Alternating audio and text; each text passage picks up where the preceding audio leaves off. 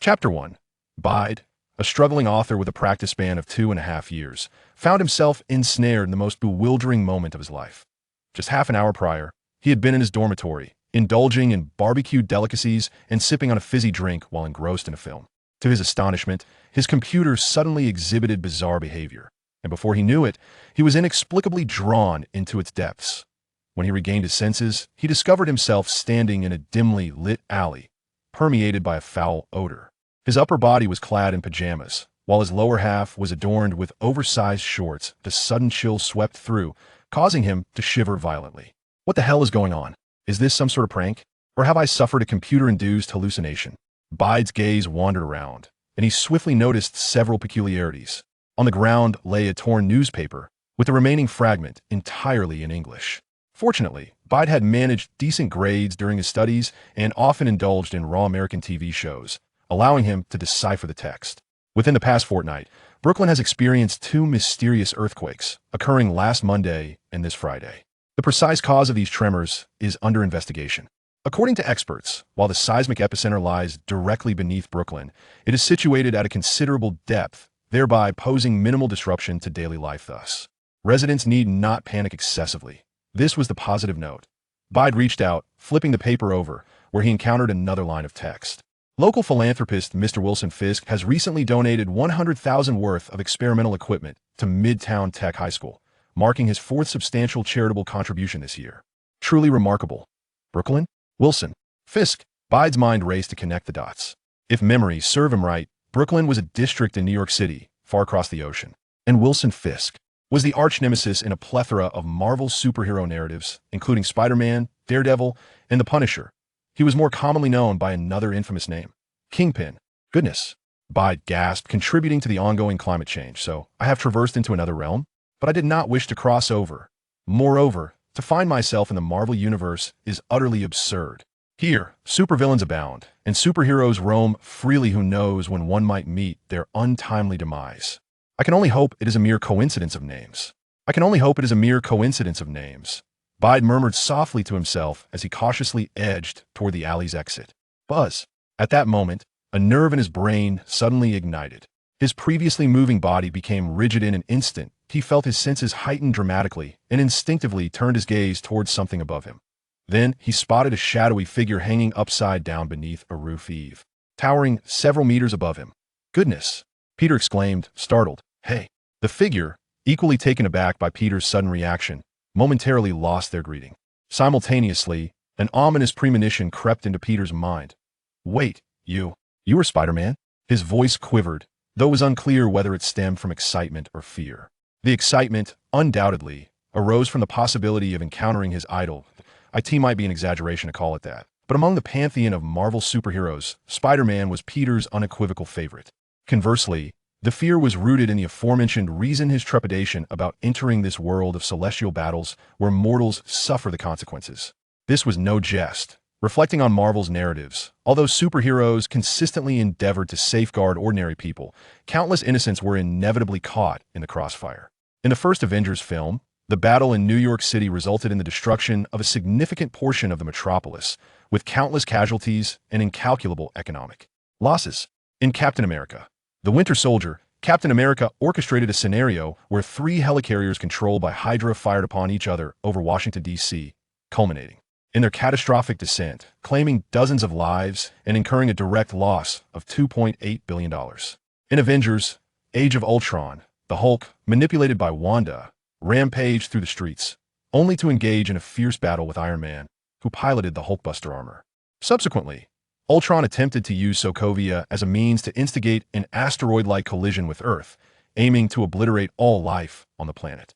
Time and again, although Peter never endorsed the rhetoric in Captain America, Civil War, where the government LHG, Harmony Prevention, sought to indict superheroes, it was undeniable that countless ordinary lives were lost in these calamities. To assert that life is as fragile as grass would not be an exaggeration. Thus, who in their right mind would wish to inhabit such a world? However, what does it mean when one says the heavens do not align with human wishes? That is precisely the situation at hand. The figure before him effortlessly landed in front of Peter. Peter's eyes widened. Leaped down from such a height and scathed. Oh dear, it truly is Spider-Man. What a predicament. Yet why did this iteration of Spider-Man seem so peculiar, so different from the ones he was familiar with? Typically, Spider-Man's suit is characterized by a vibrant red and blue color scheme. But this individual donned a black and gray ensemble, draped in a black coat, which appeared rather stylish, however. Considering he was Spider-Man, the appearance became rather bizarre. The newcomer tilted his head, gazing at Peter with a puzzled expression. Indeed, I must say, buddy, while I am equally astonished, there's no need to put on a facade in front of your own kind, right? Peter, bewildered, replied, What do you mean? Although it was somewhat surprising to be regarded as one of their own by Spider-Man, he found himself in a state of puzzlement. Could it be that I am not merely clad in a costume, but rather I have transcended into the essence of another? Have I somehow inhabited the persona of someone known to this world, Spider-Man? The newcomer regarded Peter with equal bewilderment, scrutinizing his attire with curiosity. Are you not Spider-Man? Then why did my spider sense just activate in your presence? What spider sense? Peter instinctively replied, in that instant. He recalled the peculiar sensation that coursed through his mind when he first laid eyes on this individual. Could that have been the spider sense? But I am not Spider-Man, though I was bitten by a spider just yesterday, thus providing me with a convenient excuse to take a day off and indulge in idleness. Yet, many have been bitten by spiders. If a bite could bestow the powers of Spider-Man, would those bitten by fire ants not become worker warriors? And those bitten by women? Ahem. In any case, such mutations should not be so simplistic, should they? Peter's mind began to replay the scene of his encounter with the spider. It was likely last night when, in a rush to meet a deadline, he managed to finish his writing just before midnight, achieving perfect attendance. To celebrate, he decided to visit a nearby night market for a bite to eat. On his way, he spotted a circular stone sculpture resembling a spider's web. With his hands unoccupied, he reached out to pick it up. Suddenly, a spider emerged from beneath the disc and bit him. After that, he vaguely returned home, suffering a fever throughout the day, only to awaken in the evening. Upon regaining consciousness, he realized that even if he began writing immediately, it would be too late for updates. Thus, he chose to embrace laziness and take a day off, resting. Ahem. Subsequently, he ordered a barbecue takeout, enjoying his meal while watching a movie, and somehow found himself transported here. In this day and age, traversing realms has become exceedingly hasty. Peter mentally scolded himself as he recounted the events. As a struggling author, if he dared to orchestrate such a haphazard plot twist, he would surely face the ire of his readers. Hey, buddy. The person waved a hand before Peter.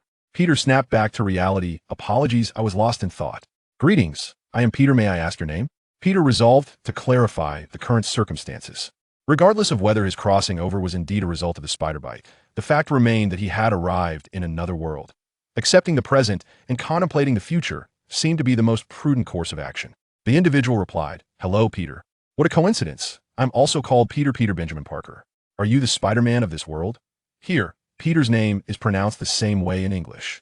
Peter's heart sank indeed. It was Peter Parker, Spider-Man. However, this statement, I am not as well. Peter was momentarily taken aback. Peter Parker shook his head, extending his hands to showcase his attire before shrugging.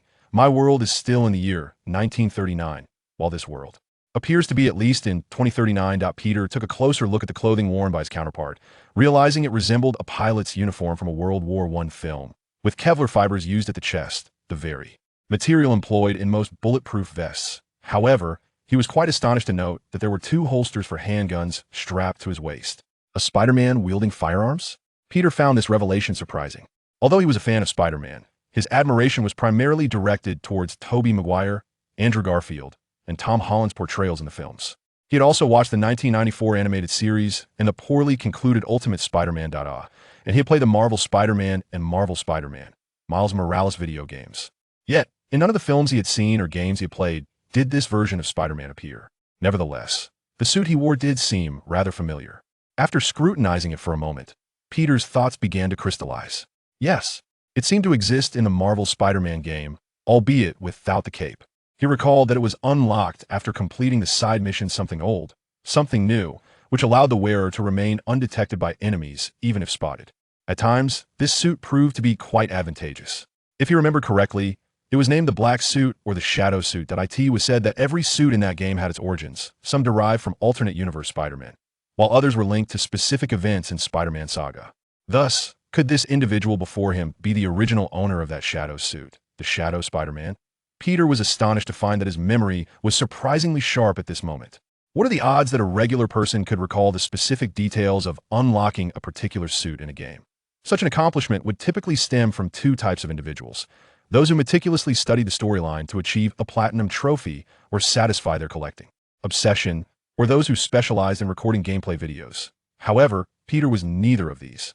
So, are you the Shadow Spider-Man? Peter blurted out, gazing at the Shadow Spider. Shadow Spider-Man? The Shadow Spider tilted his head. Wow, that's a splendid name. I quite like it. From now on, I shall be known as Shadow Spider-Man. Is it really that hasty? Peter silently critiqued, but couldn't help feeling a sense of relief within. Though inexplicably transported to the Marvel Universe, he fortuitously encountered Spider-Man in it. Seems he is that a kindred spirit?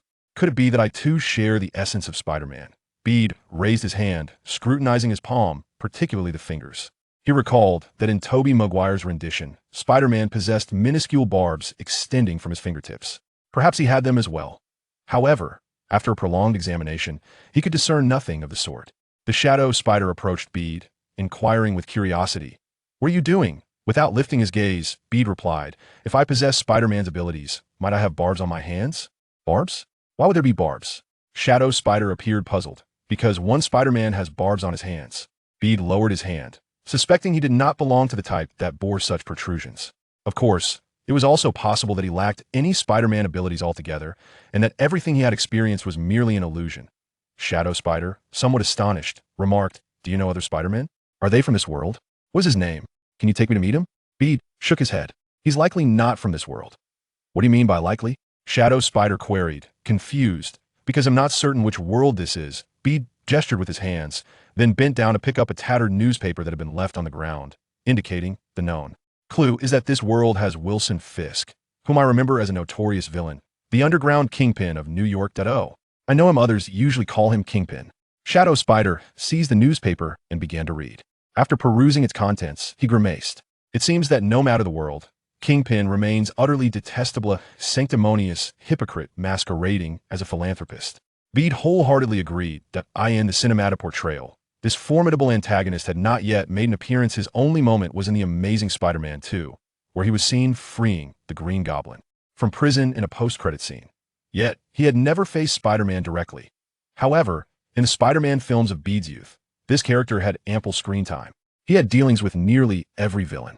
Ultimately, even the one who sought to annihilate the multiverse, the Carnage Spider-Man, had engaged in a brief alliance with him. Contemplating this, a thought suddenly emerged in Bede's mind. He turned to Shadow Spider and said, "Do you think our sudden appearance in this world could be linked to Kingpin?" Shadow Spider shrugged, expressing his uncertainty. "You've stumped me. In fact, prior to this incident, I believe theories like parallel universe theory and multiverse theory were merely the fanciful imaginings of scholars. Who would have thought they were true?" Bede imitated his gesture, shrugging his shoulders with a sigh and saying, "Who isn't? I was merely a novelist who could have anticipated encountering such circumstances." "Ah, so you're a novelist? Impressive," the Shadow Spider exclaimed, raising a thumb in admiration. Bede chuckled awkwardly, replying, "What novelist? I'm just scraping by. And you? What is your profession?" he inquired. The Shadow Spider stated, "I am a private detective dedicated to opposing those nefarious capitalists that I also gather useful information to sell to newspapers, earning a modest living." Bede nodded slightly, realizing that this individual's living conditions seemed scarcely better than those of Tobey Spider. "Well then, great detective, where shall we venture next?" Bede asked. No matter whether he has Spider-Man's abilities or not, he has decided to hold onto the leg of this Shadow Spider-Man. Perhaps the hope of returning to his own world lies with the other person. The Shadow Spider pointed outside the alley. "I don't have any leads either. So why don't we go to the street and look for clues? Looking on the bright side, maybe this world also has a Spider-Man. We could seek his help." "That makes sense," Peter replied with a smile. Then, his smile froze as a thought flashed through his mind again. "Got it." Peter lightly tapped his left palm with his right fist, his tone slightly excited as he quickly said, "From what I understand, Kingpin is Spider-Man's archnemesis. If Kingpin exists in this world, then the probability of Spider-Man existing is also very high. Your way of describing it is a bit strange, but still quite logical," the Shadow Spider agreed. "So what's your plan?" "There are 3 ideas," Peter held up his hand. "The first one is, we find a tall building to stay in. Spider-Man swings between the blocks, so there's a higher chance of encountering him. Even if we don't, we can still spot some disturbances in the city more quickly, like car accidents, robberies, fires, and so on. Spider-Man definitely won't ignore those things, right?" The shadow spider nodded. Peter extended his second finger. The second option is we can look for Spider-Man's apartment or Aunt May's house. If I remember correctly, they should both be in Queens, right? The shadow spider nodded again. But the era of my world is different from this one. My experience is invalid, and the addresses are definitely wrong. Then let's start with the first option, Peter said. Okay. As he spoke, the shadow spider raised his hand and shot out a web. And in the blink of an eye, he appeared on the rooftop. Bide. Not taking me? What kind of behavior is that? He looked at the wall in front of him, then at his own hands, feeling somewhat tempted. How about giving it a try? With that thought, he stretched out his hands and tentatively placed them on the wall.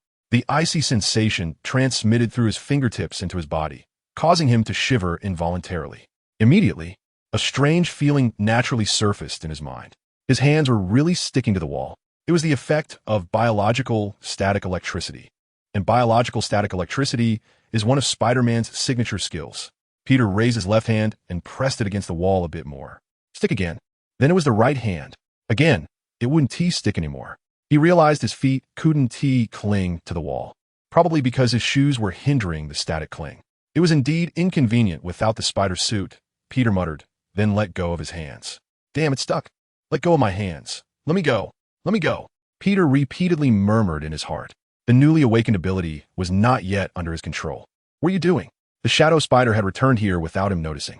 He was hanging upside down from the ceiling, with both hands and feet stuck to a silk thread dangling right above Peter's head. Beat's face turned red. This was truly a scene of social death. Being stuck to the wall by his own abilities wasn't scary, but being seen by others was. Fortunately, the shadow spider didn't seem to have any intention of mocking him. He reached out a hand and patted Beat's shoulder. Buddy, you need to relax a bit. They are your abilities, your organs, and also your partners. You need to believe in them. Feel them. My abilities, my organs, my partners?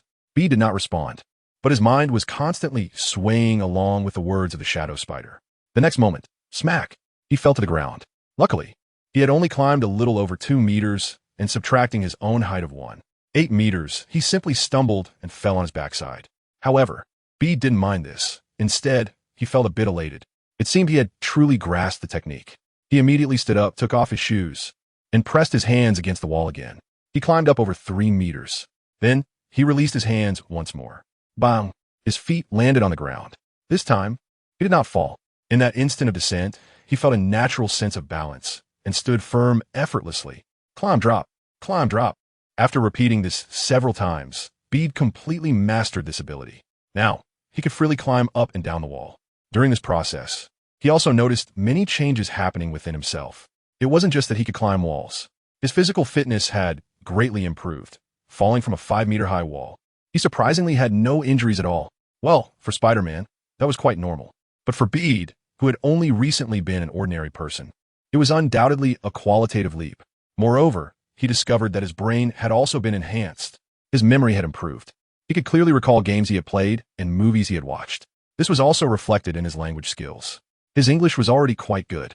He could read English books and watch raw American dramas, but engaging in daily conversation, especially with some obscure vocabulary, could leave him stumped. But now, he could easily converse with the shadow spider. He hadn't even realized this before. It just happened naturally. Additionally, his eyesight had improved. In this dimly lit alley, he could still see things clearly. Coupled with the spider sense triggered during his first encounter with the shadow spider, the signs were already quite evident. After being bitten by that mysterious spider, he indeed possessed the potential to become Spider-Man. The reason it was only potential and not an immediate transformation into Spider-Man was that being Spider-Man not only represented ability, but also embodied a spirit. So, let's set a small goal first to truly embody this ability and become a real Spider-Man. On the rooftop, Peter tightened his thin pajamas, wearing a pair of big shorts, shivering in the cold wind. Beside him stood the shadow Spider-Man. Peter stammered, "I kind of regret this suggestion." The shadow spider's gaze was constantly scanning the streets below, trying to find traces of this world Spider-Man, and without turning his head, he asked, "Why do you say that?" Bede looked at the shadow spider, which contained a set of black battle armor modified from Flight's suit, and over it was a large, warm-looking trench coat. He said irritably, "I was inexplicably transported here while I was at home, just about to go to sleep. I'm freezing to death." The shadow spider turned his head, as if noticing Bede's embarrassment. He quickly took off his coat and tossed it to Bede, saying, "If you don't mind, you can wear mine for now. I just don't know if this world accepts money from where I'm from." Perhaps we can go buy you a fitting outfit? But I don't have much money, so I can't afford anything too nice. It's fine. Let's focus on the main business first. Your coat is pretty warm. Thank you. Bede said as he put on the coat over his pajamas.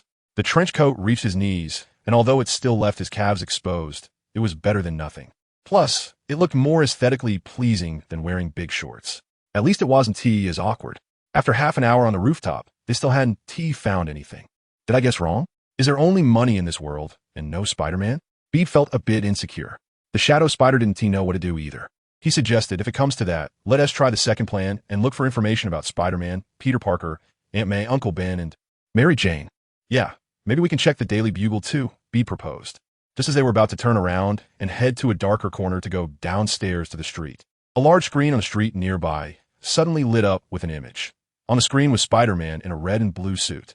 This is Spider-Man Peter Parker. Bede looked at the screen, a bit excited. This world really does have Spider-Man. But why is he appearing on the big screen? Before he could react, the screen started playing a broadcast. First, a woman in formal attire appeared, her face showing a hint of sorrow as she spoke in a low tone. We interrupt this program for a special announcement, a heavy piece of news. Our hero Spider-Man has left us today. His death is related to a mysterious earthquake event that occurred in Brooklyn today. Multiple sources have confirmed that Peter Parker, a 26-year-old graduate student and part-time photographer, has been playing the role of Spider-Man for over a decade. Then, a photo appeared on the big screen. It was a picture of a young man with blonde hair, the photo of Spider-Man Peter Parker from this world. This world also has Spider-Man, but yes, dead? Bede and the Shadow Spider stared blankly at the screen, unable to believe their eyes. How could Spider-Man be dead? In which story did he die? Peter racked his brains, searching his mind for the many Spider-Man movies, animations, and games he had seen, but found no clues. However, this Spider-Man's appearance resembled that of Garfied Spider, just with a different hair color. The few Spider-Men he knew all had black hair with brown highlights, none with blonde hair. There was also no storyline about Spider-Man's demise. Beside him, Shadow Spider silently finished watching the news on the screen, then shrugged at Peter. It seems our plan has fallen through. Our counterpart in this world seems to have had some bad luck. His words sounded somewhat playful, but his tone was quite somber. Clearly, seeing the news of this world's Spider-Man's death hit him hard. Given this situation, we have no choice but to execute the second plan. Peter felt a sense of indescribable sadness. Perhaps it was because his favorite hero had suddenly passed away. Or maybe it was because he now had similar abilities, making him empathize with the loss. After that, the two of them stopped talking, confirmed their direction, and quietly walked along the street. They were currently in Brooklyn and needed to head to Queens, which was quite a distance. Unfortunately, Peter was not the type to produce webbing on his own, so even with Spider-Man's abilities, he couldn't swing along with Shadow Spider. Luckily, they were originally gathering information while searching, so without a clear target, there was no need to rush. Moreover, Shadow Spider's shadow suit, true to his name, was very low-key, making it hard to attract others' attention even while walking on the street. They first went to the Daily Bugle. After all, it was a big corporation and the easiest to find.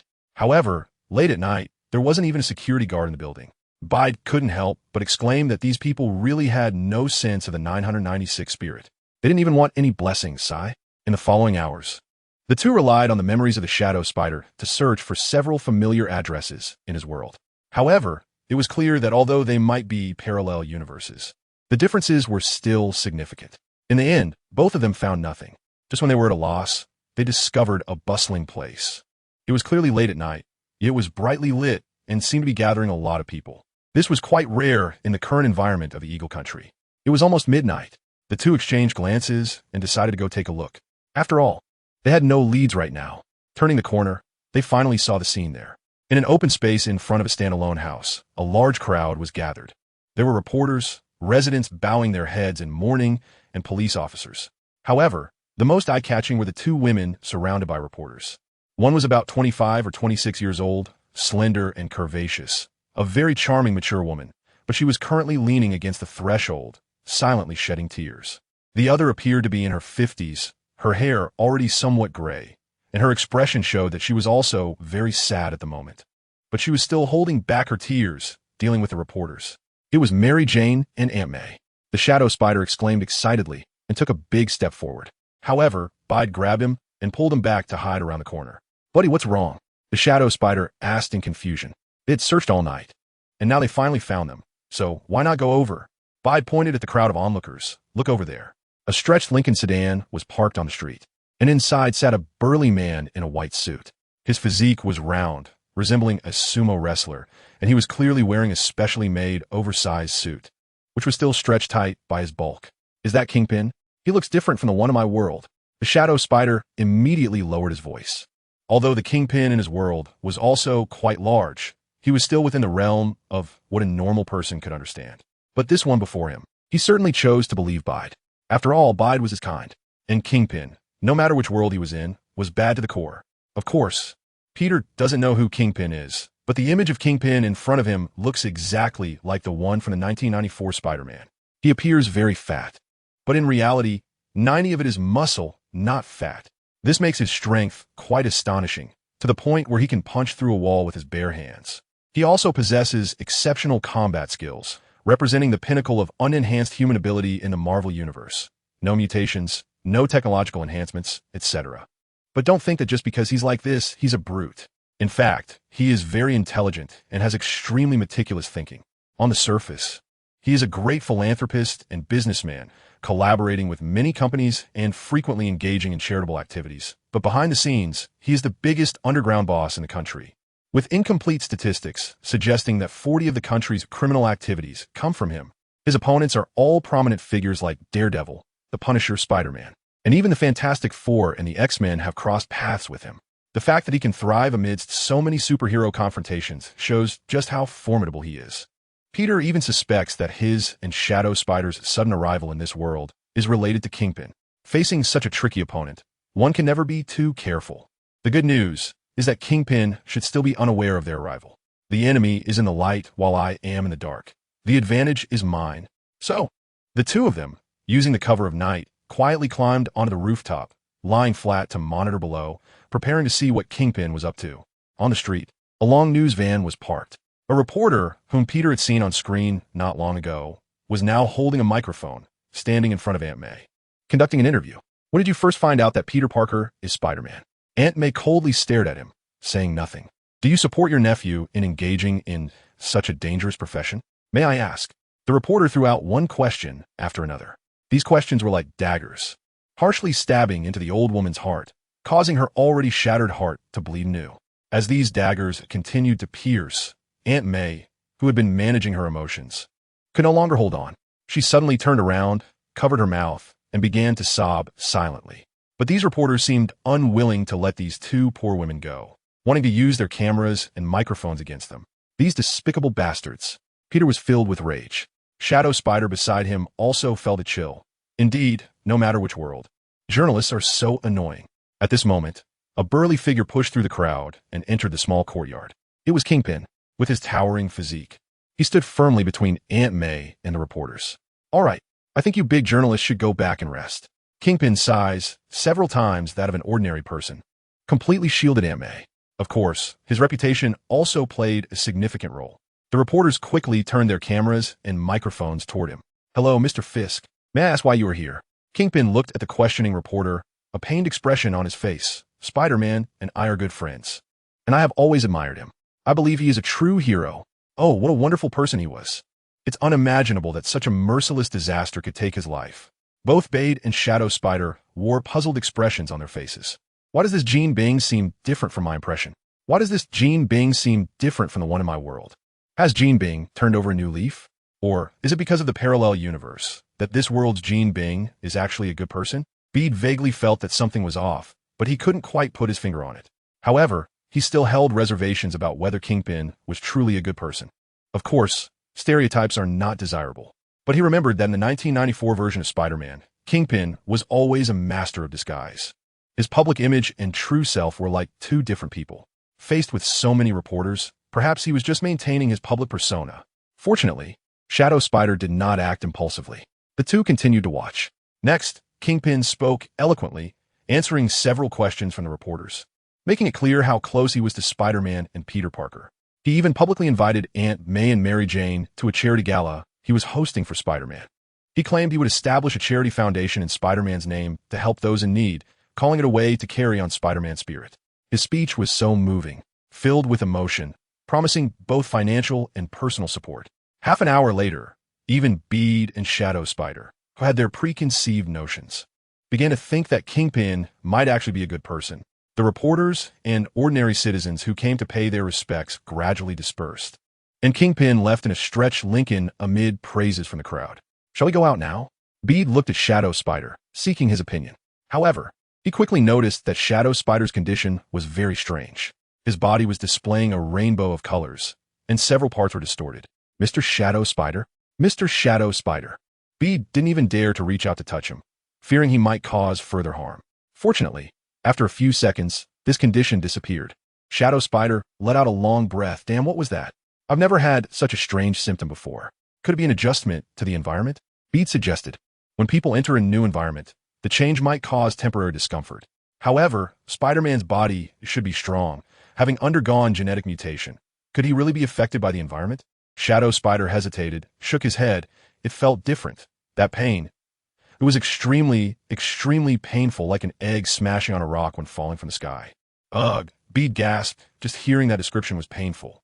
How could you endure it? Shadow Spider chuckled lightly, pointing to the stretched Lincoln that had disappeared around the corner. What choice did I have?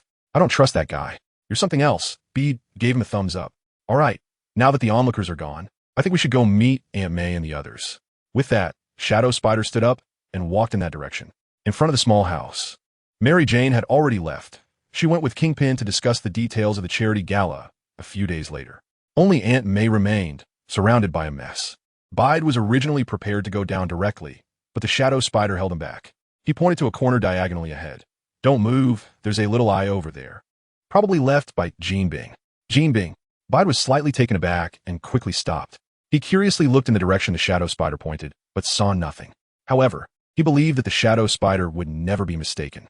So the two of them changed their approach and circled around to the backyard of Aunt May's house from the shadows on the other side. The backyard was small but well-maintained, with a small lawn, a lawnmower in one corner, and a small shed on the other side, probably used for storing miscellaneous items. He just didn't understand why the lawnmower wasn't put back in the shed. Looking at the tightly locked backyard door, Bede couldn't help but picture Aunt May's heartbroken expression in his mind. He gently nudged the Shadow Spider. Hey, could you knock on the door? You go. I'm not very good at it. What? Is there a skill in knocking on doors? Of course. You know, I'm a private detective, and I usually choose to go in that way. The Shadow Spider shrugged with a tone of obviousness and then pointed upwards. That was the window on the second floor. Bede, what you said makes a lot of sense, and I find myself speechless in response.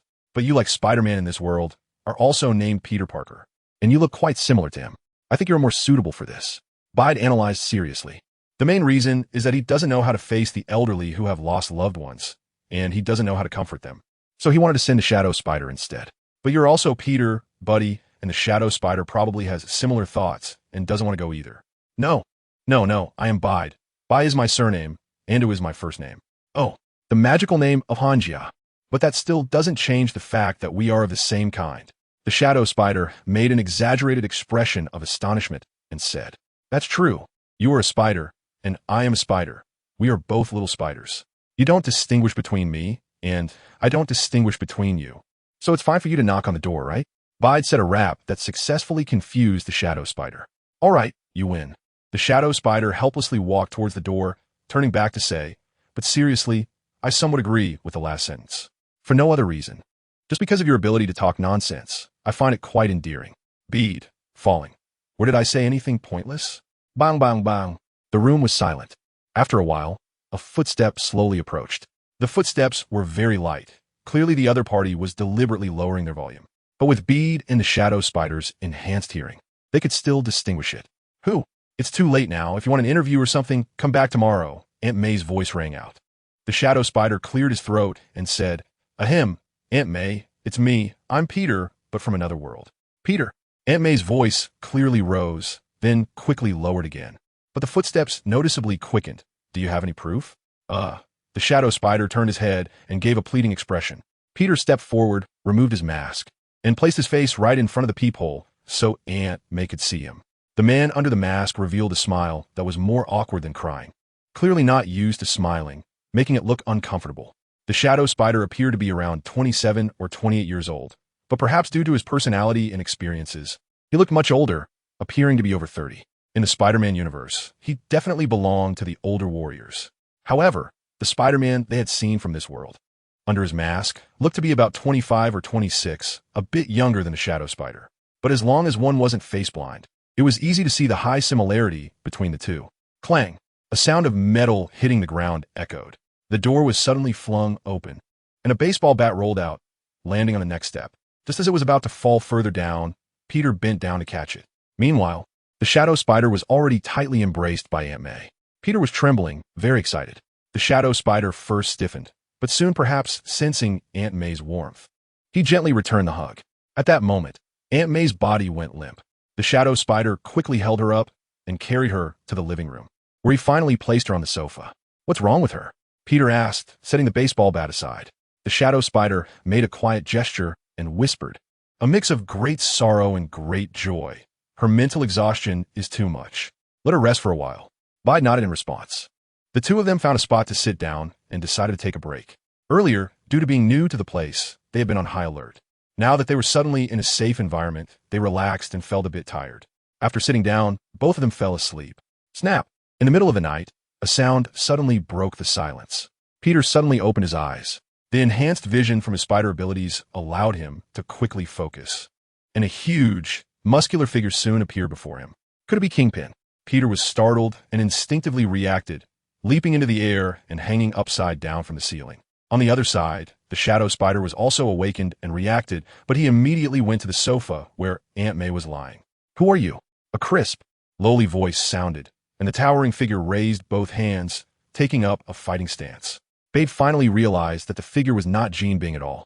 In fact, it wasn't even human, but a red and blue spherical robot, which had arms and legs and stood like a person.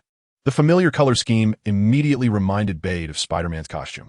However, a robot version of Spider-Man, and with a lowly voice? How strange. At this moment, the robot spoke again. "Wow, you can stick to the wall like a spider. Are you also Spider-Man? Is there another Spider-Man in this world? Did you come here for Spider-Man? Are you also Spider-Man?" Bade raised his questions. However, he was already starting to believe it a little.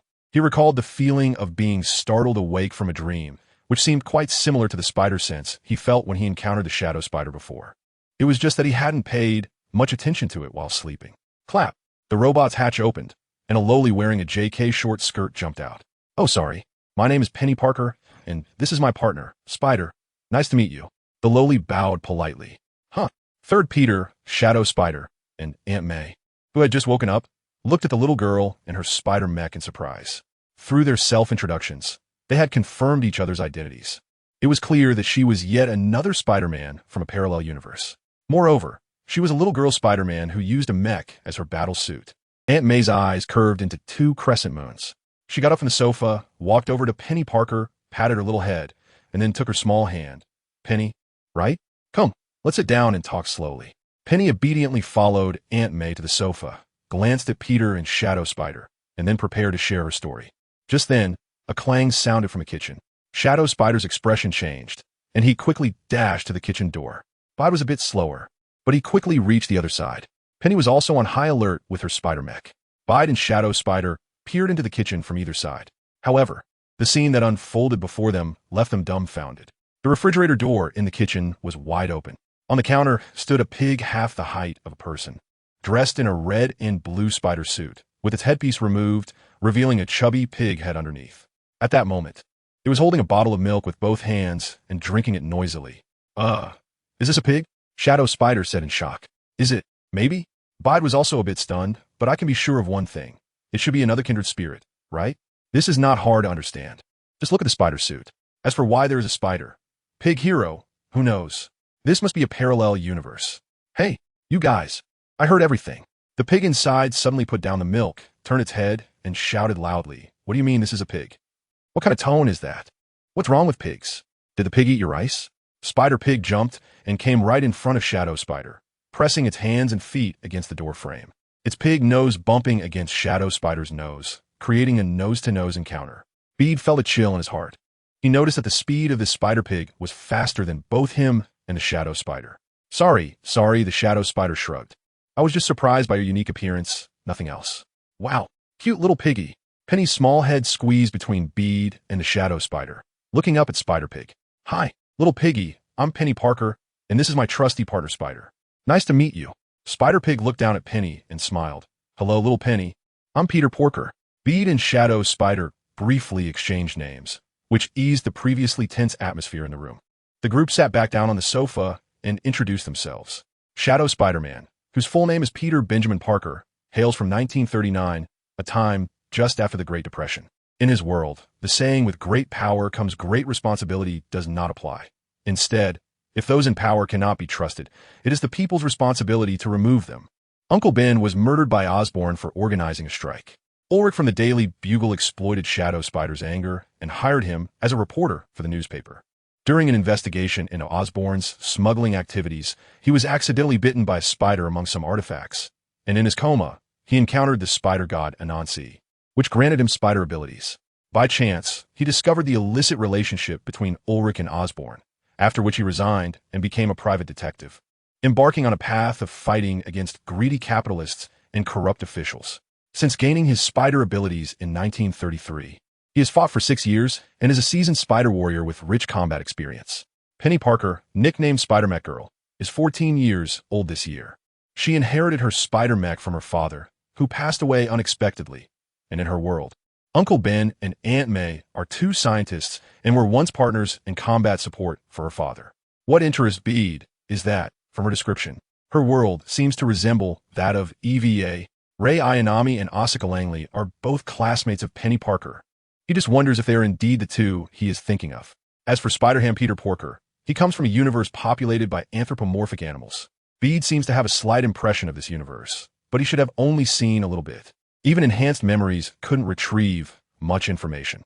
Spider-Pig was originally a humanoid spider, but was bitten by a pig that was anthropomorphized by Aunt May in his world, transforming him into his current form.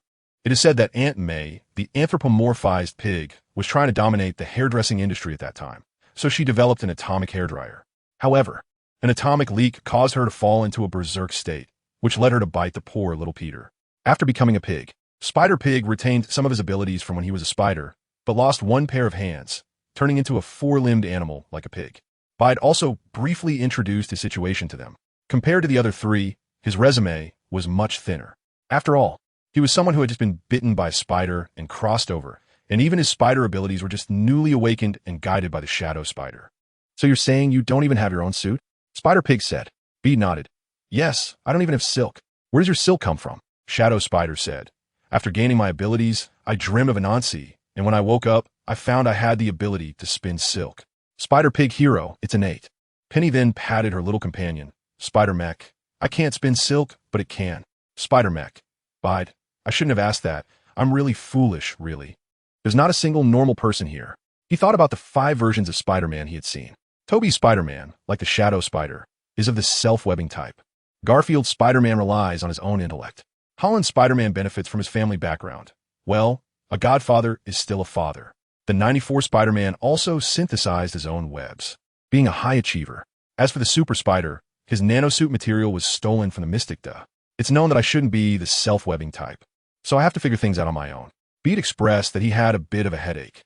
He was not the kind of top student like Garfield Spider or 94 Spider, so he didn't understand anything about synthetic spider silk.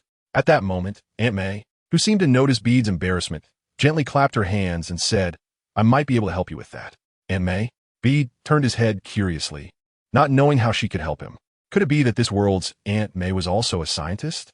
Aunt May stood up, looked at the room full of little spiders, and with a warm smile said, "Children, follow me." Peter and a few others followed Aunt May into the backyard of the small house. Jin's small eyes, which remained behind, seemed to be there just to keep an eye on things, but it didn't reach the level of surveillance. In any case, the Spider-Men present didn't notice anything unusual, and Peter, being a newbie, naturally didn't say much.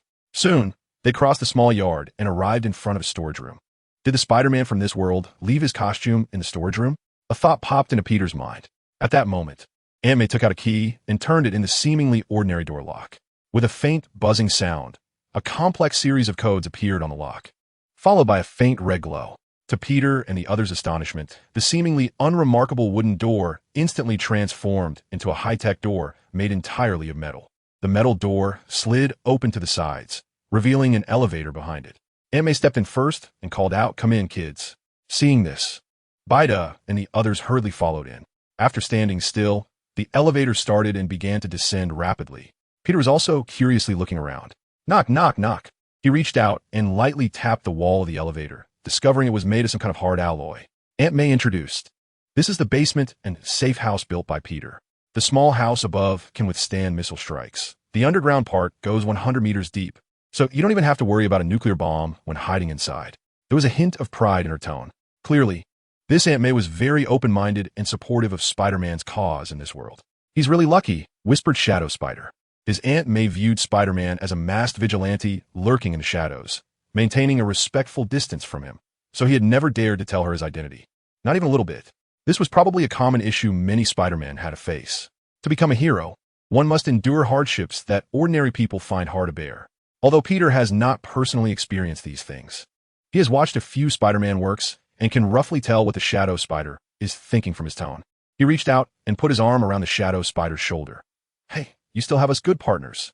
The Shadow Spider smiled and also put his arm around Peter's shoulder. The two suddenly linked arms, leaving Penny, Spider-Ham, and Spider-Mech standing by with puzzled expressions. A cute little question mark popped up on Spider-Mech's screen. Wow, you guys look... At that moment, Penny suddenly exclaimed. Beard and the others looked around. As the elevator continued to descend, lights began to illuminate the surroundings, brightening the underground space as if it were daylight. It was astonishingly spacious. Platforms made of some specially designed spider silk were arranged in an impressive manner, one after another. On each of these platforms, various items were placed, from small computers and televisions to small airplanes, as well as cars and motorcycles. Everything you could imagine was present. Bide also saw some machines that looked very advanced at a glance, but he didn't know their purpose, placed on several platforms. This reminded him of the Bat Cave of the Old Master next door in DC. This one might be called Spider Cave or Silk Cave. Unfortunately, there were no ladies in swimsuits taking a bath. Zhu Beiji, on the other hand, had a ready-made solution. Bade glanced at Spider-Pig, rudely thinking to himself. Fortunately, at that moment, Spider-Pig and the others, like Shadow Spider, were all observing the Spider Cave, gasping in amazement. Clearly, they hadn't expected to find a hidden, mystical chicken underground. Soon, the elevator reached the bottom. At Aunt May's gesture, everyone stepped out. Wow! The lights around them suddenly lit up. An even larger and more spacious hall appeared before Bade and the others. The first thing that caught their eyes was a row of display cabinets containing various styles of spider suits. Upon a rough count, there were as many as 12 sets, and after Bade took a closer look, he realized he recognized them all. Negative Space Phantom Suit, Insulated Suit, Advanced Suit, Iron Spider Suit, Secret Wars Suit, Scarlet Spider Suit, Anti-Spider Suit, Stealth Suit, Spider Armor Mark I, Spider Armor Mark II, Classic Red and Blue Suit, Cloak Suit. Each set had its own unique background. For example, the Insulated Suit is a suit developed by Spider-Man to deal with Electro, and the design used in the movie version of Spider-Man against Electro is this one. Although the reason was changed in the film, the Advanced Suit is one of the most popular suits in the game Marvel Spider-Man, featuring a very form-fitting design that showcases Spider-Man's physique perfectly, instantly transforming him from a young man into a muscular hero, a favorite among muscle enthusiasts. There is also the Iron Spider Suit, which in the movie version is a high-tech suit created by Iron Man, who is essentially a mentor or father figure for young Spider-Man. It not only uses memory nanometal as the main material, but also has a highly advanced AI assistant built in, along with various excellent web-slinging options, greatly enhancing Spider-Man's combat abilities. Bade took a look around and felt like he was about to drool. However, at the same time, he had a question. What is the background of this world Spider-Man? Why are there so many styles of spider suits hidden in his spider lair? And what about that suit with the cape inside? Could that cape be the one from Doctor Strange? Bide was filled with infinite curiosity about the Spider-Man who had died in this world for reasons unknown. He must have been an incredibly powerful Spider-Man. At the same time, an inexplicable sense of worry crept into his heart. Although he didn't believe in fate or conspiracy theories, his experience watching Marvel movies told him that the gathering of superheroes often meant that supervillains were up to something. And now, aside from him, a half-baked version, 3 Spider-Men had already gathered here. Adding to that was the unexpected death of the Spider-Man from this world. It was clear that there was a 99% chance that something big was about to happen. With such a powerful veteran Spider-Man dead, could he really survive safely with his current strength? Hey, buddy, what are you thinking about? At that moment, Shadow Spider patted him on the shoulder. Bide turned around. The Shadow Spider pointed to the other side. Aunt May is calling you over. Bide quickly looked over there. Sure enough, Aunt May was waving at him not far away. That Bide from the east, come over here. Peter was confused and quickly walked over. He then saw Aunt May standing next to a high-tech machine, smiling at him. "Kid, you're here." This is the sewing machine left by Peter, but it's actually a 3D printer. You can design styles on the screen over there. And once you confirm, the sewing machine will help you make the suit. "Wow," Peter exclaimed, hurrying to the sewing machine. The sewing machine was clearly nicknamed by its previous owner, the Spider-Man of this world. Well, such a hasty name was obviously thought up on a whim. However, that didn't affect its high-tech features.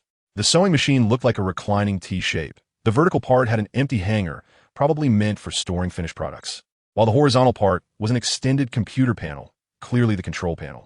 After Aunt May tapped on the computer panel, a virtual screen popped up. She stepped aside slightly and gestured. Now you can let your imagination run wild. As for materials, they're spandex, Kevlar, ultra-high molecular weight polyethylene fibers, aramid, polyamide fibers. A lot in total, and the old lady can't remember them all. But the characteristics, advantages, and disadvantages of each material are labeled, so you can decide where to use which material. Bide listened in confusion while nodding repeatedly. He really didn't understand. Among the long list of material names, the only ones he recognized were spandex as an elastic fiber and Kevlar, which is often used for bulletproof vests. He didn't know any of the others. Who would intentionally learn about various fiber materials unless they were in a related field or job? Fortunately, what Aunt May said next relieved him. If that's the case, then even if he knows nothing about material science, he should be able to understand, right? With that thought, Bide clicked on the material section. Meta-aramid, also known as polyamiphenylenidiamine fiber, it is one of the aramid fibers with good mechanical properties, classified as a flame-resistant fiber with a limiting oxygen index, LOI, 29, meaning it won't ignite in air and self-extinguishes when removed from fire, exhibiting good flame retardancy. Glass transition temperature is 270 C. When temperatures exceed 400 C, the fiber becomes brittle, carbonizes, and forms an insulating layer for protection. It has a very low dielectric constant and good insulation properties. Para-aramid, also known as polyphenylenidiamine fiber, is one of the aramid fibers produced through high-performance liquid crystal spinning. Characteristics: high strength, high modulus, high temperature resistance, impact resistance, with a tensile strength of 3, 0 GPa to 5 GPa, which is 3 times that of steel wire. Aramid resin-based, reinforced composite materials have low density and lightweight, suitable for structural materials in aircraft, rockets, and other flying vehicles. Multi-layer para-aramid fabric can be processed at high temperatures to be used as bulletproof vests and bulletproof helmets. Disadvantages: the surface of para-aramid fibers lacks reactive groups, resulting in poor adhesion with resin interfaces. Bide! Who am I? Where am I? What am I doing? Isn't this bullying? Can a normal person understand this? But he also knows that this is already quite a summary. These polymer fiber materials, which one is not an excellent creation of modern industry. If one were to list the advantages and disadvantages, each could easily fill tens of thousands of words. Thinking this, Bide patiently looked through them one by one. After looking at them for a while, he summarized some tips and patterns. PBO fiber, lightweight, high strength, high modulus, high temperature resistance, creep resistance, where resistance, chemical resistance, high softness. Generally used in high temperature flame retardant flight suits, firefighting suits, high temperature conveyor belts, protective gloves, etc. Carbon fiber composite materials, high strength, high modulus, conductive, high temperature resistant, corrosion resistant, fatigue resistant, thermal expansion coefficient approximately 0. Recommended as internal wiring material for combat suits. Glass fiber, high tensile strength, low thermal conductivity, good heat resistance, low dielectric constant, poor conductivity. Disadvantages: small extension, poor torsional resistance, prone to brittle fracture. As long as you remove some of the more specialized vocabulary and just look at its performance and advantages and disadvantages to choose the corresponding materials, it becomes much simpler and easier to understand. At this moment, Spider Pig, Shadow Spider, and Penny also gathered around him. They were all quite interested in what kind of spider suit Bide would create, because the spider suit reflects a person's character in a certain sense. It's like buying a car. The model, color, film, etc. can all reflect a person's inner thoughts and character. I think you can use this PBO fiber as the main material, Penny suggested, having taken a lollipop from somewhere and holding it in her mouth. This super performance fiber has excellent physical, mechanical, and chemical properties. Its strength and modulus are at least twice that of Kevlar fiber. A 1 mm diameter PBO thread can easily lift 450 kilograms, which is more than 10 times that of steel wire fiber. Around a professional analysis, well-reasoned and convincing. What a joke. Beard, Shadow Spider, and Spider Pig all looked at Penny with a shocked expression. Penny tilted her head and asked in confusion, "Isn't this common knowledge? Why are you looking at me like that?" Spider Pig said, "Are you really only 14 this year?" Shadow Spider added, "Oh my gosh. You make me feel like I just wasted my time in school." Bite exclaimed, "Worship the lowly big shot. It's no wonder it's EVA. Being able to pilot a Gundam is truly impressive." May showed a kind smile and patted Penny's little head. "Little Penny is really a great genius. Since the top student has suggested this, there's no need to hesitate anymore." Bide immediately selected PBO fiber as the main material for the battle suit, and then subconsciously looked at Penny. With a professional on hand, it was natural to seek the help of an expert. Penny sighed slightly and said, "I really don't know what you guys usually do. You can choose the A187 coupling agent to enhance the TIFSS effect between the PBO fiber and the epoxy resin. The argon gas low-temperature plasma treatment conditions should be set to 2 minutes, 30 W, and 50 pascals." As she spoke, she simply took action and started operating at the workstation. As she continuously inputted various parameters, the sewing machine next to her began to operate. Before long, a spider suit that closely matched Bide's size appeared on the rack. However, the suit was still just a base layer at this point.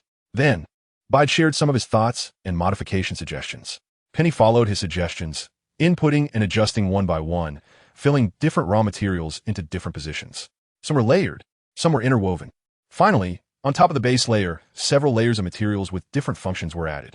About 20 minutes later, the battle suit was finally completed. Peter doesn't have much thought about the appearance of the suit.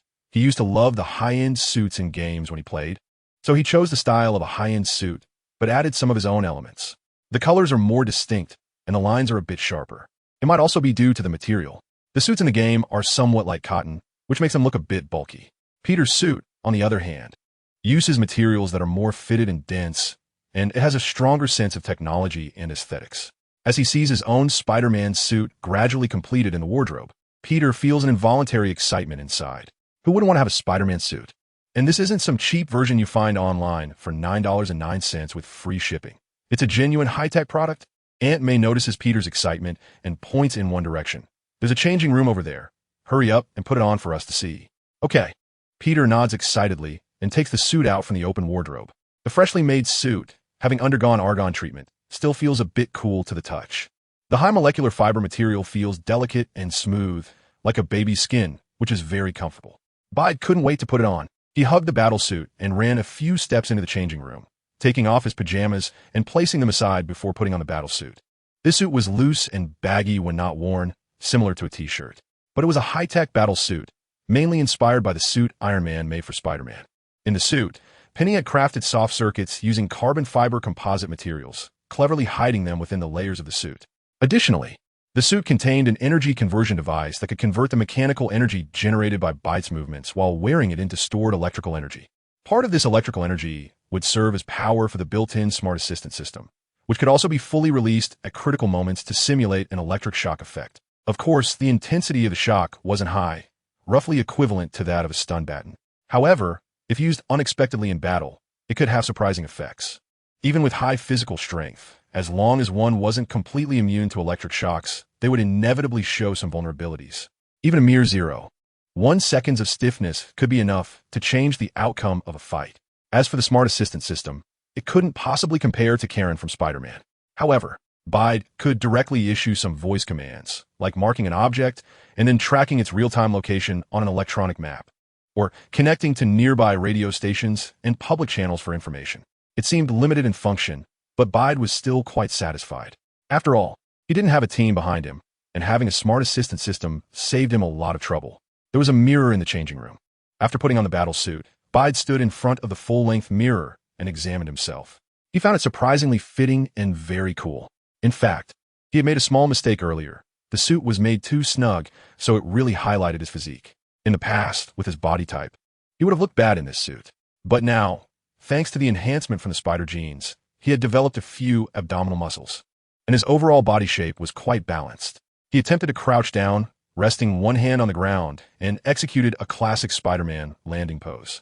His solid muscles were neither overly bulky nor too slim, giving him the appearance of a nimble cheetah, exuding a sense of readiness.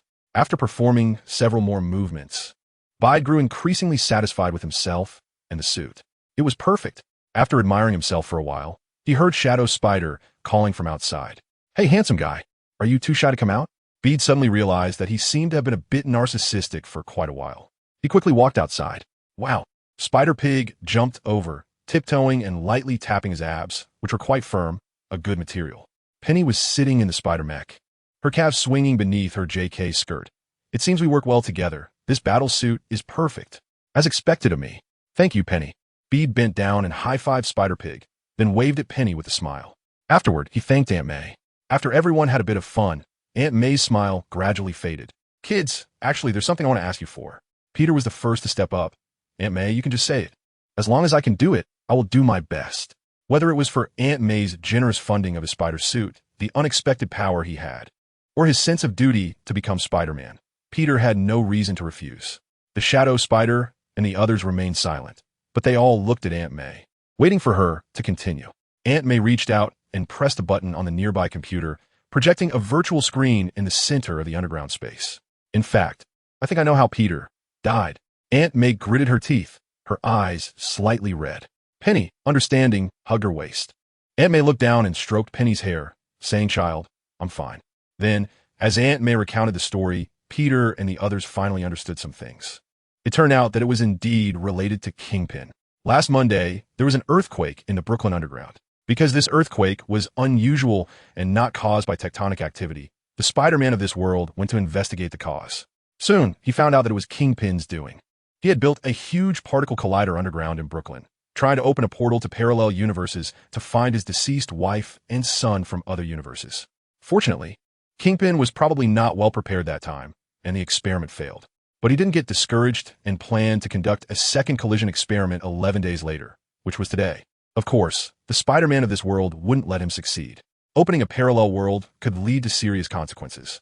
So he went to stop Kingpin, intending to destroy the particle collider. But unexpectedly, his attempt to stop him failed, and he lost his life. So Kingpin killed him. Peter's eyes widened. He remembered seeing Kingpin tearfully declare how close he and Spider-Man were, how much he admired Spider-Man, and that all his feelings were just an act. Moreover, his acting was too good. Even Peter, who had seen plots from other worlds and knew Kingpin's character well, and a Shadow Spider, who had fought Kingpin in his own world, were almost deceived by him. No wonder others were so convinced of Kingpin's identity. If this guy didn't become a mafia boss and went into acting, it would be unreasonable for him not to receive an Oscar. The Shadow Spider's face was serious. It's necessary to let him feel how harsh the cold winds from another world can be. Spider-Ham also waved his little short hands. Let him see what it means to be called a big pig hoof in the face. No, the most important thing is to stop him from reopening that collider, Aunt May said, holding back tears. Penny looked up at Aunt May.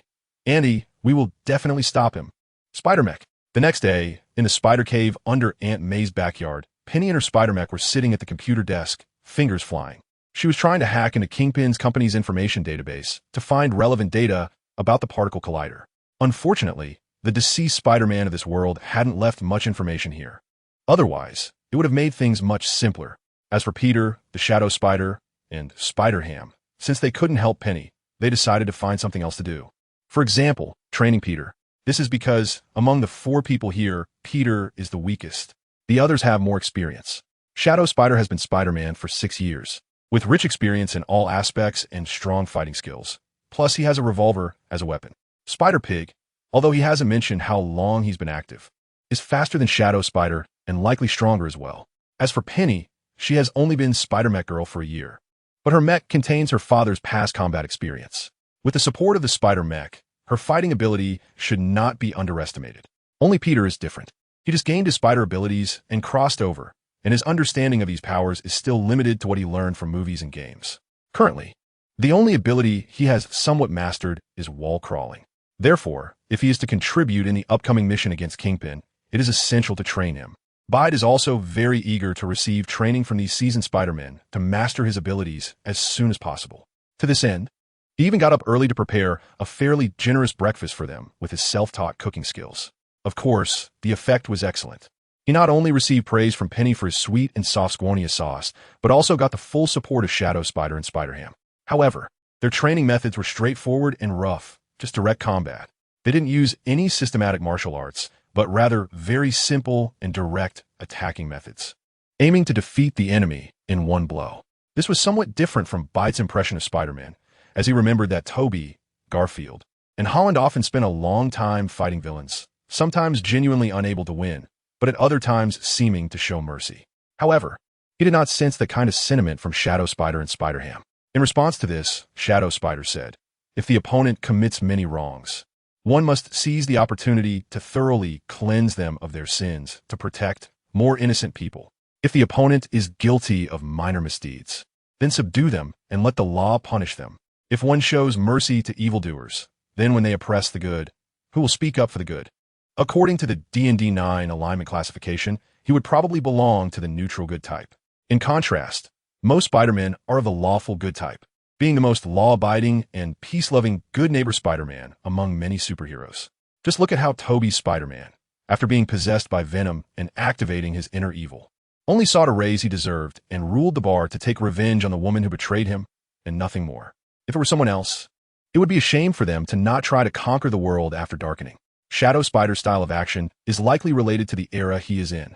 During the Great Depression, with capitalist oppression, corrupt officials, and various darkness looming over ordinary people, it became suffocating. Shadow Spider exists as a rebel, fighting against those cannibalistic capitalists, corrupt officials, and evil forces, so his methods naturally have to be harsher. It is precisely because of the different times that Shadow Spider's growth experiences, responsibilities, and beliefs differ from those of the few Spider-Men Bide knows. At this moment, Bide is in a phase where he has gained abilities, but has not yet shaped a matching character. And most of his thoughts still linger in the ordinary citizen stage of the past. Shadow Spider's teachings undoubtedly sprinkle a pot of water on this little seedling of his. Perhaps it won't be apparent in the short term, but over time, it may subtly influence him. Subsequently, Spider-Ham also exchanged blows with Bide while sharing some of his own understanding. Compared to Shadow Spider, Spider-Ham's philosophy is much more peaceful, or one might say carefree. In the cartoon animal universe he inhabits, although there are many villains, their behaviors and motives are all quite peculiar. When Spider-Ham battles them, it's more about passing the time and having some fun. "Kids, let's take a break and come out to eat something before continuing." Aunt May's voice came from a speaker in the training room. "Okay, Aunt May, we are coming." Shadow Spider responded, reaching out to pull Bide, who was resting on the ground, up. "How do you feel?" Bide grinned and said, "It's painful but also joyful." Spider-Pig reached out and pinched his calf, grinning mischievously. "Then I'll make you even happier this afternoon." "Damn." Bide let out a painful howl, his body shaking slightly. The training for Shadow Spider was indeed very strict. After assessing Bide's physical strength, he controlled his force just enough to hurt Bide without causing any injury. If Bide failed to defend properly, it would leave a mark. The calf was precisely where he had just been kicked by Shadow Spider's sweeping kick, and it hurt a lot. However, the gains were immense. Under their careful guidance, in just one morning, Bide transformed from an ordinary person with no knowledge of fighting into a skilled fighter proficient in combat techniques. If the fighting power of an ordinary person is 1, then after gaining Spider abilities, he became a 5, and now, having mastered relatively proficient fighting skills, his fighting power could reach at least 10. He estimated that if he were to fight against himself from yesterday, he could handle at least 35 opponents simultaneously. With some further practical training, that number could probably double. This was undoubtedly a huge improvement. "What are we training this afternoon?" Bide asked while gently rubbing his sore spots as he walked. Shadow Spider glanced at him and replied calmly, "This morning we taught ground fighting techniques. This afternoon, I'll teach you how to fight using webbing, which is our true combat style. Fighting with webbing." A multitude of techniques flashed through Bide's mind. Swinging web, aerial kicks, web strikes, web slingshots. All techniques commonly used in games, but with his current abilities, he should be able to replicate them. With that thought, Bide was filled with confidence for the afternoon training. Lunch was, of course, made by Aunt May. Considering that Spider-Pig was a pig, no pork was used in the meal. Instead, they opted for beef. Aunt May's cooking was quite good, and Spider-Pig devoured 3 oversized beef hot dogs in one go, exclaiming it was delightful. During the meal, Penny also shared her progress. The good news was that she found a plan in the documents left by the late Spider-Man. The plan was designed for the particle collider related to gold. He seemed to have researched something intended to completely destroy gold's particle collider. However, for some reason, there were no specific details about the particle collider. Only a design drawing remained, while the rest seemed to have been deliberately deleted. They speculated that the late Spider-Man, after researching gold's particle collider and creating a corresponding destructive device, had destroyed all the data for safety reasons to prevent others from obtaining it and creating a new collider. The intention was good, but that late Spider-Man never anticipated that he would die in this incident. And with most of the information destroyed, leaving only a design drawing, even Penny would find it challenging to figure out how to create that destructive device in a short time. In the end, Penny sighed, "I'll try again this afternoon, and if it still doesn't work, we'll have to find a way to infiltrate that guy Gold's territory tonight to get another copy of the detailed data on the particle collider." Well, that works out perfectly. It can also serve as Bide's first battle. Shadow Spider nodded, finding Penny's suggestion meaningful. Peter was secretly a bit excited. A morning of intensive training had significantly boosted his abilities. He was already eager to test them out. However, considering that they still needed to find a way to fulfill the late Spider-Man's legacy and find a way back home, he dared not act recklessly. After all, based on last night's situation, Kingpin was definitely keeping a close watch on Aunt May. Right now, they were in the shadows while Kingpin was in the light, which increased the chances of success for their upcoming actions. If they got exposed and Kingpin was prepared, it would only lead to unnecessary complications. It wasn't worth the risk. Therefore, Peter had to forcibly suppress his excitement. But if it was a team activity that everyone agreed on, then there was no need to worry so much. With that in mind, Peter couldn't wait to dive into action. After finishing their meal, Peter dragged Shadow Spider and Spider-Ham back to the training ground in the underground spider lair. The original Spider-Man must have enjoyed experimenting with new abilities or training here as well. After slightly manipulating the walls, the training ground was filled with various obstacles, some hanging haphazardly, and laser devices suddenly protruding from the walls. These could not only be used to enhance flexibility, but also to train reaction time. Although with Spider Sense, the evasion of ranged attacks was practically maxed out, there was a simple saying, "The mind reacts, but the body does not." The same goes for Spider Sense. If the body's reaction speed couldn't keep up with Spider Sense, there was still a possibility of getting hurt. Additionally, there were moments when Spider Sense wouldn't trigger at all. For example, Garfield was once shot because he let his guard down. But in reality, even if he relaxed due to his trust in the officer, the Spider Sense should have detected the danger when the bullet was about to hit him, even if it hadn't triggered at first. If his reaction time was fast enough at that moment, he would still have the ability to dodge. This highlights the importance of training one's reaction speed. However, the presence of such facilities in the base also indirectly shows how hard this deceased Spider-Man worked during his lifetime. Swinging kick, web strike, aerial combo, air toss, wall run, ceiling hang. First, Shadow Spider and Spider-Ham provided their respective teachings, and then, after spending a couple of hours going through all the techniques they taught, Peter replicated many skills based on his memories of the game.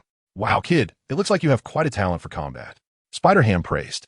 Shadow Spider crossed his arms and said, "Kid, that last move was a bit too flashy. You could be more decisive. Your arms shouldn't be stiff.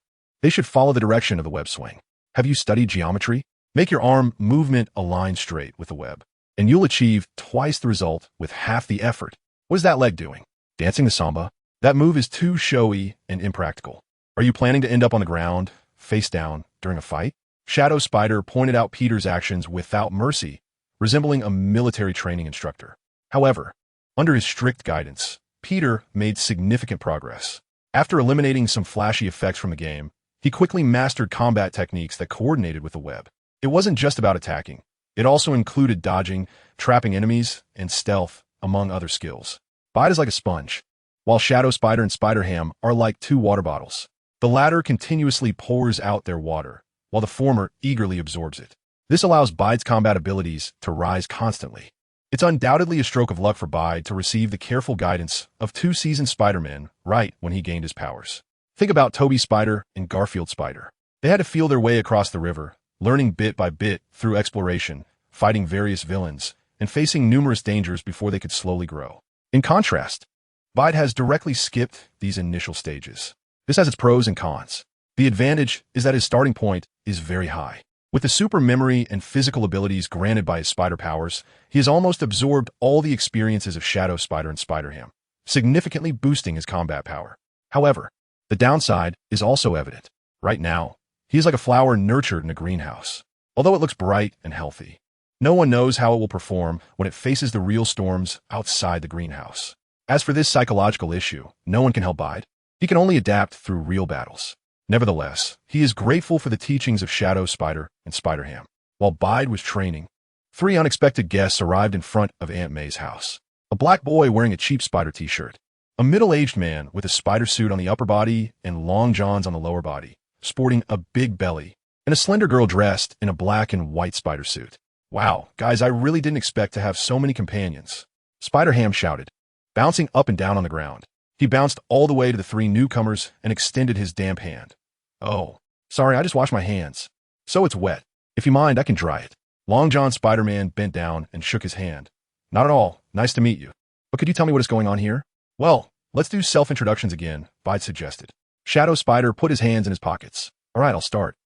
Then, the group introduced themselves once more. Next, it was the turn of the three newcomers. Hello, everyone. My name is Peter Parker, a cheerful and lively middle-aged man. Long John Spider-Man Peter puffed out his belly proudly. Beside him, the black boy shyly introduced himself. Hi, everyone. My name is Miles Morales. You could just call me Miles. The two stood in front of Bide and the others. However, Bide's gaze was mainly on the girl in the black and white spider suit behind them. Her appearance reminded him of someone, but he wasn't quite sure. It seemed that middle-aged Peter Spider noticed Bide's gaze and waved at the girl. Hey girl, how about you introduce yourself to everyone? The girl turned around, her soft blonde hair flipping back as she moved, revealing a delicate face. Hello. My name is Gwen Stacy. Gwen? It really is Gwen. Peter was taken aback. The reason he knew about the existence of Spider-Gwen was that he had once seen a fan-made video online, which was connected to the plot after Spider-Man: No Way Home. The content was roughly about: after Amazing Spider-Man returned from the world of the Dutch Spider, he didn't return to his own world, but accidentally ended up in the world of Spider-Gwen, where he met Gwen Stacy, who had become the Spider-Man of her world. At first, he thought it was just a wild idea, but from the comments of other users, he learned that among the many Spider-Men, there indeed existed a Spider-Gwen. Thinking of this, Peter looked at Spider-Gwen with a slightly heated expression. Gwen Stacy, the white moonlight for so many people watching Spider-Man, right? However, Peter quickly shook his head, dismissing some thoughts. This one was not the same as that Gwen. Moreover, looking at Spider-Gwen's demeanor, she seemed a bit aloof and didn't appear to be interested in conversing with him too much. Bede then turned his gaze back to Miles. Wait, you said your name is Miles. Miles Morales? Miles looked at Bede and nodded, saying, what's up? Bede asked, do you have an uncle named Alan Davis? You know my uncle? Miles exclaimed in surprise. Then do you have two childhood friends, Finney and like Mason? Bede continued to ask. Miles was even more surprised. You actually know Finney and like Mason. Did we meet when we were kids? Bide smiled faintly and shook his head. I haven't met you before. By the way, you are from this world, right? Yes, Miles nodded and asked in confusion, what's wrong? Bede said, it's nothing. I was just confirming a few things, and now I've finally confirmed them. Confirmed what? Shadow Spider asked in confusion. Even Gwen Spider, who had always kept herself isolated from the crowd, cast a curious glance at Bede. Peter opened up about his discovery. He had played several Spider-Man-related games, one of which was called Marvel Spider-Man, Miles Morales. The game's storyline mainly revolves around a young black guy named Miles who, by chance, gets bitten by a mutated spider and gains powers similar to Spider-Man. Meanwhile, Spider-Man travels abroad with Mary Jane, and Miles becomes the only Spider-Man in New York, the character controlled by the player. Subsequently, Miles trains under the lessons left by Spider-Man while battling an underground gang led by his childhood friend, Finn. Along the way, he discovers that his uncle, Aaron Davis, is actually the Prowler. In the end, he confronts Finn, who is transformed into the Tinkerer, in a love-hate relationship. After defeating Finn, to prevent the new form of energy from exploding, Miles uses his powers to absorb the energy. Finn then sends Miles high into the sky. The energy inside Miles explodes, killing Finn. Wait, Miles widened his eyes and looked at Peter. Are you joking? How could Uncle Aaron be the Prowler? And Finn, I haven't seen her in 5 or 6 years. How could you become a gang leader? Also, there's a game in your world with me as the main character? Miles looked completely bewildered. Beard furrowed his brows. There are indeed some discrepancies. According to the information we've gathered, the current leader of the underground gang in New York should still be Kingpin, not the Fixer. Moreover, as he spoke, Beard instinctively glanced at Aunt May on the other side. The Shadow Spider and others immediately understood the unspoken words. Furthermore, the Spider-Man in the game is not dead, while the Spider-Man in this world is already dead. Peter hesitated for a moment, his mind quickly turning, and then he suddenly realized the Miles in front of him should be another one, because the game he played was produced by Sony, and the story had some differences from the original version. This one in front of him might be the original version. That is to say, the difference between Miles and PS4 Miles, similar to parallel universe counterparts. And if this is the original Miles, then then he would know the identity of this world and the deceased Spider-Man. Earth, 1610, the Marvel Ultimate Universe. And the deceased Spider-Man is the Ultimate Spider-Man. As for why he knew this, it was because when he played the game and discovered that this Spider-Man was actually black, he curiously searched for information about Miles. This little black spider's abilities are different from most Spider-Men. He possesses a very unique bioelectric attack ability, which, when enhanced with bioelectricity, can double the power of his attacks. At the same time, it also has effects such as armor piercing and paralysis. It's a pretty good ability. In addition, he has a characteristic talent skill, invisibility. This invisibility ability can even evade infrared detectors in the game, as the parallel universe counterpart of PS4 Miles. This one in front of him should also be able to do that, right? B didn't mean to hide anything. He shared all the information he knew about the little black spider. After all, the little black spider was not only a game character he had operated, but also one of their helpers in dealing with Jean. Out of consideration for both feelings and reason, he felt he should help him. Moreover, it was just sharing intelligence, and there was no loss involved. Instead, everyone was stunned after hearing Bede's description. After a long while, middle-aged Peter Spider nudged little black spider's shoulder with his elbow and said, "Miles, did you hear that? You're actually so amazing." Little black spider nodded blankly. Yes, I can't believe I'm actually this amazing." Gwen Spider looked little black spider up and down and turned to Bede. Can he really become invisible? He should be able to, right? Bede was also somewhat uncertain, as what he knew was only from Baidu Encyclopedia and the game, and now it was reality. The phrase "the image is for reference only" is not just applicable to instant noodle buckets. At that moment, middle-aged Peter Spider put his arm around little black spider's shoulder and said, "I can prove this. He really can become invisible." Little black spider nodded in confusion. Yes, I really can become invisible." Middle-aged Peter Spider encouraged, "Quick, show them." "Okay, I'll become invisible." Little black spider seemed to be infected by middle-aged Peter Spider's enthusiasm and suddenly felt heroic. He stretched out his hands, spread his legs apart, and squatted in a horse stance. It also looked a bit like a tragic tower gathering energy to transform into a super scion. Little black spider shouted while doing the action. Well, it looked even more like it this time. Bide felt somewhat speechless and wanted to complain, but was afraid of interrupting the enthusiasm of the little black spider, so he could only watch silently. After a long while, the little black spider dejectedly lowered his head.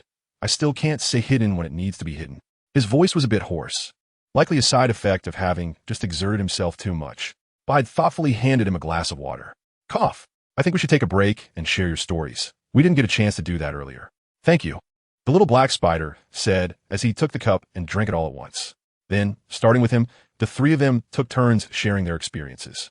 The little black spider is 17 years old and is a senior at Vision High School in New York City. This has been slightly adjusted in the original work. Both he and Gwen were set at 15. For certain reasons, both of them have been aged up to 17. Last weekend, he went to visit his Uncle Aaron and accidentally got bitten by a spider. The next day, when he woke up, he discovered that he had gained spider abilities. After staying at school for a few days, he couldn't contain his curiosity any longer, so he followed his memory to the subway tracks where he was bitten. However, he did not find a spider that bit him. Instead, he unexpectedly stumbled upon an intense battle between the Ultimate Spider and the Green Goblin, along with an activated particle collider. During the fierce battle, the Ultimate Spider was caught off guard and pushed into the particle stream emitted by the collider by the Green Goblin. At that moment, the collider exploded violently, killing the Green Goblin on the spot, and the Ultimate Spider was severely injured. After that, he was brutally killed by Kingpin. The little black spider, who was secretly observing, accidentally exposed his presence and was chased by the pursuer all the way. After narrowly escaping, he learned of the Ultimate Spider's death. Not long after, he encountered the middle-aged Peter Spider from another universe. However, they initially did not know each other's identities and had some conflicts. After clearing up their misunderstandings, they agreed to head to Kingpin's research facility in the southern suburbs, where they stole a computer containing information about the particle collider. After that, they were pursued by Kingpin's henchmen and encountered Gwen Spider along the way. With Gwen Spider's help, they successfully shook off their pursuers and arrived here. "Is this the computer you brought back?" "That's great. With the information inside, I can research a method to deal with the particle collider more quickly." Penny chimed in. Next to her, the spider mech followed closely. Yeah, the middle-aged Peter Spider said, looking at Penny. "Sorry, are you serious about researching a way to deal with that collider?" Peter chuckled. "Of course it's true. Penny is a genius beauty. Penny raised her head and straightened her fair little nose, saying, "Huh, I'm a genius beauty." "Well, you go ahead, genius beauty," middle-aged Peter shrugged, looking somewhat skeptical. But that was normal. Anyone would think that a 14-year-old girl and a particle collider were a mismatch. A typical 14-year-old kid is still in middle school, probably just learning a bit about linear equations. A particle collider? What is that? Not to mention a normal 14-year-old. Even Peter, who has already graduated from college, is completely in the dark. Penny didn't take offense. She had seen similar looks many times before. This was the plight of a genius, and she had gotten used to it. Behind her, the spider mech helped her carry the chassis. "I'll crack it first and extract the data inside," Penny said eagerly as she hurried to a computer and began to get busy. Middle-aged Peter Spider and Little Black Spider patted the old man's face on the subway. "Calm down. This is the world of geniuses. We mere mortals need not take it to heart." Middle-aged Peter Spider: "Thank you for comforting me." Little Black Spider: "You really know how to comfort people." Suddenly, Little Black Spider exclaimed, pulled out something like a USB drive from his body, walked over to Penny, and placed it on the table. Penny picked it up and asked in confusion, "What is this?" Little Black Spider replied, "This is a little gadget given to me by Peter. He said this can completely shut down the particle collider." Penny's eyes lit up. "Great." Shadow Spider questioned, "Why didn't you say this good thing earlier?" Little Black Spider scratched his head. Actually got broken." "What? Broken?" "Gondifa." Shadow Spider, Spider Pig, and Peter exclaimed in unison. Little Black Spider lowered his head. Penny waved her hand. "It's okay. I can fix it if it's broken. It's much easier than making a new one." "Miles, you did a good job." Little Black Spider felt even more embarrassed since it was he who accidentally broke it. Gwen Spider had approached them at some point and asked, "Do you have any plans?" Spider Pig replied, "The plan is simple. Fix the little gadget, find the particle collider, plug it in, and destroy it. Then how we get back to our world?" Shadow Spider asked. Everyone fell silent. Suddenly, screams echoed in the spider cave. Except for Peter and Little Black Spider, everyone else was covered in colorful distortions. It felt as if this world was rejecting them. After a while, everyone finally recovered. Bede helped up the Shadow Spider, Gwen Spider, and Spider-Ham that were closer to him in turn. On the other side, Little Black Spider also helped up Penny and middle-aged Peter Spider. Beard's expression was somewhat serious as he said, "This is the second time. It seems this can't simply be explained as not adapting to the environment." Penny nodded. "I have learned about quantum physics. From the perspective of quantum physics, our situation can be explained as follows. We are composed of quantum entities from our respective worlds, and these quantum entities shouldn't exist in this world. Therefore, this world will instinctively reject us outsiders." Shadow Spider let out a heavy breath and said in a low voice, "What will happen to us?" "We will die," Penny declared firmly. "As we spend more time in this world, the pressure will grow stronger until it annihilates us." What should we do?" Spider Pig's expression changed. Although he wasn't a coward, this was not the way he wanted to die. Meanwhile, middle-aged Peter Spider placed a hand on Little Black Spider's shoulder and said, "As long as we find a way to return to our world, we can avoid this situation, right?" Little Black Spider asked anxiously, "But how will you get back? We don't even know how you got here." "No, we already know." Penny shook her head and said, "It's the particle collider of Gene Bing." Bede nodded as well, his logic in his mind quite clear. "I guess it has something to do with the particle collider. After all, we only appeared in this world after experiments were conducted at the particle collider." Penny said, "No, the main thing is that I have already found the evidence." As she spoke, she pointed to the computer screen in front of her, which displayed a wealth of information. A few people, including Peter, gathered around to take a look. As they watched, Penny was explaining on the side to ensure they understood. This particle collider consists of a 30-kilometer long, superconducting magnet ring and thousands of different types and models of magnets. For example, there are 1,232 dipole magnets used to confine the curved particle beams, each reaching 15 meters in length, and 392 quadrupole magnets used to focus the particle flow, each also measuring 57 meters. To achieve this, King used his influence to take over several abandoned subway stations in Brooklyn, connecting them to house this massive device. In this computer, there was also a plan document, and after combining it with the clues left by the Ultimate Spider, they finally pieced together the whole story. They finally understood why King had mobilized vast human and material resources to create this enormous machine. It turned out that in this world, King, during a battle with the Ultimate Spider, was inadvertently discovered by his wife and son. His wife and son had always thought he was a successful entrepreneur and philanthropist, and that was the first time they discovered his true identity. Unable to accept everything, King's wife fled with their son, but in her panic, they encountered a car accident on the way and died on the spot. After losing his wife, King was extremely regretful. Thus, he sought out a mad scientist in the field of quantum physics, Ms. Octavia Liv Octavius, who is the female version of Dr. Octopus in this world. King provided the funding, and Ms. Octopus provided the effort. Together, they built this particle collider. King's goal was to use this machine to open a quantum channel to parallel universes, find the parallel counterparts of his wife and son from other worlds, and bring them to this universe. An accident occurred during the battle between the Ultimate Spider and the Green Goblin. As Little Black Spider said, the Ultimate Spider was accidentally caught by the Green Goblin and shoved into the particle flow ejected by the collider.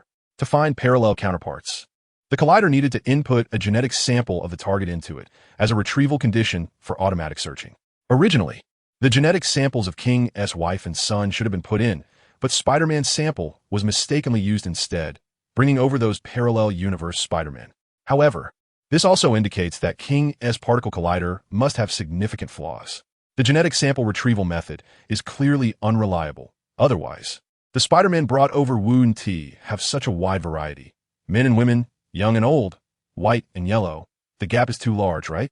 The fact that this device could successfully open a quantum channel to parallel universes can only be described as a blind cat encountering a dead rat. And this group of people are all victims. Spider-Pig rolled his eyes and nudged with his pig nose. So we're all just accidental victims caught up in this incident. Can I ask King if he provides after-sale service? Shadow Spider thought seriously for a moment. He should provide after-sale service, like capturing you and slicing you up to study the differences between parallel universe entities in this universe. At that moment, middle-aged Peter Spider suddenly trembled all over. What is wrong with you? Peter asked. Middle-aged Peter Spider forced a stiff smile. Nothing.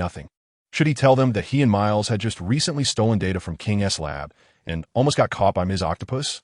The group continued to look at the data while listening to Penny's explanations. At this point, Peter suddenly felt a gaze lingering on him. That angle was Gwen Spider's. At first, he thought it was just an illusion, but in reality, Gwen Spider was looking at the computer screen, just positioned there by chance. But now, he realized it shouldn't be an illusion. Gwen Spider was indeed staring at him. But why? He wasn't narcissistic enough to think that Gwen Spider was smitten with him. Although there exists a certain special connection between spiders, like the one between Peter Parker and Cindy, where they automatically secrete a certain hormone when they get too close, leading to an uncontrollable attraction. He was sure there was no such strange hormonal connection between him and Gwen Spider. However, when he turned his head, he immediately saw Gwen Spider's face. What is wrong with you? Peter touched his face, feeling like he hadn't gotten anything on it. Gwen Spider frowned, scrutinizing Peter closely, and said, I was just thinking, why don't you have her phenomenon? You came from another world too, didn't you? Peter was taken aback for a moment, then realized, right? He also came from another world, but why didn't he experience any rejection reaction?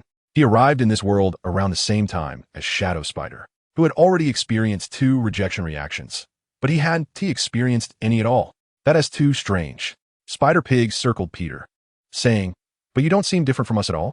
Bide complained, no. Maybe I'm not that different from them, but I'm definitely very different from you. Spider-Pig. He suddenly jumped up and landed on Bide's shoulder, nudging his cheek with his nose. What do you mean? Are you saying I'm a pig? Aren't you? Shadow Spider shrugged from his side. Spider-Pig. His smile gradually faded, and his hands loosened as he slid down Bide's arm. Beat quickly caught him, but Spider-Pig had no reaction at all, his pig ears drooping like antennas. Oh my gosh. Do you know how much harm such words can cause to a cute humanoid spider? I'm begging you, please stop clowning around. Penny, unable to bear it any longer, looked at Beat with piercing eyes. Upon careful thought, it seems like you really are quite different from us. Your world even has Miles' game? Bade nodded honestly. Yeah, not only is there Miles' game, but also a Spider-Man themed PS4 game, a series of movies, anime, and supposedly even comics. Shadow Spider. Penny Parker. Spider-Mech. Middle-aged Peter Spider. Little Black Spider. Gwen Spider. Spider-Ham, looking around. Am I not fitting in if I'm not shocked? Then I'll join in too. What's going on in your world? It sounds very special, Gwen Spider said, her eyes sparkling with curiosity. Or is it that your world has people who can travel through time and space, visiting other worlds? Which is how you know about other worlds. From her tone, it seemed she was very interested in time travel. However, Bade didn't notice this. He just shared what he knew with them. For example, the original Tobey Spider-Man trilogy, the Andrew Garfield's The Amazing Spider-Man duology, and the more recent Tom Holland's trilogy including Spider-Man, Homecoming, Spider-Man, Far From Home, and Spider-Man, No Way Home, as well as the Marvel Spider-Man and Marvel Spider-Man, Miles Morales games, and the animated Spider-Man released in 1994. These are what he is more familiar with. Besides some information he heard from netizens' comments and hearsay. Things like Spider-Man and Webs, Spider-Man and Black Cat, etc. This is so shocking. The middle-aged Peter Parker was the first to process this information and said, "The story you mentioned about Tobey Spider-Man is quite similar to mine." But that was over a decade ago. There were indeed many issues between Mary Jane and me. We haven't seen each other for a long time. I don't know how she is doing now. As he spoke, a hint of nostalgia was revealed in his eyes. His gaze involuntarily drifted to a nearby table, where there was a picture frame containing a photo of Mary Jane, the Mary Jane of this world, the wife of the Ultimate Spider-Man. But she looked almost exactly like his Mary Jane. This is probably similar to how the only difference between him and the Spider-Man of this world is the color of their hair. Parallel universes are indeed fascinating. The Shadow Spider suddenly realized.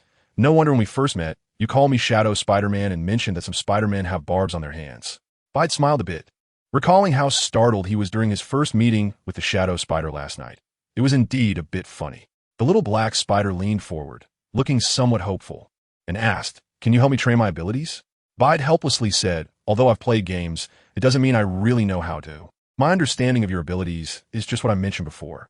You can try to develop in those directions." Little black spider nodded in disappointment. "All right, I understand. But still, thank you. Having a direction is better than being aimless." He looked at middle-aged Peter Spider. Middle-aged Peter Spider hesitated for a moment and said, "Although I really want to help you, Miles, we might not have enough time. The priority is to get home. Otherwise, we will all die."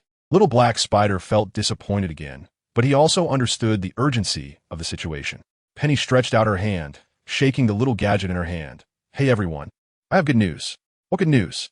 Penny replied. "The real name of this little gadget is actually the Overload Key. It can format the particle collider and restore everything to its original state." "And then?" Spider Pig asked in confusion. Penny rolled her eyes at him. "Then we can go home." It turned out that this was their ticket home. Bide suddenly realized, not expecting that their ticket home had been with them all along. Shadow Spider spoke up. "That's good news. I now acknowledge your title as the Genius Girl. So, the next plan is the Genius Girl fixes this Overload Key and then hands it over to me." "Wait, why should it be handed over to you?" Bide interrupted him. Shadow Spider glanced at him. "Because I promised Aunt May that I would help this world's Peter destroy the collider." Bede shook his head repeatedly and said, "No, this is not something you can handle alone. Let me take care of it." Spider-Ham, who was about to say something, was silenced by Bede's glance. Bede then turned to Penny and said, "You can't do it either. And you too, Penny." Among everyone present, except for me and Miles, everyone else showed signs of rejection. Therefore, in the upcoming operation, you all should enter the particle collider. As for the task of shutting it down and destroying it, leave that to me." Little black spider spoke up and asked, "Why only you? What about me?" Beard looked at him and shook his head slightly. "Miles, I understand your situation. Although I recognize your potential, it hasn't been realized yet. With your current state, it's too dangerous to recklessly join this fight." Little black spider shouted, "But didn't you say that you just activated your abilities as well? I've had my powers for several days now. Isn't that much better than yours?" Bide shrugged, "But I've just completed strict training with both of you, and I have some combat capability now." Spider Pig nodded. "I can attest to this. Bide is basically a qualified warrior now." However, Shadow Spider shook his head slightly. "It's still too early to say qualified." "Huh?" Bide looked at him in surprise, not expecting Shadow Spider to undermine him. Shadow Spider said, "Without real combat experience, how can one be considered a qualified warrior?"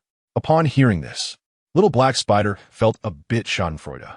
"Ha, you look down on me, but it turns out you're also a Karami." At this moment, Gwen Spider, who had been quietly listening from the side, interjected. "Since that's the case, why not test him in real combat?" "Test in real combat? How do we do that?" Gwen Spider pointed to the sky. "He should do exactly what we do in our daily tasks." "You mean, let him go out on the street and handle some emergencies to practice?" Shadow Spider said. "That's the best way to test, right? Everyone has gone through this." Gwen Spider replied, You have a point, but we probably don't have time for that, do we?" Shadow Spider frowned, still insisting that it was safer for him to stay. Of course, this wasn't because he wanted to commit suicide. Someone had to do this. Penny spoke up. "We still have time. Since we need to destroy the collider, I'm planning to add some extra stuff to the little gadget." "Add some stuff? What stuff?" Spider Pig asked curiously. Penny explained. When the particle collider is activated, two beams of high-energy particle flow will appear in the accelerator, propagating in opposite directions at nearly the speed of light through different beam tubes. Under the influence of the strong magnetic field outside, the two beams of high-energy particles will be confined in this acceleration ring, undergoing acceleration in segments until they successfully collide. To accelerate the two beams of high-energy particles to near the speed of light, the conditions required are very harsh. First, the environment inside the beam tube needs to reach a state of ultra-high vacuum to minimize the material present, thereby reducing particle loss during motion. Second, the strong magnetic field used to confine the particle flow requires a large number of superconducting magnets, and to bring the magnets into a superconducting state, they need to be cooled to around minus 271 degrees Celsius. Therefore, they need a very large and advanced cooling device to lower the temperature, which is this: the liquid helium diversion system. Penny spoke enthusiastically, while the others listened in confusion, thinking what the Shadow Spider couldn't help but say. All right, genius girl. It would be better if you just tell us what you plan to do and how long it will take. Penny sighed, seemingly lamenting the natural gap between a poor student and a top student. But after organizing her thoughts, she said, I plan to add a Trojan virus to the original overload program in the little gadget to invade and destroy the liquid helium diversion system. At that time, the superconducting magnets will not be able to be cooled down, and the accumulated heat will turn into a bomb. Then, boom, we can destroy the collider with one click. To get this done, I'll probably need a day.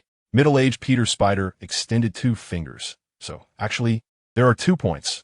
First, you need to create a foolproof detonator to make it easier for Bide to use. Second, we have half a day to train and prove our strength. You're right, Penny pouted, looking like a cute inflatable fish. Bide suppressed the impulse to reach out and give a little rub, saying, So, I can use the time until tomorrow afternoon to prove my strength, right? Yes, Penny nodded. Then added, Everyone, don't worry. I just calculated that, based on the degree of rejection reaction, our bodies can last at least another 2 weeks. Of course, it's best to return within a week. Otherwise, it might have some negative effects on our bodies. The group nodded in agreement, indicating their understanding. Gwen's brow furrowed slightly, her expression not looking too good, but she said nothing. The others didn't notice her discomfort. Little Black Spider excitedly said, So, does that mean I can start training too? Sure, but don't disturb me, okay? I need to focus on making my gadgets, Penny said, her small face tense and serious, probably still angry about the poor performance of these students. To prevent the rejection reaction from causing negative effects on their bodies, it will be best to return as soon as possible. Well, let's set the action for tomorrow night, Shadow Spider said. We will gather here tomorrow afternoon. Middle-aged Peter Spider put his arm around Little Black Spider's shoulder. So, Miles, are you ready for special training? Really? Little Black Spider's eyes lit up. Of course. Middle-aged Peter Spider replied. Spider-Ham jumped down from Bide's hand and said, If you don't mind, I can help too. Shadow Spider's gaze wandered between Little Black Spider and Bide, seemingly hesitating about something. Just as he was about to speak, Gwen said, Then I'll supervise Bide's practical training assessment. Shadow Spider breathed a sigh of relief. That really is a hassle for you. To be honest, I don't like going out during the day, especially in this colorful world. Bede glanced strangely at Gwen, feeling that something was off, but he couldn't quite put his finger on it. However, even though they had made plans, it was already late at night, and there was no need to rush. Thus, the next morning arrived.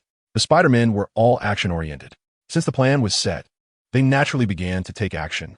After breakfast, Penny and her Spider-Mech stayed in the underground spider lair to create enhanced gadgets. Middle-aged Peter Spider-Ham and Shadow Spider trained Little Black Spider in the training area of the underground lair. Meanwhile, Bede put on his spider suit and left Aunt May's house with Gwen, heading towards the bustling city center. Although Queens was also part of New York City, it was still a bit distant from the most vibrant downtown area. So they decided to first go to a nearby subway station and take the subway there. Along the way, Bede stole glances at Gwen from time to time. Even now, he was still a bit unclear about what Gwen really wanted. While he did find Gwen attractive, who wouldn't? His confidence wasn't quite at the level where he would approach her just because he liked her.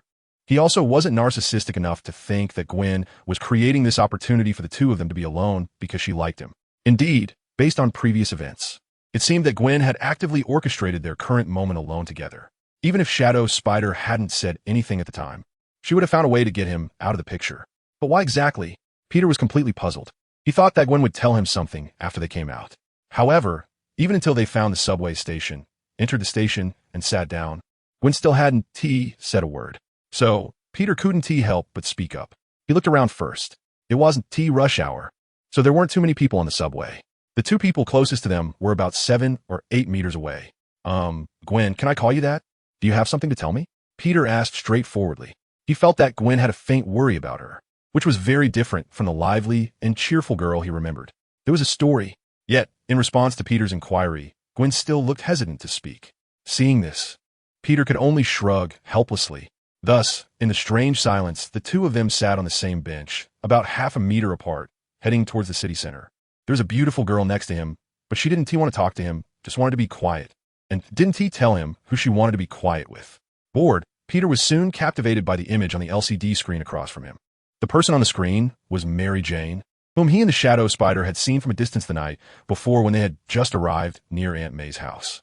This should be footage of her from an interview yesterday.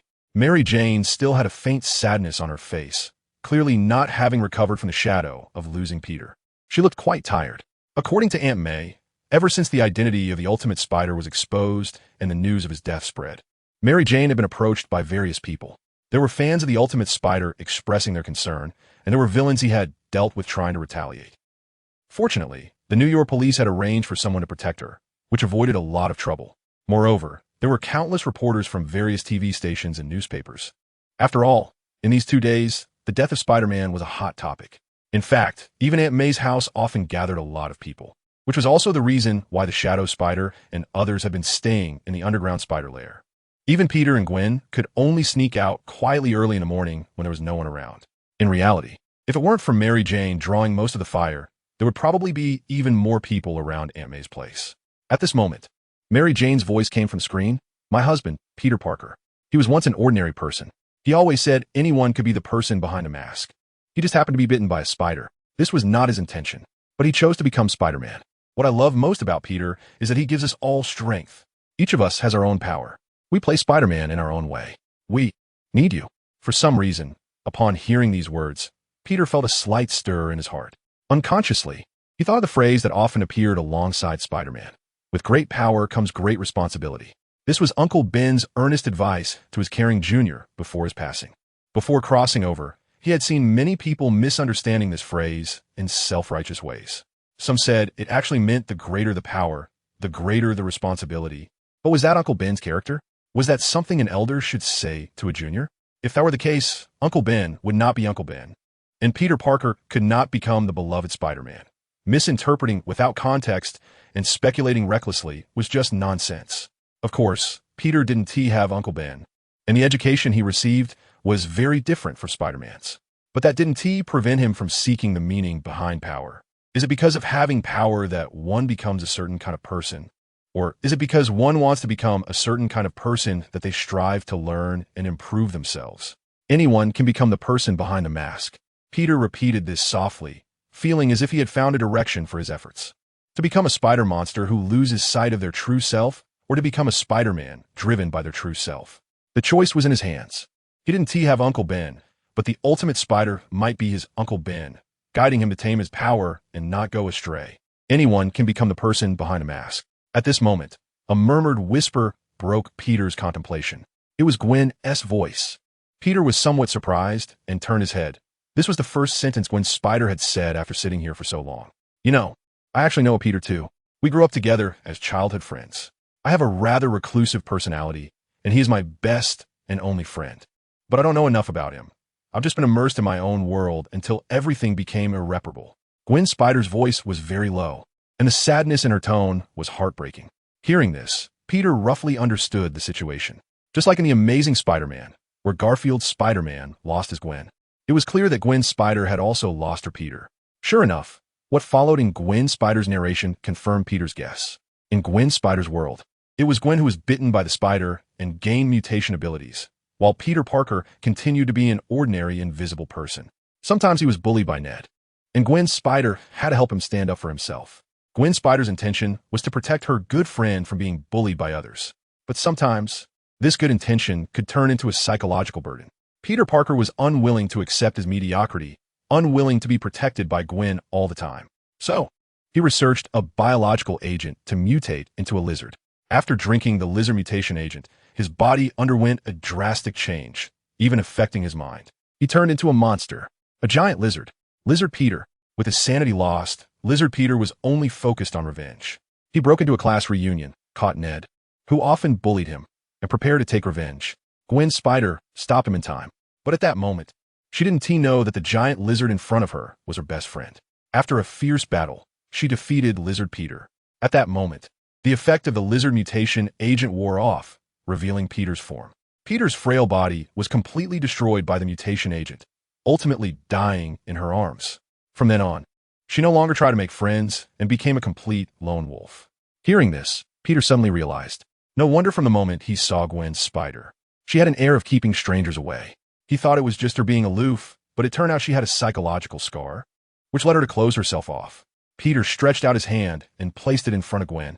Gwen snapped back from her memories, turned to look at him, and her eyes showed surprise. Neither of them was wearing a mask at the moment, purely showing their true faces. After all, they were not from this world, so there was nothing to hide. As for why no one was looking for them, it was because following the death of the Ultimate Spider, there had recently been a wave of Spider-Man cosplay in many places.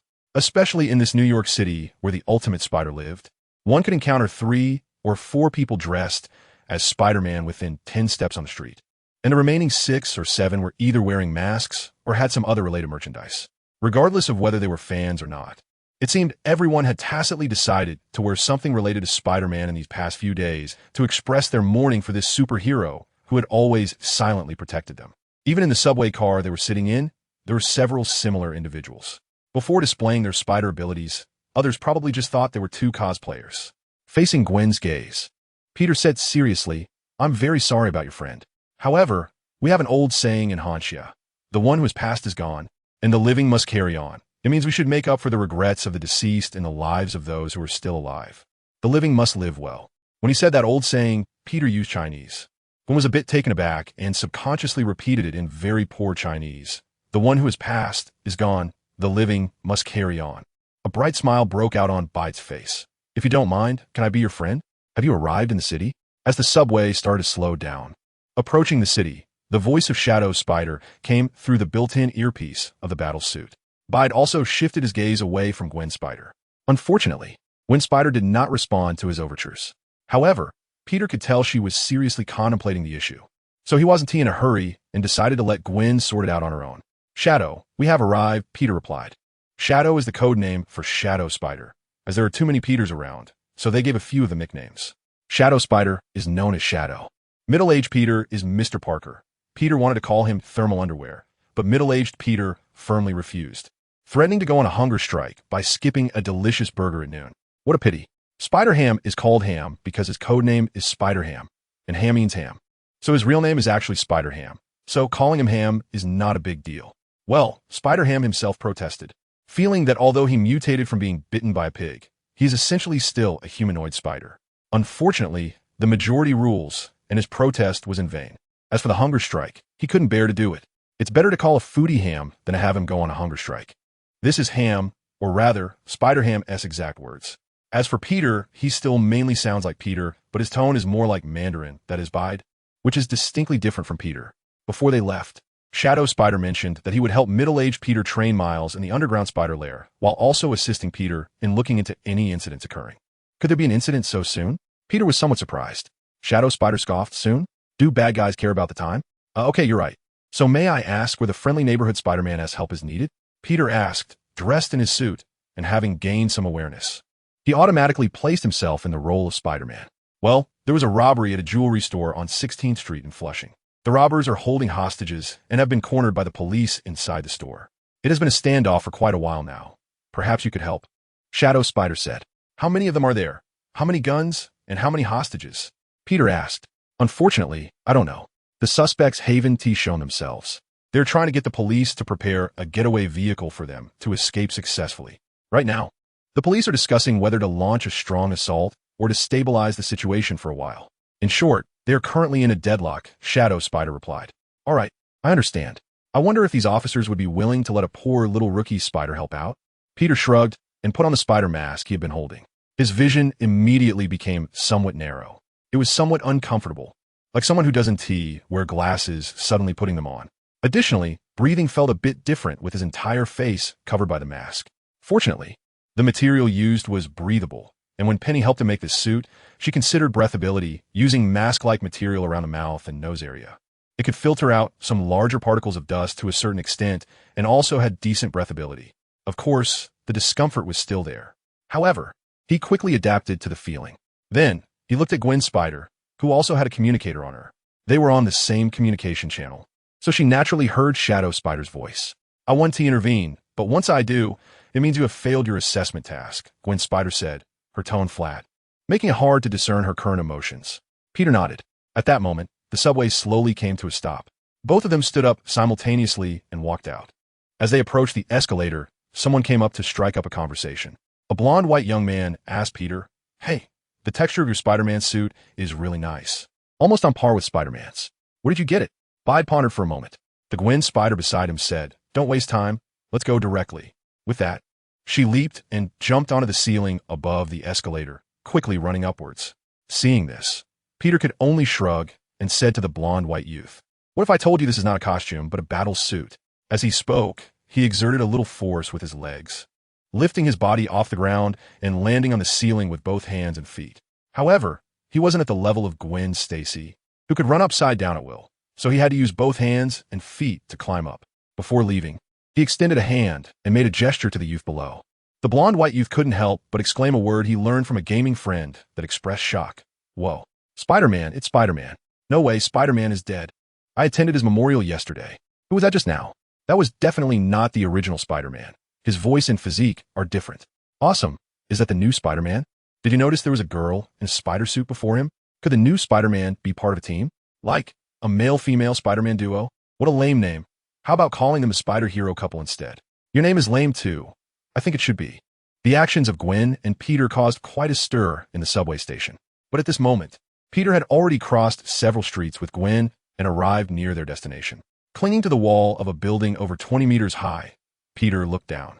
On the street not far across from him, several police cars were parked. Two of them were positioned on either side of the street to prevent bystanders from accidentally walking in and getting hurt, or to stop the gang of robbers inside from mixing in and causing chaos. The incident occurred at a shop called Kurgan's. Before Peter and Gwen arrived, there had likely been a shootout here. The glass windows facing the street had several shattered spots, with deformed bullet heads stuck to them. However, since it was bulletproof glass, the windows still stood firm, separating the inside of the shop from the outside world. The only significant damage at the scene was to the shop's front door. The two glass doors had a seemingly subpar material, with one side shattered almost completely. The two police cars that were diagonally parked at the entrance for cover had several bullet holes, and there were some bloodstains on the ground. Faced with this situation for the first time, Peter was momentarily stunned. He had thought a lot on the way there, even designing a set of cool entrance moves. But now he felt at a loss for how to proceed. Suddenly, a soft hand landed on his shoulder. The warmth of the hand seeped through the thin, form-fitting battle suit to his skin. At the same time, he heard Gwen's voice in his ear. "Don't worry, just do your best." "Okay." Peter nodded. He took a deep breath and jumped without hesitation, leaping from the tall building. Just before reaching the ground, he extended his right hand, pressing the trigger of the web shooter, and a web shot out, quickly solidifying. At the same time, he released the trigger and grabbed the web with his other hand. A pendulum-like formation was created between him and the web, and in this state, his arm effectively became part of the pendulum along with the web. Due to the single pendulum effect, the tension the web needed to bear was not great. Similarly, the load on his arm was also much less than he had imagined. This was the insight he gained from learning with the Shadow Spider and Spider-Ham over the past 2 days, along with his own training. From an external perspective, he was indistinguishable from the other Spider-Men. His actions quickly attracted the attention of some bystanders. During the time Peter and Gwen took the subway, many people had appeared on the street, those going to work, school, or running shops. New York City truly lived up to its reputation as one of the world's 3 major financial centers. There were indeed many people. "Hey, look, is that Spider-Man?" "No way. It really looks like Spider-Man. The suit seems a bit different. Is this the new Spider-Man? Parker's successor? Hey, new Spider-Man, what's your name?" Voices from below kept calling out to him. Unfortunately, our rookie Peter had no time to pay attention to all this. He was calculating his landing point and realized it seemed to be slightly off from where he had originally estimated. Really just a little. Boom!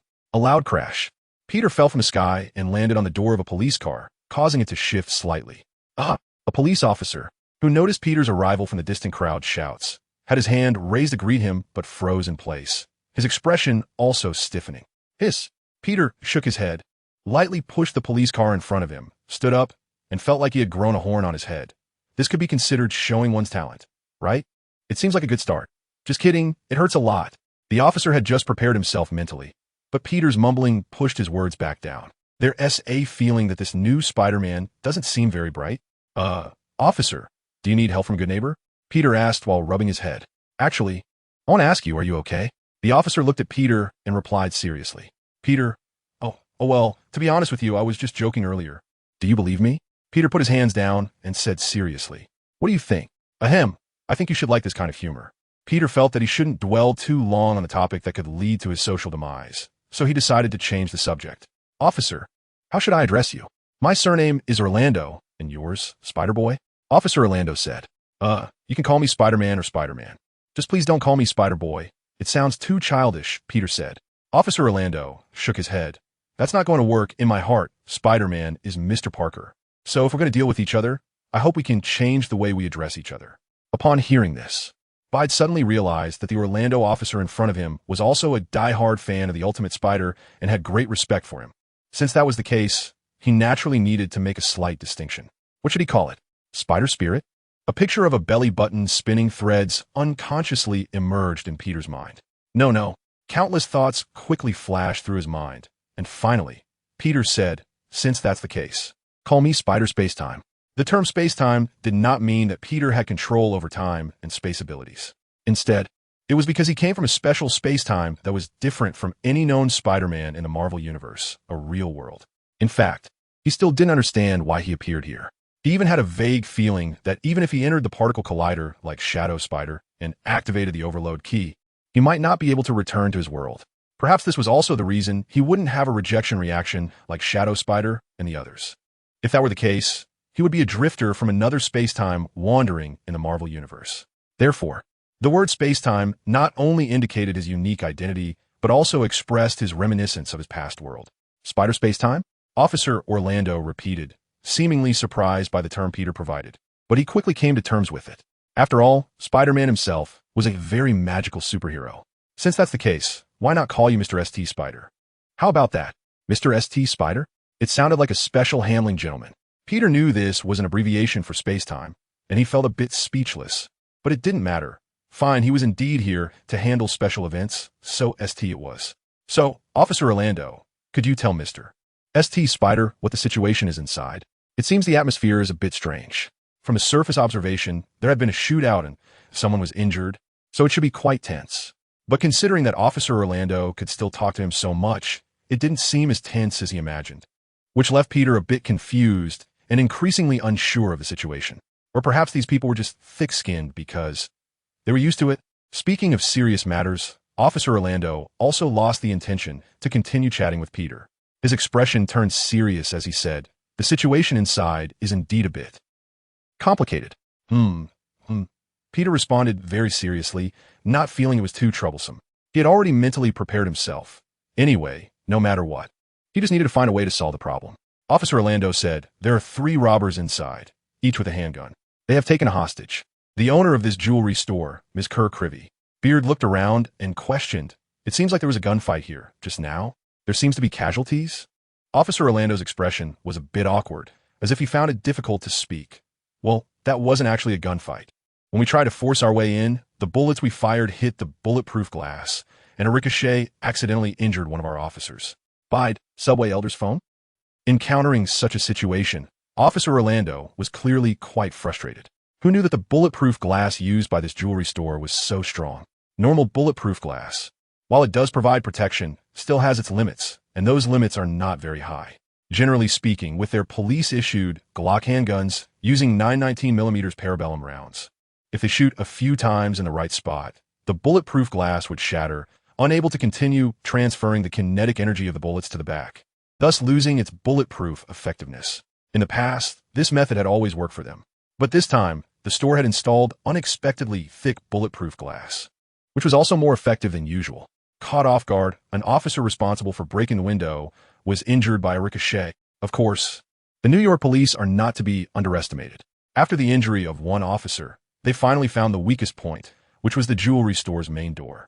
Unfortunately, due to the obstruction of the bulletproof glass, the element of surprise had already been lost. The robbers inside, upon realizing the situation, immediately threatened them, saying that if they noticed anything similar happening again, they would not hesitate to kill the hostages.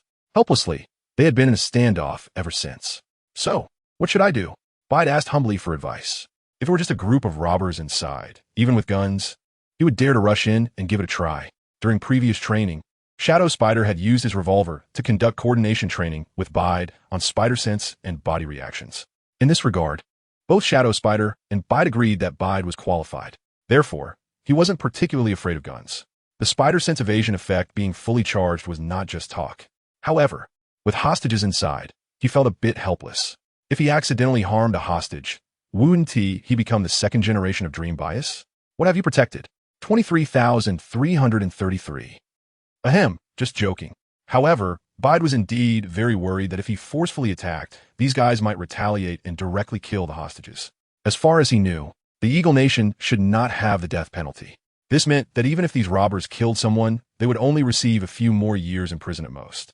It would be best to find a suitable way to avoid pushing the other party to a desperate situation. Officer Orlando said, "We were originally hesitating, but since you are here, perhaps we don't need to hesitate anymore." "Huh? What do you mean?" Bide asked in confusion. "We have decided to do, as the robbers say, provide them with a vehicle so that they can leave the Kurgan store, and then we could take the opportunity to shoot them down," Officer Orlando said. "Wait, you mean shoot them?" Bide was a bit surprised. Officer Orlando nodded seriously. The other party consists of armed criminals and may pose a life-threatening risk to the officers. Unless they drop their weapons, there is no other option but to shoot them down.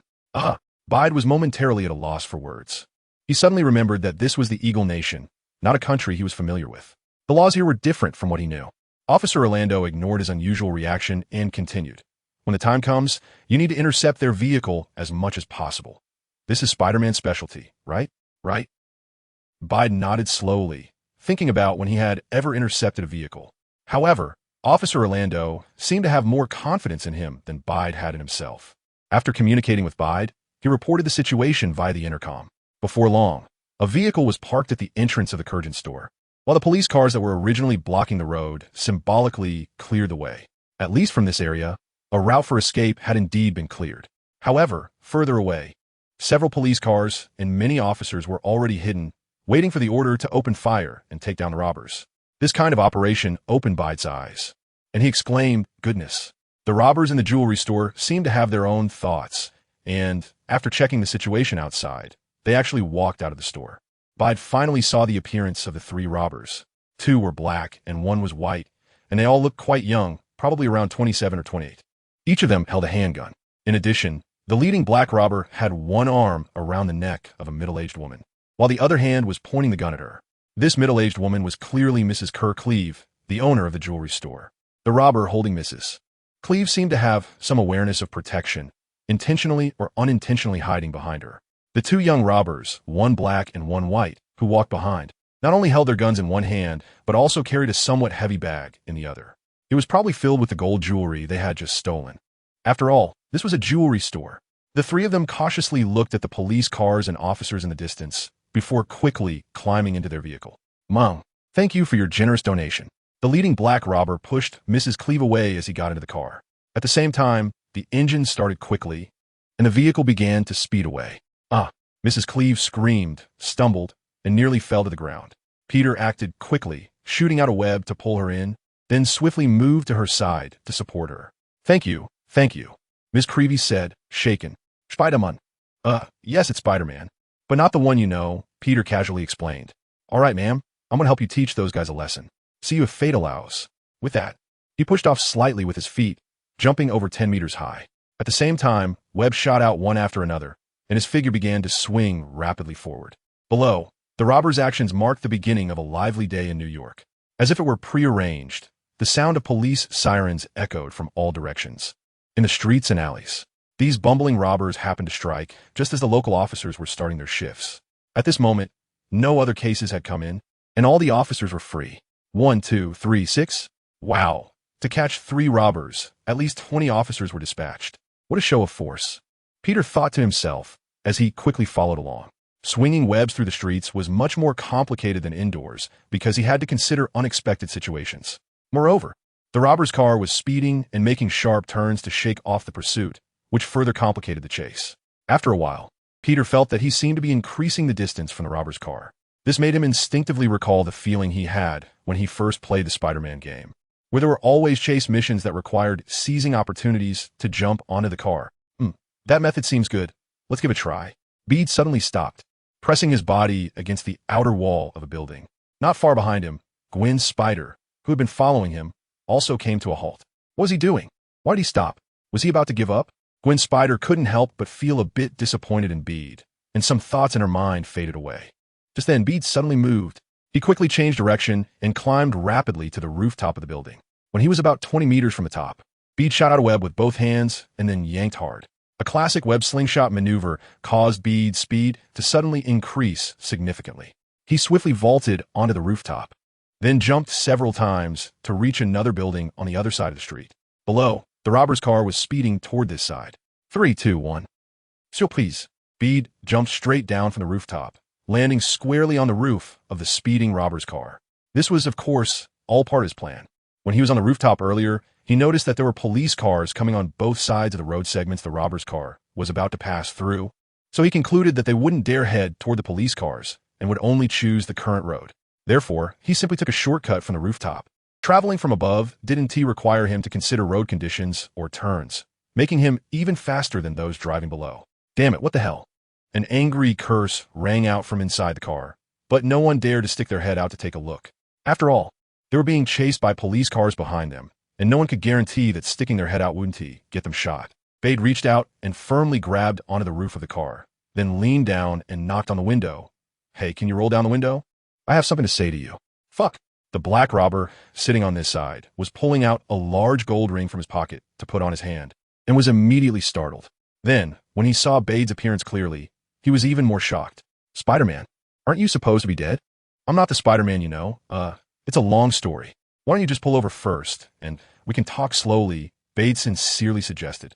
Damn, even if you're the real Spider-Man, we're not getting out of the car. The black robber shouted. The white robber beside him whispered, but this is Spider-Man. Maybe we should just surrender?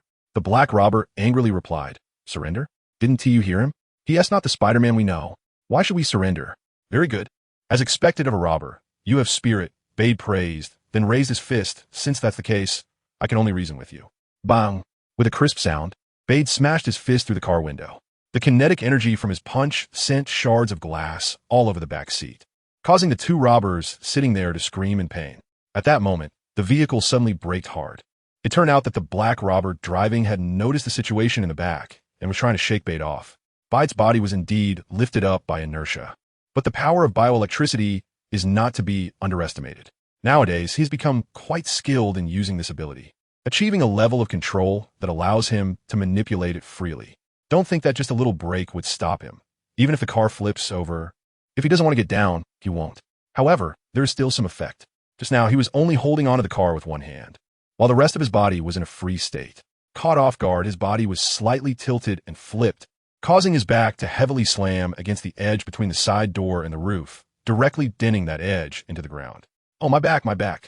Bede cried out. His scream elicited an involuntary smile from the black robber driving the car, who accelerated again and didn't forget to turn back to boast to his two companions who had suffered. See, this rookie Spider-Man who popped out of nowhere is pretty easy to deal with. Bang, bang, bang. Before he could finish his words, the window of the driver's seat was knocked on. Bede's head appeared at the driver's side window this time. My back. Did you think I would say that? Actually, it doesn't hurt that much, not as painful as a punch from Mr. Shadow during training.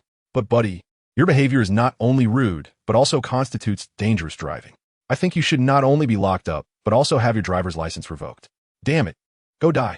The black carjacker driving clearly had a bad temper, picked up the handgun that was set aside, and fired 2 shots at Bede's face. This was just an ordinary car, and the glass was also very ordinary. It shattered upon impact. But that damn Spiderhead just tilted slightly a couple of times and dodged the 2 bullets with ease. Fuck, the black carjacker shouted, repeatedly pulling the trigger, wanting to empty the entire magazine in one go. Too dangerous, buddy, but Bede didn't indulge him. A web shot out and struck his wrist, knocking the gun away and sticking his hand to the seat. Then, he shot out another web that stuck to the steering wheel. Damn it, why aren't you guys killing him yet? The black carjacker yelled at his two companions in the back seat. Always wanting to kill me. How scary. Bede shifted slightly and pressed his hand against the back door of the car, using bioelectricity to activate it, then yanked hard. Bang! The car door was actually ripped off. Are you going to get out of the car willingly, or should I come in? Bede waved the door in his hand and leaned out to ask. Get out. Get out, we surrender. Mom, I won't dare anymore. His action completely shattered the psychological defenses of the three clumsy robbers. Who can withstand someone tearing off a car door? They feared that if they didn't comply, that hand would be on their bodies next, and they would be torn in half. Squeal. The robber car suddenly slammed the brakes, leaving a long skid mark on the ground before stopping. The three robbers got out of the car one after another, looking very obedient. Bide loosened his grip, and with a clatter, the car door slammed to the ground, startling the three men once again. Cover your heads and crouch down. Crouch down. Bide ordered. Under the threat of physical force, the three robbers obediently complied. Soon, Officer Orlando chased up from behind. This time, Peter had no intention of continuing the conversation. He looked up and quickly spotted Gwen's figure on the roof of a nearby building. How did I do? Is it passing? Peter asked with some anticipation. This was his first time doing something like this, so it was inevitable that he felt a bit excited. However, strangely enough, he felt more exhilarated now, after resolving the situation, than he did while handling the event. He then recalled carefully. Could it be that trash talking was truly Spider-Man's passive skill? Did it have an effect of relieving tension? Gwen looked at him and said lightly, not bad. If full marks are 100, you could score 70. Huh, that's so low. Peter protested a bit, feeling that he had done quite well. Gwen continued, actually, when the robbers were getting into their car in front of the jewelry store, you could have stopped them right there. There was no need to chase them down. And you almost lost them. Peter thought about it and realized it was indeed the case. At the front of the jewelry store, he had been hiding behind a sign slightly in front of the store. But at that moment, when he saw Ms. Cleary about to fall, he instinctively wanted to help her first. If he had acted directly against the robbers back then, he should have been able to subdue them in just a few seconds. No, wait. If I had acted back then, they still might have hurt Ms. Cleary, Peter argued. At that time, the robber's car was still in front of the jewelry store, and the back seat was in line with Ms. Cleary. From that angle, it was indeed possible that the robbers, in a panic, might shoot at Ms. Cleary. You could have flipped the car, Gwen said calmly. There is that option, Peter suddenly understood. That car was only about 2 tons, and with his strength, he could easily lift it, let alone flip it. Once the car was flipped, an ordinary person's body would definitely be stunned by such a sudden impact, and the robbers inside the car would naturally lose their ability to shoot. However, was it really reasonable for a delicate girl to suggest such a violent method? Thinking of this, Peter looked at Gwen with a strange expression. Gwen seemed to notice the meaning in Peter's gaze and said, Isn't it good to solve problems in the most direct and effective way? That's great. You've taught me a lot. Thank you, Gwen. It's really nice to have a friend like you. Peter said sincerely, looking into Gwen's eyes. Gwen met his gaze for a moment, then quickly turned her head away. Okay, you take a break and then continue looking for the next target. Peter nodded, feeling a bit regretful. He could sense that Gwen had more to say, but had kept it to herself. What she truly wanted to share with him was probably not the stories told in the subway. But since she didn't want to speak, he couldn't force her. To put it bluntly, they weren't close enough to share everything yet. He was just a bit puzzled about what could be harder to talk about than the stories she had already shared. The stories Gwen had told indicated that she considered him a companion on some level. However, this companionship was likely only because they shared similar abilities, belonged to the same kind, and had both fallen into exile. This was still quite different from being true friends. Peter was waiting for the day when Gwen would take the initiative to speak up. In fact, after the recent activity, Peter hadn't exhausted too much energy. After resting for a few minutes, he was back to his usual self. He then greeted Gwen and resumed his actions. However, there weren't any major cases after that. Throughout the morning, he only saved a child who was almost hit by a car, helped an elderly lady cross the street, and then assisted a delivery guy who was nearly late due to traffic with a direct service. There were indeed some rewards. The elderly lady he helped insisted on treating him to something to thank him for his contributions to the community. Peter knew that the old lady had mistaken him for the ultimate spider. However, unable to refuse her kindness, he silently thanked the ultimate spider in his heart and accepted the meat pie that the old lady offered. Flushing is an Asian immigrant neighborhood in New York, and this meat pie shop is run by a Hakka person who has blended Western flavors into the original meat pie, making it very popular among the locals. Mr. Spider, our whole family really likes you. While waiting for the meat pie to bake, the old lady held Peter's hand and chatted with him cheerfully. "Ha, that's really great," Peter said, feeling warm inside. Being recognized for his efforts is the greatest affirmation and the best reward. After chatting for a bit, the old lady suddenly changed the subject and said angrily, "Yesterday on TV, they said Spider-Man died. I asked Gillard, and he said those heartless reporters were just making things up. It made me so mad that I hardly ate dinner. How could they say such things? Those heartless news reporters." Hearing this, Peter didn't know how to respond. Because what the news said was indeed true. The ultimate spider really had died. But he could tell that the old lady genuinely liked Spider-Man. The person named Gillard was probably a family member living with her. Maybe that's why he hadn't told her the truth. For some reason, he thought of Aunt May's sad expression. Thinking of this, Peter smiled and placed his other hand over the old lady's hand that was holding his and said, "Grandma, look, I'm here and doing just fine. What they say doesn't matter. It's so good that you're well." The old lady laughed heartily. After a while, the meat pie was ready. After thanking the old lady, Peter took the meat pie back to the rooftop, where Gwen Spider was waiting for him. Gwen Spider was not wearing her mask, probably because it was uncomfortable. In fact, Peter also didn't like wearing the mask when he didn't have to. However, for some reason, he felt that Gwen Spider looked at him with a hint of envy in her eyes. Envy for what? The meat pie? Peter was a bit puzzled, but he wasn't a stingy person. He extended his hand and said, "Hey, want some? It smells really good." I won't eat it." "You eat it."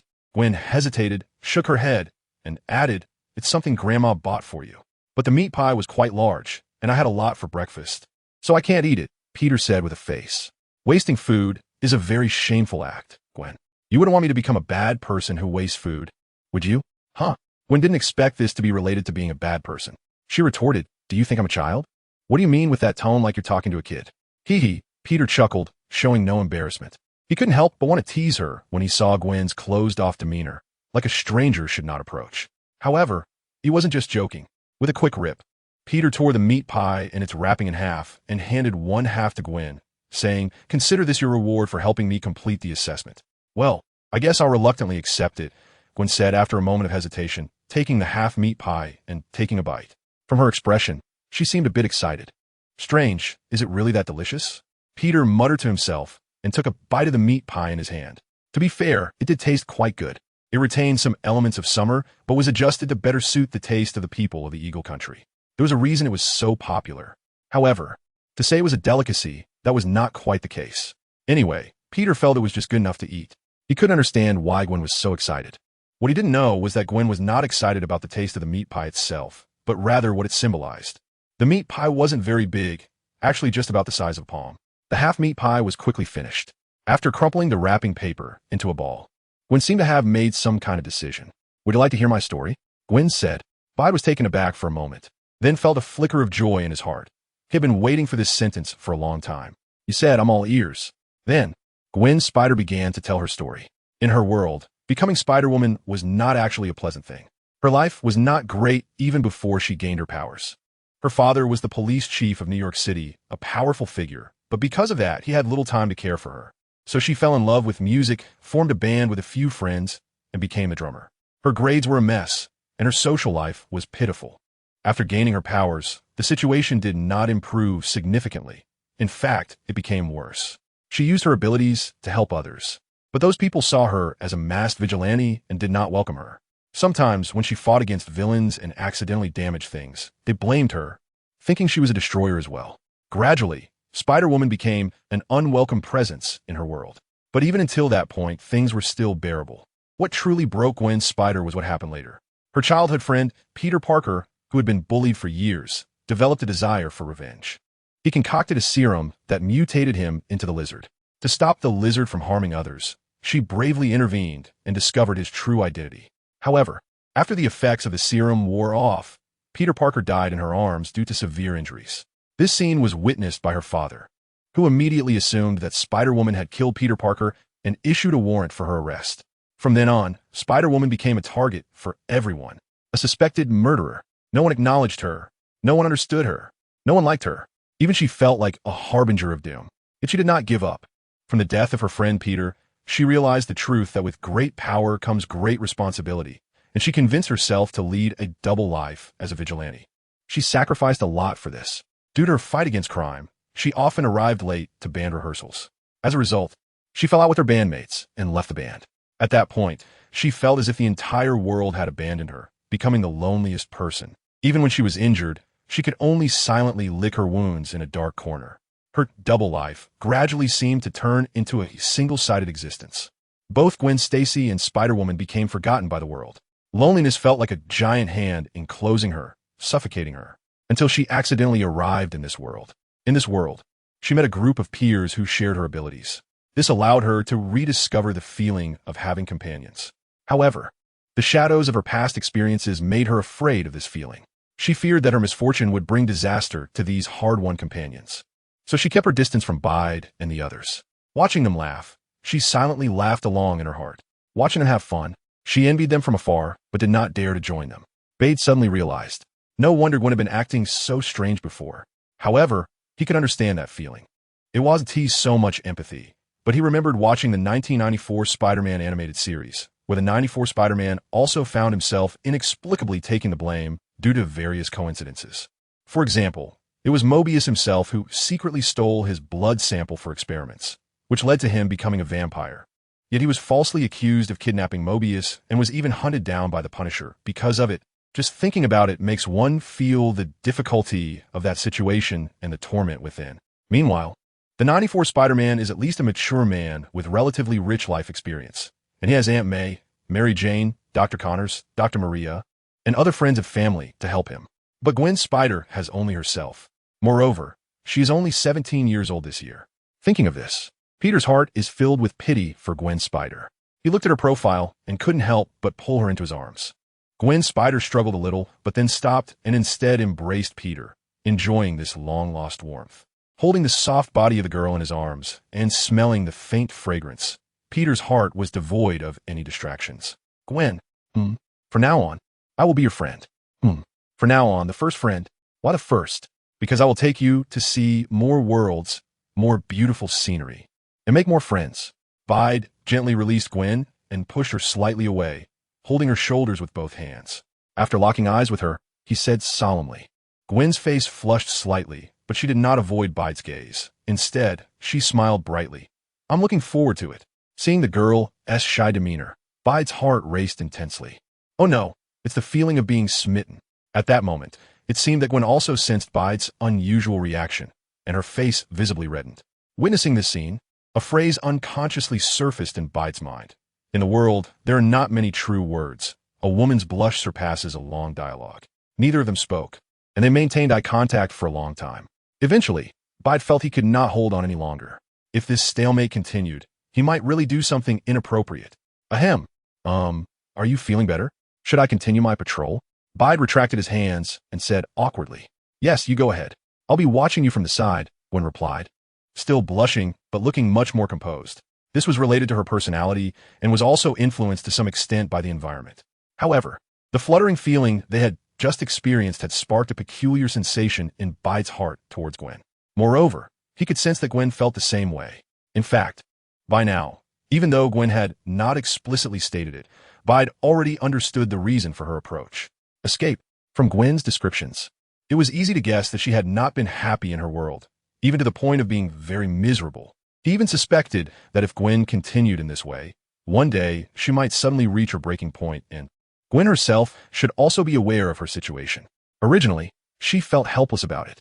After all, she couldn't truly rebel against the entire world. But this unexpected incident had brought her from her dark world to this unfamiliar one. And that was a week ago.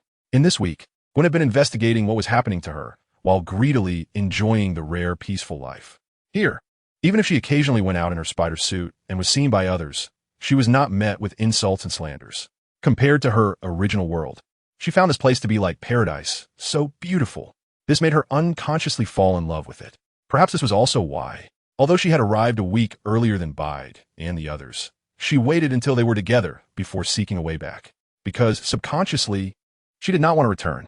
Unfortunately, as visitors from another world, they were instinctively rejected by this world. So, she had no choice but to go back. Thus, when she inadvertently discovered that Bide seemed to possess some ability to avoid this rejection reaction, she was deeply moved. However, Gwen clearly did not know how to broach the subject. As for Bide, he was equally confused about his current situation. How could he know why he was not affected by the rejection reaction? The only thing he could think of was that he came from the real world. While this was the Marvel Universe, perhaps he was indeed a unique individual. Therefore, his existence, for the time being, was not replicable. But not being replicable does not mean he was unwilling to try. Even out of a desire to understand his own situation better, he needed to figure out what was happening to him. For example, why does he travel through time? And where did the spider that bit him in the real world come from? Why does it give him the powers of Spider-Man? And so on. Moreover, if his existence is indeed extremely special, it means he won't be rejected by any world. At that point, the nickname he gave himself, Time-Traveling Spider-Man, to deal with Officer Orlando, would have another layer of meaning. A Spider-Man who can traverse different times in parallel universes. The Marvel Universe is so vast. He doesn't believe he can't find a way to travel freely with others. So, he boldly promised Gwen that he would take her to see more worlds, more beautiful scenery, and make more friends. As for the purpose, on one hand, he feels pity for Gwen, a person who wanted to treat the world with light and shouldn't be repaid with darkness. On the other hand, he admitted that he is attracted to her physically and he feels low for it. Perhaps he didn't mean it at first, but after talking with Gwen, he truly felt moved. It's not easy to meet someone in a lifetime whom you like, and who doesn't dislike you, and might even like you back. Now that they have met, he naturally wants to find a way to make an effort. He secretly made a decision. If he determines he really can't return to his own world, then he might as well go to Gwen's world together. After all, it doesn't matter which world he stays in. Going to Gwen's world would be quite nice. After having deeper communication with Gwen, the atmosphere between the two improved a lot. The most intuitive change is that Gwen's smile has increased. The girl's smile is like a clear spring. Just a glance brings sweetness to the heart. Peter was full of energy. In the following hours, he dealt with various daily events. But he didn't encounter anything like what happened that morning. It felt like New York City was quieter than usual today. Lunch was solved at a roadside burger joint. Before leaving in the morning, Aunt May had slipped each of them a $10 enough for a meal. It felt a bit awkward to take the old lady's money, but they had no choice. After all, they hadn't had any money for a week. Gwen was using the money she brought from her world, but that was running low as well. This awkward situation made Peter think. If he planned to stay in a certain world for a long time, he should find a stable job or start his own business. In any case, he needed to be financially independent and manage his own life. While being Spider-Man, he also had to take care of his personal life. He couldn't be like Tobey Spider-Man, who always struggled to balance his two identities, making a mess of his life until it was too late to regret. Although this happened to Tobey Spider-Man, it served as a reminder for Peter. By the way, would joining the Avengers come with a salary? Peter suddenly thought of this question. However, he quickly shook his head and dismissed the idea. Joining the Avengers would inevitably involve dealing with SHIELD, which he wasn't particularly fond of. It would be better to find a way to solve his financial issues on his own. Bede was quickly maneuvering through the city while silently making plans in his mind. Gwen was following closely beside him. It was already 3 in the afternoon. Not long ago, after confirmation from Gwen, Shadow Spider and Spider-Ham had agreed that Bede had completed his practical assessment task. At the same time, Shadow Spider had also informed them that Penny and the Spider-Mech had finished the gadgets. So now, he and Gwen were on their way back to Aunt May's house in Queens. What are you thinking? Gwen occasionally glanced at Bede while sitting on the subway, noticing his contemplative expression, and finally couldn't help but ask. As soon as Bede saw her expression, he couldn't help but feel the urge to tease her again. He turned to look into Gwen's eyes and said seriously, "I'm considering our future, Gwen." Her face instantly turned as red as a sunset, and she turned her head back, not daring to look at Bede again. Beard chuckled to himself and said, "Ahem, all right, just kidding. Actually, I'm thinking about another question." What question? Gwen asked. Beard analyzed seriously. New York can be said to be Kingpin's stronghold. We've been busy around here for the whole morning. Do you think Kingpin has noticed us? Seeing that Beard was really talking about serious matters, Gwen's blush quietly faded a bit. She nodded and said, "When Miles and Mr. Parker broke into Kingpin's lab on the outskirts, they should have already known about our existence. Then why haven't they come to cause us trouble?" Beard asked. Gwen was momentarily taken aback by Beard's question. Yes, why hasn't Kingpin come to find trouble with them? Logically, Kingpin and Spider-Man are arch-enemies, and middle-aged Peter Parker, along with Black Spider, had infiltrated his lab and stolen a computer containing collider data. Moreover, Gwen had even beaten up Dr. Octopus, adding up old and new grudges. The hatred must be at its peak, right? Additionally, Kingpin's purpose for creating the collider is to find his wife and son from parallel worlds. But from his repeated experiments, it's clear that the collider technology is not yet mature. And now, there are several mature test subjects right here, successfully brought into this world by the particle collider. If he could capture them, perhaps he could gain insights from them to improve the particle collider and achieve his goals.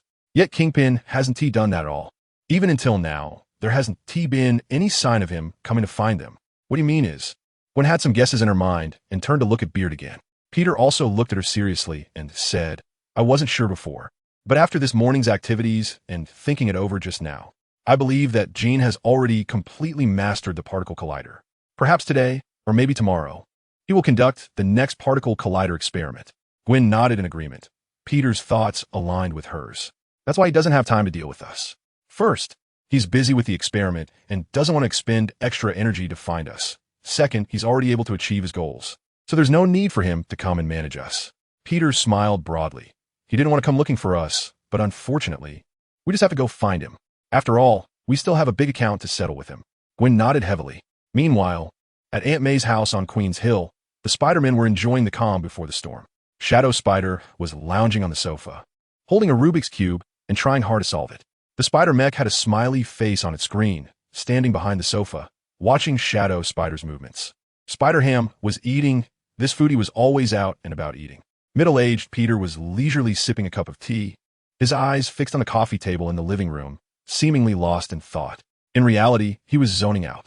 Penny was sitting alone on a small sofa, rubbing her shoulders like a little adult. Aunt May came over with a tray of freshly baked cookies, walking to Penny's side. Little Penny, you've worked hard, come try some. Thank you, Auntie. Penny picked up a cookie, showing a cute smile. Aunt May returned a warm smile, and then called the others to eat cookies. Looking at all the little spiders in the room, she felt completely healed. Bang! A figure hurriedly ran from the street into Aunt May's house, bursting through the door and rushing inside. Middle-aged Peter was startled, nearly spilling his tea. He turned to see Miles, panting heavily and holding onto the door frame, complaining, Miles, why are you so jumpy? Shadow Spider and the others also stopped their movements, looking at Miles. Uncle, Uncle! Miles gasped, his expression very urgent, but he couldn't get the words out right away. Uncle? Middle-aged Peter was a bit surprised. Well, I'm old enough to be your uncle. Although I personally don't want kids, but having a cheap nephew isn't bad either. Aunt May set the tray down on the coffee table and picked up a glass of water, walking towards Miles. Miles, don't worry, sit down and talk slowly. Miles took the water Aunt May handed him and drank it down, feeling a bit better. He said anxiously, my uncle, he is actually the Prowler. Didn't Peter already tell you that? Shadow Spider asked, puzzled. He had mentioned this when introducing the game version of Miles. Miles was momentarily speechless. He had just remembered that.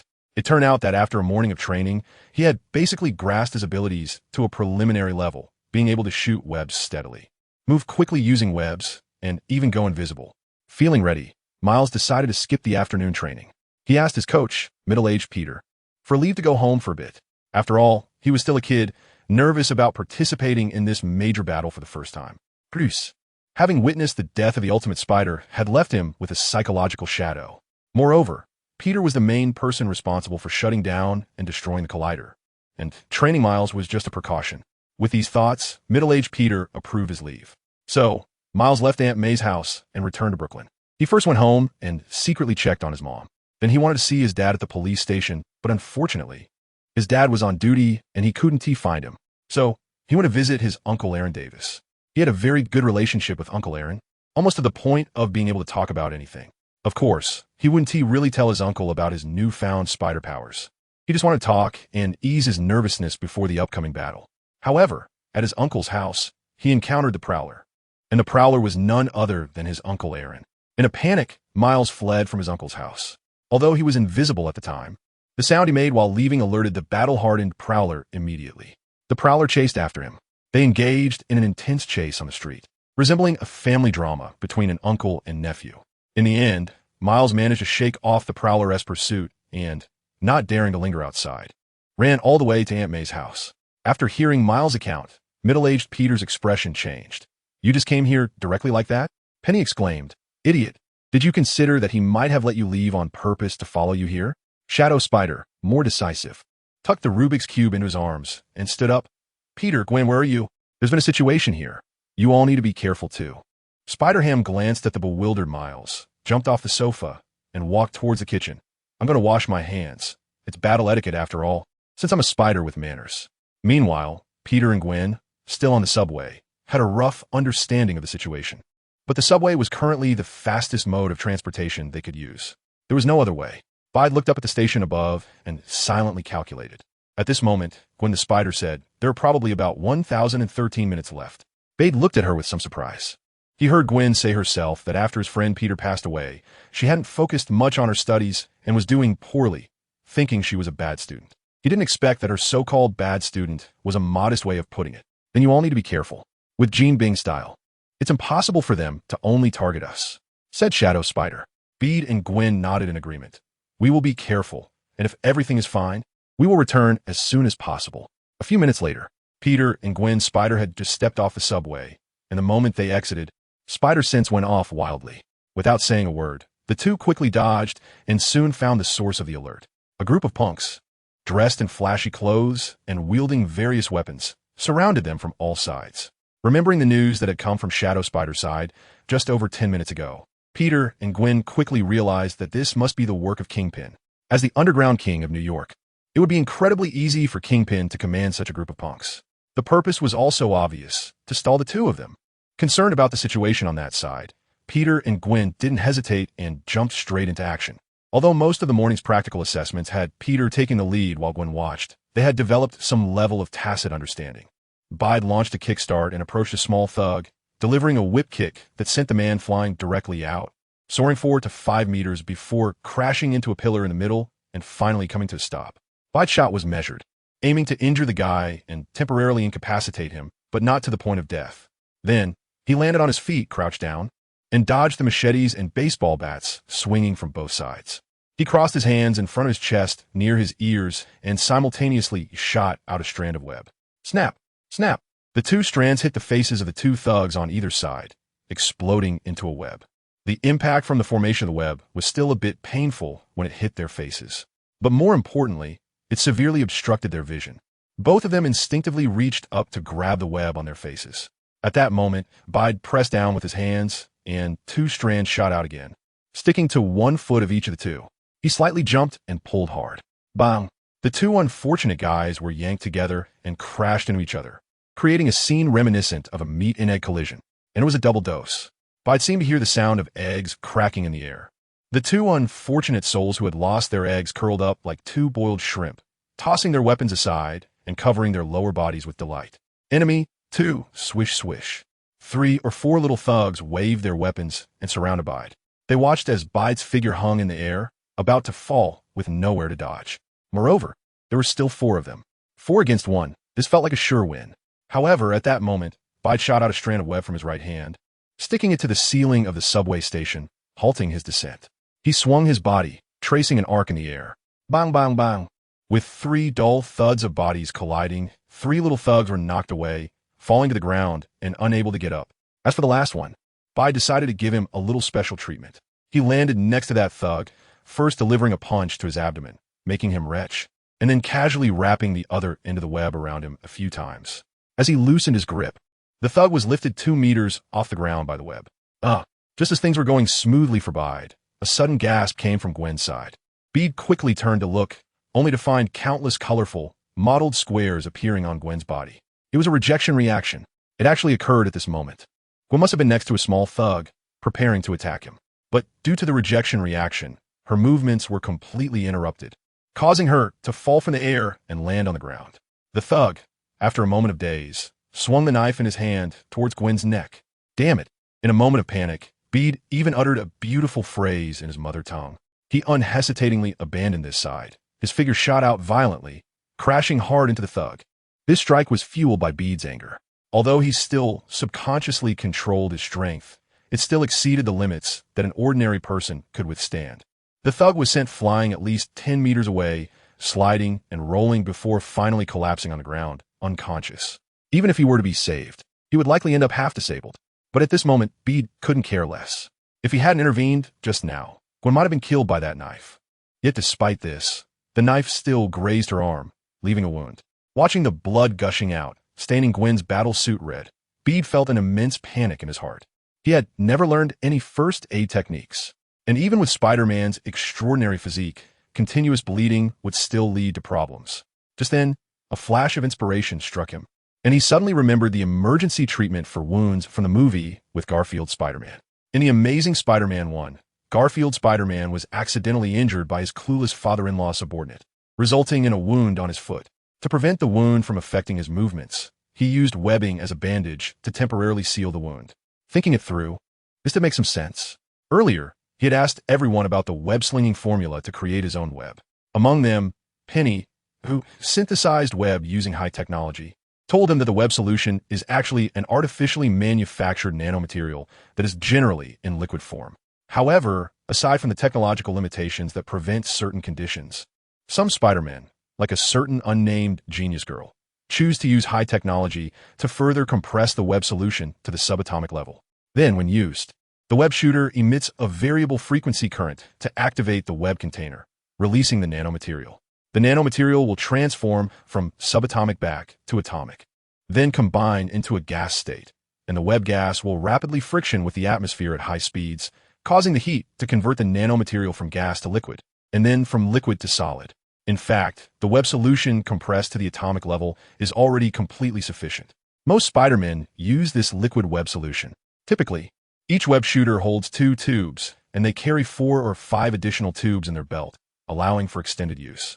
But if further compressed to the subatomic level, it not only allows for a smaller form that can fit into a tiny container, like a coin-sized one, making it easier to carry, but also increases reusability and prolongs usage time, eliminating the need for frequent replacements of the web solution, and so on.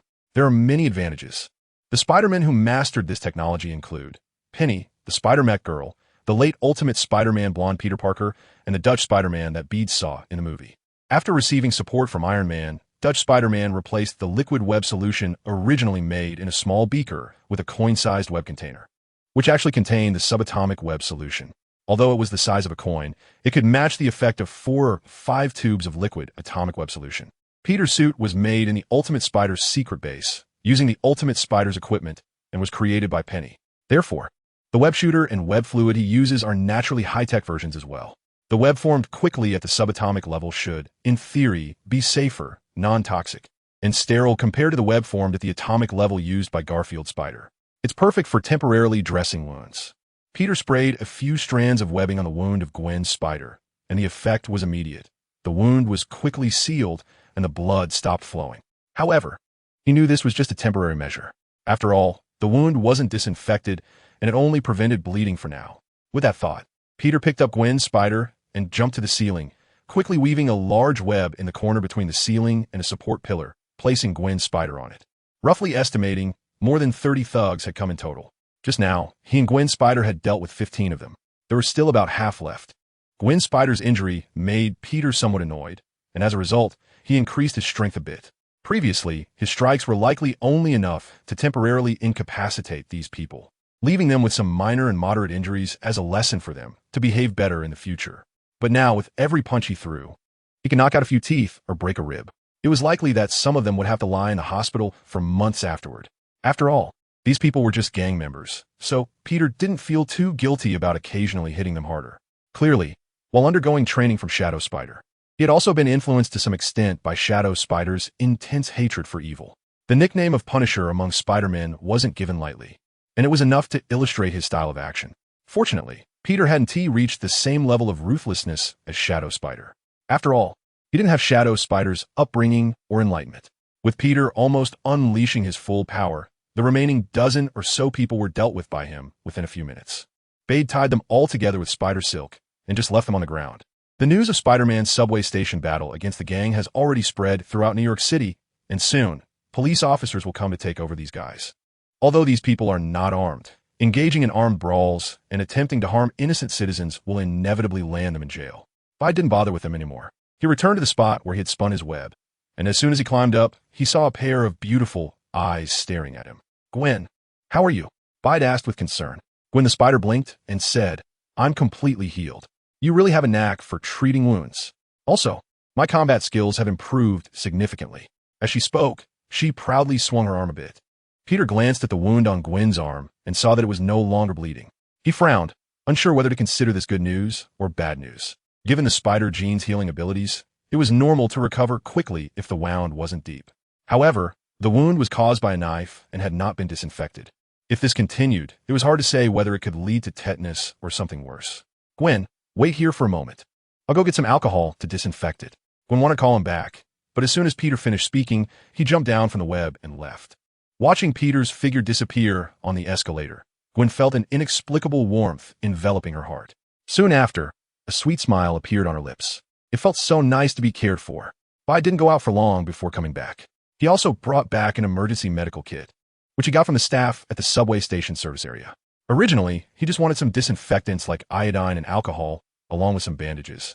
But when the staff saw that it was Spider-Man asking, they understood he needed it to save someone, so they didn't say anything and just handed him the whole kit. They even asked if he needed any help, as their staff had received some training in emergency wound treatment. After thinking for a moment, Bide politely declined. He wasn't sure if Gwen would allow others to help her. Although accepting help from others and feeling their kindness might bring some healing to Gwen's spirit, Bide also knew that some things shouldn't be rushed. For now, it was better to let Gwen gradually come out of her self-imposed isolation. Moreover, when he checked the wound earlier, he found that it wasn't as deep as he had imagined. He was just concerned about the risk of tetanus infection, which was why it needed to be disinfected. Besides, they were still at the subway station, and if she really needed help, it wouldn't be a problem to take Gwen over. Peter returned to the corner of the spider web once again, his eyes colliding with Gwen's. It seemed as if a faint pink aura permeated the air. The source appeared to come from Gwen's slightly flushed face. At this moment, if one looked closely, they would notice that her aquamarine eyes were filled with Peter's reflection. They didn't notice this. He had Gwen's spider raise her injured arm, carefully pinching the web on top. It's difficult for an ordinary person to handle this kind of web. However, Spider-Men can use bioelectricity to attract the web to their hands, and the force of bioelectricity is much greater than the stickiness of the web. Peter was a bit worried that Gwen might be in pain, so he only used one finger to gently peel the spider silk off bit by bit. "Gwen, does it hurt?" Peter suddenly asked, looking up. Gwen's eyes instinctively looked away, like a startled little deer. However, she quickly regained her composure and replied, "No, it's fine, just go ahead." Just as Gwen was speaking, Peter suddenly pulled hard and tore off the entire patch of silk. It turned out that part of the silk was stuck to her blood, and if he removed it bit by bit, it would undoubtedly prolong her pain. He had to be resolute. Sometimes short pain is better than long pain. Gwen shot him a resentful glance, but didn't blame him or say anything. She had been closed off for a long time and was not good at interacting with others, but that didn't mean she was foolish. On the contrary, she was incredibly smart and immediately guessed Peter's intentions.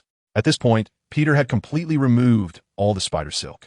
Subsequently, the wound below was fully exposed. The first thing he saw was some congealed blood.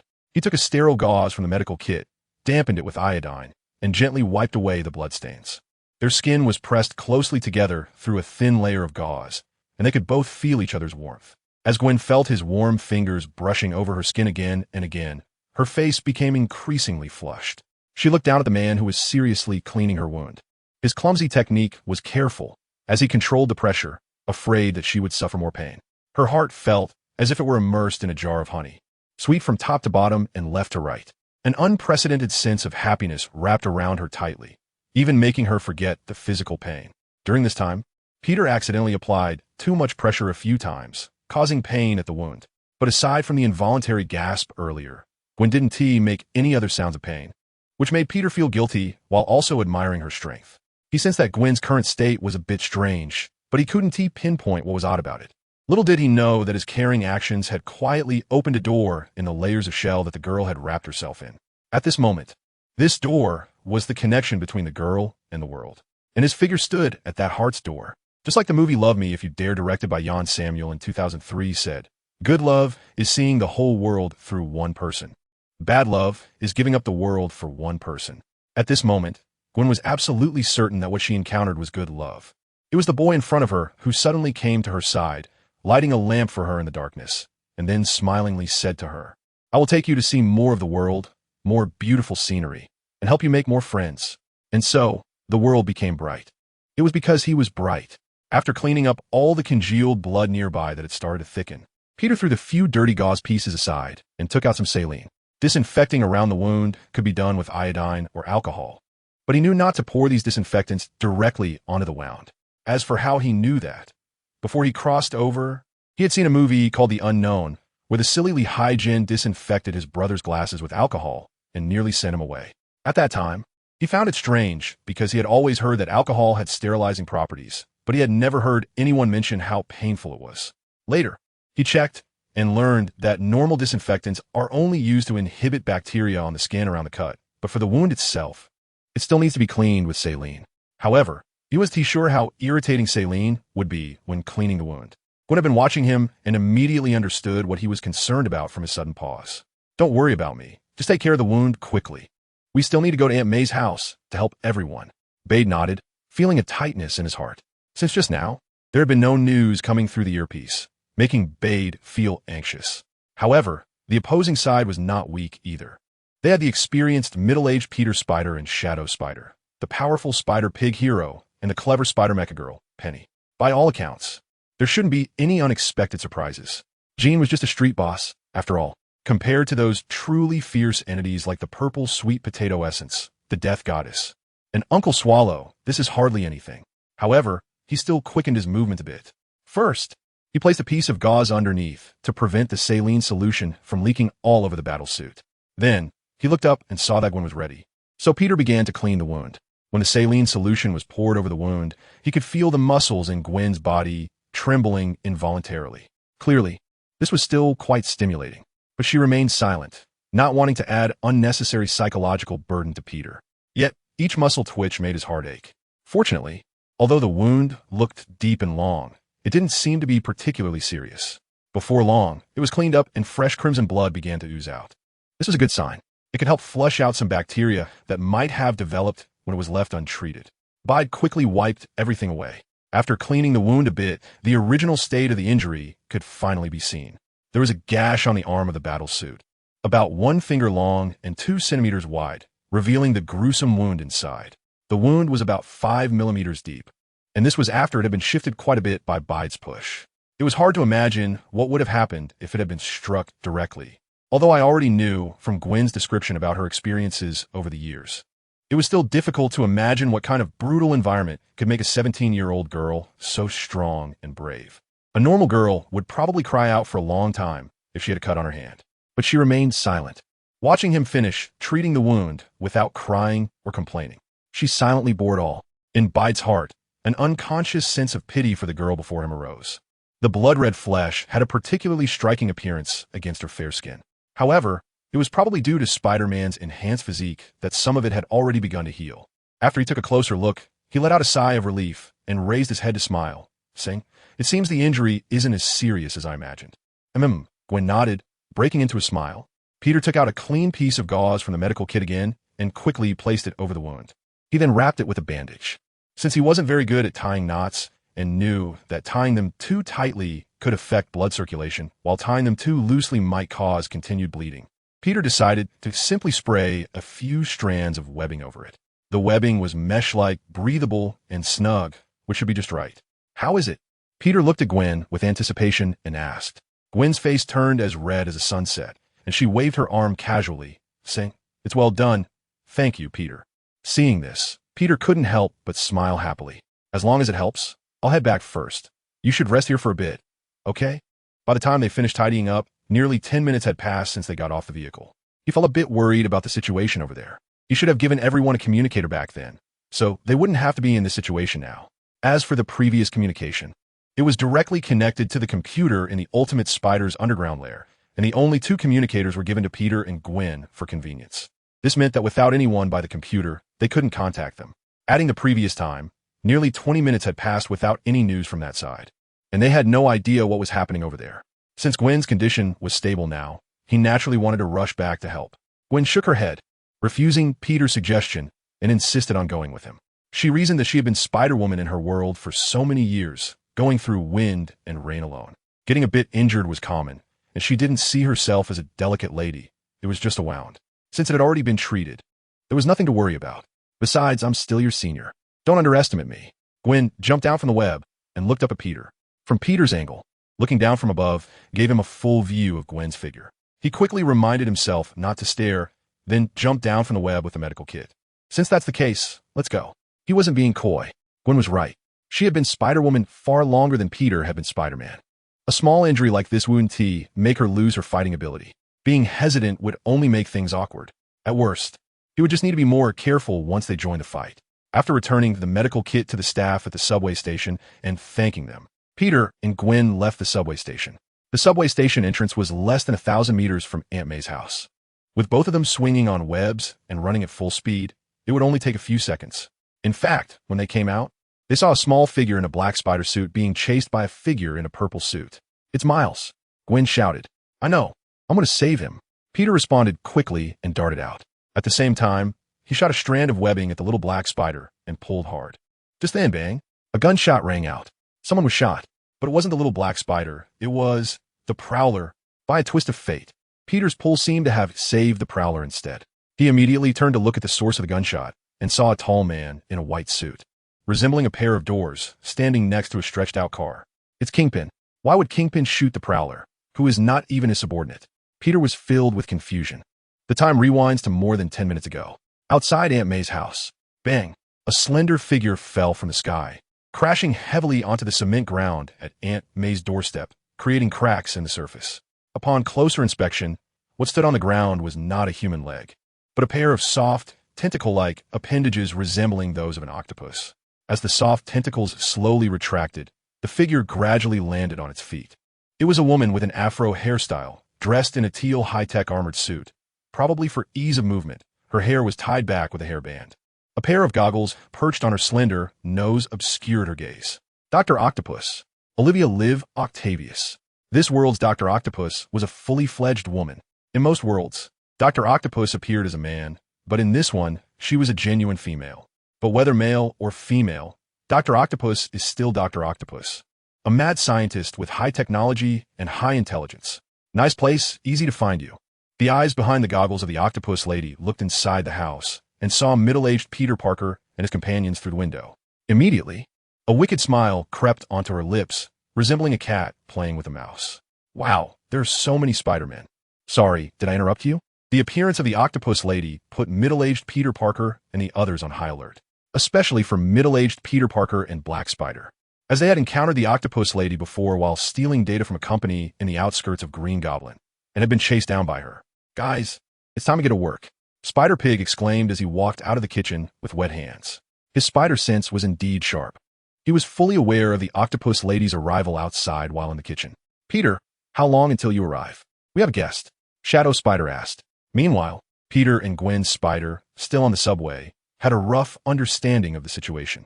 However, the subway was currently the fastest mode of transportation available to them. There was no other way. Beard looked up at the station above and silently calculated. At this moment, Gwen Spider beside him said, "There are probably still 1,013 minutes left." Peter was somewhat surprised as he looked at her. He heard Gwen say that after his friend Peter's death, she didn't put much thought into her studies and did poorly, thinking she was a bad student. He didn't expect that her so-called bad student was a modest way of saying it. Gwen didn't mind this point. Her eyes flashed, and she said, "It seems there's a third point." The scene shifted back to Aunt May's house. Middle-aged Peter heard this and said, "There is only one person on the other side, why don't we just go out?" Before he could finish his sentence, he heard the sound of a helicopter whirring overhead. The spider sense reemerged. Above Aunt May's house, a helicopter slowly descended from the sky. Obviously, Dr. Octopus had jumped out of this helicopter earlier, and inside, there should be more than just her. Sure enough, as the helicopter descended, a figure appeared from one side of the open cabin door.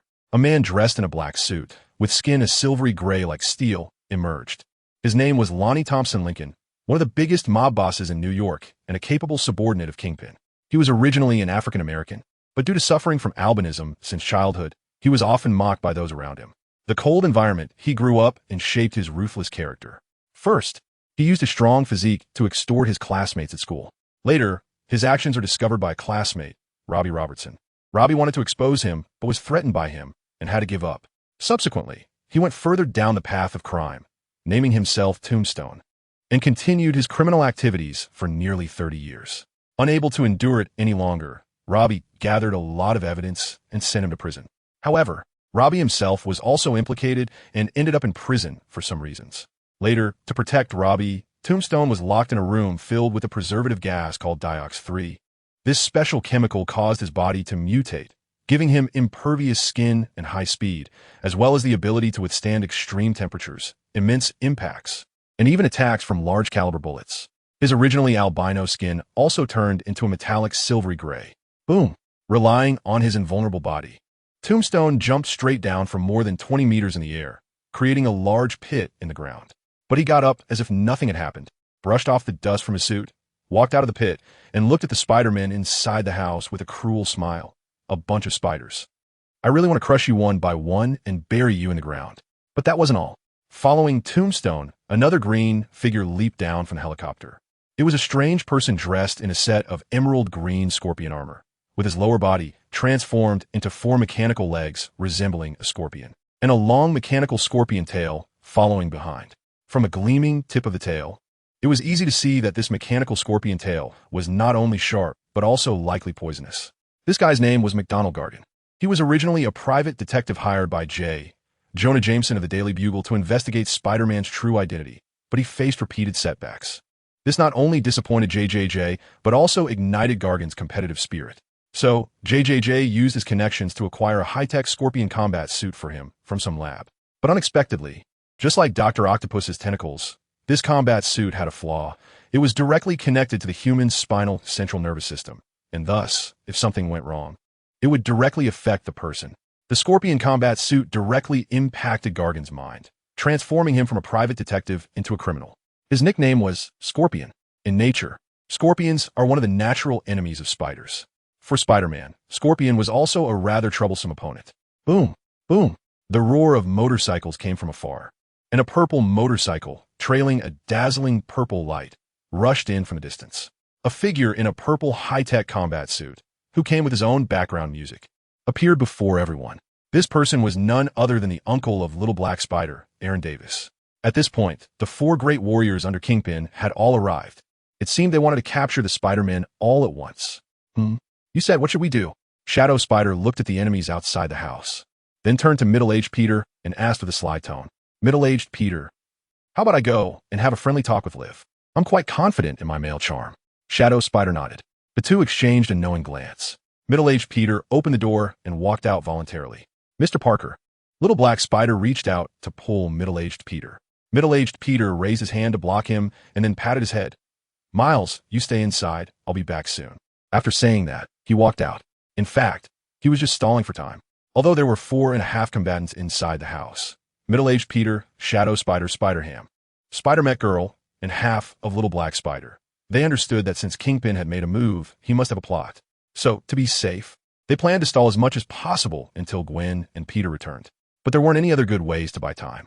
There was no choice but for middle-aged Peter to sacrifice his charm.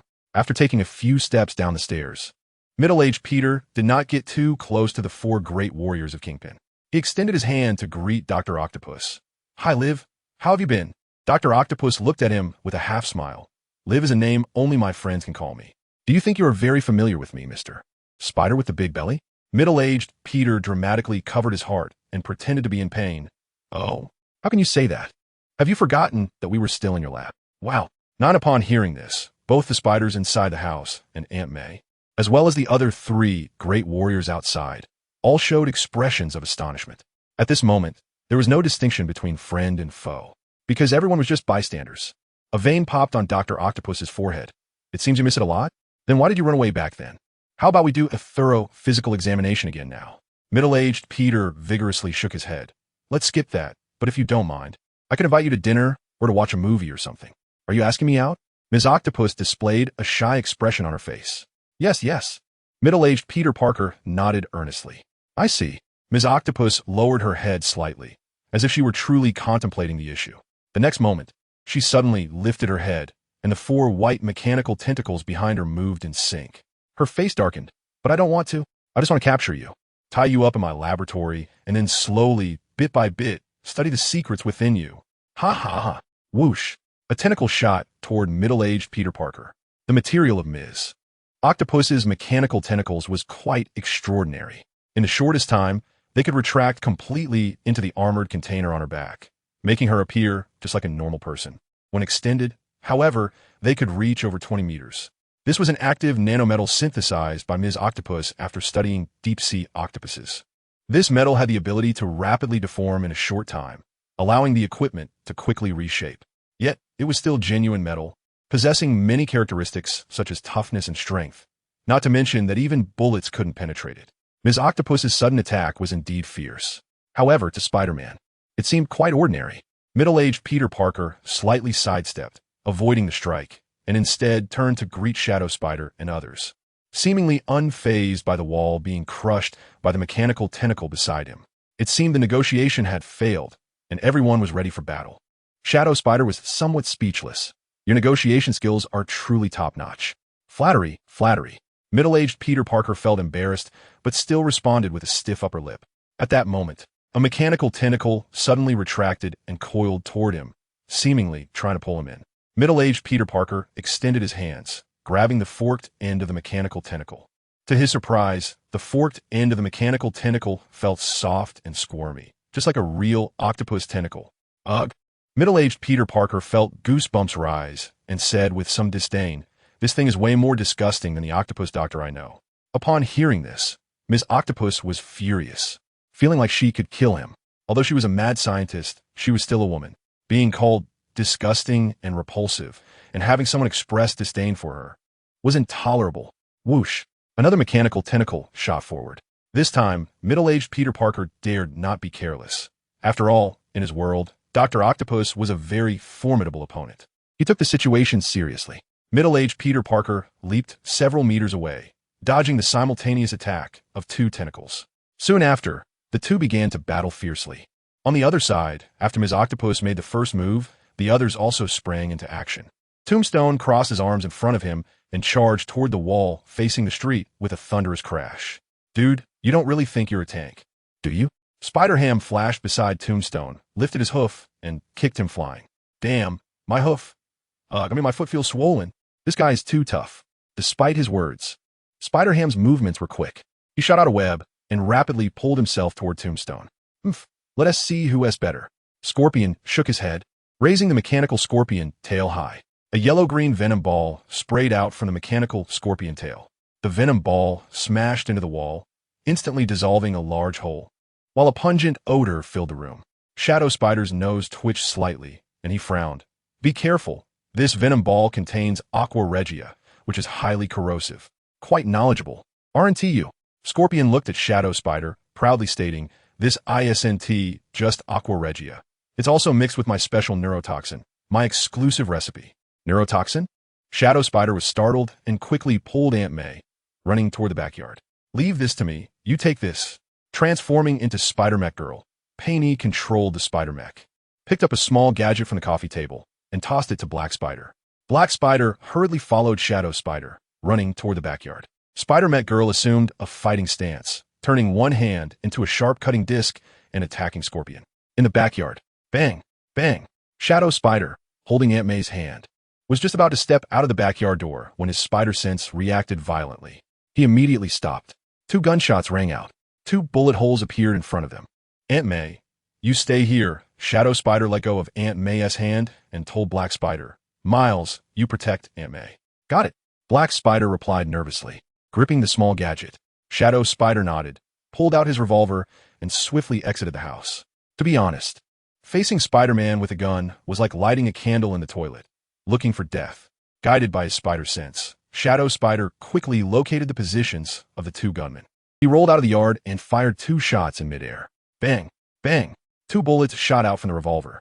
Even Kingpin, who had a range for these two gunmen, probably would have guessed that a Spider-Man would use firearms as weapons. The Spider-Man of the Ultimate Universe had been active for a long time, but had always relied on webs and fists, never using guns. After all, in modern America, there are two different approaches to armed and unarmed assailants. If the assailant is armed, the police would first consider the threat level and then decide whether to shoot or negotiate. As for how to assess threat levels, it's probably based on skin color. The darker the skin, the higher the perceived threat. This joke, while dark, is true. Of course, that's a bit off topic here. Besides that, there is also the mask. The threat level of a masked individual is not much different from the former. Therefore, to avoid conflicts with the police, Spider-Man generally does not carry dangerous weapons. Even a 20-ton punch can be dangerous. Moreover, as everyone's friendly neighbor, Spider-Man tries not to do anything that would cause panic. A masked man carrying a gun and an unarmed masked man. It's obvious which one would be perceived as more friendly. However, Shadow Spider's situation was different.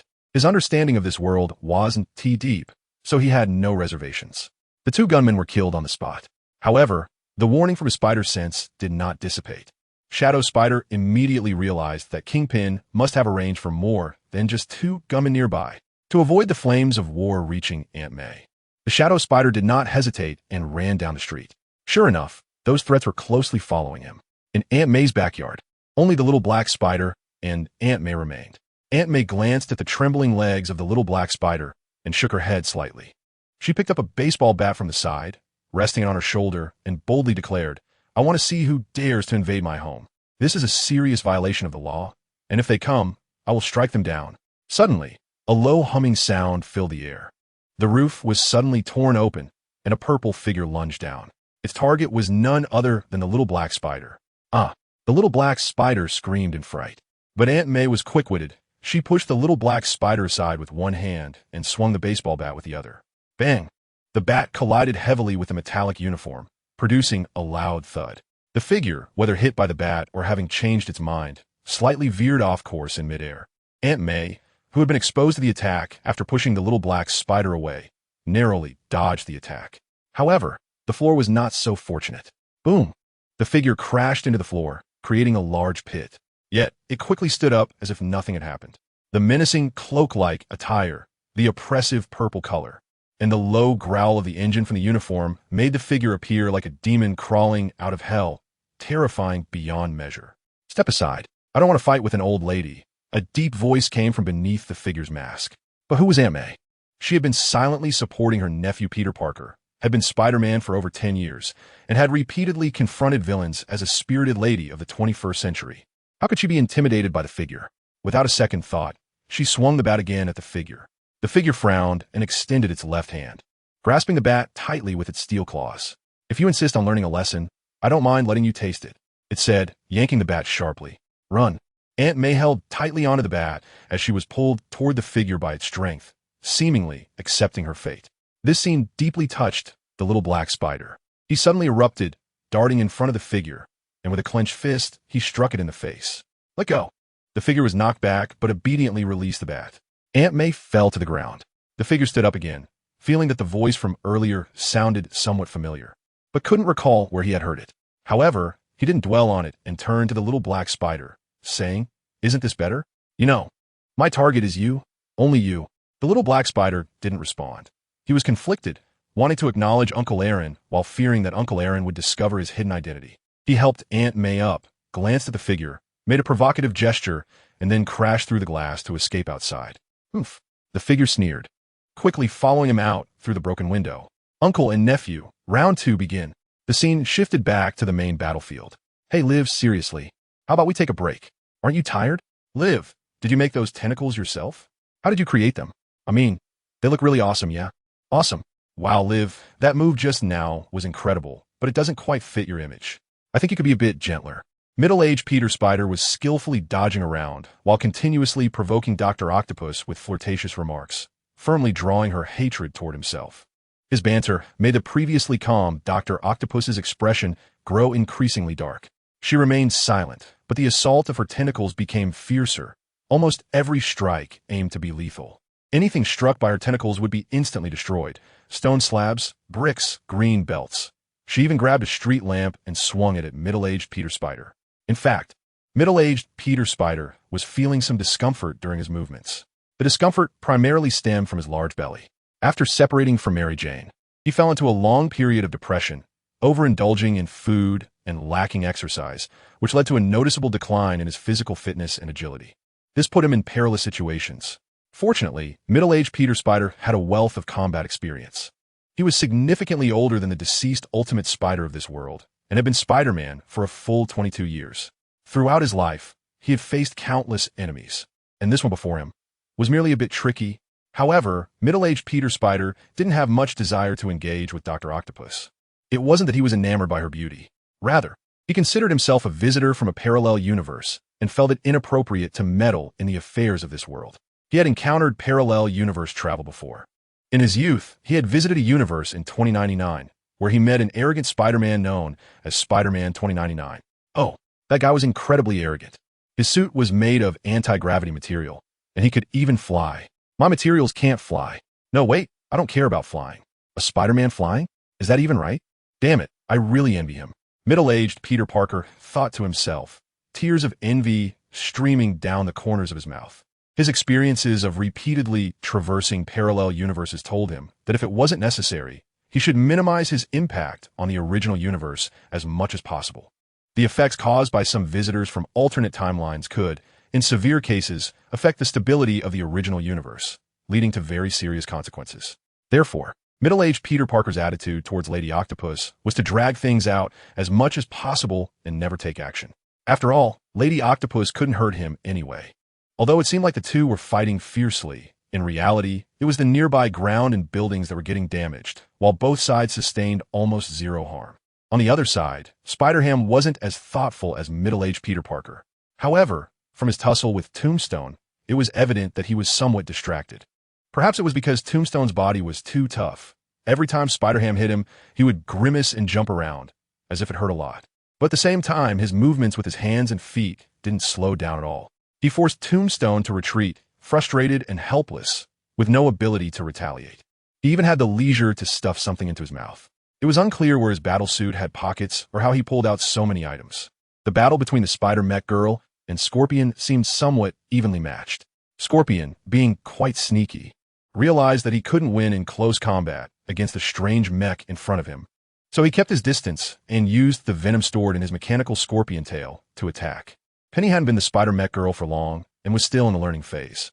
For a time, she was being hit by Scorpion and looked somewhat competent. As Scorpion attacked, his eyes darted around. He was contemplating whether to maintain the status quo or wait for the others to make fools of themselves to impress the boss. The former was more stable since he knew the boss sent them here for a reason. Dealing with these Spider-Men was not the primary objective. The main purpose was just to warn them not to cause trouble. The latter, however, carried some risks.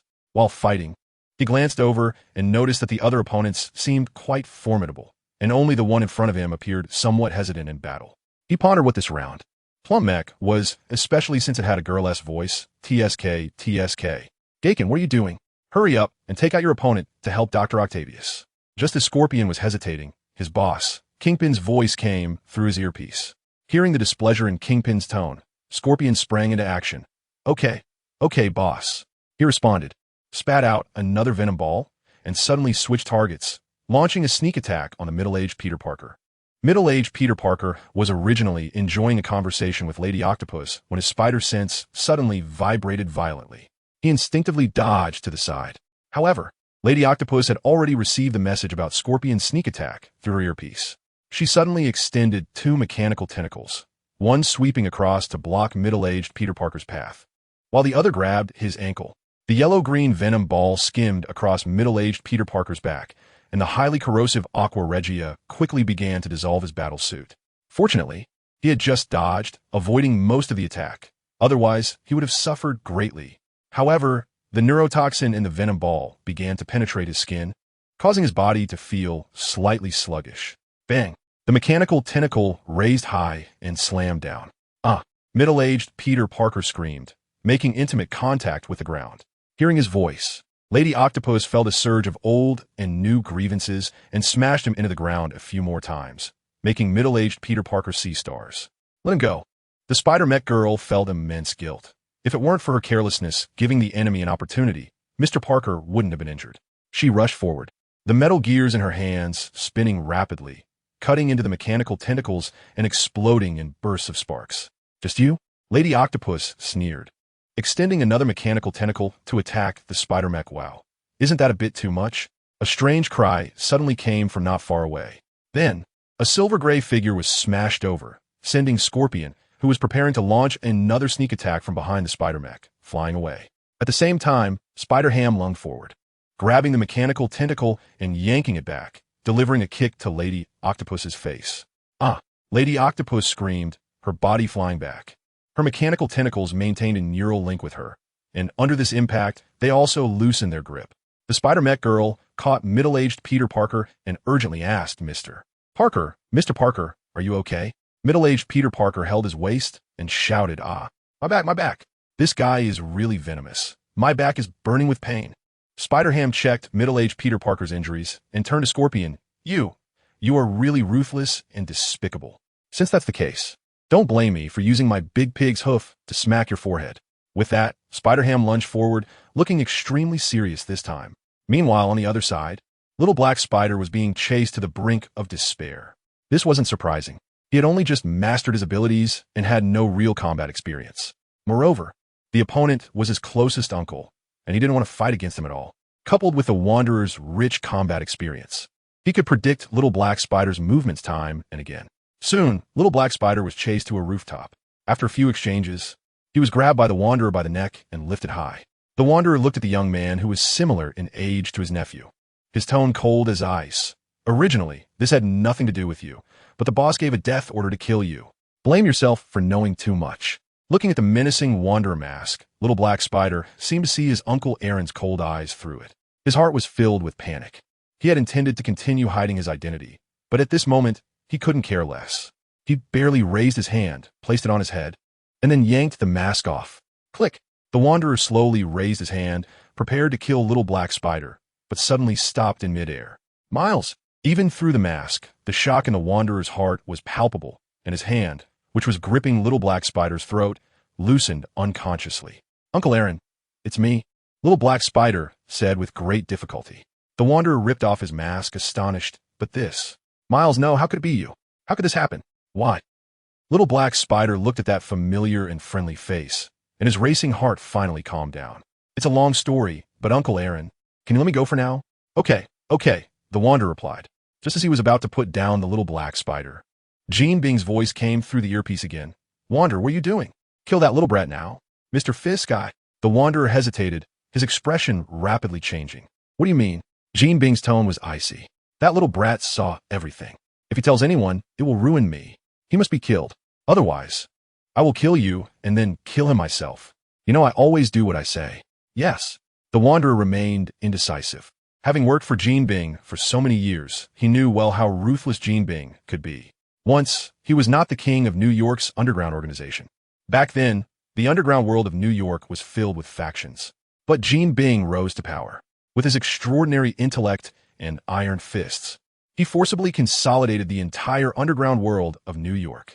There were those who opposed him. Some were beaten into a pulp on the spot, while others were simply thrown into the sea to feed the fish. From that point on, the New York underground world was left with only one person in charge, Gene Bing. He was the true king of New York's underworld. No one could refuse him, and no one could ignore his threats. The Wanderer knew that if he dared to refuse Gene Bing's current demand, tomorrow he might see the corpses of his own brother, Jefferson Davis, his sister-in-law, Riel Morales, and his nephew Miles. Do not doubt it. This is something Gene Bing is capable of. But how could he harm the person in front of him? This person was his beloved nephew Miles. The Wanderer was in deep inner turmoil, frozen in place. In the distance, a shadowy figure was parked in a car. Although it was also a stretch limousine, it was not Gene Bing's usual stretch Lincoln. This was mainly because that Lincoln was well known to the public, and today they were planning to kill someone. He didn't want his public identity linked to a murder case. As for why it was a stretch limousine, Gene Bing had fought all his life. Shouldn't he enjoy some comfort? Cough. Mainly because he had built his body to be so muscular that he couldn't fit into an ordinary car. Only a stretch limousine could accommodate him. At this moment, Gene Bing looked through the car window, watching the figures of the Wanderer and the Little Black Spider on the distant rooftop, his expression dark as water. He never expected that the Wanderer, who had always obeyed him, would actually defy his orders at this moment. Could it be that the little brat had a relationship with him? Gene Bing thought to himself, his hands moving without hesitation. He casually picked up a handgun from a nearby cabinet, opened the car window, and aimed at the rooftop in the distance. Since that guy doesn't dare to make a move, let me do it. He thought decisively. First, I'll deal with you, then I'll kill him. Gene Bing held a contemptuous attitude toward the Little Black Spider. This was not surprising. He had watched the fight between the Little Black Spider and the Wanderer the whole time, and the opponent's combat responses and tactics were no different from those of novice. Such an existence was not worth much of Gene Bing's attention. A few hired guns could easily take care of him. In fact, judging from the opponent's size, he was probably just a 16 or 17-year-old kid. If it weren't for the fact that the kid had seen him execute Spider-Man, fearing he might expose his true identity, Gene Bing would even be too lazy to kill him. Gene Bing's specially modified handgun was aimed at the Wanderer. This handgun was a high-tech pistol modified from a Desert Eagle, enhancing its power and accuracy to a certain extent. However, correspondingly, its recoil was also increased. If it were an ordinary person, firing a shot would likely shatter their wrist. But Jean Bing was different. As a superhuman with 90 muscle mass, he could easily hold this hand cannon-like super handgun with one hand and even fire it one-handed. Moreover, its bullets were specially made armor-piercing rounds, created specifically to deal with that masked bug that had been causing him trouble. The design took into account the materials left behind from the opponent's combat suit and the protective level revealed in some surveillance footage. It could be said that the specially made armor-piercing rounds fired from this gun could penetrate even high-quality bulletproof vests. Even Spider-Man would definitely not fare well after being hit by one. On the rooftop, after a brief hesitation, the Wanderer had made his decision. He decided to take it all on himself. Perhaps after this operation, he could choose to fully align with Jean Bing in order to gain his forgiveness. With that thought, the Wanderer pulled down the headgear covering the little black spider's head, completely covering his face. His expression remained complex, unsure of what to say to his nephew. In the past, they had been very close, but now they belonged to opposing camps of light and darkness. Boom! At this moment, a loud bang erupted, and a burst of firelight lit up the distance. Following that, a specially made armor-piercing round shot out of the gun, speeding towards them. The target was one of the two people on the rooftop. The little black spider heard the sound and turned to look. At that moment, he felt as if the world had slowed down countless times. He could clearly see a long bullet flying toward Uncle Aaron, but he was powerless to stop it. Move! The little black spider shouted in his heart, desperately trying to control his body. But this shot was not aimed at him. His spider sense did not trigger at an instinctual level, causing his body's reaction speed to lag behind his senses. He could only watch helplessly as the bullet drew closer to his Uncle Aaron. Just then, whoosh! A strand of web suddenly shot from somewhere and struck the little black spider. A great force came through the web, pulling the little black spider off to the side. The little black spider was grabbed by the Wanderer, and under the influence of this force, he also shifted a few inches to the side. Crack! The Wanderer's chest armor shattered, and the specially made armor-piercing bullet spun and pierced into his body. At the same time, a spray of blood erupted, instantly staining his chest, adding a layer of crimson to the purple. The Wanderer's mind went blank. In fact, the first reaction when a person is shot is no reaction, because the bullet speed is too fast. Before the body's pain nerves can transmit the corresponding pain to the brain, it has already entered another place. Therefore, being shot feels much like being bitten by a mosquito. I don't know how true this is. I specifically checked a science video, and it seems to be like this. It's just that this bite triggers the body's muscles to react, causing stiffening effects unconsciously. A few seconds after being shot, that pain will rush into the brain all at once. For those with weaker willpower, they might even faint from the pain on the spot. The Wanderer was in such a state. His will was already strong, but the specially modified armor-piercing round fired from the custom Desert Eagle not only shattered his armor protection in an instant, but also tore through his bodily defenses, breaking his ribs and possibly penetrating his left lung.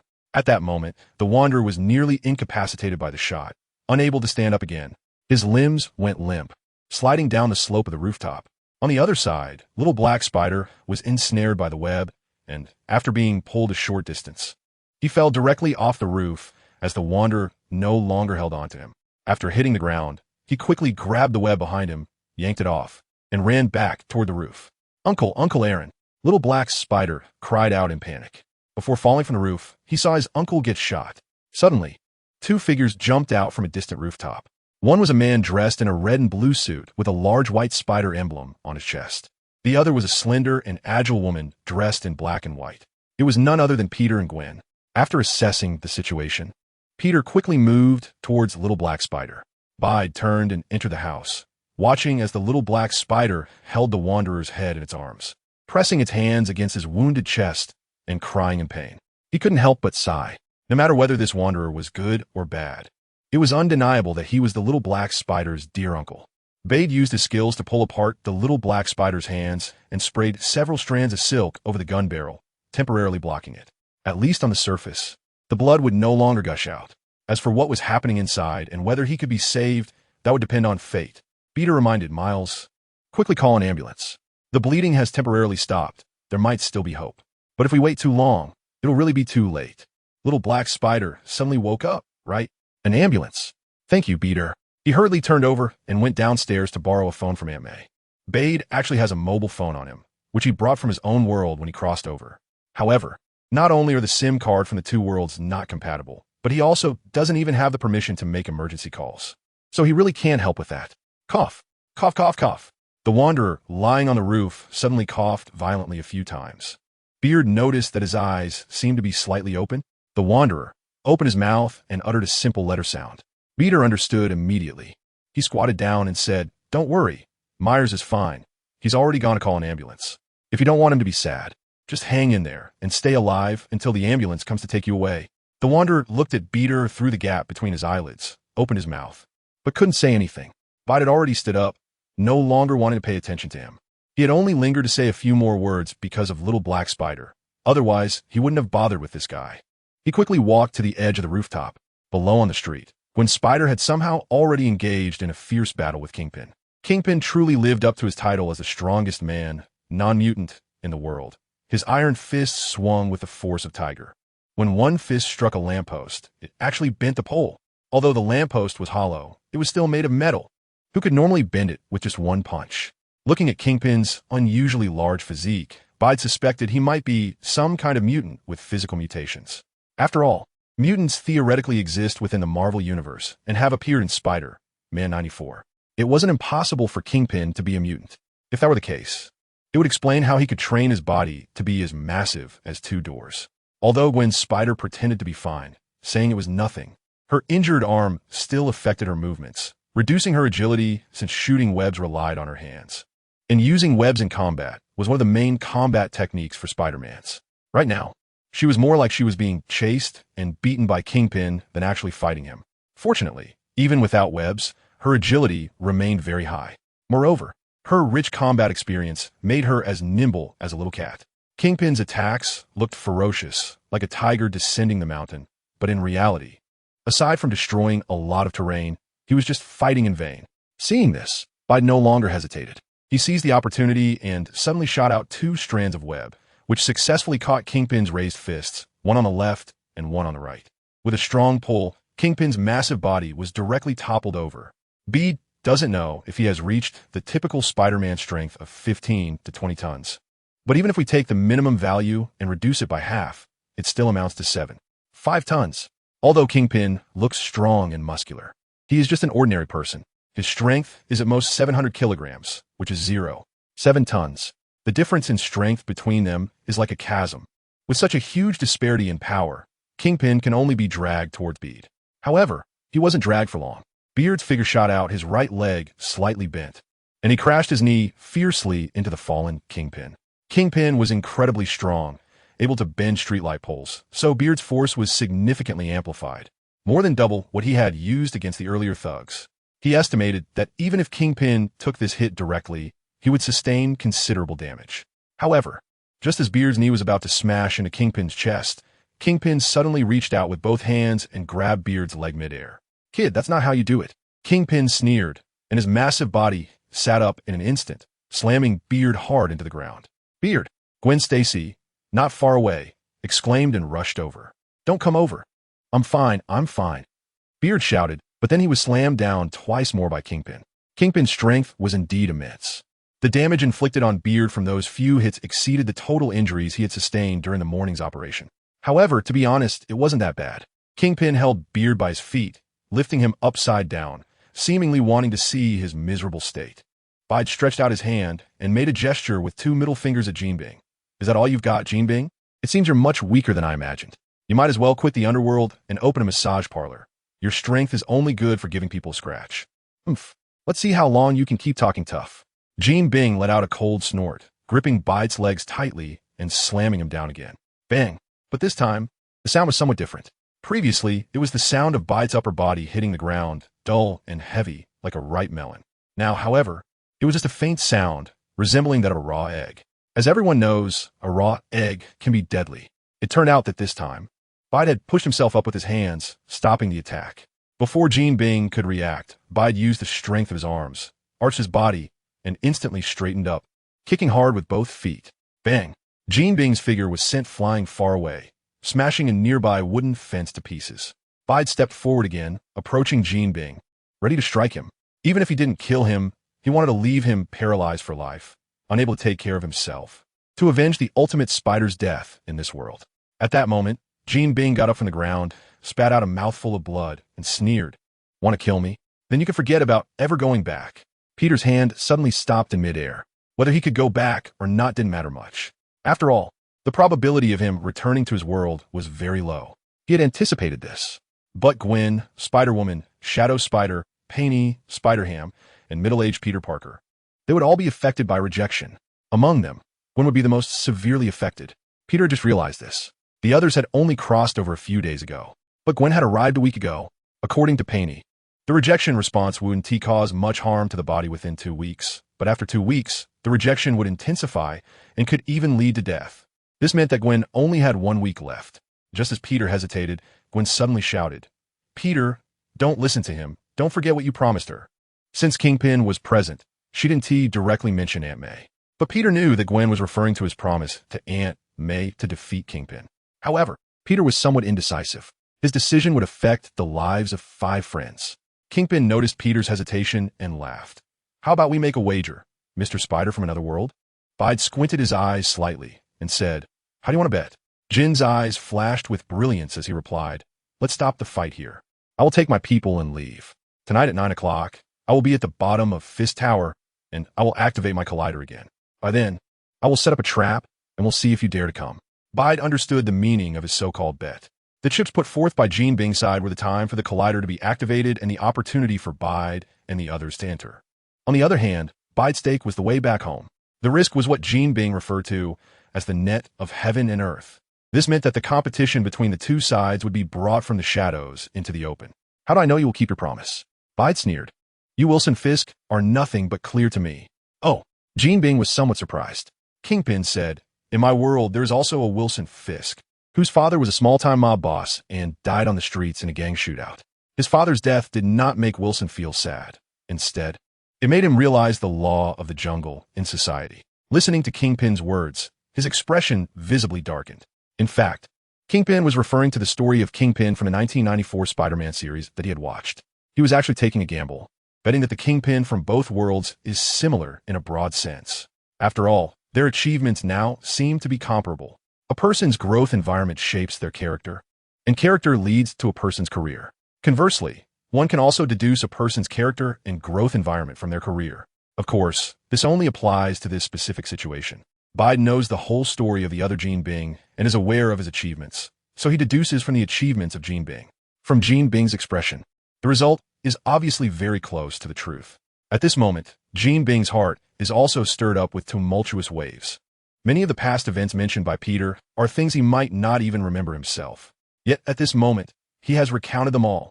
Jean Bing is astonished by the wonders of the parallel universe and is also convinced that this Spider-Man in front of him has indeed defeated him. Considering others, how could an ordinary person know so much about a rival they take seriously? This realization causes Jean Bing to suppress some of his inner thoughts. He initially intended to appear to agree to this bet with Peter while secretly making other moves elsewhere. For example, using some connections to make trouble for the spiders with the New York City police.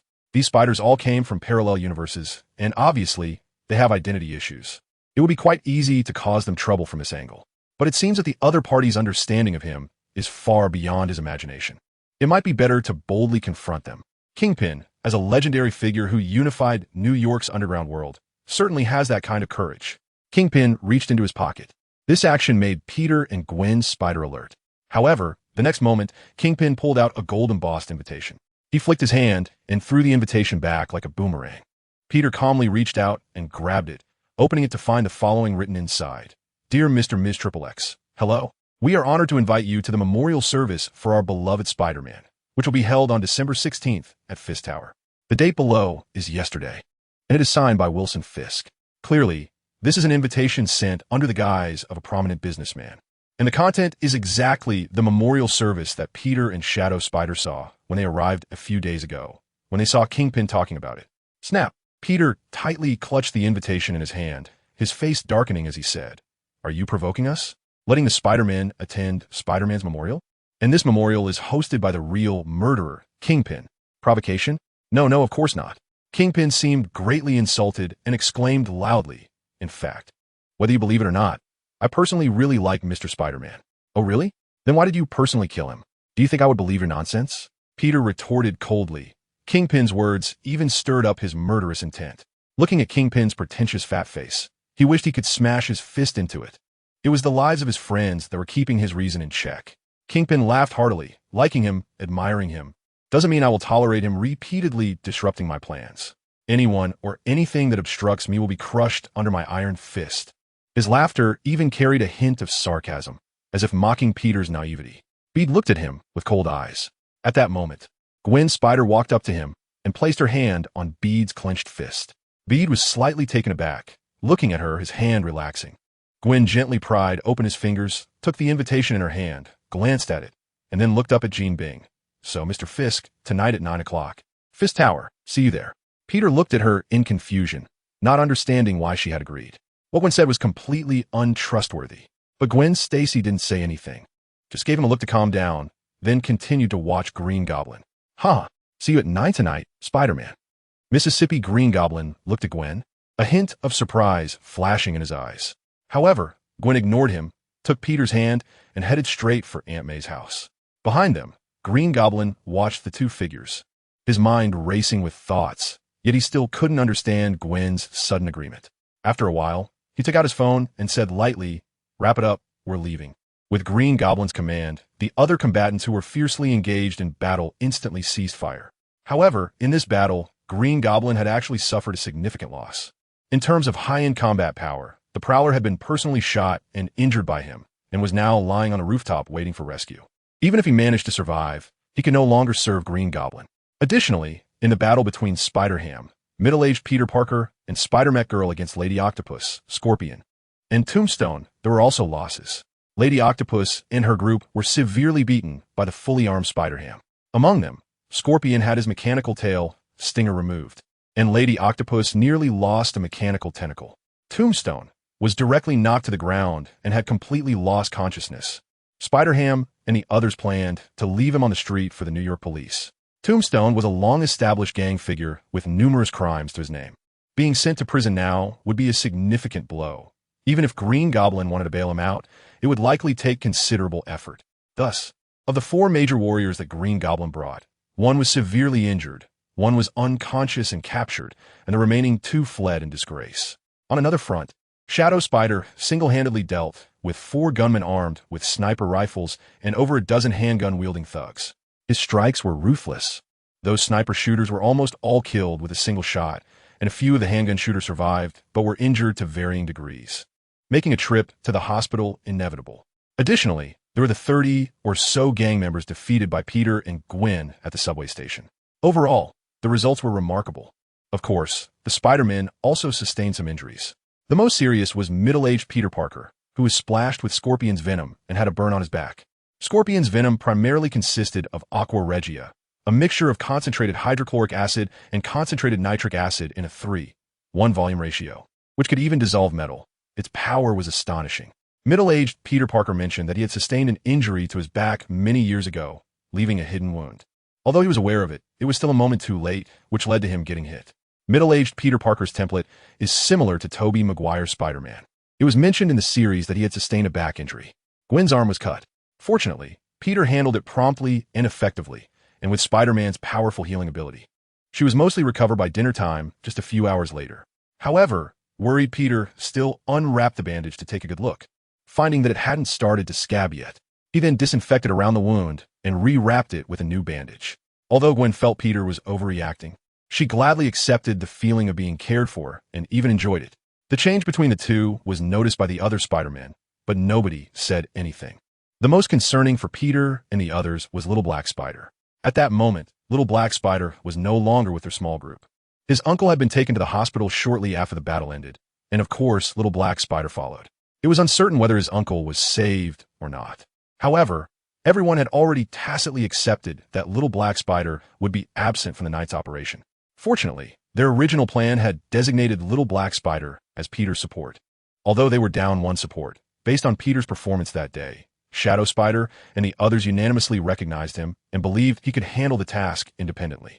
After some discussion, they formulated the final plan for tonight's operation. The plan was divided into 4 steps. The first step was for Peter, Gwen, Penny, and middle-aged Peter Parker to go together, taking the invitation from Green Goblin to Fist Tower to attend the memorial for Ultimate Spider-Man. According to their, mainly Penny's, investigation over the past few days, the control room for Green Goblin's particle collider was directly beneath Fist Tower. The invitation Green Goblin gave Peter undoubtedly added some credibility to this investigation result. The second step was to find Green Goblin and follow him closely. Green Goblin's particle collider experiment was aimed at finding his wife and son from the parallel universe to fill his empty heart. Therefore, he would definitely be present at the particle collider's activation. As long as they kept close to him, they could effortlessly find the true location of the particle collider without having to worry about finding an exit. This was also the reason why Gwen accepted Green Goblin's bet. The third step involved Shadow Spider and Spider-Ham. One was good at stealth, and the other was quick to act. They would enter the vicinity of the particle collider's main body from the subway tracks provided by Little Black Spider. This was actually a place brought by Little Black Spider's uncle, the Prowler. Before all this happened, Little Black Spider was just an ordinary boy. The Prowler worked for Green Goblin, so there was a resting place in the abandoned underground warehouse near the particle collider. It served as a temporary resting place during work and also as a guard against outsiders, preventing them from discovering Green Goblin's secret.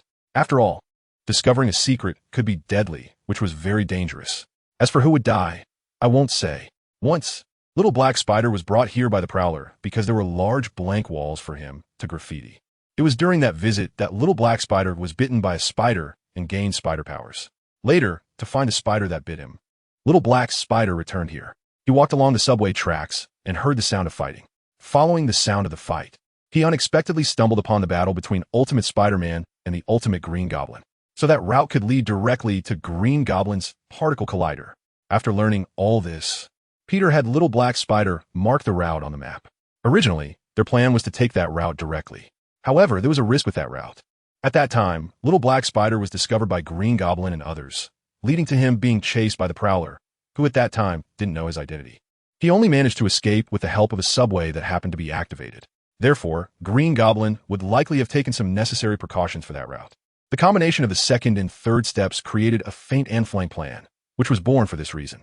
Bede and his team entered openly, creating as much chaos as possible to attract more attention. Meanwhile, the Shadow Spider and Spider Pig took another route to sneak in, further weakening Gene Bin's power. In this way, they could gain control of the particle collider as much as possible. The final step, of course, would be to go home and then shut down the particle collider. This last step would be completed by Bede alone. Peter is also ready to stay in the Ultimate Spider world forever. Perhaps inheriting the mantle of the Ultimate Spider and becoming the second Ultimate Spider-Man wouldn't be so bad. In Bede's mind, he thought of the serious yet funny Officer Orlando and the old lady who offered him a special meat pie, and this idea surfaced in his heart. The previous world felt insignificant to him. If he went back, the book might get censored. It might be better to stay here. Of course, it was just a fleeting thought. If the Little Black Spider could bear the weight and become the candidate to shut down the collider, Bede wouldn't mind trying to see if he could return to his original world.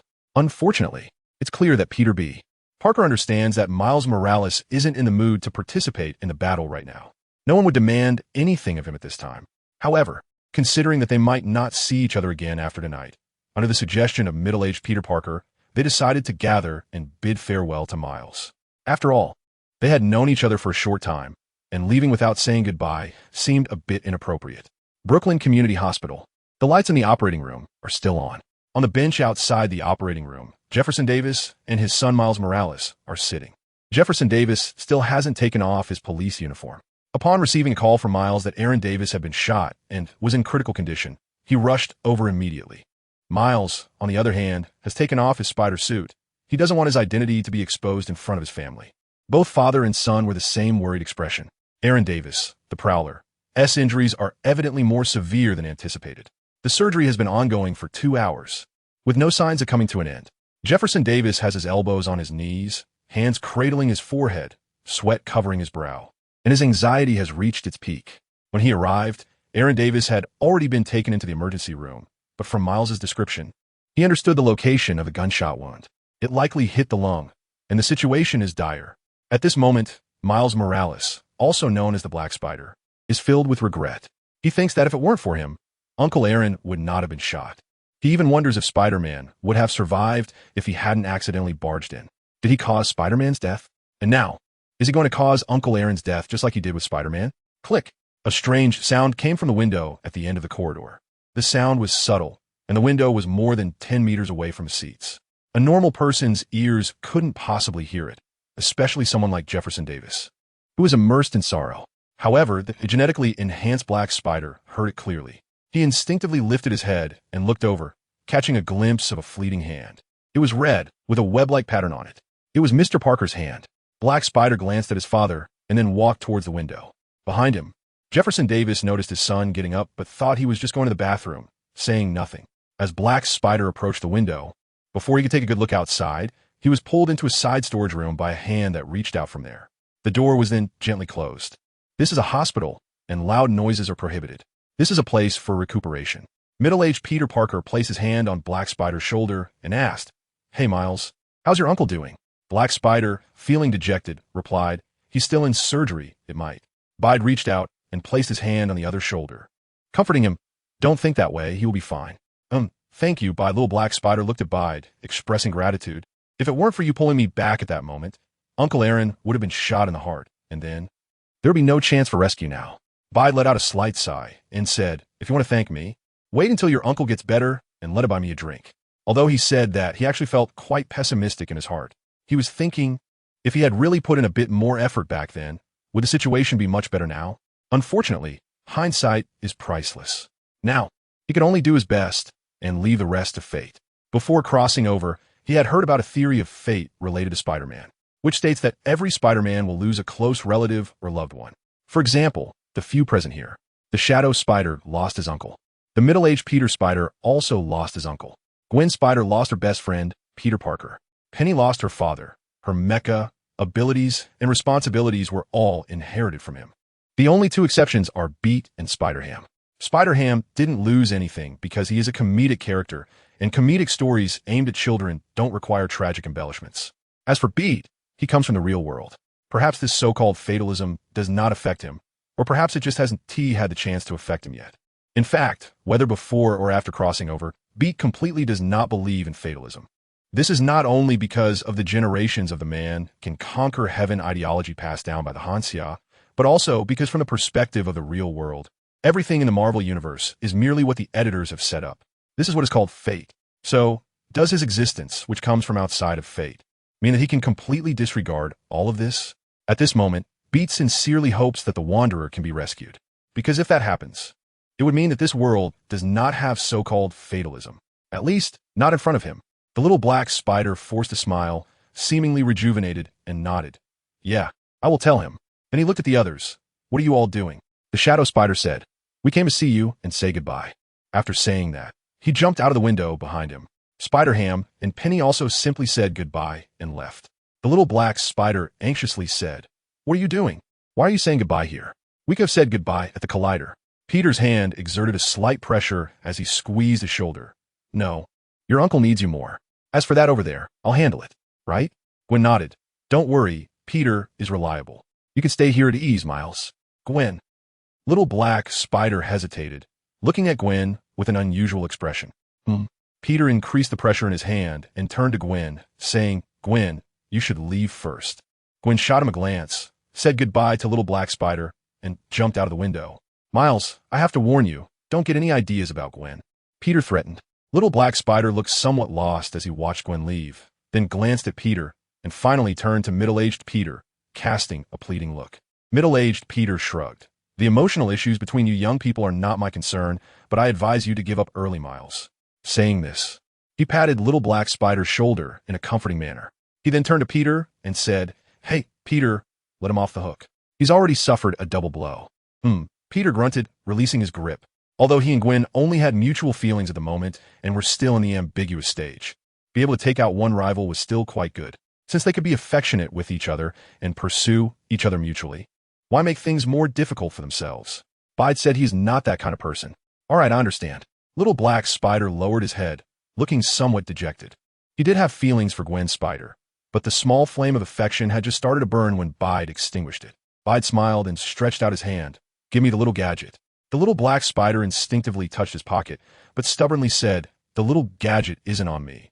I left it in the pocket of my combat suit. I'll go get it now." As he spoke, he pretended to prepare to leave. Whoosh! A thread of spider silk shot out from Bide's hand, directly sticking to the little black spider. "What are you doing?" The little black spider yelled in surprise, realizing he needed to pull at the spider's silk. However, the unprincipled bite had already closed in on him, and with a sweeping kick, he knocked him to the ground. At the same time, the spider silk that was stuck to him wrapped around in a big circle, binding his hands together. Peter bent down and pulled a small gadget from the pocket of the little black spider's pants, saying, "See, I told you you're not ready, are you?" After saying that, he jumped out the window.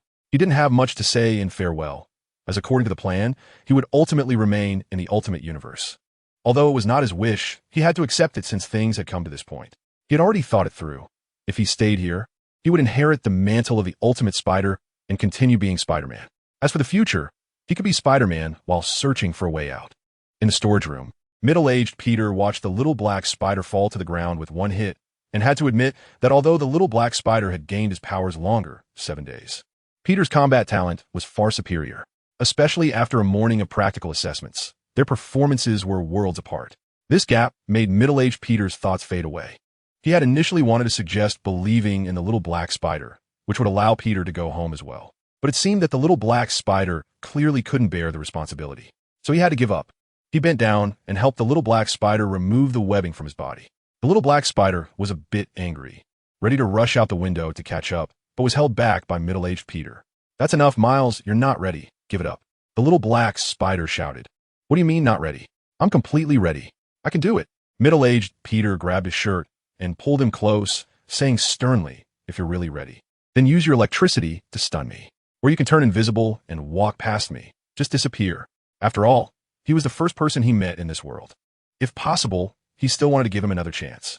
The little black spider hesitated, clenched his fists, and began to try. But clearly, just a morning of training, combined with the psychological blow from his uncle's injury, made him doubt himself. All of this led him to lose the freedom to control his abilities.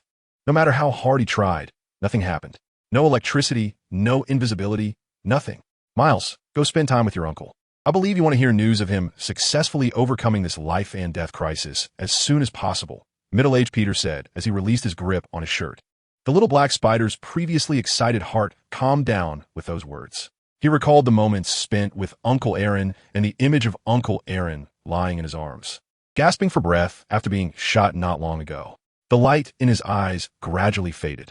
Middle-aged Peter felt increasingly disappointed, and the last bit of hope was completely extinguished. He gently patted the little black spider's shoulder. "Goodbye, Miles." "See you." The little black spider raised his hand, only to find that middle-aged Peter had already disappeared through the window. He rushed to the window and shouted, "How will I know if I'm ready or not?" The figure in the red and blue spider suit paused on the wall and replied, "You will never know. It's a matter of faith." Then he moved again. The little black spider stood frozen, watching the street in the distance, where he could vaguely see a figure in a red and blue spider suit swinging away on a web, finally disappearing around the corner. Finally, he murmured, "Goodbye, everyone." The night in New York is multifaceted. For the civilian areas, it is a paradise of revelry and crime. For the wealthy areas, it is a summary and conclusion of a beautiful day. Tonight, in the towering Fist Tower, a well-known hero was receiving the last summary and conclusion of his life. Our beloved Spider-Man Memorial Service. The organizer is the city's philanthropist and entrepreneur, Mr. Wilson Fisk. Fist Tower is a skyscraper with more than 30 floors and nearly 200 meters high, which is relatively rare even in the high-rise filled New York City. But no one knows how much dirty money was used to build this tower. Of course, few people care about this. Those who know won't speak, and those who don't may never know. This is evident from the celebrities and socialites stepping out of their vehicles. They are adorned in gold and silver, dressed extravagantly, with friendly smiles on their faces. Clearly, for them, this so-called memorial service, this charity dinner, is just an event to satisfy their social needs under the guise of Spider-Man's name. It is no different from previous events. A few figures suddenly appeared among the crowd. A man with a big belly, a muscular man, a graceful woman, and a little girl sitting on a chubby mech. The four of them were either wearing spider suits or had similar insignias. These four stood out starkly from the crowd entering the building. "Are those guys waiters too?" "I heard tonight's waiters are dressed as Spider-Man," said a well-dressed man. "Apparently, yes, but those outfits are so ugly. Please don't let them come to me," replied the man's companion, a woman in an evening gown, looking disdainfully at Peter and the others. Another man, also dressed in a sharp suit, seemed to have overheard their conversation and curiously asked, "Isn't tonight a memorial service for Mr. Parker, Spider-Man? Why would the waiters be dressed as Spider-Man?" The woman laughed and replied, "Isn't Spider-Man our friendly neighborhood hero? Isn't it normal for him to serve us?" These bastards. Peter clenched his fists. Although he had never seen the Ultimate Spider, he had learned about the battles he fought for this city and against villains over the past decade. He had saved this city, and even the world, from peril multiple times. He was a true hero, yet treated like this after his death. At that moment, a soft hand grabbed Peter's arm. Gwen whispered, "Don't pay attention to them. We have our things to do." Middle-aged Peter also said, "We can't make everyone like us." "It's no big deal, Peter. Aren't you guys angry at all?" Peter asked. Gwen shook her head. "In my world, it's much worse than this. If I got mad every day over such things, how could I manage?" "Exactly. If you're really upset, you can think of the people and things that make you happy." Middle-aged Peter patiently guided him. To him, Peter and the little black spider were both juniors. They would each have their own paths to walk in the future. As a senior, he naturally wanted to help them navigate their paths as smoothly as possible, so they wouldn't have to endure the things he had gone through. I understand." Bide nodded. "Here, Bide Oni-san, have a candy. It's sweet and will chase away all the unhappiness." Penny tossed a candy over from his side. After Beta opened his mouth and swallowed, he indeed felt much better inside. "Thank you all, let's go all out. Let Jean Bing know the consequences of disrespecting the deceased. Please show the invitation." Bede and others were stopped at the entrance of the Fisk building on the first floor, where they were confronted by two large security guards dressed in black suits and wearing black sunglasses. From the fierce demeanor of the two, it was evident that they were hiding some identity, likely being thugs from Jean Bing's underground dark organization. Peter pulled out the invitation and slapped it against his hand. "Can we go in now?" The big security guard pointed at the spider mech and said, "People can go in, but this can't." "Oh, why not? We are special guests of Mr. Fisk. Are you sure you won't stop us?" Peter deliberately emphasized the word special guests and looked at the big security guard with a playful expression. The big security guard expression didn't change at all, and he replied stiffly, "No means no. Vehicles are not allowed inside." Bide smiled and said, "Then I will personally talk to Mr. Fisk. I'll send my regards here for now, and when the time comes, let them in." Before Bide could finish his words, a somewhat familiar voice came through the earpiece of the large security guard. Gwen Spider snickered and leaned closer to Bide's ear, saying, "This Golden's temper is really quite small." Bide nodded in agreement. Since they had invited them, they should let them in openly. After all, it would just end with a fight, so there was no need for petty tricks in a place like this. This only made them look down on Jean Bing a little. However, it couldn't be ruled out that this was a deliberate arrangement by Jean Bing, aimed at lowering their psychological defenses. Unfortunately, this was destined to be futile. Pushing open the door and stepping into the hall, a cacophony of sounds immediately flooded their ears. The enhanced senses from the spider genes even made Bide's head buzz for a moment. Taking a deep breath and clearing his mind, he could no longer hear so many things. The voice of Gwen Spider echoed in his ears. Peter took a deep breath, and the noisy sounds gradually quieted down. The other three didn't seem to experience the same thing as Peter. Clearly, they were already accustomed to similar situations. While surveying his surroundings, he thought to himself, "I never imagined that one day I would be scared and have my heart racing because of the crowd. This is something I only experienced when watching horror movies as a child." "Haha, you haven't experienced enough. You'll get used to it, trust me, buddy," joked middle-aged Peter Parker. Penny quietly said, "The spider has scanned a 3D map of this building. According to the estimates, there is an elevator at the end of the corridor to the left rear of the hall that leads underground. That should be the passage to the particle collider." Her voice came through the earpiece. Given what had happened in the afternoon, at Peter's suggestion, Penny and middle-aged Peter Parker quickly worked together to add a communicator to each person's suit for easier communication. Although it may only be used once, it not only enhances their coordination, but also serves as a keepsake, which is quite meaningful. "Shall we go directly?" Gwen suggested. "Let's go directly. Delay could mean danger." Peter nodded in agreement. "But Penny, can you scan if there are any high-energy materials in this passage?" Penny replied, "Are you suspecting that Green Goblin might have planted explosives in the passage?" "That's right. There are two types of people in the world that you absolutely cannot trust. One is the Green Goblin. And the other?" Penny asked curiously. Half talking, Peter replied, "Huh, Mr. Parker, what's wrong?" Middle-aged Peter Parker suddenly moved while they were talking, walking toward a corner of the hall. However, he didn't respond, just continued walking forward blankly. Gwen glanced over and pointed at a table. "Look, that's Mary Jane, right?" "Mary Jane?" Peter followed Gwen's and saw a familiar figure. Tonight, she was wearing a black off-shoulder gown with wine-red shoulder-length hair, a pained expression, and slightly swollen eyes, making her look endearing. It was indeed this world's Mary Jane, the love of Ultimate Spider-Man. Bede took a few quick steps and grabbed middle-aged Peter's hand, saying, "Mr. Parker, she is not your Mary Jane. We have more important things to do right now." Middle-aged Peter continued to walk forward, his strength gradually increasing, forcing Bede to also increase his own strength. The two of them began to struggle against each other. "Oh no, I don't think we need a rush this time. Let me go and take a look. Just a glance will do." Seeing that he couldn't overpower Bede, middle-aged Peter tried to persuade him with words.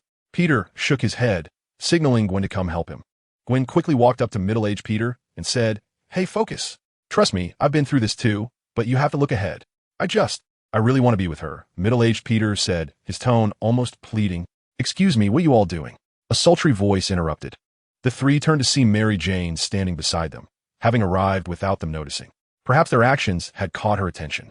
"Why you, hello," middle-aged Peter stammered, looking at Mary Jane, fully aware that she was not the person he longed for, yet still unable to find the words.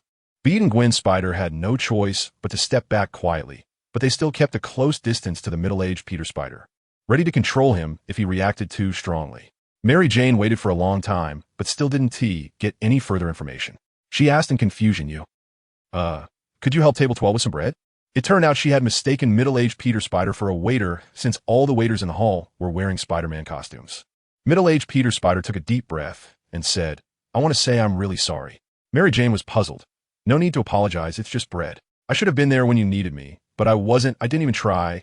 Middle-aged Peter Spider was lost in his own tragic world. Mary Jane could only awkwardly say, "It's okay, but I think I should go. I know I could do better, and if I get another chance, I will definitely give you." Middle-aged Peter Spider continued. At that moment, a heavy cough came through his earpiece, startling him awake, and he changed his words. "The bread you deserve. Are you okay?" Mary Jane felt a bit dazed, not knowing what this strange waiter was talking about. At that moment, Bede stepped forward and grabbed middle-aged Peter Spider, saying, all right, you go get the bread." Saying this, he pulled middle-aged Peter Spider away without giving him a chance to argue. This time, middle-aged Peter Spider didn't resist. Behind them, Mary Jane looked at Bede, and in her eyes, which were originally filled with sorrow, a flicker of obscure light suddenly appeared, as if she was deep in thought. She felt like she had seen this set of spider armor in her husband's basement before. He just didn't wear it often, so most people didn't have a deep impression of it. At this time, Gwen Spider came over and said, "Sorry, ma'am, the bread will be brought out shortly." In the distance, middle-aged Peter Spider, almost being dragged away by Bede, was still murmuring, "For you, they should cover this place with fresh bread." Bede was speechless and quickened his pace. At this moment, Penny spoke up, "Mina-san, I have finished the inspection, and there are no abnormalities in the elevator." As she spoke, she projected an image into Bede's battle suit. This was a video module loaded in his suit, combined with the communication module, which could be used not only for real-time video calls, but also to transmit images from the mini Spider Scout. However, with Penny present, there was no need for him to operate these functions. "Then let's get going," Bede said, releasing his grip on the middle-aged Peter Spider. "Mr. Parker, have you calmed down?" "I'm completely fine now," the middle-aged Peter Spider replied, hunched over and dejected.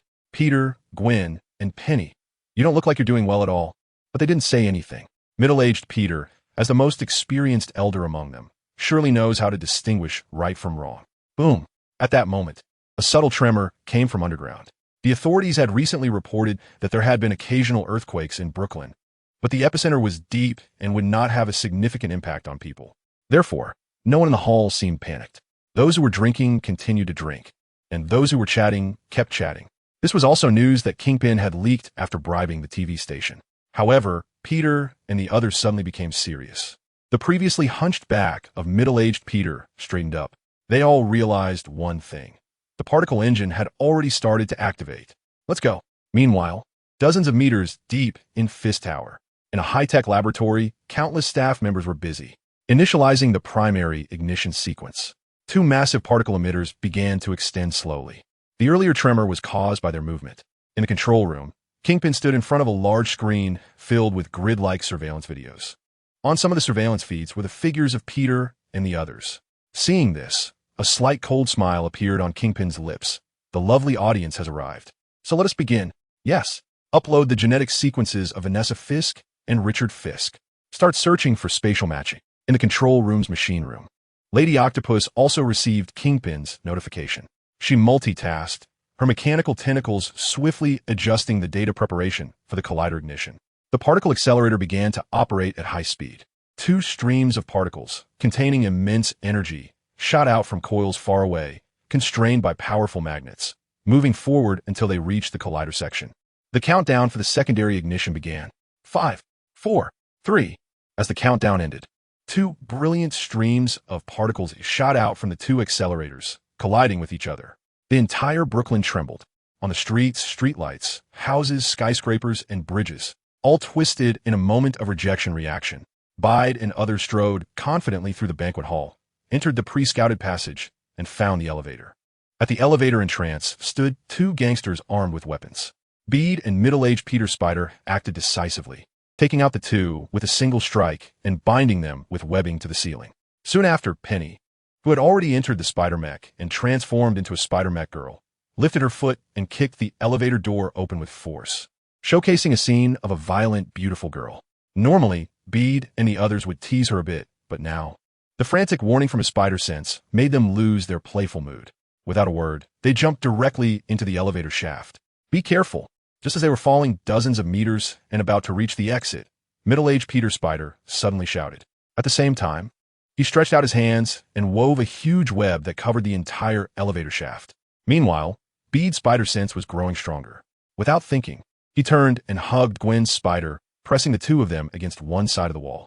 On the other side, middle-aged Peter Spider, having shot his web, also pressed his body against the wall.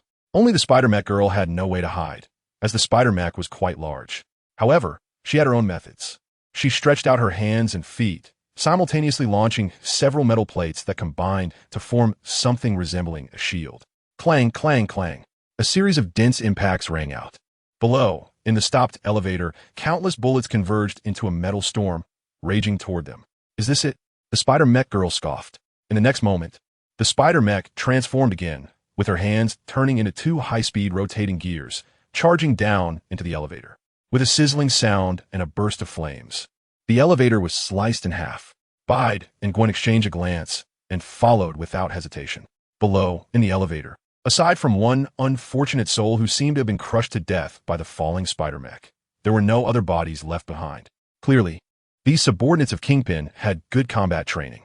By the time Bide and the others landed in the elevator, the Spider-Mech girl had already charged out. Many gang gunmen were also lying in ambush at the entrance, and everyone was armed with automatic rifles. For the Underground Emperor of New York, and even the entire Eagle Nation, it was easy for Kingpin to acquire such weapons. However, even though these gunmen were using automatic rifles and armor-piercing rounds, they still fell short in front of a mech. The bullets struck the Spider-Mech, producing a series of clanging sounds, and then those gunmen were sent flying by the Spider-Mech in just a few strikes. In fact, everyone had underestimated Penny. This girl, who emerged from a world reminiscent of EVA, not only possessed a genius mind, but also had sufficient strength and had witnessed much cruelty. The only thing she lacked, determination, was filled in the afternoon due to an incident where her mistake led to the injury of middle-aged Peter Parker. Now, she was completing her transformation, becoming the true pilot of the Spider-Mech. The three of them were also not idle. Taking advantage of the cover provided by the Spider-Mech girl, they quickly left the cramped elevator and then dispersed. Middle-aged Peter and Gwen's injuries had mostly healed after a few hours of rest and would not affect their movements. Therefore, Peter felt at ease letting Gwen act alone. In fact, this was a reflection of Peter's unclear self-positioning. Facing such a grand scene for the first time, Peter was actually quite nervous. Family, who understands? 2 days ago, he was just a failed author, and now he had to face a barrage of automatic rifles, carving a bloody path through a hail of bullets. Anyone else would be dead nervous. Even he himself didn't notice that his anxiety was already apparent on the surface. This tension had its pros and cons. The benefit was that his spider sense and physical reactions seemed to have been somewhat enhanced. For example, just now in the elevator shaft, the gunman fired from the elevator below, and the bullet had just left the barrel, not even piercing through the elevator's metal top yet. But Peter had already reacted and started to dodge. The downside is also very obvious. He tends to overreact, even becoming a bit neurotic. So among everyone in this operation, he is actually the one who needs to be worried about the most. On the other side, Gwen and middle-aged Peter were fighting while occasionally keeping an eye on Peter. Bide had no idea that he had inexplicably become the object of his teammates' protection. He suddenly pushed off hard with his feet, and his body shot out, running straight up the wall to the ceiling. Behind him were a series of bullet holes. The guns aiming at him tried to predict his position, but his speed was incredibly fast, making it impossible to anticipate his movements. Moreover, while running, Bide was not idle. His hands were continuously and blindly shooting out web bullets. The so-called web bullets are a small technique that shoots out web at high speed. Since there was no Spider-Man behind him to absorb the force, it retained almost all of its kinetic energy.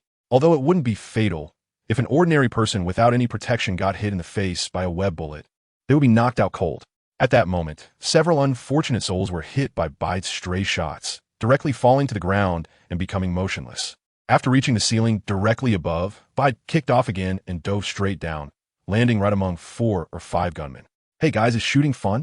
Can I join in?" Bide started to talk trash to relieve his tension. Oh shit. One of the gunmen cursed angrily, but he didn't dare to shoot, so he could only swing the butt of his gun at Bide. Bide did not dodge or evade. He directly reached out to catch the gunstock and pushed it forward. Bang! The rifle slammed back into the face of the gunman, who was unable to control the force perfectly due to his nervousness, sending him flying several meters out of the small stronghold. At that moment, the other gunmen also reacted.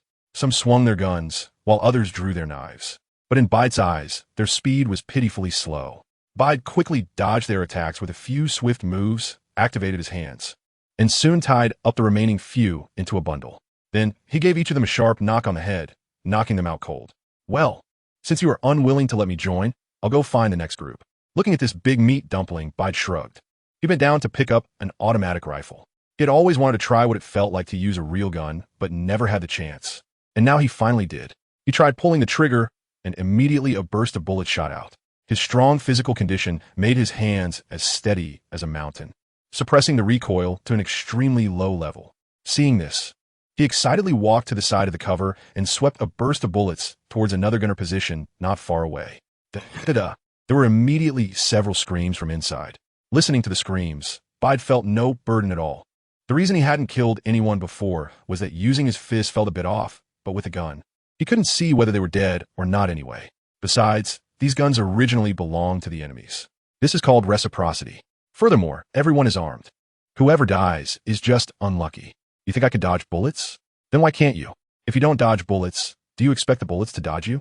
Bide seemed like a child who had found a new toy, his finger never leaving the trigger. The automatic rifle fired at an extremely fast rate, emptying dozens of rounds in just a few seconds. Bide picked up the gun and looked at it. Since he hadn't learned how to use it before, he was puzzled about how to change the bullets. He didn't have the time to study it properly now, but it didn't matter to him. After all, there were several other guns around. He then picked them up 2 at a time, transforming into Rambo, and began to fire wildly at the nearby gunner positions. The bullets from the few guns were quickly exhausted. After feeling the warm gun body, Bide reluctantly threw them on the ground. It would be nice to have some storage space to take these away. He could probably sell them for $1,000 or $800, right? Well, he was going crazy for being poor. Plus, due to the tension, his thoughts began to scatter randomly. He then scoured this position and charged towards another one. Thanks to his fierce fire suppression earlier, the nearby gunners were momentarily hesitant to show themselves. So, he easily sneaked into the next position. After another simple operation, he took down those people, tying some up and knocking others out, then replicated the classic move again. After Bide took down the 3rd position in a similar manner, the voice of middle-aged Peter Spider came through his earpiece, waking him up. "Don't get attached to the fight. Our goal, ISNT them. Just charge straight ahead."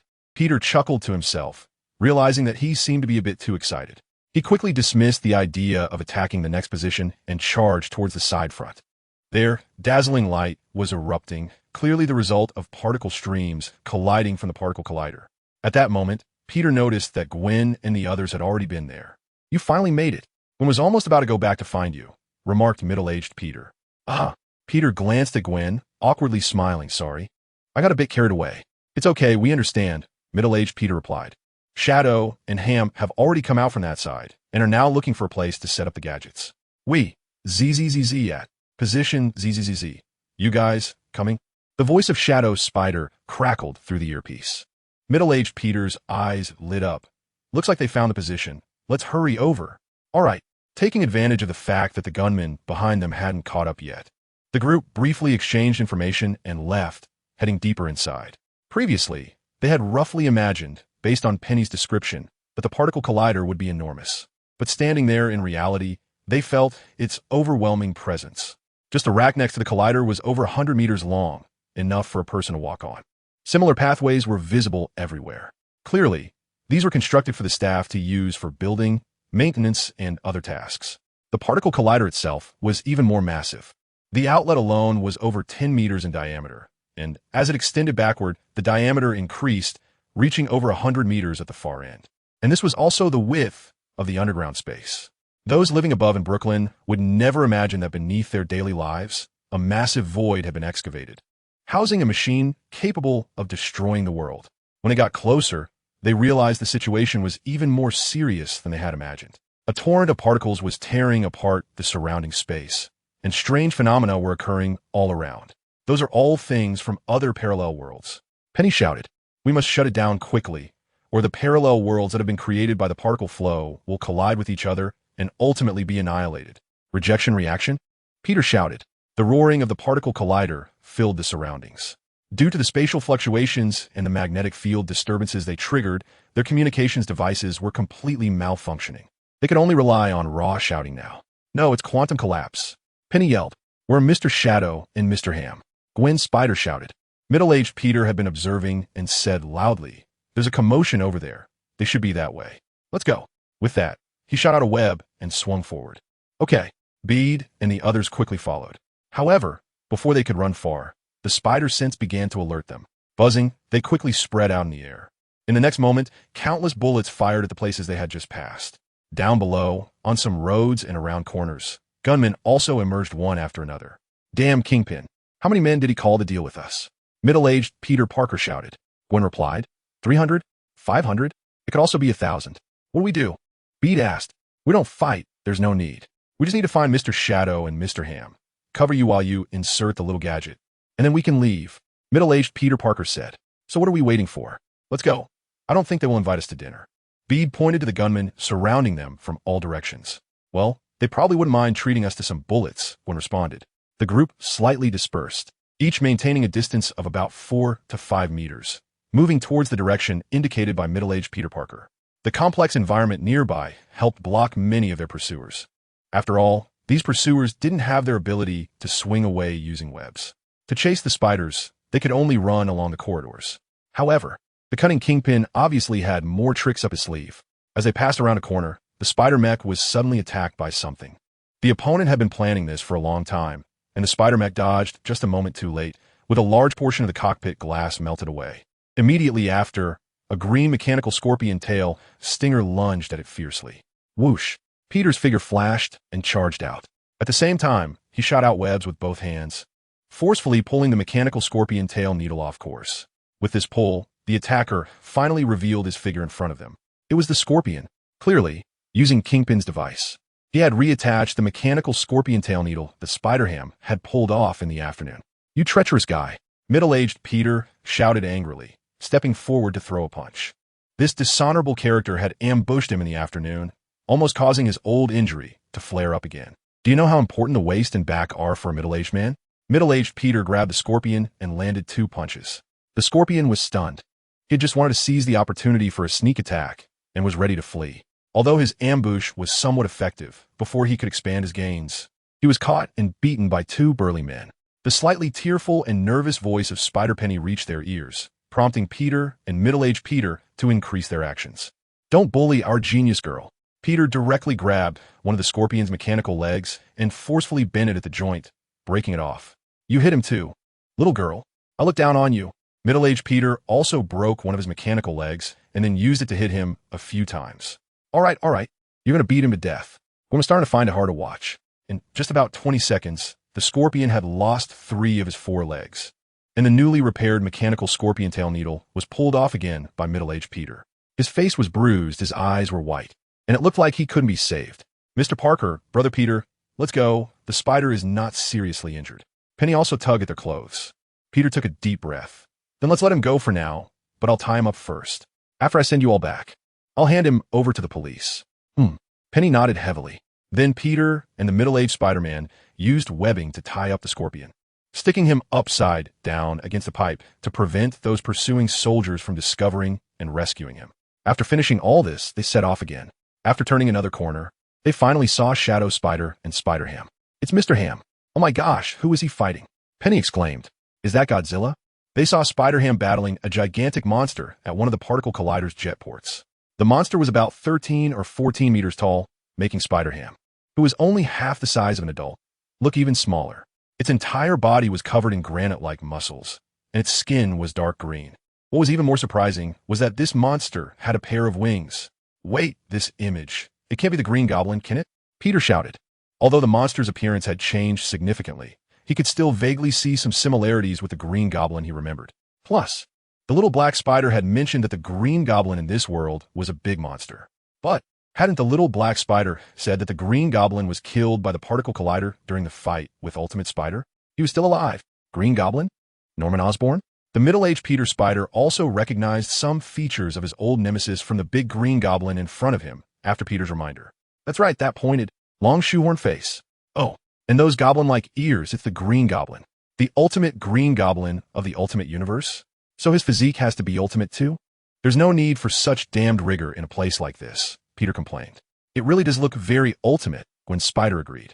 "I think we should help Mr. Ham," Penny suggested. "No, I think Mr. Ham can handle him just fine. We should look for where the little gadgets should be plugged in." The middle-aged Peter Spider shook his head and suggested, "Given the current situation, the problems with the collider will only get worse. Turning it off is the top priority." Spider-Ham was indeed more than capable of dealing with the ultimate Green Goblin. He looked tiny, possibly not even 1/20th the size of the ultimate Green Goblin.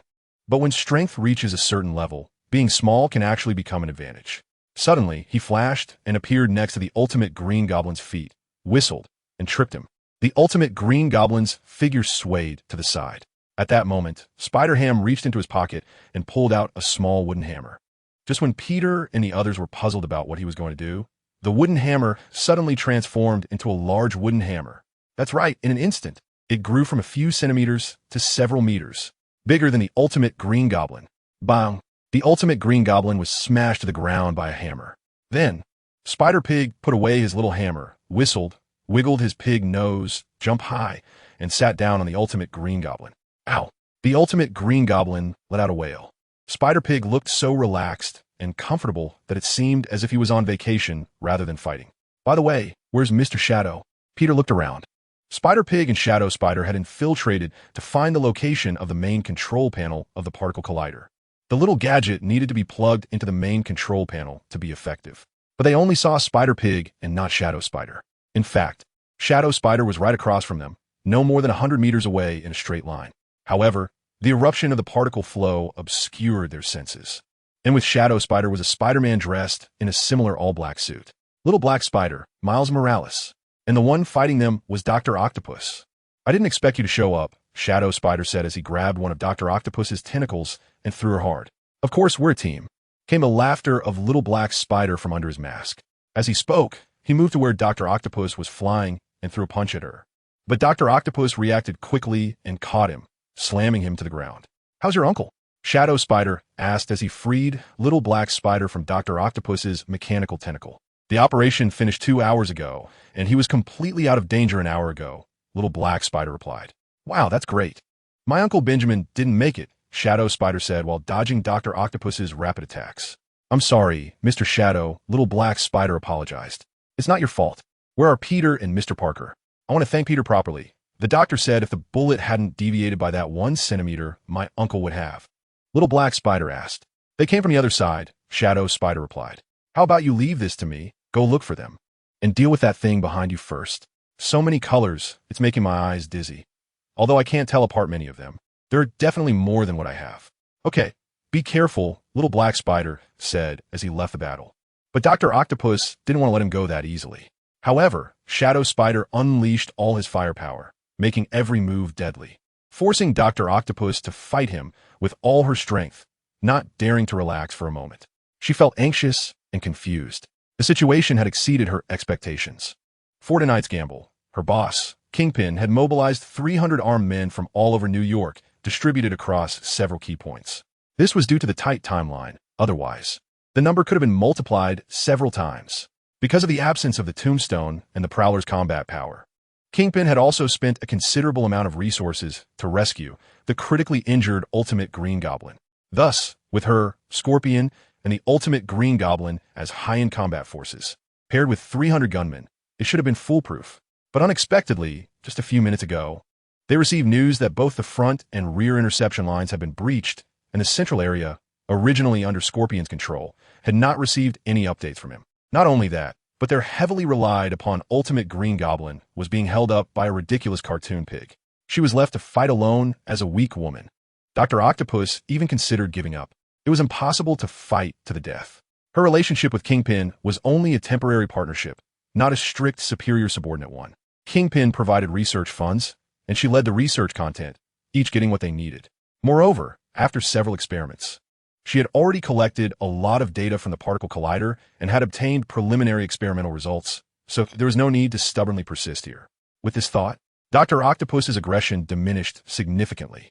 On the other side, Little Black Spider leaped and hung one-handed on the rotating particle collider's nozzle. Taking advantage of the nozzle's rotational force, as he reached the apex, he leaped up to the ceiling. At this point, there were no more obstacles between him and Peter and the others. "Hey, Mr. Parker, Peter, Gwen, Penny." Little Black Spider waved at them. "Miles?" Gwen Spider exclaimed in surprise. "How'd he get here?" Middle-aged Peter Spider felt a bit more cheerful. "He finally showed up, didn't he disappoint me?" Peter shouted, "Have you seen Mr. Shadow?" The Little Black Spider pointed behind and said, "Mr. Shadow is over there fighting with Ms. Octopus. He said it'd take you all to deal with this thing." As he spoke, he pointed to the particle flow below. It seemed everything was going smoothly. Middle-aged Peter Spider said, "Then let's assign some tasks. Peter, you and Miles go plug in the little gadget and reload the collider. Gwen, you go help Shadow defeat that Ms. Octopus. Don't let her obstruct our way home. Penny, let's go help him take down that big green guy." Okay. Three of the group immediately split up. Beetle shot out a thread and leaped towards the direction of the Little Black Spider. "Miles, I'm glad you could come," Beetle said after reaching the Little Black Spider. The Little Black Spider laughed happily. "I also want to thank you, Beetle. You saved my uncle's life." "It's nothing. We're partners, aren't we?" "That's right. Let's end this together." "Partner." As they talked, the two quickly climbed towards the top space of the collider. At that moment, the situation around them had become increasingly dire. Dark holes appeared one after another around the particle flow. Some things were even flying out from within them. Peter even saw a PS controller. He didn't know which world it had drifted over from. But all of this indicates that the multiverse is collapsing, and the quantum space is breaking down. What they didn't know was that at that very moment, the Brooklyn neighborhood above was already in chaos. Wave after wave of tremors were relentlessly shaking the ground throughout Brooklyn, causing many buildings to teeter on the brink of collapse. Meanwhile, quantum particles spilling over from other multiverses began to overflow. The closer one got to the collider, the more severe this phenomenon became. On the roadside, there were streetlights fused together with several from other universes, a phone booth that had been crushed and overlapped by those from other universes, and a large stretch of road surface that had been attracted away to another universe. Some people were almost swept away by these things. Everyone was in danger, but they had no idea what was happening. The streets were filled with the long wails of police sirens. Even the police were at a loss, unable to find a cause, running around like headless chickens or trying to calm the panicked citizens. "Oh my God, what's happening here? Where's the access point?" When Peter and Little Black Spider arrived at the access point, which was originally located at the top of space, Little Black Spider suddenly let out a gasp. The access point was still there, but the green emergency button that should have been near the access point to start and stop the collider had disappeared. Spy did not panic like Little Black Spider. Instead, he looked around. After the baptism of the recent chaotic battle, he had completely transformed and exhibited some of the maturity expected of a Spider-Man. At this moment, the raging particle flow had completely spiraled out of control, turning the surroundings into a bizarre space filled with dazzling and strange colors. In a short time they had been up here, this area had somehow remained intact. However, this piece of land was merely floating quietly in the colorful air, resembling a suspended island. What exactly happened? Little Black Spider couldn't help but ask. Peter pointed to a nearby location where a subway train was speeding towards them. He was somewhat familiar with this train. It should belong to the same model he rode with one earlier in the day. At that moment, Little Black Spider exclaimed, "Oh my God, this is the subway that passes around here. How is it here? And why is it floating in the air?" Beard pondered and said, "The particle flow from the collider will temporarily open channels to other worlds, causing a disturbance in the space-time continuum of this world. That's why the subway, originally hundreds of meters away, has appeared here. This is bad. Miles, if this continues in a few minutes, several open worlds will be completely mixed together, and all these worlds will be destroyed. He took a small device from his pocket and plugged it into the port. Never mind. Let's first write the overload program and open the channel to let them return to their respective worlds. The little black spider was also influenced by Beard's calmness, and her frantic heart gradually regained peace. No, not just them, Beard, you have to go back too. I can't go back, Beard shook his head. My world and their forms of existence are different, but we have to at least try, right? The little black spider retorted. Bide fell silent for a moment and nodded. All right, I'll give it a try, but can you handle the finishing touches alone? Little black spider raised his fist confidently and said, don't underestimate my determination. I've got this. Okay, then I'll go tell them the news, and you find the insurance button, Bide said, no longer pushing the issue. However, seeing little black spider's demeanor, it was clear he had grown quite a bit. He should be reliable. Good luck. Good luck. Bade and little black spider bumped fists and then separated again. Bid returned the same way to find Gwen the spider and Shadow Spider. Little black spider, on the other hand, went to find the piece of land that had the insurance button in this peculiar space torn apart by spatial turbulence. Bede jumped onto a skyscraper that had drifted in from an unknown world, crouching in the corner with his limbs on the ground, closing his eyes. In that moment, his spider sense seemed to transform into a marvelous web. The intricate and chaotic time-space currents around him became his ally. Amid the complex turbulence, there seemed to be a peculiar pattern. At a certain moment, he suddenly opened his eyes. Here it is. Peter leaped off the building, free-falling down for dozens of meters. After a while, he spotted another building standing in front of him. He shot out webs with both hands and with a web bounce. His speed increased even more. In such a complex environment, his movements were surprisingly unaffected. Instead, they seemed to be enhanced. As he navigated through the turbulent flow of time and space, Peter suddenly felt a strange sensation. It was hard to describe, but it was somewhat comfortable, as if this was truly his home ground. In this state, his spider sense, strength, and speed seemed to have risen slightly. After a short while, several of his companions appeared in front of him.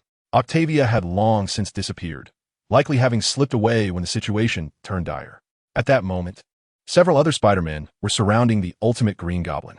The exact combat power of the Ultimate Green Goblin was unclear, but its durability was definitely maxed out. It had managed to hold out for so long against so many Spider-Men, which was quite remarkable. With the situation urgent, Peter had no time for talk. With the multiple accelerations from earlier, his speed was now nothing short of terrifying. Gwen and the others could only sense a red and blue flash suddenly shooting in from the distance. Then, the Ultimate Green Goblin, which had been struggling under their siege for a long time, was suddenly knocked flying. Countless droplets of blood rained down from the air. Thud! Bide's figure heavily landed on the ground. Bide. Wow, Bide Oni-san, was that move you just did learn from Iron Arm Adam or Raul? Well done. The companions were generous with their praise, all showering Bide with compliments for this stunning strike. Peter, the reloading program is complete. Everyone, quickly enter the particle flow. Miles? Middle-aged Peter Spider asked. The situation is urgent, and there's no time for detailed explanations. In short, the safety switch and the inlet have been separated. Miles has gone to find the safety switch, and I'll stay here to help him. But before that, I must see all of you back before I can directly destroy the collider after finding the safety switch. Peter's expression turned serious. The chaotic particle flow, the tilted buildings, the flying subway. Several worlds were facing the crisis of collapse, making him truly feel the heavy responsibility that came with his powers for the first time. Seeing Peter's expression, the others also realized the seriousness of the situation. Well then, I'll go first, Spider-Ham said decisively as he clapped his hands. Just as he was about to jump off the edge, he turned back and pulled out a familiar little wooden hammer from his pocket and handed it over. Keep it as a memento. Peter took the small wooden hammer, vividly recalling the scene where Spider-Ham transformed it into a large hammer and smashed the Ultimate Green Goblin with it. Can I make it bigger to hit someone too? Probably not. It's just a keepsake. Spider-Ham shrugged and jumped into the particle stream. Shadow Spider was the second to walk up to Peter, placing a hand on his shoulder. Go for it, Peter. I sense something different about you.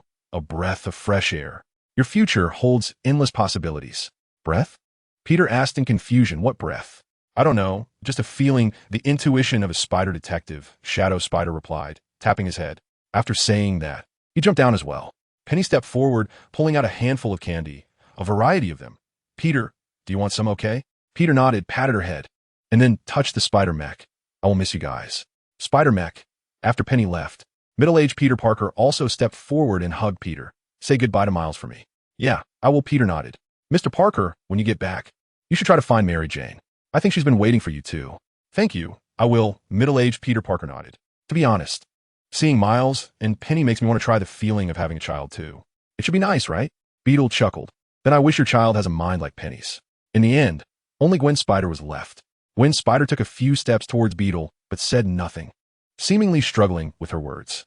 Peter actively extended his hand, his expression extremely serious as he said, Gwen, I promised you that I would take you to see the truly beautiful scenery of this world and make many, many friends. I will definitely find a way to travel through time and space to your world to find you. I believe you. Gwen stepped forward and hugged Peter tightly. Peter was taken aback and held Gwen close. After a few seconds, they let go. All right, Gwen, it's time to go back, Peter said softly. Remember, in your world, there's still me. Gwen nodded heavily. Her world had once been filled with darkness, but at this moment, a beam of light had illuminated it. Just as she was about to jump off the edge, Gwen suddenly turned around and gave Peter a quick peck on the cheek. Gwen! Peter was stunned for a moment before he suddenly realized what Gwen had just done. But when he took a few steps to the edge and looked down, he found that Gwen's figure had already gradually disappeared into the particle flow. He touched the spot on his face where she had kissed him, and it seemed there was still a lingering warmth from that tender moment. Bede desperately wanted to jump into the particle flow immediately, disregarding everything, just to follow her into her world. He closed his eyes and took a few deep breaths. Gwen, I will definitely come back to find you. Wait for me. Bede murmured. The increasingly intense spider sense in his mind was guiding him in a certain direction. His physical abilities were also rapidly growing at this moment. He wasn't sure if this was a temporary buff or a permanent one. Right now, he didn't care. At this moment, there was only one thought in his mind. Find a safety button, end this all, and then find a way to travel through time and space to Gwen's world. No, if he could resolve everything here as quickly as possible, perhaps he could enter the particle collider before it was destroyed and go directly to Gwen's world. In the next moment, a web shot out, and Bede's figure once again moved rapidly in the chaotic flow of time and space. Before long, he found a figure of Little Black Spider amidst the chaotic temporal turbulence. However, Little Black Spider was not by the safety button. Instead, she was fighting against a guy whose body was as big as a double-door refrigerator. Kingpin, it's this guy again, Bede thought. He hadn't seen him during the earlier battle and had assumed Kingpin, like Lady Octopus, had been scared off by the temporal turbulence. He never expected he was still around. Moreover, he was obstructing Little Black Spider from finding the safety button and ending everything. That damn guy, does he want all these worlds to be destroyed? Bede was already feeling down from parting with his friends earlier, and now he was taking out his frustration on Kingpin. He roared and shot out like lightning once more. Kingpin didn't have spider sense. He was actually quite relaxed fighting Little Black Spider, as her abilities and combat experience were still relatively immature, making her an easy target for Kingpin. This gave Kingpin a bit of regained confidence. But the sudden roar made him involuntarily recall the fear of being dominated by a fist the size of a sandbag. You. Boom. Kingpin had just uttered one word when Bede punched him away. His massive body didn't get knocked into the air. Instead, he rolled several times on the ground. Thank you, Bede. You saved me once again, Little Black Spider said as she got up from the ground. When Bader arrived, he saw Jean Bing holding him down with one hand on his neck and furiously punching his face with the other. The fierce attacks to his face made him forget that his strength was greater than Jean Bing's, and it wasn't actually difficult to break free from Jean Bing's grip. Have you found the safety button? Bader asked. The Little Black Spider pointed in a direction and said, It's right over there. But I was just stopped by Jean Bing and couldn't get through. Then let's go there now. Bader prepared to set off. Jean Bing had already been knocked to the ground by his transformation into a one-punch man, and this final obstacle had been completely cleared. No, Bader, you should leave now. The Little Black Spider shook his head. Bede looked at him. The Little Black Spider sincerely said, Thank you for everything you have done for this world, but I am the one who belongs to this world. It's time now. I will take care of the rest. In fact, I was waiting for you to leave before I pressed the button. All right then, goodbye. Bede nodded and gave him a hug. By the way, Mr. Parker and the others also asked me to say goodbye to you on their behalf. Goodbye, Bede, thank you. The Little Black Spider said, touched. Bede released him and shot out a thread of spider silk, flying towards the direction of the distant particle stream. Suddenly, a voice called out from behind. Before you go, I want to ask, what exactly do you do? You seem to understand some incredible things. He was referring to what Bede had previously said about the space-time continuum. Bide smiled faintly. In fact, most of his conclusions were based on guesses. But the truth was close enough. Me? I'm just a science fiction writer. Buzzing, the moment he entered the particle stream, Bide suddenly felt everything quiet down. The particles around him were still wildly jumping in chaos, with countless random things appearing and disappearing in a careless manner. This was due to the connection of several worlds, allowing them to travel back and forth in different parallel universes, and at that moment, Bide was only in one of those universes, so he could only occasionally observe them. But this situation wouldn't last long. Soon, several parallel universes would collide with each other, and just like the rigid body Roche limit between planets, two overly close parallel universes would attract and dismantle each other, ultimately transforming into the most primitive quantum state and completely annihilating. Bede first sensed his own situation. According to Penny, when everyone enters the particle stream, due to the overloaded program, the particle stream would read each person's quantum information and open a quantum channel to a parallel universe that matches their own quantum information. Therefore, as long as one follows their instincts while in the particle stream, they could return home. However, after Bede sensed his surroundings, he realized he sensed nothing at all. He had no way back home. Indeed, Peter was not surprised. After all, he had long realized that his crossing over was fundamentally different from Gwen and the others. Now, he was merely confirming this hypothesis. Soon after, he tried to move his hands and quickly discovered that he could actually swim through this stream of particles. Could this be my unique ability? It's not unusual for some Spider-Men to have their own unique abilities. For example, the invisibility and discharge of the little black spider, referred to as venomous stinger in the game, Penny piloting the mech, the shadow spider being more stealthy, and Gwen's spider weakening strength but enhancing speed, etc. These are the different abilities he has learned about in recent days. However, what puzzled him was that, like the middle-aged Peter Spider, his spider genes seemed quite orthodox, possessing only basic enhancement abilities without any unique traits. After experimenting for a long time without results, Peter also accepted this outcome. Although lacking strange additional abilities, having spider genes was already a blessing.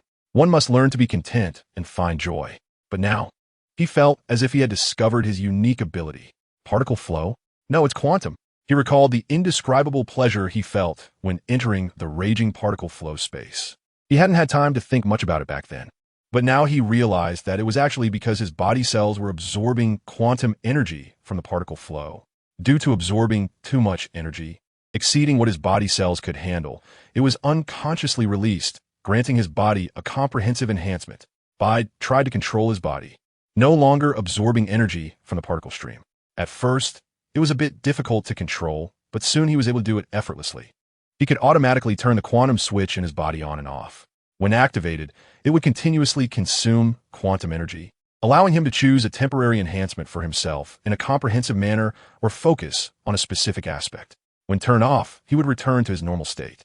This made him realize this is indeed his special ability, because Spider-Man's special abilities are all passive skills, hidden within his body and belong to him by nature. As long as he digs them out, he can quickly learn to use them. This ability clearly has a lot of potential for exploration. But Bide had other important matters at hand. Gwen. Since he couldn't return to his own world, he would naturally go to Gwen's world. His goal wasn't grand.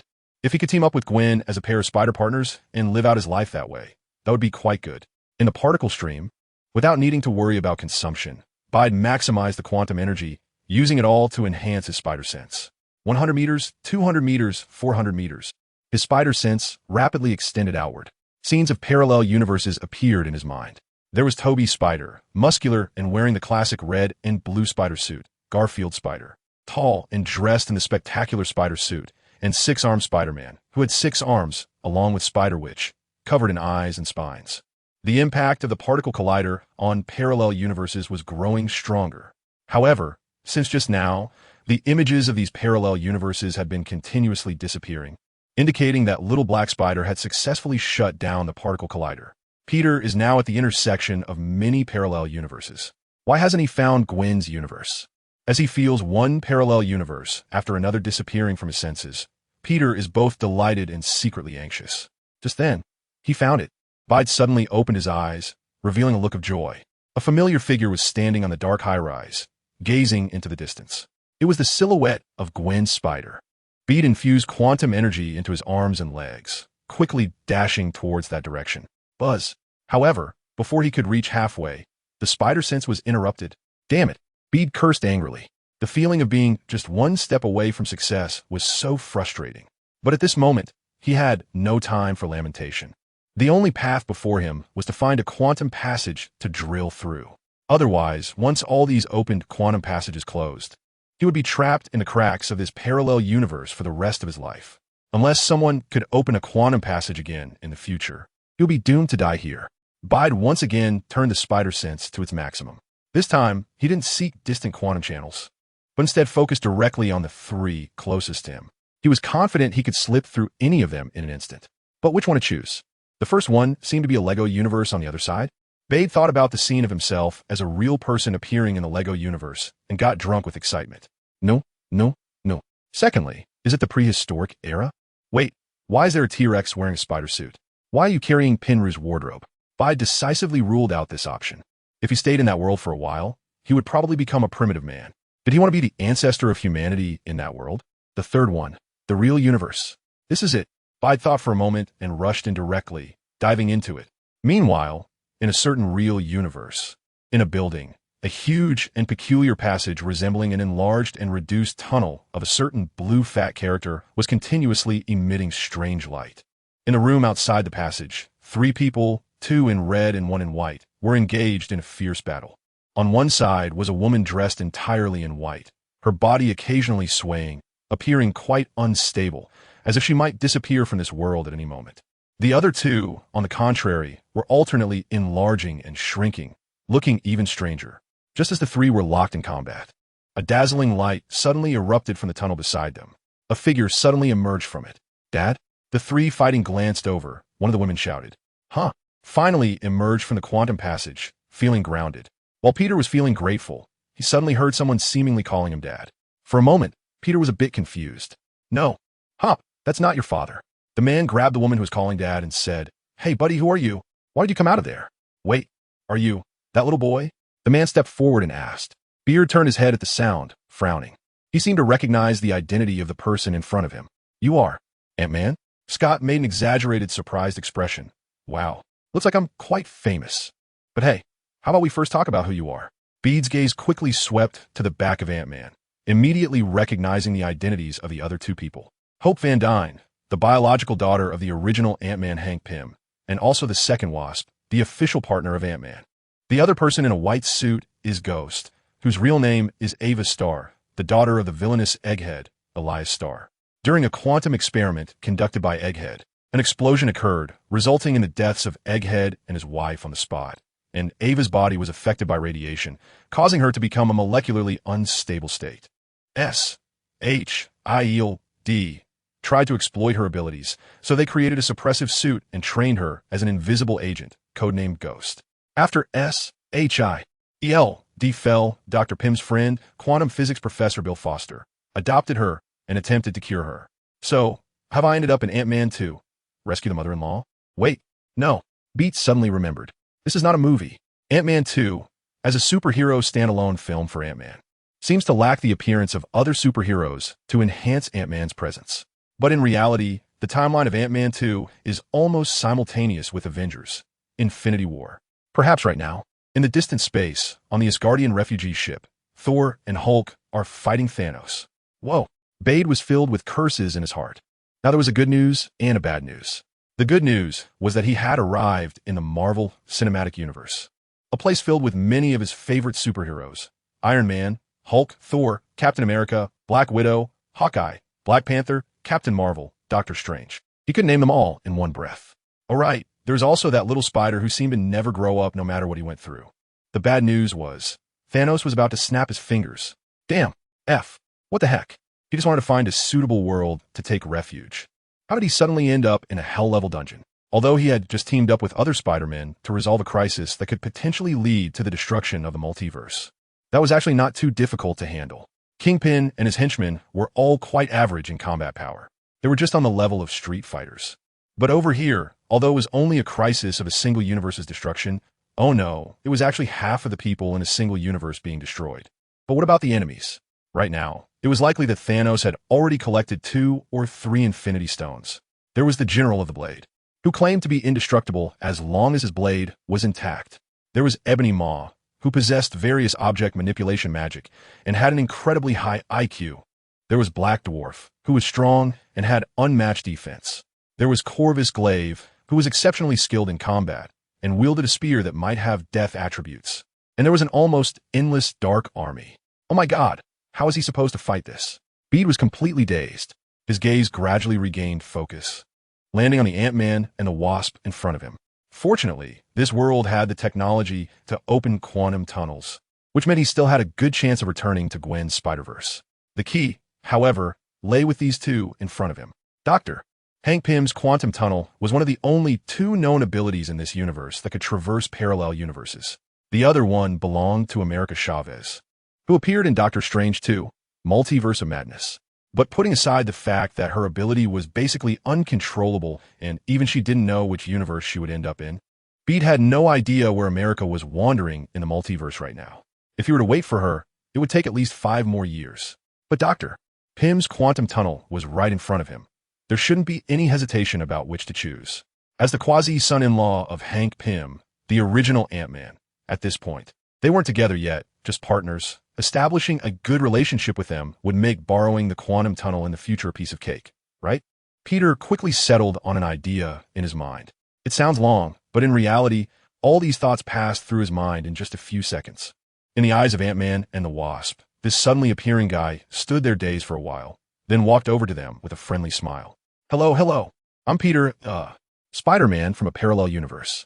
I was almost trapped in the quantum realm, and thanks to you, I was saved by opening the quantum tunnel. Beard's words also have some of his own considerations. His words are half true and half false. He indeed comes from a parallel universe, and after defeating Kim and destroying the particle collider, he should barely be considered Spider-Man after saving the multiverse from a crisis. As for the part about almost being trapped in the quantum realm, that is true, but he actively drilled his way through the quantum tunnel. The reason he says this is partly because in this world, Dutch Spider-Man is a righteous hero. From the timeline of Captain America, Civil War to Ant-Man and the Wasp. It was about 2 years. Ant-Man was under house arrest for 2 years, 3 days away from being released. During these 2 years, Dutch Spider-Man, who was recruited by Iron Man and Captain America, Civil War, and became a trainee Avenger, had enough time to establish the concept that Spider-Man is a good person. Therefore, by revealing his identity as Spider-Man, he can naturally gain the goodwill of heroes like Ant-Man, even though Ant-Man and Spider-Man aren't familiar with each other. Another reason is that there's a saying called the Franklin effect. It states that compared to those you have helped, those who have helped you in the past are more willing to help you again. This is a form of social wisdom. When the other party realizes that their small act of kindness has greatly helped you, they will feel recognized and respected by you, thereby closing the emotional distance between you. This is the case here as well. When Beard expresses these words with gratitude, both Ant-Man and the Wasp lower their guard against him. Ant-Man even steps forward and takes his outstretched hand.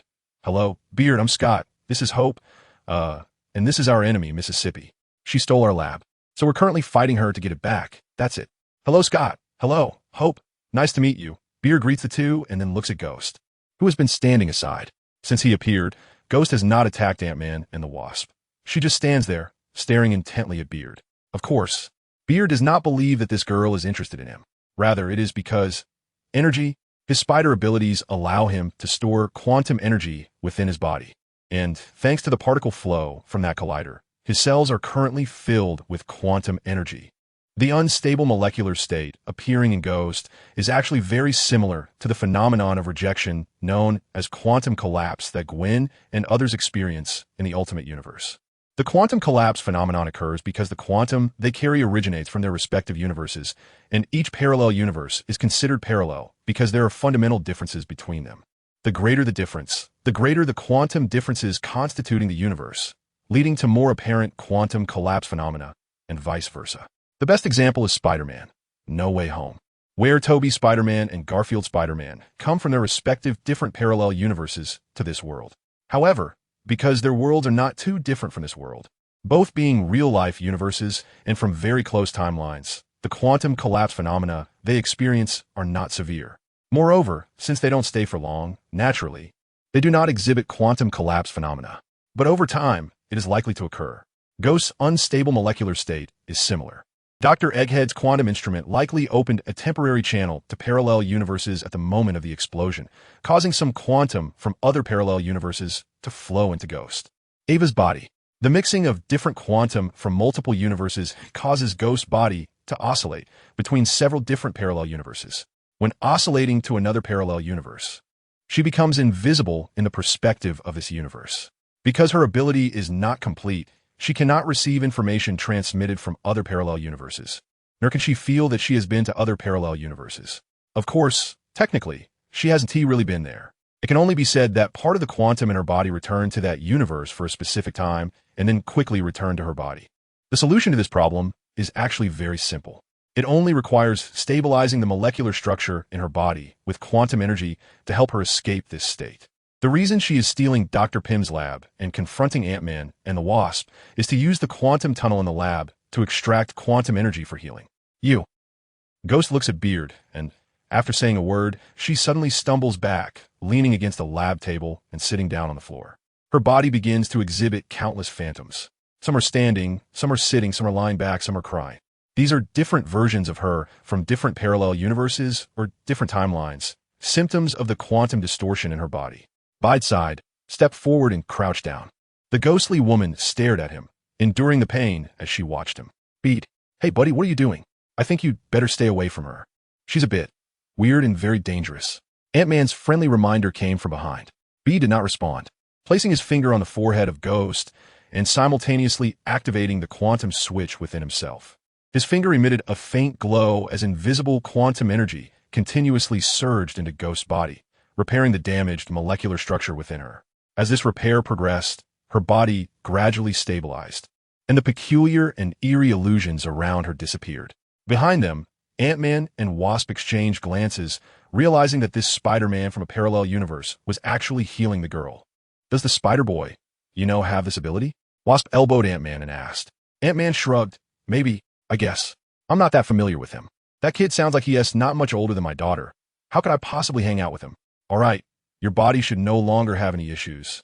Bede stood up after a long while and said he didn't have any particular fondness for Ghost.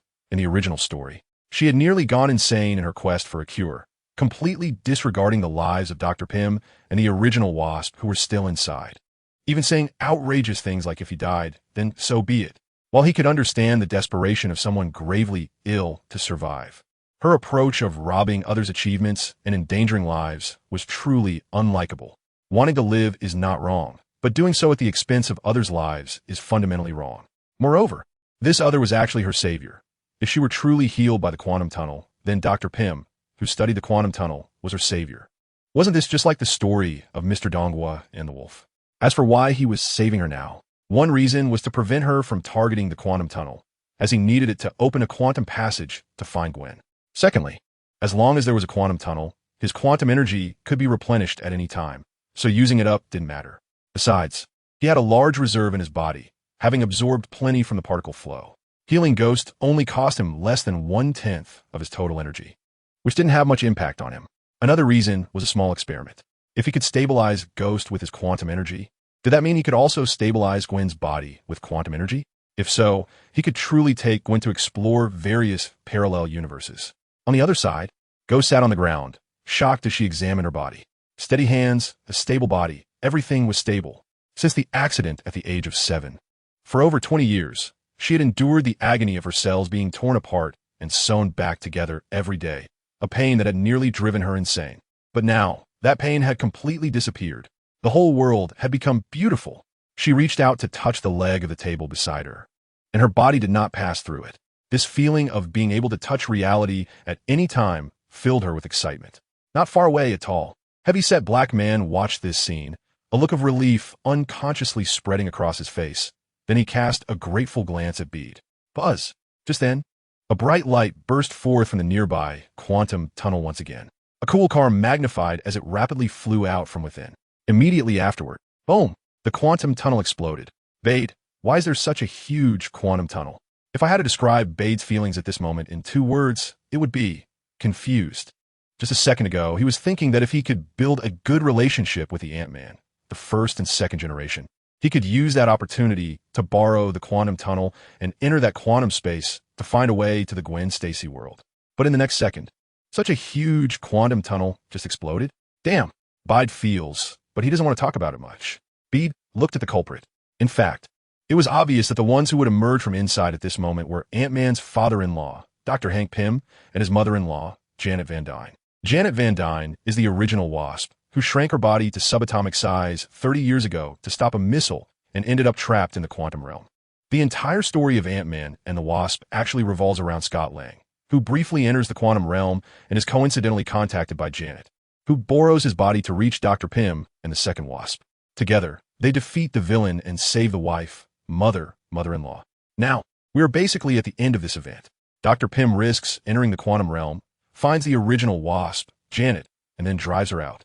The car door opens, and an elderly woman with silver hair and an equally silver-haired elderly man emerge one after the other. The elderly woman is naturally the original Wasp, Janet. Although she has silver hair, her face looks quite young. Perhaps the quantum realm has the ability to slow aging? In comparison, Dr. Pym looks much older. When Hope sees these two, she immediately becomes excited.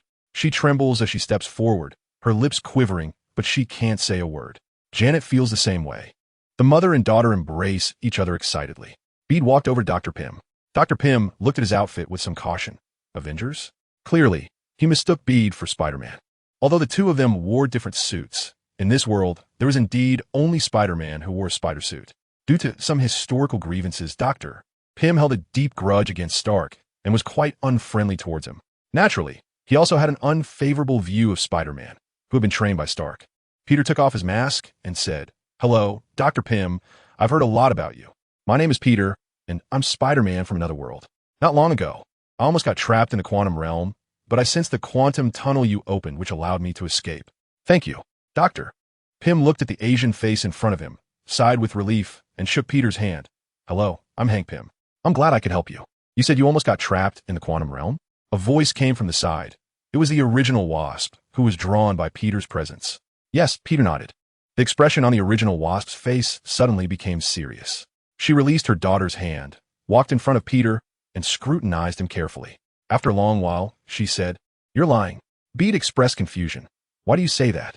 The original Wasp replied, "I admit that there's indeed a trace of quantum energy about you, but I have never seen you in the quantum realm." Bede shrugged. "I haven't seen you in there either, so that doesn't really mean anything, right?" "No." The original Wasp seemed to have something difficult to say, suddenly stopping her words. After taking a deep breath, she said, "All right, let me ask you, what was around you before you came out? What was there?" Bede thought for a moment and felt that this wasn't something worth hiding, so he replied honestly, "A violent stream of particles and several quantum passages leading to different worlds." The original Wasp frowned slightly, but then let out a sigh of relief. She looked at Bede and apologized. "I'm sorry, I overreacted." Bede shook his head, indicating that it was nothing, but quickly searched his memory. However, it seemed that no movie mentioned the original Wasp's experiences in the quantum realm. But he was sure that the original Wasp's extreme reaction was definitely related to her encounters in the quantum realm. Moreover, perhaps it was related to some not-so-good experiences. However, Bede thought carefully about the space he was in before coming here, and it seemed there wasn't really any place for encounters. Could it be that there's more than one quantum realm? Wait a minute. Quantum realm, quantum realm. A term suddenly appeared in Peter's mind. Quantumania? To be precise, it's called Ant-Man 3. Quantumania. This is the third installment of the Ant-Man series. However, by the time Peter traveled over, the film had only reached Doctor Strange 2. He had seen that name online once, but he hadn't even watched the trailer. Previously, Peter hadn't paid much attention to it, but from the performance of the original Wasp and combining it with the keyword quantum in the title of Ant-Man 3, Peter had a bold guess in his mind. Is it possible that the story of Ant-Man 3 revolves around Ant-Man and his team facing their fears in the quantum realm, particularly those of the original Wasp? Given the usual patterns of Marvel movies, Peter felt that his guess was highly likely. However, he didn't delve deeper into the question. He wasn't familiar with the original Wasp, and he had only known Ant-Man and the others for a few minutes. Since they weren't willing to let him know, why should he ask? Moreover, there was an urgent crisis that needed to be resolved. Avengers 3. Thanos. There, beam Ant-Man. And the second Wasp also noticed the original Wasp's unnatural behavior. They exchanged glances, and concern was evident in their eyes. These individuals were all highly intelligent, and they clearly realized that the original Wasp's 30 years in the quantum realm were probably not as simple as just being trapped. However, even Dr. Pym, who had considerable research on the quantum realm, couldn't figure out what was in that place that had hardly ever been stepped on. His gaze suddenly landed on the contemplative Peter. He remembered that Peter had just said he was also trapped in the quantum realm. Perhaps this young Asian Spider-Man knew something? Just then, a figure burst through the glass door, panting heavily. "This is bad. The police are here. It's a sea of black. I have to go." Ant-Man immediately said he was still under house arrest, and if he got caught now, it would be over for him. The lighter consequence would be a lawsuit, and the severe one would mean jail time. He definitely didn't want to go back to that ocean prison. "We all have to leave. We can't stay here," Dr. Pym said. The second wasp looked at Peter, Ghost, and Bill Foster and asked what about them. Beard put on the mask. "I want to go, and no one can stop me." Ghost Girl glanced at Beard, then at Bill Foster, her face filled with conflict. Bill Foster nodded and gave her a determined look. The Ghost took a deep breath, walked behind Pym, and said, "Can I follow you?" Bade turned his head and asked, "Why?" The Ghost woman replied without hesitation, "You can heal me. After experiencing the state of being healthy, I don't want to go back to that hellish existence for even a moment." Seeing that Bade didn't speak, the Ghost woman quickly added, "I have received training as an agent from alike.The. I am skilled in combat, assassination, infiltration, and I have top-notch hacking skills. I can help you with many things." Beard looked at the ghostly girl, feeling somewhat conflicted. To be fair, having such a follower was indeed nice. Although her invisibility ability disappeared after he healed her molecular instability, her skills could still be quite helpful. Moreover, since her life was tied to his, there was no doubt about her loyalty. But her past. She was an agent of SHIELD during the infiltration by Hydra. Potentially the second Winter Soldier? The input of the URU code was ruthless, without any regard for relationships. To be honest, this was truly something Hydra could do. At that moment, Bill Foster spoke up. "If you are willing to help Ava, I will do everything I can to assist you. I am a professor of quantum physics at the University of California, Berkeley." Hearing his words, Beard's eyes showed visible surprise. He was even more excited than when he heard Ghost Girl say she wanted to follow him. He was struggling to figure out how to develop his special abilities. Although he had read a lot of books and researched extensively to write novels before he crossed over, those poorly specialized books were no match for a living quantum physics professor. Moreover, he recalled that this Bill Foster also had another identity. He had a code name, Goliath, which means giant.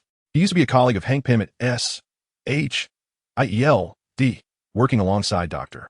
Pym and Egghead to study the quantum realm, and he personally participated in SHIELD's Goliath project, using Pym particles to enlarge himself to 6.4 meters and gain around 10 tons of strength. Of course, his strength was secondary. The greatest help he could provide to Peter was his knowledge of quantum physics. "All right, I can agree to you." Peter decided to go with the flow. No matter what, he would first study his abilities. Hearing this, both Ghost Girl and Bill Foster smiled. "All right, everyone, I think we should leave here first," Dr. Pym spoke up. Bede turned his head and saw that doctor. Pym and Ant-Man were already standing at the door of the laboratory waiting for them. He remembered that this building, including the laboratory, was actually just a suitcase. Pym particles are truly amazing. It feels almost like the effect of a universal capsule from Dragon Ball. Bede quickly led Bill Foster and Ghost toward the door. Of course, they could only use the back door since the front was filled with police. However, when they exited through the back door, Bede realized he had been too optimistic. There were actually many police cars parked here as well. It was just that this side faced the ocean, making it inconvenient to surround. "Dude, what would you usually do in a situation like this?" Ant-Man suddenly leaned over to Bede and asked. "Don't you know," Peter said, "Spider-Man has always been everyone's friendly neighborhood hero, so I've never encountered a situation like this." And man smiled awkwardly. He felt that whether he was in his suit or not, he was always up to no good. Even now, while he was out and about, it was because Hope had enlarged an ant to mimic his actions and confuse the FBI at his home. Otherwise, as soon as he stepped out, the FBI would be at his door within minutes. "Well, actually, I have a great idea." Ant-Man didn't mind Peter's teasing and wasn't envious. He actually quite liked his current lifestyle. He then briefly explained his plan, pressed a button, shrank down to ant size, and flew away on an ant. The second-generation wasp immediately shrank down to follow him. I have to say, this superhero couple really had a good rapport. I wonder if one day I could have that with Gwen. Beat looked in the direction they were leaving, and a beautiful thought emerged in his mind. Ant-Man's plan was actually quite simple. It was just a matter of creating a diversion. He would go to a relatively distant place, take off his suit, then enlarge himself, pretending to become a giant there to attract the FBI's attention. Once the set time arrived, the enlarged suit would shrink back down to the size of an ant. Then, the wasp would take the opportunity to pick it up. What Beat and the others needed to do was to turn the PIM building back into a suitcase and take it away while the FBI's attention was diverted. The plan was very successful. Before long, Beat saw the returning second-generation Wasp in the van, but he did not see Ant-Man, since the FBI would definitely go to his house to catch him for his unauthorized absence. He needed to rush back immediately to switch out the fake ant that was impersonating him. For now, he set aside concerns about Ant-Man. Looking at Dr. Pym and the others, Beat spoke up. Dr. Pym. Yes, young Eastern Spider-Man, what is it? Dr. Pym turned his head from the passenger seat. You can just call me Beat, he said. I would like to ask, how long would it take to recreate a quantum tunnel? Dr. Pym asked in confusion. Why do you want to know this? Beetle said, I want to confirm something. Please tell me. Although I still have all the materials. It should take about a month or so, Dr. Pym said. A month? Beetle's first reaction was one of surprise. He asked this because he wanted to confirm how much time was left before the plot of Avengers: Infinity War began. In the post-credit scene of Ant-Man and the Wasp, Dr. Pym and his team made a small quantum tunnel in a van to help Ghost heal her injuries. Then Ant-Man entered the quantum realm through this tunnel to collect quantum energy, but just as he was about to return, Thanos snapped his fingers, resulting in the outside Dr. Pym, the original Wasp, and the second Wasp all being turned to dust. So, wait, there are some inconsistencies. Peter sensed something was off and immediately said, what if we were to create a small quantum tunnel in the compartment of the car we're sitting in? How long would that take? A small quantum tunnel? In this car's compartment? Dr. Pym seemed surprised by Peter's wild idea. However, he had a good sense of Peter's capabilities. So he turned around with effort and carefully examined the trunk of the car. After some consideration, he said, if it's just this small, it should take about 4 or 5 days to complete. 4 or 5 days. Peter's expression turned slightly grim. The entire event of Avengers: Infinity War lasted about 48 hours, which is 2 days. Subtracting those 2 days, it means in another 2 or 3 days, the Infinity War would break out. This is bad. The only good news is that at this point, Thanos should have just destroyed the planet Xander and obtained the Power Stone. He should be on his way to intercept the Asgardian ship. If we could find a way to contact Thor, change the direction of the Asgardian ship, or simply have him take the Space Stone from the Tesseract and leave, would it be possible to delay Thanos? Then we could have Nick Fury bring Captain Marvel back.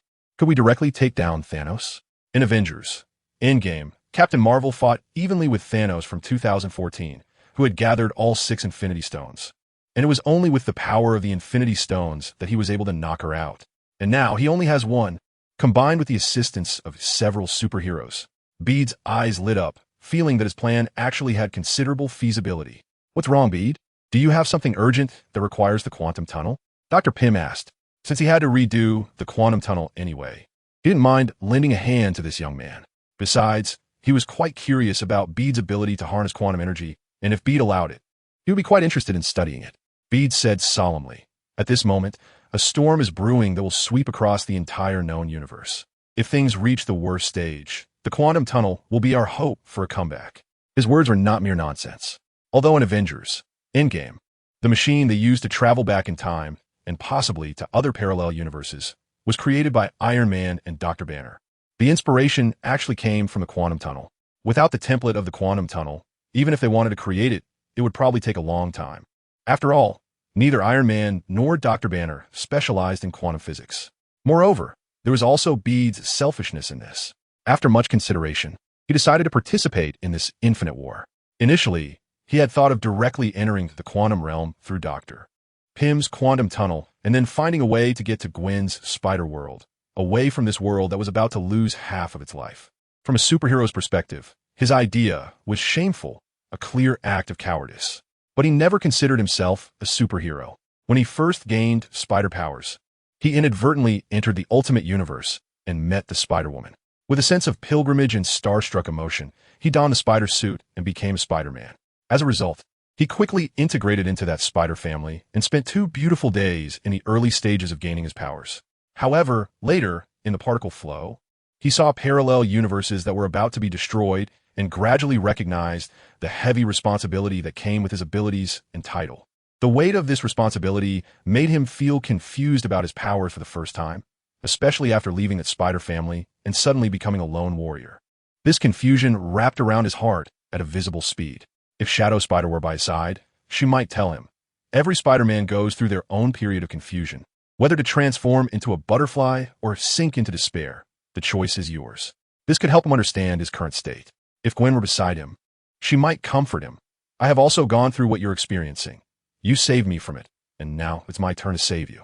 This might help him find a way out and reassess himself. But now, there was no one by his side who could truly be considered a companion. Ghost Spider and Dr. Bill Foster, although they formed a team with him, had only a mutually exploitative relationship. It was merely a temporary team that hadn't even undergone any adjustment. As for others, it was even more so. Therefore, Bede could only follow his heart, and his heart told him he knew his abilities, and having gained them only 2 days ago, participating in such intense battles. To be honest, it was no different from going into a hell-level dungeon to fight a boss, right after coming out of the novice village.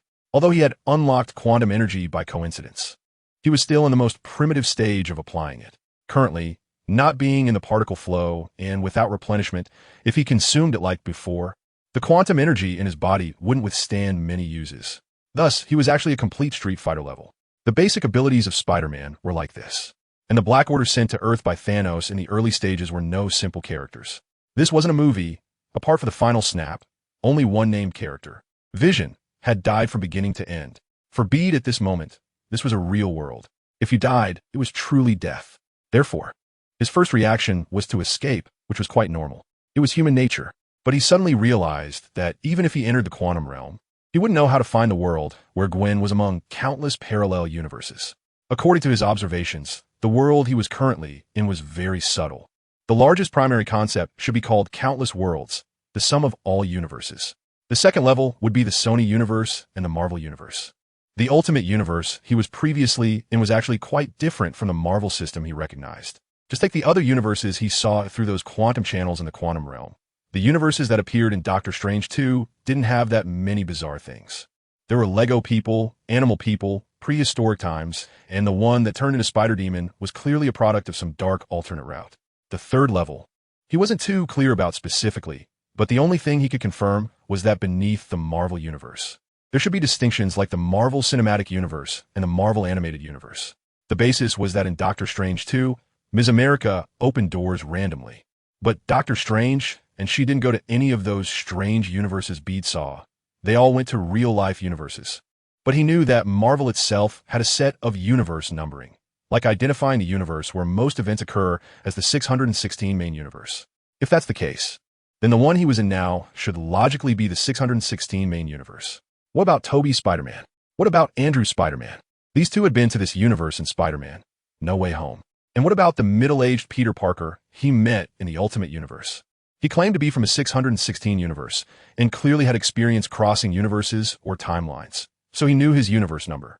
Therefore, Bede boldly speculated that there was actually more than one 616 main universe, but they all existed within their own different systems. In other words, beneath the third level, there was a fourth level of numbered universes. The first level, second level, third level, fourth level might be the true way to identify a universe. It was like an address. Province XX, City XX, Town XX, Village XX, Street XX. Different provinces might have cities with the same name.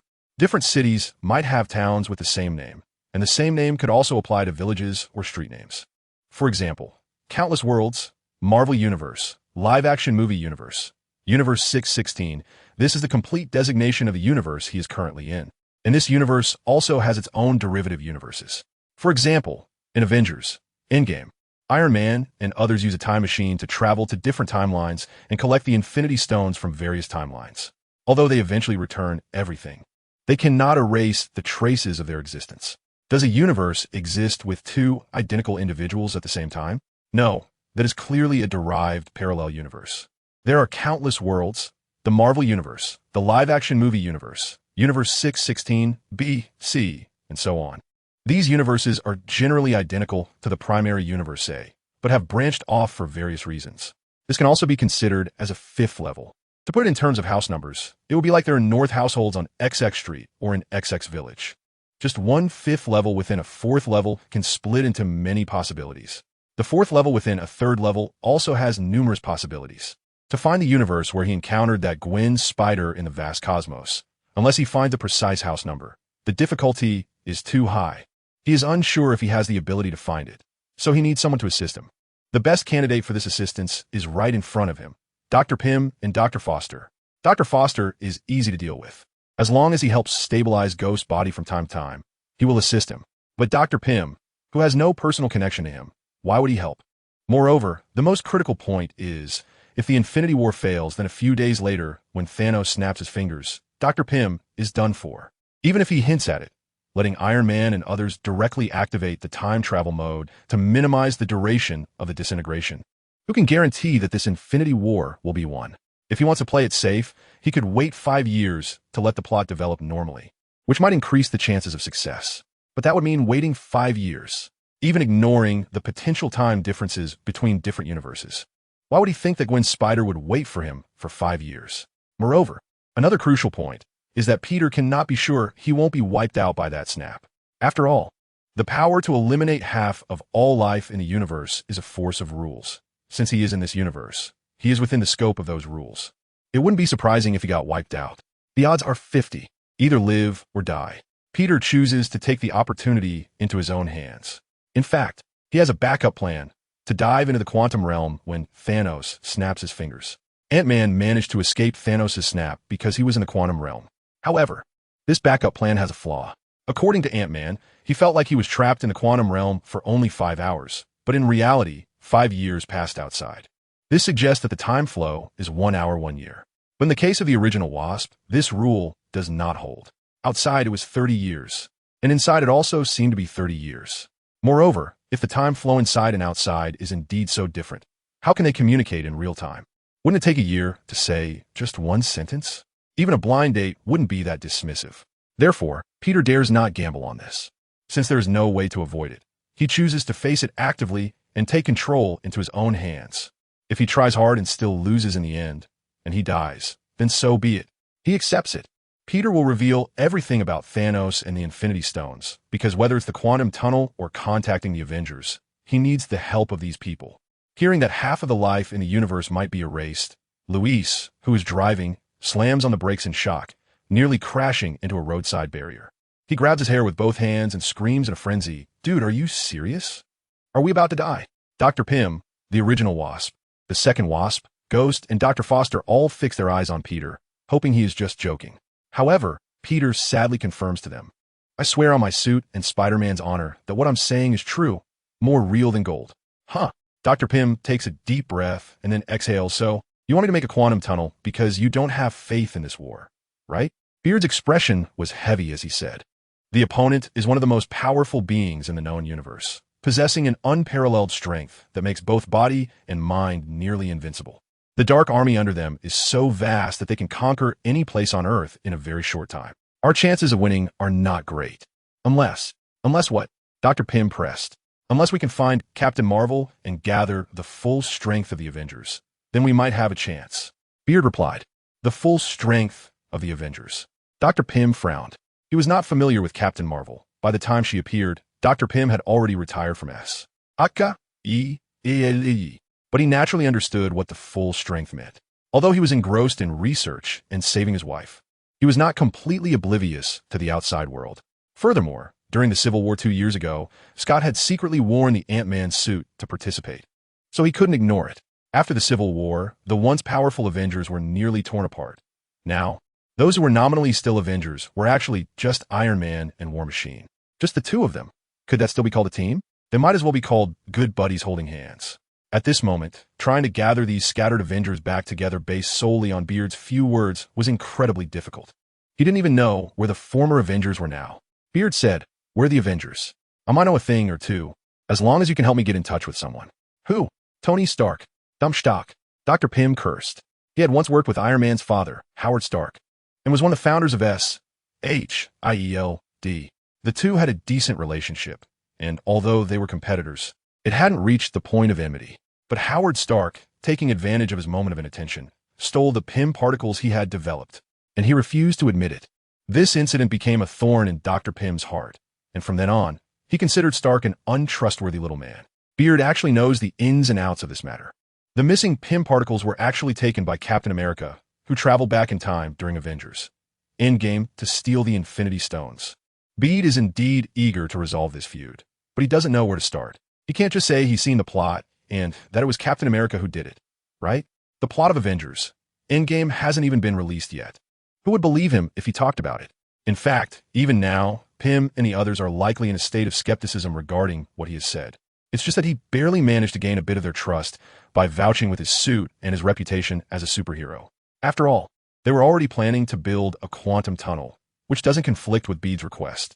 As for contacting Iron Man, although Pym dislikes the Stark family and has no desire to reach out to him, he didn't say he would contact him himself. He decided to leave this task to Scott, since that kid is always flirting with his precious daughter. Who else would he send? As for himself, he obviously had to focus on the important task of creating the quantum tunnel. So, Bede and Pym parted ways at Pym's doorstep. To assist Pym in building the quantum tunnel as soon as possible, Dr. Foster was also kept behind. Pym initially wanted to refuse, but considering the seriousness of the situation once confirmed, he reluctantly agreed. Meanwhile, Bede, Ghost, Ava, and the second Wasp took Louise's car to Ant-Man's residence. He originally thought Ghost would stay behind, but to his surprise, she chose to follow him, apparently wanting to stick by his side wherever he goes. Perhaps she was afraid of becoming unstable again when Bede wasn't around. Bede sat in the car, eyes closed, pretending to nap. In reality, he was trying hard to recall where the Avengers were and what they were doing at that moment. The most important to confirm were the Hulk and Thor. This time period coincided with the plot of Thor, Ragnarok. After the events of Ragnarok, Asgard was destroyed and all the remaining refugees boarded a spaceship, making their way to Earth. If nothing went wrong, they would encounter Thanos' attack in 2 or 3 days, resulting in Loki's death, Thor being severely injured, and the Hulk being teleported back to Earth, landing in the Sanctum Sanctorum in New York to inform Doctor Strange about Thanos' impending arrival. It would be difficult to contact these two for a while. Perhaps he would need to ask Doctor Strange to open a portal. Captain America, Falcon, Scarlet Witch, and Black Widow became underground Avengers after leaving the team, most likely in Wakanda. Even if they weren't in Wakanda, they could be contacted through Black Panther once they arrived there. Ant-Man was on his way home. As for Winter Soldier, he was frozen in Wakanda. In the post-credit scene of Captain America, Civil War, Winter Soldier chose to be frozen to avoid being controlled again. Vision and Scarlet, which had eloped. So finding Scarlet, which would lead to him as well, no further consideration needed. As for Spider-Man, he was definitely at school. Hawkeye, like Ant-Man, was likely under house arrest in Avengers. Endgame, he was in Neon, which was 5 years later.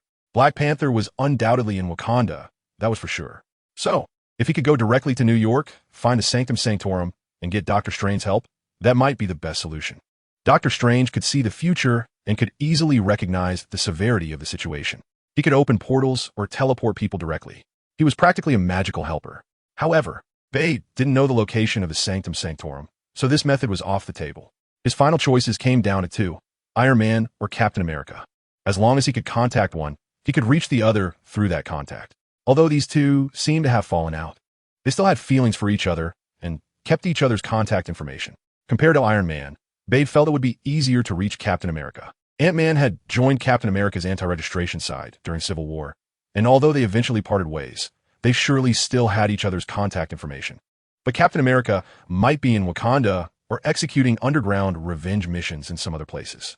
Therefore, his ultimate goal was to contact Captain America through Ant-Man, then reach Iron Man through Captain America, and finally have Iron Man bring him to Doctor Strange, ultimately gathering everyone together to find a way to win this Infinity War.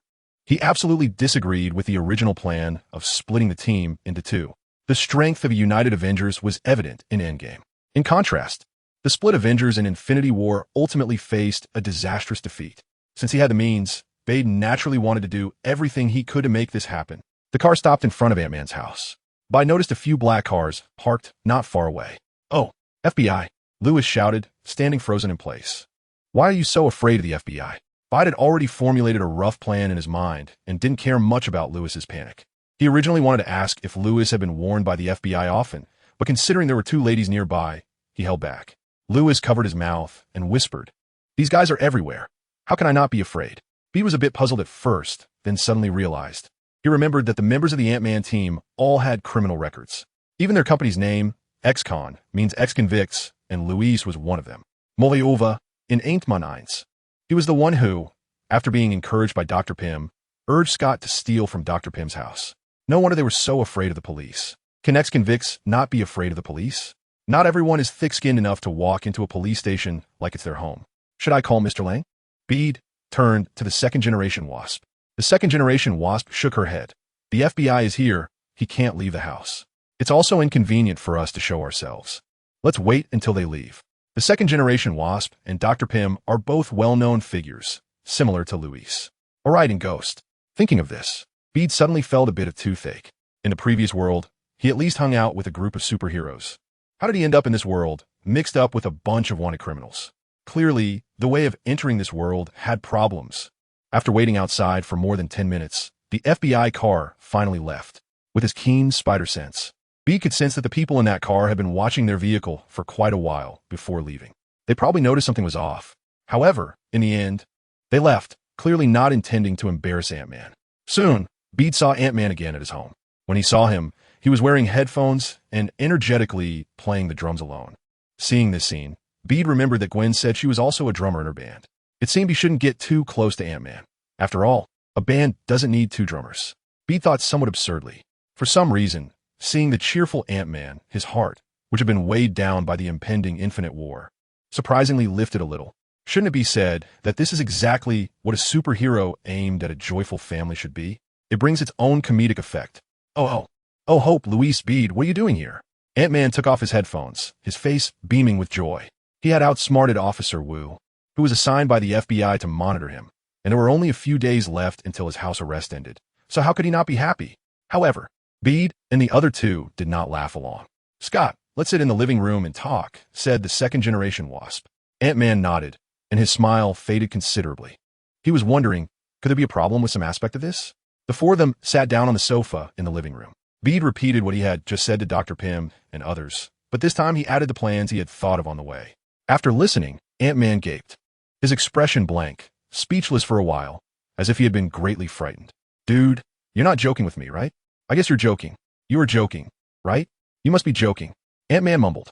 His reaction was more exaggerated than that of Dr. Pym and the others. In fact, most people would likely react this way upon hearing that half the world population was about to die, with a high probability that they would be among them. Not going completely insane shows decent mental fortitude, although Ant-Man had also gone through some things. A careful comparison of his experiences with other superheroes reveals that he is actually a civilian hero. He has no great ambition to save the world. His actions have mostly been akin to being pushed into it. Even the Ant-Man suit was something he was coaxed into wearing by Dr. Pym. Thus, his mindset hasn't really changed. It's somewhat similar to Bede's current state, but Bede knew he had no way out, so he could only forge ahead. As for Ant-Man, this whole situation shouldn't have involved him. Under normal circumstances, he would have been in the quantum realm for 5 hours, avoiding all of this, until the plot of Avengers 4 kicked in. But now, Bede could only rely on him. Slap! Ant-Man lay back on the sofa, throwing himself onto it, his head tilted, resembling a corpse, perfectly embodying the term disenchanted with life. Scott, everyone needs your help, the second wasp said as she sat next to Scott and straightened his head. As Ant-Man's longtime partner, the second wasp knew him very well. Sometimes he was very reliable, but at other times he was incredibly lackadaisical. Now, she needed to bring out his reliable side. Encouraged by her, Ant-Man took a deep breath and calmed himself down. Okay, I do have a captain's number, but I'm not sure if I can still reach him. We haven't been in touch since 2 years ago. Ant-Man stood up and picked up a book from the coffee table beside him. Bede glanced at the book title, which was The Fault in Our Stars by John Green. The cover also had a brief description. It was a story about a 16-year-old girl who suffers from lung cancer and falls in love with a boy who has bone cancer during her illness. It seems to be a tragic love story. Given the worn-out condition of the cover, it was clear that Ant-Man often read it. I didn't expect him to have such delicate emotions and actually enjoy this type of novel. However, what was the point of reading a novel at this moment? When Peter was puzzled, he saw Ant-Man picking up a book and flipping through its pages. For a moment, the entire room was filled with the sound of pages turning. Once the sound stopped, Ant-Man had a note in his hand, and from Peter's perspective, he could vaguely see a series of numbers written on it. Was it Captain America's phone number? Ant-Man clearly had no intention of explaining. He walked over to the landline and began dialing. Beep, beep, beep. As the phone rang, Peter's heart also started to race. It could be said that whether or not he could successfully contact Captain America would affect the progress of his entire plan. After a while, the phone rang, but seemed to go unanswered and was automatically disconnected. This made Peter frown. He was already considering other methods. However, Ant-Man showed no signs of concern. After the call was disconnected, he dialed again. Next came another long series of beeps. Then, the call was disconnected once more. Bede was feeling a bit restless. If it really didn't work out, he had a backup plan, but that plan would require more detours and waste more time. In this situation where Thanos could arrive at any moment, time was undoubtedly very precious. Ant-Man dialed the number for the third time. This time, the phone rang just once before being picked up. "Who is this?" A mature male voice came through the receiver. "Hi, Captain, it's Scott," Ant-Man said. "Scott." On the other end, Captain America was clearly taken aback, probably not expecting Ant-Man to contact him out of the blue, especially since they hadn't spoken in 2 years. But he quickly replied, "I'm glad you called, Scott." Ant-Man looked at Bede and said, "Captain, the reason I'm calling you out of the blue is that we might be in big trouble, a really big trouble." "What's going on, Scott?" Captain America asked, confused. Bede understood what Ant-Man meant when he looked over just now. Clearly, this matter still needed him to explain. So, he walked over to Ant-Man, took the microphone, and said, "Hello, Captain. My name is Bede, and I am a Spider-Man from a parallel universe." The identity of a superhero obviously garnered more trust. So Bede decided to keep this title. Spider-Man? Captain America thought of the image of the Dutch spider. "You say parallel universe? Don't joke around. Is there really a parallel universe?" "I can't confirm that for you at the moment," Bede said. "All right, then this Spider-Man from a parallel universe. May I ask what you need from me?" Captain America asked. Clearly, if Bede couldn't quickly convince them, he would hang up. They were still wanted and didn't have time to chat with anyone. This matter concerns the safety of the universe. In the next few minutes, Bede explained again about Thanos and the Infinity War. Having had 2 previous experiences of narrating, this time his language was more concise. "How can I be sure what you're saying is true?" Captain America said, "Wanda can manipulate people's hearts. I can have her control me. And then you can ask and find out," Bede said. "This." Captain America's voice paused. "Where are you? At Scott's place? Let's talk in person." "Okay." Bede agreed without hesitation. "If possible, please help contact Mr. Stark. I'll consider it." After saying that, Captain America hung up the phone. Bede placed the microphone back on the desk and walked back to sit by the sofa. He wasn't too worried about possibly being manipulated. His tactic was called attacking as a defense. By bringing it up himself, he not only increased the persuasiveness of his words, "If I'm willing to let you manipulate me, you have to trust me a bit more, right?" But also he was certain that Captain America wouldn't allow Wanda to do such a thing. At this point, she hadn't experienced Vision's death or the fictional children's death, and still belonged to the category of a positive superhero. Positive superheroes don't casually manipulate others. Moreover, if Bede hadn't brought this up, he would have to spend a lot more effort convincing Captain America and the others. And there was a possibility that he couldn't convince Captain America at all. What if Wanda seized him and forced him to manipulate? Even if it was later confirmed that they had wronged Bede, it would be too late by then, and what would be the point? Of course, it couldn't be ruled out that they might just do it anyway. If it really came to that, then he couldn't be blamed for not playing fair. Although Wanda's ability could read and change people's thoughts, it couldn't fully read memories. If it came to that, he wouldn't attend the Avengers. Instead, he would wait for the right moment and dive straight into the quantum realm, regardless of the chaos outside. Meanwhile, on a small island in a small country in Europe, there was a secret base of the underground Avengers.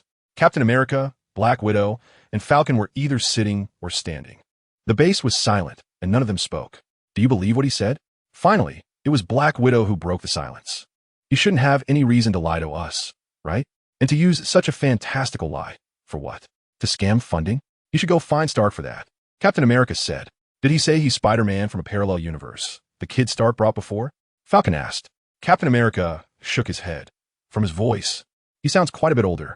If it's the same person, he should be from the future of a parallel universe. "It's really something that parallel universes exist," Falcon shrugged. "If there are villains trying to collect stones to destroy half the universe, it doesn't seem strange to have parallel universes." Black Widow chimed in.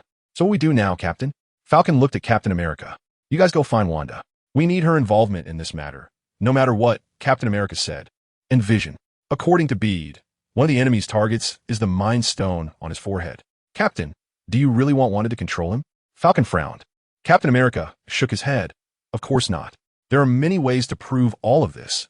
There's no need to focus on this aspect. If all of this is true, he will be our ally, and we should all be grateful to him. Well, Wanda should still be in that house in Scotland. Should we go there now?" Black Widow said. "You guys go ahead. I still need a contact." Although Captain America didn't mention the man's name, both Black Widow and Falcon knew he was referring to Iron Man. The love-hate relationship between those two couldn't be summed up in just a few words. After the Sokovia Accords incident, the two had gone their separate ways, thinking they would never interact again, but now they had to reach out to him. Just thinking about it showed how conflicted Captain America was feeling. A few hours later, Bede woke up in a daze. It had been night when he was in the Ultimate Universe, and it was supposed to be sleep time in a few hours, but now it was day here, and he had been busy with the Infinity War, his mind highly tense. Thus, after contacting Captain America, Bede unknowingly fell asleep during the waiting period. Fortunately, this was Ant-Man's home, and it was quite safe. Bede looked up and found a few people standing outside the door, walking towards him. At the forefront was a muscular man with a full beard, wearing combat gear, and he could faintly smell the scent of gunpowder, probably from being soaked in it. Behind him stood a young black man wearing tactical glasses, a striking silver-haired beauty. And not far away was a man whose face was as red as a sweet potato skin. He should be considered a man. Next to him stood a brown-haired woman. It really was a strange combination, although the appearances of these people differed slightly from what he had seen in movies. Bede quickly recognized their identities. Captain America, Falcon, Black Widow, Vision, and Wanda. In other words, the current underground Avengers. Except for Vision, Beard looked back, but did not see Iron Man's figure. What touched Beard was that at this moment, there was a figure standing with their back to him at the door, blocking these people outside. "Thank you, Ava, let the captain and the others in," Beard said.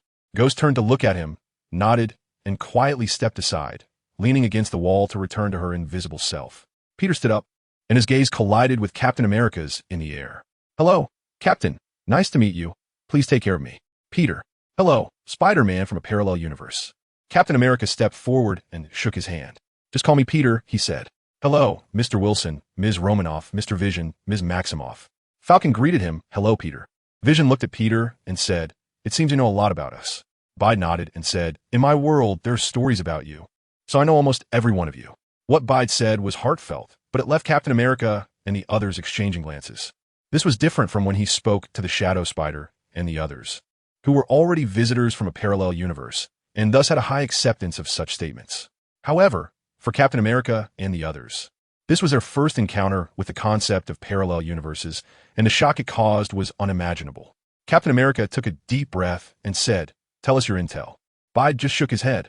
"I want to know, where's Mr. Stark? He went to great lengths, even selling himself, not to watch the Avengers fighting alone.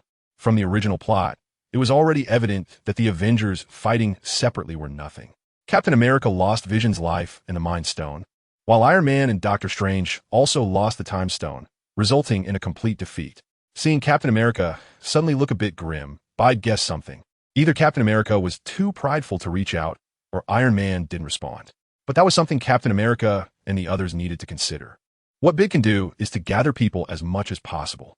But if you ask him to compromise or bend over backwards, he simply cannot do it. Beard said, "To be blunt, we can only have a slim chance of winning if we gather all our strength. Otherwise, it would be better to surrender early." He looked at the expressions of the others and sneered. "Let me tell you about the original outcome of this battle. First, you, Vision, will have the Mind Stone taken from your forehead by Thanos himself." Beard pointed first at Vision. "This one is truly dead." Even though the show version introduced a white Vision, the paradox of the ship of Theseus raises doubts about whether the white Vision is actually Vision. The color of Vision's skin makes it hard to perceive his emotional changes. But next to him, Wanda's face turned pale. The Mind Stone is a crucial core for Vision, and once taken away, it means death. Winter Soldier, Falcon, Wanda, Doctor Strange, Black Panther, Spider-Man, Hill, Nick Fury, Dr. Pym, Original Wasp, Second Generation Wasp, Star-Lord, Destroyer, Groot, Mantis. One name after another flowed from Beard's mouth. With each additional name, Captain America and the others' faces grew paler. Ant-Man and the Second Generation Wasp, watching the situation inside from a distance, also turned pale. At this moment, this is a death list.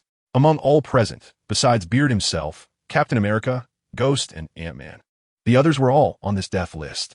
Some of them had very close relationships with them. The Winter Soldier is Captain America's good buddy, with decades of friendship. Black Panther has secretly supported their underground Avengers activities over the years, so their personal ties are quite strong. Nick Fury and Hill, as the former director and deputy director of SHIELD, also share a deep relationship with them. Let's go to the Avengers base. Depart immediately. Captain America interrupted Beard from continuing, fearing that if Beard went on, his little heart wouldn't be able to take it. The others naturally had no objections. However, when Ant-Man and the Second Generation Wasp prepared to go along, Beard stopped them, because they would be the backup left by Beard. This time, he allowed the second-generation Wasp, Ant-Man, original Wasp, and Dr. Pym's family to enter the quantum realm together. This is because, in the original Avengers, Endgame, there were too few Pym particles, greatly reducing their margin for error. Now that Dr. Pym is here, such a situation shouldn't occur, right? As for how to get out, that's simple. Just set an automatic button, adjust the time properly, and once the time is up, the switch will automatically open, releasing them from the quantum realm.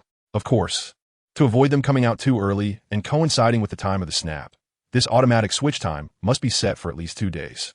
Because from various perspectives, the total time of Avengers Infinity War is approximately around 2 days. Beer directly suggested that they set it for 1 month. With his participation this time, the forces on Earth would gather together as much as possible. Who knows, the battle might even last a bit longer. But no matter how long it is extended, it will definitely be finished in a month. If they win, it will naturally be a joyous occasion for everyone. If they lose, then they will have to wait for Ant-Man and the others to come and use the resurrection coin to restart. Knowing the gravity of their responsibility, Ant-Man this time did not have a silly grin on his face and solemnly nodded in agreement together with the second-generation Wasp. Bite also breathed a sigh of relief. With this, his backup plan was ready. Even if he really lost, there was still a chance to reload the game. However, he didn't tell Captain America and the others about this. Going all in could better stimulate their fighting spirit. Besides, what was wrong with a casual mindset for an interloper who came to help? Then Bide looked at Ghost Woman again. But before he could speak, Ghost Woman said, "Where you go, I go." Peter was very pleased with Ghost's grateful attitude, but still patiently advised, "We're going to fight an interstellar war, and the battlefield will be full of gunfire." Ghost looked at him strangely and said, "I used to be a S.H.A.L.D. Ghost Agent, trained and not a weak little girl. You don't need to worry about me. Since I've chosen to follow you, I will keep my word." "All right then, let's go," Peter said, seeing her determination and no longer try to persuade her. He led Ghost out. The distance from San Francisco, where Ant-Man lived, to New York City, the headquarters of the Avengers, was nearly 5,000 kilometers. Fortunately, Captain America and the others had come with a Quinjet. This vertical takeoff and landing jet fighter, designed by a team from Wakanda, wasn't particularly fast, but its main advantage was its ability to take off and land without a runway, allowing it to be used in a wide variety of scenarios. However, even if it wasn't remarkable, it was still a supersonic fighter jet with a top speed of 1 Mach, or 573 kilometers per hour. It took less than 2 hours to reach the Avengers headquarters in New York. On the Quinjet, Black Widow was piloting at the front, with Falcon assisting in the co-pilot seat. Captain America approached Peter again and asked, "Can you tell me how you came to our world?" Peter knew this was another test of his identity. Since they hadn't let Wanda control him, he didn't mind sharing some of his background to gain more trust and lay a solid foundation for the upcoming actions. However, Peter wasn't prepared to tell them about the real world. He described himself as a person from the Ultimate Universe, implying that after the Spider-Man of that world died unexpectedly, he inherited the mantle of Spider-Man. Then, the particle collider opened the door to the dimensional world, summoning parallel universe Spider-Man like Gwen and Shadow Spider. He then explained that his arrival in this world was an accident. When the particle collider was shut down, he accidentally fell into the particle stream, activated his powers, fell into the quantum realm, and was rescued by the quantum portal opened by Dr. Pym and the others, arriving in this world. As for why he knew about Thanos and the impending Infinity War, he claimed it was something he saw when he came to this world from the quantum realm. His explanation, a mix of truth and fiction, was reasonable. It not only shaped him a heroic background, but also highlighted his abilities, explained his possible weaknesses, and the source of his foresight. Captain America, Vision, and Ghost, all skilled in micro-expression analysis, watched Peter's face as he spoke. But because most of what Peter said was true, even Vision couldn't detect many issues. Even if there were some inconsistencies, they just assumed that Peter was keeping some private matters to himself, who didn't have a few secrets. As a result, Captain America and the others accepted his narrative. Moreover, their attitude towards Peter improved significantly. From Peter's description, they had already imagined a hero who was called to action in a crisis and inadvertently found himself in a foreign land, now striving to help them, even in a different world. How could they not like him? After chatting with Peter for a few more moments, Captain America got up and walked toward the back of the jet, pulling out his phone. It seemed that Peter's story had inspired him, and he decided to go talk to Nikki. After Captain America left, Peter was approached by a couple again, Wanda and Vision. "Thank you for telling us all this," Vision said, looking at Peter seriously. Bide shook his head, No one can stand by and watch the suffering of living beings without taking action. Everything is for the sake of life. Illusion showed a smile. Bade took the opportunity to focus on the Mind Stone on his forehead. The Infinity Stones. This thing is almost the most powerful treasure in the Marvel Universe, with 6 Infinity Stones, each possessing its own incredible powers. The Mind Stone in front of him is the source of thought for living beings in the universe, capable of freely creating and modifying any thought. Loki once used a Mind Stone scepter to control Hawkeye, making him serve him. It should also have the ability to develop the brain. Hydra used this ability to unleash the potential of Wanda and Quicksilver. Of course, the most successful case was with Vision. Iron Man and Dr. Banner input Jarvis into Ultron's body and then embedded the Mind Stone, ultimately creating Vision. If possible, Bade really wanted to see if he could get an Infinity Stone to use. As Spider-Man, his physique among mortals should be second only to the Hulk. 1 or 2 Infinity Stones shouldn't be able to do much to him, right?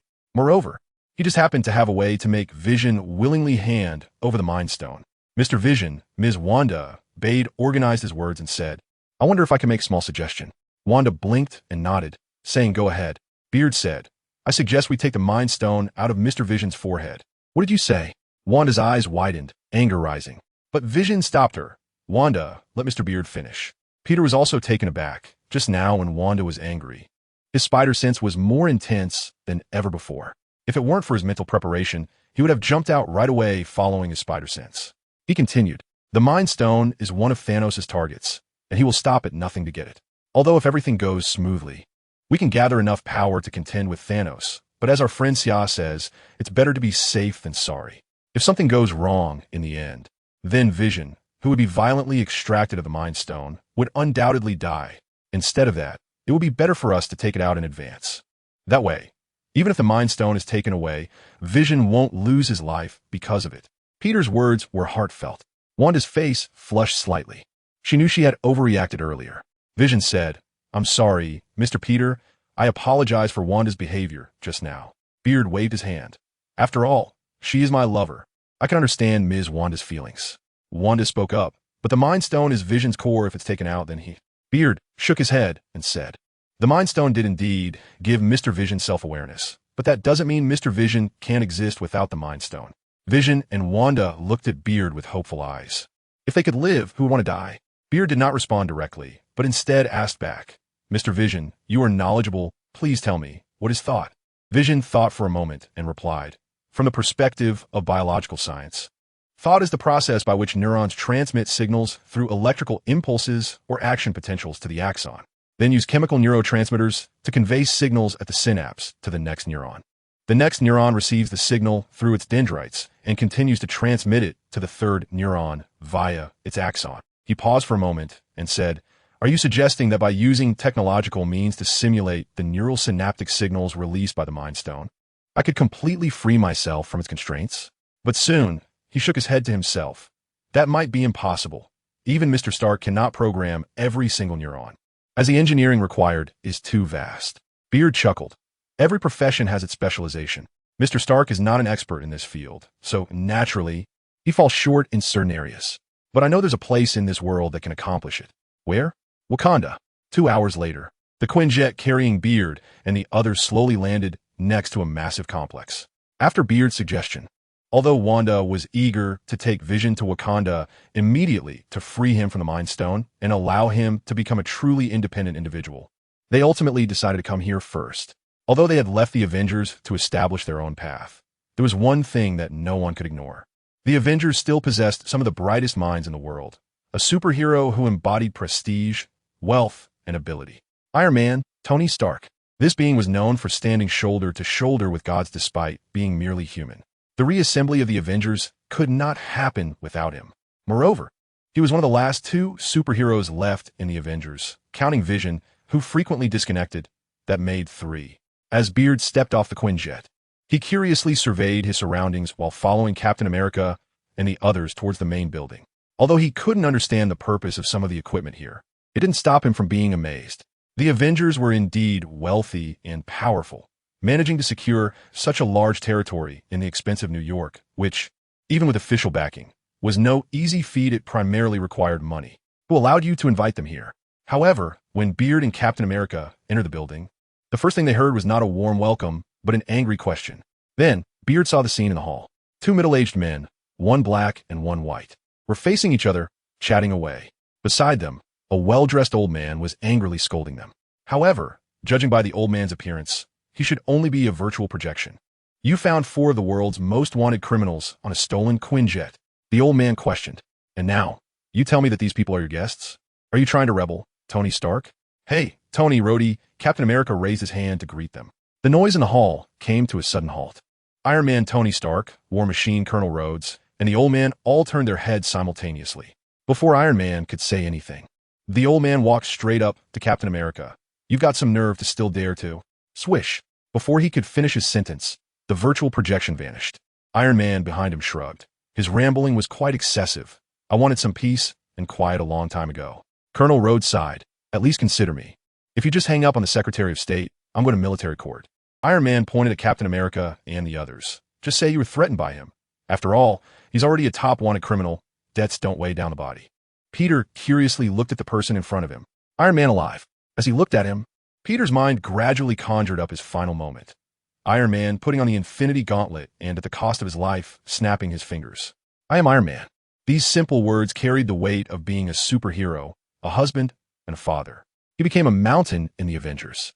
For a moment, Peter felt a sense of pilgrimage. But soon he snapped back to reality. Right now, he was actually doing the same thing as Iron Man. Perhaps he didn't have Iron Man's selfless greatness, but he could do his best to be better. Are you the Spider-Man from the parallel universe? Iron Man had somehow walked in front of Peter, looking at him with a scrutinizing gaze. Peter nodded. He wasn't wearing a mask, so Iron Man couldn't mistake him for a parallel universe counterpart of Spider-Man. Hello, Mr. Stark, nice to meet you. To be honest, I'm not too happy to meet you. The news you brought messed up Pepper's schedule. Just kidding. Thanks to you for letting us know in advance. Otherwise, we would have been caught off guard in an intergalactic war. The two shook hands. From Iron Man's words, Peter could tell that he had basically accepted the reality of Thanos and the Infinity War. Probably Captain America had convinced him somehow. That was good. It saved Peter a lot of explaining. So I'll get straight to the point, Peter said. Everyone turned to look at him. Beard said, Mr. Stark, do you know the address of the Sanctum Sanctorum? Or, can you get in touch with Dr. Strange? Dr. Strange? Iron Man looked a bit confused and shook his head, having never heard of him. Beard furrowed his brows slightly and then slapped his forehead. Damn, what a blunder. I was just thinking about how Dr. Strange came to find Iron Man in Avengers 3 and subconsciously assumed they knew each other before. But after thinking about it carefully, it seems that the reason Dr. Strange went to find Iron Man was because Dr. Banner was teleported to Earth and happened to crash into the Sanctum Sanctorum in New York. That means they didn't know each other before. Beard quickly looked at Vision and said, Mr. Vision, could you please check 117A Black Street? Vision nodded, his eyes glowing as an image projected in front of everyone. However, the image only showed an ordinary street, bustling with people, with no abnormalities. Is this the residence of the strange doctor you mentioned? Iron Man asked. Bade nodded, feeling a bit of a headache.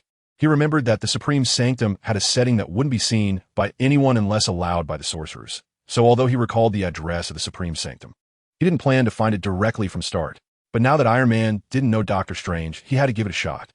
Unfortunately, the dead horse remained a dead horse and couldn't be revived. So at this time, who else could possibly find Doctor Strange directly? Oh right, Thor. Bede suddenly remembered that in the post-credit scene of Doctor Strange 1, there was a conversation between Doctor Strange and Thor, where Thor even activated an infinite refill mode that made many drinkers exclaim in admiration. So, do you have a way to contact Thor? Bede scanned everyone with his gaze. Captain America shook his head. Actually, I've lost contact with him for several years. It's always been him reaching out to us unilaterally. Iron Man also nodded. Does Thor know this Doctor Strange? May I ask, what does this doctor do?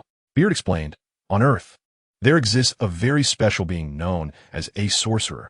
They can use dimensional magic to do many magical things. Doctor Strange is the strongest sorcerer appointed by the previous Sorcerer Supreme, and is now the Sorcerer Supreme himself. Sorcerer? Everyone's gaze unconsciously turned to Wanda. The chaos magic that Wanda uses is also very magical and incredibly powerful. After hearing Beard's description, they couldn't help but associate Doctor Strange with a sorcerer image like Wanda. Iron Man pondered and said, So, this indeed sounds like a good asset. Bade, the most critical thing is that Doctor Strange has a powerful artifact called the Eye of Agamotto, and the core inside it is the Time Stone. Captain America furrows his brow. In that case, we must find him. Beard nodded and said, if Doctor Strange fights alone, the Time Stone is likely to be lost. And since he resides in the Sanctum Sanctorum in New York City, an attack on him would cause great destruction to New York City as well. Captain America and the others realized the seriousness of the problem. At this moment, Wanda said, perhaps I can give a try. Since you said the Sanctum Sanctorum is concealed by magic and is inaccessible to ordinary people, maybe I can use magic to break through its magic. Bede's eyes brightened slightly. Yes, although Wanda is not yet the Scarlet Witch, her magical proficiency is actually not inferior to Doctor Strange at all. In fact, if we consider her expressiveness, the fact that she can destroy the Mind Stone with one hand and suppress Thanos with the other makes her much stronger than Doctor Strange. Buzz. Just then, Bede's spider sense suddenly started to alert him. He stood up abruptly. Enemies are approaching. Enemies? Captain America and the others were puzzled. Who would dare to attack the Avengers headquarters? Could it be that Thanos moved early? However, when they stepped outside, they found it was not what they had imagined. The enemies were a group of soldiers from Eagle Nation. At that moment, 5 helicopters were hovering above the lawn outside the Avengers headquarters, and fully armed soldiers were descending from the helicopters surrounding the headquarters building. Iron Man showed a look of astonishment. No way. That idiot politician is serious? Captain America said helplessly, it seems we need to change the location of our discussion. The premise is whether they are willing to let us go. Bede's sense of unease grew stronger. Not long ago, he had been hanging out with the wanted Ant-Man family and ended up being cornered by the FBI in the building. Now, being stuck with Captain America and Iron Man, he was once again surrounded by a group of soldiers. He seriously suspected that there was something wrong with the way he opened this universe. As a law-abiding, friendly citizen, why is he always being chased by the FBI or the military? All right, let's make it quick.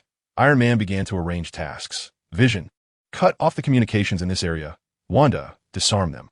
The rest of you, get into the Quinjet. Thus, Bede finally witnessed a part of the combat power of the couple, Vision and Wanda. He saw Vision's eyes light up slightly, and the communications near the base instantly fell silent. This was to prevent the power-hungry Secretary of State from issuing some extreme orders. At the same time, all the weapons in the soldiers' hands were entangled in crimson magical light, suddenly flying into the air and turning into dust, vanishing without a trace. Only a group of unarmed soldiers remained, standing there in confusion, unsure whether to advance or retreat. Iron Man and the others had no intention of making things difficult for these soldiers. They had gathered to respond to the crisis and save the world, not to fight with the Eagle Nation Congress. If they killed so many soldiers, the situation would change entirely. The Quinjet soon took off, heading towards Black Street in New York City. It was unclear whether the Quinjet's stealth capabilities prevented the Secretary of State from locating them, or if Vision and Wanda's actions had a certain deterrent effect. In any case, they did not encounter any intercepts along the way. To avoid causing panic, upon arriving at Black Street, Captain America chose to hover the aircraft in the air. The task of finding Doctor Strange was entrusted to Bede, Wanda, Vision, and Iron Man, who was curious and insisted on following along to see what was happening. Peter awkwardly realized that he couldn't fly. Need a hand? Iron Man asked as he walked over to Peter. Peter was a bit taken aback by his friendly gesture, but he politely declined. It was only about 70 meters. Even if he fell face first to the ground, he wouldn't really get hurt. Besides, who said Spider-Man couldn't fly? With a hiss, the back door of the Quinjet opened, and Vision and Wanda flew out one after the other. Bede jumped down right after. In midair, he slightly spread his arms and simultaneously issued a command to the auxiliary system in his battle suit. Wingsuit mode. Wingsuit mode has been activated. With a mechanical sound from the battlesuit's auxiliary system, a web-like membrane spread out between Bede's arms and ribs. It was indeed made of a spiderweb material. They were usually stored in the underarm area of the battlesuit, but when needed, they could be ejected, temporarily transforming the spider suit into a spider wing suit, allowing Bede to glide. However, the amount of spider silk solution inside was quite limited, and the large amount needed to create the membrane meant that this function could only be used twice at most in one go. After using it twice, he would need to refill the solution promptly. This made Bede somewhat envious of Dutch Spider's nanometal suit, which could be deployed and retracted freely, and could be reused repeatedly as long as it wasn't significantly damaged. He wondered if he would ever have the chance to get one from Iron Man. The wind whistled past his ears. After more than 10 seconds, he had already descended into the space between the buildings. Beard released the wingsuit membrane without hesitation, shooting out a strand of web to the side, and then gracefully landed on the wall of a building, following the wall down to the ground. Vision, Wanda, and Iron Man also landed beside him. Wanda, it's your turn, Vision said. Wanda nodded, and crimson magical energy surged around her. Then, this magical energy was released in all directions. However, it did not harm ordinary people, and they didn't even notice the emergence of this magical energy, because from the very beginning, it was not aimed at ordinary people. Meanwhile, at the Sanctum Sanctorum, Doctor Strange, who was meditating, suddenly opened his eyes. Chaos magic. Strange. Wong rushed in from outside, somewhat panicked. Doctor Strange calmly nodded at him. I've sensed it. Let's go meet this being who controls chaos magic and see what she wants by suddenly appearing here. Found it. Outside the Sanctum Sanctorum, Wanda suddenly opened her eyes and looked in a certain direction. Bede and the others followed her gaze and found that it was just a very ordinary residential building, looking completely unremarkable. In fact, if it weren't for Wanda's direction, they wouldn't have even noticed that there was such a building here. Wait, Bede understood. The diminished presence that made ordinary people selectively ignore this place was indeed one of the characteristics of the Sanctum Sanctorum. So, what he saw in front of him was not real. This was the Sanctum Sanctorum. Wanda was the first to walk over, and Bede and the others naturally followed behind. However, before they could get close, a portal suddenly appeared in front of them. Hello, Master of Chaos Magic, Mr. Stark, Mr. Vision, and visitors from parallel universes. I am Dr. Stephen Strange, but you can call me Dr. Strange. I prefer that. A flamboyant man in a red cloak appeared at the other end of the portal. Hello, Dr. Strange. We specifically came to find you, Bede said as he stepped forward from the group. Dr. Strange's gaze settled on Bede. You know, your appearance has already violated the laws of the multiverse and could very likely bring unimaginable consequences to this world. I didn't want to come here either, but I ended up here inexplicably. Perhaps it's the so-called laws of the multiverse at work? Bede shrugged and said with a hint of helplessness. At the same time, he silently mocked. The focus of the Master of the Mystic Arts is really different. Dr. Strange frowned, unsure how to respond to Bede's statement. However, Bede felt no psychological burden about it. With Dr. Strange's character, he wouldn't kill him for this reason. Moreover, Wanda, Vision, and Iron Man behind him were not pushovers either. He had told Vision how to remove the Mind Stone, and Wanda and Vision still had a good impression of him at this moment. The worst-case scenario would be that Doctor Strange would just send him away. But is that really a bad situation? To be honest, he would rather Doctor Strange open a multiverse portal and send him away. If he had a choice, he wouldn't want to stay in this world where there was a 50% chance of being erased. His only hope was that when Doctor Strange sent him away, he could choose a universe on the other side. Now, tell me your purpose, Doctor Strange said. The predictions of the Master of the Mystic Arts are actually calculations based on existing conditions for the future. So, without knowing Thanos was coming, even he couldn't predict this outcome. It's just like how the Ancient One in the past couldn't foresee Doctor Strange, the strongest master of the mystic arts she had appointed, facing Thanos directly. Thanos is coming, Bede said. Thanos? Doctor Strange was slightly taken aback, then exclaimed, the ruler of Titan? Why would he? As he was speaking, Doctor Strange suddenly closed his eyes. A few seconds later, he opened his eyes and looked at Bede in shock. So that's it. Gathering all 6 Infinity Stones to wipe out half of the life in the universe. How could he do that? Bede let out a sigh of relief. However, Doctor Strange's changing emotions left him somewhat puzzled. What did his gaze just now mean? Please come in and share your plans, Doctor Strange said, stepping aside and gesturing. The 4 of them finally stepped into the teleportation circle and entered this mysterious Supreme Sanctuary. The decorations inside the Supreme Sanctuary were not as grand as they had imagined, and even less interesting than what Bede remembered of Hogwarts. The first reaction upon entering was a sense of solemnity, seriousness, and a hint of darkness. This might be related to the fact that the mages preferred to delve into spells rather than indulge in life's pleasures. Carefully explain your plan, Doctor Strange said to Bede after they all sat down in their chairs. Beard couldn't understand why, having seen the future, he would still ask such questions, but he reiterated his plans. So the final key figures are Thor, Hulk, and Captain Marvel, right? Doctor Strange caught the main point. All 3 of them have the ability to temporarily go up against or even overpower Thanos. And with Wanda and Doctor Strange here, not considering Vision without the stones, if they can gather them all, the chances of successfully killing Thanos and stopping his actions would definitely be maximized. Beard revealed another shocking piece of news to Iron Man. If they can find one, they can find 2. They should be on a refugee ship from Asgard, on their way to our Earth. Doctor Strange, can you locate them? Doctor Strange closed his eyes again, carefully sensing, and shook his head, They should still be quite a distance from Earth. I can't find their exact location. Beetle felt a bit regretful. Dr. Strange said, perhaps when they get closer to Earth, I'll be able to sense them. Who is Captain Marvel? Iron Man asked. Mr. Stark, have you read DC Comics? Beetle asked. Iron Man nodded. Beard said, you can think of her as Superman. Iron Man widened his eyes. Are you kidding? Is she from Krypton too? Not exactly. Beard shook his head, but she has the power to move planets, speeds that exceed light, a physique that can survive stellar explosions, and the ability to absorb and release various forms of energy, as well as nullify energy attacks, among many other abilities. Iron Man was completely speechless. All right, I admit it. She is Superman. Well, Super Lady. Dr. Strange was also a bit surprised. In fact, he had only recently taken over as the Sorcerer Supreme, and his knowledge was far from that of Ancient One, so he was not familiar with many things. This is sort of a patch for Doctor Strange's performance in Infinity War, as he is clearly much stronger in Doctor Strange 2. And since Captain Marvel had long left Earth, he naturally didn't know of her existence. Where is she? Doctor Strange asked. Peter helplessly said, I don't know about that. It should be to protect the safety of that galaxy, right? The four Iron Men expressed their speechlessness. Since they didn't know, what was the point of saying it? But Nick Fury has her contact information, so he should be able to reach her, Peter said. At the end of Avengers 3, Nick Fury took out his phone to contact Captain Marvel. But at that time, Thanos had already gathered all 6 Infinity Stones and snapped his fingers.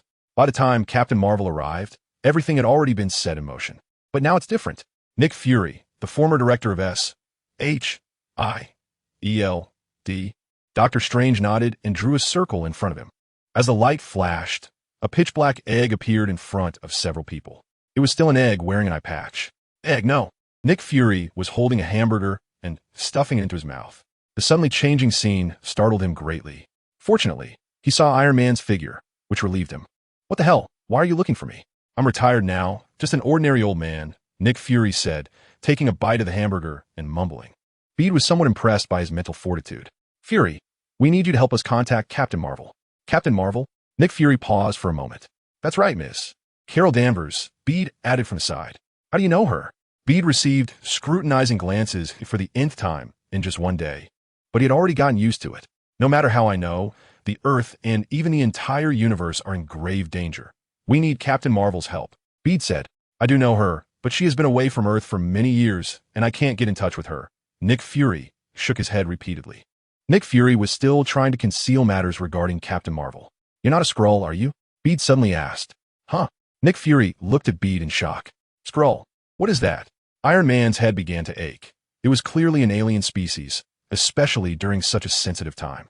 This person in front of him could not possibly be a Skrull, although a Skrull's shape-shifting ability is difficult for most people to discern. Someone like Captain Marvel or Doctor Strange could certainly find out. Moreover, Captain Marvel's contact information could not possibly be in the hands of Skrull. Although they had reconciled in the past, their grudges still remained. At most, they would just avoid trouble. If Captain Marvel returned to find that a Skrull had stolen the communicator she left for Fury, just imagine what would happen to them.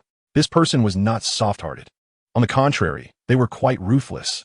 Wouldn't you be afraid if they could take down a cosmic warship in an instant? Bede looked deeply at Nick Fury and meaningfully said, the Skrulls possess the ability to change their appearance at will, and can even acquire the memories of the objects they transform into to a certain extent.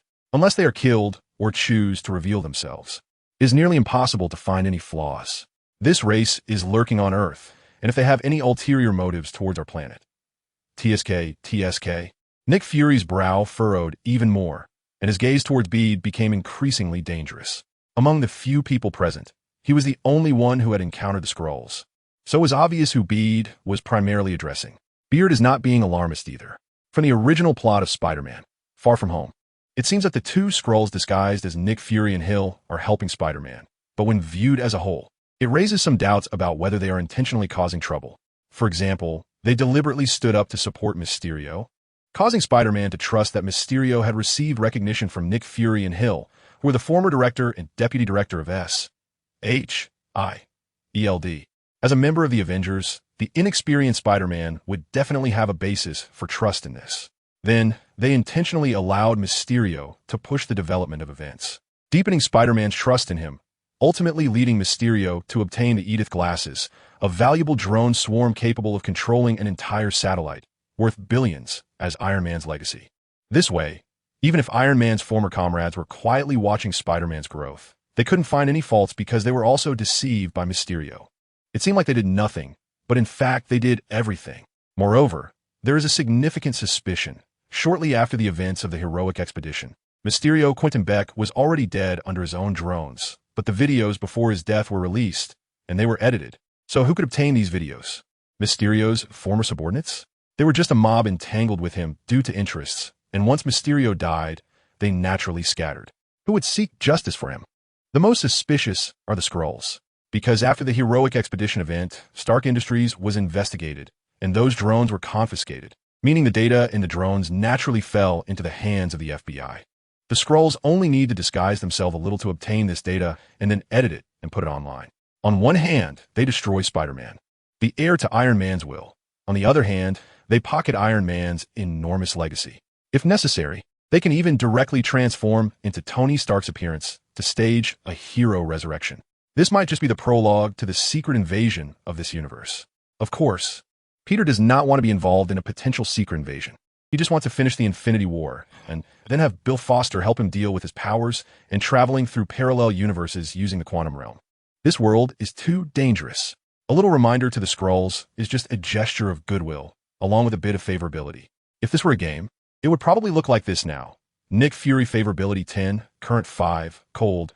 Tony Stark favorability 20, current 30, acquainted. Stephen Strange favorability 20, current 50, friendly. Wanda and Vision favorability 10, current 40, friendly. Reaching acquaintance, 1030, basically means gaining initial recognition and being able to talk. Achieving friendly, 3050, means they will actively help you with some things. Beyond that, it's about beloved friends that require money. It seems you really know a lot. Nick Fury took a deep breath and turned to look at Iron Man, the only one he was somewhat familiar with among those present. Stark, tell me what you are all doing. I have the right to know this. Iron Man replied. The situation is that a terrifying opponent is on his way to Earth, and his goal is to destroy half of all life in the universe. So, if you can call your super lady friend to fight with us, our chances of winning this battle will increase significantly. Then came a long silence. What Peter said carries a weight that is clearly different from what Iron Man would say. This is normal. After all, they have fought side by side for a long time. After a while, Peter couldn't help but speak up. Mr. Fury, do you remember the war that happened in New York a few years ago? A space wormhole appeared there, and the Avengers were once caught in a bitter battle. In the end, it was Mr. Stark who risked his life to carry a nuclear bomb into the wormhole, which destroyed one of the ships behind it. The Chitauri are just a part of Thanos' Dark Army, and now, what is coming to Earth is the entire Dark Army, led by Thanos himself. If we just talk about how powerful the Dark Army is, it's completely abstract. But when there's a more intuitive concept presented, it inevitably leads to some associations. Just a part of the Chitauri army was able to destroy more than half of New York City, leaving them almost defeated. And the complete Chitauri army is only part of the Dark Army. The Dark Army, in turn, is Thanos' force. A glimpse can reveal a lot. This is enough to make Nick Fury aware of Thanos' strength. After hearing Peter's words, Nick Fury stood up. Doctor Strange pointed to the door. There are empty rooms on both sides when you go out. You can use them freely. Nick Fury did not respond and walked straight out. Bide and others began to wait anxiously. The last sentence that Peter just said not only put pressure on Nick Fury, but also on Iron Man and the others. Previously, they were just hoping to find Captain Marvel as a precaution, but now they truly hope she can return. A few minutes later, the door was pushed open again. In the eager eyes of Peter and the others, Nick Fury revealed 2 rows of bright white teeth. Carol had received the message, but she said she was currently in a galaxy hundreds of light years away from the solar system, and it would take at least a week to get back to Earth. How much time do we have left? Should be enough, right? Beard and the others suddenly fell silent. Seeing their expressions, Nick Fury's smile also disappeared. No way. Could it be that the enemy has already arrived? Bede said bitterly, unless something unexpected happens, their advance team will arrive on Earth in 2 to 3 days. I'm afraid we won't be able to wait for Ms. Carroll's support. So soon? Nick Fury frowned again. He didn't doubt Bede's source of information. Since he chose to believe, he would try to believe a little more. However, losing such a powerful force would indeed be a pity. Now we can only hope that changes on our side could delay Thanos' arrival. Bede said helplessly. Iron Man asked, what do you mean by that? Beard explained, if we go by the original state, everyone is scattered, so Thanos would first choose to send his Black Order to attempt to seize the Infinity Stones. For example, Under normal circumstances, Mr. Vision and Ms. Wanda would encounter an attack in Scotland. Beard looked at Vision and Wanda. Vision nodded and said, "If it weren't for Mr. Beard's warning, Wanda and I would definitely still be in Scotland 2 days from now. If they sent someone at that time, unprepared as we would be, it would be very difficult for us to resist." As he spoke, Wanda cast a grateful glance at Beard. Without Beard, even if she and Vision could fend off Thanos' minions, they would surely pay a heavy price due to the hasty response. If Vision were injured or killed, it would be something she couldn't bear. Thinking this way, her fondness for Beard increased slightly. Meanwhile, Doctor Strange would also be attacked by 2 other members of the Black Order in the Sanctum Sanctorum. Beard looked at Doctor Strange. Doctor Strange nodded at him, clearly having seen his own storyline. In that storyline, he chose to include Beard as a variable for calculations, as well as to exclude Beard for calculations. In the original plot, derived from excluding Beard, he would indeed be attacked by the Black Order, either captured alive or killed on the spot. In any case, he would end up losing the Infinity Stones. In contrast, with Beard's inclusion, everything would be different. Then Beard said, "In that situation, we could only be picked off one by one, while Thanos would continuously obtain the Infinity Stones and grow stronger, ultimately becoming invincible." Iron Man and the others finally understood why Beard insisted they gather all the combat power they could muster. If it reached the original state, it would indeed be very despairing. Iron Man said, "So, do you have any suggestions for the final battlefield?" This time, he spoke to Beard in a tone of inquiry and discussion. This indicated that he had truly regarded Beard as a comrade, rather than the somewhat guarded, ordinary friend attitude he had before. Beard looked at Vision and said, "Wakanda." "Wakanda?" Iron Man asked in confusion. "Isn't that the African nation that donated the Quinjet? Their technology is indeed advanced, but would they be willing to wage interstellar war on their own territory?" Beard shook his head. "This is no longer a matter of whether they agree or disagree, because they themselves are one of the victims. They're fighting for themselves. In the future I see, after Thanos snapped his fingers, the Wakandan army was almost completely wiped out, and even their king and protector of the kingdom, Black Panther, was eliminated by the snap. If they remain indifferent, they will surely die." He paused for a moment and continued, "Moreover, among all the places we know, only Wakanda is suitable for this interstellar war. Wakanda has a powerful dome defense shield that can withstand attacks from spacecraft's onboard weapons to the greatest extent, giving us a certain home field advantage. In our strategy, we must consider 3 factors in warfare: timing, terrain, and morale. In terms of timing, I have managed to secure 2 days of preparation time for everyone as much as possible. In terms of morale, we are making the greatest efforts. As for terrain, we can only rely on Wakanda to achieve that." Iron Man and the others nodded in agreement. "So, if we gather here and Thanos finds that the special operations to seize the Time Stone and the Mind Stone are not feasible, he may extend the duration of the battle, giving us more timing, right?" Iron Man said, "That's right. Let's set off for Wakanda immediately," Wanda suggested. The more she learned about Thanos' terrifying nature, the more she wanted to help Vision retrieve the Mind Stone as soon as possible. She couldn't wait any longer. Doctor Strange nodded and said, "I will keep an eye on Thor and Dr. Banner's whereabouts, and once I find them, I will bring them over immediately." "Thank you," Peter said. Doctor Strange slightly nodded.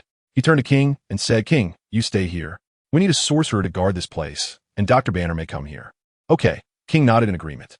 With Doctor Strange, there was no need to take the Quinjet to Wakanda, which saved them several hours.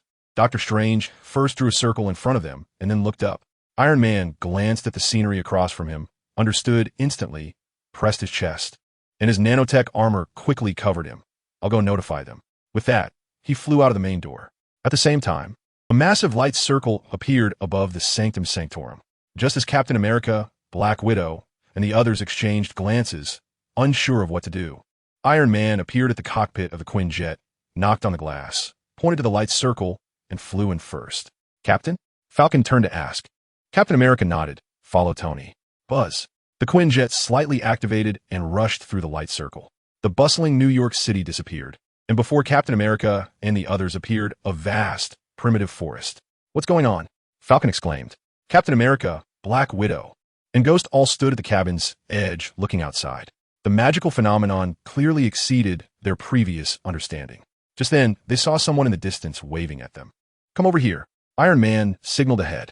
Black Widow quickly maneuvered the Quinjet to follow. Soon, they spotted a group of people at the edge of the jungle below, which included Peter, Wanda, and Vision, as well as their acquaintance, former S.H.L.D. director Nick Fury, and a stylish middle-aged man in a cloak. Seeing this, Black Widow lowered the plane and adjusted it to hover mode. Falcon stayed back just in case, while the others descended to the ground. In front of Peter and the others stood a very handsome black man in a well-tailored suit, looking polite yet authoritative. He was the current king of Wakanda, and this generation's Black Panther, T'Challa. The title of Black Panther is a hereditary one, serving as Wakanda's guardian spirit. Throughout generations, the kings of Wakanda become the Black Panther. They consume a special heart-shaped herb native to Wakanda, which grants them superhuman speed, strength, endurance, agility, and heightened senses. In other words, they're already super soldiers who have undergone a form of genetic transformation.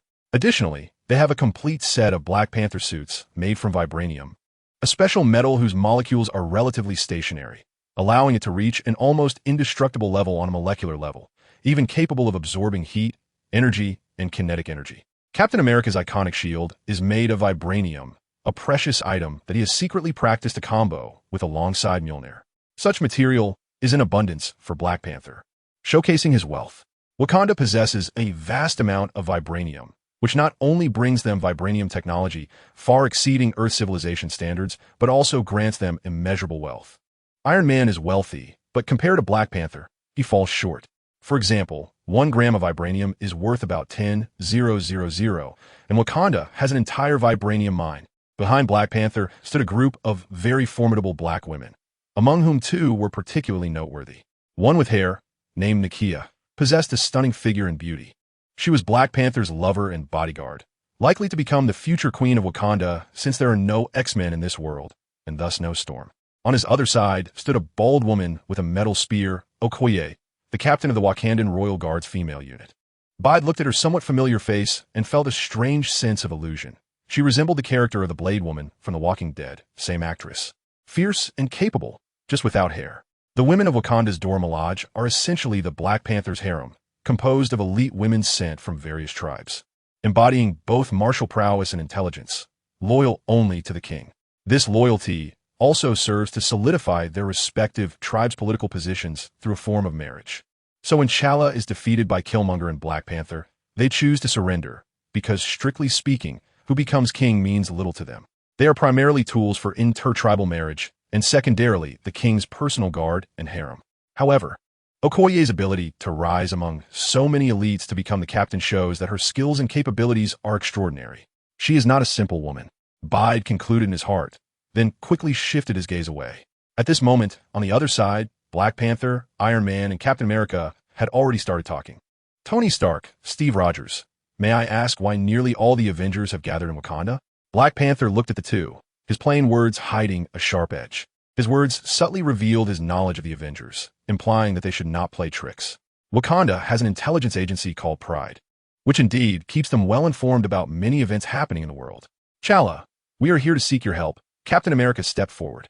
The cooperation over the past 2 years had kept his relationship with Black Panther at a good level. Seeking help?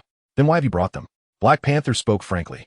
2 years ago, he had fought a civil war to capture the Winter Soldier and had secretly aided the underground Avengers multiple times during that period.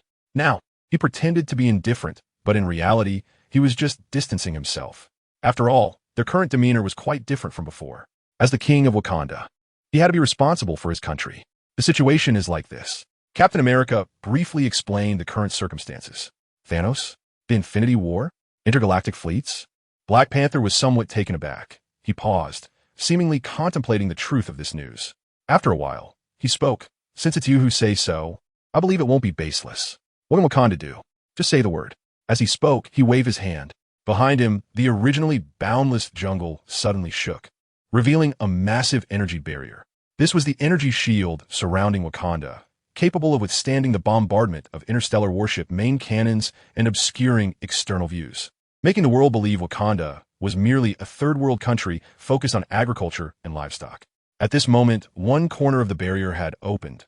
Looking in from here, they cannot be blocked from sight. The original jungle had now transformed into an expansive grassland, and not far away, a large floating airship, resembling a pickup truck, was parked. Bide and others boarded the airship, and after the Falcon piloted the Kuan-style fighter in, the energy barrier closed again. Bide looked back and found that there was no impact from the inside. He could only see a layer of light screen between the inside and outside, somewhat similar to a one-way mirror. Perhaps before they met Black Panther and the others, Black Panther and his team had already been observing them from within the light screen. However, this was not a big deal. After all, they were going to use their homeland as the main battlefield and as the masters. It was not excessive for them to be cautious. This was actually part of Black Panther's good character. If he had a less favorable personality, who would care about their lives? It's worth noting that Captain America and the others did not inform Black Panther that he would die if he did not participate in this war. The vessel they were on, despite its peculiar shape, was quite fast, and while flying, it was surrounded by a faint glow that directly isolated the effects of the wind. Clearly, this was another application of vibranium-derived technology. However, from a bird's-eye view, one could notice a very strange issue. Wakanda's technology was supposedly very advanced, almost like an alien civilization living on Earth. Yet, the houses where the residents lived appeared quite retro. They didn't even meet the standards of an ordinary city, let alone match the identity of an alien civilization like Wakanda. Was there a significant wealth gap in Wakanda?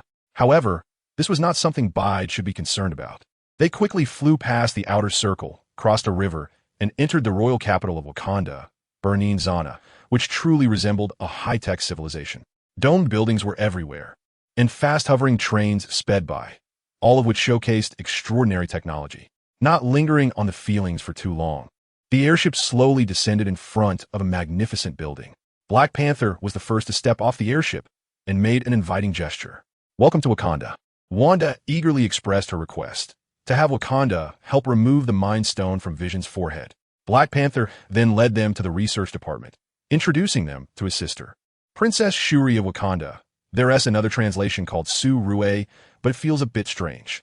Princess Shuri not only had a noble status, but also possessed a very intelligent mind, although she was young. She had become the leader of Wakanda's scientific research department through her genuine talents and knowledge. The Quinjet that Peter and the others were riding was made by her subordinates. Moreover, Peter also knew that in the original storyline, not long after, Black Panther would pass away, and the one who would inherit his position and become Wakanda's new guardian would be Princess Shuri. She is also known as the female Black Panther. However, compared to the skinny appearance in the movie, this version of Princess Shuri looked much more attractive. Her figure, while slim, was not emaciated, just not particularly full. Her features were also more refined. After all, her brother was so handsome, clearly indicating that the royal genes were strong. If this Princess Shuri became the female Black Panther, perhaps Black Panther 2 wouldn't have been criticized so harshly. At this moment, Vision and the others had already started talking with Princess Shuri. Vision lay on a hospital bed. Princess Shuri scanned Vision's body from head to toe with the Kimoyo beads on her wrist, then focused on scanning the Mind Stone on his forehead. Afterwards, she flipped her hand, and an imaging diagram resembling a thought system, with the Mind Stone at its core, appeared in her hand. This was a polycrystalline polymorphic structure. She said with some surprise, "Your method is quite good. I can indeed re-encode them to simulate this structure, but it will lose the mysterious energy within this stone. We don't need this stone, nor do we need that energy," Wanda said decisively. To her, whether Vision's abilities were powerful or not didn't matter. What mattered was Vision as a person. Vision also looked at Princess Shuri and said, "Please go ahead. I want to extract this stone." Princess Shuri nodded. "Okay. But this requires me to simulate and reprogram the 2 trillion neural contact points within it, which will take quite a long time." "How long approximately?" Wanda asked, a bit impatiently. Captain America patted her shoulder, signaling her to control her reaction. Wanda took a deep breath and, after several peaks of anxiety, calmed down. "Sorry. I reacted too strongly." "It's all right." Princess Shuri shook her head. "I can't say for sure how long it will take. In any case, this operation requires a high level of precision. If I make even a small mistake, it could cause the entire thought system to become chaotic." Wanda nodded and looked at Vision. Vision gave her a reassuring look. Then he looked back at Princess Shuri. "Your Highness, thank you." Princess Shuri replied, "Then I'll prepare, and we can start right away." After settling Vision's situation, everyone left the medical room of the research center. They had some discussions about the preparations they needed to make next. First, Black Panther had issued a summons to all the tribes of Wakanda. This way, Wakanda's own army, the Royal Guard, along with the warriors from the tribes, could gather nearly 10,000 soldiers in total, although the number wasn't large, considering that nearly everyone had 2 sets of vibranium weapons. This army could easily overpower the entire Earth civilization. a vibranium cloak that could create an energy barrier for self-protection, and a vibranium spear that could fire energy beams yet was indestructible. These were the standard equipment for Wakandan warriors. Captain America felt tears of poverty welling up at the corners of his mouth. However, everyone present was quite civilized and polite, knowing that Wakanda's vibranium training should not be leaked, so no one suggested buying or asking for anything, except for Iron Man and Nick Fury. Iron Man had been working hard to upgrade his armor, but was struggling due to a lack of better materials. Upon seeing the vibranium, he naturally felt excited. If he could make a set of vibranium armor, his strength would experience a qualitative leap. As for Nick Fury, being an old agent, his first reaction upon seeing such valuable materials was to think about how to acquire them. However, given the urgent situation, he didn't dare to have any ulterior motives. The second point was proposed by Captain America. He suggested an idea, since Thanos would send his Black Order to seize the Infinity Stones from them. Was there a possibility that they could set a trap using the Infinity Stones? Vision obviously couldn't move, and with so many experts gathered in Wakanda, plus their powerful technology that could shield against external threats, Thanos would have to think twice before attempting to enter. Therefore, they needed one or a few people to carry the Time Stone outside of Wakanda to act as bait. When the enemy approached, they could swiftly reinforce their numbers. By outnumbering the enemy, they could first eliminate a few of Thanos' generals, injuring his fingers. This way, even if Thanos' punch was hard, losing a few capable generals would be like losing fingers, significantly weakening his strength. In this back and forth, they might increase their chances of winning. This method received unanimous praise from everyone. After all, Earth was their home turf, and now, with Wakandan technology assisting them and many forces gathered, they could fully carry out this operation. However, regarding who should be the bait, everyone had different opinions. Captain America believed he could be the bait. Doctor Strange thought he could use the power of the Time Stone, and that he would be the most suitable bait. Iron Man was also very confident, believing he could handle this job, although he felt that being bait didn't quite fit his billionaire identity, as it seemed like the foolish son of a rich family jumping into a kidnapper's trap voluntarily. However, as a well-known superhero, he naturally was unwilling to fall behind. Black Panther and Wanda didn't say much. As the king of Wakanda, Black Panther had to stay in Wakanda, and he might not even be able to provide support later. Wanda felt the same. Although Wakanda had an energy barrier and they were quite confident, no one could say for sure if the opponent had any means to enter. With Vision undergoing surgery and having no self-defense ability, Wanda naturally had to stay to protect him. At least this way, even if they all moved out later, Wakanda would still have Wanda and Black Panther left behind to ensure safety. Finally, unable to reach a consensus, they decided to take Peter's suggestion into account. This surprised Peter a bit. After some discussion, they finally reached a conclusion. Captain America, Peter, and Iron Man would form a combat team to act as the bait. Among them, Captain America would be the main leader, Peter would assist, and Iron Man would deal damage. Although Captain America's strength was average among non-humans, relying on his innate ability to hold his ground, he should still be able to stall the attackers. As for Peter, being Spider-Man and an adult version at that, he was evidently much more reliable than the child version of Spider-Man that Iron Man was familiar with, and he was capable enough for this position. Iron Man's damage output was well known. He could tank, fight, and support, making him almost omnipotent. This plan would officially begin tomorrow. All right, everyone, the attendants will take you to your respective rooms, and you can rest a bit. The banquet will be held in an hour. After the meeting, Black Panther decided to extend his hospitality. This pleased Peter, as he had not eaten for nearly 12 hours, including his time in the Ultimate Universe. Oh no, I mistakenly took an apple from Ant-Man's table and gave it a little poke. But fruits are something you eat when you're hungry, you know. Spider-Man isn't a cultivator, so he can't go without food. He's already feeling a bit dizzy from hunger. It was fine when he was feeling tense earlier. But now that everything is ready, he's suddenly relaxed, and the fatigue and hunger hit him all at once. Bide followed a servant to the room that had been arranged for him, took a nice shower, and then changed out of his battle suit. He had been wearing this battle suit all day, during which he had endured countless battles and sweated an unknown amount. It was truly unbearable. However, just as he was about to put the battle suit in the washing machine, he remembered that this suit had a built-in smart system and circuits in the layers. Would washing it cause a short circuit? Bide slapped his forehead. He actually forgot to ask Penny if this suit could be washed in water. He didn't know that the battle suit was waterproof. After all, he had to wear it on rainy days, and Penny had considered this.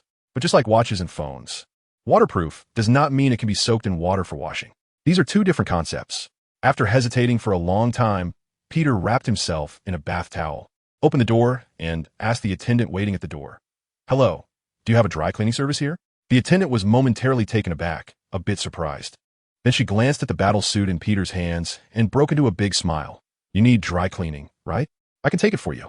Naturally, there were dry cleaning facilities in the palace, and as the king, the Black Panther had countless exquisite garments. The more precious the clothing, the more meticulous the materials and cleaning methods were. Of course, this excluded items worn only once. "Thank you, this battle suit has electronic components, so please inform them when cleaning," Peter instructed. "Of course, esteemed guest," the attendant replied, raising her wrist to press a certain button, then looked at Peter again. "Do you need us to prepare some additional clothes for you?" "Huh, is that possible?" Peter asked. The attendant smiled and said, "Of course, just tell me your size, and it will be delivered to you shortly." For the wealthy Wakanda, a few sets of ready-made clothing were nothing at all. Since there was a big spender to cater to, Peter didn't refuse and stated his size.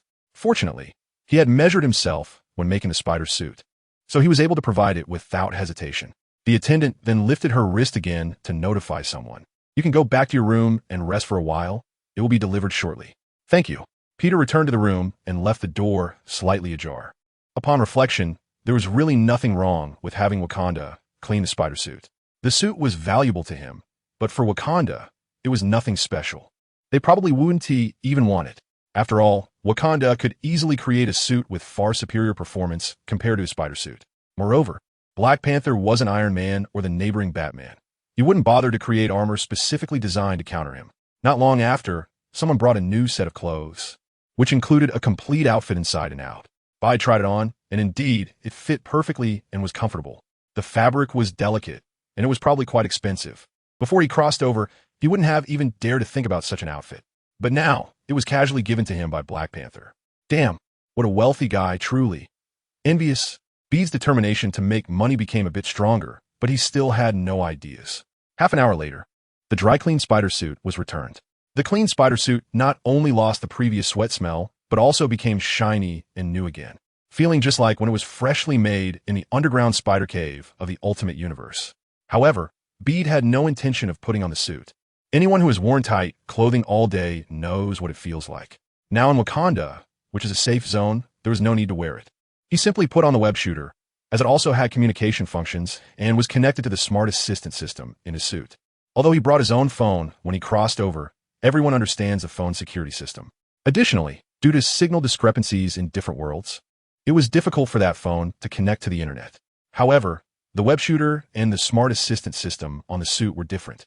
It was a dial-free device that could bypass registration information and directly intercept signals. This was a small modification Penny made to her spider mech after coming to this world. So, when they were creating Bede's spider suit, they applied it as well. This way, even if he arrived in different worlds, he could still retain his communication function and wouldn't be left in the dark. Knock, knock, knock. Just after Bede had put on his clothes, there was a knock on the door. He opened it to find Ghost Girl. "Ava, what are you doing here? Is your energy running low?" The Ghost Girl glanced at him. "Can I come in?" Bede stepped aside. After closing the door, the two sat down at the table in the living room. "So what is the matter?" Bede had just carefully examined her physical condition and saw nothing unusual. Clearly, the quantum energy was still sufficient. The Ghost Girl said, "Are you really going to participate in that dangerous operation tomorrow?" "Yeah." Bede instinctively replied, "Wait, how do you know?" Due to the Ghost Girl's identity issue, she hadn't been included in the previous meeting. Before the meeting started, Black Panther had a servant take her to her room. And besides Bede, theoretically, there was no one else she could trust here. She was familiar with Nick Fury, but she had already cut ties with S.H.I.E.L.D., so there was no communication between them. As for Iron Man, Captain America, and others, it was even less likely they would discuss such matters with her. So who told her? The Ghost Girl extended her hand, placing it in front of Bede. Then, she suddenly disappeared. Bede suddenly stood up in surprise and said, "Your ability hasn't disappeared." The Ghost Lady was also a bit confused. "I'm not quite sure what happened either. I thought my ability had vanished, but just now in the room, I accidentally discovered that it's still here. What about your body?" Bede frowned. The Ghost Lady, in this state free from the torment of illness, still looked quite normal. But no one knew if this was just a facade.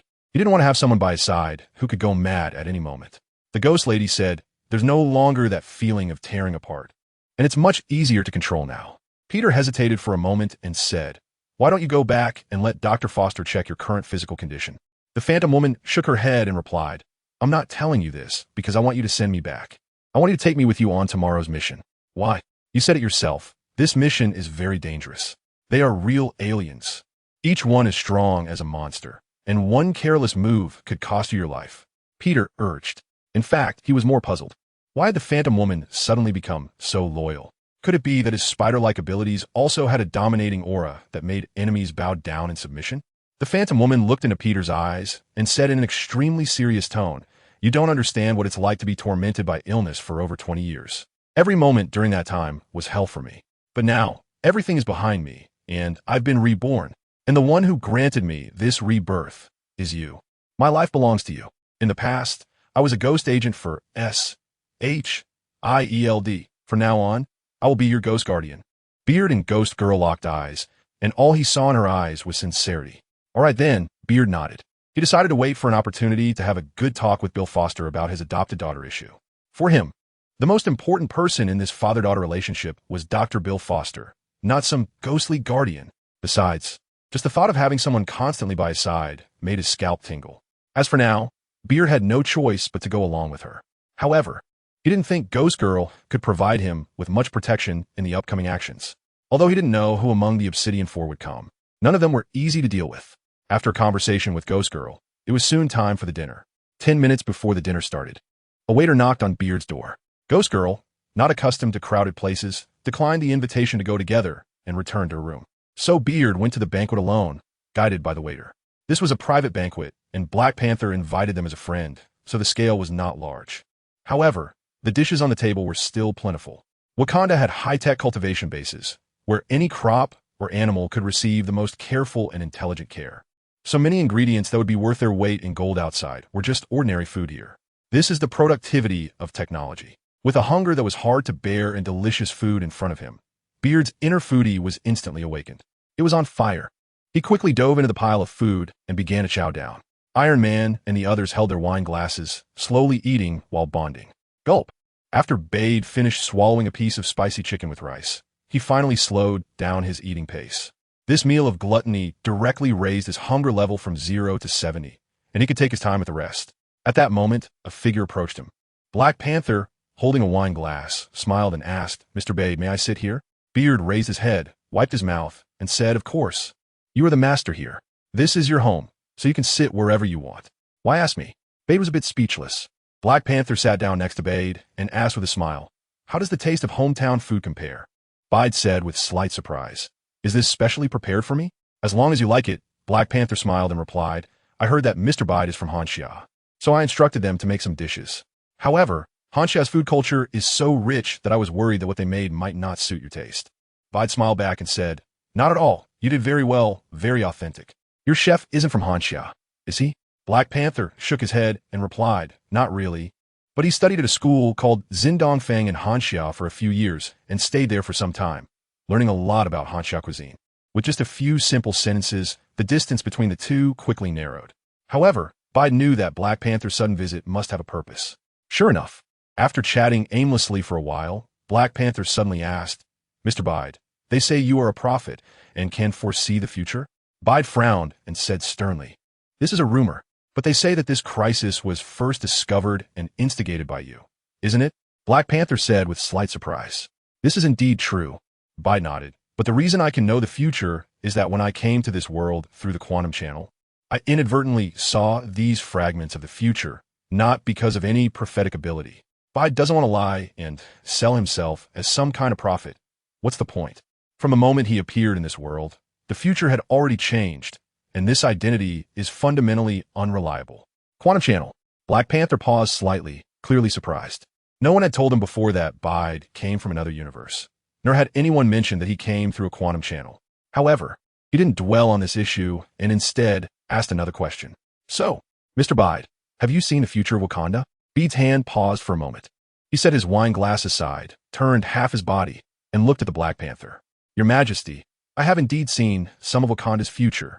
To be frank, the Black Panther also noticed the change in Bede's attitude, but didn't think much of it.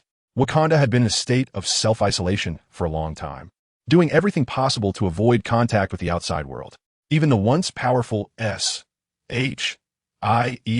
alike.The, and Hydra spent considerable effort to gather information about it, which they only obtained through Clow, who had defected from Wakanda and stolen a significant amount of vibranium. Chala's policy, however, was a departure from the past, establishing communication with the outside world and proclaiming Wakanda's strength to the world. Though he appeared confident on the surface, he was actually very anxious inside. He worried that his actions would lead Wakanda to an irreversible fate. Your Majesty, have you ever paid attention to your health? Beat said something that seemed out of context. The Black Panther nodded and raised his hand, which was wearing a fitness tracker-like device. This was the standard-issue Kimoyo bead bracelet for Wakandan citizens, capable of analyzing the holder's health status at any time and providing health advice. As he spoke, the Black Panther's expression changed. Are you saying that my body indeed? How much time do I have left? Bit nodded. He then looked at the gentle, yet reserved king in front of him with some astonishment, exclaiming, So, you already know about your illness?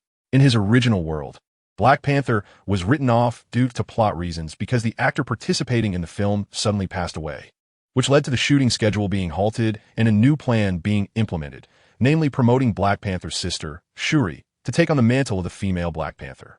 This was a solution necessitated by reality, and it had many flaws. For instance, the Kimoyo beads allowed even ordinary citizens to benefit from the advantages of high technology, promoting health and longevity. Yet, the Black Panther, as king, actually died from illness? Is that reasonable? But now, he found himself in this world.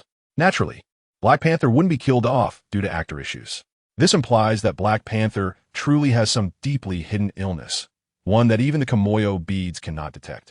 However, the Kimoyo beads are relatively simple. If they could use the high-tech equipment from the Wakandan Research Center to conduct a full-body examination, they might just find the source of Black Panther's illness. This is what Peter originally thought. This is mainly because when he traveled through time, the entire Marvel Cinematic Universe had only produced Doctor Strange 2, and most of the plot details about Black Panther 2 were learned online. There are actually only two confirmed points. 1. Black Panther fell ill and died. 2. His sister Shuri became the new Black Panther. Therefore, he only knew that Black Panther would die sometime after Avengers 4, but he didn't know exactly when. However, it seems that Black Panther himself already knows about his condition. He just kept it hidden. Black Panther nodded, lowering his voice a bit, and at the same time, the bracelet on his wrist glowed faintly. Although Peter didn't know what he had done, he could sense that a miniature barrier seemed to have formed around them, probably to muffle sound.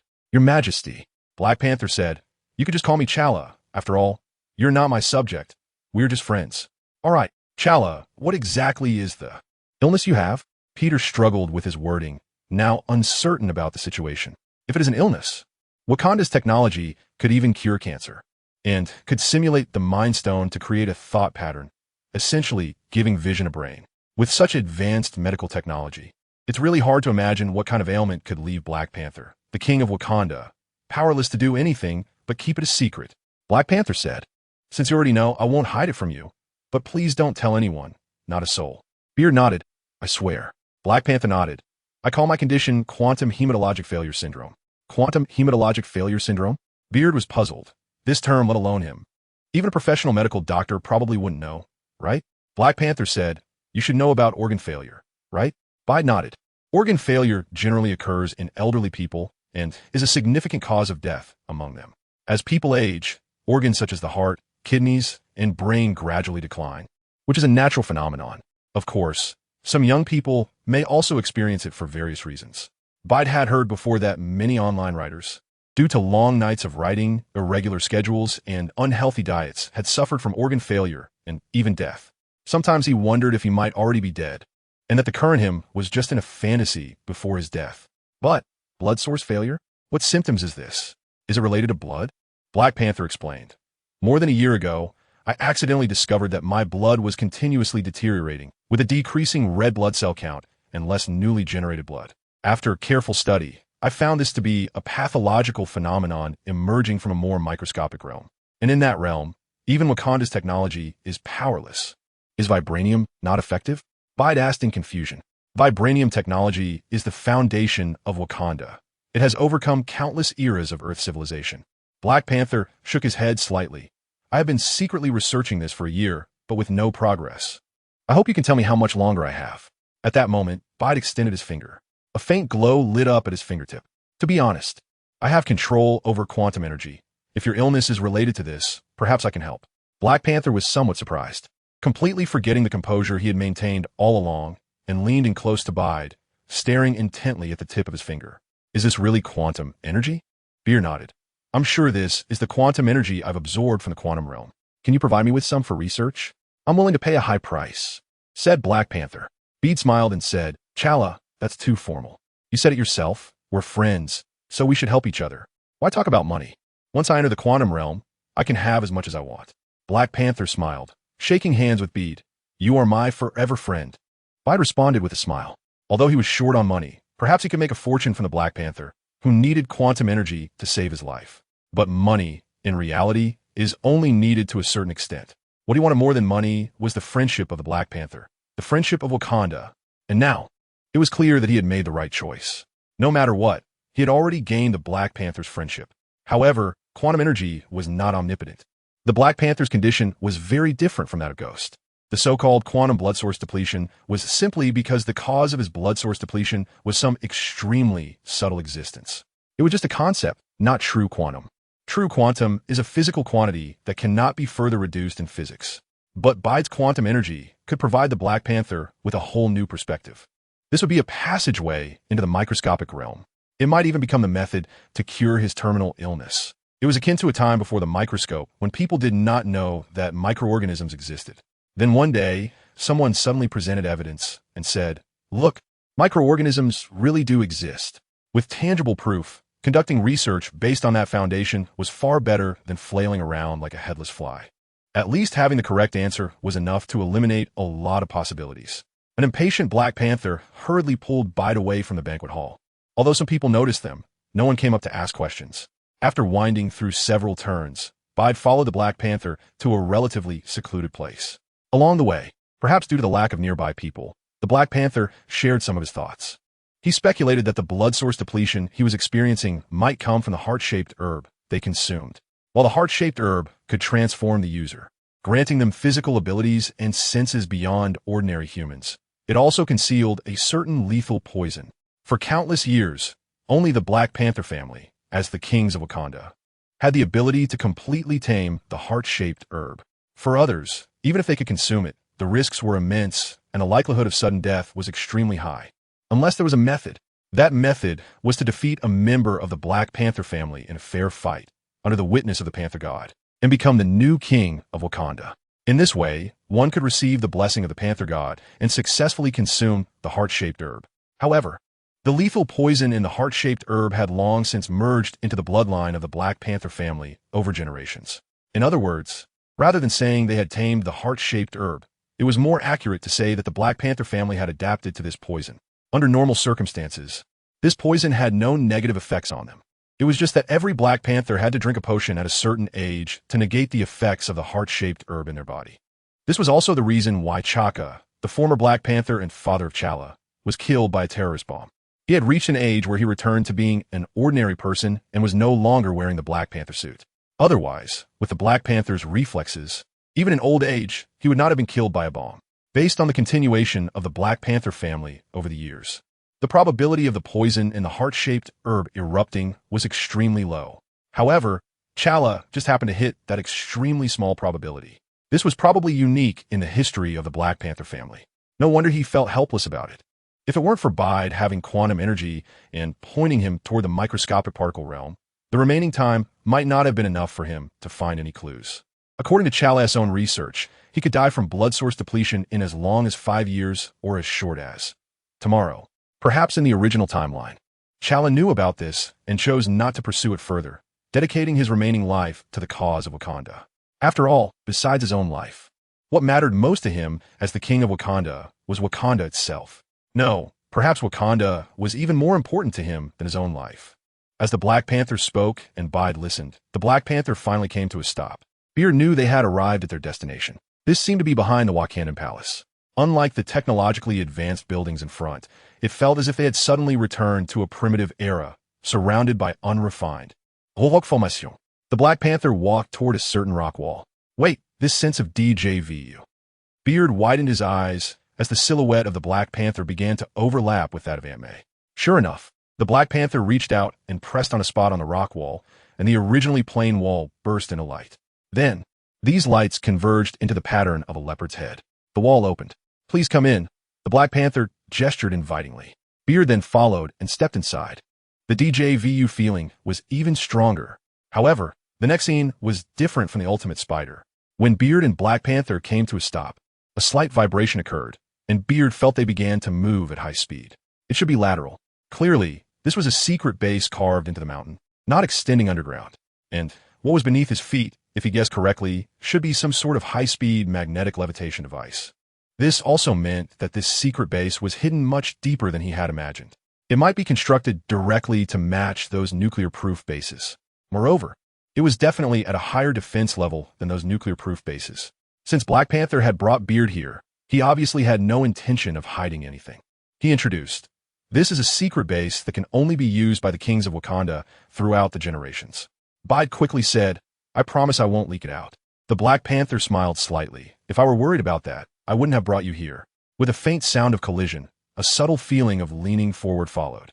Only then did Bide see the full view of the secret base exclusive to the king of Wakanda. In the center, there is a giant leopard, which is the panther god Batet, mainly worshipped in Wakanda. It is said that the power of the Black Panther family comes from this. Bide did not linger much on this engraving. His gaze quickly swept over the other devices inside. From the ancient-style spears to the obviously modern equipment made of vibrating gold, everything was present. Beard speculates that these might be weapons used by generations of Black Panthers.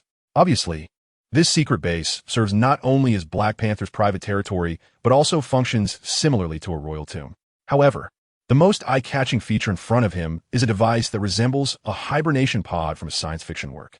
Black Panther walks up to this device and says, "This thing is called the Rebirth Cradle, which was once used by the Avengers. A year ago, I bought it from Dr. Zeo, hoping to use it to heal my body, but unfortunately, it had no effect." Bide suddenly realized, no wonder it looked so familiar. It turned out to be the thing that appeared in Avengers: Age of Ultron. In the plot of Age of Ultron, Hawkeye suffered severe injuries while battling Ultron. At that moment, a female doctor of Asian descent named Helen Zhao and her creation, the Regeneration Cradle, made their appearance. It showcased a technology called nanomedicine, successfully helping Hawkeye repair his damaged internal organs and saving his life. Black Panther had clearly made some modifications to the Regeneration Cradle, which caused Bide to not recognize it at first. However, unfortunately, the operational principle of this device still only functioned at the molecular level and could not delve deeper. No matter how much it was modified, unless its operational range could be expanded to atomic, subatomic, or even deeper levels, it would still be of no use against blood source depletion syndrome. Because at the molecular level, Black Panther's body was very healthy, even stronger than 999 of people in the world. What was there to repair? While Bide was observing the items in the room, Black Panther opened one side of the Regeneration Cradle. "If possible, could you please inject some quantum energy into here?" Since that was the purpose of coming here, Bide naturally didn't hesitate and directly extended his hand, channeling the quantum energy within him into the container of the Regeneration Cradle. This container was originally used to store nanorepair materials for treatment. But since Black Panther had taken the nanorepair materials out, it was now naturally used to store quantum energy. Black Panther didn't specify how much energy to inject, and Bide didn't ask.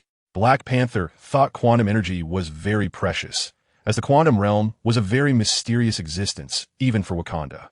Meanwhile, Bide found it easy to access quantum energy and had the ability to collect it, so he didn't care too much about it. Thus, Bide injected too much energy.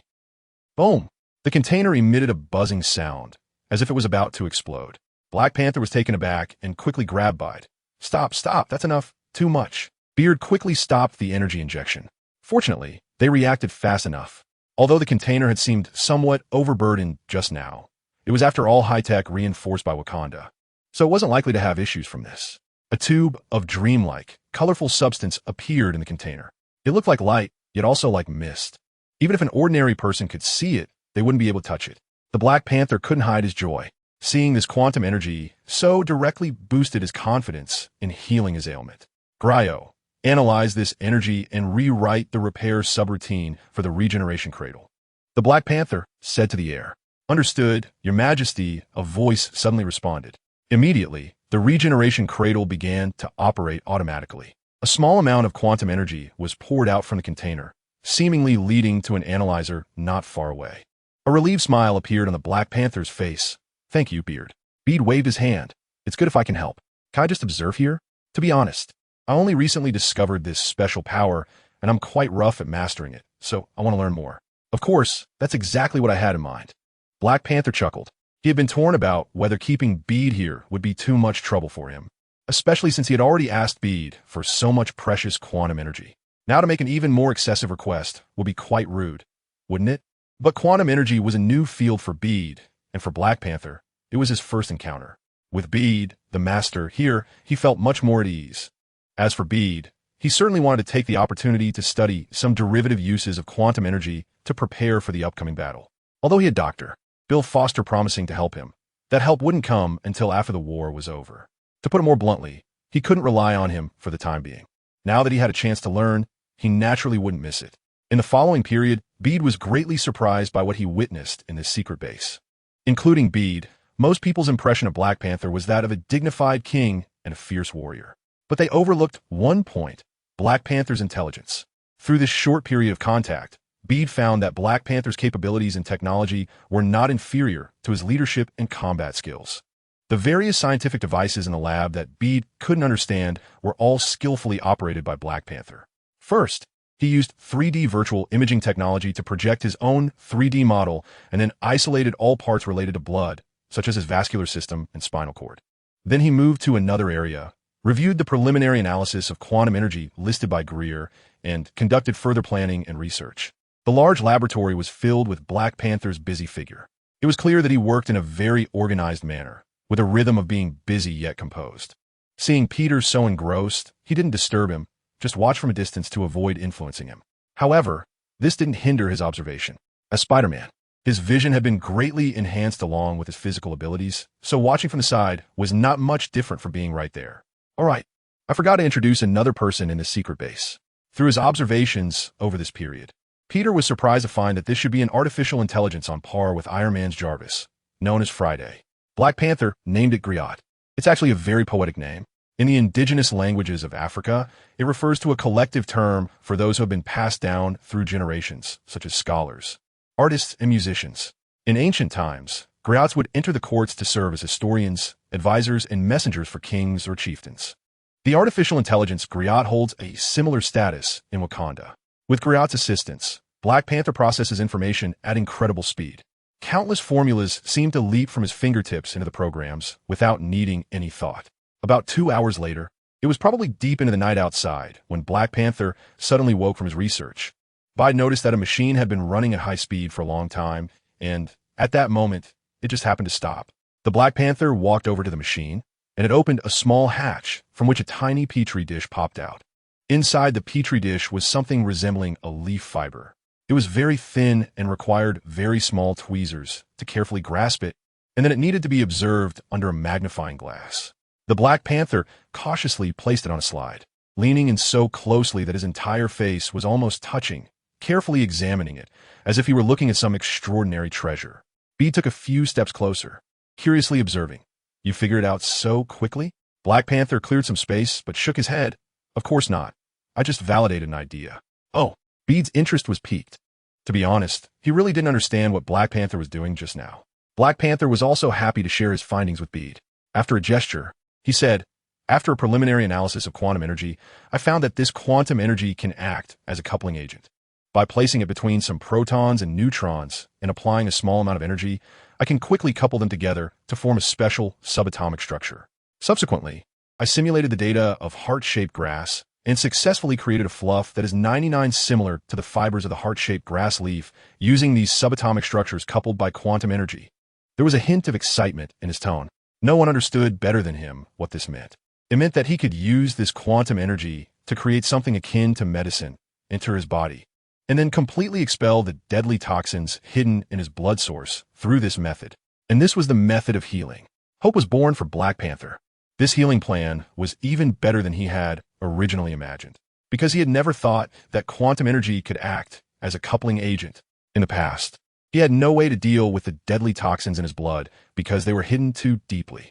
Black Panther only knew that such a thing could take his life, but he could not observe it at all. In such a situation where observation was difficult, Targeted healing was even more out of the question. But now, thanks to quantum energy, a new solution had emerged. There was no need to go through great lengths to observe the deadly toxins in the blood anymore. He only needed to target the two main areas where the deadly toxins were located, the spinal cord and the blood. Using quantum energy, he would first eliminate the substances that already existed in the blood to ensure that they wouldn't be coupled.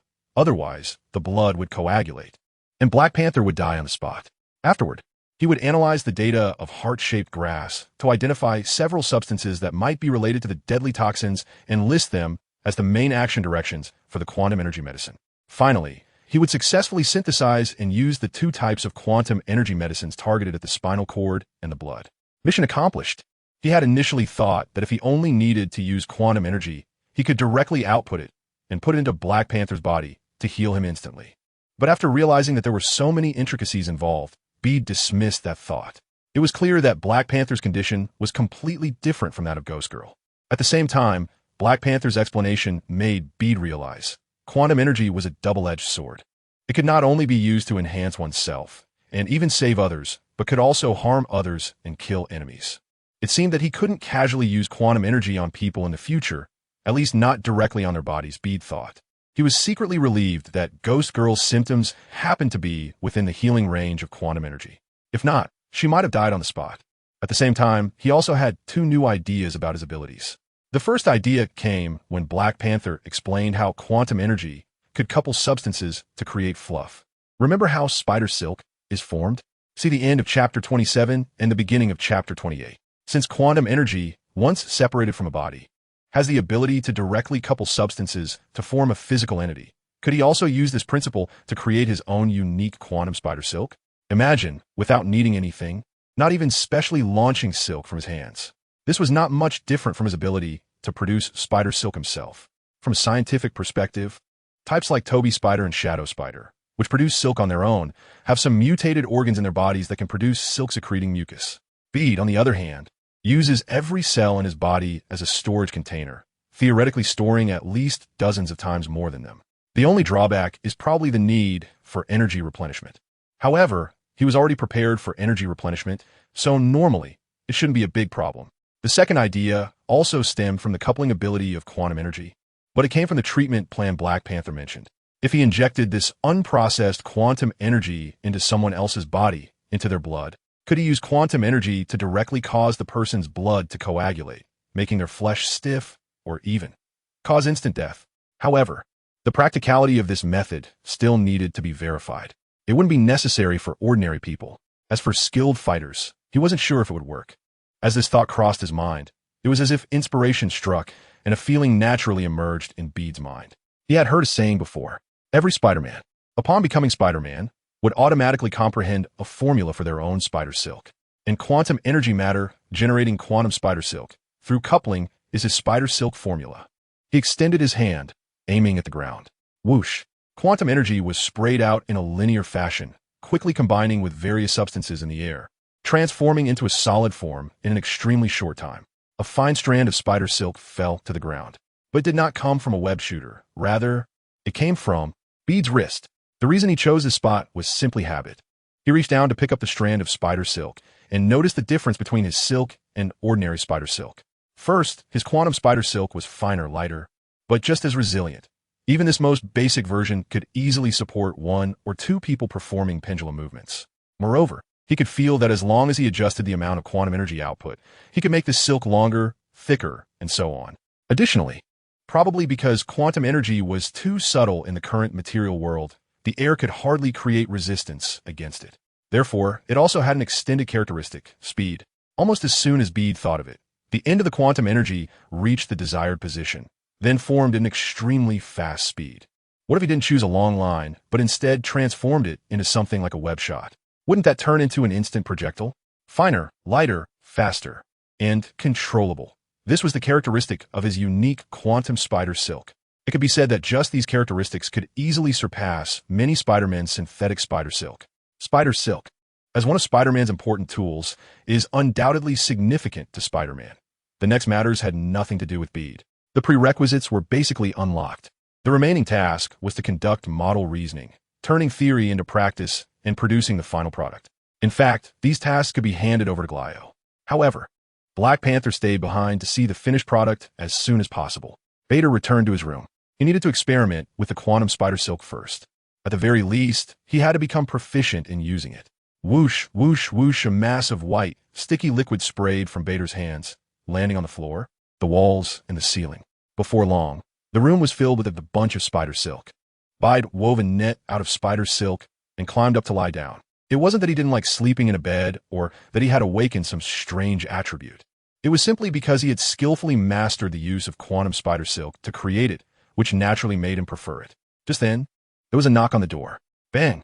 Bede thought it was just the ghost girl coming again. He fell to the floor, opened the door, and saw an unexpected figure. Dr. Strange, what brings you here? Please come in. Bede stepped aside. Dr. Strange walked into the room and paused for a moment, looking at the cobwebs all over the place. Then, as if nothing was wrong, he ignored them and went straight to sit beside the sofa. I'm here to talk to you, Dr. Strange said.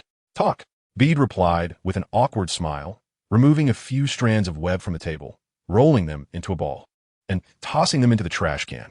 Dr. Strange extended his hand, saying, I'm here to give you this. This is the time stone. Bede was slightly taken aback, unsure of Dr. Strange's actions. In front of him was a necklace shaped like an eye. It was the eye of Agamotto in the comics. It was obtained by Dr. Strange from the all-seeing Agamotto of another dimension, and it truly was Agamotto's eyeball. In this cinematic universe, it is a container for the time stone, originally belonging to the Ancient One, which she passed on to Dr. Strange after her death. Dr. Strange's ability to observe the past and future is achieved through it. However, its most famous battle was actually when Dr. Strange fought Dormammu. Dr. Strange was initially no match for Dormammu, almost dying upon their first meeting. But with the eye of Agamotto, he revived time and time again. In the end, Dormammu was forced to compromise and had to negotiate with him. According to the plan, Dr. Strange was supposed to give it to Bede for safekeeping only tomorrow when the plan started, because Iron Man needed to deal damage. And Captain America was to be the main tank. The only suitable person was Bede, the superhuman warrior focused on agility. Dr. Strange did not say anything unnecessary. After handing the eye of Agamotto to Bede and instructing him to carry it safely, he left. This left a restless Bede sitting uneasily in the room. He held the eye of Agamotto in his hand, playing with it repeatedly. If viewed merely as an object, it was just an antique artwork, somewhat resembling the style from Arrow. However, thinking about the fact that he was holding one of the highest-level treasures of the universe, the Time Stone, made Bede's heart race violently. For a moment, he even had a greedy thought of claiming it for himself. But he quickly suppressed that greed, not to mention the infinitesimal chance of him obtaining it from Dr. Strange, which he believed to be a very accurate number, even if he did get it. He wouldn't know any magic, let alone the unlocking spell for the eye of Agamotto. After realizing these things, the allure of the object diminished sharply. Then, another thought naturally surfaced in his mind. Why would Dr. Strange give it to him now? In fact, he found it strange that Dr. Strange even agreed to use the Time Stone as bait from the start. The value of the eye of Agamotto lies not only in it being the Time Stone, possessing the power to manipulate time, but also in being a symbol of the Sorcerer Supreme. Having it is almost equivalent to being the Sorcerer Supreme. How could he be at ease parting with such an important thing? Moreover, he specifically designated Bede to keep it safe. Connecting this with Dr. Strange's inexplicable attitude towards him, Bede began to speculate. Did Dr. Strange see something from the future that made him so lenient? Wait, could it be that I am the one who snaps my fingers in the end? Bede recalled that in Avengers, Infinity War, Dr. Strange had watched the movie 605 times, and then gave Iron Man that inexplicable glance. Chilling. Damn, how could I possibly do something like that? Moreover, if it really came to that point, wouldn't it mean that Thanos had still safely gathered all 6 Infinity Stones? They had prepared so much more than in the original story. Yet they still ended up at that stage? Bede feels that he cannot accept it, both logically and emotionally. He finds it even harder to accept that he himself eventually reached such an awakening. It should be something else, right? Peter thought to himself, finding a reason to convince himself. But a seed had already been planted. Whether it would be drowned by a heavy rain like a lovesick seed, or take root and sprout under the nourishing rain and dew like a seed of hope, was yet to be known. At this moment, a melody echoed in his mind. Tonight, no one can sleep. No, it was tonight, only he could not sleep. The next day, Peter yawned and realized he had unknowingly fallen asleep on the floor. He went to the bathroom to wash his face, feeling a bit clearer in his mind, and then remembered why he had fallen asleep on the floor. Last night, he had been thinking about Dr. Strange's bizarre behaviors. And the more he thought about it, the more off it felt. He then found it hard to sleep. After all, how could he sleep soundly after suddenly realizing that he might be in danger in the future? So he crawled onto the web he had spun. He didn't know how long it had been before he finally fell asleep directly on the web. In the middle of the night, the silk dissolved and disappeared, and he naturally fell down. Since it was only a few meters high, it didn't pose any threat to his life, so the spider sense didn't trigger. It didn't even hurt, so he didn't wake up. As for the eye of Agamotto, he had hung it around his neck like a necklace. Peter wiped his face. No, I must find him, and ask clearly. After making up his mind, Peter strode out with a confident gait. He found that there was still a servant at the door, but it wasn't the same one as yesterday. Maybe it was a shift change. I asked, "Where is Dr. Strange, who came with me, staying?" The servant replied, "The Dr. Strange you mentioned, is he the gentleman in the cloak, looking like a wizard?" Yes. It was clear that the people from Wakanda had done their homework on these servants, so Peter wasn't surprised that they recognized the appearance of his companions. The servant said, "A few minutes ago, he headed towards the dining room. Do you want to go there now?" "Oh, I'll go by myself. Thanks," said Peter. The servant indeed did not insist. They had been instructed to let these people do as they wished, no matter what they wanted to do. Even if they wanted to cause trouble, these servants couldn't stop them. Soon, Peter saw Dr. Strange in the dining room. When he saw him, he was chatting with Iron Man. The two middle-aged men surprisingly got along well. Iron Man was saying, "Actually, I should be on my honeymoon with Pepper. She said yesterday she would make pizza for me tonight." "My pizza?" Dr. Strange asked. "Didn't your wife used to strongly oppose you being Iron Man? How did you convince her to marry you?" Iron Man looked at him and said seriously, "Because of love, I guess." "Master, don't you have a lover?" Dr. Strange. Iron Man shrugged. "Sorry, I forgot you guys must have. Right, the code? No close contact with women, right?" Dr. Strange. Dr. Strange's face darkened. He wanted to retort, but didn't know where to begin. After becoming a sorcerer, he indeed had become more ascetic. He had basically cut off contact with his female friend Christine Palmer, with whom he had mutual feelings. But he couldn't quite stand Iron Man's tone of "I have a beautiful wife, and you don't. How could you not have one?" Captain America said, "I didn't expect Pepper to agree to marry you. I actually always thought you two would. Congratulations, Tony." "Tony, we know you're happy to marry Pepper, but you've been boasting for over a month. Can you take a break?" War Machine also advised from the side. Iron Man shrugged. "Am I boasting? I'm just talking about some ordinary things that loving couples do." Dr. Strange, clenching his fists. Captain America, ungrateful? Even War Machine couldn't take it anymore. He pointed at Iron Man and said to the others, "Maybe you guys should just beat him up." Fortunately, both sides were mature adults, and in the end, they didn't actually come to blows. At this moment, Peter also arrived nearby. Hearing Iron Man's words, he was speechless, but suddenly understood why he couldn't call Iron Man earlier. It turned out to be because of this. At this point, Iron Man was no longer the playboy he once was. He had announced his marriage to Pepper Potts at the end of Spider-Man Homecoming and got married last month. After the marriage, he became a devoted family man. If nothing unexpected happened, Pepper should already be pregnant by now. Because in the original timeline, 5 years later, Iron Man's daughter Morgan Stark would be 4 years old, so it can be confirmed that she was born the following year. It's even possible that when Iron Man was about to board the spaceship and receive Pepper's call, she wanted to tell him about this. It was just that the spaceship happened to leave Earth and the signal got cut off. However, regardless of whether Pepper is pregnant or not, it does not affect Iron Man's love for her.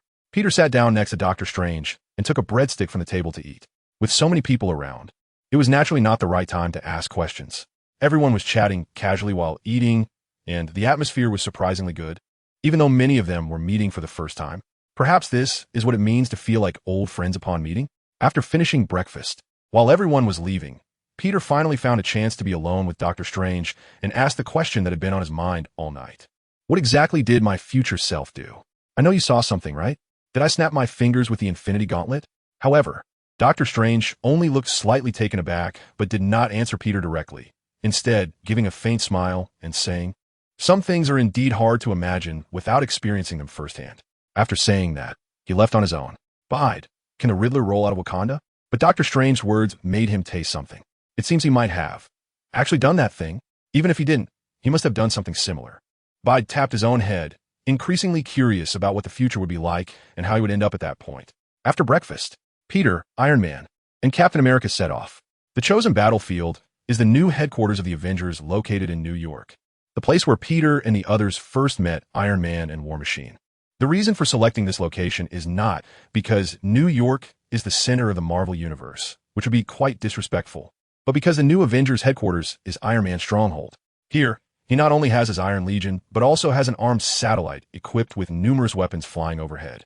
As long as the opponent dares to come, Iron Man is ready to face them head-on. Captain America is indifferent. As long as he has a shield, he can fight anywhere. Last night, Wakanda's research department quickly made a small class and crafted a shield for him using vibranium, essentially replicating the shape of the one he used before. If all goes well, this shield will be directly handed to him. Although Wakanda has always adhered to the principle of not letting vibranium flow out, they are not completely inflexible. They are only cautious about external influences. And for some trusted individuals, a little vibranium is not a big deal. Doctor Strange drew a circle. The three of them appeared outside the Avengers headquarters in New York City, tens of thousands of kilometers away.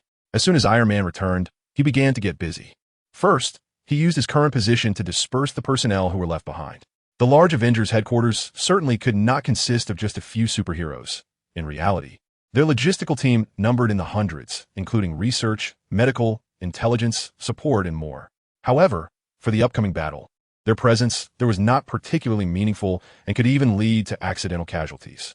Subsequently, Iron Man instructed his assistant Friday to take over the entire base's defense and established direct communication with the armed satellites in the sky.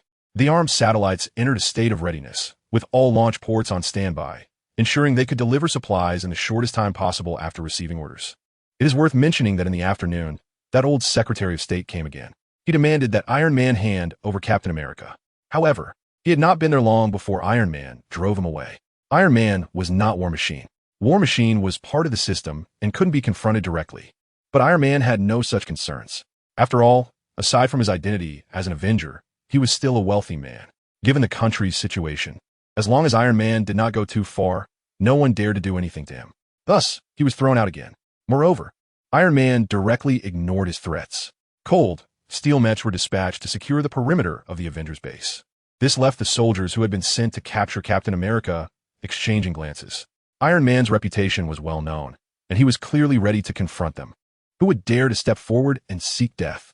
As for Iron Man, Captain America, and Bette inside the base, they couldn't care less about what was happening outside. Captain America was doing physical training, which was part of his daily routine. Bette continued to study his newly understood quantum abilities. In addition to Quantum Silk, he named another ability Quantum Stinger. In his view, injecting quantum energy into someone else's body to attack is quite similar to a stinger. The only difference is that his stinger can theoretically emerge from anywhere and can be freely controlled in direction. Just like that, a day passed. It was the scheduled time for the arrival of the Obsidian 4.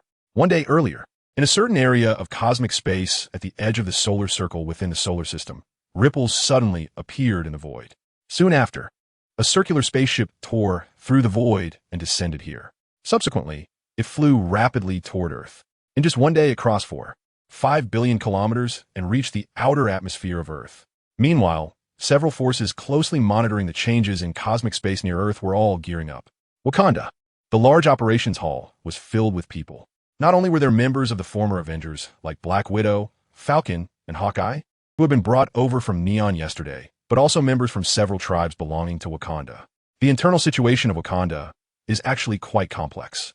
It is a country with a tribal union system, mainly composed of the Black Panther royal family, the White Gorilla tribe, Jabari tribe, the Border tribe, the River tribe, and the Merchant tribe. However, in reality, the other three tribes are in a truly backward state, appearing very poor. They exist more as a real barrier between Wakanda and the outside world, creating the illusion that Wakanda is very poor. The only exception is the White Gorilla tribe. The White Gorilla tribe worships the white gorilla god Hanuman and reveres a totem that is completely opposite to the Black Panther, and as a result, they are marginalized. However, the leader of the White Gorilla tribe, M'Baku, is a warrior whose combat strength is second only to the current Black Panther, T'Challa, and is known as the Man-Ape. M'Baku once challenged T'Challa during the ceremony of T'Challa's ascension to the throne of Wakanda a few years ago, but did not win. Later, T'Challa was challenged by his cousin, Killmonger, and ultimately fell off a cliff. It was M'Baku who found and brought him back. In the end, it was also with M'Baku's help that T'Challa was able to reclaim the throne and succeed as the Black Panther.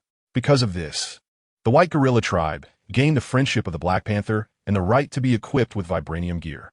Although this aspect was not shown in the original story, a careful look at Avengers Infinity War will reveal that the other three tribes members basically did not show up, and only the White Gorilla tribe had vibranium equipment, alongside the Wakandan Royal Guard. This is clearly a power transaction achieved in Black Panther 1. The Black Panther royal family acknowledges a certain degree of independence for the White Gorilla tribe, including vibranium weaponry and military, etc.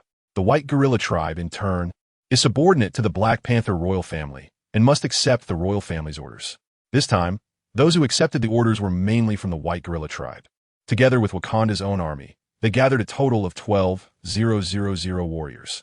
In comparison, even if the members of the other tribes obtain vibranium equipment, their military training and other aspects cannot be developed in a short time. Wakanda's somewhat pathological structure exposed its internal weakness in front of many superheroes. Some individuals with ulterior motives took note of this. An alien spaceship has breached the atmosphere. It's Thanos' subordinates coming. A person responsible for monitoring the outer atmosphere shouted. Wakanda has set up monitors in several places within the Earth's atmosphere to observe alien visitors, and almost the moment that alien spaceship appeared, it was locked onto. The Black Panther calmly watched the screen. It projected the appearance of the alien spaceship. It was a ship that looked like a tire, with a beam of light rapidly flashing in the core, forming its own gravity ring. It tore through the air in a way that conventional technology could not comprehend, even causing no significant commotion, and broke through layers of sound barriers, then quickly descended above the new headquarters of the Avengers outside New York City. Whoosh! A beam of light projected down, landing on the grass, and two figures, one robust and one thin, emerged from the beam. The thin figure had a physique similar to that of an average person, but his skin looked like gray stone, with even some depigmented spots, making him look extremely ugly. Yet, he was one of the most powerful sorcerers in the universe. Even the current Doctor Strange was no match for him, having been captured during a direct confrontation. As for the other chaotic sorcerer, Wanda, she was still a novice in magic, relying purely on the strength of chaotic magic to boost her combat power. Compared to them, the centuries-old Ebony Throat had an immeasurably higher mastery of magic. In the original plot, he was the only one who almost successfully brought the Infinity Stones back for Thanos, only to be thwarted by Iron Man and Spider-Man, leading to a final failure. Beside him stood the robust figure named Black Dwarf. He stood at a towering height of 3 meters, his body covered in muscles, donned in a fitted suit of armor, and wielding a massive scythe that looked heavy. However, compared to Ebony Throat, his performance was much weaker, constantly facing setbacks. No need to say more. The two stood side by side. Ebony Throat clasped his hands in front of him, resembling an old-fashioned gentleman, exuding elegance. Black Dwarf, on the other hand, stood with his legs apart, the massive scythe thumping heavily on the ground, creating a large pit in the soft grass. Over here, Bide, Iron Man, and Captain America had already stepped out, standing 7 or 8 meters apart from the two, confronting them. Seeing Black Dwarf's actions, Iron Man spoke up. "Big guy, it's already quite rude for you to come uninvited, and now you're casually destroying someone else's lawn. Don't interstellar citizens have any sense of shame?" Ebony Throat glanced at Iron Man indifferently, then shifted his gaze to Bide. More precisely, he was looking at Bide's chest. At this moment, Bide was naturally already dressed in his battle suit. To avoid the eye of Agamotto swaying around and affecting his movements, he simply stuffed it into his suit, causing a bulge right at his chest. It does look somewhat like Ultraman. As far as I know, the Time Stone should be in the hands of an Earth sorcerer named Stephen Strange or the Ancient One. "Who are you?" asked Ebony Maw. "Oh, I am the Strange you mentioned," Bide replied. Without waiting for Ebony Maw to respond, he countered, "I answered one of your questions. I wonder if you can answer me one in return. I think, as a distinguished son of Thanos, you wouldn't lack such simple courtesy, right?" Ebony Maw said, "Although I know you are lying, as a thank you for bringing me the Time Stone, I can answer you one question." "Go ahead. Where did Nightstar and General Corvus Glaive go?" Bide asked, as the son of Thanos. "You shouldn't pick up our lowly earthling habit of lying. They are naturally where they should be." Perhaps caught in Bide's words, Ebony Maw indeed did not lie, but what he said was merely nonsense. Clearly, he did not want to reveal the whereabouts of the other 2 Black Order members. Across the Atlantic in northern Wakanda, Black Panther immediately said, "Activate the energy barrier at full power. All units enter combat mode to prevent any potential enemies." Although this was not the plan that had been agreed upon initially, smart people knew Bide was testing the intentions of these two. Originally sent to attack Wanda and Vision to seize the Mind Stone, the couple of General Corvus Glaive had now lost predictability of their location since they had been moved to Wakanda. They could appear near Wakanda, are on Bite's side. Therefore, Black Panther immediately raised the defense level of Wakanda. With his command, the mountains near the Wakandan energy barrier began to tremble, and sci-fi-style turrets emerged. These turrets had a very strange design. In fact, they were giant vibranium spears. Their massive size caused the energy beams they fired to increase in proportion, turning into energy cannons. And just as Wakanda had activated the energy shield to maximum power, the alien warship that had been hovering in the air disappeared. Outside New York City, at the new headquarters of the Avengers on the lawn, Iron Man looked up at the disappearing warship, already having an answer in his heart. He looked at the two Black Order members in front of him and said, "It seems we are in big trouble." Captain America silently raised his shield in front of him and said, "Have we encountered less trouble before?" Peter said, "I have no problem. I've seen crazier things than this. So let's go." Both teammates were incredibly supportive, giving Iron Man a solid feeling in his back. Especially Peter, this Spider-Man. Although there was a slight improvement in the reliability of the Dutch Spider-Man, it wasn't much, so Iron Man's concern for him was greater than his trust. Therefore, he always had a subconscious feeling of distrust towards Peter, who was also a Spider-Man, mainly due to his doubts about Peter's strength. However, now he felt a bit more confident. In the face of unexpected changes in the plan, he remained calm and composed. Just this mindset was much better than that of the kid he was protecting. Iron Man stepped forward, and a cluster of particles spread out from the back of his armor, floating behind him and forming 4 arcs of concentrated energy. Whoosh! Together with Iron Man's outstretched hands, 6 high-energy beams shot towards Ebony Maw and Black Dwarf. Black Dwarf roared and charged forward recklessly, only to be pushed back by the kinetic energy contained in the gathered high-energy beams. Behind him, Ebony Maw stretched out his hand, slightly waving it in exasperation. Boom! Black Dwarf's massive body was sent flying sideways, plowing a large patch of dirt on the grass. Captain America looked at Ebony Maw, who stood still without moving, and swallowed hard. The sorcerer didn't come. How are we supposed to deal with this thing? Before this, Peter had told them about the characteristics and possible powers of the Black Order, so they all knew that this guy, who wielded mysterious magic, was beyond their capabilities. "I'll take care of it." Iron Man changed the direction of his cannon, preparing to use the same tactic again. However, boom! The ground beneath him was torn apart, sending Iron Man soaring into the sky, disappearing in the blink of an eye. Immediately after, Ebony Maw brought his fingers together, and the road surface nearby shattered into floating chunks, which then transformed into sharp stone spikes, shooting towards Peter and Captain America. Captain America raised his shield, assumed a blocking stance, and shouted, "Get behind me!" But Bide did not listen to him. Although the speed of these stone spikes is comparable to that of bullets, the spider sense can evade even real bullets, so it is naturally unafraid of these. Quantum web bullets. As soon as Bide raised his hand, he used the newly developed skill, a variant ability. The web shot instantly took shape and stuck directly to the face of the ebony throat. At this moment, the ebony throat completely failed to react, as he was strong in willpower, but that didn't mean his reaction ability was also very quick. Taking the opportunity, Peter shot out a web and quickly moved forward, clenching his fist and hammering down. Dealing with aliens is not the same as dealing with small-time thugs. In this situation, it's either you die or I die, so he naturally wouldn't hold back. This punch carried a force of 20 tons. Even Yumo's throat felt the threat of death in that instant. He didn't bother to pull off the web on his face and hastily made a half-hearted gesture with his hand. Boom! Suddenly, the ground around Yumo's throat rose up, forming a cover made of dirt, wrapping him up. But mere dirt could never block Spider-Man. Bide's fist smashed down on the ground, directly breaking open the dirt cover. However, when he entered inside, he found that there was no one there. Boom, boom! Sounds echoed from beneath the ground. Bide was suddenly startled and immediately withdrew. The next moment, the ground not far away erupted abruptly. The ebony throat emerged from the ground. The cracked earthen shell from earlier was crushed into a lump by the ebony throat's telekinetic power, and it was squeezed down to a very small size. If Bide hadn't withdrawn in time, he would likely have been crushed to death inside. The hasty escape from underground, prompted by Bide's sudden attack, left the ebony throat looking quite disheveled and obviously furious. He brought his fingers together, and an invisible energy slashed towards Bide. Telekinetic slash. Bade quickly dodged, feeling that if he were just a moment later, he would have been struck. After all, his body's instinctive reactions had been fully activated after his training. His current evasion was a reflex of his body, requiring no brain judgment. Yet he still almost got hit. This meant that the speed of the invisible slashes was nearly on par with the speed of his body's reaction nerves. Buzz. The spider sense began to surge wildly. Waves of invisible slashes shot over from the ebony throat. Bide did not dare to slack off and devoted himself wholeheartedly to dodging.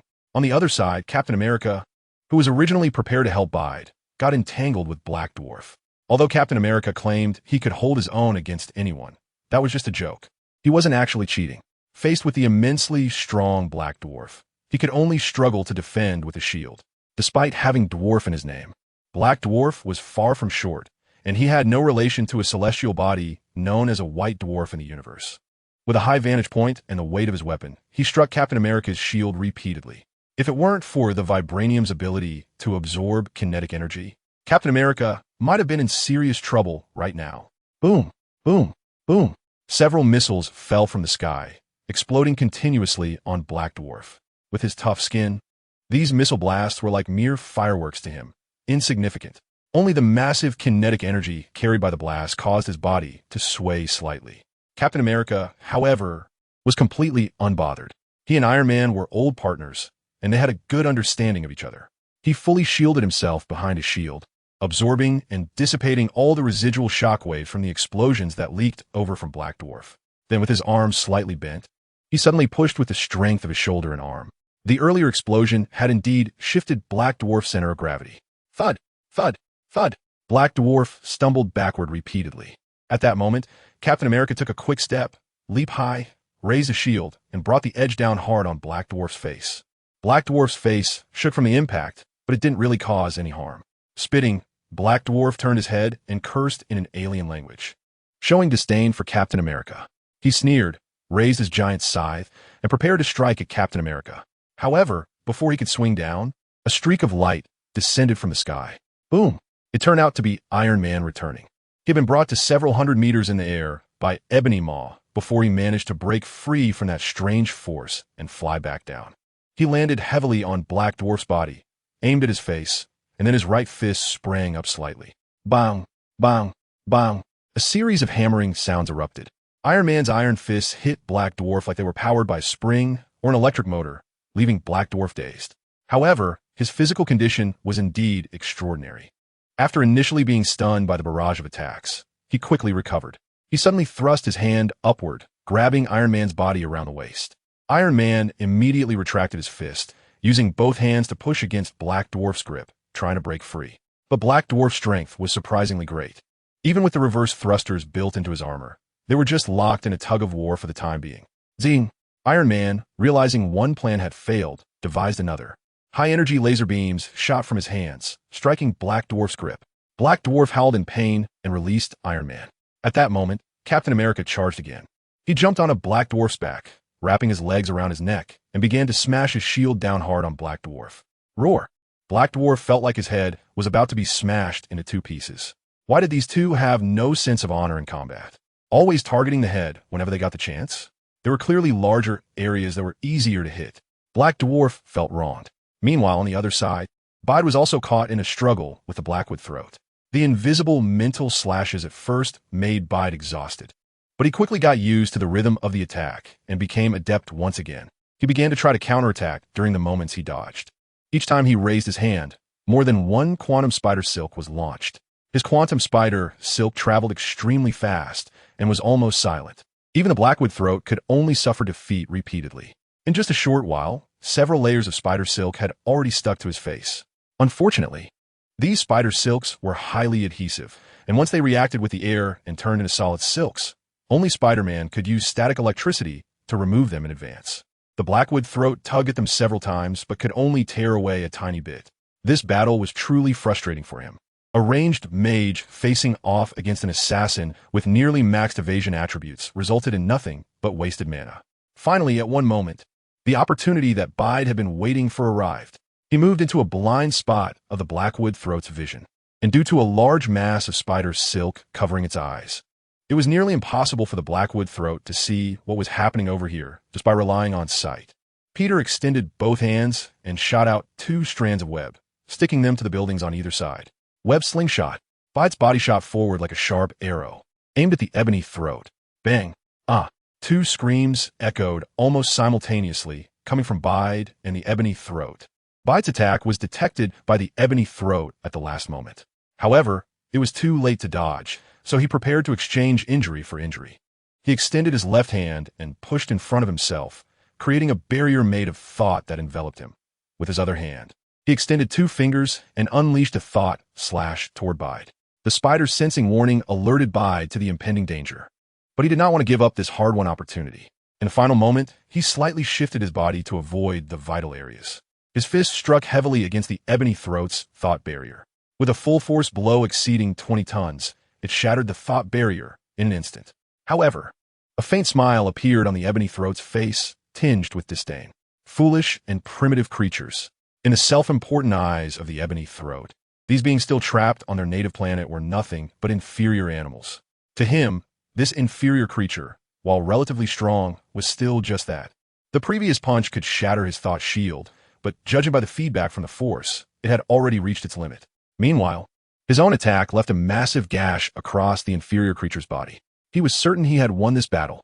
However, he failed to notice that the already powerless fist was still covered with a faint glow. Slap! The fist lightly touched the ebony throat's face, appearing as if it was merely placed there, lacking any force. But in the next moment, quantum sting, a glimmer of light penetrated the ebony throat's head. This skill, which was being used in combat for the first time, held high hopes from Bide. Bang! A faint sound echoed.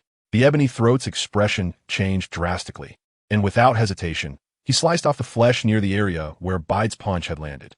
Bede and ebony throat separated in an instant. Both sides paid a tremendous price. Nearly 1/3 of ebony throat's entire head was missing. If it weren't for his quick reflexes and instantaneous thoughts, he might have already died by now. As for Bede, he had a massive wound cut open in his waist and abdomen. His entire side was slashed open, with a large chunk of flesh entwined with his spider suit. Blood dripping profusely. The unbearable pain made Bede grit his teeth, unable to utter a single word. Blood surged from his side, instantly soaking half of his body. Ebony throat trembled, slowly raising his hand. How dare this lowly inferior creature injure me? Hiss. Bide did not stand still. Countless rays of light emanated from his wound, and immediately strands of web appeared, wrapping the entire wound along with the flesh and clothing. The bleeding quickly stopped. Aside from the half of his body still stained red and a large pool of blood beneath his feet, the severity of the injury was not apparent. Just as he finished tending to himself, he heard the furious voice of the ebony throat. In response, Bide let out a cold smile. Although the ebony throat had reacted in time to narrowly avoid death, losing 1/3 of his head was evident enough to show how poor his condition was. The once freely used mental power now required some build-up before it could be unleashed, unlike the instantaneous release he was accustomed to. I say, you noseless alien. You can't possibly be from the same hometown as Clin, can you? Bide dodged the ebony throat's attack with a quick move, but was pulled by the wound, causing him to gasp in pain, yet his words remained relentless. The ebony throat said nothing and unleashed another mental slash. Bide dodged again and continued his verbal attack. Oh no, not only do you not have a nose, but you also have no hair. Without hair, you have no brain. You're not very happy right now, are you?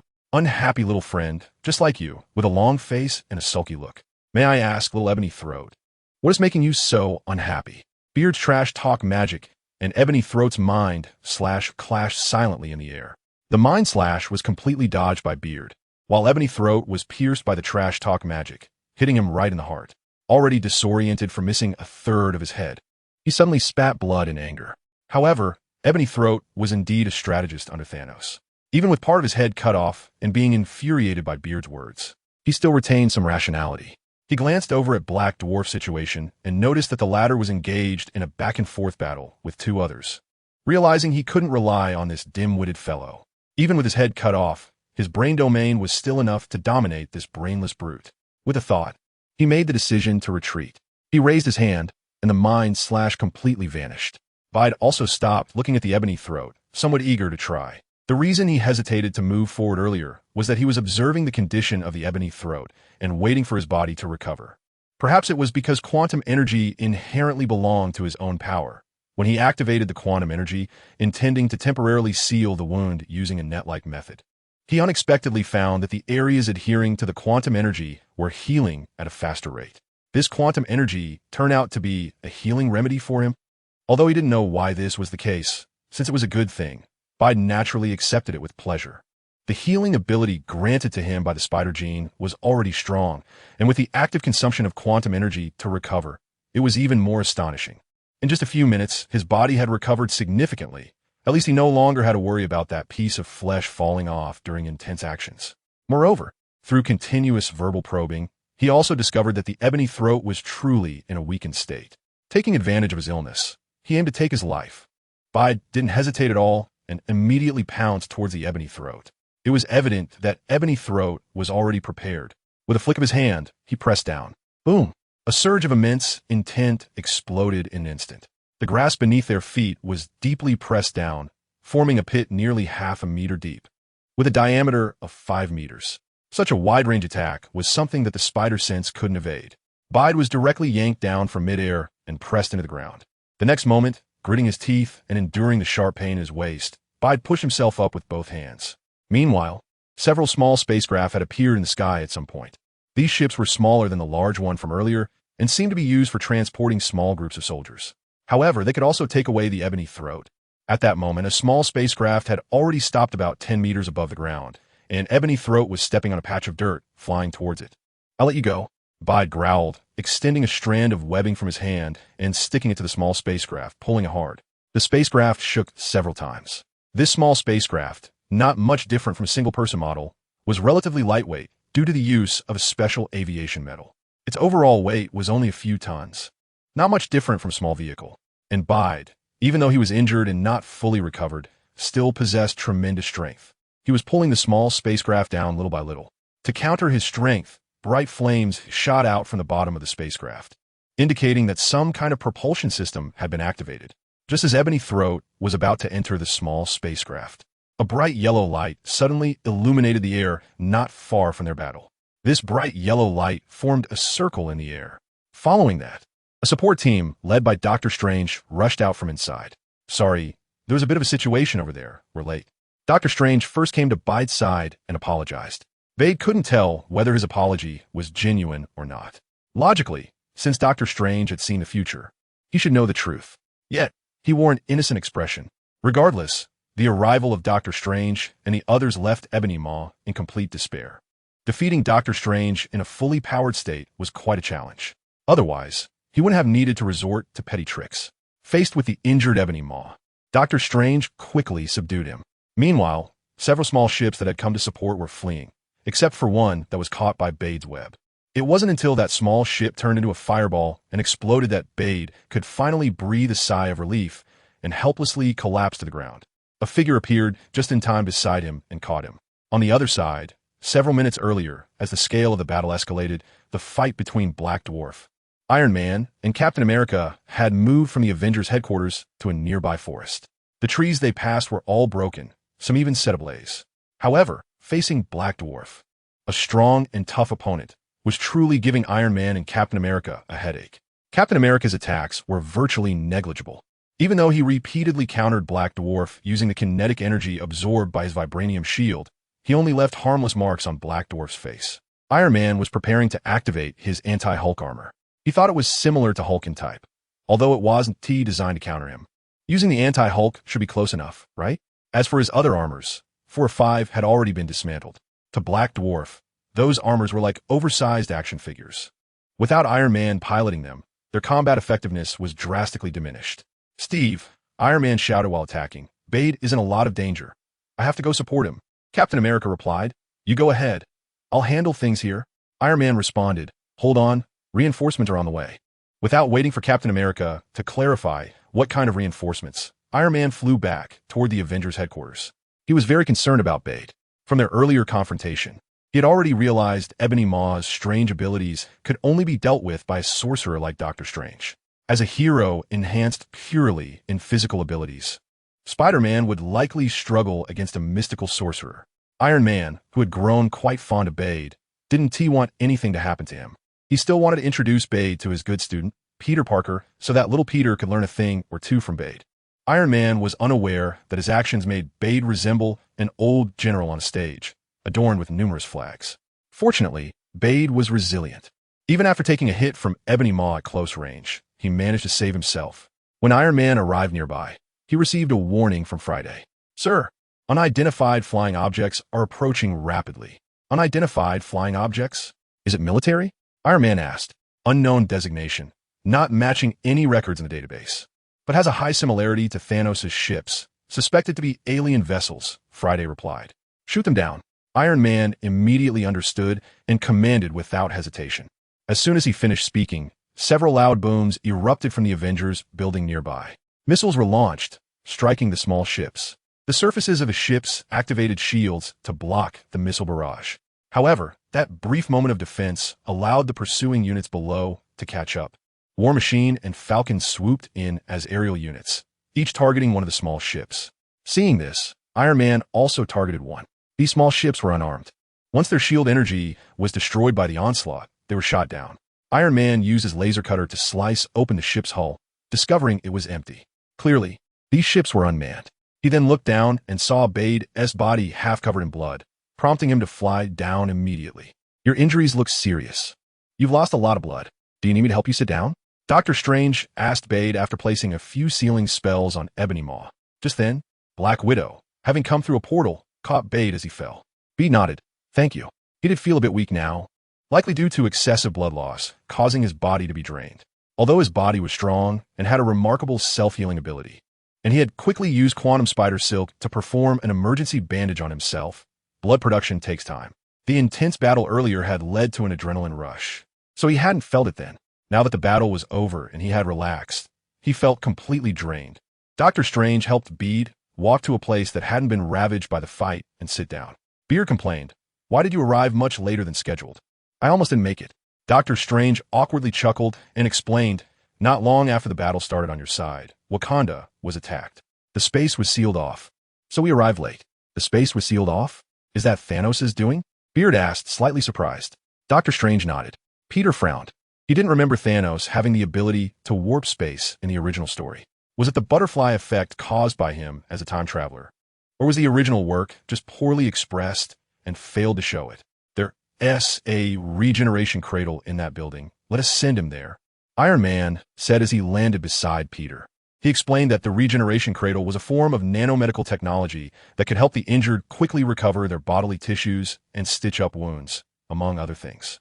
"What's going on over there?" Whereas the captain. Peter didn't refuse Iron Man's kindness, but still asked about the situation on the other side. Iron Man replied, "I sent reinforcements to help him. It should be fine.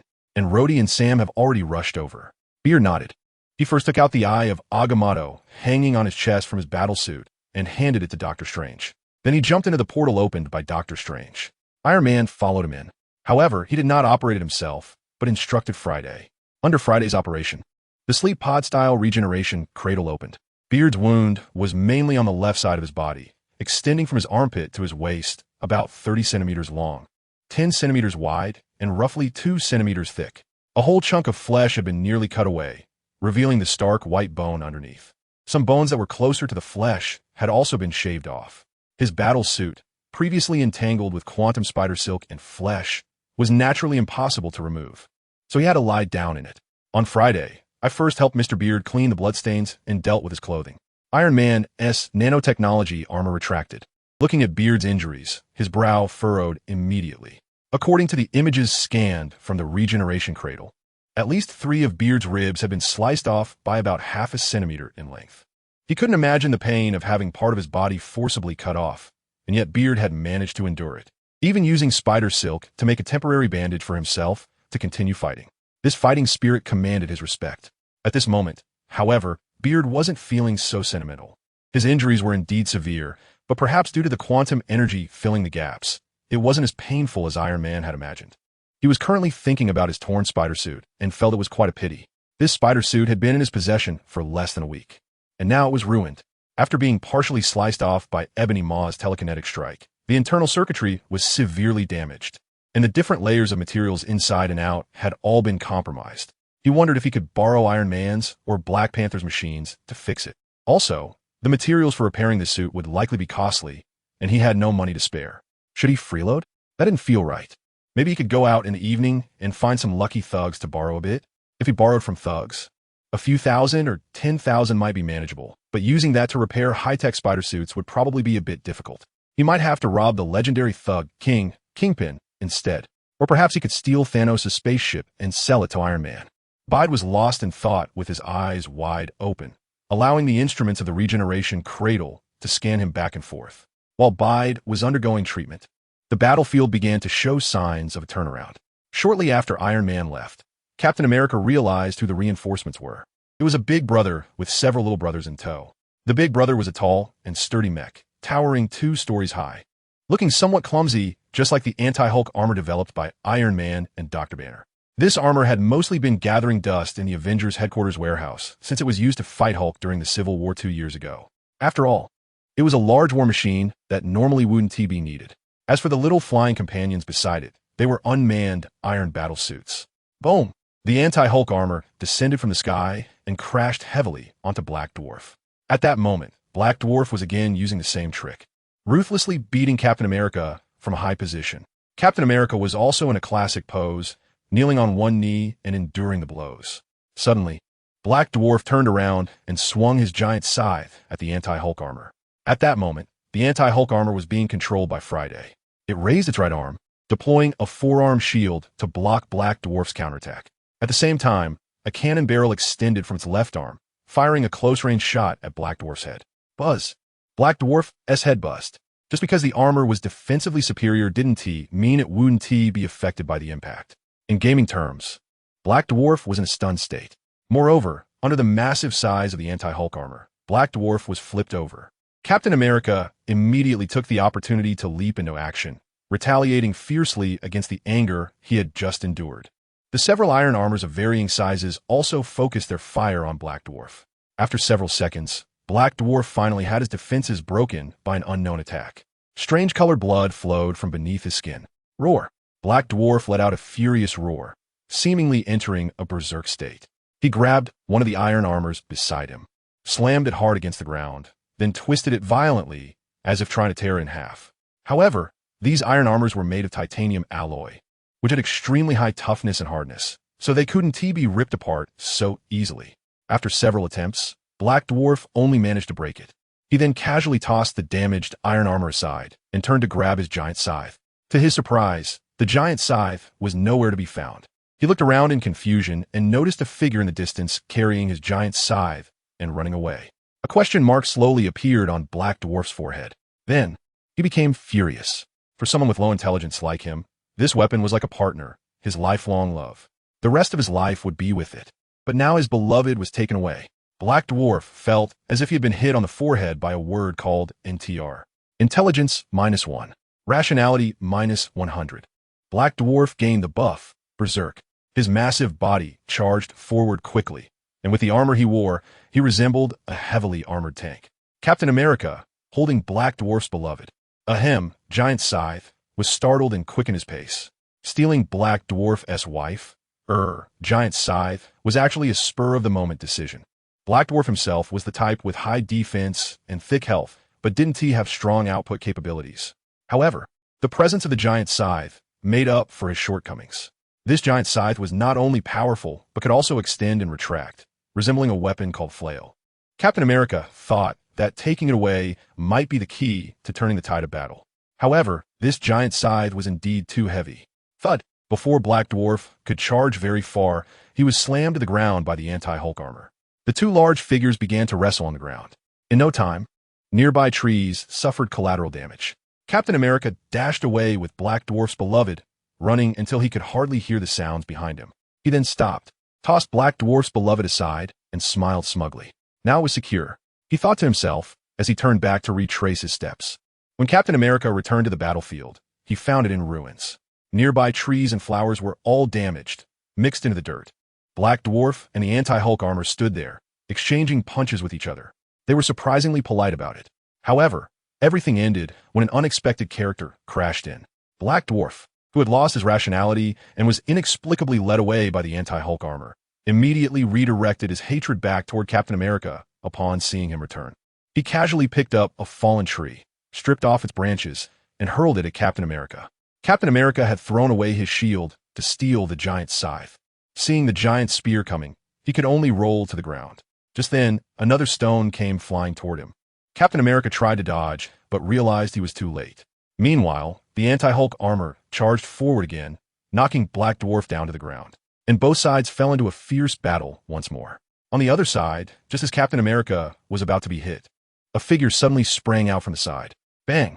The figure flew over, grabbed Captain America, and pulled him to the other side. Captain America looked at his savior and recognized the familiar battle suit. Bide? No, you're Tony S. Spider-Boy? Dutch Spider asked in confusion. Hello, Captain.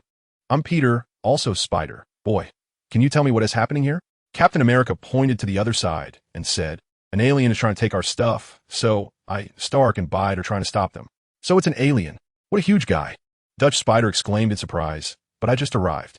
Captain America explained, we encountered a Spider-Man from a parallel universe, also named Bide, but he S.A. Kree. You meet him someday. Wow. Dutch Spider's eyes lit up. A parallel universe? With the same name? Also a Spider-Man. That is so cool. Where's he? Can I meet him? Captain America helplessly pointed to the other side. Do you think this is a good time to meet someone? Dutch Spider nodded seriously. I understand, Captain. Then let us defeat him first.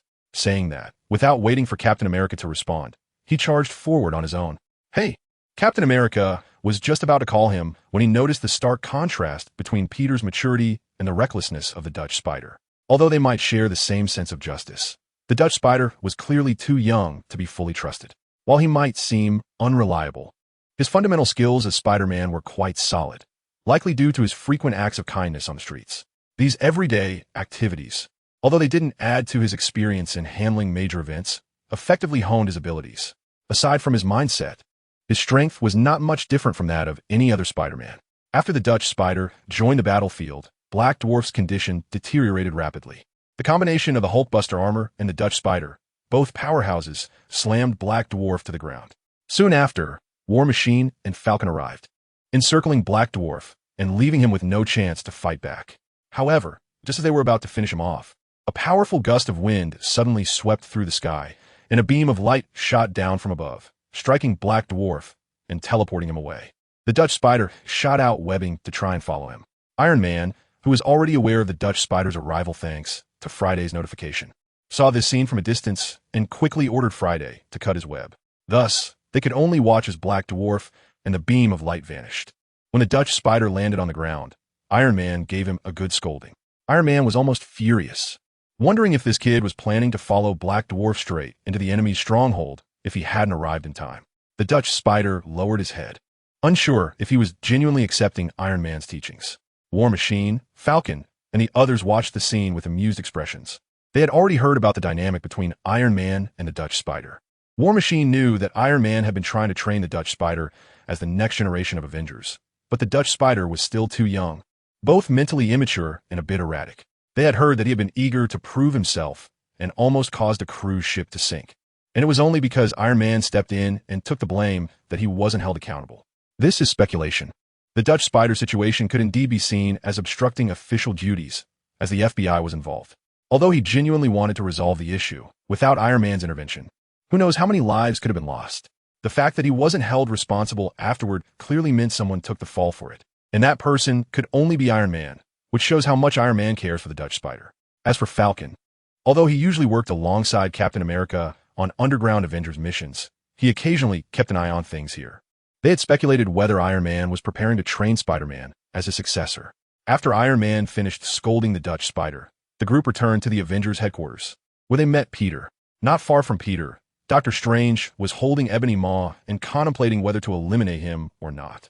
At this point, Peter had already completed initial treatment. During the treatment, he asked Friday who operated the machine. After scanning with the regeneration cradle, Friday confirmed that Peter's injuries had indeed been treated to some extent. However, the regeneration cradle did not have any readings on quantum energy, so it was unclear where this treatment had come from. Bide naturally would not explain too much. However, this indirectly proves Bide's idea. His quantum energy can indeed be transformed into a healing technique to treat his injuries to some extent. It's just that it's not complete enough. Perhaps it's because his control over quantum energy is still insufficient. It could also be that his understanding of body parts is lacking. With this thought in mind, Bide looked at the regeneration cradle, and a thought emerged in his mind. If he had enough medical knowledge, could he use quantum energy to repair his own body or even others' bodies in real time? After all, the technology of the regeneration cradle is essentially similar. The regeneration cradle injects biological nanomaterials into the body, allowing them to integrate with the human body, ultimately creating new tissues that are almost indistinguishable from the original ones, thus achieving a repair effect. But these biological nanomaterials are, in simple terms, just molecular-level substances. Quantum energy might indeed be able to simulate that. However, this means that there is too much for him to learn. The development of quantum energy itself requires knowledge in quantum physics. And now he also needs to study life sciences, clinical medicine, and so on. Bide suddenly felt that he should grow a few more livers to have enough. Hi, hello, are you called Bide? Are you also Spider-Man? Hello, Senior. My name is Peter Parker. Nice to meet you.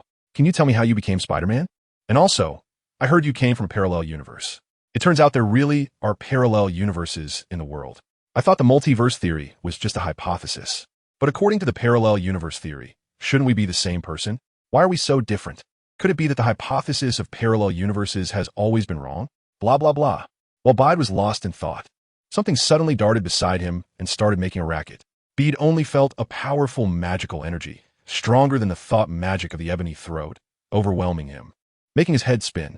When he looked up, he saw a figure in a spider suit standing in front of him, examining him while chattering incessantly.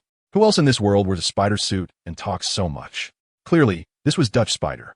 Iron Man approached from behind and grabbed Dutch Spider. You need to calm down. Mr. Bede is still recovering. Peter stood up and said, the ability of the regeneration cradle is quite strong. I'm basically fine now. Iron Man nodded, then looked at the armor on Peter and said, Mr. Parker, just call me Peter. We fought side by side after all. No need to be so formal, Peter smiled. Iron Man replied, then you can just call me Tony.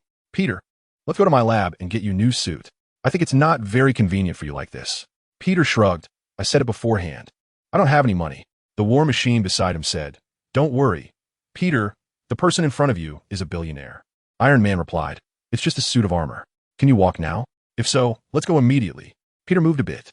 His injured left rib felt tingly and numb, and he knew it was the result of the biological nanomaterial interacting with his bones and flesh. In other words, his injuries were healing at an incredibly fast rate. Seeing that Peter was indeed able to move without much issue, Iron Man breathed a sigh of relief. He then took Peter out of the medical room and into a nearby laboratory. War Machine followed them. While working on the armor, he mentioned what had happened in Wakanda. About half an hour ago, the circular spaceship had disappeared after delivering Ebony Maw and Black Dwarf here. When it reappeared, it was already hovering over Wakanda. At the same time, two insect-like alien warships broke through the atmosphere and headed towards Wakanda. Those who had originally planned to support Peter and the others were all stunned. Thus, the originally well-planned group split into two factions. One faction, led by Doctor Strange and Black Panther, advocated for continuing with the original plan to head to New York City and assist Peter in taking down Ebony Maw and Black Dwarf. Of course, Doctor Strange's motive was likely because his artifact was there, and he couldn't afford to lose it. Black Panther, on the other hand, was driven by confidence in Wakanda's technology and concern for Peter. Black Panther was an honest person.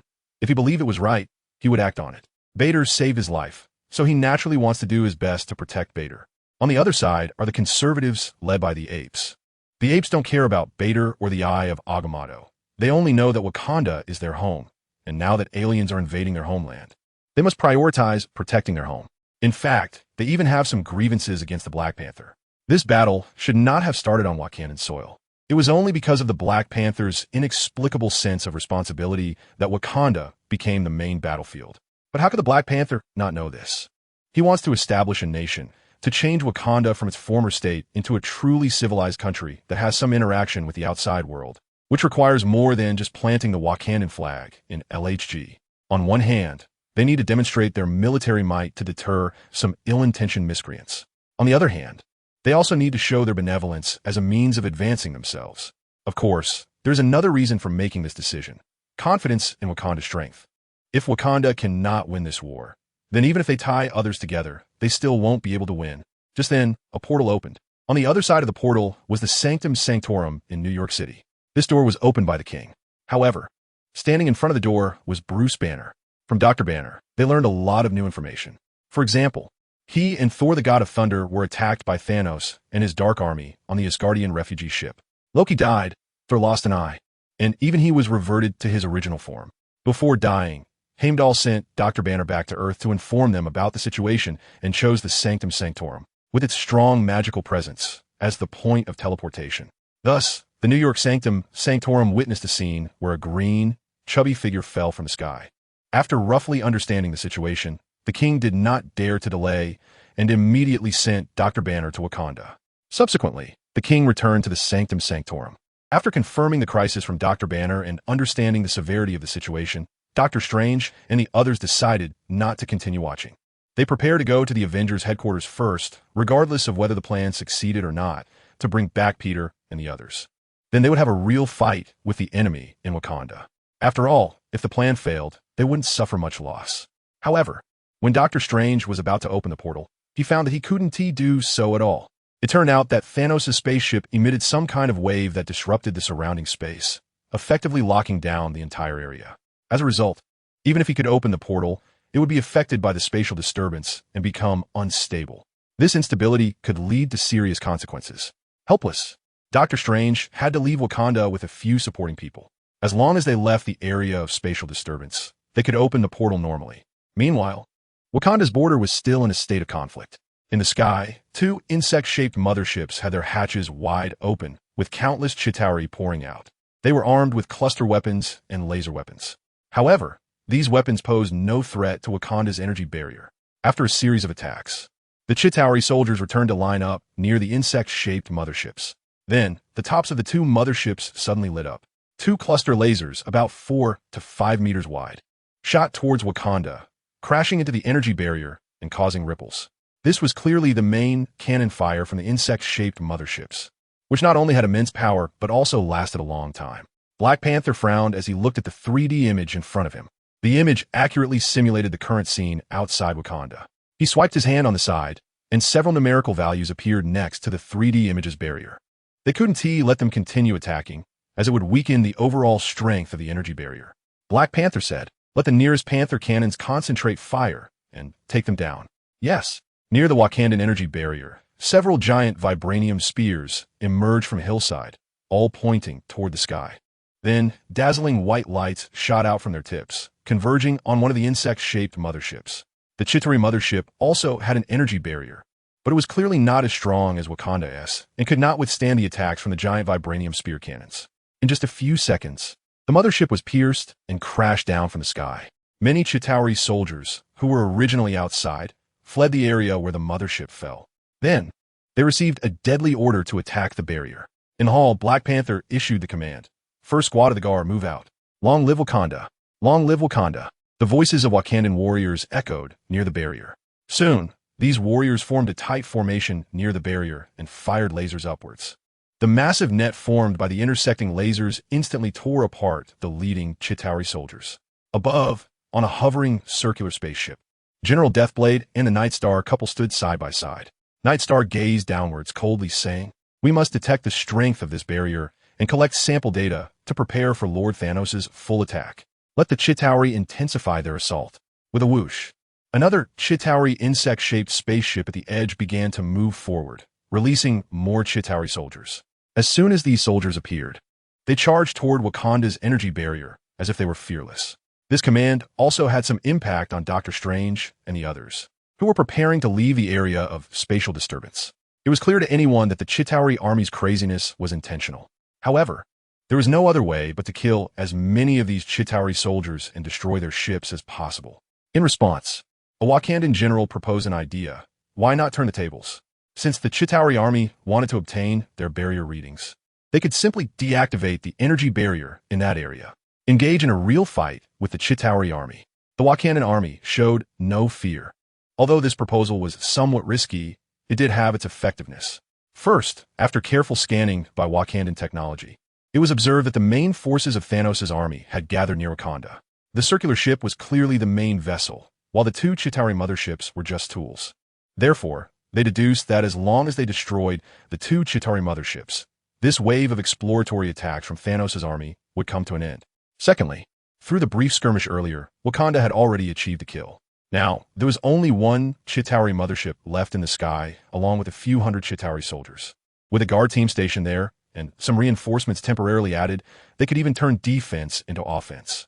This way, they could protect the energy barrier readings from being obtained, repel the enemy, and even gather information about the enemy's weapons and equipment through their attacks. Truly a win-win situation.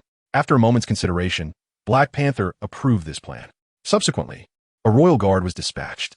At the same time, 2 nearby guard teams had half of their personnel reassigned. A total of a 300-man army, along with the assistance of 2 giant vibranium spear cannons. Dr. Strange and the others followed the royal guard and boarded several floating airships, arriving at the front line of the barrier within a few minutes. At this moment, the battle had already begun. The once unified energy barrier was breached, creating a large gap. Teams of Wakandan soldiers formed combat squads of 10, raising their cloaks in their left hands to activate personal energy barriers, while using vibranium spears to shoot at the sky with their right hands. Each attack fired from the vibranium spears was equivalent to the power of a rocket. Even though the Chitauri soldiers were clad in thick armor, once hit, they would be thrown off their flying vehicles. However, the Chitauri soldiers had their own advantages, namely their overwhelming air superiority. The Wakandan Air Force was dismantled by the Kree during the power struggle between the Kree and the Black Panther a few years ago, and it has not been fully re-established since. This has left their air force effectively at zero. Currently, the only deployable assets are mostly unmanned intelligent aircraft, as qualified pilots are too valuable. The Black Panther will not be released until they can reform an effective fighting force. With air superiority, the Kree soldiers swooped through the battlefield, occasionally raining down bullets. Dr. Strange and others quickly joined the fray. However, they did not engage in prolonged combat. Instead, with the assistance of the higher quality Royal Guard, they broke through the front lines and escorted themselves to a location 1 kilometer away from Wakanda's energy barrier. Upon reaching this point, Dr. Strange noticed the changes in the surrounding space. He then opened a portal and arrived at the location of Peter and the others. After Dr. Strange and his team left, they received news of the failed mission involving Ebony Maw and Black Dwarf, with Ebony Maw captured by the enemy and Black Dwarf sustaining minor injuries. At that moment, General Corvus Glaive and Proxima Midnight also received the retreat order from Thanos. By this time, most of the Kree soldiers had been sent away. Aside from themselves, no one knew exactly how much data they had collected. The defensive level of the circular mothership was not something the Kree insectoid mothership could compare to. Even the cluster energy fired from the giant vibranium spear cannon was blocked by the opponent. In the end, they could only watch helplessly as the circular mothership disappeared into the Earth's atmosphere. After hearing the overall account, Peter gained a slight understanding of the current situation. At this point, he had returned to Wakanda once again. Overall, this operation was relatively successful. Statistics show that they had killed over 500 Kree soldiers, along with 2 Kree insectoid motherships. This was nearly on par with the achievements of Captain America and Iron Man in New York City, excluding the last nuclear bomb. Excluding the massive nuclear bomb that Iron Man sacrificed himself to deliver, the actual number of kills in the streets was roughly equivalent to this figure. This shows that Thanos was certainly not ignorant of them. On the contrary, he must have gained considerable knowledge about the forces on Earth, particularly regarding Doctor Strange's portal and the Kree's suicidal barrier attacks. Moreover, what Wakanda displayed was richer than Peter had previously understood. At the very least, it was not as simple as street brawls depicted in the movies. It seems that reality is reality, and movies are movies. They cannot be conflated. Movies may lack expressiveness due to budget constraints, the director's imagination, and various other reasons. But in reality, a Wakanda that can be called an advancement beyond several eras of Earth civilization could never be as underwhelming as portrayed in films. And as the ultimate boss of the current Marvel phase, Thanos' power is certainly not as simple as depicted in the movies. Bide gave himself a precautionary reminder. From now on, no matter what happens, he can only adopt a reference mindset towards the so-called original plot and cannot directly immerse himself in it. Otherwise, unexpected situations may arise for some reason. This is not a game where you can reload a save. Of course, the biggest gain from this battle is still Ebony Maw. As the top strategist under Thanos, the dog-headed military advisor of Thanos, Ebony Maw holds a very high position within Thanos' army. If they can obtain some information from him, it will greatly increase their chances in the upcoming Infinity War. However, Ebony Maw is clearly a tough nut to crack. No matter what interrogation methods they employed, he stubbornly held on. In the end, Doctor Strange decided to try using magic. In Kamartaj, there's a hypnotic magic that can captivate the heart and soul. However, when he used magic to influence Ebony Maw and had just asked a few questions, Ebony Maw's head suddenly exploded. The fierce Ebony Maw actually committed suicide. Ebony Maw's death left Bide and the others quite regretful. If Ebony Maw had died, as won the Black Order, they would definitely be happy after all. They were adversaries, and the other party was out to take their lives. But with Ebony Maw captured, he had greater value. They could have exploited that value. For example, regarding Thanos' troop distribution map, battle plans, and so on, as the chief strategist, Ebony Maw must be aware of some of this information. However, at present, he has only received a few messages. The first is that Thanos currently possesses 2 Infinity Stones. The Power Stone, obtained a week ago after annihilating a civilization called Xander, and the Space Stone, snatched from Thor after recently attacking the Asgardian ship. The second piece of news is that Thanos is not coming to Earth, but is heading to a place called the Void, where it is said that a collector possesses a reality stone. These 2 points align perfectly with the earlier prophecy made by Peter. This made Peter breathe a sigh of relief. At least, in terms of the overall direction, reality does not deviate significantly from movie. Therefore, if nothing unexpected happens, after obtaining the reality stone in the Void, Thanos will use Nebula to threaten Gamora to retrieve the Soul Stone on the planet Vormir. As for Thanos collecting the other 4 Infinity Stones as scheduled, that is something they can no longer prevent at this moment. Bate asked that even Doctor Strange couldn't possibly open a portal from Earth to the Void or to the planet Vormir. His portals can only reach as far as the inner solar circle of the solar system, and even with Iron Man's or Wakanda's technology, they wouldn't be able to arrive at either of those locations before Thanos. Not to mention, they don't even know where these 2 places are. There's a way for Peter to find the Guardians of the Galaxy and use their spaceship to locate and quickly reach them. However, if nothing unexpected happens, the Guardians should have already encountered trouble by now. The intelligence from Ebony Maw is actually a day old. According to the storyline over there, which hasn't been affected, the Guardians of the Galaxy should have already started their respective actions. The incident began when they received a distress signal from a ship from Asgard, and then they were hit by the near-death Thor. Star-Lord and Thor first put on a pity show to bond. Thor, the contestant from Party A, said, "Thanos killed my brother." The contestant from Party B, Star-Lord, responded, "After my mom passed away, I was taken by my adoptive father, went through a tragic journey. Then my dad killed my adoptive father, and I killed my dad." The others, the judge as well, Star-Lord has a bit worse. Star-Lord gets 1 point, temporarily in the lead. Seeing the situation was not in his favor, Thor's competitive spirit arose. He said, "My brother was adopted, my mother was killed. My brother exiled my father and usurped the throne, declaring himself king. My father died during the exile, and my sister killed many people from our homeland, leading to the downfall of all of Asgard. Recently, my brother was also killed by Thanos, and now I'm the only one left. The others, the judges, I didn't expect there could be someone so unfortunate in the world. Star-Lord, blah blah blah." Contestant Thor from Party A wins unconditionally. Moved by Thor's tragic story, they decided to help him. At the same time, since Gamora is Thanos' adopted daughter, she knows how Thanos operates and persuades Star-Lord and the others to help Thor against Thanos. Thus, the Guardians of the Galaxy temporarily split into 2 parts. One part is Rocket Raccoon and Groot, taking Thor to find the Space Dwarves, who are actually taller than anyone else. Thor wants to use the Space Dwarves Forge to upgrade his equipment, transforming from God of Hammers to God of Axes, to seek revenge on Thanos, while on the other side, the remaining Guardians, Star-Lord, Drax, and Mantis, head to the Void to confront Thanos, where Gamora will be taken away, and Star-Lord will perform his iconic bubble gun scene. Not to mention over there, while Peter can roughly guess the situation, they can't influence what happens there. Anyway, in the end, Thor should come to Earth for the final battle after upgrading his equipment, so there aren't too many issues. As for the Guardians of the Galaxy, without Doctor Strange, Iron Man, and Spider-Man this time, they probably wouldn't dare to go to Titan. Perhaps they will head directly to Earth instead. From Ebony Maw's words, in addition to the 2 recent pieces of news mentioned above, they also unexpectedly learned an old piece of information about Thanos. This event even occurred before he allied with the Chitauri. At that time, the only ones acting with Thanos were the Black Order. Thanos, although aware of the existence of the Infinity Stones, did not prioritize them, instead being satisfied with launching devastating attacks on life planets like Gamora's home. However, he gradually realized that using this method to bring balance to the universe was far too slow. Later, they encountered a person named Lore Speaker, who was the previous owner of the Mind Stone. Lore Speaker collected many myths and legends from across the universe and showed Thanos the reality of the Infinity Stones. But he did this not just to show off, because Lore Speaker, having held the Mind Stone for a long time, was abandoned by its power in a desolate dimension. However, he was not willing to accept this, so he targeted Thanos' body, wanting to transfer his consciousness into Thanos' body. Fortunately, Nebula and Gamora saved him.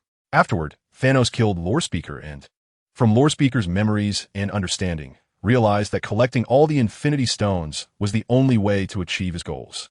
This is the reason Thanos initiated the Infinity War.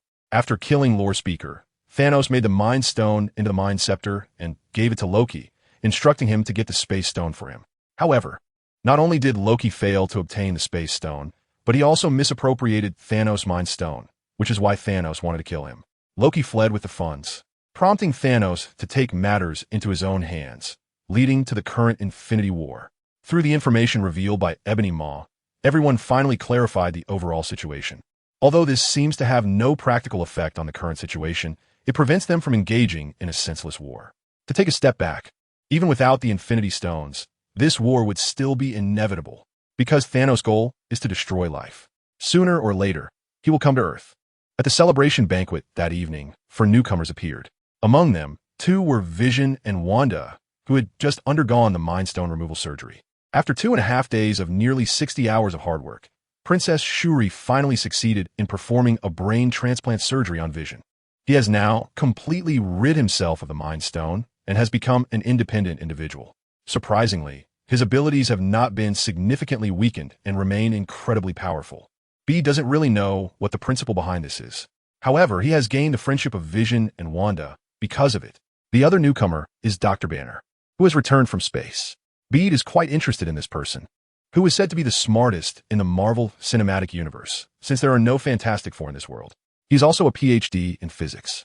However, at this moment, Dr. Banner is talking to his old friends like Iron Man, Captain America, and Black Widow about his amazing experiences in space and expressing his concerns about Thor. Meanwhile, Bede is being pestered by the other newcomer. Spider-Man has been chattering next to Bede since the dinner started, asking about his background and his abilities. If this had happened before the ambush, Bede would have thought it was a task assigned to Spider-Man by Iron Man. However, in this situation, it seems that Spider-Man is genuinely curious. Peter actually quite likes Spider-Man, even though he grits his teeth at his repeated mistakes. However, that's more out of deep affection and a sense of responsibility than true dislike. So when faced with his questions, he patiently reveals some not-so-important things to him. The two of them surprisingly get along well. Through their conversation, Peter discovers that the real Spider-Man is actually quite likable. He's lively and active, without the typical immaturity of a boy his age. In fact, compared to his peers, he is already quite outstanding. It's just that everyone views him as a superhero, and he has placed a lot of pressure on himself, making him seem a bit eager for success. In reality, Iron Man's approach is the best. Before Spider-Man has the ability to stand on his own, he should focus on his studies at school. If he likes being a good neighbor, then Peter should be his good neighbor. It might be when he matures, perhaps in college or even after graduation, that Iron Man would truly begin to mentor him. But no one could have predicted that before Spider-Man could really grow up. Iron Man sacrificed himself. The protective tree fell before the young tree had a chance to grow, forcing it to face the storm prematurely. Those who harbored malice towards him, who had ill intentions towards Iron Man, and who coveted Iron Man's legacy, all came after Spider-Man after Iron Man's death, catching him off guard. However, for now, such things shouldn't happen anymore. After all, in Doctor Strange prophecy, it seems the one who ultimately did that thing is him. Beard was speechless about this. Meanwhile, the Dutch spider admired Beard greatly. This was because Beard told him about how he had stopped a multiverse crisis in the Ultimate Spider-World, which was a grand action compared to the small skirmishes the Dutch spider had always been involved in. As a result, Beard gained a little fan. Not long after, Beard's status in the Dutch spider's mind was already rivaling that of his Aunt May and Mr. Stark. In the end, he enthusiastically invited Beard to visit his home, saying that his Aunt May's Italian-style meat pies were delicious. Bide thought of the kind Aunt May from the Ultimate Universe and nodded. I will definitely go when I have the chance. Finally, sending off the Dutch Spider Queen, 2 more people approached Bide. A pair of siblings, Black Panther T'Challa and his sister Princess Shuri. Their intention was also clear. They came to thank Bide for the help he provided regarding T'Challa's illness. After clinking glasses with Bide, Princess Shuri expressed her gratitude, saying, "Thank you so much. If it weren't for you speaking up, my brother would have kept it to himself until..." She shot a fierce glare at T'Challa, looking quite angry. T'Challa gave a wry smile and took a sip of his drink, not daring to speak. After his sister learned about his condition, as soon as the battle ended today, she dragged him into a small room for a serious scolding. It wasn't just a reprimand. She was both scolding him and crying. Not the kind of heartbreaking sobbing, but rather a quiet, tearful expression, speaking while silently shedding tears. This kind of crying left Chala at a loss for what to do. Reflecting on it, he realized that if he had followed his original plan to keep the illness hidden until his death, his sudden passing could have triggered a chain reaction in Wakanda, potentially leading the nation into a deep abyss. However, he had his own considerations. No one could say when his condition would suddenly worsen. After all, he had already used Wakanda's advanced technology to investigate, but had not found a treatment. Even if he had informed Shuri and others in advance, it would have only meant more people worrying alongside him. Of course, all of that was behind them now, while battles raged outside during the day. The artificial intelligence Gilio continued to work on synthesizing the special medicine. The final version of the medicine had not yet been completed, but a prototype had been made, and complete data analysis proved its effectiveness. After Chala took it, he underwent further tests, and this time, the condition was barely detectable. This did not mean he was cured. Rather, the virus in his bloodstream had been temporarily suppressed by the prototype medicine. This meant that, at least for the short term, Chala no longer had to worry about suddenly dropping dead. On a small scale, it saved Chala's life. On a larger scale, it saved the future of all of Wakanda.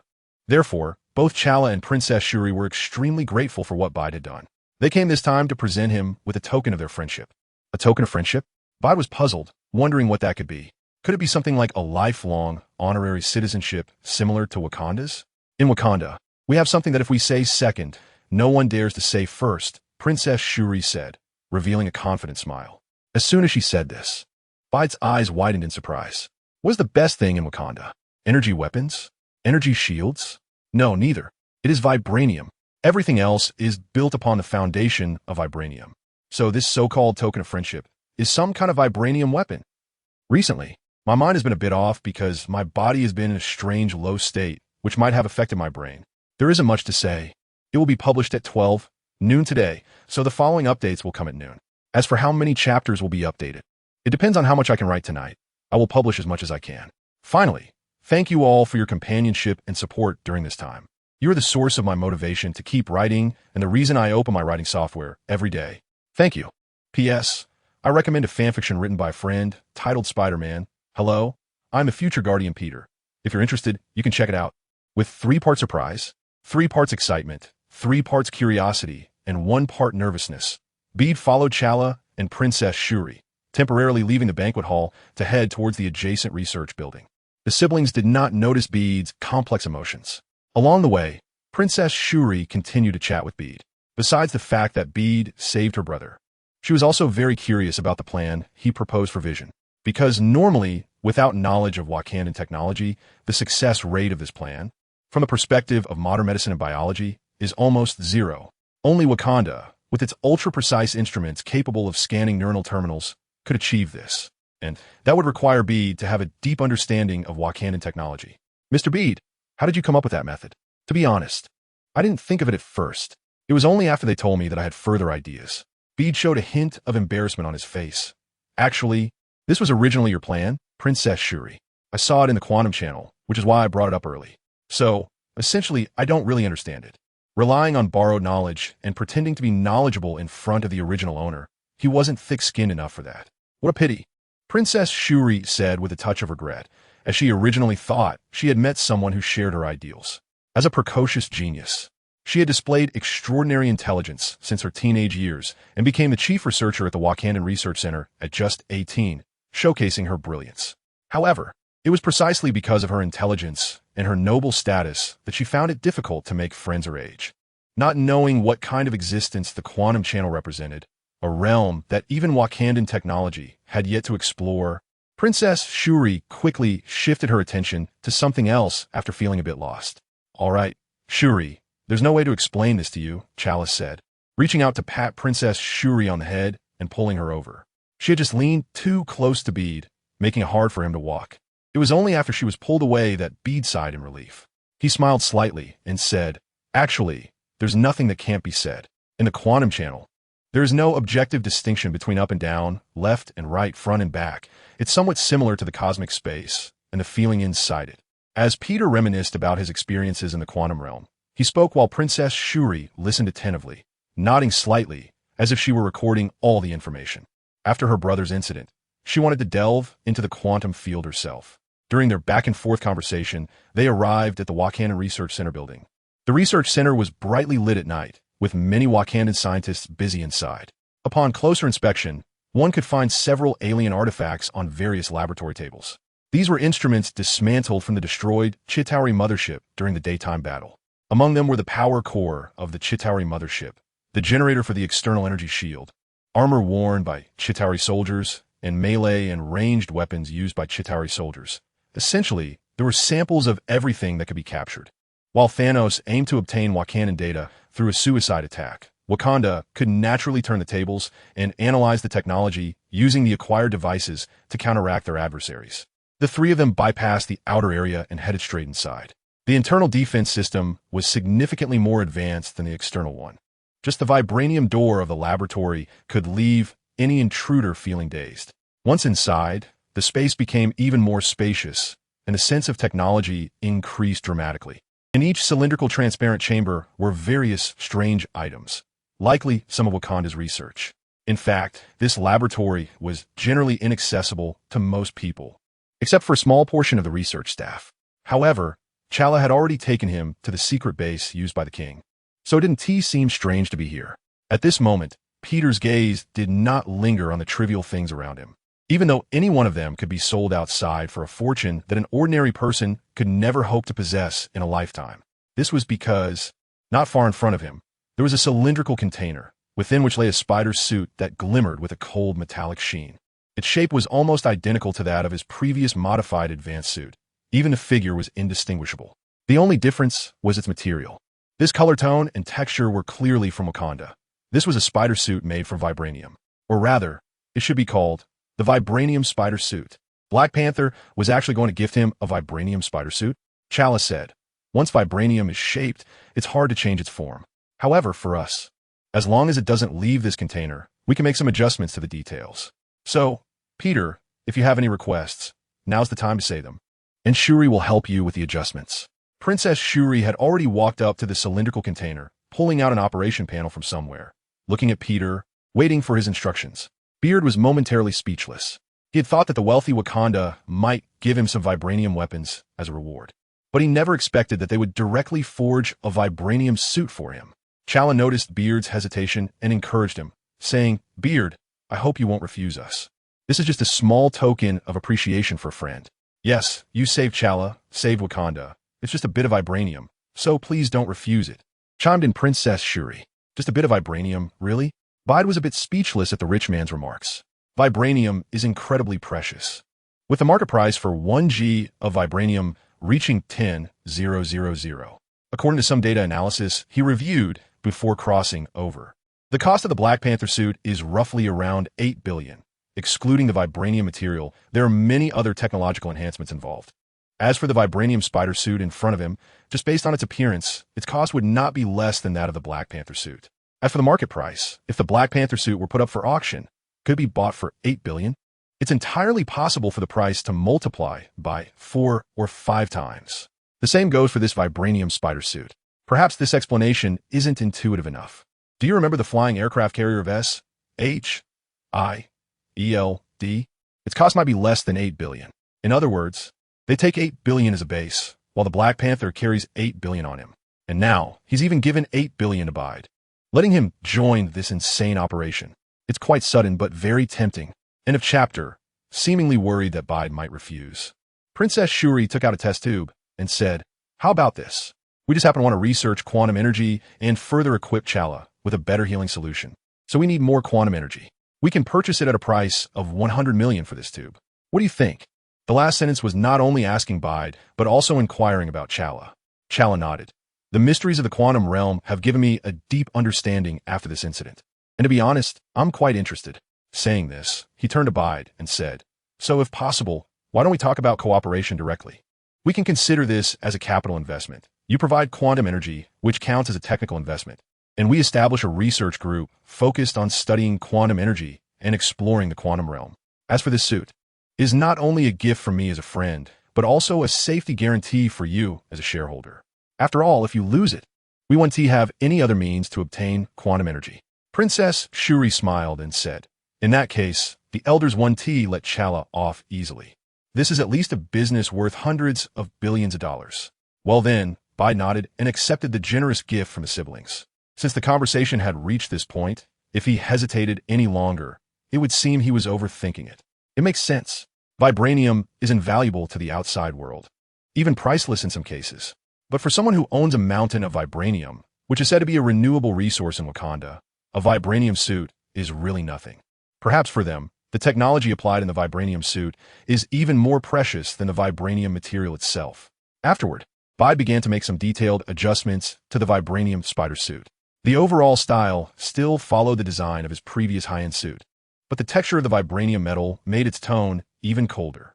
For some reason, Bide found it quite pleasing to the eye. The surface of the suit first underwent a matte treatment, and then, referencing the classic red and blue color scheme, it was repainted with colored metal. This colored metal is said to be a type of vibranium-associated mineral, although it doesn't have the excellent properties of vibranium. Its advantage is that it can be ground into powder to serve as a pigment-like substance, coloring items, or enhancing the feel and protection of certain areas. After the coloring was completed, at first glance, it didn't look much different from Bide's previous suit. Oh wait, there are differences. Because vibranium cannot produce pure white, Bide simply made a slight change to the huge spider pattern on the chest area. Thus, under normal circumstances, it is a golden spider pattern. However, when the energy absorption mode of the vibranium suit is activated, the golden spider pattern gradually turns purple. At the same time, many of the web patterns on the spider suit are also golden. Red and blue color scheme, golden patterns. This made it look like a combination of a high-end suit and a black gold suit. Perhaps it could be called blue gold suit? Then, T'Challa introduced Bide to this vibranium spider suit. First of all, it is a nano suit, just like T'Challa's own Black Panther suit. Usually, the nano vibranium particles are stored in a spider-shaped necklace pendant, which is quite beautiful. However, Bide always felt a bit strange about it. This is a habitual difference brought by identity. For a king like T'Challa, this is just an everyday accessory, so he naturally doesn't think much of it. But for Bide, who was just an ordinary citizen not long ago, carrying a gemstone the size of a pigeon egg on him feels a bit awkward, mainly because he is not the type of person who likes to show off. He prefers to keep a low profile. Fortunately, this is a necklace that can be hidden under his clothes. When needed, he just needs to press a button on the necklace to automatically activate the armor, or rather, the suit's armament. It's pretty much the same idea. Next is the functionality aspect. Actually, Bide's previous suit also had similar capabilities, but that one converted part of his mechanical energy during movement into electrical energy, with part maintaining the consumption of the intelligent assistance system in the suit, and part converted into chemical energy hidden in the suit. When needed, this portion of chemical energy would be transformed back into electrical energy and released to produce an effect similar to an electric shock. Now, the energy storage mode of this nano-vibranium spider suit is based on the energy absorption effect of vibranium. Utilizing the principle that vibranium can absorb kinetic energy, which is mechanical energy, it stores the absorbed kinetic energy in the suit, which can be released all at once when necessary. Comparing these two methods, each has its advantages and disadvantages. The former can store energy for a longer time because electrical energy is converted into more easily stored chemical energy. The latter, however, because kinetic energy remains kinetic energy in the end, is not stored but only temporarily attached. This means that the attached kinetic energy can only be released in a short time or allowed to dissipate. But there are benefits to this too. Vibranium is a peculiar metal. It does not possess radioactivity like those elements with larger atomic weights. Its electrons do not move, which means that the molecules of vibranium are always at a temperature of 0 Kelvin, absolute zero. This results in extreme lack of motion on a molecular scale. Absolute zero implies that time is physically at a standstill, making it unable to transmit force in a physical sense. This is also why it is considered the most durable material in the Marvel Universe. In short, it is unparalleled in defense. When applied to a fence, because it does not transmit force, it almost never dissipates the kinetic energy it absorbs. In other words, if a missile hits it, it can gather all the kinetic energy from a missile, including that of the missile itself and the explosion, and then release it through a punch or other means. A true missile punch. This is somewhat akin to the legendary technique known as the reversal of stars, or the principle of using force against force in Tai Chi. It belongs to the type that grows stronger when faced with strength. Lastly, there is the weapon system of the nanotech vibranium spider suit. T'Challa's own Black Panther suit does not actually have a weapon system. The only thing that could be considered a weapon is the retractable claws on his hands. However, They did not equip this nanotech vibranium spider suit with claws or spider-like appendages, as that would be too strange. Thus, Princess Shuri had a sudden inspiration. Since they wouldn't add claws to the hands, why not add spider legs to the back? As a result, 4 spider legs made of the same vibranium material were added to the back of the nanotech vibranium spider suit. Just one word, cool. After coding all night, this is all I have, but considering the free chapter released at midnight, it should count as a small extra update. I will try to maintain a daily output of 6,000 words. End of chapter. We see Princess Shuri gently tap in front of her, and the 4 vibranium spider legs extend from the back of the nanotech vibranium spider suit in a cylindrical container. The appearance of this spider suit surprised Peter. You guys, did you pay Stark for the copyright? The appearance of this nanotech vibranium spider suit is indeed quite similar to the iron spider suit prepared by Iron Man for Spider-Man. There are significant differences in color scheme and body shape. Spider-Man is only 173 centimeters tall, while Peter is 180 centimeters, so he is already a half head taller than Spider-Man. In terms of physique, perhaps because Peter is already an adult, he looks more robust than Spider-Man, who is still somewhat childlike in stature. Spider-Man's physique resembles that of a smaller Spider-Man, both of whom have not yet fully matured. Perhaps even mutants exhibit differences based on their age groups. Princess Shuri emphasized the only weapon on this nanotech vibranium spider suit. She said, although they're all made of vibranium, the vibranium used to create these spider legs is quite different from the vibranium used to make the suit. Bede curiously asked, is there a difference in vibranium? Princess Shuri nodded. She grabbed her wrist, and from the Kimoyo beads, some images were projected, floating in front of Bede. In fact, there are currently 2 types of vibranium, as well as a synthetic metal made from vibranium. Decades ago, a batch of vibranium accidentally leaked from Wakanda, and scientists combined vibranium, steel alloy, and a certain catalyst to create a new type of superelastic alloy, which was later made into Captain America's shield. This metal is referred to as adamantium. Adamantium has a greater density than vibranium, making it more lethal, while vibranium, due to its properties, is more suitable for use in defense. Bede nodded slightly, as he was aware of these things.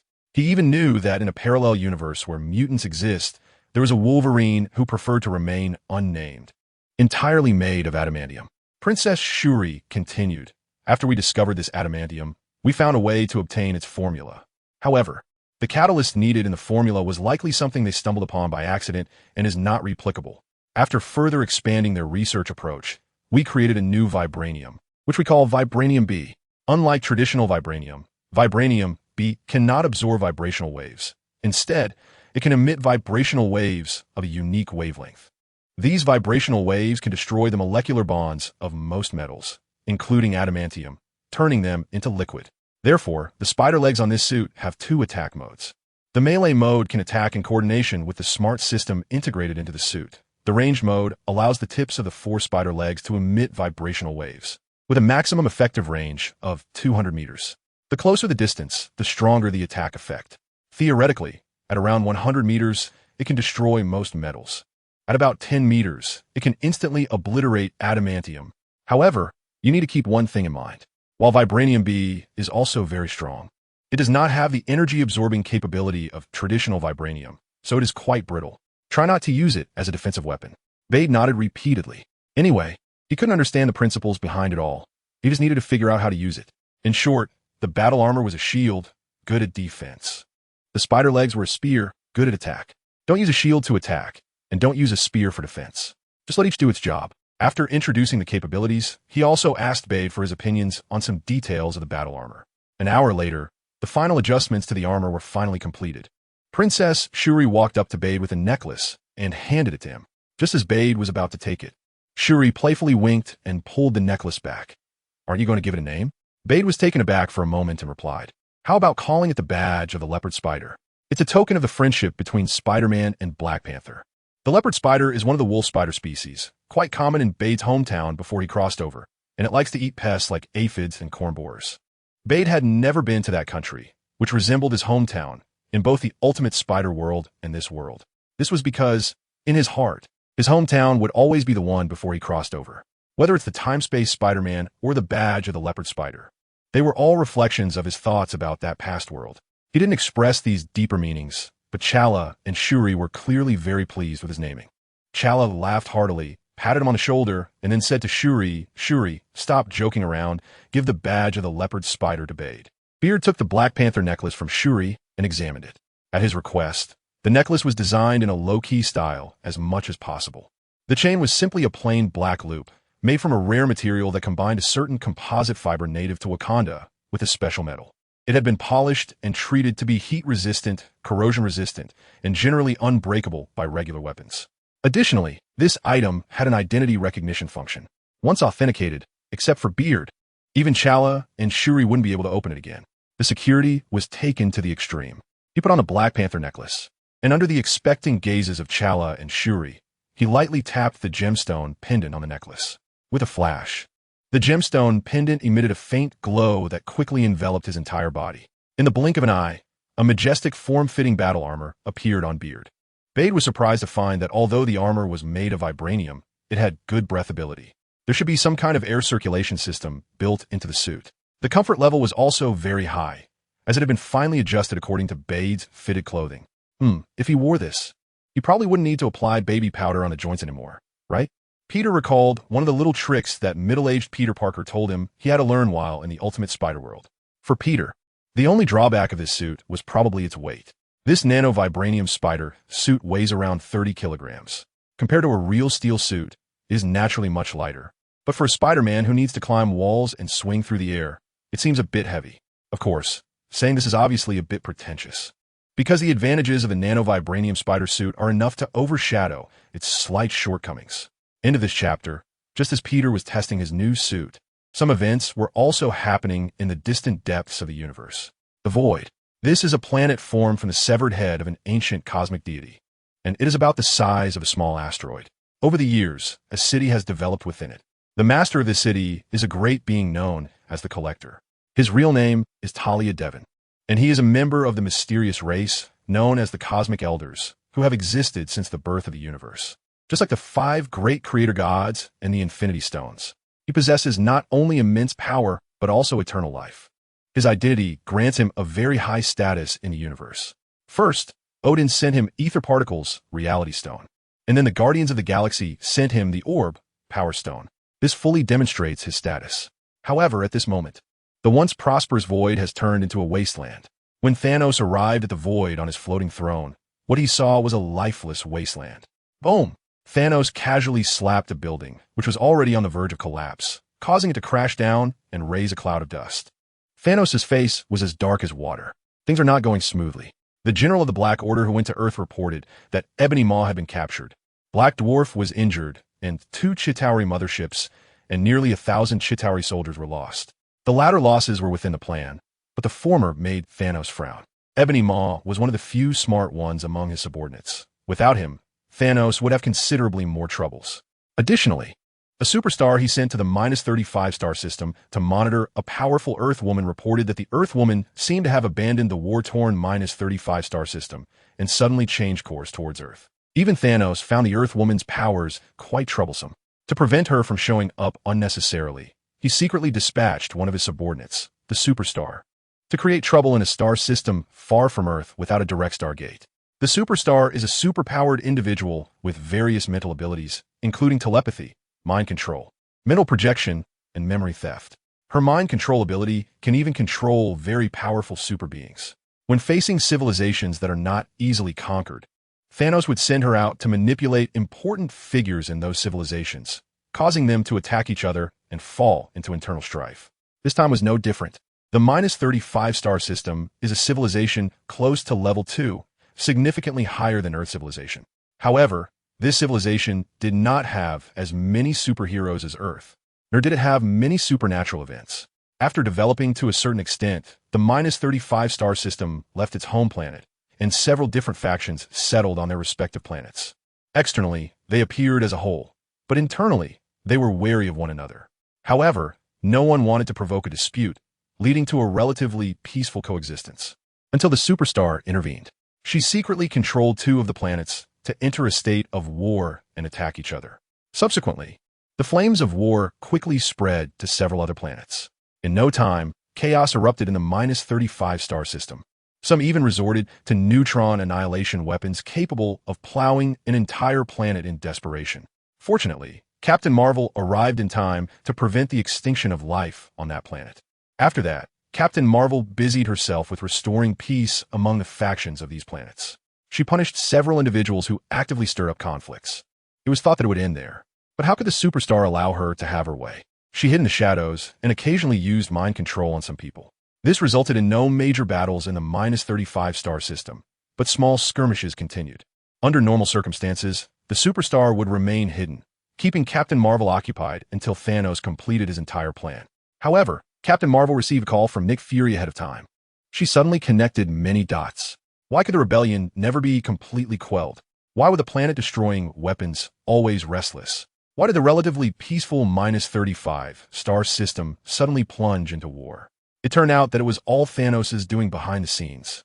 Captain Marvel acted decisively, destroying all planet-destroying weapons she could find in the -35 star system and annihilating their starships, temporarily trapping several civilizations on their respective planets. Following this, she hurried towards Earth. The superstar intended to intercept her, but Thanos stopped her. Thanos knew that Captain Marvel was not someone the superstar could contend with.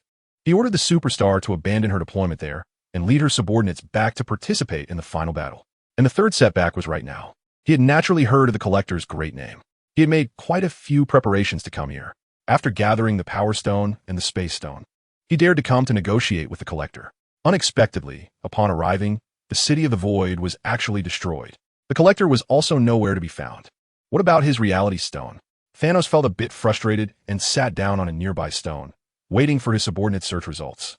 Behind him, Dark Army soldiers swarmed out, entering the ruined city to search. After an unknown amount of time, suddenly a commotion arose in the distance. Thanos looked up and saw one of his Dark Army commanders hastily approaching him, holding a box. "What did you find?" Thanos asked. The commander knelt on one knee, somewhat excitedly saying, "Great Thanos, we found this in the ruins." Thanos' indifferent gaze shifted to his hand, and a second later, his expression changed.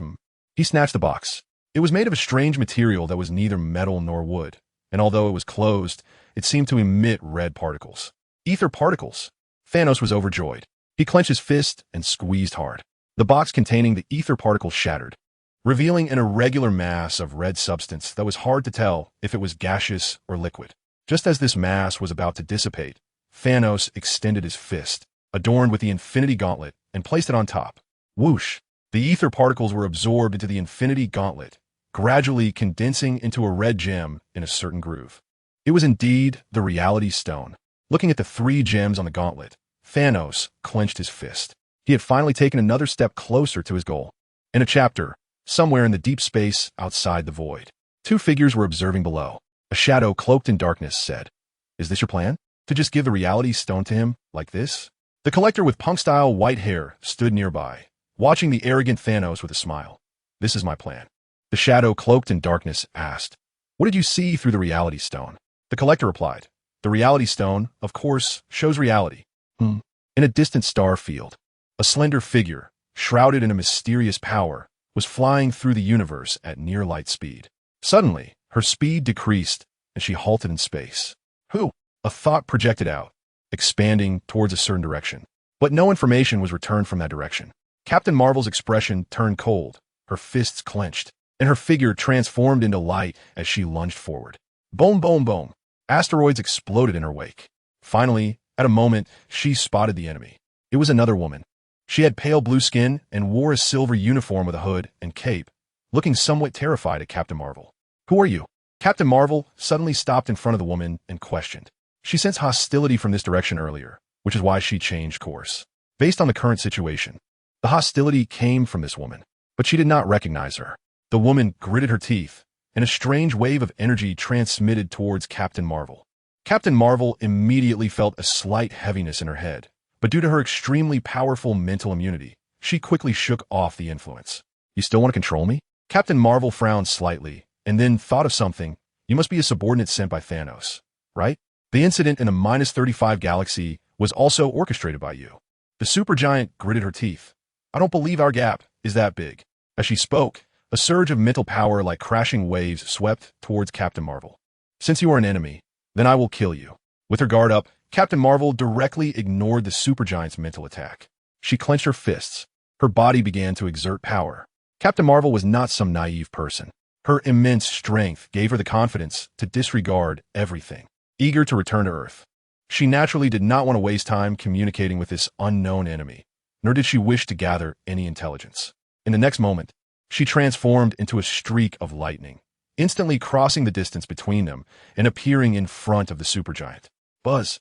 The space behind the supergiant suddenly rippled. Then, a towering figure jumped out from within. Facing Captain Marvel's planet-destroying attack, he simply raised his hand, adorned with the Infinity Gauntlet, and the Power Stone on the gauntlet lit up. Bang! The two fists collided violently. A massive shockwave erupted, centered on the point where their fists met. Surrounding debris, meteors, and even asteroids shattered. Thanos. Captain Marvel withdrew her hand, looking at the purple-headed figure in front of her, and said, "From Earth, Carol, do not interfere in my affairs." Thanos also looked at Captain Marvel, seemingly calmly saying, even carrying a hint of threat. Yet deep inside, he was already in turmoil. This was a blow empowered by the Power Stone, and it hadn't repelled her. Just how powerful is she? Captain Marvel frowned and said sternly, "Your actions seriously violate the natural laws of the universe, and you still want me not to interfere? TCH, do you think you are the guardians of nature?" Thanos sneered, regrettably telling you, "What I'm doing now is the true adherence to the natural laws of the universe. Everything that threatens this universe, whether it be people, events, or things, will disappear after this, and this universe will then head towards a fulfilling future. Save your nonsense for deceiving your subordinates." Captain Marvel scolded angrily, her figure suddenly lunging towards Thanos. However, Thanos clenched his fist. Behind him and the supergiant, a rapidly shrinking wormhole appeared, swallowing both of them. When Captain Marvel's attack arrived, it only shattered a small asteroid, missing everything else. Captain Marvel gritted her teeth. Understanding this was the power of the Infinity Stones that Nick Fury had mentioned. Remembering the 3 stones she had seen in Thanos' possession, Captain Marvel felt a bit anxious, then no longer lingered and sped towards the Stargate leading to the solar system. On the other side, Thanos, after retrieving his subordinate, the supergiant, and assigning her to take over Ebony Maw's work, prepared to set out for Earth to obtain the remaining 2 Infinity Stones. At the same time, he returned to the Void, using the Reality Stone to create a trap, waiting for the fish to bite. Unaware of the changes happening here, Star-Lord and the others were still on their way in their spaceship. Little did they know, what awaited them would be a destined failure. On Earth, after Thanos' subordinates retreated, peace returned to Earth. But everyone knew this was merely the calm before the storm. The next day, in a training room within the Wakandan Royal Palace, Peter was getting familiar with his nano-vibranium spider suit. In another room, Captain America and Black Panther were practicing martial arts. Iron Man and Vision were together. He had summoned a large transport aircraft from the Avengers headquarters, preparing to temporarily create a batch of war mechs to respond to the upcoming war. Black Widow, Hawkeye, and others were also busy with their respective tasks, preparing for the impending war. However, what Peter looked forward to the most was Wanda. As the famous Scarlet Witch in the Marvel Universe, Wanda's application of magic was still quite immature at this time, under normal circumstances. She might not even match a third of the Scarlet Witch in Doctor Strange 2. It was only because her chaos magic had an extremely high intensity that she possessed the combat power of the first echelon. This morning, when Peter met Doctor Strange, he jokingly mentioned it to him. Although Captain Marvel couldn't return, there was actually another way for them to win this infinite war, which was to have Agatha teach Wanda how to effectively use chaos magic. After losing Ebony Maw, the combination of Doctor Strange and Scarlet, which could be directly deployed to high-end battlefields, becoming the main force against Thanos. End of chapter. Time passed by second. When a reconnaissance satellite discovered the first unidentified flying object appearing near Earth, everyone had already finished their morning exercises and gathered again in the Wakandan War Command Hall. Watching the dots of light appearing on the 3D projection, everyone's expressions turned grim. Each dot of light was a mothership-level ship? Captain America asked. Challen nodded, his brow furrowed. The points of light appearing on the screen far exceeded their expectations. At a rough glance, there were at least 30 ships. Based on the encounters Captain America and the others had a few years ago in New York City with the Chitauri Army. A fully crewed Chitauri mothership had at least 1,000 personnel. The type that had come to Wakanda yesterday, which only had over 100 people, was clearly a suicidal tactic. But the aggressive display today was a true, full-scale assault. So there was no doubt about the numbers. They were definitely at full capacity. There might even be some other preparations they were unaware of. At this moment, Shuri's expression changed, and she quickly stepped forward, saying, "We just detected abnormal data intruding into our monitoring satellites. They're trying to hack into our satellites." Almost simultaneously, Iron Man's voice also sounded. "My satellites have been hacked too. It must be the Chitauri. They want to engage us in an information war? No matter what, counterhack them." Iron Man said, "Friday, retaliate against that abnormal data." "Okay, sir," Friday replied. Shuri said, "Griot, you do the defense, and I'll take the offense." "All right, Princess," Griot replied. Vision also stepped forward. "Let me join in as well." A battlefield without gunpowder was setting the stage for this real war. If someone could see into space at that moment, they would notice several Chitauri motherships stationed in Earth's outer orbit, facing off against the Stark Group satellites, Wakandan satellites, and other countries' satellites. Due to technological shortcomings, many satellites and space stations from other countries had already been hacked. Fortunately, with Iron Man and Shuri leading two AIs and Vision, this intelligent life form, they not only stabilized the situation, but quickly launched a counterattack. Boom, boom, boom. Seeing their information warfare failing, the Chitauri decided to escalate. They first controlled several armed satellites, activated their fire control systems, and launched missiles targeting the Stark Group satellites and Wakandan satellites. However, neither of these were easy targets. The Stark Group had a total of 3 satellites, one of which was primarily responsible for information transmission and provided big data support to Iron Man. At this moment, it unleashed its massive computational power, forming a data shield to block the Chitauri's intrusion while simultaneously launching an attack on the Chitauri motherships under the separate control of Friday and Vision. The other 2 were armed satellites. One of them was equipped with numerous armed drones, ready to be launched at the fastest speed to assist in ground operations. The other was equipped with long-range missiles, possessing a very high operational radius. On the other hand, Wakanda's configuration was even more luxurious than the Stark Group's. After all, Iron Man could only launch satellites under his private or corporate name and had to provide explanations to others. As an independent sovereign nation, Wakanda could theoretically launch as many satellites as it wanted. Moreover, Wakanda's technology was superior to that of other countries, unless Wakanda revealed its presence. Who could find it among the myriad of satellites? When the other armed satellites were hacked and their fire control systems activated, the Stark Group satellites and Wakandan satellites reacted in sync. Missiles collided in space, and the shockwaves seemed so insignificant against the massive Earth. Those standing on Earth could not see this scene at all. Perhaps only with a telescope could one observe the points of light suddenly brightening and disappearing in low Earth orbit. But that was not the end. The combined efforts of the AIs quickly achieved breakthrough progress on both the information warfare and physical battlefield. Those hacked space stations and satellites were reclaimed one by one, and even a Chitauri mothership was counterhacked. Soon, that invaded mothership accelerated towards another nearby mothership. The collision of the 2 motherships was akin to Mars colliding with Earth. This unexpected turn of events frightened the other Chitauri motherships, causing them to retreat. However, this battlefield was merely a local skirmish and not crucial to the overall situation. More Chitauri motherships and spacecraft were breaking through the atmosphere, heading towards Wakanda. "They have entered the atmosphere and are expected to reach our skies in 7 minutes, Shuri reported. Near the outermost circle of Wakanda, close to the energy barrier, Bade and Chala stood shoulder to shoulder under a building. Above them was a nearly 100-meter-long, spear-like weapon, a giant vibranium spear cannon made of vibranium B material, ready to engage the enemy. Hearing the message coming through the earpiece, Chala shouted loudly. Roar! A synchronized cheer echoed from all directions. Giant vibranium spear cannons were poised and ready to fire. Bide pressed the emblem of the leopard spider on his chest, and nanovibranium particles flowed out like water, quickly enveloping his entire body. A few minutes later, whoosh! A sharp cry suddenly echoed from afar. The tip of a giant vibranium spear cannon lit up, and a beam of energy shot into the sky. Boom! A loud explosion sounded in the sky, and then a Chitauri insect-like mothership tilted and fell, crashing into the energy barrier above Wakanda. The barrier was as solid as substance, causing the wreckage of the crashing Chitauri mothership to slide downwards. This scene seemed like a prologue, unveiling the interstellar war that concerned half of the life in the universe. Subsequently, sounds of giant vibranium spear cannons firing came from all directions. Some Chitauri motherships were shot down, while others managed to evade. The enemy was also unyielding, launching attacks from their ship-mounted weapons against the Wakandan energy barrier. But the Wakandan energy barrier stood firm like a solid rock, unyielding to the wind and rain. Whoosh, whoosh, whoosh. Several oddly shaped pyramid-like spaceships descended from the sky, crashing heavily around Wakanda, completely surrounding the northern plains of the Wakandan kingdom. In a chapter, Beard's expression turned serious. He was unable to participate in the silent battles in space and the aerial battles behind him. But now his own battle had begun.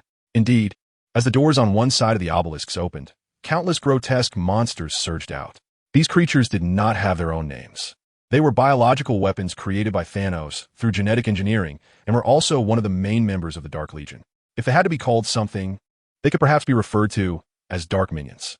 They did not possess their own thought patterns, nor did they experience fear, joy, or any emotions that living beings should have. They were created solely to serve their maker, Thanos, from birth to death. Compared to them, the Chitauri are truly an extraterrestrial intelligent race.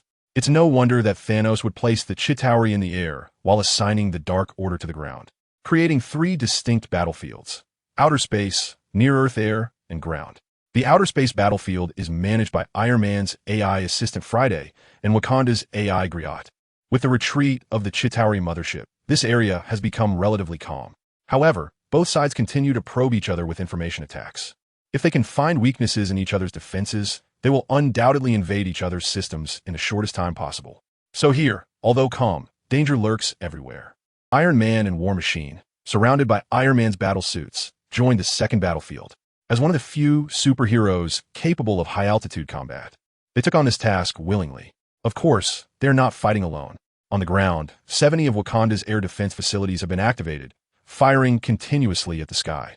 However, this has also diverted some of Wakanda's already limited forces. Ultimately, the number of troops available on the ground may be less than 3,000. Fortunately, there are many heroes on the ground. Essentially, each hero can take on 100 enemies. Rounding up, there are nearly 10,000 troops in total. Beard looked at the dark ocean of minions ahead and turned to Chala, saying, "Chala, I'm setting off now." Chala nodded. "Brother, be safe." The two shook hands. Then, Beard leaped off the artillery platform.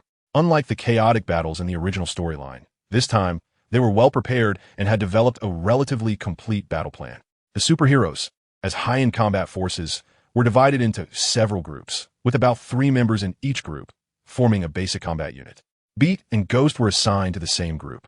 Thanks to Beat, Chala assigned Ghost 2 vibranium laser daggers, which is what one of the Dora Milaje used in Black Panther 2. I don't really know what they're called, but they should be vibranium technology. Ghost is already an expert in stealth assassination, and using laser blades that are less than half a meter long is much more convenient than using a 2-meter-long vibranium spear. These vibranium laser daggers are the latest technology from Wakanda and are still in the experimental stage. Shuri felt that it was unacceptable for Ghost, as Beat's protector, to not even have a decent weapon, so she brought these out, combined with Ghost's ability to appear and disappear at will. These weapons could potentially become a nightmare for some. As for Dutch Spider, he was purely a request from Iron Man to Beat. Dutch Spider wasn't very familiar with the others, and with Iron Man not present, he certainly couldn't be at ease. After all, this is a real battlefield, not just a minor skirmish. One careless mistake could really cost a life. Beat's combat power has been personally experienced by Iron Man. He single-handedly took down a major general of Thanos, while on the other side, Black Dwarf, even with both him and Captain America combined, they couldn't deal with it in such a short time. Although he was severely injured himself, he was healed overnight by the regeneration cradle and is now lively again. Friday even informed Iron Man that, in fact, even without the regeneration cradle, Beat's injury recovery speed means full recovery would probably only take a few days. This greatly shocked Iron Man. If only he were a biologist, he would really want to get some samples from Beat to take a good look at his life structure. For various reasons, Iron Man entrusted the Dutch Spider to Beat. Bide gladly accepted, although the Dutch Spider is often associated with unreliability in the eyes of most people. His combat abilities are beyond doubt. During the timeline of Avengers, Infinity War, he even exchanged a few blows with Thanos, who possessed several Infinity Stones, and he is more than capable of dealing with minions. Moreover, having such a particularly brave teammate by his side is quite reassuring. Much better than someone who prefers to slack off. "Mr. Bide, is it our turn now?" After Bade jumped down from the artillery platform 10 meters high. As soon as he landed on the ground, the Dutch Spider approached. At that moment, the Dutch Spider was wearing the custom-made heart armor nanotechnology steel spider suit designed by Iron Man's godfather. When Bid stood next to him, the two of them were wearing similar styles of battle suits, and the team vibe instantly rose. Peter nodded. "Ava, we're ready to go." "All right, The Dutch spider shouted excitedly, his inner otaku burning bright. The ghost only gave Peter a faint glance, drew her 2 vibranium laser daggers, and moved behind him. Although she didn't speak, her meaning was clear. I'll take the front, Peter you support, Ava wait for your chance, Peter instructed. The Dutch spider and the ghost nodded. Then Peter looked to the other side. Captain Grace, please provide fire coverage for us. Aubrey Grace nodded. She was the vice captain of the Dora Milaje, and as a member of the Black Panther's Royal Guard, she was supposed to be by his side. However, Black Panther had sent her out, leaving only Okoye and some team members to protect him closely. The rest were assigned to Peter's side to assist in the defense of this area. Get ready, Peter shouted, notifying the Dutch spider, the ghost, and Aubrey Grace, as well as communicating with Black Panther Chala. Activate. Open the 17th barrier in the northwest area, Chala commanded. Then, the barrier in front of Peter and the others slowly opened. The same scene occurred in several other locations. Almost every 3 or 4 kilometers, a barrier opened, allowing the dark minions to rush in. Meanwhile, the warriors on Earth, utilizing the pre-built fortifications, opened fire together. The roaring heavy machine guns and whistling shells caused immense damage to the dark minions in an instant. Thanks to the low-key reader for the 10,000 starting coins reward. P.S. About the recent updates. I've been writing late at night for a long time, and my health has suffered a bit. I'm currently adjusting my schedule, and I'm not fully adjusted yet. After a couple of days, when I'm back on track, the updates will increase to 6 times a week, and there will also be some additional updates arranged. Into this chapter, roar. The cries of the dark minions rose and fell, but they didn't sound like screams. Instead, it was a snarling, frenzied roar. These biological weapons born for slaughter displayed their ferocity at this moment. Whether they were cut in half by machine gun fire or blown apart by shells, as long as their heads remained intact, they would continue to burrow in and crawl forward. They wouldn't stop until their last breath was gone, collapsing on the ground completely motionless. Their behavior made Peter unconsciously think of a creature that theoretically only existed in fantasy. Zombies. The instinct-driven movements of zombies were quite similar to the scene before him. Only by smashing their heads completely would they stop. And the most terrifying aspect of zombies is their infectious nature. Once infected, there's basically no cure. Fortunately, these dark minions were not zombies. If the already non-human superheroes were to become infected, Beard shivered. He cast aside this terrifying thought and focused on dealing with the enemy in front of him. Bide picked up the rifle that had been set aside. It was said to have been procured from outside by Wakanda, as Wakanda itself had no use for such things, since they didn't know how long this battle would last. They had prepared these extra weapons. Bide aimed a gun, pulled the trigger, and a burst of bullets shot out. The powerful force, combined with the kinetic energy-dissipating capability of the vibranium armor, kept the muzzle of his rifle steady. The bullets almost hit exactly where he aimed, with many striking the same spot. He specifically targeted the heads of the dark minions, wanting to see if they would die like zombies when their heads were shot, or if they were something more bizarre. He quickly locked onto a dark minion. This dark minion was running at a speed of nearly 50 to 60 meters per second, making it difficult for ordinary people to even catch sight of them. But in Bide's eyes, enhanced by spider genes, its every move was completely within his visual range. His gun's muzzle followed the dark minion's trajectory, adjusting for its speed, the angle of the muzzle, the distance between them, and the wind speed. All this information flashed through his mind in an instant. Bang! 3 bullets struck the forehead of the rapidly running dark minion. Thud! The dark minion collapsed to the ground, rolling several times before lying still. It seemed that their main weakness still existed. Before Bide could finish his analysis, he saw the dark minion that had fallen suddenly stand up and continue running towards him. What the hell? Bide cursed silently. This thing's head was not a fatal point. However, judging by its earlier actions, hitting the head should still cause some degree of damage. Otherwise, it wouldn't have stayed on the ground for a while. So it seems. Beard's eyes shifted down to its spine. Based on the biological knowledge he had acquired these days, whether out of curiosity or necessity, he felt that the behavior of the Dark Servant just now should be similar to a reboot of the central nervous system. The central nervous system of a normal organism consists of the brain and spinal cord, responsible for receiving incoming information from all parts of the body, which is then integrated and processed to produce coordinated motor outputs. In simple terms, the activities of an organism are controlled by it. The Dark Servant essentially fits the characteristics of a living being, so it stands to reason that it's close to the mark. Its head was penetrated, which must have affected its central nervous system to some extent, otherwise it wouldn't have collapsed to the ground. However, The difference between it and ordinary organisms is that it seems capable of temporarily transferring its control center to the spinal cord after its brain's nervous system is damaged. By doing so, it regains the ability to stand and move. To verify this idea, Beard changed his angle and aimed at the dark servant he had shot through the head, pulling the trigger again. This time, he aimed at the spine on its back. As a volley of bullets struck the center of the spine, the dark servant fell to the ground once more. This time, it remained down for a long time without getting up. Bide confirmed this time that his thoughts were indeed correct. However, upon careful consideration, he realized that this discovery seemed to be of little use. If it was just a matter of frontal assault, there was still a chance due to the firepower. Many of the machine guns in the front were fully automated and controlled by the AI grill from the rear, equipped with targeting devices that were much more accurate than human hands. But hitting the spine from the back was too difficult, whether operated by a human or AI. It seemed they could only confront them head-on, Bide sighed. He sent his discovery to others as a reminder. A few minutes later, the time had come. Close the barrier, Bide said into the communication device. With a hiss, the energy barrier quickly closed in. Some dark minions that happened to pass through here were directly severed, leaving only part of their bodies desperately crawling towards Bide and the others, leaving a long trail of blood behind. At this moment, there were about 400 to 500 dark minions surrounded by the energy barrier and the defensive position they had built. This was their invite the enemy into the trap tactic. First, they opened the energy barrier to let these mindless dark minions in, then used the defensive position to create a trap resembling an ancient city from the Han Dynasty, and proceeded to encircle and kill them. Each area took turns executing this maneuver to ensure that the dark minions had a place to go, preventing them from recklessly charging at the energy barrier, while still maintaining a high efficiency in killing enemies. Bide shook his wrist, walked forward slowly, and gradually began to accelerate. Brothers and sisters, it's time to close the door and attack the dogs. Follow me. Roar. Long live Wakanda. Bade leads the way, followed closely by the Dutch spider, Ghost Girl, and Apollyon Grace. Boom!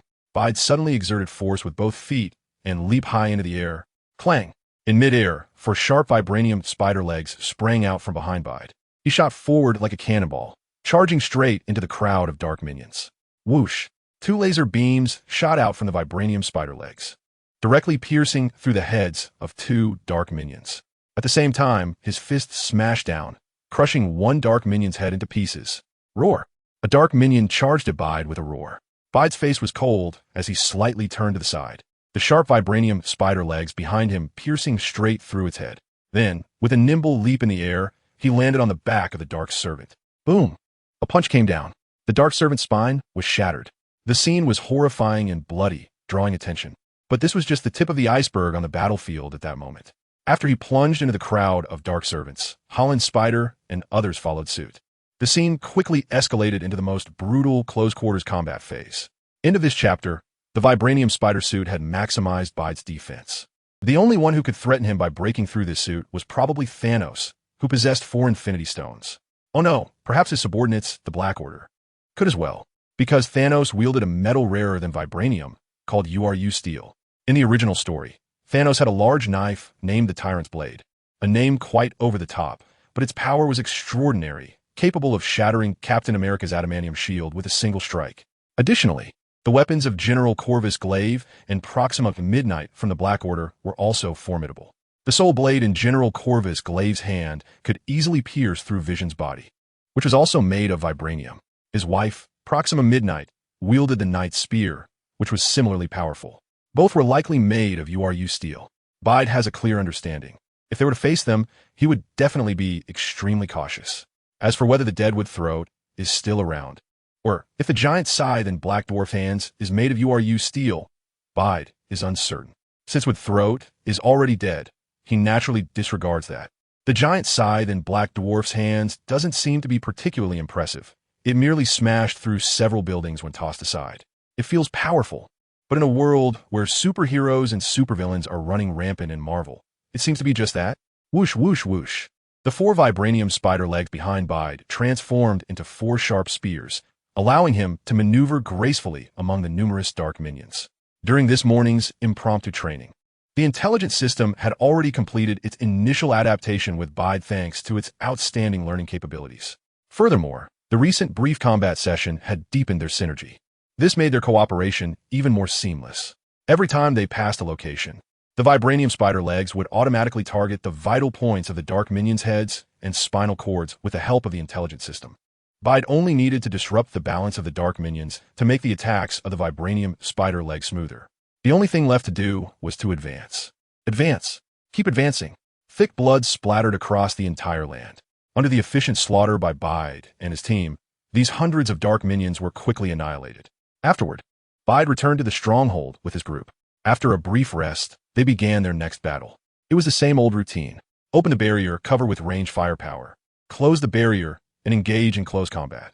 Just in their area alone, they could kill nearly 1,000 dark minions every half hour on average. There were 5 or 6 other locations doing the same thing simultaneously. This meant that approximately 5 to 6,000 dark minions would be eliminated across the entire battlefield every half hour. On the Earth side, due to reasonable tactical arrangements and everyone being well equipped, the losses were minimal. After several hours of fighting, there were only a few minor injuries. However, the situation was still concerning. After killing another batch of dark minions, Bide retreated to the stronghold and looked at the mountain of dark minion corpses piled up not far away, his expression grave.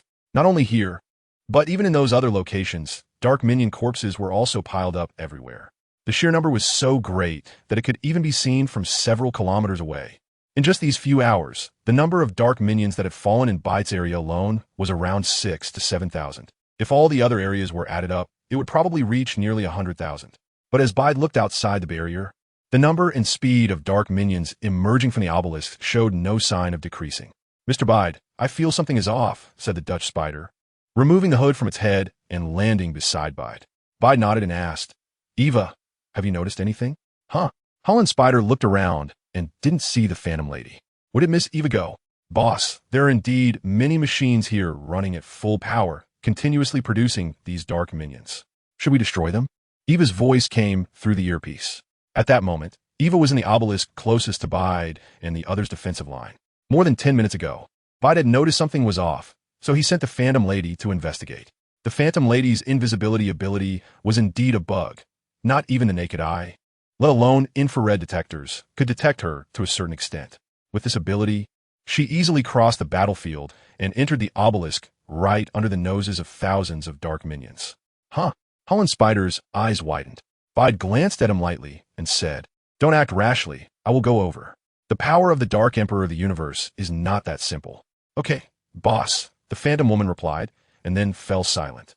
On Bader's side, communication was opened, and the discovery of the Ghost Woman was uploaded to the team's public communication channel. "What are you planning to do?" asked Chala, who was responsible for coordinating the overall situation from the rear. Unlike in the original story where a warrior would charge forward and fight fiercely, here Chala took on his responsibilities as king and supreme commander of the Wakandan army, personally standing close to the front lines to coordinate and command. In fact, this was what he needed to do. A good commander is far more important to the success of a battle than a warrior. Beard replied, "I'm ready to kill my way over there and destroy their machines to completely end this. Otherwise, no one knows how many monsters they can manufacture. We'll just be exhausted to death." "I think Beard is right." The voice of Captain America came through the communicator, slightly out of breath, clearly after a fierce battle. This was obviously Thanos' scheme, intending to use these cheaply produced monsters to wear down our fighting strength. When we're exhausted, he'll hit us hard. We must completely destroy them before we can organize a counterattack. Can we cover it with a round of shells? Hawkeye raised the question. "We can try, but it may not be effective," Falcon replied. "I got a bit closer to take a look, and the defense level of that obelisk is quite high.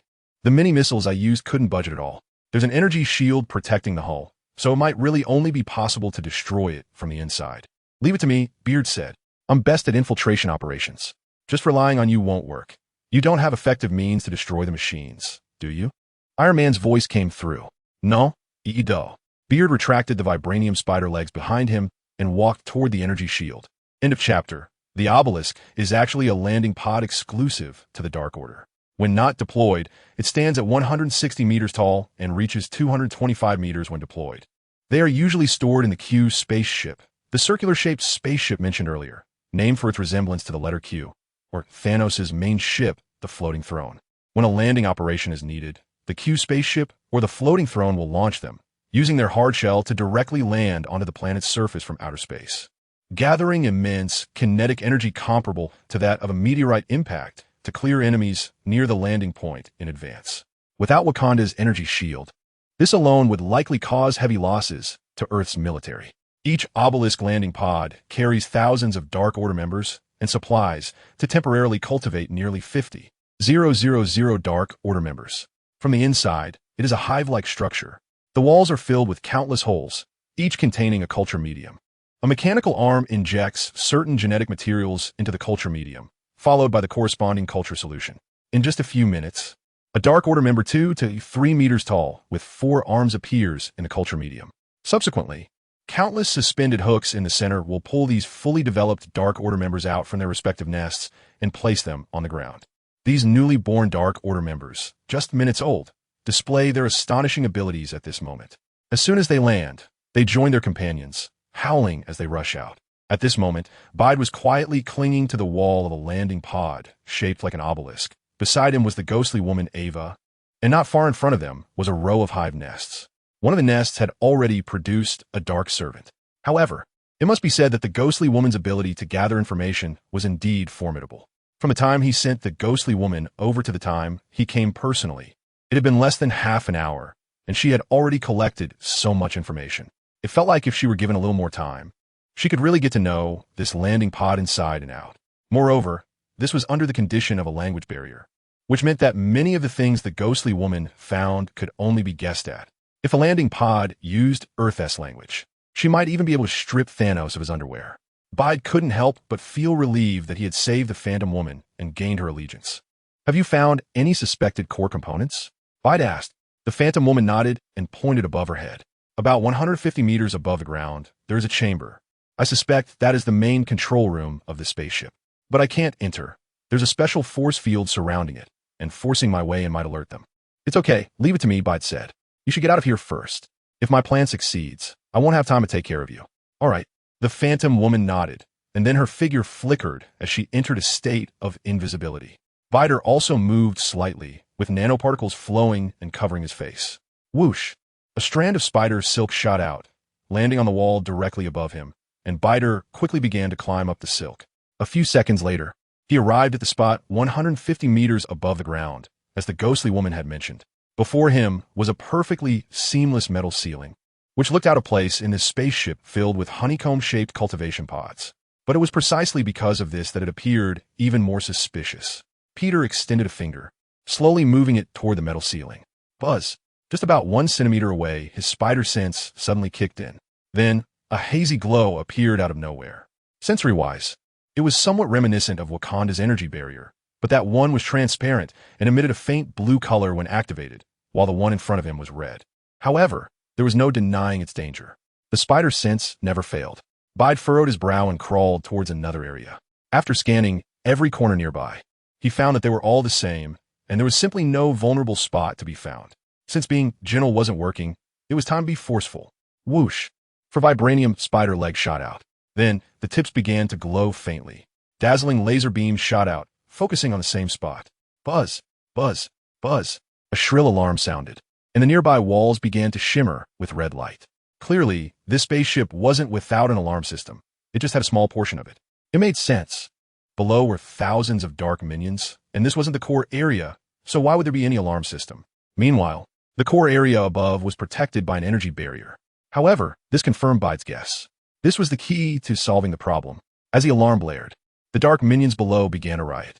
Originally, when they landed, they rushed outward, but a portion split off to patrol inside the obelisk landing pod, seemingly trying to find a culprit behind the alarm, Bide.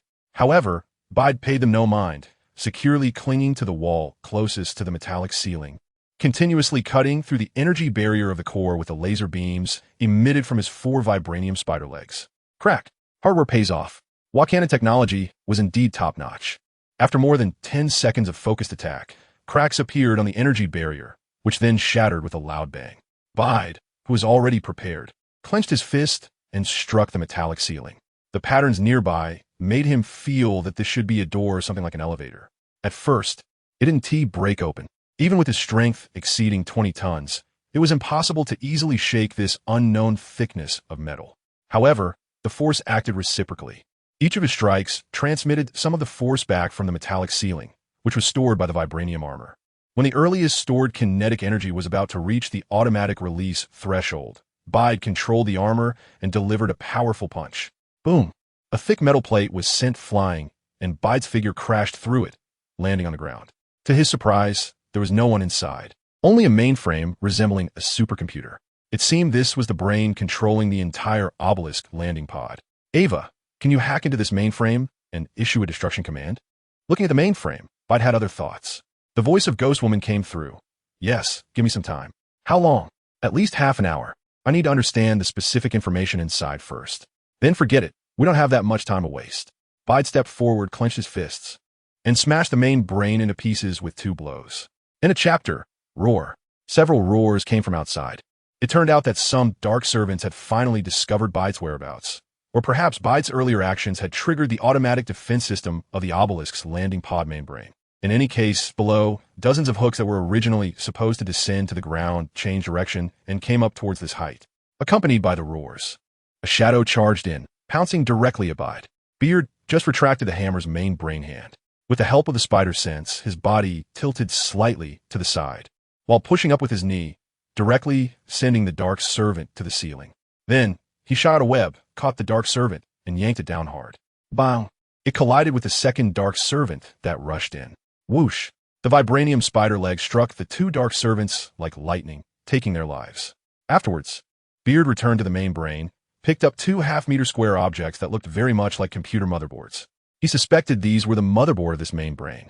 He planned to take them back for Shuri and the other technicians to study. Perhaps they could find a more efficient way to deal with these things. After wrapping them with spider silk and securing them to his chest, Beard prepared to return the way he came. The way back was not as easy as the way in. The signals released by the main brain before Beard destroyed it attracted dark servants rushing this way.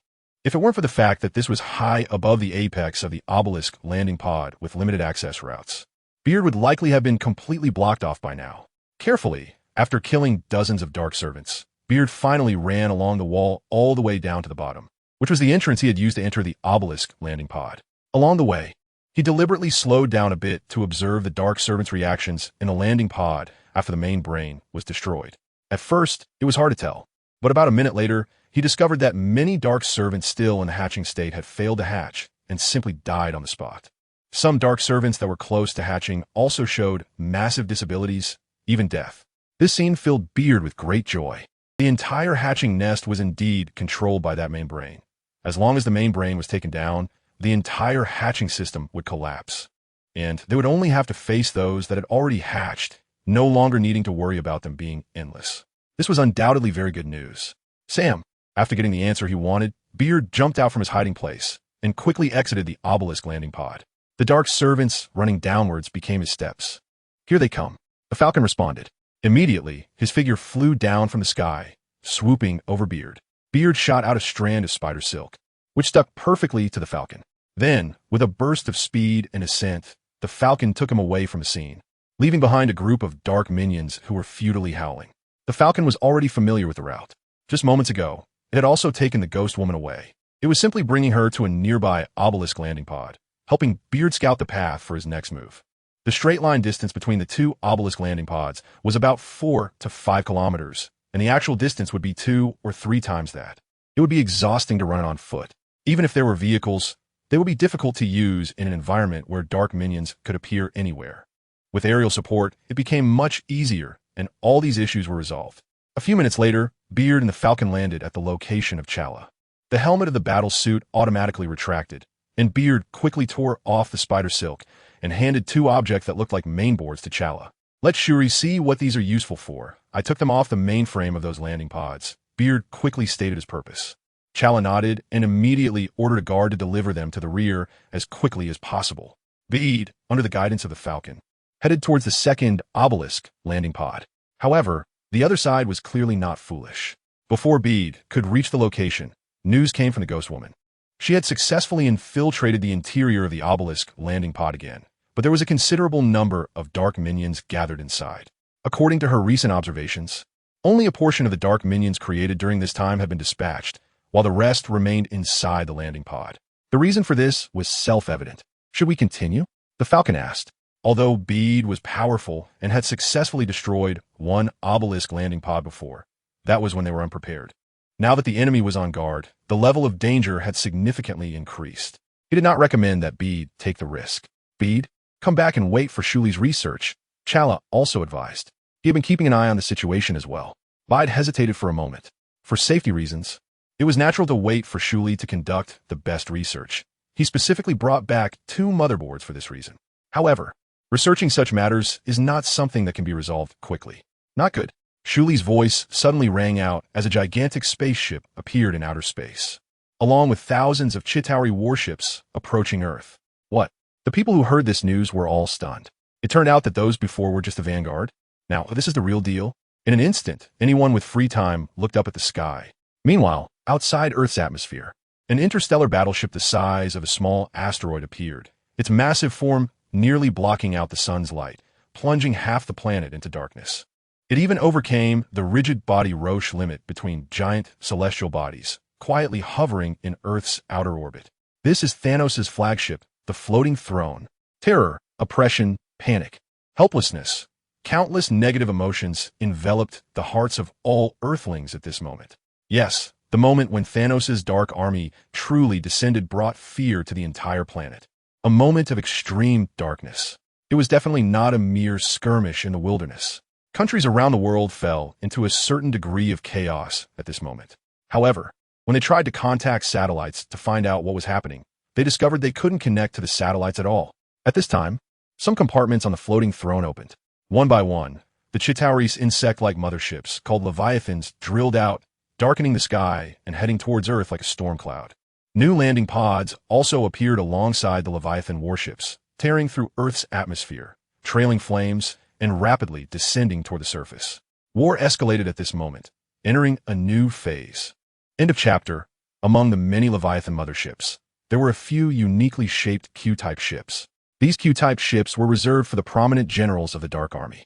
Measured from the tip of the angle, the height of the Q-type ship reached 240 meters, using magnetic flywheels as the power system, which ran through the entire circular hull, and was equipped with an Akubari-type curvature engine, utilizing curvature propulsion technology to achieve rapid travel between stars. The greatest advantage of this Q-type ship is that its control system is very simple, allowing even a single person to operate it. In the movie, Ebony Maw operated it alone and was then foolishly defeated. However, it had no offensive capabilities and carried no weapons. Its only military use was to deploy obelisk landing pods. A Q-type ship could carry 5 such pods, each equipped with 5,000 dark minions on standby and resources to temporarily produce 50,000 dark minions. Additionally, the obelisk landing pods could be launched in near-planetary orbit in outer space, using the planet's gravity to create kinetic strikes. Moreover, they could utilize tractor beams for rapid transportation of personnel and supplies.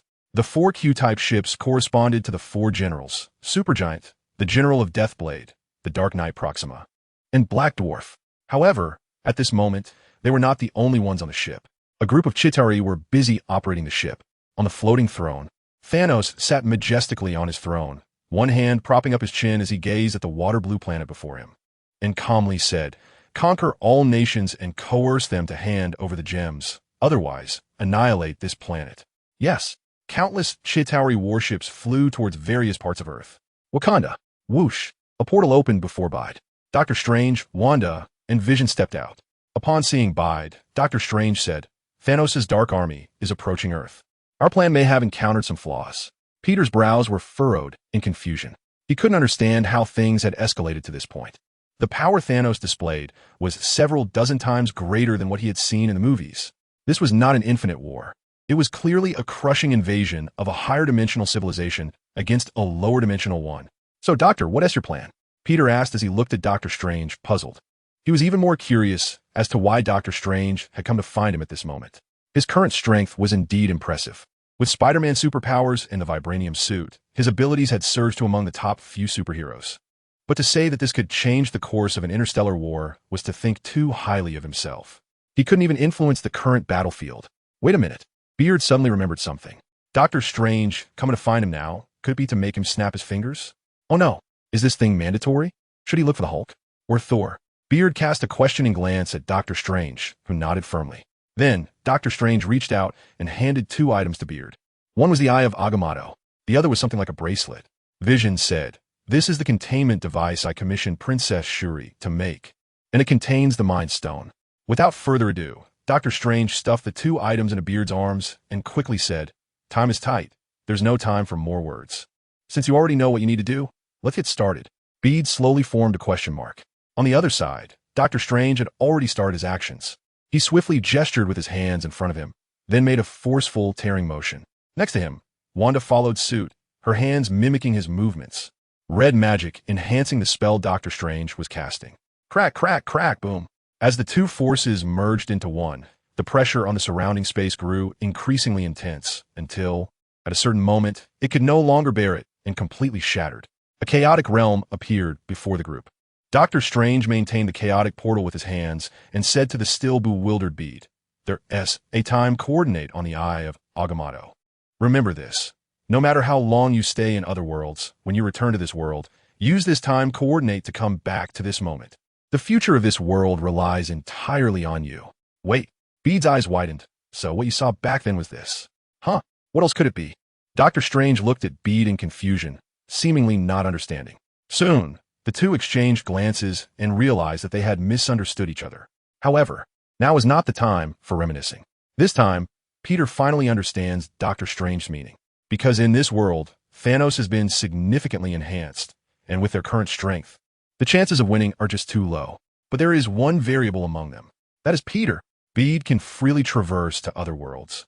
And according to Dr. Strange's observation, his kind of crossing is considered a legitimate act. This means that whatever Bead does, no matter how much impact it has on this world, it will become a part of this world's true history, rather than a change that leads this world to destruction. This is the key to why Dr. Strange recognizes Bead. He is a legitimate time-space traveler. By activating your unique power, you can find a time-space tunnel. And by channeling your strong thoughts into it, you can open the door to the corresponding world. Just before Bead stepped into the Chaos Gate, Dr. Strange spoke. Beard nodded. Then, he retracted the nano-armor spider suit, with the Eye of Agamotto hanging around his neck and the Mind Stone bracelet on his wrist, stepping into the portal of chaos. With a soft hum, the entire world fell into a silence reminiscent of the void. Sound, air, light, time, space, everything lost its original meaning within it. Bide took a deep breath, suddenly feeling a sense of comfort, as if a fish had entered the vast ocean. Quantum energy began to flow continuously into his body, replenishing all the previous consumption. Once he had fully restored the quantum energy, Bide looked around. Because the time-space coordinates on the Eye of Agamotto allowed him to return to his starting point at any time, he felt less urgency in his heart. Looking at the surrounding quantum field, he felt a desire to explore. However, when he reached out to touch the outer wall of this seemingly exclusive quantum space, his spider sense suddenly went into a frenzy. The intensity was so great that it made his head throb painfully. What was going on? End of chapter. There is great terror in the quantum field. Peter trembled as he withdrew his outstretched hand. The frantically moving spider senses were telling him this information. If he left now, it could lead to some immeasurable consequences. What exactly is in the quantum realm? A question occupied Peter's mind. He couldn't help but recall the expression of the original Wasp when he saw her a few days ago, when she mentioned the quantum realm. She must know something. Unfortunately, he couldn't go back and ask her now. Although he didn't know how Dr. Strange turned the Eye of Agamotto into a time-space beacon, Peter knew it must have a lot to do with the time stone inside. But this method shouldn't be something that could be done casually. Otherwise, wouldn't the time and space be thrown into chaos? To save that world, perhaps this was the only opportunity.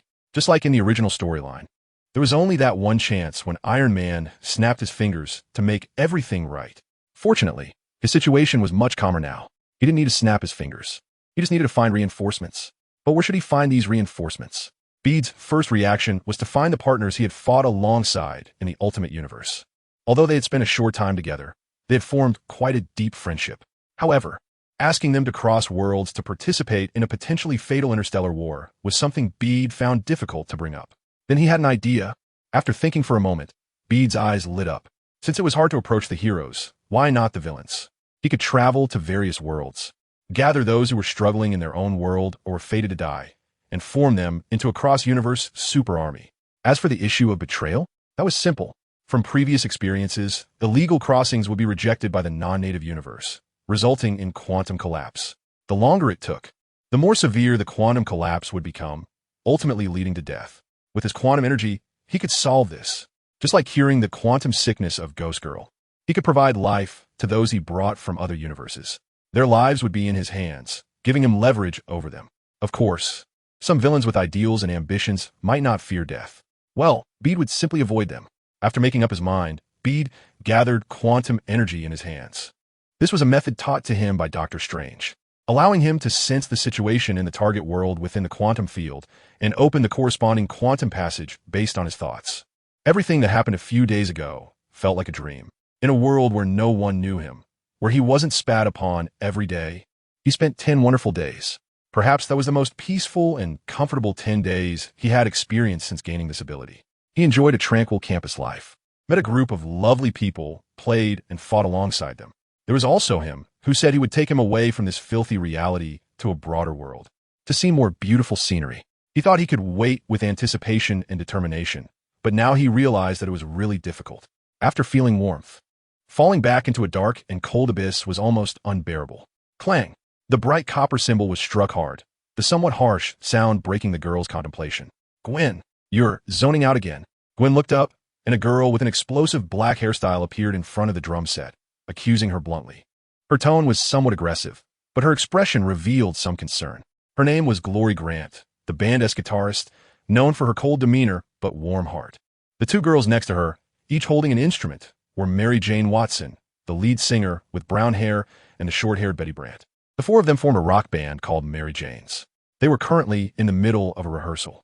But clearly, a certain distracted girl had caused some mistakes in this rehearsal, and she was about to face her teammates' criticism. Or perhaps something else. "Gwen, what is wrong with you? Why have you been so distracted lately? Where'd you go a few days ago?" Mary Jane Watson asked. "Yeah, Gwen, you have something going on, but you must tell us what happened." In fact, it wasn't just about these past few days. It had been like this for a long time. She often arrived late for their scheduled rehearsals, and sometimes didn't show up at all. "Don't you love music anymore? Have you forgotten our vows?" Betty Brant leaned on the cymbals, looking into Gwen's eyes and asked. Gwen bit her lip, remaining silent. She knew her state wasn't right. Ever since Peter's death, she had been like this. His death made her realize the responsibility that came with her ability and made her work harder to hide herself. In truth, it would be better to say she was atoning for her guilt rather than recognizing her responsibility. She was scared. She felt like she had caused her best friend's death. So, she used the ability that had killed her best friend to fight crime, trying to fill the void inside her. "Why won't you just tell us? Aren't we best friends?" Glory Grant asked. "Is it a health issue?" Mary Jane Watson added, concerned. Gwen suddenly raised her head, not knowing which words had triggered her, and replied stiffly, "I'm fine. Thanks for your concern. I have no health issues. Someone who has really fine wouldn't say that," Glory Grant replied. "A normal person would say, 'I'm good, thank you. I'm fine, thank you.'" Gwen shot back, standing up, grabbing a piece of clothing beside her. "What about you?" "Well, I'm obviously fine," Glory Grant replied. Gwen felt a surge of frustration and walked straight out. This oppression, no one could understand her world. Every second spent felt suffocating. Perhaps this is what it means to have once seen the vastness of the sea, but now feel trapped in water. "Honestly, I don't understand you." Clearly, Gwen pushed open the rehearsal hall's door. The world outside was bustling, but as a gust of wind blew past, she still felt lonely and desolate. The sunlight was warm, yet it felt like a layer of black gauze covering her heart, constantly adding layers of gloom to her spirit. Was it really her? Not far away, two figures stood by a window watching Gwen, saying, "It's her." Almost certainly, after getting off the crowded subway, Gwen returned home in silence, completely unaware that someone had been watching her. Along the way, scenes from the past kept surfacing in her mind. Peter had been fostered by his parents at her home when he was 5, and they had thus become very good friends, essentially childhood sweethearts. They were supposed to grow up together. Even if they went their separate ways in the future, they would still celebrate Christmas together like family, carving the turkey together. Until everything happened. Peter died. Dressed in her spider suit, she was witnessed by her father as she killed Peter, thus bearing the title of a murderer. Climbing up the fire escape, she looked through the window at a familiar figure, and her hand paused on the window. She really didn't know how to face him. This man whom she both loved and hated. He was gentle, brave, and kind, the best sheriff in New York. But he was also the one who witnessed Spider-Gwen kill Peter Parker, and the one who pushed her life into an abyss. After a soft sigh, Gwen pulled open the window and crawled inside. Back, the man asked without turning around. How did the exam go? Pretty good, Gwen replied casually. I quit the band. Saying this, she pushed the door into her bedroom. She truly didn't know how to communicate with her father. George Stacy stepped a few paces to the bedroom door, looking at his daughter's back, and said, There's been a breakthrough in the case of Spider-Woman. Gwen paused for a moment before responding, Oh, that's good. George Stacy took a step forward and said, I think we need to talk. Gwen ignored him, or rather, didn't know how to respond. At least when it came to the topic of Spider-Woman, she really didn't know how to have a proper conversation with him. Seeing this, George Stacy continued, Gwen, I think talking would be beneficial for us. Okay, but I don't think so, Gwen finally managed to say after a long pause. George Stacy only believed that his daughter was still immersed in the sorrow of losing her good friend. He knew the feelings between his daughter and Peter, and even he himself regarded Peter as a half-son. Since Peter was killed by Spider-Woman, his precious daughter had become increasingly depressed, even giving up her once favorite rock band. Naturally, he connected these two things. This made him very worried. What he didn't know was that these two matters were indeed related, but not in the way he thought. But she killed your friend? With years of experience as a sheriff, George Stacy felt that something was off with his daughter, but he couldn't quite place what was wrong. Without looking back, Gwen said, Did you see her? Of course. She was right there. Then she fled, escaping from justice. George Stacy replied. Gwen struggled to defend herself. Maybe she had no choice but to run away. But that's my job, George Stacy responded. Fine, Gwen shouted, but that doesn't bring him back. George Stacy opened his mouth, unsure of what to say. He felt like he had messed things up. A good conversation turned into a bad exchange. After a long while, he finally reorganized his words. I don't want to argue about this, okay? I just want to say that maybe you can let your dad be a dad. A figure crashed into his arms, hugging him tightly. George Stacy was momentarily stunned before he realized and embraced his daughter in return, feeling her father's warm embrace. Gwen gradually calmed down. Unconsciously, she thought of the man who said he would take her to see the beauty of the world. I wonder where you are now and what you are doing. Gwen thought, closing her eyes. There's an emergency at the City Museum. Please head out quickly. Just then, the pager in George Stacy's pocket rang, breaking the rare warm moment between father and daughter. They released each other. After comforting Gwen a couple of times, George Stacy turned to grab his clothes and firearm, leaving the house to head towards the City Museum. Upstairs, after watching her father drive away, Gwen turned back to her room. She wiped away the tears that were about to flow, composed herself, and prepared for her next appearance. Spider-Gwen. Whoosh! A lithe figure appeared between the buildings of New York. A few minutes later, Gwen arrived on a rooftop near the City Museum. The City Museum of New York is a well-known landmark located at the intersection of 5th Avenue and 103rd, 104th Streets, established to document the history of New York. It houses approximately 3 million artifacts from the Dutch colonial era to the present, including toys, prints, dance halls, theaters, and everything in between. On the 5th floor of the museum, there is a Rockefeller exhibition room that replicates the opulent master bedroom and dressing room of old Rockefeller. Because of its significance and value, the area outside the City Museum was currently surrounded by vehicles, including police cars, fire trucks, and ambulances, with police helicopters in the sky. It could almost be said that the City Museum was completely sealed off. What happened? Who's inside? Gwen changed positions, trying to see inside the museum through the side windows, but she couldn't see anything. Meanwhile, on the street below, George Stacy had already arrived. As soon as he got out of the police car, someone approached him to report the gathered intelligence. Are you saying there's a Renaissance-dressed weirdo inside the museum right now? George Stacy looked in surprise at his capable subordinate. The subordinate nodded and handed over a photo. Look, this is a picture taken not long ago. George Stacy took a look at the photo and saw a grayish-white man with a hooked nose, but he had no hands. Instead, he had a pair of wings. Overall, he looked like a vulture. Yes, a vulture. The material looks strange, almost like it's made of paper.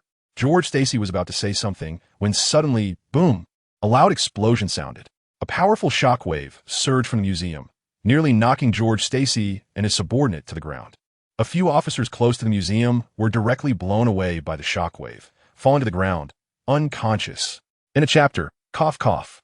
George Stacy got up from the ground, covering his nose, and, after a few hard coughs, found his subordinate and helped him up. He pulled out his gun, ready to lead the charge inside. They had already used a bomb. This was evidently a very serious terrorist attack. However, before he could take 2 steps, several strands of web shot from behind him. Whoosh, whoosh, whoosh, along with George Stacy and his subordinate.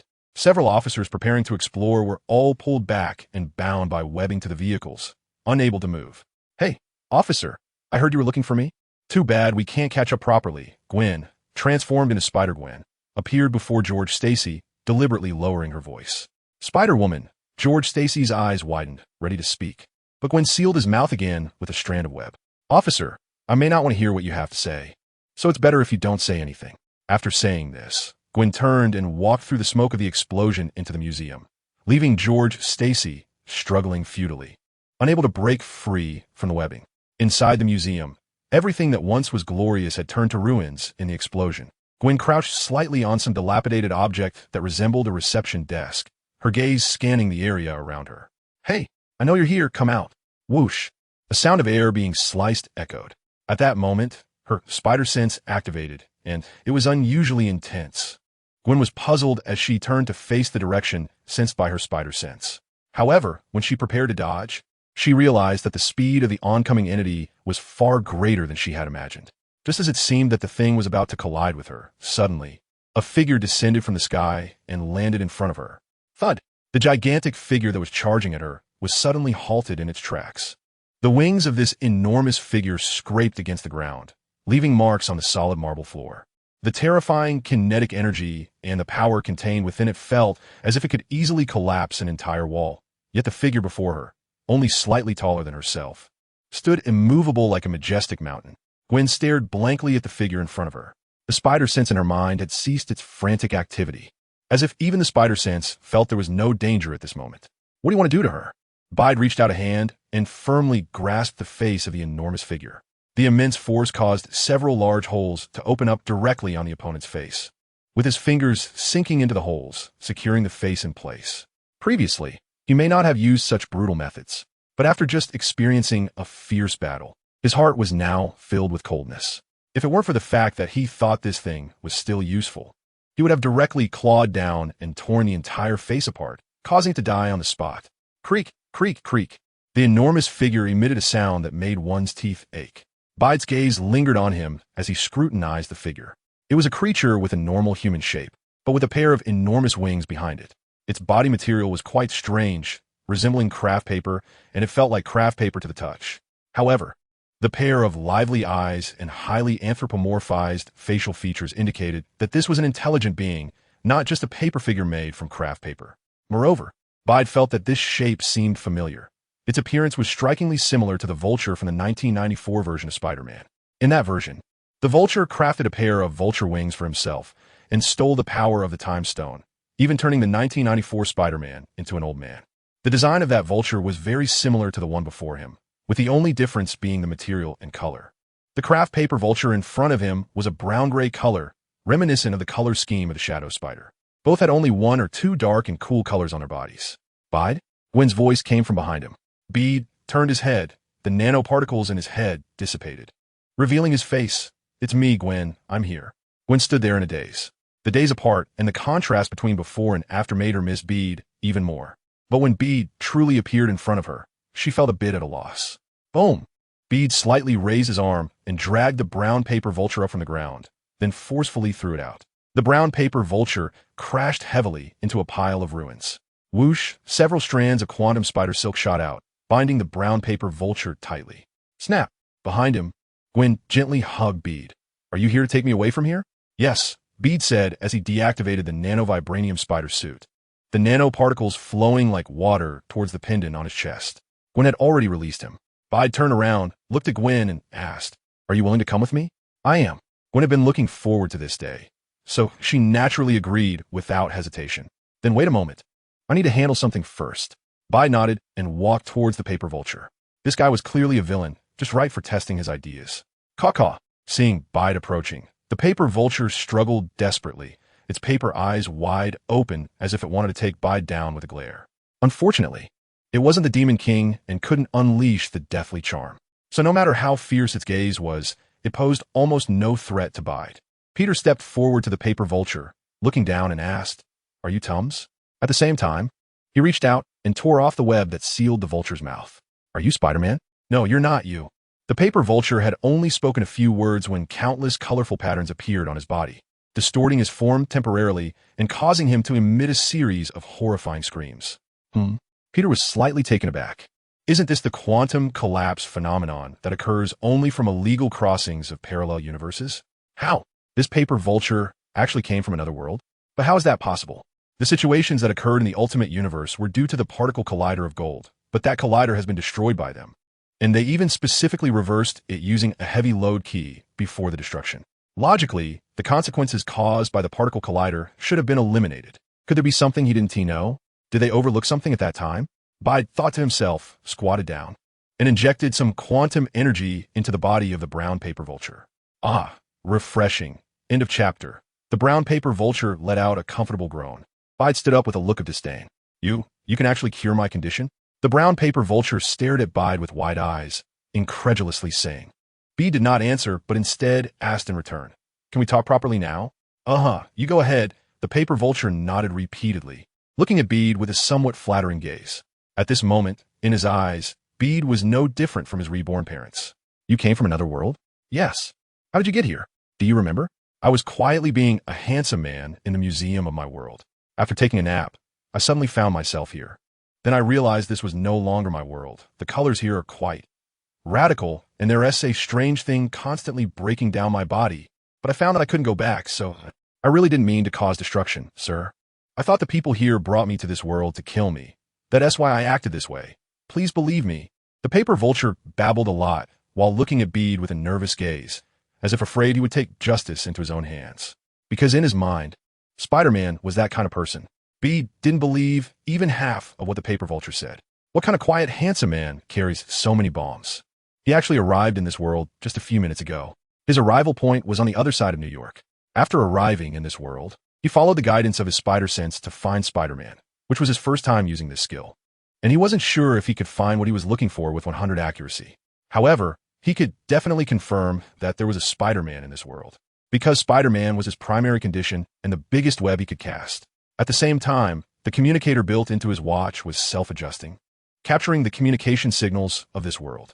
After successfully capturing them, he learned about the strange creature's terror attack on the city museum. Thinking that if there was a Spider-Man in this world, he would definitely go to that place. It was more direct than following his spider sense to search. The spider sense only pointed him in the right direction, but was not a locator, so it couldn't precisely locate a specific person. Unexpectedly, upon arriving at the city museum, he witnessed the explosion happening inside and saw Gwen enter. The next part was much simpler. Seeing Gwen go in, Bede naturally followed her in. Just in time, the paper vulture ambushed Gwen, and he directly donned his armored suit to take the blow. The effective energy-dampening property of the vibranium suit completely neutralized the paper vulture's thunderous strike. The paper vulture was caught off guard by Bede's action and suffered heavy injuries on the spot, losing the ability to resist. Bede harbored no mercy for such a ruthless villain who carried countless bombs and played with them like firecrackers in a crowded area. Having gone through the baptism of the Infinite War, although it was only a frontline battle, a few hours of high-intensity fighting was enough to hone a true iron-blooded warrior. If in the past, Bede from the Ultimate Universe was just a confused young man who had just gained powers and was following the path of his predecessors, then at this moment, he had become a Spider-Man with his own ideals and will, possessing a unique Spider-Man spirit. The kind Toby Spider is Spider-Man, and the ruthless Shadow Spider is also Spider-Man. And Bede would also become his own Spider-Man in a way that belonged to him. Do you want to live? Bede crouched down, looking into the paper vulture's eyes and asked. I do. The paper vulture suddenly felt a chill rising from the bottom of his heart, as if he were being targeted by some monstrous flood. Was it this man in front of him? If you want to live, just obediently listen to me, Bede said.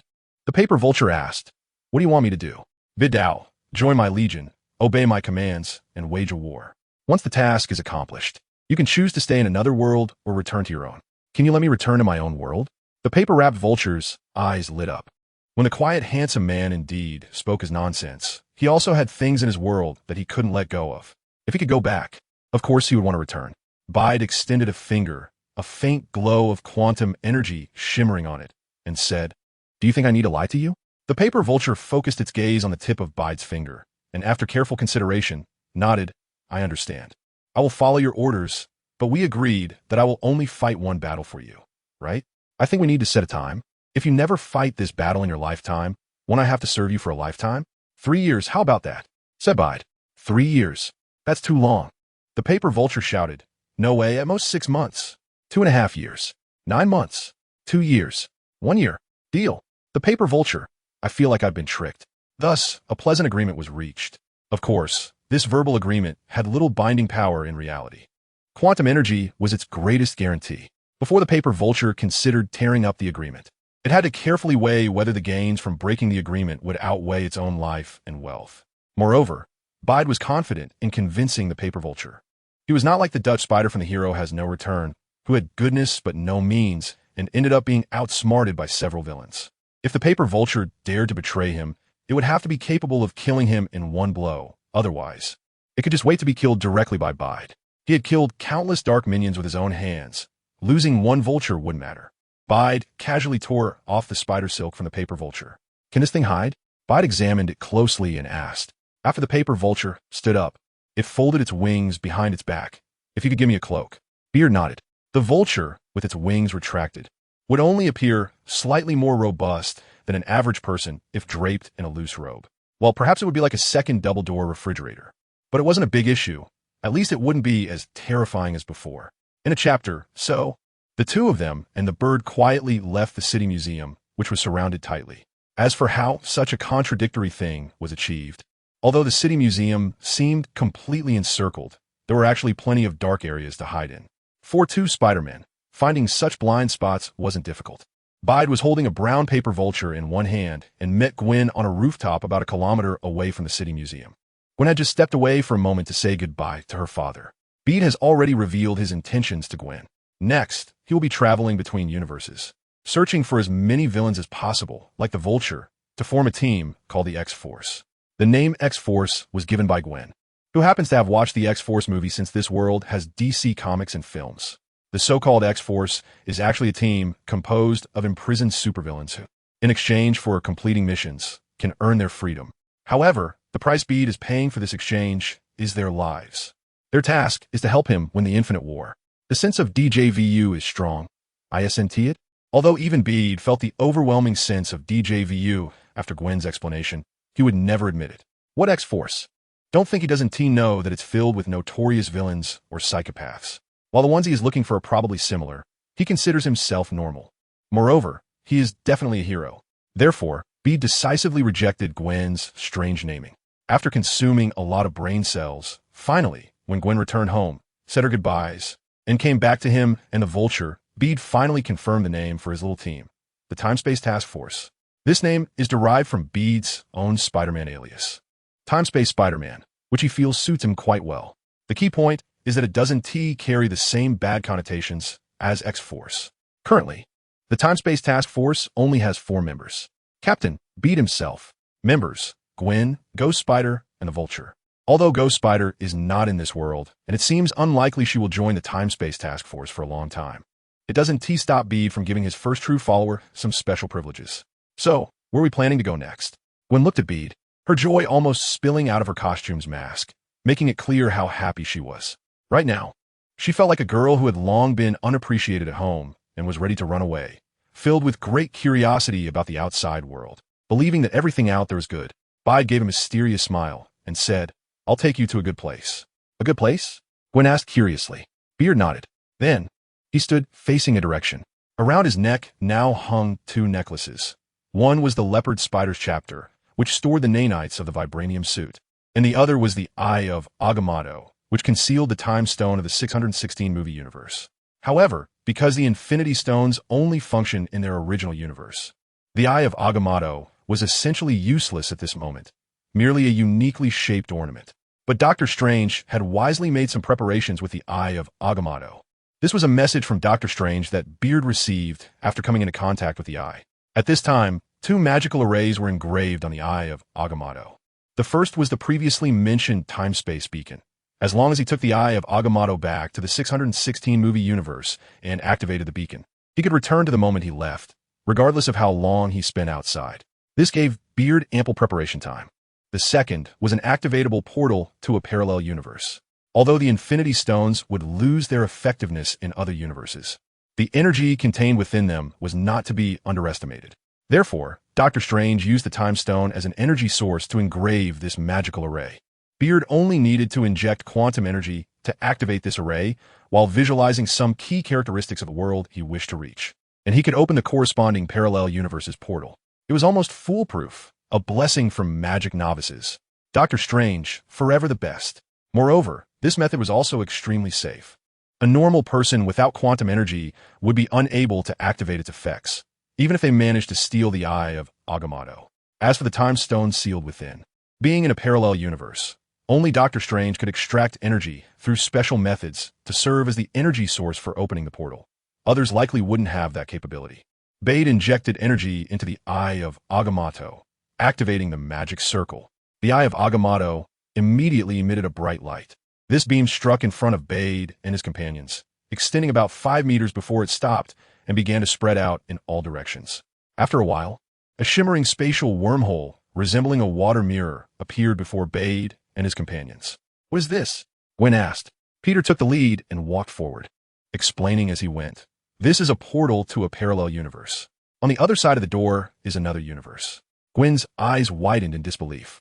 Beside her, the paper vulture also showed a glimmer of unusual light in his eyes. He had been skeptical about Peter being able to send him back to his world, but now he was completely convinced. This mysterious Spider-Man had abilities beyond what he had imagined. The paper vulture suppressed all his small thoughts. At this moment, Peter had already reached the front of the portal to the parallel universe. He turned to Gwen and the paper vulture and made a gesture. "Are you looking forward to this journey through the parallel universe? Then let's go." With that, he stepped directly into the portal. Gwen followed without hesitation, disappearing into the vortex. Lastly, it was the paper vulture. He hesitated for a moment, then also stepped inside. Whoosh! After the three disappeared, the portal to the parallel universe vanished as well. After a while, suddenly another vortex opened up. Then, a woman with a big belly, dressed in a spider suit, and a seemingly cold man, also in a spider suit, stepped out. The two stood there for a moment, and then the man took out a device and placed it on the ground. Everything that had just happened began to project again. The anomalies disappeared, and the Spider-Man of this world is called Gwen Stacy, right? Who is that person? He shouldn't be here. End of chapter. In the room, a light was on. The homework on the desk was flipping in the wind. Clearly its owner was not paying attention to it. On the sofa, not far from the desk, a handsome young man was bare-chested. A blonde beauty was leaning on the man, looking at him. The two looked quite intimate, but upon closer inspection, it was not what it seemed. The young man had a gruesome wound that almost spanned his entire chest, and the blonde beauty was holding gauze, carefully cleaning it, her face full of concern. The young man himself seemed unfazed, only chuckling as if trying to comfort his lover with his laughter.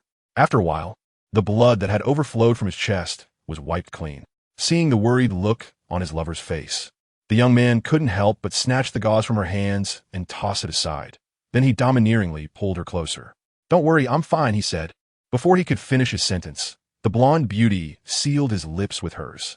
After a passionate kiss, they gasped for breath, overwhelmed by the weight of knowledge. "I'm really fine, Gwen," the young man said, looking into his lover's eyes. But hearing his words and seeing the wound on his chest only made the woman more worried. "Do you know, since the day I can remember, every time I see my father putting on his badge and taking his gun to go out in the morning, I worry, worrying whether one day he will." But now, the person she had to worry about every day had increased by one. Her boyfriend, Peter Parker. Moreover, compared to her father, her boyfriend's job seemed even more dangerous, because he not only fought against criminals, but also against monsters. Because he is Spider-Man. Hearing the concern in his girlfriend's words, Garfield Spider gently cradled her face in his hands, and after locking eyes, he said, "It's dangerous, but I have to stop him, because I created him." "What does that mean?" Ultimate Gwen asked in confusion. Garfield Spider explained. Actually, Dr. Connor's research had hit a dead end, and Oscorp was about to pull the plug on his experiments. It was me. I gave him a formula. I found it from my father's belongings. It was his previous research on cross-gene serums, but he kept it hidden. I didn't understand at first. But now, seeing Dr. Connor's condition, I think I understand why my father hid it. It shouldn't exist in this world. But now, since it appeared because of me, I have the responsibility to make it disappear again. So, stopping Dr. Connors, is my duty. I'm gonna stop him, Garfield Spider declared firmly. His tone inspired Ultimate Gwen. Meanwhile, in the night, 3 figures flew through the air. 2 of them were Peter and Gwen, both moving with web slinging. Above them flew the paper vulture. The 3 had arrived in this world a few minutes earlier. Following the usual method, Peter first connected to this world communication signal using the communicator on his wrist, then began to search for recent and long-term information. The main input was keywords related to Spider-Man. To their surprise, the topic of Spider-Man almost didn't require any searching. It popped up immediately. The latest news reported a story about Spider-Man. Earlier, on a certain cross-sea bridge in New York, a gigantic lizard-like monster appeared. It rampaged through the vehicles on the bridge, nearly killing many ordinary people. At that moment, a man dressed in a spider suit appeared on the scene, bravely fighting the lizard monster and successfully defeating it. Not only that, but he also saved many vehicles and more people that were thrown off the bridge by the monster. Many people regarded this Spider-Man as a great hero. After all, he saved so many lives. Others thought he was a monster, since only a monster could fight a monster head-on. But regardless, Peter had obtained the information he wanted. Clearly, this was the world of Ultimate Spider-Man, but Peter was more accustomed to calling him Garfield Spider or Andrew Spider. This version was the second live-action film adaptation of his pre-crossing world, and in terms of excitement, it could be said to be almost on par with Tobey Spider's first version. After all, there are many who liked the first version and many who liked the second version. More people were probably like Peter, who liked both 1 and 2. After all, both generations had their own charm. However, there were also many unresolved feelings in this version of Garfield Spider. The biggest unresolved feeling was that in the second installment of Ultimate Spider-Man, Ultimate Gwen died. How many people's white moonlight was Ultimate Gwen?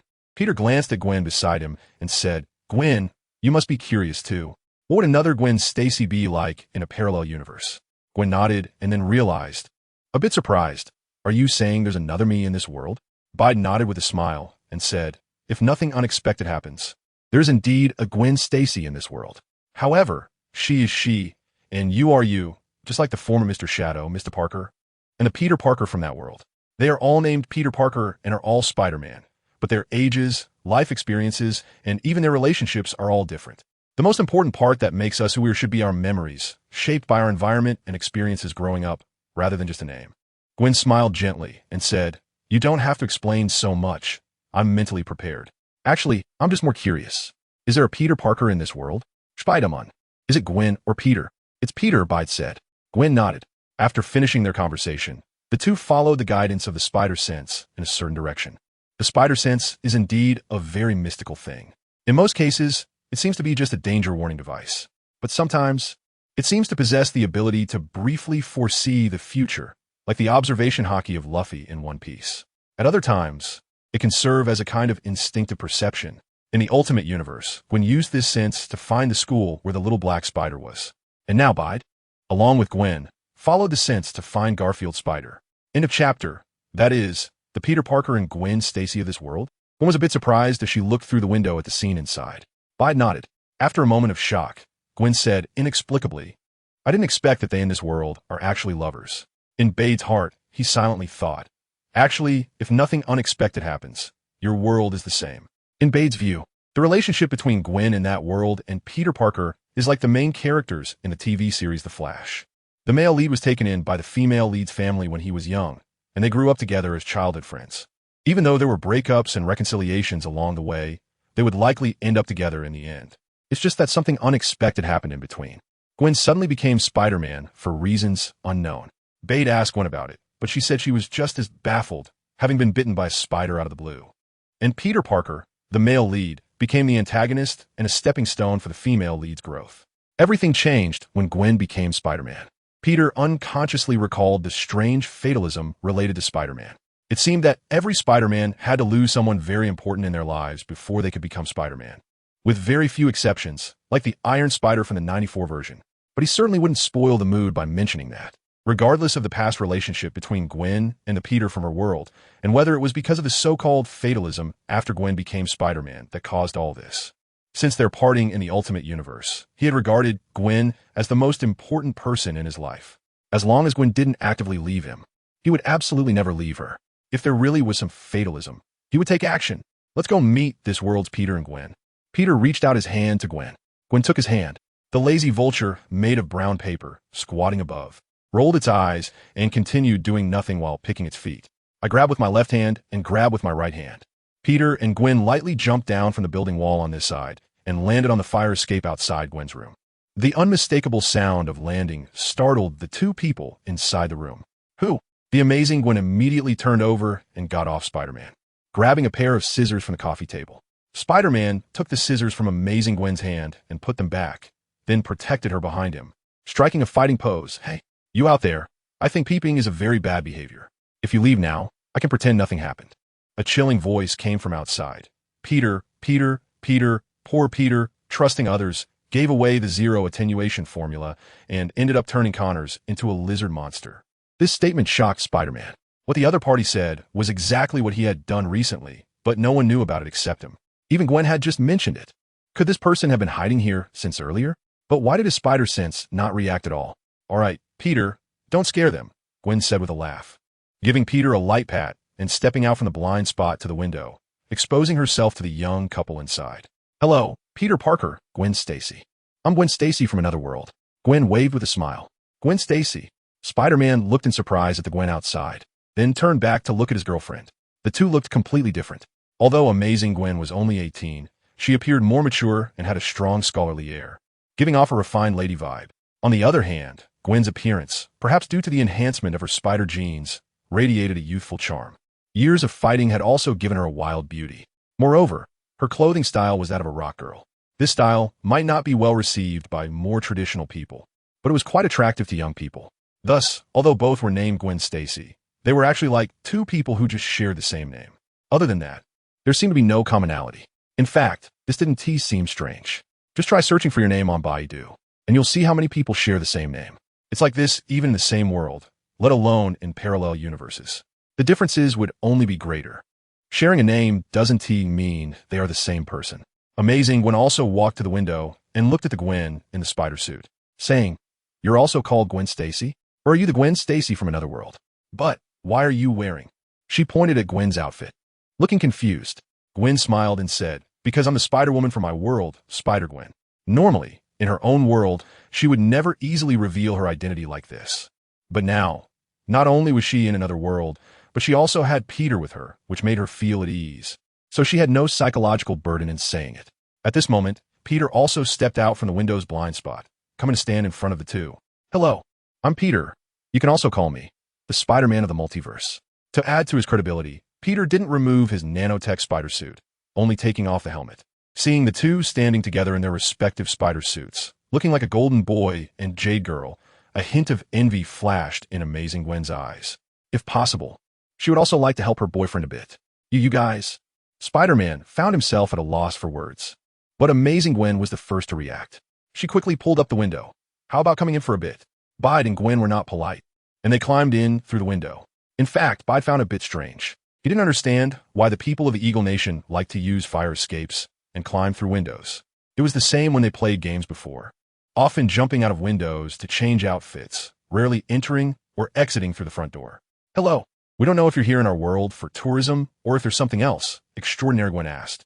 Meanwhile, Garfield was picking up the clothes from the ground and putting them on, and upon hearing Extraordinary Gwen's question, he also cast a curious glance. "Beidao, it's like this. Another world is currently undergoing a major crisis that threatens all life in the universe. I was originally participating in that battle.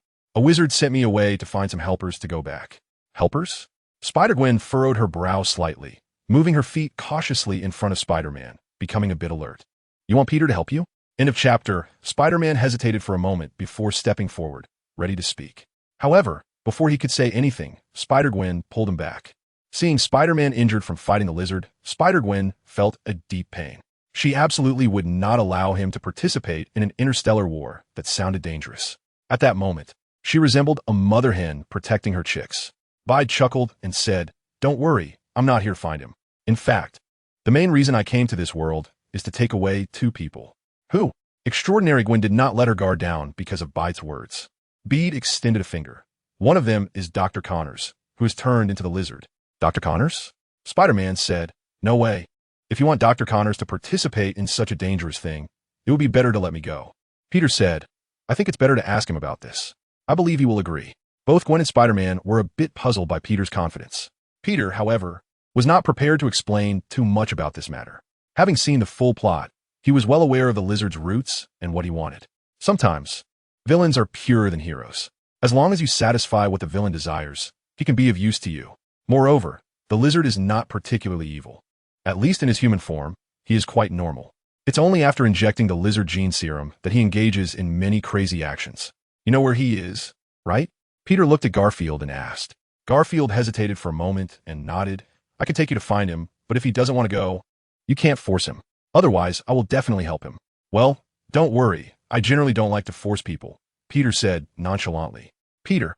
Spider-Gwen looked at Garfield with concern. Garfield slightly shook his head, shot out a web, and pulled the spider mask that had been left on the table into his hand.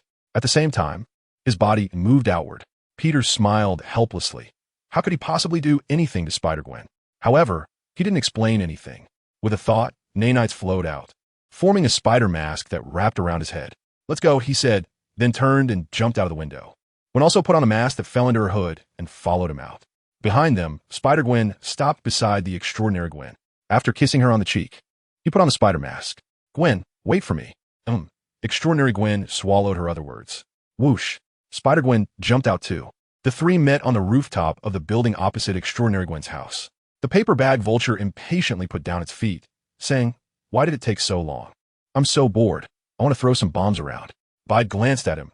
If you dare to casually throw a bomb, I'll break one of your ribs. Hee. I'm just joking. Don't be angry, boss. The paper vulture smiled ingratiatingly. We should have a sense of humor as people. Oh, do bird people also need a sense of humor? Bide looked at his wings. The paper vulture cackled, of course. Without a sense of humor, you'd just be a bird. It's those with a sense of humor who are the bird people. Behind them, Garfizu suddenly stopped. This conversation didn't sound like the words of good people at all. All right. Bide interrupted the topic. We need to go into the city's sewer to find someone. You should find a place without people to rest for a bit. Sure, boss. The paper vulture replied. Do you need my help? I still have a lot of bombs on me. Beat. You really don't take my words seriously, do you? Beat reached out and grabbed the shoulder of the paper vulture. Gaga gaga. The paper vulture squawked a few times, repeatedly begging for mercy. I'm sorry, boss, I was wrong. Please let me go. I've turned over a new leaf. I will definitely follow your lead and be a good person. A good bird person. That's more like it. Beat released his grip. Remember, don't cause trouble and don't show your true self in front of ordinary people. When we need you, there will naturally be a chance for you to act. Okay, boss, got it. The paper vulture replied obediently. After giving this unreliable subordinate a command, Beat turned to Garfield Spider. Let's go. Garfield Spider sighed inwardly, but said nothing. He turned and leaped, performing a backflip as he jumped off the tall building. Below him was a manhole cover, connecting to the city's sewer system. About 10 meters from the ground, he shot out a web to lift the manhole cover. Meanwhile, his body fell directly through the opening. Gwen followed him down. Then came Beat. At this moment, the manhole cover was still flying in midair. Without even looking, Peter shot out a web and pulled. Clang! The manhole cover fell back down, sealing the opening once again. On one side, the fire escape. Gwen watched the repositioned cover with undeniable worry in her eyes.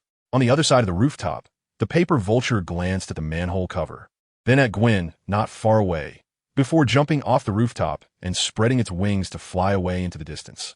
In the city's sewer system, Garfy, Gwen, and Peter were lined up in a row, quickly crawling along the relatively dry top of the sewer. Peter, at the back, crawled while observing his surroundings. The environment in the sewer was truly hard to describe. Below was a thick layer of accumulated sludge, and both sides were covered in slippery moss. The smell was unimaginable. Fortunately, Peter's nano-activated spider suit had air filtration and purification functions, and in necessary moments, it could even enter a fully sealed state, with enough chemical supplies inside to last him for several hours. However, how did Garfy and Gwen endure this smell? After all, Spider-Man's senses were enhanced. When he first came down, he didn't T-activate this function and was really overwhelmed by the stench, almost vomiting up his leftover dinner. It seemed he would have to get Gwen a fancier suit someday. He wondered if he could commission Chala and Shuri to make a nano-activated suit for her, Peter thought. Hiss hiss. In the dark, deep sewer, some hissing sounds gradually increased. Most of them were sharp and quite faint. That was the sound of lizards crawling nearby. But soon after, a much deeper roar suddenly echoed. The spirit of Peter Parker surged. A normal lizard clearly couldn't make such a sound. In the current sewer, the only one capable of making the strange noise was one of his targets this time. Dr. Lizard. End of chapter. In the dark underground sewer, Dr. Lizard held a camera in his hand and recited the name above. This was a camera specifically set up by Garf Spider not long ago to capture the scene of him capturing Dr. Lizard. But he ended up dropping it after failing to defeat Dr. Lizard. This camera was Garf Spider's treasure. Not only was it of significant importance, but it was also a source of income for Garf Spider, a tool he used to profit from posing as a wild Spider-Man photographer in his early years. Unfortunately, at this moment in Dr. Lizard's eyes, it was just garbage. He held the camera in his palm and squeezed it hard, crushing it into a pile of waste. Peter Parker. Oh no! A surprised exclamation came from the adjacent sewer passage. Immediately, Garf Spider's figure quickly sprang out from there. Seeing his precious camera crushed like that made Garf Spider's eyes behind the mask turn red. For a moment, he couldn't care less about the Waterloo he'd just experienced at the hands of Dr. Lizard and rushed out. Behind him, Peter and Gwen were speechless. They had just discussed on the way here that they would wait until the effects of Dr. Lizard's drug wore off before going out. The Lizard Gene Serum from Dr. Lizard was not permanently effective. It needed to be injected from time to time, perhaps after more injections, as the lizard gene subtly altered his human genes. He would turn into a real lizard monster. At least for now, the effect of the drug could only last for a limited time. After that time, Dr. Lizard would revert to a doctor with one arm missing and powerless. By then, it wouldn't even require a fight. He could be easily subdued. After all, young people just can't stay calm. Peter shook his head and sighed slightly. Gwen exclaimed in surprise. So, Peter, you're already an old man? Yeah. Old cows eat tender grass, Peter joked. Humph. Gwen's face turned slightly red, and she muttered softly, I don't see you coming to eat. Whoosh. Bite has already rushed out. It's unclear whether he heard this sentence. The main reason is that Garfield Spider has already fallen into a disadvantage. He was just slashed on the chest by Dr. Lizard and has not fully recovered yet. Fighting with an injury naturally weakens him a bit. In just this short time, the situation has already become perilous. Bide kicked out, directly sending Dr. Lizard flying.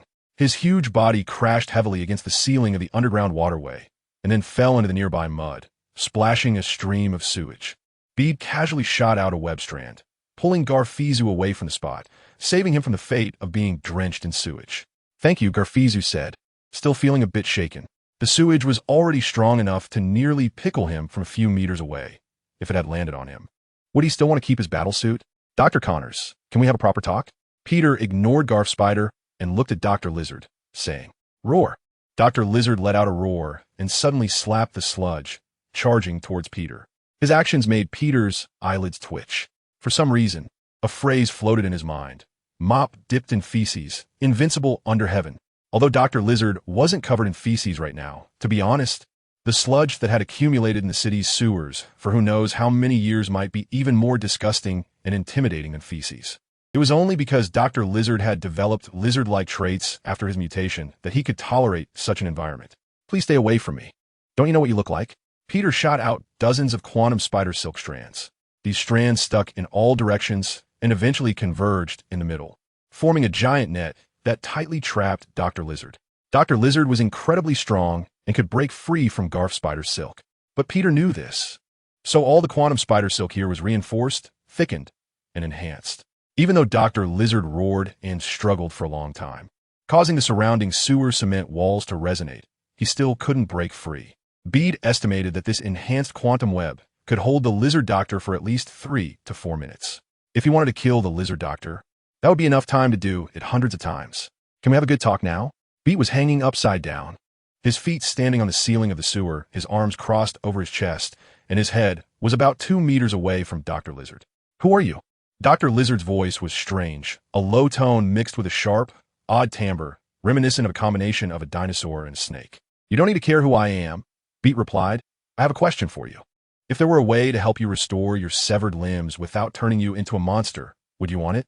Dr. Lizard's eyes suddenly widened, and despite having transformed into a cold-blooded creature with cruel slit pupils, a spark of excitement shone in his eyes. Are you serious? Why would I lie to you? Bede countered. Impossible, Dr. Lizard said after a moment of thought. Osborn Corporation has already invested the most in biotechnology in the world. My research is at the forefront of today's technology.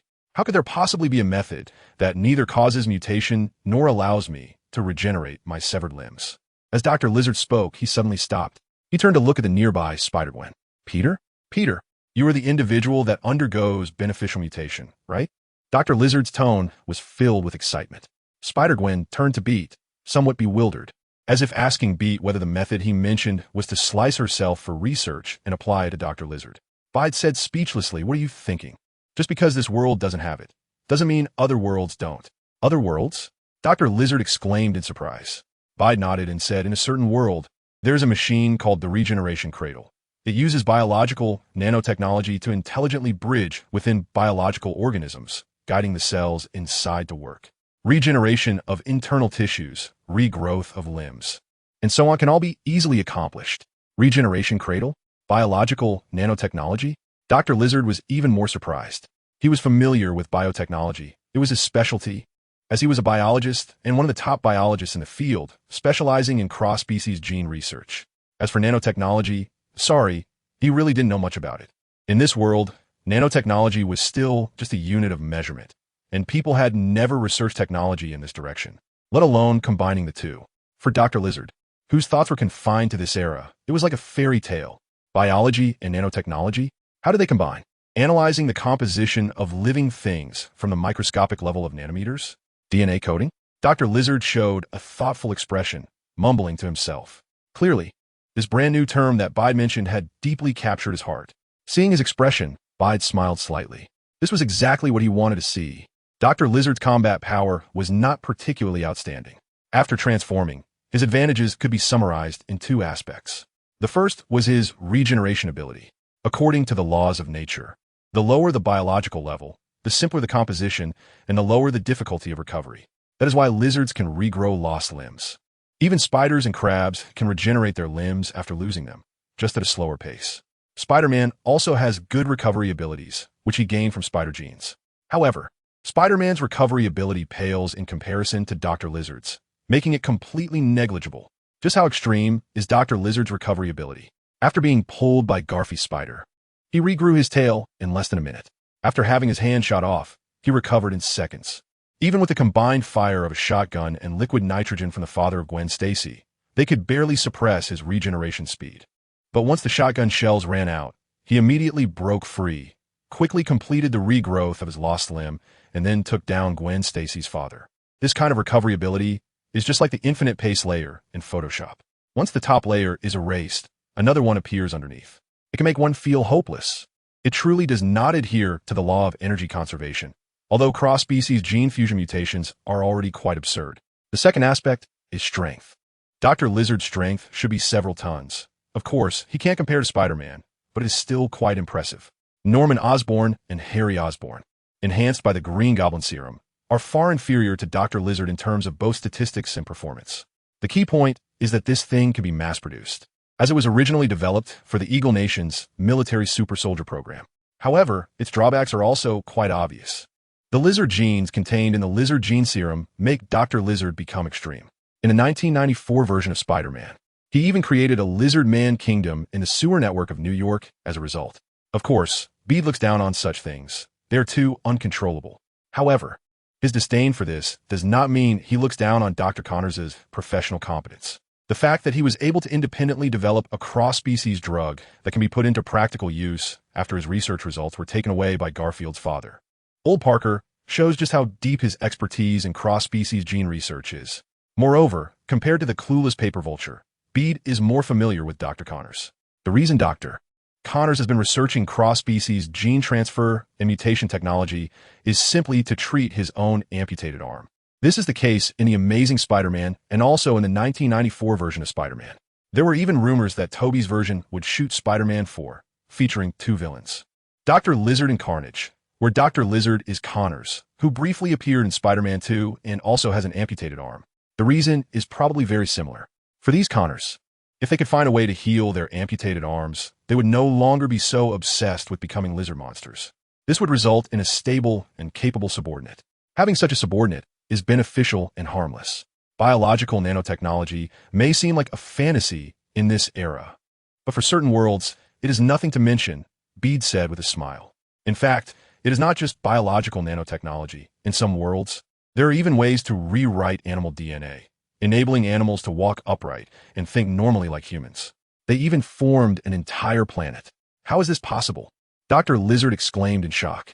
Bede's words brought him immense shock. If this is true, then what does that make of the cross-gene transfer and mutation technology he takes pride in? Countless worlds, infinite possibilities. This is the parallel universe. Bede spread his arms wide, resembling an upside-down bat. From the perspective of Gwen and Spider-Man behind him, the visual resemblance was quite strong. No, he now looked like a seductive vampire. luring the innocent step by step into the abyss, ultimately willing to become his blood servant. Bide said in a tempting tone, "Do you want to witness all of this with your own eyes? As long as you agree to be at my service, I can help you achieve it." Just as Dr. Lizard opened his mouth and had not yet responded, his body suddenly underwent a dramatic change. His massive form began to shrink rapidly, and the green color on his skin quickly faded away. In no time, he transformed from a gigantic creature over 5 meters tall into a human less than 2 meters tall. The most crucial part was that he had lost one of his previously intact hands again. Now back to being Dr. Connors, the lizard looked much calmer. His body was still stuck in the spiderweb, but he was not panicking. Instead, he raised his redisappeared severed arm and, after pondering for a moment, said, "What do you want me to do?" Bade's heart filled with joy. "My team, named the Chronospace Task Force, is aimed at going to a certain world to fight an interstellar war that threatens half of the life forms in the entire universe. As long as you help me, I will naturally help you, within my means, to fulfill some of your wishes. For example, using that regeneration cradle to restore my severed limbs." Dr. Connors said. Bide nodded and said, "That's right. Let your severed limbs regenerate." "Good." This time, Dr. Connors did not hesitate any longer, as he seemed to be completely convinced. The ability to regenerate severed limbs without any side effects was simply too appealing to him. Peter pulled off the webs from Dr. Connors. Then Dr. Connors led a few people to his secret base located in the underground sewer network. It was very simple, with only a few computers and a lamp for lighting. But according to Dr. Connors, these computers stored a lot of his research data, which definitely could not be left to others. "So, boss, where are we going next?" After more than 10 minutes of busy work, Dr. Connors finally managed to copy the temporary data from the several computers. "Bade, I can't take you there yet. And in this world, I still have someone to find." "Who?" "They haven't appeared yet. Let's let time fly for a while." End of this chapter. Bite. What are we doing today? At the breakfast table, Gwen took a bite of her sandwich and asked, "How about you go to school?" Bade replied slowly while peeling an egg. "Gwen?" Beck looked at Dr. Connors sitting on the other side. Dr. Connors said, "Yes. Yesterday, boss entrusted me to help you get a temporary student ID. Starting today, you can attend Midtown Tech High School." "Gwen, are you serious?" Gwen stared wide-eyed at Beck. Peter nodded and said, "Of course, I'm serious. Gwen, you're only 17 now, so you can't fall behind in your studies. Bruce, this is a hard-won opportunity for you from Dr. Connors, so you really need to cherish it." Gwen rolled her eyes and replied, "Well, I really should thank you all then." "You're welcome," Peter said with a bright smile, placing the peeled boiled egg on Gwen's plate. "Eat more to nourish your body, Gwen." Although she was speechless at Peter's actions, Gwen still obediently picked up the boiled egg with her fork, ready to eat it. Gulp. The boiled egg slid from one end of the smooth plate to the other. Bide casually picked up a fork to block it, and, with his other hand, easily grabbed the boiled egg from his plate with chopsticks and put it in his mouth. Gwen interrupted him, took a bite of the egg, and then looked at the chopsticks in Bide's hand with some surprise. "I can't even hold it with a fork. How come you can easily pick it up with chopsticks?" Bide gently shook the chopsticks in his hand, and the egg pinched at the tip, smiling. "We people from Hanxia can pick up anything with chopsticks. From big eggs to small soybeans. It's not a problem at all. How about noodles?" A middle-aged woman walked over. She was Mrs. Connors, the wife of Dr. Connors. Mrs. Connors placed several plates on the table, which contained some pasta. Peter picked up the public chopsticks beside him and effortlessly picked some pasta into his bowl. "See, it's that simple. Wow, I'll give it a try." Gwen's eyes lit up as she bit into the egg on her fork and grabbed a pair of chopsticks to go for the pasta. At this point, it had been 2 days since Dr. Connors had been accepted. Everything had basically returned to normal. With Peter's assurance, Dr. Connors had also given up on the idea of continuing to inject lizard DNA serum. After all, he was also a family man who would want to turn into a monster if they weren't desperate. Although he had been ousted by Oscorp, his knowledge and status in the field of biology remained intact. Moreover, he was originally an honorary professor at Midtown Tech, the school that both Spider-Man and Gwen attended. After losing his job at Oscorp, Dr. Connors simply returned to teach at Midtown Tech. The leadership at Midtown Tech was thrilled. Previously, Dr. Connors was merely a figurehead, occasionally teaching a class. Now, he had become a full-time professor, and they had no reason to refuse. For Dr. Connors' request for a dedicated laboratory and some equipment, they agreed without hesitation. As for his request to recommend a student, Gwen, to attend school, they also readily agreed and even helped with the identification paperwork. In the Eagle Country, out-of-town residents or foreigners need identification and a letter of introduction to enroll in a school, which often leads to many being turned away. However, with Dr. Connors' credentials. Everything was smooth sailing.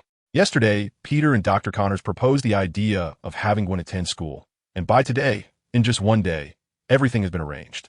As for why Gwen should study here, first, as Peter mentioned, Gwen is only 17 years old. Although she is Spider-Man, she lives in a society governed by law, and as a member of the lawful faction of Spider-Man, even with superpowers, she cannot engage in any wrongdoing for her own benefit. Therefore, education is still very important for Spider-Man. Secondly, learning is not just about making money in the future. More importantly, knowledge can broaden a person's horizons, allowing them to understand why the sky is so high, what lies beyond the ocean, and what is deep within the earth, rather than being confined to a certain place and living a mundane life. Higher education gives a person the opportunity to choose their own destiny, rather than being bound by fate. Of course, there's one more point. Peter needs to take a good rest in this world for a few days. He is really tired. After gaining spider abilities, he didn't have a chance to experience or adapt before being transported to the Ultimate Universe. After a rushed and crammed teaching session, he hurriedly went to the final battlefield and completed a battle to save the multiverse. Fortunately, his teammates were strong enough, and the intensity of the battle wasn't too high. Peter barely managed to get by, but before he could recover from the events of the Ultimate Universe, he inexplicably crossed over to the 616 movie universe and was then caught up in the Infinity War. Moreover, he met some people during this time. Ant-Man Scott, Dr. Pym, Ghost Girl Ava, Dr. Foster, Dr. Strange, Black Panther T'Challa, Princess Shuri, Iron Man Tony Stark, Captain America, and Spider-Man, among others, several of whom he got along quite well with. Dr. Strange entrusted him with the Eye of Agamotto, symbolizing the Sorcerer Supreme, and tied the safety of the 616 movie universe to him. Black Panther T'Challa and Princess Shuri designed a nanotech vibranium spider suit for him. Although it seemed like a mere exchange of interests, the thoughtfulness behind the gift was evident. The nanotech vibranium spider suit fit him almost perfectly, aside from its weight, which showed how much care they put into it. They genuinely regarded him as a friend, rather than just going through the motions. And then there was the annoying Spider-Man. After not seeing him for a while, Peter found himself missing his chatterbox. The more this happened, the more Peter realized he couldn't separate himself from these people he was once familiar with on the silver screen and was now getting to know in reality. Because of this, a heavy burden was placed on him, one so heavy that it made it hard for him to breathe. But he had to remember that it had only been about 10 days since he gained his powers. 10 days after Peter Parker gained his powers. He might still have been underground fighting illegal matches to make money. However, even though he knew there might be some issues in his heart, he felt powerless to change it, because that's just how things were. Now, it didn't matter how long he experienced things in other worlds. When he returned, everything would seamlessly connect. So he definitely needed to take this opportunity to recuperate. He shouldn't let himself become the leader of an X-Force, especially not with a mental illness. Besides, he wasn't completely without things to do. In this world, aside from the already captured Dr. Connors and that yet-to-appear fellow, there were still some things worth paying attention to. End of this chapter. The so-called yet-to-appear fellow actually refers to Electro. Anyone who has seen The Amazing Spider-Man surely has a deep impression of this character. Electro's real name is Max Dillon. He was an electrical engineer at Oscorp and a genius in electrical engineering. However, his life was far from satisfactory. In the workplace, he was constantly suppressed, and the electrical diagrams he designed were claimed by his superiors, leaving him with nothing. To keep his job, he had to endure. In his personal life, he was also very humble. No one remembered him, cared about him, or even remembered his birthday, a pointed criticism of Oscorp for lacking even basic employee care. Just because domestic companies work 996, at least someone would send a greeting on your birthday, right? In the end, he fell into a tank of mutated electric eels at Oscorp due to an accident and became Electro. But even with such a living being, he died without a sound. It was truly tragic. However, Max Dillon, the Electro, is actually one of the easiest villains to deal with. As long as you treat him like a friend, he will treat you the same way. If you're sincere with him, he will be sincere with you. This is evident from how he helped Harry Osborn wholeheartedly after Harry rescued him. However, for Peter, electrical engineer Max Dillon holds no value. Only Electro Max Dillon is useful. So, he couldn't befriend Max Dillon right now. Perhaps if he did, he could change Max Dillon's tragic fate. But it would also cause his life to continue in this repetitive cycle. Maybe this is just another form of tragic fate continuing. In every little action, which is better, no one can say for sure. Because from many perspectives, becoming Electro might be what Max Dillon truly wanted. That way, he could escape his previously stagnant life. Even the appearance of Electro in the movie No Way Home looked much cooler than the version from the Garfield Spider-Man. Since he can fully ionize, it wouldn't be hard for him to slightly adjust his appearance during reshaping, right? As for what to do during this waiting period, Peter also had some plans. It still revolved around Oscorp. As a weapons dealer collaborating with the military, Oscorp has two standout technologies. The first is its biotechnology. The mutated spider genes from the Garfield Spider-Man, Dr. Connor's mutated lizard genes, the mutated electric eel that created Electro, and the mutated Green Goblin serum that turned Harry Osborn into the Green Goblin are all masterpieces of Oscorp. From a cinematic perspective, it seems a bit cliché that all the villains appear in one place. It has a nostalgic feel of a main character starting to train in an old urban setting, and then suddenly, everyone around begins to show up as practitioners. If written like this in recent years, it would have been heavily criticized. The second is its weaponry technology, or rather, firearms. After Harry Osborn became the Green Goblin, the Green Goblin suit he wore had excellent protective capabilities and the ability to heal physical injuries. The glider he used was also a single-soldier glider capable of carrying nearly 200 kilograms of cargo, flying quickly in the sky. Official data states around 150 kilograms. There were also several different models of pumpkin bombs he used, some that could launch blades and others that could explode, each with different effects. Furthermore, in Oscorp's basement, there have been sightings of the Rhino armor used by Rhino and the mechanical tentacles suspected to belong to Dr. Octopus, among many other high-tech weapons. Any of these high-tech weapons could easily make someone a street-level powerhouse. Beard is preparing to find a way to infiltrate the Osborn group, as obtaining their weapon technology would be great. Moreover, he already has a plan. After finishing breakfast, Beard, Gwen, and Dr. Connors went out. Bade and Gwen are currently staying at Dr. Connors' house. Since his house is big with many rooms, it's more than enough for just the two of them. Dr. Connors is sitting in the driver's seat, while Gwen is in the passenger seat. Oh no, she has temporarily changed her name to Gwenda. Since there is already a Gwen in this world, whether for the sake of distinction or for some other reason, it's necessary to make change. Virum, the car starts. Bede waved his hand with a smile. Gwen, study hard. Gwen rolled her eyes, not wanting to pay attention to him. She really wanted to knock Bede, this useless guy, dead for bringing her from her universe to another universe just so she could change schools. Can people really do that? Dr. Connors then said through the window, "Are you really going to meet Osborn?" Bede nodded. "All right then, you can go look for Otto. He's a physicist and an old acquaintance of Osborn." After Dr. Connors nodded, he started the vehicle and drove away. Deep down, he was reluctant about Bede's insistence on getting involved with the Osborn group. In his view, the Osborn group was merely a hub of villainous capitalism. They disregarded the immense suffering their manufactured weapons could bring to the world, solely pursuing profit. No matter how the weapons functioned, if they could make money, they would produce them. Even Dr. Connors' forced first use of the lizard gene serum was due to someone within the Osborn group urgently needing the drug for human trials. They even had designs on those veterans. Dr. Connors did not want to witness this scene unfold, so he volunteered as the first test subject and injected himself with a lizard gene serum. Eventually, this led him step by step onto the original plot's path. Therefore, Dr. Connors' perception of the Osborn group was at an all-time low. Bede did not pay attention to Dr. Connors' thoughts. Instead, he was more interested in the name on the business card in his hand. Otto Octavius. This is the name of Dr. Octopus. It is also a character that did not appear in The Amazing Spider-Man. But it is clear that Dr. Connors and Dr. Octopus are old acquaintances, and Dr. Octopus might have connections with the Osborn group. This could also explain why, in the unfilmed sequel, it might be Dr. Otto who, for some reason, donned the mechanical legs and became Spider-Man's nemesis. When Bede asked Dr. Connors how to meet Norman Osborn, Dr. Connors introduced Dr. Octopus to him. After watching Dr. Connors' vehicle drive away, Bede greeted Mrs. Connors and quickly took off into the air. With the help of webbing, Bede's figure flashed across the city, rapidly heading toward a certain direction. End of chapter. When Bede retracted his nano-activated spider suit and appeared at the address on the note as an ordinary passerby, he knocked on the door, and it was opened by a middle-aged, beautiful woman. After she opened the door and stepped out, she looked at Bede through the fence and asked with some confusion, "May I ask who you are?" Bede took a folded piece of paper from his pocket and handed it over.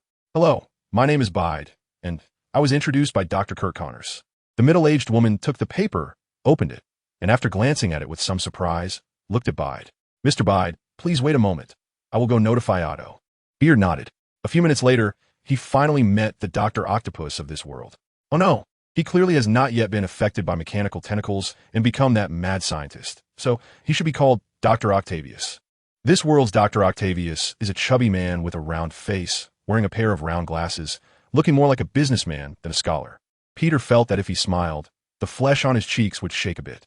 Just looking at this image, it's hard to connect him with his arch-nemesis Dr. Octopus. However, Peter expressed that he was no longer surprised. When I say chubby version, he has even seen a female version. You're a student of Connor's? Dr. Octavius stepped closer, examining Peter while asking. Didn't he find Peter's age inappropriate? It was quite normal for well-known professors like him and Dr. Connors to have some older students. However, he seemed to have never seen Peter at Dr. Connors' place. Otherwise, with Peter's East Asian features, he should have been quite recognizable. Bide said, I'm not Dr. Connor's student, just a friend of his. A friend? Dr. Octavius frowned. He didn't have time to entertain any friends of Connor's. He was currently at a critical stage of his research, but unfortunately, the funding had run out, making it difficult for his research plans to continue. Dr. Octavius frowned and said stiffly, What do you want from me?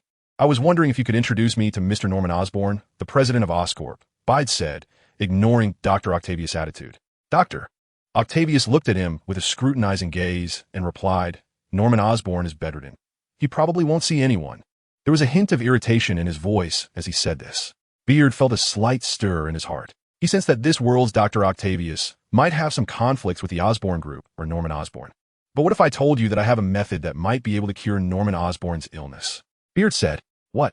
Are you serious? Dr. Octavius leaned in excitedly, almost sticking his head through the fence. Otto?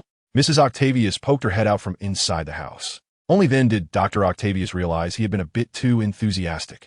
He turned to his wife and gave her a reassuring smile, then calmed himself down and looked at Beard, saying, Do you really have a solution? Beard nodded, and there is more than one kind. Doctor. Octavius's gaze lingered on Beard's face for a long time. Beard's face showed no signs of panic, looking completely composed. Come in, Dr. Octavius said after observing for a while, clearing the way and making a gesture of invitation.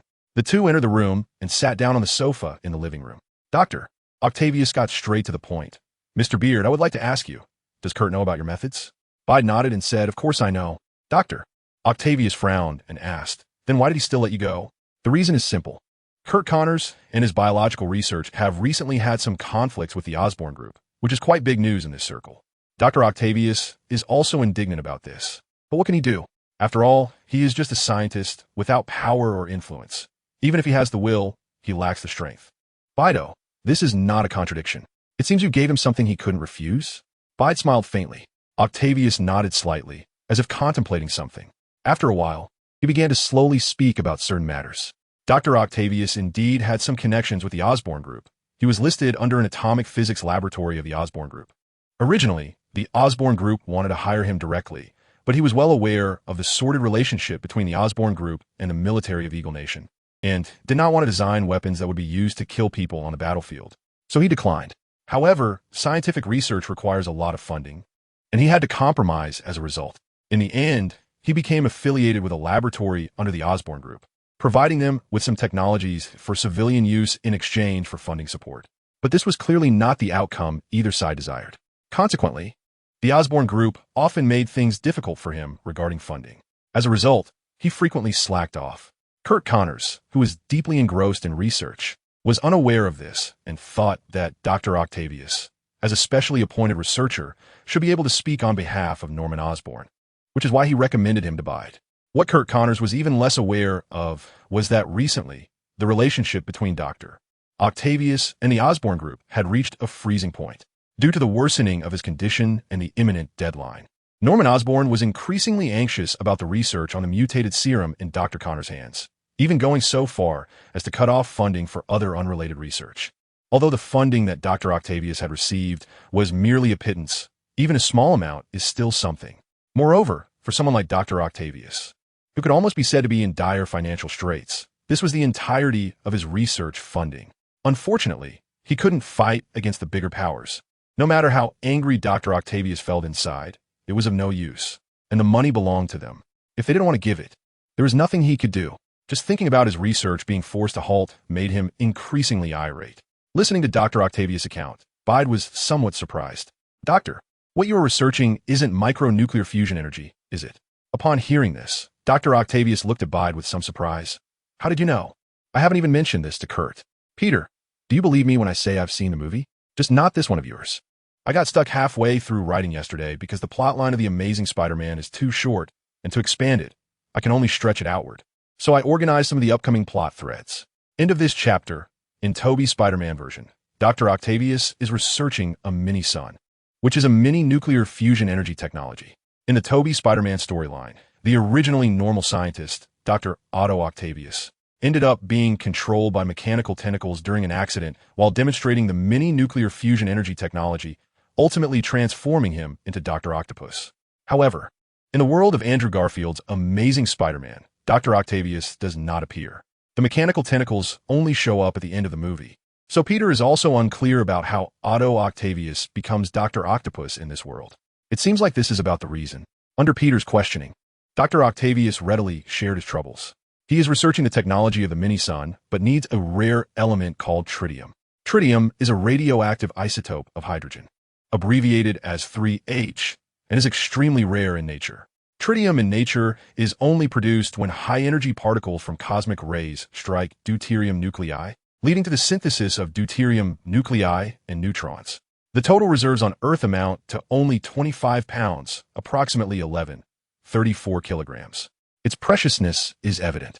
Moreover, this stuff is not only expensive, but also hard to obtain without proper channels. It is waste for most people. But for individuals like Dr. Octavius and some companies or groups researching related fields, is an invaluable treasure. The Osborn Corporation just happens to have the channels to acquire it. Besides that, he has no other access to obtain tritium. So, it's not just a financial issue, but also a matter of connections. This is what troubles Dr. Octavius the most. On one hand, he truly does not want to have any ties with the Osborn Corporation, but on the other hand, for the sake of his lifelong research, he has to be involved with them. After saying this, Dr. Octavius looked intently at Peter. Bede understood immediately. He was being asked for help. Moreover, without even thinking, he could roughly guess what the other party wanted. If Bede could really point Norman Osborn in the right direction, getting him to help restart Dr. Octavius's research would be a matter of a single sentence, right? Without a second thought, Bede agreed. Don't worry, as long as you can introduce me to Norman Osborn. The rest will be taken care of by me. Thank you so much. Dr. Octavius beamed with a bright smile. However, Dr. Otto, I'm actually quite interested in your research as well. Bede changed the subject and said, Oh, Mr. Bede is also involved in tech investment? Dr. Octavius asked. It was no wonder he thought so. After all, Bede was introduced by Kurt Connors and was here to meet Norman Osborn, a big player in the tech industry. So it was natural to assume he was an insider discussing collaboration. However, Bede shook his head and said, I do want to get into tech investment, but I don't have my own company. What do you mean then? Dr. Octavius asked, puzzled. Bede did not answer immediately, but extended a hand. Wow. The nanoparticles flowed out from the chapter of the leopard spider, streaming into the outstretched hand, and soon covered the entire hand and forearm. Seeing this scene, Dr. Octavius suddenly stood up. He looked in shock at the hand of Bede wrapped in nanovibranium. This is. Bede clenched his fist and asked, Doctor, what do you think of my technology? What kind of technology is this? Dr. Octavius exclaimed in shock. Biedow. This is called nanotechnology, a scientific technology that uses single atoms and molecules to manufacture substances. It is the product of the combination of modern sciences such as dynamic mechanics, chaotic physics, intelligent quantum science, quantum mechanics, molecular biology, and modern technologies such as computers, microelectronics, scanning tunneling microscopy technology, and nuclear analysis technology. Dr. Octavius stood up directly, listening to Biedow while leaning closer to Biedow's hand, curiously examining it, looking like a lecherous man seeing a beautiful woman. Beard was not surprised by his reaction and continued. In a certain era, people innovated in nanotechnology, leading to branches such as nanophysics, nanobiology, nanochemistry, nanoelectronics, nanofabrication technology, and nanometrology, among others.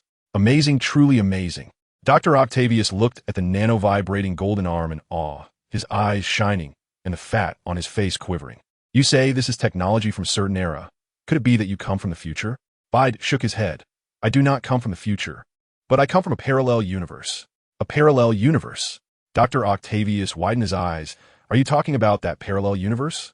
Quantum particles move randomly, rapidly, and chaotically in the void, colliding, breaking apart, and combining to form various shapes, which then interconnect to create the world and its entities. With each collision breaking apart and combining, there are infinite possibilities, thus forming countless worlds. It turns out that the theory of countless worlds proposed by Democritus is actually true. Parallel universes really exist. Countless words shot out of Dr. Octavius's mouth like a machine gun, leaving Bide dizzy and speechless. Truly a mad scientist. Just one term can extend into so much theoretical knowledge. Unfortunately, he is just flirting with a blind person. Although Peter used to be a science fiction writer for a living, that was just to make ends meet. He is now Spider-Man and is not particularly interested in that knowledge anymore. By Tao, this can be understood this way. I have made friends with the king of another world and reached some cooperation. So I was thinking if you are willing, you can also be included. What kind of cooperation? Dr. Octavius was obviously very interested.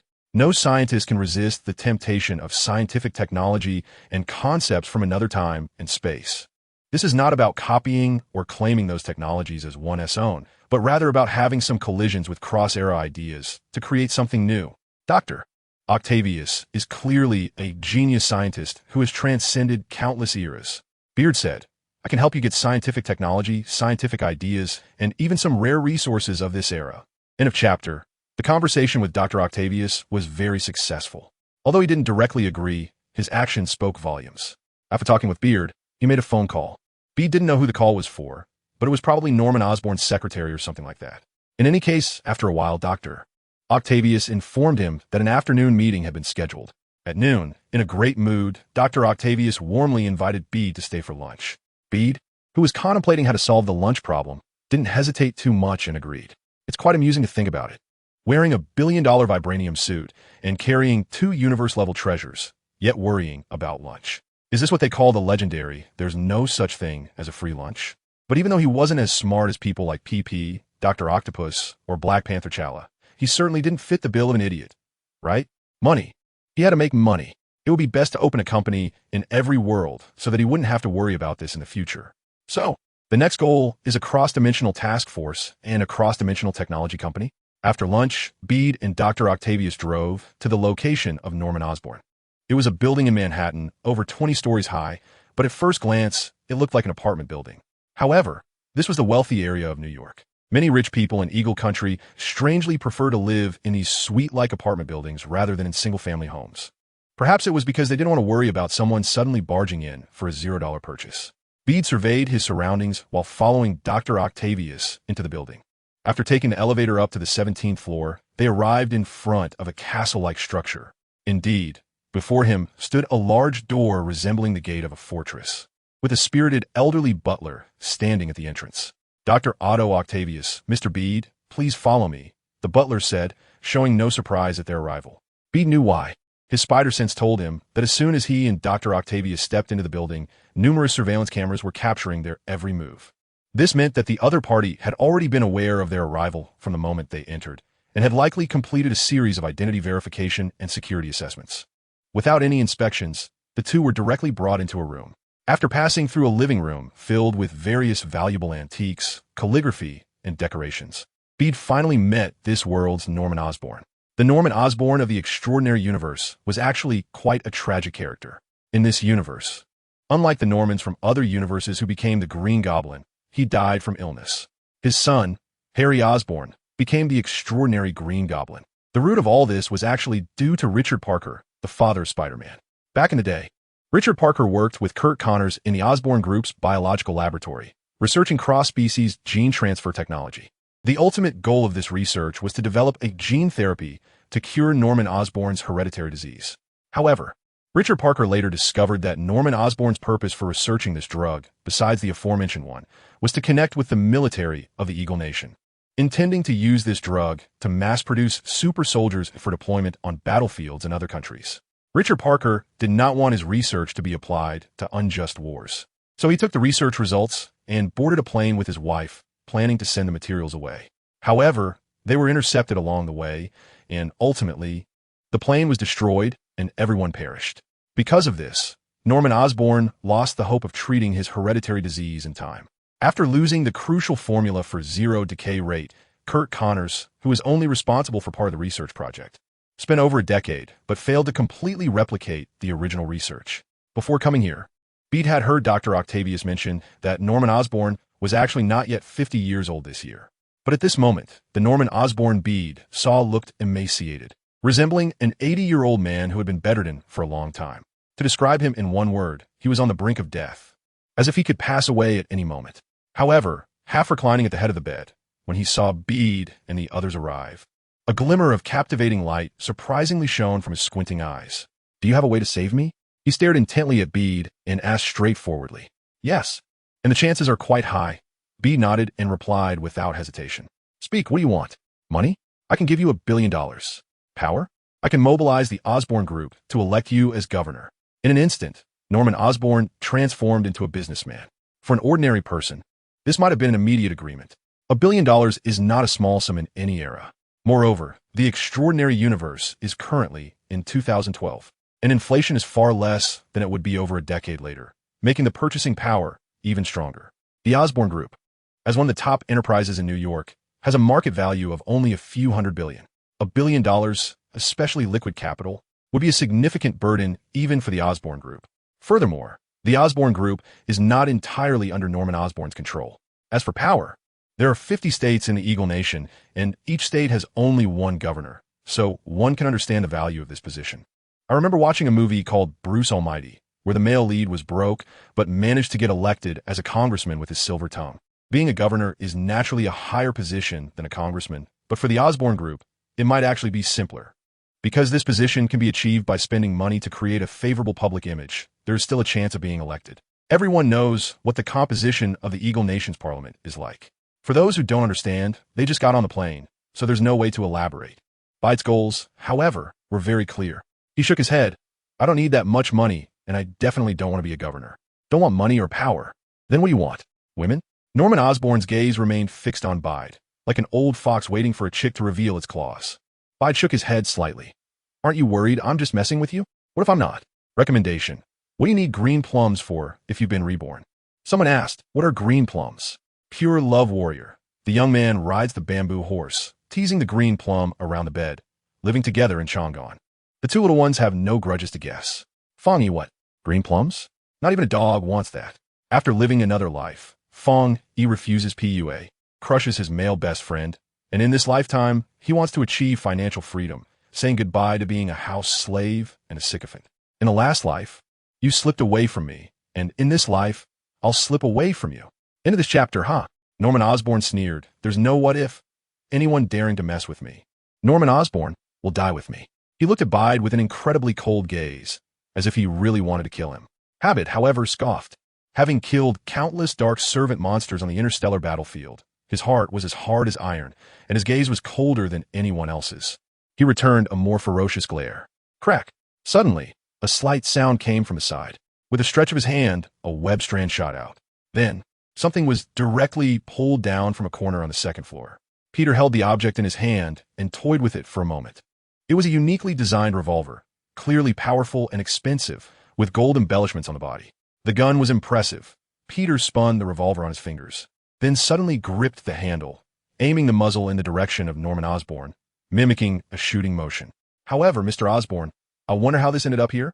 It's brought some rather unpleasant experiences to our conversation. Norman Osborn was somewhat shocked by Peter's display, directly ignoring the gun pointed at him, and instead asked, "Are you Spider-Man? Does it matter who I am?" Peter retorted. Norman Osborn looked at him deeply, then let out a breath, as if all his vitality had been drained in an instant. He seemed to age from his 40s or 50s to 70 or 80 years old in a moment. He waved his hand and said, "Let's hear your demands and your methods. Get out. My requirements are very simple. I need a biological research institute and an atomic physics research institute, with equipment that must be as advanced as possible. Additionally, I need some financial support from the Osborn Group in the early stages. In return, the results produced by these two institutes will be considered for priority use by the Osborn Group. For external sales, the institute will take a commission." Norman Osborn nodded. "I agree. The biological laboratory originally used by Dr. Connors is located on the 23rd floor of the Osborn building. I can clear out other spaces on the same floor to serve as the site for another research institute. The 23rd floor of the Osborn building will be a gift I offer to my partners." Peter silently gave a thumbs up to Norman Osborn's approach. As for placing the research institute within the Osborn Group building, it has its pros and cons. The advantage is that they can directly obtain the finished product and existing land, allowing for the fastest possible setup and operational status. The downside is that they may become constrained by the Osborne Group as a result. However, Peter's strong capabilities give him confidence. If the Osborne Group wants to secretly meddle with the Research Institute, they shouldn't blame him for turning against them. Moreover, the treatment for Norman Osborn actually involves two phases. After verbally negotiating a satisfactory compensation for everyone, Peter did not keep it a secret. In response to Norman Osborn's expectations, he revealed his method. In fact, the method is quite simple. Years ago, Richard Parker took the finished product and secretly used some tricks to ensure that the mutated spiders of the Osborne Group had a special effect that could only match his DNA fragments. From the comics, this can actually be interpreted as the selection of the spider totem, but the protagonist is unaware of this, so no cues. However, later on, facing the threat of death, Harry Osborn resolutely used the mutated spider venom stored in the basement. And after experiencing extreme pain and with the help of the Green Goblin armor's repair capabilities, he broke out of his cocoon and became the Green Goblin of the extraordinary universe. Therefore, it only requires obtaining some blood samples from the Amazing Spider-Man, and then comparing and adapting them with the mutated spider venom stored in the Osborne Group's basement. This might significantly reduce the destructiveness of the mutated spider venom, although it might also reduce its mutagenicity. For example, originally being able to gain 10 tons of strength after mutation, now only having 5 tons. But why should Peter care? Even Norman Osborn himself wouldn't mind. After all, his initial intention in researching this was simply to save his own life. As for whether he would become a super soldier, that was something he hadn't even considered. In fact, Peter had never understood the Amazing Spider-Man's strange actions when he watched movies in the past. Harry Osborn said he wanted a little of his blood, but the Amazing Spider-Man's response was he couldn't give him blood as it would harm him. Excuse me? Are you serious? What sane person would inject blood into their own body? Are you playing blood exchange here? Blood types might not even match. So, he must have just taken some blood samples for testing. In the end, desperate Harry Osborn had no choice but to gamble. Although he succeeded in his gamble, it turned him into a complete madman. Together, the father and son were a disaster. However, now, with Peter's involvement, everything is different. He had already resolved the blood issue long ago. He directly took a syringe and drew a full blood bag from the Amazing Spider-Man, a total of 200 cubic centimeters, which left the two Gwens watching quite speechless. The extraordinary Gwen initially couldn't bear to watch and prepared to intervene. But this was willingly done by the Amazing Spider-Man, because Peter had told him about the future he saw and also shared the grudges and entanglements between his father and Norman Osborn, as well as between himself and Harry Osborn. More importantly, he mentioned that the extraordinary Gwen might die because of this. The harm caused by the father and son duo to the Osborns had already tormented the kind-hearted Amazing Spider-Man, and the news of the extraordinary Gwen's potential death became the last straw that broke the camel's back. Thus, he readily agreed to donate blood without compensation. However, this blood was not given directly by the Amazing Spider-Man, but was instead provided by Peter. If possible, he still didn't want more people to know that he was Spider-Man. After taking out the blood bag containing the Amazing Spider-Man's blood, Peter did not hand it over to Norman Osborn, but proposed that the experiment on the biological components between Spider-Man's blood and the mutated spider venom would be conducted as a commission from the Osborne Group to the SST, Super Space-Time, Biological Research Institute. With Dr. Connors as the main responsible person, the Osborne Group could send their own researchers, but the research results would ultimately need to be purchased by them at a cost. This seemed a bit like treating the Osborne Group as a cash cow. But facing the threat to the lives of himself and his son, Norman Osborn did not hesitate too much and agreed. Thanks to the 3,332 book coins reward from Is This Free to See? And a reward from book friend 20201207345819 and Hondo with the Chidian coins. End of this chapter. After leaving the Osborn residence, Dr. Octavius appeared very excited. Beard obtained 2 laboratories from Norman Osborn, of which the SST Biological Research Institute is definitely under Connor's responsibility, and the other one finally has a direction for his research.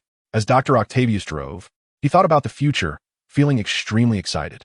However, when their vehicles reached the bridge, they found the road completely blocked ahead. Additionally, a sharp siren could be heard in the distance. Buzz, Beard's spider sense suddenly activated.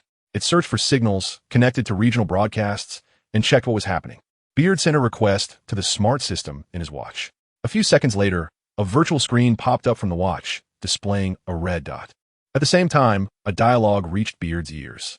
A gigantic pterosaur appeared over 10th Street, accompanied by a group of tyrannosaurs. Requesting support. We need a lot of support. Pterosaur? Tyrannosaur? A series of question marks appeared above Peter's head. Is there such a thing in Spider-Man? The only character remotely related to dinosaurs, Dr. Connors. Only mutated to about 2 meters tall. And don't even mention pterosaurs. Even a T-Rex doesn't fit in at all, right?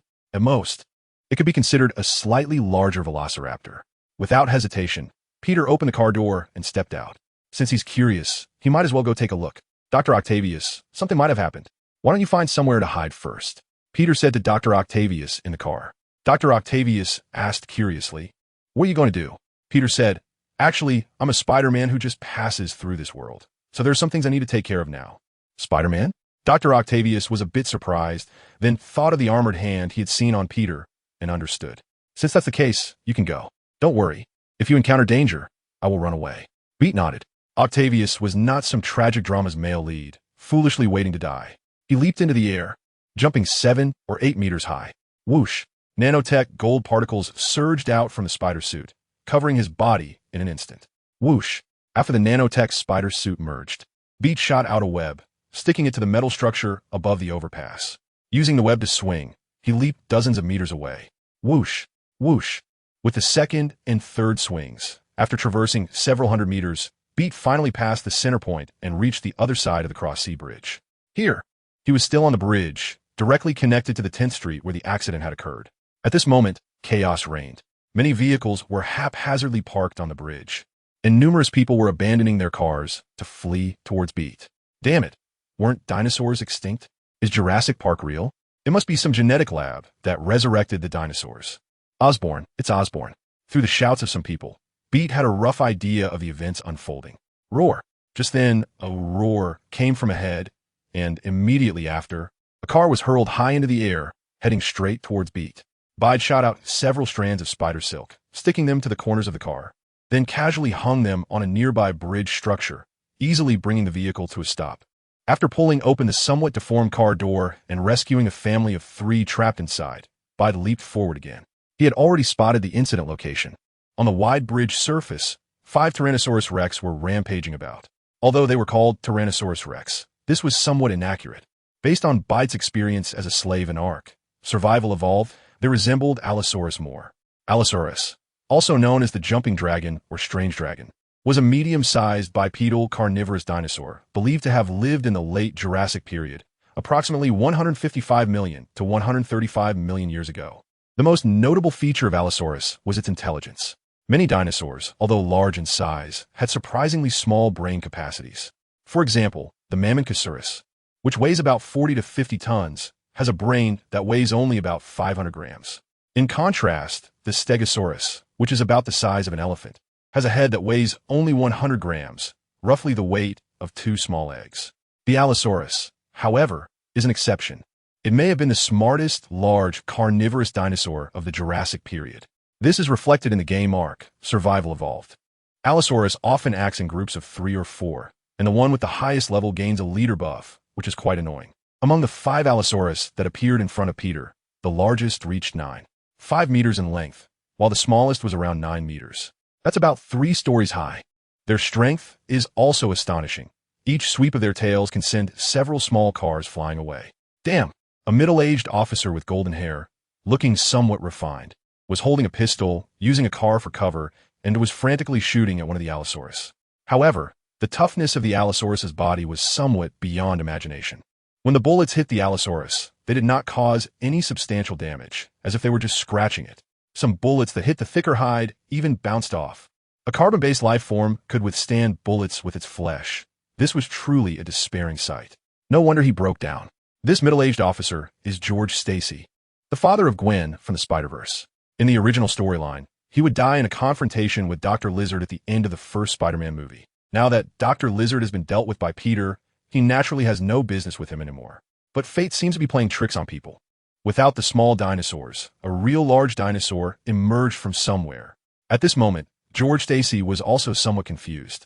Early this morning, he had brought a few officers to a nearby shop to investigate a burglary case. And just as they finished, he heard cries for help. By the time he and a few officers arrived, the officer who called for help had already perished, and there were corpses of victims everywhere. What appeared before him were dinosaurs that had long been extinct. These allosaurus were not only rampaging through the streets, but were also occasionally devouring people, causing great chaos on the streets. George Stacy dared not delay. While calling for backup from the police station, he set off in his car. After some baiting, he successfully attracted several allosaurus to the nearest cross-sea bridge. Compared to letting them rampage through the streets, the cross-sea bridge, with only 2 paths to take, was clearly more suitable for surrounding them.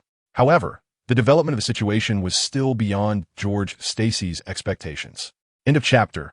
He had not received any support, and his few remaining officers had suffered heavy casualties. Now he was left alone, fighting and retreating, barely clinging to life. There was now one good news and one bad news. The good news was that the 5 allosaurus had been successfully lured into the bridge's interior. Once they were blocked off, heavy firepower could suppress them. Under the coverage of modern firepower, these 5 allosaurus would not pose much of a threat. The bad news was that he was out of bullets. Although bullets were not very useful against these allosaurus, their only real purpose was to attract their hatred. Having a weapon gave him a different sense of confidence. There's a saying that goes something like this: when the gun has ammo, the words are particularly bold. Roar! The allosaurus that George Stacy had emptied his last bullet into suddenly let out a terrible howl and began to thrash its head wildly.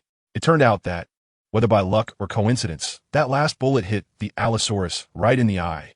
Although the skin of these allosaurus seemed to have been inexplicably enhanced, this could not change certain biological characteristics.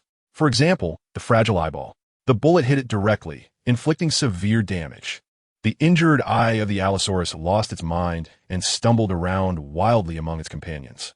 Roar!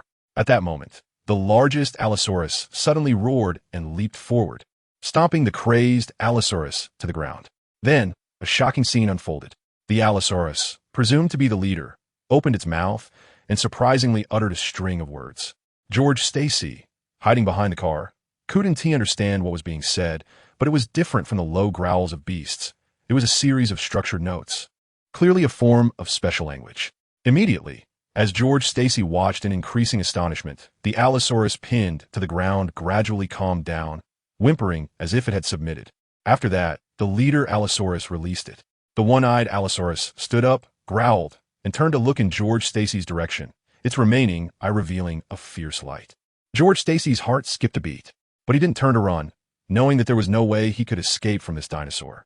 He stood up directly, facing the one-eyed allosaurus that was charging at him. Come on!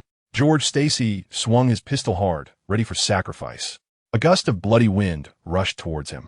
George Stacy closed his eyes, thinking of his wife, daughter, and son in his final moments. Boom! Suddenly, a muffled sound came. Then, there was another cry and a heavy thud. George Stacy instinctively opened his eyes and saw a somewhat familiar figure standing in front of him. Spider-Boy? George Stacy wondered. No, that's not right. The uniform style and material seem a bit different. Who is this? Peter didn't know that behind him was the father-in-law of the goblin. Without looking back, he said, Officer, your job is done. Leave the monsters to a monster like me. Who are you? George Stacy asked the question that was on his mind. Me? I'm just a passing Spider-Man. As soon as he finished speaking, Peter stepped forward. Be careful. They might be some form of intelligent life, not just simple dinosaurs, came George Stacy's loud warning from behind. Bide was slightly taken aback. Intelligent life? George Stacy said, it's possible that our understanding all along has been wrong. Millions of years ago, it might really have been dinosaurs that ruled the earth. After a brief pause in his steps, Peter continued to walk forward, talking and gesturing. Hey, I said, are you really intelligent life? Can we talk? George Stacy's words reminded him. After all, this is a world within a Marvel universe. Is it really that strange for animals to talk? Spider-Ham is just a talking pig, right? Since Spider-Ham can come from a universe full of anthropomorphic animals, it doesn't seem too hard to accept that these dinosaurs are intelligent as well. What puzzled him even more was that there was no mention of this in the storyline of Spider-Man. Could it be something from an unproduced sequel? But why would it appear early? Or was there something unusual happening in this universe? Bide prepared to try to communicate first. If reasoning didn't work, then he would resort to physical means. The leader of the Giganotosaurus tilted its head, looking at Bide, as if truly pondering his meaning. However, Bide felt that it seemed to be looking at the battle armor on him. The next moment, the leader of the Giganotosaurus suddenly let out a loud roar. Roar! Following that, 5 Giganotosaurus, including the one that Bide had just knocked down with a punch, charged toward Bide. All right, I knew I wasn't negotiation master. Bide shrugged indifferent. Whoosh whoosh. He crossed his hands in front of him, shooting out several strands of spider silk that stuck to the bridge pillars on either side, then quickly intertwined in front of him. In almost an instant, a tripwire appeared on the bridge surface. Bede jumped slightly on his tiptoes, then leaped into the air and shot out a web, pulling George Stacy, who was standing below, up with him. Hey, you stay here for a while. It's pretty dangerous down there, Bede said as he set George Stacy on the thickest beam. Thank you, George Stacy replied. Buzz. Bede was about to reply when suddenly, the spider sense started to vibrate intensely. He quickly turned his head in a certain direction. A huge black shadow was flying towards him from somewhere in the city. It was a pterosaur, roughly estimated. Its wingspan was at least 15 meters. A name unconsciously emerged in Bide's mind. The wind god pterosaur. The wind god pterosaur is the largest among the massive pterosaur group, and it has another name, the feathered serpent god pterosaur, with a wingspan exceeding 11 meters. The largest ones even surpass 15 meters, making it about 1.5 meters longer than an F-16 fighter jet, and it is the largest flying animal known to humanity. The wind god pterosaur that was rapidly flying towards him had a green head and wings, while its neck and back were purple. The color combination looked a bit strange, but it made Bide feel somewhat familiar. However, he couldn't recall where he had seen this creature before. At this moment, he could only be certain of one thing. This wind god pterosaur was definitely directly related to these Anomalocaris. Boom! Several loud noises came from below. Bede withdrew his gaze and looked down, only to find that a few Allosaurus were foolishly charging towards him, only to be tripped by his spider silk. Since that's the case, let's deal with you first. End of chapter. Next to an Allosaurus that had fallen to the ground, a strand of spider silk was shot onto the ground. Bide grabbed the spider silk with his left hand and forcefully pulled himself down. He clenched his left fist and punched the head of the Allosaurus. Thud! The Allosaurus barely had time to react before it let out a short cry of anguish and collapsed to the ground, lifeless. Roar! On the other side, the Allosaurus leader struggled to stand up. It shook its head to calm itself and then opened its mouth wide, charging at Bide. Bide's counter was a kick. The force of dozens of tons struck the side of the Tyrannosaurus leader's face, sending it staggering back. However, this prehistoric giant indeed had its unique qualities. Its skin was tough and its flesh thick, giving it a strong resistance to impact. If it were a human or an ordinary animal, being struck by Bide's punch would likely have resulted in being crushed. But this Tyrannosaurus leader merely fell to the ground, entering a state similar to dizziness. Seizing this opportunity, Bide shot out dozens of strands of web, sticking its head to the ground. Roar! Another Tyrannosaurus charged at him. At that moment, Bide made a surprising move. He did not dodge or evade. Instead, he turned around and crossed his hands in front of him. He actually took the hit head-on. However, he did not fall. The spider patterns on the nanovibranium spider suit he wore suddenly began to glow. Bide took a step back, clenched his fist, and swung it at the puzzled Allosaurus, which was wondering why it hadn't knocked the person away. Boom! With his own strength, combined with the kinetic energy accumulated in the vibranium suit from the earlier collision, Peter sent the entire theropod flying, its head tilted downwards, changing from a standing position to lying horizontally, sliding several dozen meters on the ground before finally coming to a stop. Thanks to the predictive capability of his spider sense and the unparalleled defense of the vibranium suit, Peter easily dealt with the 5 theropods. 2 of them were killed on the spot, while the remaining 3 were each injured. As for the follow-up handling, that was no longer his concern.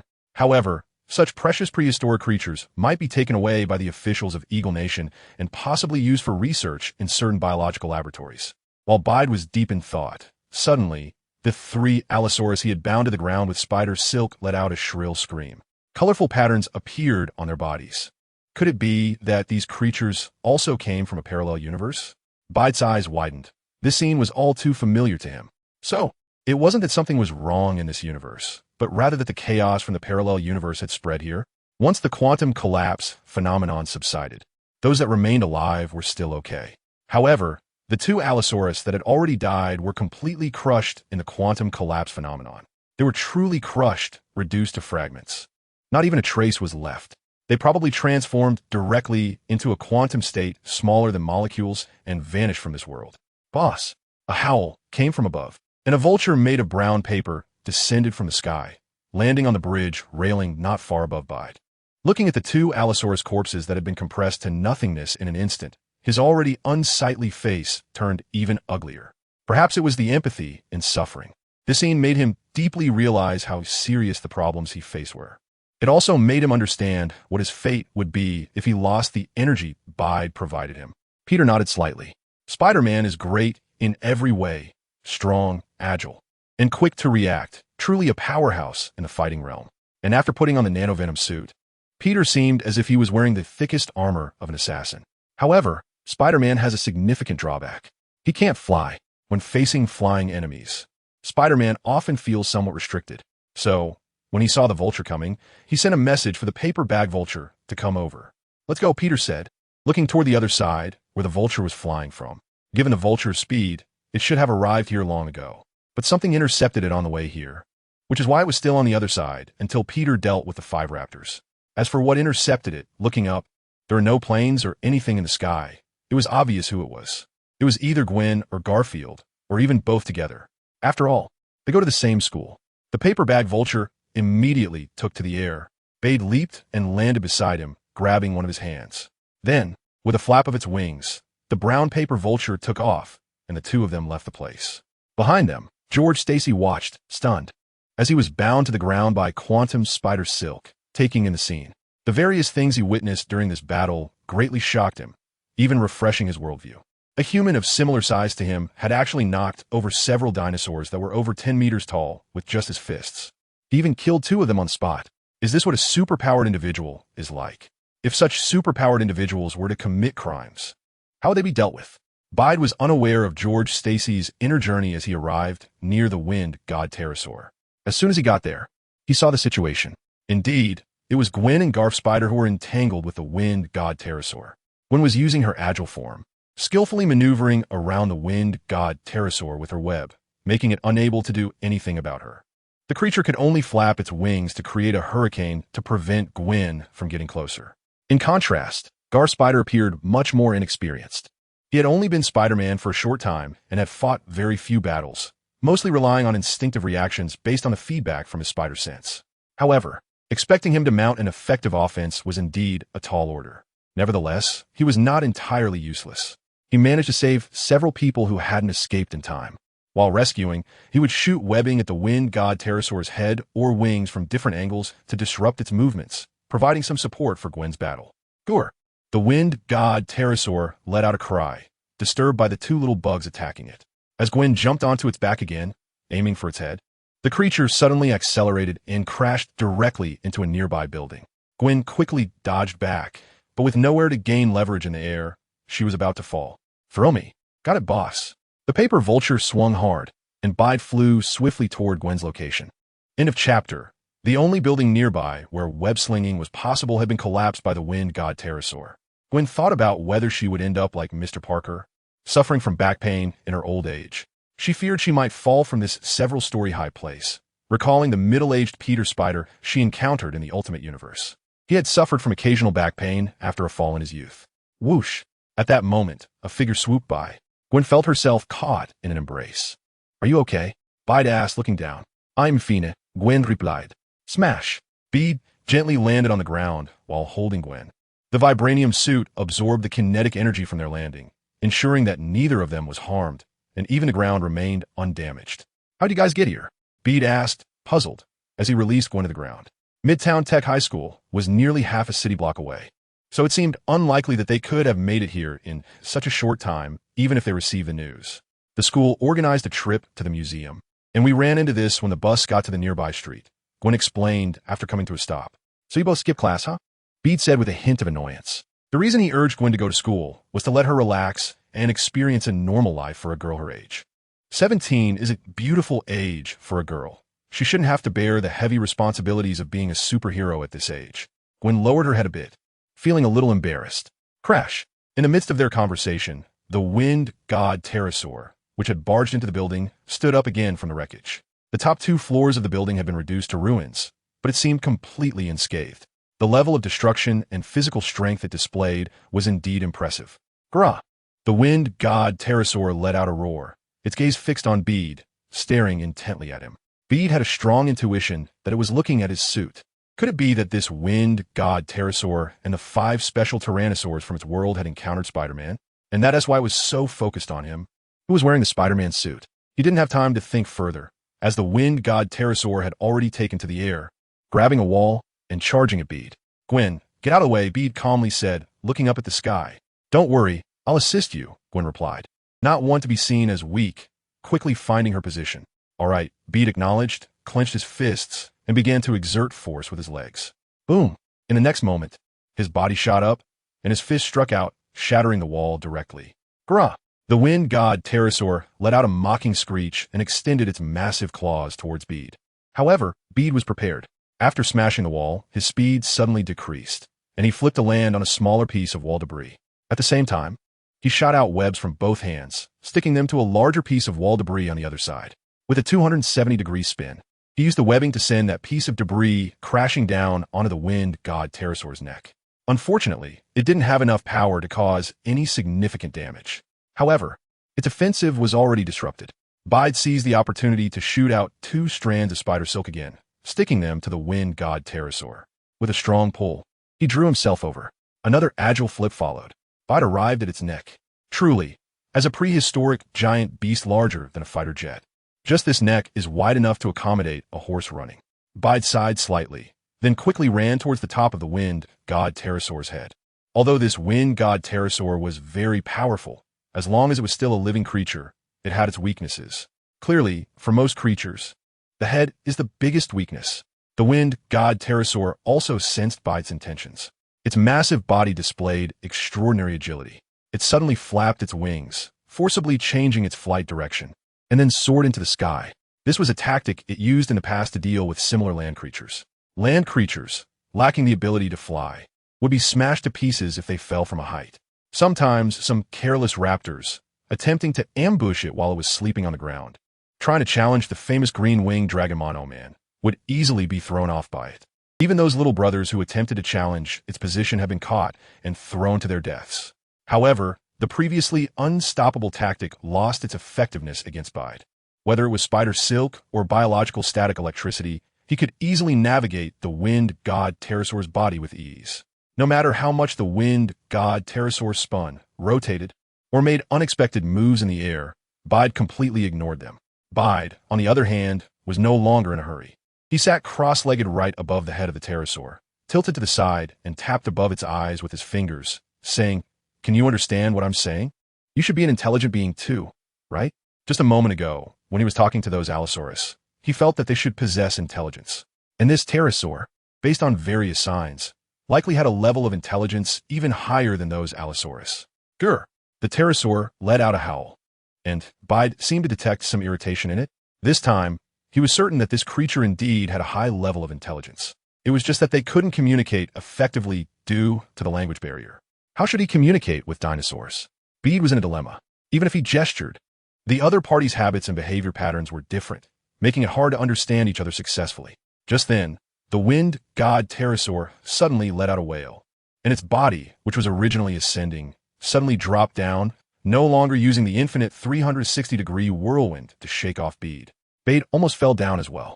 He helplessly reached out his hand and injected a surge of quantum energy into the body of the Fengshan pterosaur. The quantum collapse phenomenon instantly disappeared. The Fengshan pterosaur, which had been enduring immense pain, blinked its eyes in confusion. Bede then reached out and patted his head. "How is it?" The pterosaur's eyes slightly shifted upward, as if casting a glance at Bede, and then it stopped its wild spinning, flying steadily and descending downwards. Bede quickly clapped his hands twice, then pointed towards the outskirts of New York City. "Don't go to the downtown area. Land over there." "Go."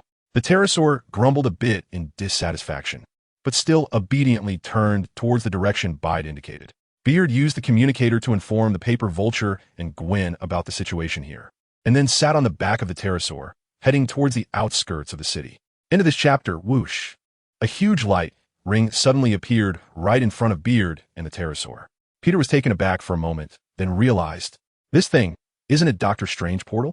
So this universe also has Doctor Strange? No.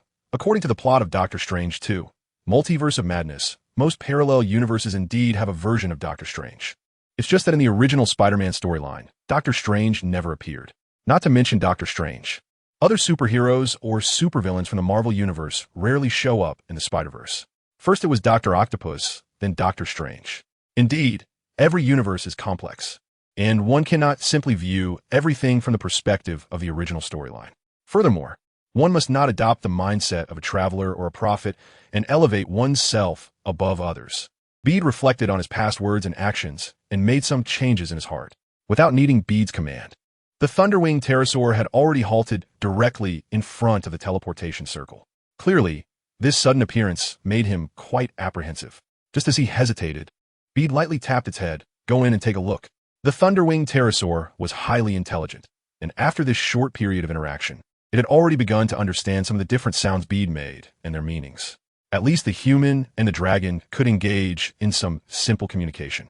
With a flap of its wings, the Thunderwing pterosaur soared and took Bede into the teleportation circle. On the other side of the teleportation circle was a primeval jungle, with a towering mountain standing in the center, at least a kilometer high. From a distance, Bede could see that one side of the tall mountain seemed to have been forcibly excavated, revealing a large section. Built upon a rocky foundation, there was a building that resembled a palace, intricately carved from the stone. Part of it protruded from the mountain, while Bede speculated that more of it was embedded within the mountain itself. Is this the supreme sanctuary of this world? He was mentally prepared for the fact that supreme sanctuaries would differ across various worlds. Parallel universes are also categorized differently. As a struggling sci-fi author who had nearly met his quota for failures, Bede had studied relevant theoretical knowledge carefully before his crossing. According to the descriptions of quantum physics regarding quanta and the theory of countless worlds, the reasons could be roughly explained.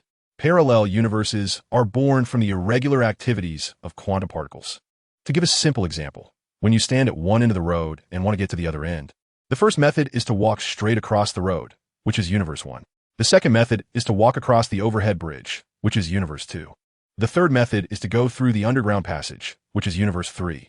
The fourth method is to have a strong man throw you across, which is universe 4, and so on. In this scenario, you represent the quantum. Depending on your different trajectories, different universes are formed. Besides these, there are others. For example, in the first method, whether you walk over, run over, climb over, or frog jump over, in short, although your starting point and end point are the same, different universes are still formed in between. However, the similarity of these universes is higher than in the previous case, which can be written as universe 1 to 1, universe 1 to 2, universe 1 to 3, and so on. When the pterosaur of the wind god landed with Bede in front of the supreme sanctuary carved into the mountains, a familiar figure of Bede appeared before them. At a glance, Bede confirmed his identity. Doctor Strange, Stephen Strange from the Marvel Universe. He appeared to be older than his counterpart in the 616 movie universe, probably around 50 years old.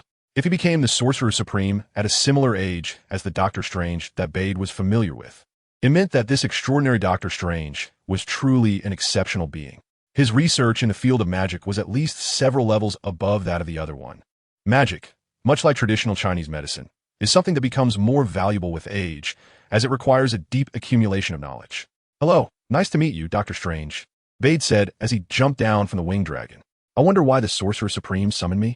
You should not be in this world, the extraordinary Doctor Strange said to Bede with a neutral expression. Peter paused for a moment, feeling a slight sense of caution. It seemed that the Strange of this world was not particularly friendly towards him. However, the spider sense did not alert him, which meant that the other party at least did not have any hostility for the time being. Why do you say that? Peter asked in confusion. The extraordinary Strange replied, Your arrival has changed this world far too much, even directly causing instability in the structure of the multiverse. Beard asked in confusion. If that's the case, why didn't you stop me from the beginning? I know another version of Strange from another world, and it was he who brought me to this world.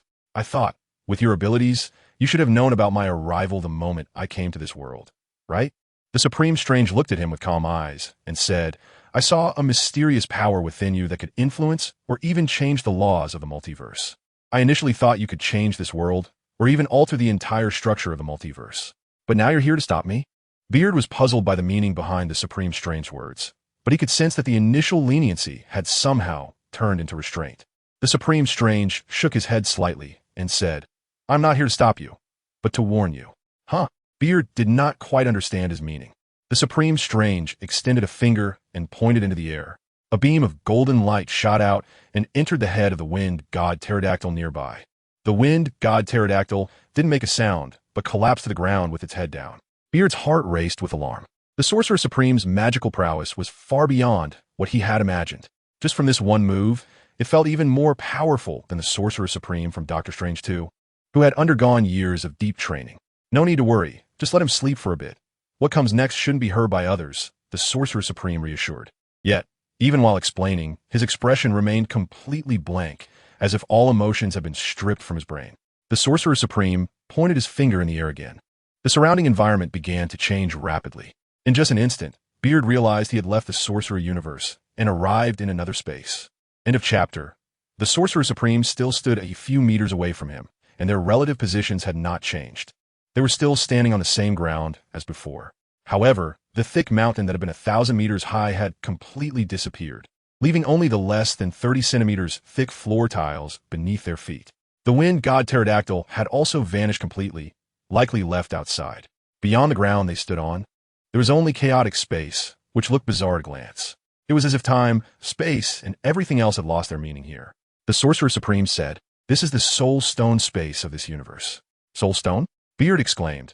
Is the artifact of the Supreme Mage in this world the Soul Stone? The Sorcerer Supreme nodded and said yes. He looked at the eye of Agamotto hanging on Beard's chest and remarked, "It seems the version of me from another world doesn't use the Soul Stone." Peter nodded, but he didn't explain much. Having seen Doctor Strange too, he knew that not every Doctor Strange in every universe is of the lawful alignment. Among them, there are those who have destroyed worlds, and others who have peered into the Darkhold to aim at destroying the multiverse. Marvel is truly dangerous. One misstep could lead to disaster, and it could happen in an unclear manner. The Doctor Strange from the multiverse noticed Peter's wariness towards him, but he didn't mind. Instead, he made a surprising move that left Peter astonished. Suddenly, his form flickered and became transparent. As you can see, the Doctor Strange said lightly, "I have actually died." Died? Peter was even more shocked. In other words, the Doctor Strange in front of him was merely his soul. "That's right, I'm currently in a soul state." The Doctor Strange replied without a hint of emotional fluctuation. Beard understood now. No wonder Doctor Strange had the same expression throughout, being a soul entity. It was normal not to have any expressions. But why? What happened in this universe? Beard exclaimed. The magical prowess of the Doctor Strange before him was even greater than that of the one in the 616 movie universe. What could have caused his demise, leaving him to barely survive in the Soul Stone space? There were no signs of any unusual events in this universe from the plot lines of the two amazing Spider-Man films. Doctor Strange shook his head. The change did not come from this universe. Is it another multiverse issue? Beard asked. Doctor Strange nodded and said, "Since another version of me entrusted the symbol of the Sorcerer Supreme to you, it means your character has been tested and recognized by him. But what I'm about to say next, I hope you keep it to yourself and absolutely do not share it with anyone else." Bede's expression became serious as he nodded solemnly and said, "I promise." Afterwards, Doctor Strange shared his story with Bede. The Stephen Strange of the Marvel Universe had a very similar experience to that of the 616 movie universe. He was once an exceptionally skilled neurosurgeon, but a car accident caused him to lose the steady use of his hands and lose his job. In order to heal his hands, he sought out renowned doctors. But unfortunately, none were able to help him. Until, in a moment of despair, he overheard someone mention a Sorcerer Supreme named Ancient One in the Himalayas, who might have the ability to heal him. Strange was chosen by the Ancient One to become a disciple and was taught magic. Doctor Strange excelled in magic and soon inherited the Ancient One's legacy, becoming the new Sorcerer Supreme after the Ancient One's death.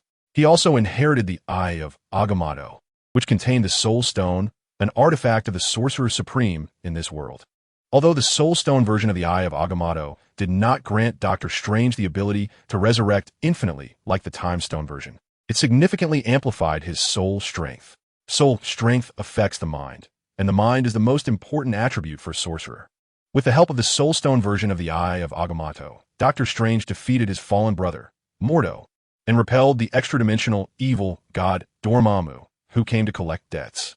Although he did not defeat Dormammu, being able to face him and push him back was a remarkable achievement among all the strange doctors in the multiverse, especially considering how little time had passed since Doctor Strange inherited the title of Sorcerer Supreme. Afterwards, Doctor Strange fulfilled his responsibilities as a Sorcerer Supreme, quietly using his magic to protect this universe from the shadows. This universe did not have the plethora of superheroes and supervillains like the 616 movie or comic universes. There was no Thanos attempting to gather 6 Infinity Stones to snap his fingers. Perhaps Thanos in this universe was never born, or maybe he died prematurely. There could be many reasons. In a moment of stillness, there comes action. Doctor Strange likely possessed a spirit of adventure. With the soul strength continuously enhanced by the Soul Stone, he was able to touch upon other parallel universes during his astral travels. However, as a Sorcerer Supreme, he was well aware of the seriousness of the multiverse laws, so although he sensed them, he never dared to touch them. He did not even step over the line. He merely wandered between the gaps of parallel universes, trying to comprehend more magic, until one day, he suddenly realized that a parallel universe he had once since seemed to have disappeared. He hurried to check, but found nothing. That universe had vanished without a trace. Silently and completely. Afterwards, Doctor Strange continued to investigate. His efforts were rewarded, and one day, he sensed the demise of another universe. This time, when he arrived in time, he finally saw the appearance of some culprits. It was a very muscular man sitting in a strange-looking spaceship. Behind him, a massive wormhole was closing, and within it, many enormous ships could be vaguely seen. When Doctor Strange discovered him, the man simultaneously noticed him. Without a word, the man launched an attack. A fierce battle ensued. At first, both sides were evenly matched, and Doctor Strange even had a slight advantage. However, when a massive wormhole reopened and numerous ships emerged, Doctor Strange began to have second thoughts. Yet it was too late. The opponent seemed to possess the ability to track him across the universe directly. Realizing this, Doctor Strange made a decisive choice and committed suicide. He extinguished his life force, cutting off the tracking. In the end, the opponent left without a trace. Perhaps he was still searching for Doctor Strange, but with so many parallel universes, it was not easy to find him. In any case, according to the timeline of the Marvel Universe, 3 years had passed since then, but no pursuers had arrived. After severing his own life, Doctor Strange discovered that he had not truly died. Due to his powerful soul force, he quickly rebirthed within the Soul Stone, but only in the form of a soul body. Now, he resembled the existence of a weapon spirit in Eastern cultivation. Because he had merged with the Soul Stone, his mastery of soul and magic was even higher than when he was alive. However, due to the limitations of the Infinity Stone as a singular universe artifact, he no longer had the ability to use his soul power to traverse the void and reach other worlds. The Soul Stone became a tool for his protection while also serving as a shackle that confined him. One could only say that there are gains and losses. But Doctor Strange did not feel fortunate because, during the battle with that guy, he used his powerful soul force to glimpse some fragments from the opponent's soul. That guy's name was Nathaniel Richards, and he seemed to come from a parallel universe of some future era. The strange spaceship Doctor Strange saw was his time machine. Using the time machine, he traversed countless centuries, becoming a ruler across numerous timelines. Among them were fragments from ancient Egypt, where he seemed to be called Ramatut. There were also fragments from modern times and the chaotic Dark Ages. In one fragment, he even saw what was clearly Doctor Strange from that universe. And the two seemingly crossed paths for some unknown reason. Unfortunately, the opponent also seemed to have some means of protecting his soul. So even with Doctor Strange's expertise in soul matters, he could not obtain too much specific information. He could only gather these fragmented details. Richards? Beat asked, puzzled. Are you sure it's the surname Richards? In the world before his traversal, the surname Richards might not have meant much. But in the Marvel Universe, it was a surname that could not be ignored, because there was a significant existence across many universes with the surname Richards. Reed Richards from the Fantastic Four. He was the leader of the Fantastic Four and a brilliant scientist. During a space mission, he and his 3 partners were exposed to cosmic rays, altering their physical structures and turning them into superheroes. However, compared to his ability to manipulate his body's shape at will, somewhat similar to Luffy's rubber abilities in One Piece, his intellect was even more noteworthy. Before the traversal, many people jokingly refer to Peter as Godstick Peter. This was because he possessed genius-level intelligence and was almost proficient in all fields of science and technology. Time travel, space travel, biochemistry, mechanics, computing, communication. Synthesis, like the nanotech suit of Spider-Man. Mutation, researching the Venom symbiote. Transportation, holography, and so on. It seemed there was nothing he couldn't do. He had many impressive inventions, some of which could even rival gods, earning him the title of the smartest person on Earth. And this guy named Nathaniel Richards not only bore the surname Richards, but also possessed things like a time machine and a cosmic fleet. It was hard not to suspect a connection between the two. Do you suspect he is related to Mr. Fantastic? Dr. Strange asked. Clearly, the Dr. Strange who had browsed through numerous parallel universes was aware of Mr. Fantastic's existence. Beard nodded. Dr. Strange said, Mr. Fantastic's father is indeed named Nathaniel Richards. Huh? Beard was a bit surprised. He's Mr. Fantastic's dad? Dr. Strange was momentarily taken aback by Beard's words and replied somewhat speechlessly, not exactly. They probably just share the same name. In fact, I suspect this Nathaniel is a descendant of Mr. Fantastic, named after his ancestor.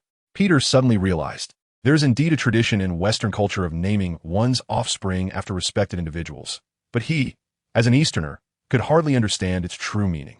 Dr. Strange looked at Peter and said earnestly, the opposing force is vast and may even possess some ability to monitor the multiverse.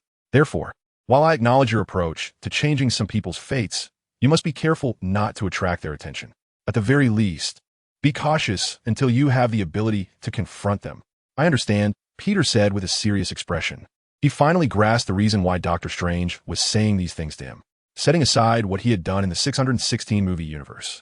Since arriving in the Strange universe, he had already made many changes to this universe. He had persuaded Dr. Connors to abandon the idea of continuing his transformation into the lizard, effectively saving the life of Gwen Stacy's father. He directly took the blood of the amazing Spider-Man to Norman Osborn, regardless of whether his genetic disease could be cured. It would lead to the direct conflict between the Osborn family and Spider-Man, as in the original plot. With no direct conflict, Gwen Stacy should also not meet the same fate as in the original storyline. These comparisons were based on known plots. Besides that, there was also Dr. Octavius. With Peter's involvement, it was clear that Dr. Octavius would no longer become Dr. Octopus. He may have transformed into Dr. Octopus for various reasons originally, but now he had sufficient funding and Peter's assurance of bringing knowledge from different parallel universes. With enough to eat, would he still rebel? That would be foolish. Everything he had done had caused a significant deviation in this universe. If that guy, suspected to be a descendant of Mr. Fantastic, truly had the ability to monitor the multiverse and traverse timelines, it meant that he had also seen the plot. His drastic changes to the storyline could indeed attract attention. Peter did not think he could contend with an existence that even Dr. Strange, a master sorcerer, could not defeat. However, if that were the case, wouldn't he be unable to recruit followers? Would his time-traveling task force be doomed before it even formed? Beard felt a bit confused for a moment. It seemed that Dr. Strange noticed Beard's concern and said, "Don't worry. Your idea of the time-space task force is great. You can go ahead and do it without hesitation." His eyes could see through the soul, penetrating to the essence. Everything about Peter seems to be laid bare in front of him. In response, Peter has given up and stopped struggling. The possibility of hiding a little secret in front of such a big shot was already very low. What he cares more about are the pressing issues, and he asks in confusion, "What do you mean?" Dr. Strange extended his hand. "This is the universe we are currently in," Dr. Strange said, as a sphere appeared in his palm. Then, he gently tossed his hand upward, and a series of spheres appeared. Orange, yellow, green, cyan, blue, purple, and along with the initial red. There were a total of 7 spheres that appeared in the space between the two. "This is the multiverse," Dr. Strange continued to explain. Beard nodded, but still didn't understand what he meant to do. At this moment, Dr. Strange pointed in midair. A red dot came out from the red sphere and landed on the orange sphere. This was a parallel universe event, and the extraordinary Dr. Strange enlarged the red and orange spheres so that Beard could see more clearly. So, for these two universes, the red sphere lost the red dot, while the orange sphere gained a red dot. They were both changed, right? Beard nodded. He had quite a say in this matter. For the Marvel Universe, as a traveler, was that red dot. In fact, from the moment he arrived, no matter what he did or how much he did, the universe had already changed. It was like a red dot appearing in an orange sphere. Dr. Strange gently moved his hand. This time, he separated varying numbers of color dots from all 7 colored spheres and randomly tossed them into different colored spheres. In an instant, the 7 colored spheres transformed into a kaleidoscope of colors. "This is a multiverse event," Dr. Strange said. "You must have already experienced it." Bede nodded. Because the Ultimate Universe's gold had created a particle collider, opening connections between multiple parallel universes. Bede, Gwen, Spider-Woman, Penny, and others met in the Ultimate Universe. Although they ultimately solved the problem and left the Ultimate Universe, the traces they left behind could not be erased. Later, in Gwen's universe, they encountered the brown paper vulture. And in the extraordinary universe, they met the wind god pterosaur and the allosaurus. He wasn't sure if it was related to the particle collider, but it was clear that they all came from parallel universes. Their arrival had already caused varying degrees of impact on these two universes. However, what does this have to do with their topic? Wait, Beard seems to understand. His eyes lit up as he said, so, what you're saying is that by bringing these visitors from parallel universes away from this universe, in a sense, I'm actually protecting this universe from being too much influenced. Dr. Strange nodded. So your thinking is correct, and you can continue down this path. Hearing this, Peter felt a surge of joy in his heart. This was equivalent to having the approval of a big shot, which significantly eased his psychological burden for the task ahead. At that moment, Peter thought of another question. However, I'm not trying to send them back to their original universe, but rather, the extraordinary Dr. Strange did not explain immediately. Instead, he extended his hand and drew a circle in the air. Immediately, a white sphere enveloped the 7 colorful balls. Then the colorful balls suddenly exploded simultaneously, transforming into countless colorful specks of light, but these specks were all confined within the white sphere. Bide watched the scene thoughtfully. He seemed to understand something. Dr. Strange said, "This is the collection of the entire multiverse. To put it in more scientific terms, you could call it, what was that thing called? Countless worlds? That hypothesis proposed by Democritus?" Bide tentatively asked. "That's right." Dr. Strange nodded in agreement, acknowledging this statement. This white sphere represents countless worlds. So for these countless worlds, each individual world within it, no matter what happens, actually does not affect the whole. To make his words more vivid, Dr. Strange manipulated the changes within the white sphere as he spoke.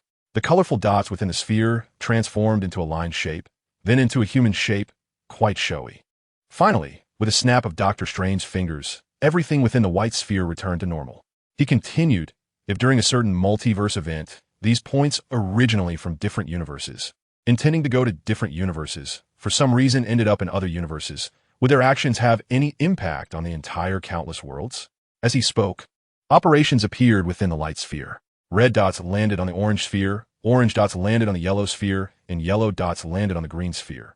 These color points that intruded into different parallel universes were all stripped away, gathered together, and placed in the same universe. Bade finally understood this time. It means that these beings, such as the brown paper vulture, the wind god pterosaur, and the heterodontosaur, had already deviated from their native universe due to the multiverse events.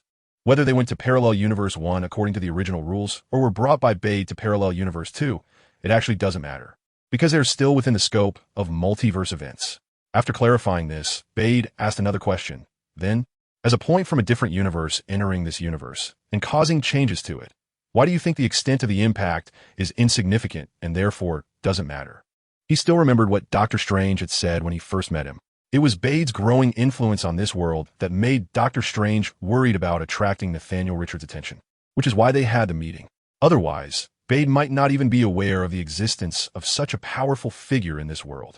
Dr. Strange, being in the Soul Stone space, was like being in an independent small world where it would be a miracle for a normal person to find him. Yet, Dr. Strange tacitly allowed his small-scale changes to this world, which puzzled him. Dr. Strange said, "Have you seen Game of Thrones?" Bide nodded. "There's a saying inside, chaos is a ladder. This chaos sweeping across the multiverse may also become your ladder, your origin and existence destined that one day you will confront him. If you don't want to fail miserably, seize everything you need in this chaos." Thanks to the 15588 reward from Is This Free to Watch? End of this chapter. The fierce wind howled in Bide's ears. At this moment, he had already left the supreme sanctuary of the extraordinary universe, riding the wind god pterosaur. Yet, the words given to him by the extraordinary doctor before his departure still echoed in his mind. Chaos is a ladder. At first glance, it may seem unclear, but upon careful thought, one can understand its true meaning. Beard, this traveler, is fundamentally different from those guys like the paper vulture and the pteranodon. Although they all came from one universe to another universe they shouldn't have gone to, causing a certain degree of impact on that other universe. Beard is an exceptional existence from beyond countless worlds. This means that whatever he does will affect the entirety of those countless worlds. As his power continues to grow and his influence expands, this impact will only become greater. Eventually, he will confront that guy who seems to control many universes and the forces behind him. Originally, his existence would be quite conspicuous, and he could easily be discovered by the other party. However, now, A chaotic event sweeping across the multiverse for unknown reasons has provided him with excellent cover. Unless the other party possesses an extraordinary soul power like Doctor Strange or some near-omniscient abilities, otherwise, even if Beard stands before them, they would not be able to recognize his uniqueness.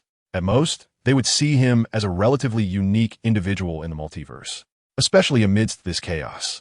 Countless beings have crossed from this universe to another for various reasons.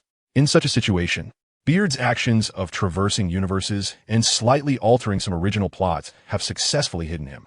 A stone thrown into a pond creates noticeable ripples. But when countless stones are thrown in continuously, the pond is filled with ripples, and one stone becomes insignificant. Then, Beard looked down at the pteranodon beneath him. Before leaving, Doctor Strange had given him a gift. It was a soul spell. The effect was simple. It allowed Beard to bypass language barriers and directly communicate with others on a mental level. This ability was very important to him. In the future, he might go to more universes and inevitably encounter communication barriers. With this magical automatic translator, these obstacles were eliminated.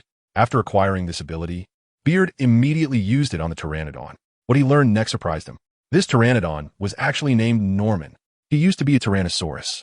One day, he led his fellow Tyrannosaurus brothers hunting in the jungle and set his sights on a group of pteranodons living between the jungle and the mountains.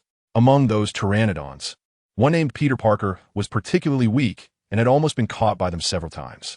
Today, they decided to have him for a snack. Tyrannosaurus Norman crashed into the pteranodon's nest and bit down on Parker's wings when he wasn't paying attention.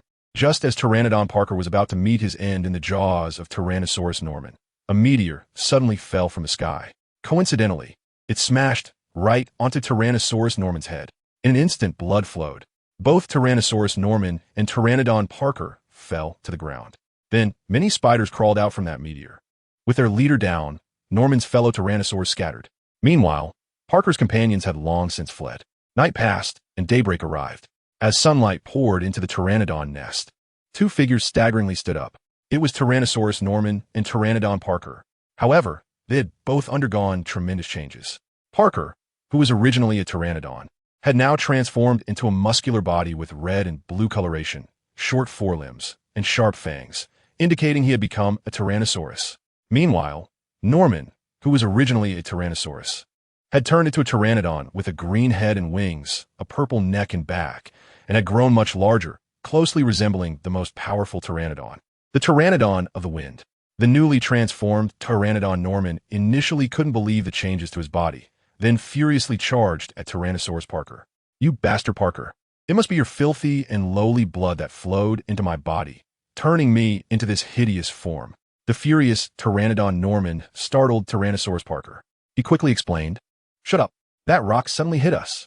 We both passed out. How would I know what happened afterward? Why don't you use that walnut-sized brain of yours to think about whether what you're saying makes sense?" Pteranodon Norman retorted, "Your tone of explanation is really refreshing. I don't care. You made me become as weak as you." Pteranodon Norman yelled angrily.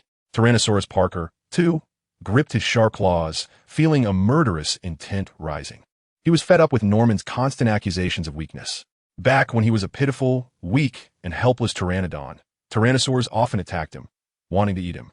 Sometimes they would intentionally scare him, making him flee in panic while they laughed at him from below. Such humiliation. Such humiliation. He had had enough. Power. Infinite power surged within Tyrannosaurus Parker with his anger. Roar.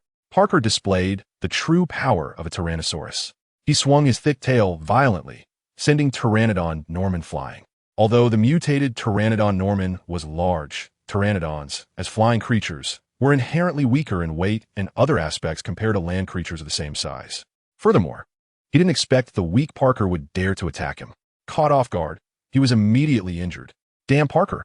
Pteranodon Norman roared in rage, quickly flipping over and, driven by his biological instincts, controlled his new body to pounce at Tyrannosaurus Parker. The two dinosaurs fought, but due to both being unfamiliar with their new bodies, they were evenly matched. In the end, Pteranodon Norman chose to retreat. The two dinosaurs temporarily ceased fighting. After returning to his original dwelling, Pteranodon Norman discovered that his former Tyrannosaurus subordinates were seizing the opportunity to divide his inheritance. They all thought their leader was dead, so they hurriedly divided up the loot and fled. In a very displeased mood, Pteranodon Norman immediately killed those treacherous subordinates. then regrouped his forces to seek revenge on Tyrannosaurus Parker.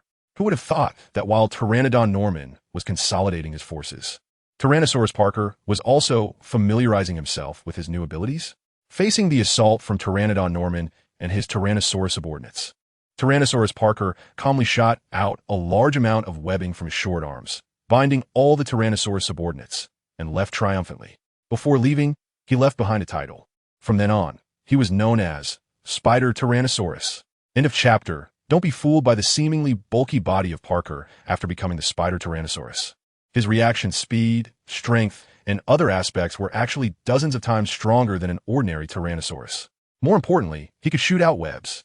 The magical spider silk is far more powerful than that produced by ordinary spiders. It can even drag the massive body of Spider Tyrannosaurus through the jungle. As a result, the only flying advantage of the mutated Pterosaur Norman is completely gone. After several failed attempts to encircle, ambush, and launch surprise attacks on the Spider Tyrannosaurus, Norman the Pterosaur could only give up. Subsequently, he established his own kingdom in the jungle, relying on his own mutated and formidable body, as well as his clever mind. His subordinates referred to him as the green-winged dragon demon, until he was suddenly transported to this world. After learning about Norman's experiences, Bide was speechless. He remarked that when he first saw him, he felt a sense of familiarity. The color scheme of Norman the Pterosaur and some of his detailed features bear resemblance to the ultimate Green Goblin scene in the Ultimate Universe. Thus, in reality, Norman the Pterosaur is also one of the Green Goblins in the multiverse.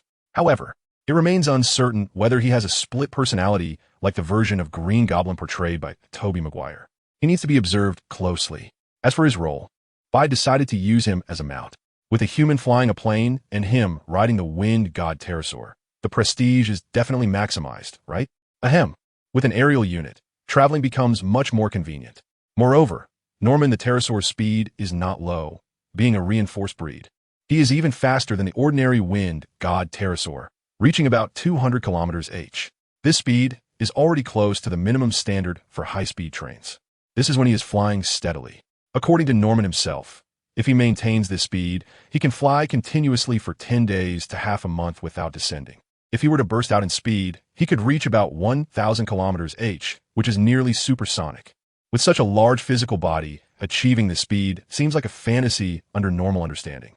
However, this is a world filled with countless magic and pseudoscience. In summary, Norman the Pterosaur can definitely serve as a flying mount.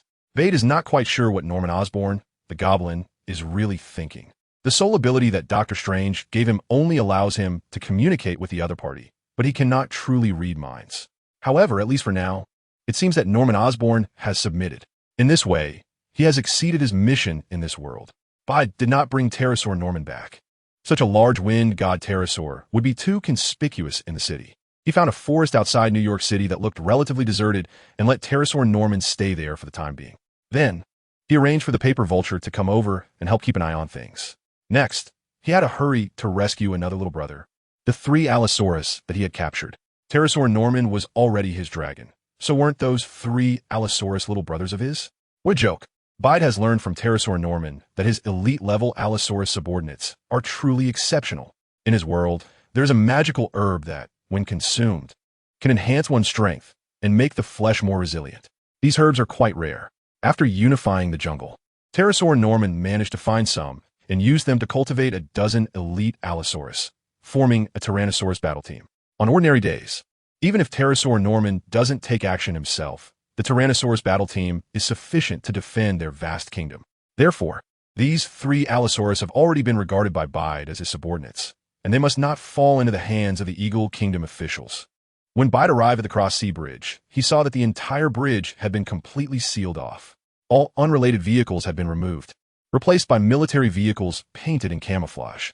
Clearly, these suddenly appeared prehistoric creatures have attracted the attention of the Eagle Kingdom officials in this world. The spider silk on the 3 Allosaurus had been cleared away by the soldiers using some unknown method, which is not surprising, as spider silk is a protein fiber and there are many ways to dissolve it, not necessarily requiring brute force.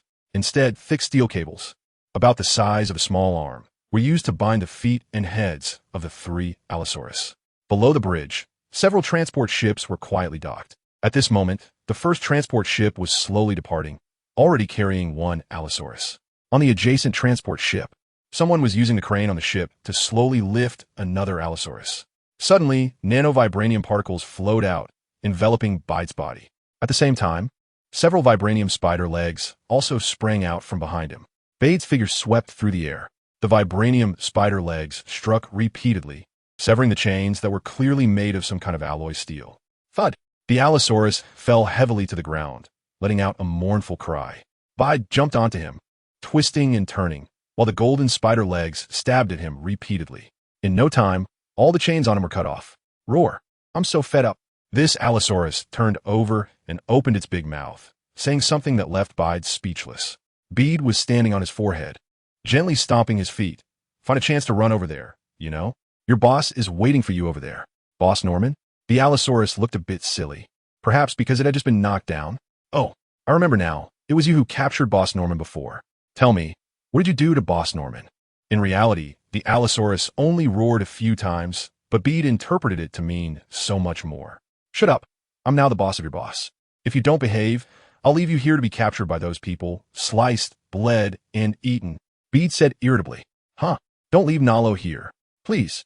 The Allosaurus, Nalo, shouted pitifully. Bide rubbed his forehead in disbelief. If it weren't for the soul ability given by the extraordinary doctor, he really wouldn't have thought that just two roars could convey so much meaning. What's that over there? Bide pointed to the ground on the other side. The Idolron Nalo replied honestly, his name is Sart. And that one over there? Bide pointed to the Idolron on the transport ship sailing away in the distance. The Idolron Nalo said, her name is Yulia. All right, Nalo, tell Sart our plan later. I'm going to rescue Yulia, got it? Bide looked around. The soldiers who had been confused by his sudden appearance were now slowly gathering with their weapons. In a chapter, okay, boss, the Idolron Nalo replied in a deep voice. Bide stumbled as he extended his foot, almost falling to the ground. Big boss? What kind of title is that? Yidilong Nualuo asked in confusion. You're the big boss of the boss, so that makes you the big boss, right? You make a good point. I'm left speechless. All right, call your little friends and get ready to run. Okay, big boss. Yidilong Nualuo let out a low growl. As Bide leaped into action, he followed suit. Yidilong Nualuo strode over to Yidilong Sat and nudged him. Dumb Sat, the big boss wants us to get up and run. You jerk Nualuo, what is a big boss? Try nudging me again. Yidilong Sat rolled over and let out a low growl at Yidilong Nualuo. The big boss is the boss's boss. Do you dare disobey? The boss will kill you. Yidilong Nualuo growled back. The two Yidilongs pressed their noses together, staring into each other's eyes. Oomph. They both let out a cold snort and turned their heads away. So, Jerk Nualuo, what did the big boss tell us to do? Yidilong Sat asked.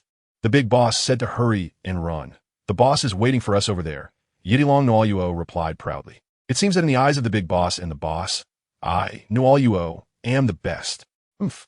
Yidilong Sat snorted coldly and started to run in the direction Bide pointed. Dumb Sat, wait for me. Yidilong Nualuo followed suit and ran after him. The direction the two Yidilongs were running caused the soldiers to panic. Two giant beasts, over 10 meters tall and filled with sharp fangs, were charging towards them. And the aura of a top predator was overwhelming, causing immense psychological pressure.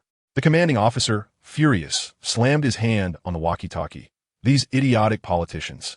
Even now, they want to capture them alive? What should we do, sir? Fight or let them go? A soldier next to him asked. Fight? With what? Do you want to end up in a military court because of those idiotic politicians? The commanding officer cursed. But the soldier turned to look at the other side of the bridge, where a bustling urban area was connected. Letting these ferocious tyrants in would be a massacre. There's no but. If you get me sent to a military court, I'll shoot you before I get there. The commanding officer threatened angrily.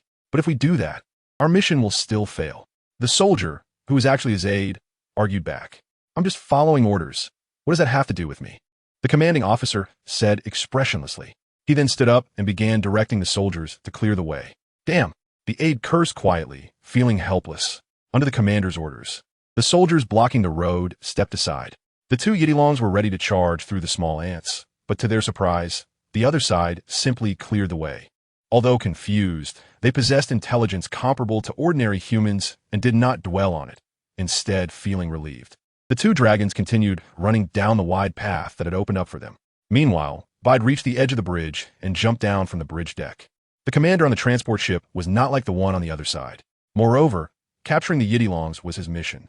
Upon seeing this guy who had already captured two Yidilongs, he immediately ordered to open fire. Tat tat tat. All the soldiers on the ship opened fire together, countless bullets flying towards Bide. However, how could Bide, clad in a vibranium battle suit, fear such things? The bullets hit the vibranium suit, making a series of clanging sounds but causing no substantial harm. On the contrary, the kinetic energy from the bullets was absorbed by the mechanisms within the suit. As the kinetic energy continued, the web-like patterns on the suit began to glow faintly. Beard shot out a web with his left hand and clenched his right fist. I wonder if you've ever heard of a punch that comes down from the sky. Boom! In the instant before he landed, Beard's vibranium spider suit, originally dyed in red and blue, burst forth with a dazzling purple light, making him look like a thunder god descending from the heavens. When his body slammed heavily onto the deck of the transport ship, an immense force erupted from his fist. The entire transport ship shook violently as a result. The soldiers were thrown off balance, some even being directly knocked away. Whoosh, whoosh, whoosh. Bide stood up and shot out dozens of spider silk threads, sticking the eyes of every soldier, whether lying on the ground or standing, while the guns in their hands also became glued. In just a few breaths, there was not a single soldier on the deck of the ship capable of firing a weapon. This frightened the captain and his crew in the cockpit. What kind of monster is this? Is he wearing exoskeleton armor? Which tech company produced it? I heard that the Osborne Group has a collaboration with us on exoskeleton armor, but there's been no progress. Could it be from the Osborne Group? Due to the uniqueness of the Allosaurus and the fact that the three-headed Allosaurus had already been subdued, several big shots who were interested in this creature happened to be on the ship. They wanted to personally transport these prehistoric giants back. Unexpectedly, they encountered Bide just as he was making a comeback. The female Allosaurus, named Yoya, was hoisted onto the transport ship and placed in a frame constructed from steel bars as thick as a forearm. It was evident that this frame was welded together temporarily, with the weld still very new. There was also one on two nearby transport ships. It was likely made just before departure specifically to hold the three-headed Allosaurus. Bide stood in front of the framework, looking at the Allosaurus Yuya inside, frowning. The commotion he caused when he came down was quite loud, but this Allosaurus Yuya showed no reaction at all. It was impossible that it had been killed. Anesthesia. Clearly, after loading the Allosaurus onto the ship, these people had administered anesthesia to them as a double safety measure. However, this created a dilemma for Bide. The weight of this Allosaurus was not worth mentioning. Even these elite Allosauruses, enhanced with special herbs by Pterosaur Norman, weighed only around 4 tons. For Bide, he could lift that with one hand. But this Allosaurus Yuya in front of him was 10 meters long. No matter where Bide exerted force, he couldn't lift it completely unless he could fly. Left with no choice, Bide had to seek another method. End of this chapter. His first reaction was to call for help. He wanted Pterosaur Norman to come and take his little sister away. Although Pterosaur Norman was only slightly larger than these Allosauruses, his strength was immense, at least several hundred tons, even more terrifying than Bide. However, Bide was equipped with an indestructible vibranium suit. No matter how strong Pterosaur Norman was, he couldn't do anything to him as long as the suit held up. Moreover, Bide was more agile and could easily exploit Pterosaur Norman's weaknesses to subdue him. The crucial point was that Pterosaur Norman was troubled by quantum collapse phenomena and needed Bide's quantum energy for sustenance. Otherwise, he could die prematurely. Resistance was futile. However, Pterosaur Norman was still on the other side of the city, separated by a bustling urban area. Even if he set out now, he wouldn't be able to arrive in time. Or rather, he wouldn't be able to make it. Nevertheless, Bide still notified him first, because on a distant river, several ships were gradually appearing. Warships.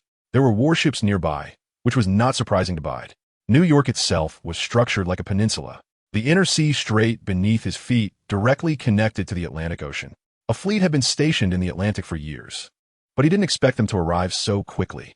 This could only indicate one thing. Clearly, these warships were the main force escorting the Allosauruses.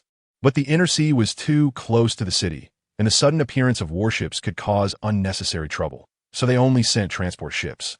But now, with Bide's unexpected situation, they couldn't care less. Seeing these units, which could be considered the strongest combat units of modern warfare, Bide felt a severe headache. Each warship, with its naval soldiers, naval guns, machine guns, etc., could significantly influence the outcome of a small-scale battle. Did they really need to take me so seriously? Bide felt utterly speechless. In another world, he was fighting to protect it, but in this world, he was being hunted by the military. Oh wait, he had also been hunted in that world. So, am I really not a good person? Tums, go pick up Gwen. and then tell the big guy next to you that we're preparing to retreat. Have him bring his little brother along too, Bide said into his earpiece. Okay, boss, came the voice of the bull vulture from the earpiece. Bide, what happened? Gwen asked, confused. Gwen, sorry, we need to prepare to run, Bide said as several vibranium spider legs popped out from his back, his tone not pessimistic but rather relaxed. He had gradually learned to find joy amid hardships. Oh great, finally no school. Gwen on the other end was momentarily stunned, then exclaimed joyfully. Bade, it's okay, let's go check out the next world. Maybe you can continue your studies there? Gwen, ding ding ding, under the attack of several vibranium spider legs. Even though the steel bars of the frame in front of him were as thick as a forearm, they couldn't hold up for long. Soon, he had dismantled an entire side of the frame. He couldn't let him take the dinosaur. The latest order was to shoot the attackers and the dinosaurs, fire at will. Meanwhile, a delayed order finally reached the scene. After intense discussions, even though some people were very eager for the secrets and inherent value of these prehistoric beasts, they had a compromise. They could only hope that the blood and flesh left after the dinosaurs were killed would still have some research value. With the order given, several warships quickly approached the area. At the same time, several fighter jets took off from a carrier further away, rapidly heading this way. Here, after dismantling one side of the frame, Bade began to drag the sleeping Allosaurus Yia out of the frame little by little. Not far from him, in the captain's cabin of the transport ship, a group of important figures watched Bade's actions with dread. My God, could this guy be a Tyrannosaurus in human skin? I guess that's not an exoskeleton. It's a war robot. Impossible. If it were a robot, it couldn't exert such great strength with that kind of lever arm. He must have many secrets. I think his value is countless times higher than these dinosaurs. I suggest capturing him alive. One person made a suggestion. However, when he finished speaking, he found that everyone around him was looking at him, as if he were a fool. He couldn't help but feel a bit angry and said, Why are you looking at me like that? Am I wrong? One person replied, somewhat speechless. What you said makes sense. Who can't see that? But what do we use to capture him? You saw his exoskeleton's defense. Bullets have no effect on him. You also saw his strength. One punch from him could shake this transport ship. What we use to capture him? Your pea-sized brain. Or your stubborn mouth that won't admit it's cooked. A barrage of ridicule left the man flushed. Thud, thud, thud.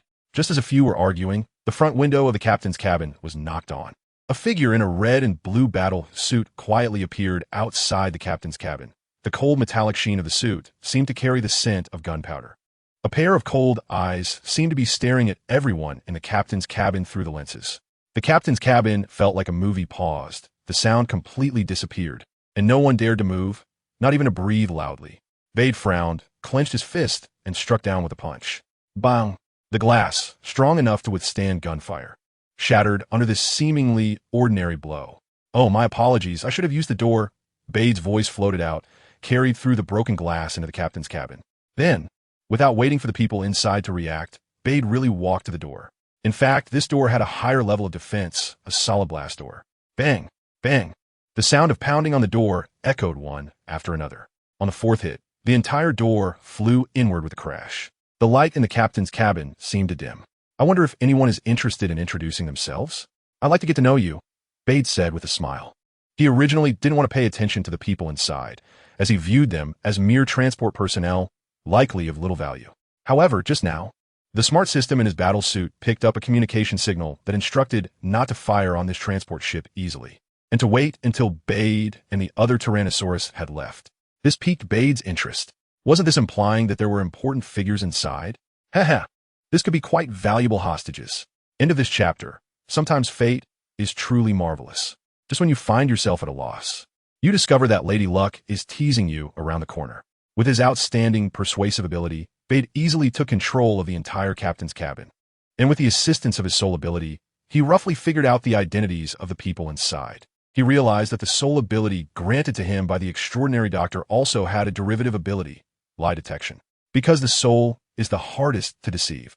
No matter how sweetly you speak, as long as the soul shows some abnormal fluctuations, it can be detected by the soul ability, allowing one to infer that they are lying. TSK. The identities of these people in the captain's cabin are quite impressive. Among them, 2 are core members of one of the top families in the Eagle Nation, wielding immense power. To what extent? According to the original plan of the 3 Tyrannosaurs, 2 would be taken away and raised by these 2 families, while the remaining one was reserved for the Eagle Nation's official research. As for the others, they were all well-known experts and professors in paleontology, genetics, and other fields, both in the Eagle Nation and globally. Losing just one of them could cause a stir in the field, and there are about 10 of them like this. These people originally intended to quickly access these prehistoric giants to expedite their research, but who would have thought they were all taken by Bade? After clarifying their identities, Bade immediately selected 2 of them, bound them with spider silk, and hung them on the wall outside the captain's cabin. This operation caused the people inside the captain's cabin to exclaim that they couldn't take it. Some even labeled him a terrorist, demanding that he adhere to humanitarian principles. However, Bade wouldn't talk about humanitarianism with them. They wanted to annihilate him. Discussing humanitarianism with them would be a sign of madness, wouldn't it? Although Bade didn't even communicate with those on the warships or the 2 nearby transport ships, his actions directly caused them to temporarily halt their movements, buying Bade precious time. 2 warships and 2 transport ships, along with several small assault boats released from the warships, surrounded the transport ship that Bade had hijacked, almost forming a complete encirclement. Behind the transport ship, soldiers gathered on the cross-sea bridge, weapons aimed below. In the high sky above, several fighter jets circled, surrounded on all sides. This phrase perfectly describes Bade's current situation. Bade, however, was not the least bit flustered. It seemed like there was no way out. But these people would never have guessed that he had another path to take. The quantum channel, the gate to the parallel universe. Boom, boom. Suddenly, there was a commotion on the bridge, and the solid surface trembled rhythmically. It turned out that 2 Allosaurus had come and gone. At the same time in the sky, the enormous figure of the pterosaur Norman also appeared. The sudden intrusion of the 3 broke the stalemate. Since that odd person was here to rescue these dinosaurs, let's take them down first and increase our leverage. Someone in command on-site made a decision. Subsequently, the fighter jets hidden in the clouds began to lower their altitude, targeting the Fengshan pterosaur flying in the air. Below, the ground soldiers who had previously hesitated also picked up their weapons and aimed at the Allosaurus Nalo and Allosaurus Sat to open fire. Roar! The 2 Allosaurus roared frantically. Boss, can we fight back? It hurts so much when they hit us, Allosaurus Nalo shouted. Earlier, when Bide had sent them to the outskirts of the city to find the pterosaur Norman, he instructed them not to take lives proactively. What they did before they pledged allegiance to him was none of Bide's business, but since they had submitted to him, he certainly wouldn't allow them to harm others proactively. Of course, passive retaliation did not count in this regard. He was not an old-fashioned person who would just take hits without fighting back. Only a fool would do that. Bide answered his question with action. He picked up 2 guns from the ground beside him, and his strong strength and physical condition allowed him to easily wield them simultaneously.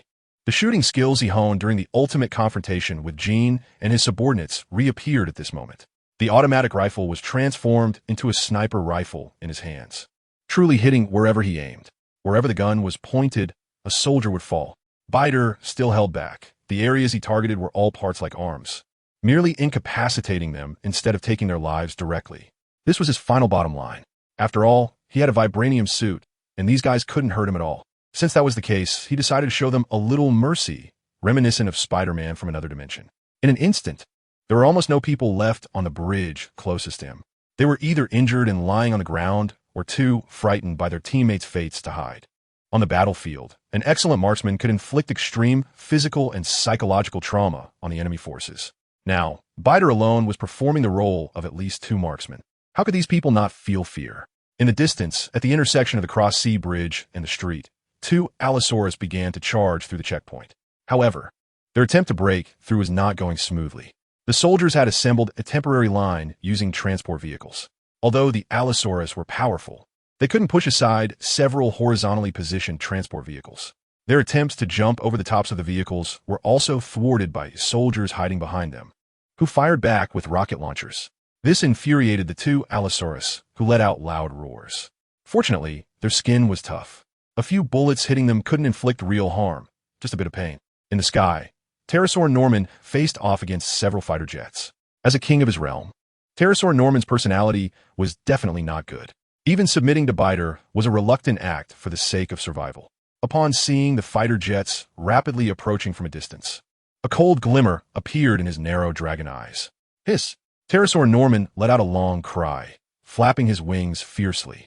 That seemingly clumsy body suddenly accelerated, its explosive speed rivaling that of the oncoming fighter jets. The pilots of the approaching jets probably didn't expect it. Who would have thought that this seemingly flesh-and-blood creature could move so fast? By the time the pilots reacted, Pterosaur Norman was already above one of the fighter jets.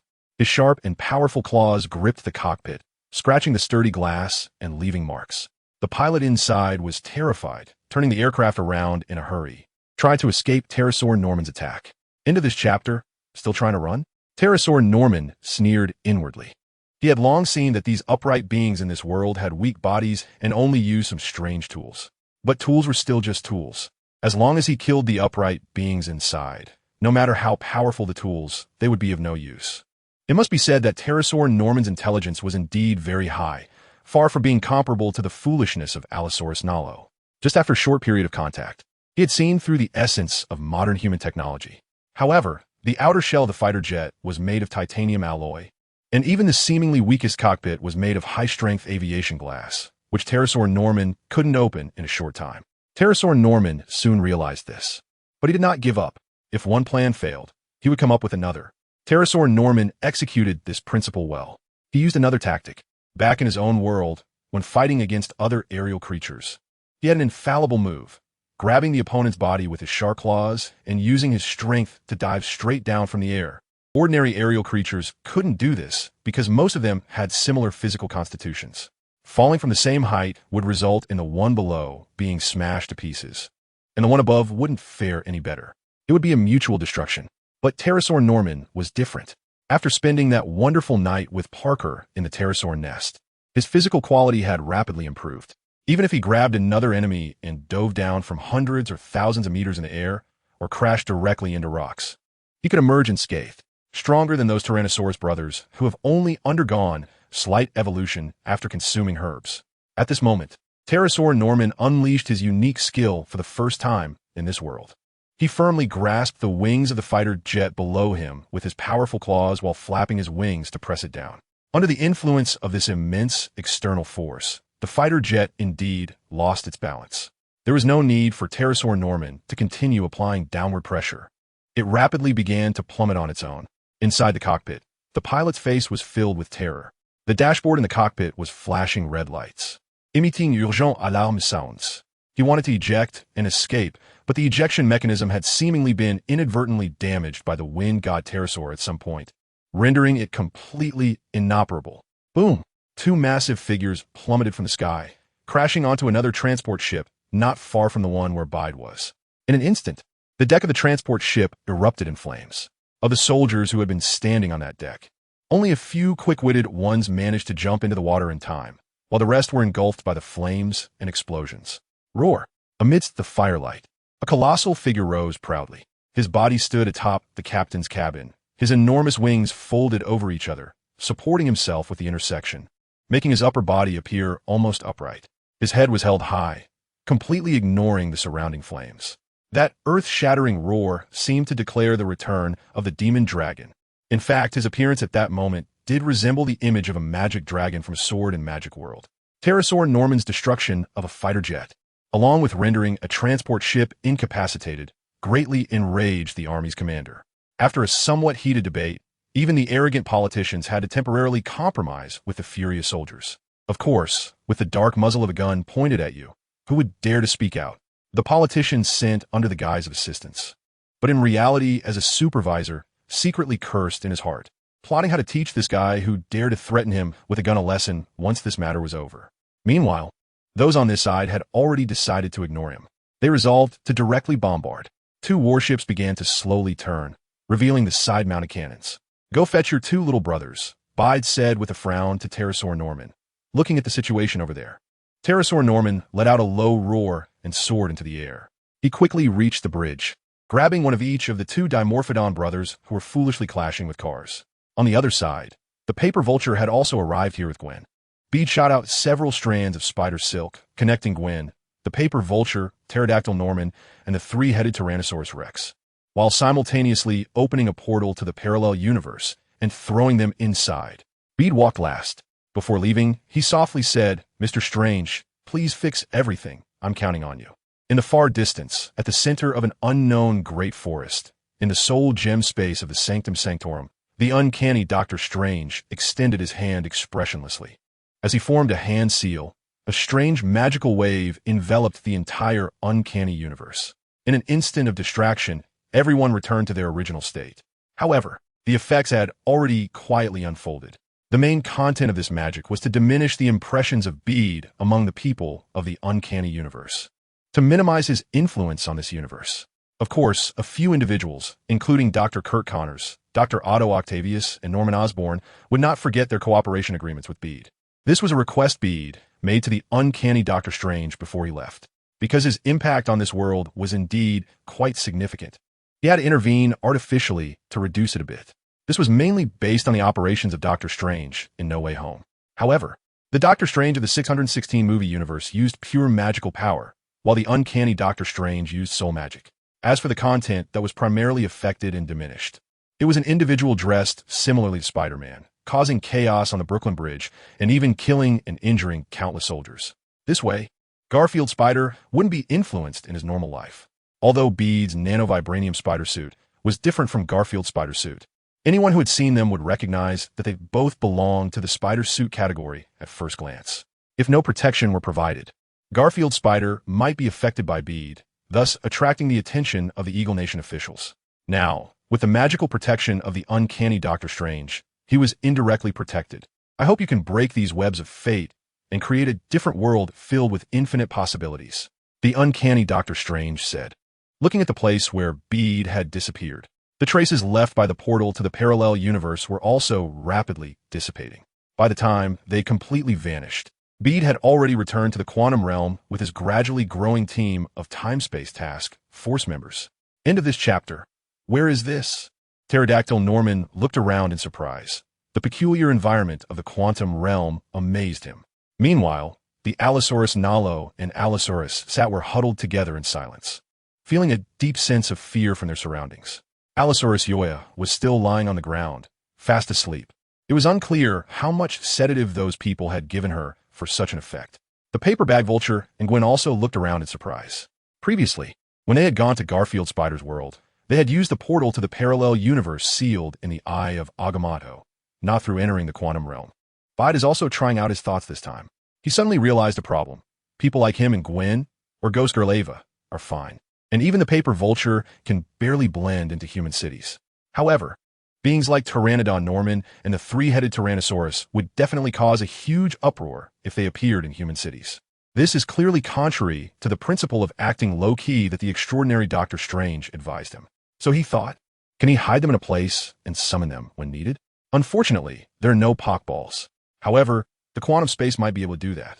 Moreover, the quantum space is directly connected to Bede, which means that if this method works, he can bring out anyone in the quantum space at any time. If that's the case, then this quantum space can serve not only as a relay station for him to travel between universes, but also as an activity venue for the Time-Space Special Task Force. The only problem is that after Bede just pulled someone in, he found that it consumed a significant amount of his quantum energy. The 2 people and 4 dinosaurs almost drained his quantum energy completely. Now, after staying in the quantum space for a while, he has somewhat recovered. He can bring people in, but he can't bring too many at once. Bede has calculated this in his mind, and then he looked at the 4 dinosaurs, realizing that the amount of quantum energy consumed is directly related to the size of the organisms. The energy consumed by these guys is dozens of times that of Gwen and the paper vulture. This means that if it were normal-sized humans or humanoid beings, he should be able to bring in around 100 at once. Bede understood in his heart. Then, he looked at Gwen and asked her how she was feeling now. Hearing Bede's question, Gwen carefully felt her body and then shook her head. I don't feel anything wrong. Wait, it seems I don't need to breathe anymore. Don't need to breathe? Bede instinctively lowered his head to look at Gwen's ample curves, then quickly withdrew his gaze. It seemed there really wasn't much fluctuation. Little did he know, Gwen had already noticed his subtle movement and said with a half-smile, do you find it appealing? Bede chuckled. This is purely an instinctive reaction for me. If Gwen hadn't mentioned it, he wouldn't have noticed that in the quantum space, he indeed didn't need to breathe. After all, breathing, while a crucial instinctive action, is often subconsciously overlooked. Now the question arises, theoretically, apart from him, others here do not have the ability to survive in the quantum space, because there is no air in the quantum space itself. So what they are consuming while standing here must be something else. For example, quantum energy? Bede reached out his hand to Gwen. Gwen was puzzled. but she trusted Bade completely and did not hesitate to take his hand.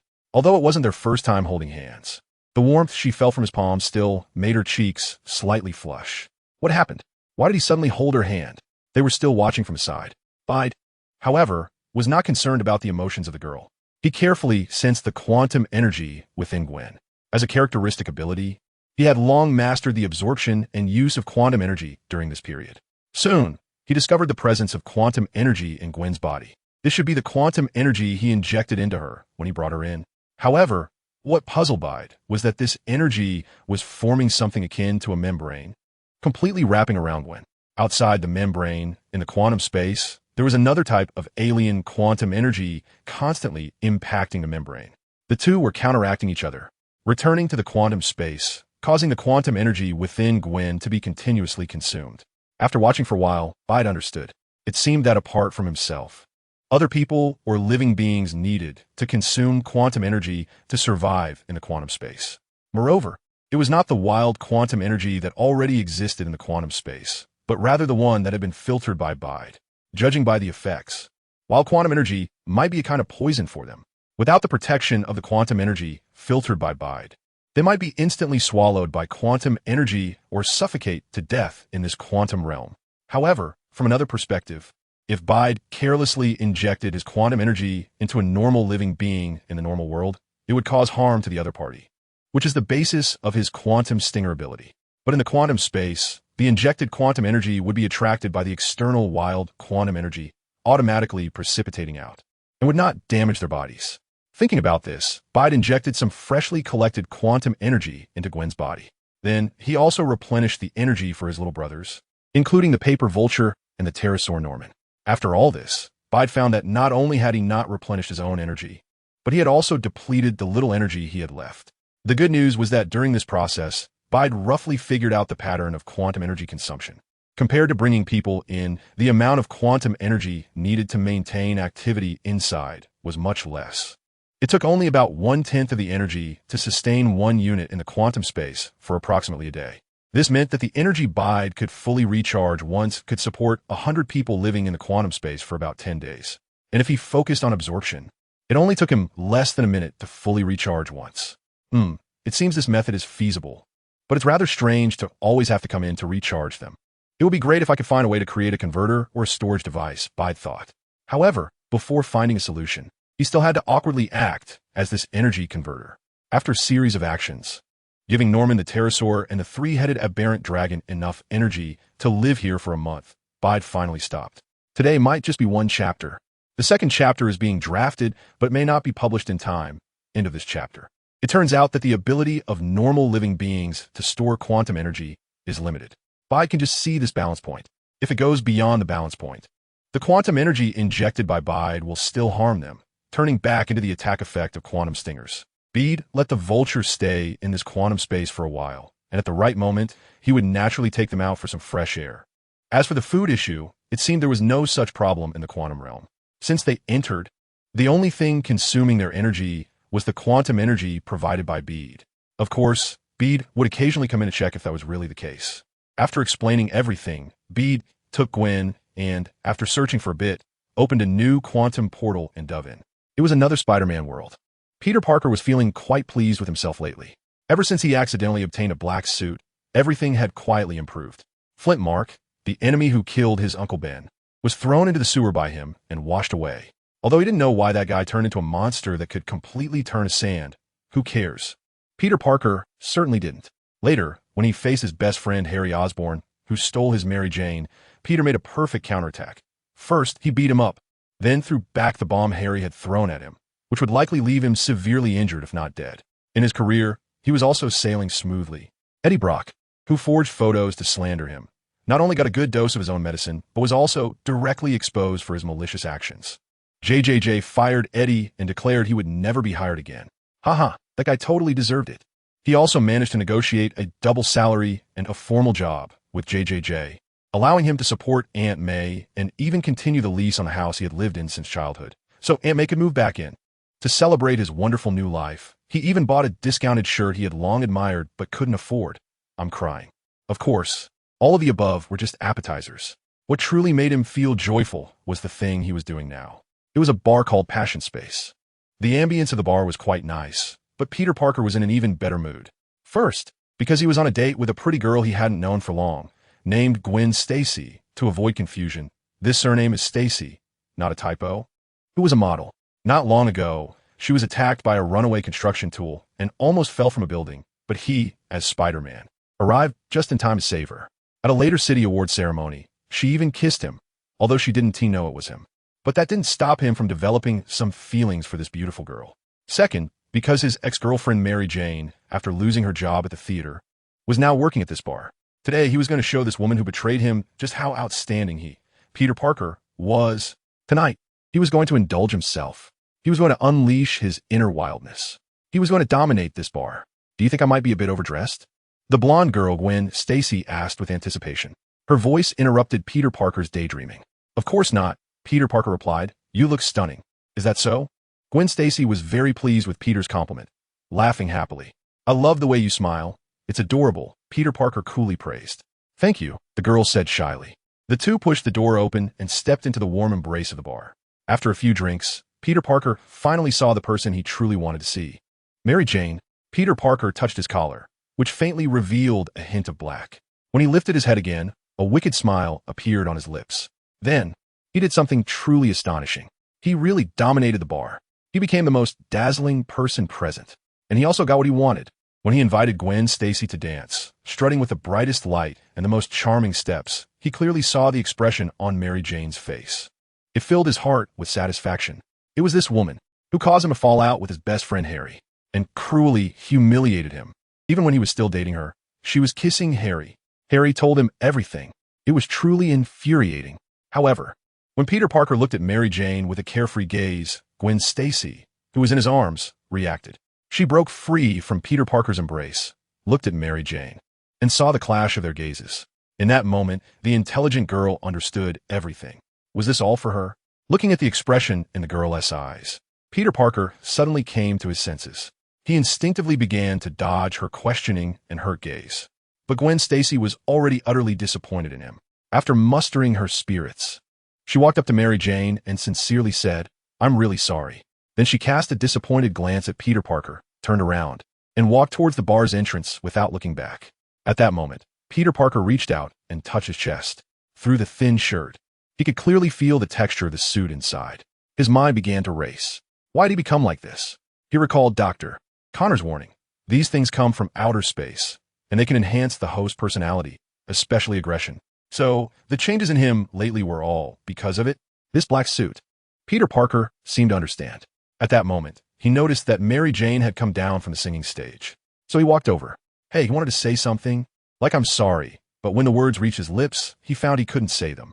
Mary Jane turned around and questioned, Do you have a problem? Peter Parker felt anger rising within him. At that moment, the bar owner and several bartenders came over to protect Mary Jane. However, Peter Parker had no intention of taking these guys seriously. He reached out and grabbed one of the bartenders, lifting the nearly 200-pound hulking figure. Just as he was about to do something, suddenly, bang, a sound of breaking glass came from behind. Then a scream erupted. End of chapter. Peter Parker suddenly turned around and saw a strange figure appear at the entrance of Passion Space Bar. It was a monster entirely blood red, with a pair of huge white eyes and a gaping mouth filled with fangs, looking especially terrifying. In its hand, it was holding someone. It was none other than Gwen Stacy, who had just walked out of the bar. Peter Parker stared in shock at the scene before him, then immediately sprang into action. Although his personality had become tough and sinister due to the black suit, he was still the same Peter Parker, the superhero Spider-Man. When the community was in danger, he would still stand up without hesitation. Peter Parker dropped the bartender he was holding and turned to run into the bar's restroom. The bar owner and several bartenders also saw the monster. Seeing Peter Parker flee in panic, they couldn't help but mockingly say, Look, Mary Jane, this guy is just a coward. There's no need to pay him any mind. Mary Jane didn't respond, just looked at the direction of the bar with a complicated expression. The blood-red monster outside the bar began to cackle ominously, its eyes fixated on the interior of the bar. To be precise, it was focused on Peter Parker. My dear father, though I don't know why you've become so weak, why not let me devour you? The blood-red monster held Gwen Stacy in one hand and casually smashed the entire glass door of the bar with the other. Countless shards of glass flew into the panicked crowd, causing even more chaos. "Sir, if you're here for cosplay, I think you've come to the wrong place." One bartender pulled out a handgun and aimed at the blood-red monster. However, the monster completely ignored him. Bang, bang, bang. The bartender decisively emptied the magazine. Yet, the bullets hitting the blood-red monster caused no reaction whatsoever, not even slowing it down. "Trash, are you looking for death?"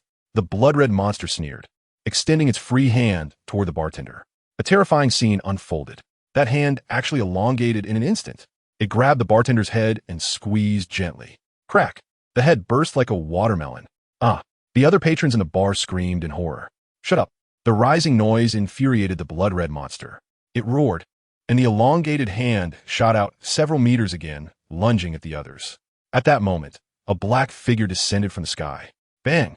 The black-suited Spider-Man grabbed the blood-red monster's extended hand tightly and shouted, "Who are you? Why are you here?" The blood-red monster laughed. "Me? I'm your son, Daddy." "What?" The black-suited Spider-Man was taken aback. Even Mary Jane, who was not far away and was shocked by Peter Parker's new appearance, was stunned. "A son? Peter actually had a son?" The black-suited Spider-Man instinctively glanced at Mary Jane, angrily retorting, "I have no son. It's impossible for me to have an illegitimate child your age. Right?" Mary Jane also reacted, realizing that Peter Parker was the same age as her. How could he possibly have such an old, illegitimate son? "Hee, it doesn't matter if you don't recognize me. That doesn't affect how delicious you are," said the blood-red monster. "What do you mean by recognition? You haven't even said who you are." Peter Parker replied, exasperated. "I think you should take a good look at your brain. It really doesn't work well." The blood-red monster tilted its head, seemingly pondering. Then it said, "Oh right, I forgot to introduce myself. Listen closely. My name is Carnage, your son, Venom's child. Now you understand my identity, right?" "Carnage? Venom?" Peter Parker was confused. He had no idea what Venom was. "Anyway, please let Gwen go. This has nothing to do with her, right?" Peter Parker said. "Gwen?" Carnage looked down at the quiet blonde girl he was holding, shook his head, and said, "She is an important person to you, right, Daddy? But in his memory, she should be dead. Why is she still alive?"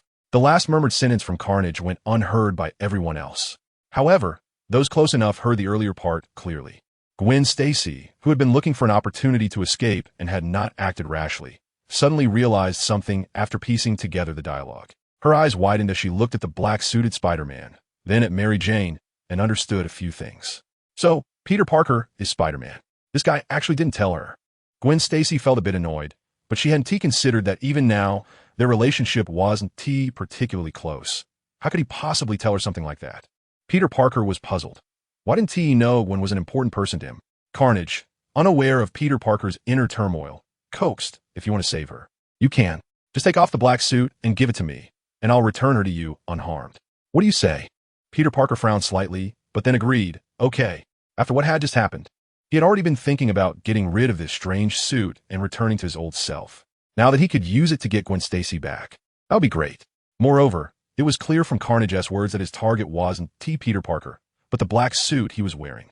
In other words, this black suit was the Venom that Carnage was talking about. The thought of possibly becoming something similar to that disgusting creature made him want to rid himself of it as soon as possible.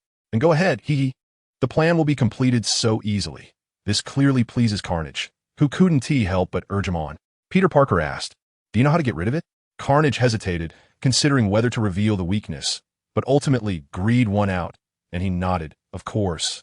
As long as their S sound, a special sound like a bell or something." "A bell? I just remembered. I know a place with a bell tower." Peter Parker suddenly realized, since that is the case, let us go quickly. He was almost impatient. "Let us go." Carnage looked at Peter Parker strangely, feeling that this guy seemed a bit slow-witted. The chapter ends. Massacre and Spider-Man left one after another, leaving behind a group of startled staff and guests. The bar owner had to step in to take control of the situation. He instructed several bartenders to calm the guests and announced that the drink for the night would be on the house. He then called the police to explain the situation here, learning that someone had already called the police a few minutes ago when that creature called Massacre appeared. At that moment, the nearest officers were on their way here. After giving these instructions, the bar owner turned to Mary Jane, intending to tell her to go home and rest early. But he found that Mary Jane was no longer there. He didn't think much of it, assuming that she had gone home by herself. He certainly wouldn't be angry about her sudden departure. As a once famous stage actress, although Mary Jane had faded from the limelight, her performances at the bar still brought in a significant amount of business. This was also why he had defended her in front of Peter Parker earlier. Meanwhile, a few streets away from the Passion Space Bar, above a church, there was a small bell tower containing a bell that could be embraced by 2 or 3 people. It was not unusual for a church to have a large bell. This bell had many purposes, the most common being to serve as a warning or reminder. For example, to notify nearby people to attend worship, weddings, or other religious activities. During wartime, ringing the bell might also signify surrender. However, now it has been given a new purpose that even the original builders of the bell tower could not have imagined. It would one day be used to combat extraterrestrial beings. Spider-Man, dressed in a symbiote suit, stands alone on the bell tower. Meanwhile, Carnage crouches on a nearby rooftop, having tossed Gwen Stacy aside, binding her with red webbing created from his own body. Peter Parker stands beside the large bell, looking in Carnage's direction, saying, "I hope you keep your promise." Don't worry. As long as you hand her over to me, I'll let her go. Good babies listen to their daddies. Carnage laughs maniacally. Spider-Man nods, not responding, but instead demonstrates his resolve through action. He looks towards the bell, takes a deep breath, and with a swift step forward, punches the bell with all his might. Clang! The ancient bell shakes from the impact, emitting a deep, resonant hum. Amid the bell's tolling, Spider-Man suddenly kneels on the ground, his black suit beginning to morph uncontrollably. It now resembles lard that has lost its solid state upon nearing a heat source. But it isn't liquid either. It's a strange form that exists between solid and liquid. Ha ha ha ha. A second scream follows. This sound seems to emanate from the black liquid gradually pooling on the ground. This scene astonishes both Peter Parker and Gwen Stacy. How is it possible? It truly has a life of its own. Gwen Stacy gasps in horror. This is merely his suit. But the appearance of this scene only deepens Peter Parker's determination to rid himself of the black suit.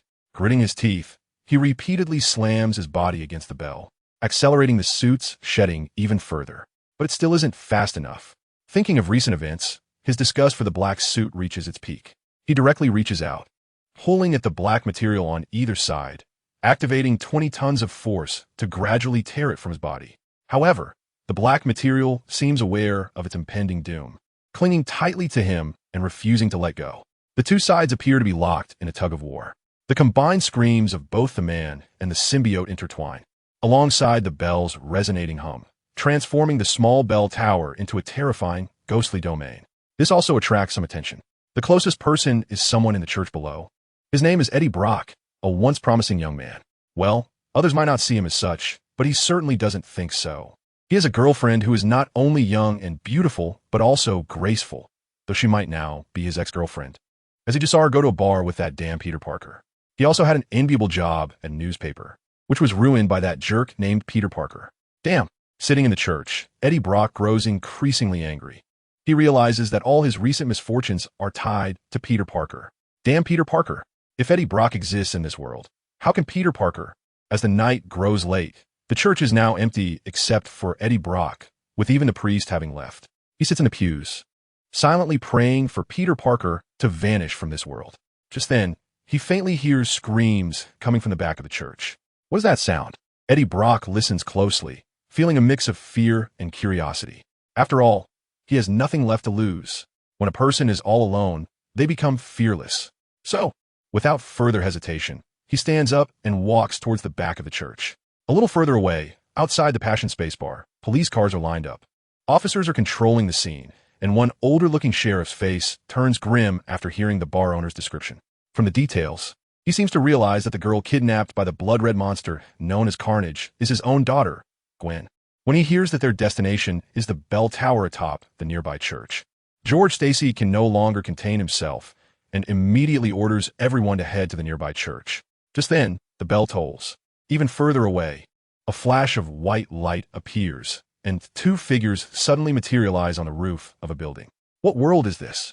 Gwen curiously surveys her surroundings and asks. Peter shook his head. If I'm not mistaken, it should be a world of a Spider-Man called Toby, but for some reason, the multiverse is in chaos. And I'm not sure anymore. Gwen blinked.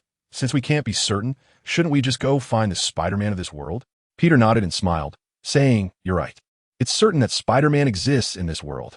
After all, he used Spider-Man as the primary condition to find this world. If there were no Spider-Man here, he wouldn't have been able to come." End of chapter. Just as Peter was talking to Gwen, a faint bell rang from a distance. Gwen couldn't help but complain. Who is ringing the bell late at night? Aren't they afraid of getting charged with disturbing the peace? Indeed, Peter replied, then suddenly laughed, a bell at midnight. Huh, it seems we've arrived in Toby's Spider-Man world, almost certainly. Huh, how can you tell? And why do you refer to the Spider-Man in the last world as Garfield's spider and this one as Toby's spider? Is there a reason for that? Gwen asked, very curious. Peter, unsure how to explain, made up a reason and said, didn't I tell you before that there are some works about Spider-Man in my world? Like Miles. Gwen nodded. Bate said, there are naturally Spider-Man movies along with Spider-Man games. Among them, there are two versions I like the most. One actor is named Toby, and the other is called Garfield, so I named them after them. Gwen frowned deep in thought. Peter also knew that his reasons were untenable. To prevent Gwen from overthinking, he quickly changed the subject. Anyway, I can guess some things now, and I know roughly where Spider-Man is in this world.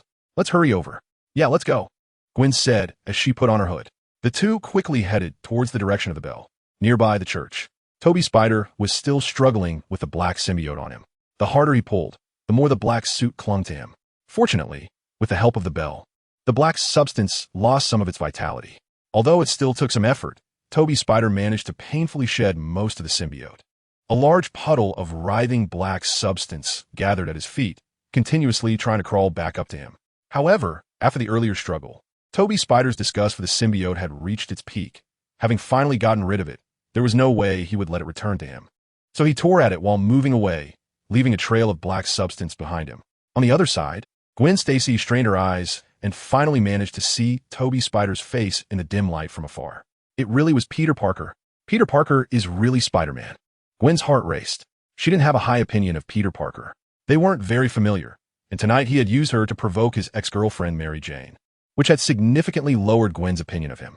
But she had a great admiration for Spider-Man. It could even be said that she was infatuated, not only because Spider-Man had saved her life, but also because she had admired great heroes since childhood, just like her father. A great hero who selflessly dedicated himself to the community. Spider-Man was undoubtedly such a character. She understood Spider-Man and wanted to become him, but she knew that was impossible. So she settled for wanting to be the woman behind Spider-Man, to be his strong support and contribute to his heroic cause. Under the influence of these feelings, the images of Peter Parker and Spider-Man gradually merged in her heart. Meanwhile, on the side, Carnage was not feeling well. Although the rooftop he chose was separated from the clock tower by a street, a distance of 7 to 8 meters, the sound still felt as if it were right in front of him, resonating painfully in his ears. He felt goosebumps all over his body. Even though he didn't have normal human skin to get goosebumps, from the outside in, from his body to his mind, he was repulsed by the sound. This discomfort almost drove him mad. But when his gaze fell on the puddle of black substance at Toby Spider's feet, he forcibly suppressed his inner impulse. Delicious. Delicious. What a wonderful smell. I must eat him, Carnage murmured to himself, suppressing the intense urge within him. Once I eat him, I'll deal with you, Dad. Who told you to make me feel this way? His words shocked Gwen Stacy. Peter, stop. He's not going to honor the agreement, Gwen shouted. Although this could lead to her own death, she no longer cared about that when it came to Peter Parker's safety. Feelings can be strange sometimes. Liking someone and hating someone only requires a small trigger. Shut up. Carnage's expression changed as he turned and roared at Gwen Stacy. Anger surged within him, and he extended one hand, transforming it into a blood-red spike aimed at Gwen Stacy. No, Gwen. Toby Spider was also startled by the sudden turn of events. Fortunately, he had mostly shed the symbiote by now. Faced with Gwen Stacy's life and death, Toby Spider unleashed his maximum speed and strength. He violently shook off the last remnants of the symbiote's grip, leaped up, and pounced towards Carnage. However, Carnage was only 2 to 3 meters away from Gwen Stacy, while Toby Spider was 7 to 8 meters away. Even though Toby Spider reacted quickly, he could only watch helplessly as Carnage's blood-red spike approached Gwen Stacy. No, Kiki Kek. Another Gwen died in front of Spider-Man. Carnage laughed maniacally as he continued his attack. Just then, a figure fell from the sky, landing between the blood-red spike and Gwen Stacy. The figure appeared to be wearing a suit made of an unknown metal material, but upon seeing its design and the spider emblem on it, Toby Spider was taken aback. It was unmistakably a spider emblem. Although it differed significantly from his own spider suit, he recognized it at a glance. But what was going on? Toby Spider was bewildered. Fortunately, the figure blocked Carnage's attack and saved Gwen, appearing to be an ally rather than an enemy. Smack!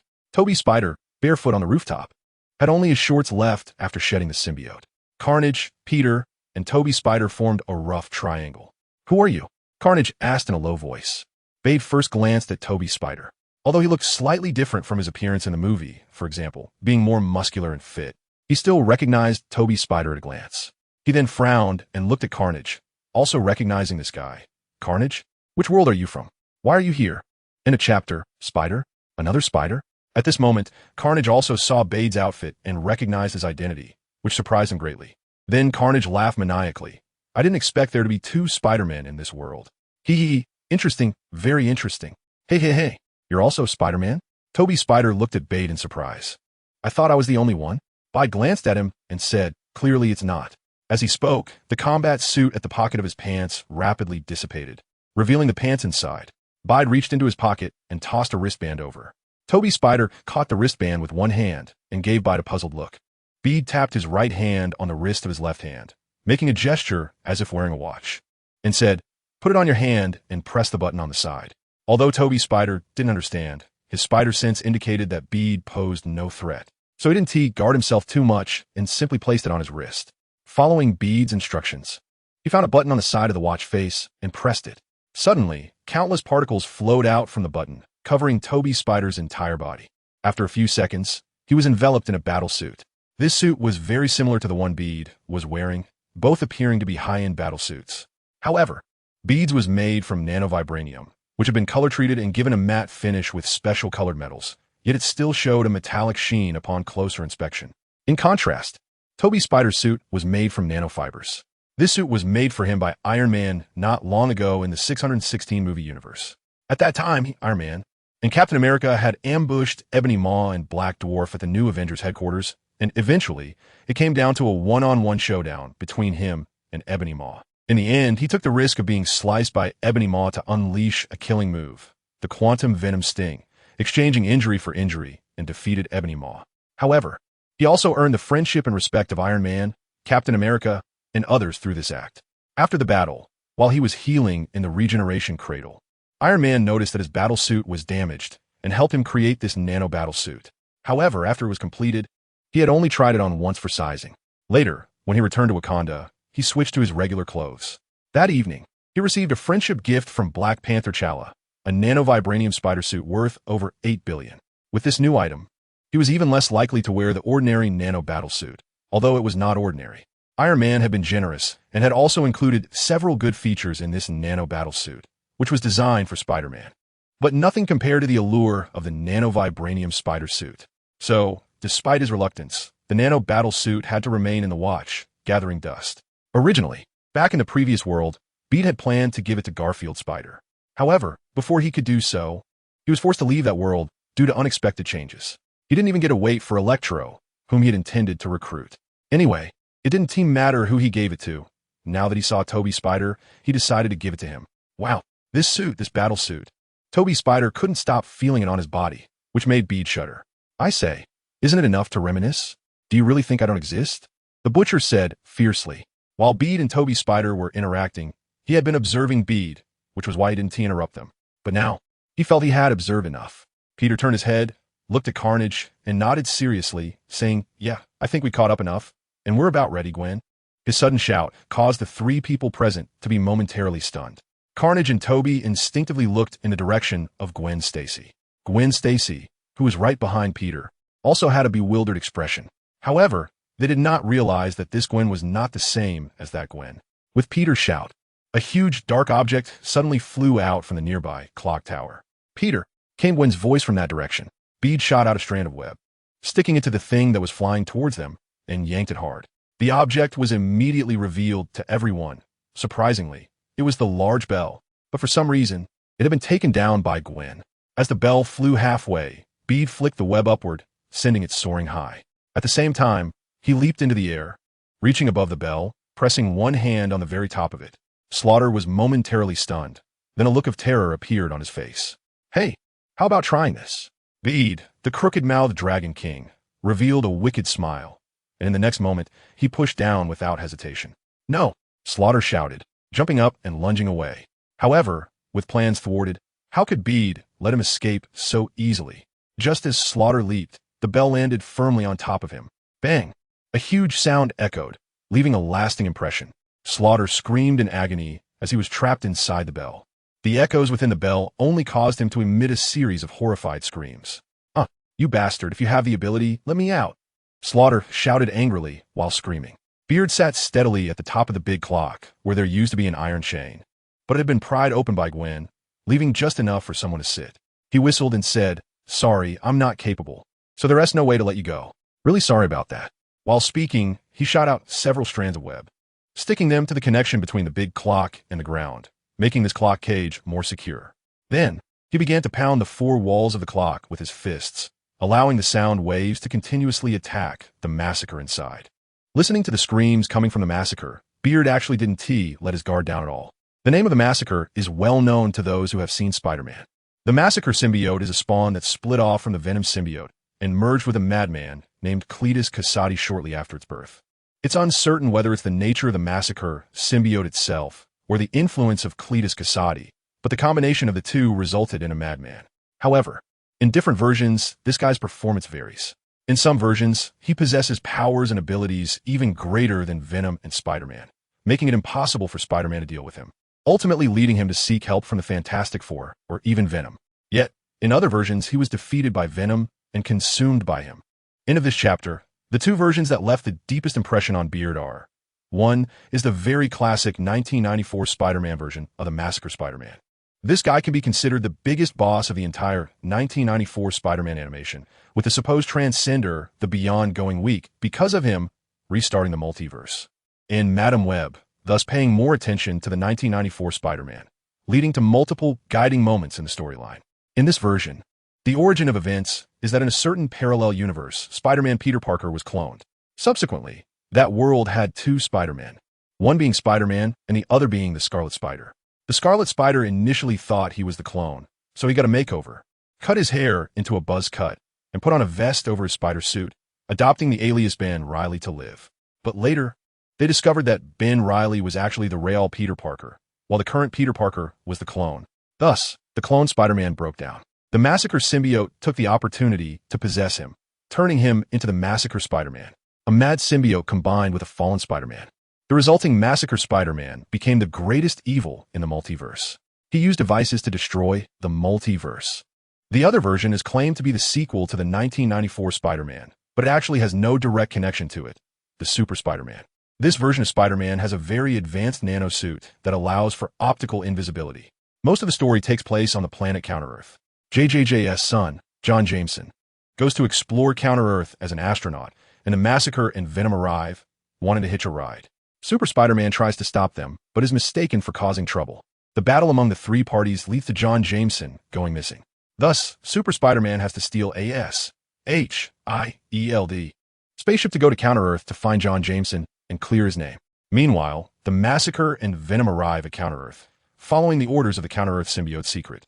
It's unclear in this version whether the Massacre and Venom are actually father and son, but they seem to have a decent relationship. And because there are fewer episodes, they always appear to be struggling, giving the impression that they are not very powerful. Bede's biggest impression of them is that no matter what they become, it seems they can always return to their original form, as if they are immortal, which is quite troublesome. However, the good news is that no matter which version of the symbiote, they all have weaknesses to sound waves and flames. As long as these weaknesses are exploited, the difficulty of defeating the symbiote is greatly reduced. Thud. Gwen landed next to Bede, holding a large bag made of white spider silk, which served as a temporary container. The bag seemed to be filled with something alive, as it was bulging outward. Fortunately, the silk was strong enough to keep whatever was inside from escaping for the time being. Inside, of course, was the symbiote Venom from this world. In fact, the Venom symbiote from the Tobey Spider world is a bit weak. The strength of the Venom symbiote in this world is relatively low in the storyline. It was taken down by Tobey Spider with a steel pipe and then blown up by a pumpkin bomb. This might also be related to its lack of experience. After all, there aren't many major villains in this world, and as the protagonist, Tobey Spider has only faced off against Green Goblin and Dr. Octopus, basically still a rookie. Moreover, the reason symbiotes are called symbiotes is that they need to parasitize others to survive. Without a host, their abilities would be greatly diminished. At this moment, the Venom symbiote is just like that. First, it was gently awakened from its slumber by the sound of a bell. Then before it could open its eyes, it was wrapped in a big sack by Gwen, and now it was brought back to the bell again. Perhaps only one phrase can describe the Venom symbiote's feelings at this moment. Baby's heart is bitter, but baby can't say it out loud. How should we handle this? Gwen asked. Bide pointed to the large clock in front of him and said, just throw it over here, and let's perform a rite for it together. Gwen smiled and tossed the web bag containing Venom next to the clock, mimicking Bide's actions and reinforcing it a few more times on top. Soon, the sound of the clock began to resonate with a continuous ding, ding, ding, ding. Toby Spider had completely confirmed Bide and Gwen's identities as allies. Taking advantage of the two handling the slaughter and Venom, he approached Gwen Stacy and helped her untie the bindings. Are you okay? Toby Spider asked. Gwen Stacy simply looked at Toby Spider with affectionate eyes and said, why didn't you tell me you were Spider-Man? Toby Spider awkwardly replied, can you keep this a secret for me? Gwen Stacy smiled brightly, of course. But can you agree to one request of mine? You say. Toby Spider thought to himself that he could agree to any reasonable request to get her to keep his secret. Gwen Stacy said, go on a date with me. Huh? Toby Spider was a bit dumbfounded. What's wrong? Is that not okay? You still have a date with me tonight. Gwen Stacy pretended to be dissatisfied. Of course. It's great to go on a date with a beauty like you, but why? Because I'm Spider-Man? Toby Spider suddenly realized. Gwen Stacy nodded, of course. You're the great hero who protects the city and saved me twice. Toby Spider shook his head and ruthlessly rejected Gwen Stacy's request. No, you like Spider-Man, not Peter Parker.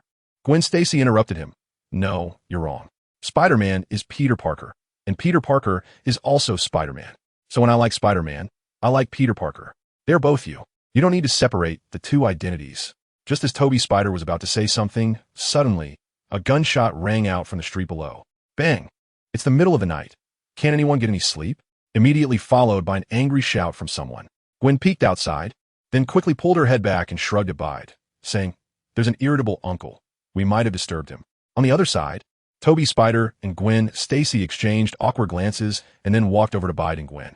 Gwen Stacy looked at Bide and Gwen with curiosity and gratitude, saying, thank you for saving me.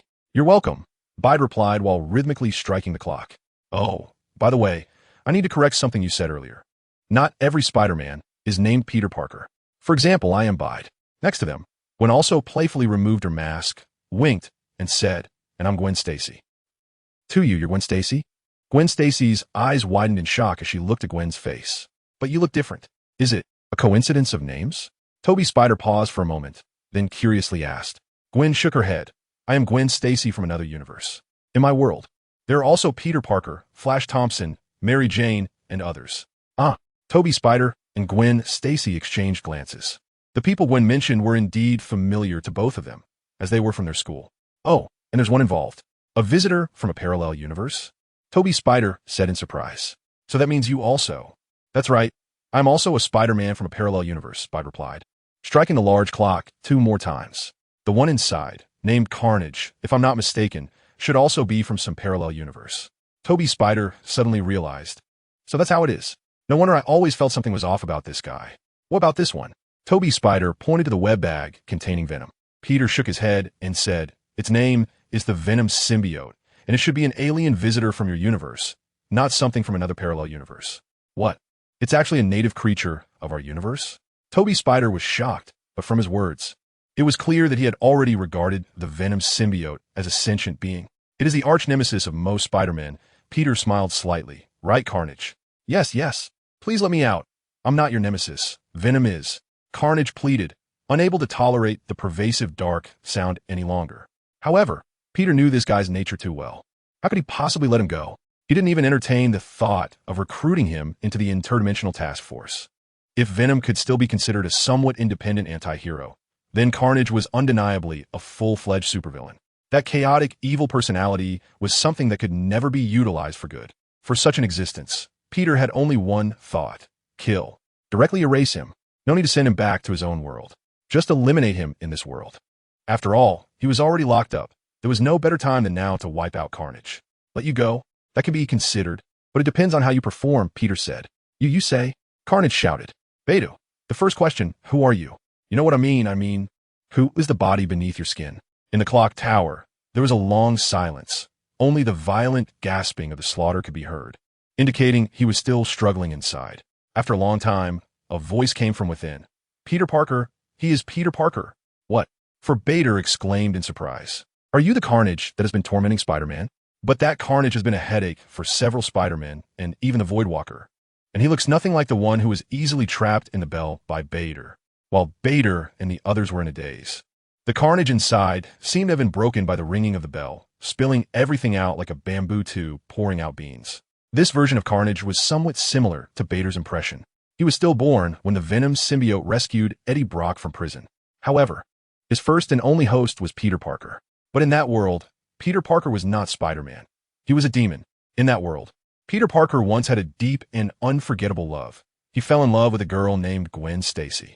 Unfortunately, during a battle with the Green Goblin, Harry Osborn, Gwen Stacy was caught in the crossfire and died. In a fit of rage, Peter Parker brutally killed Harry Osborn.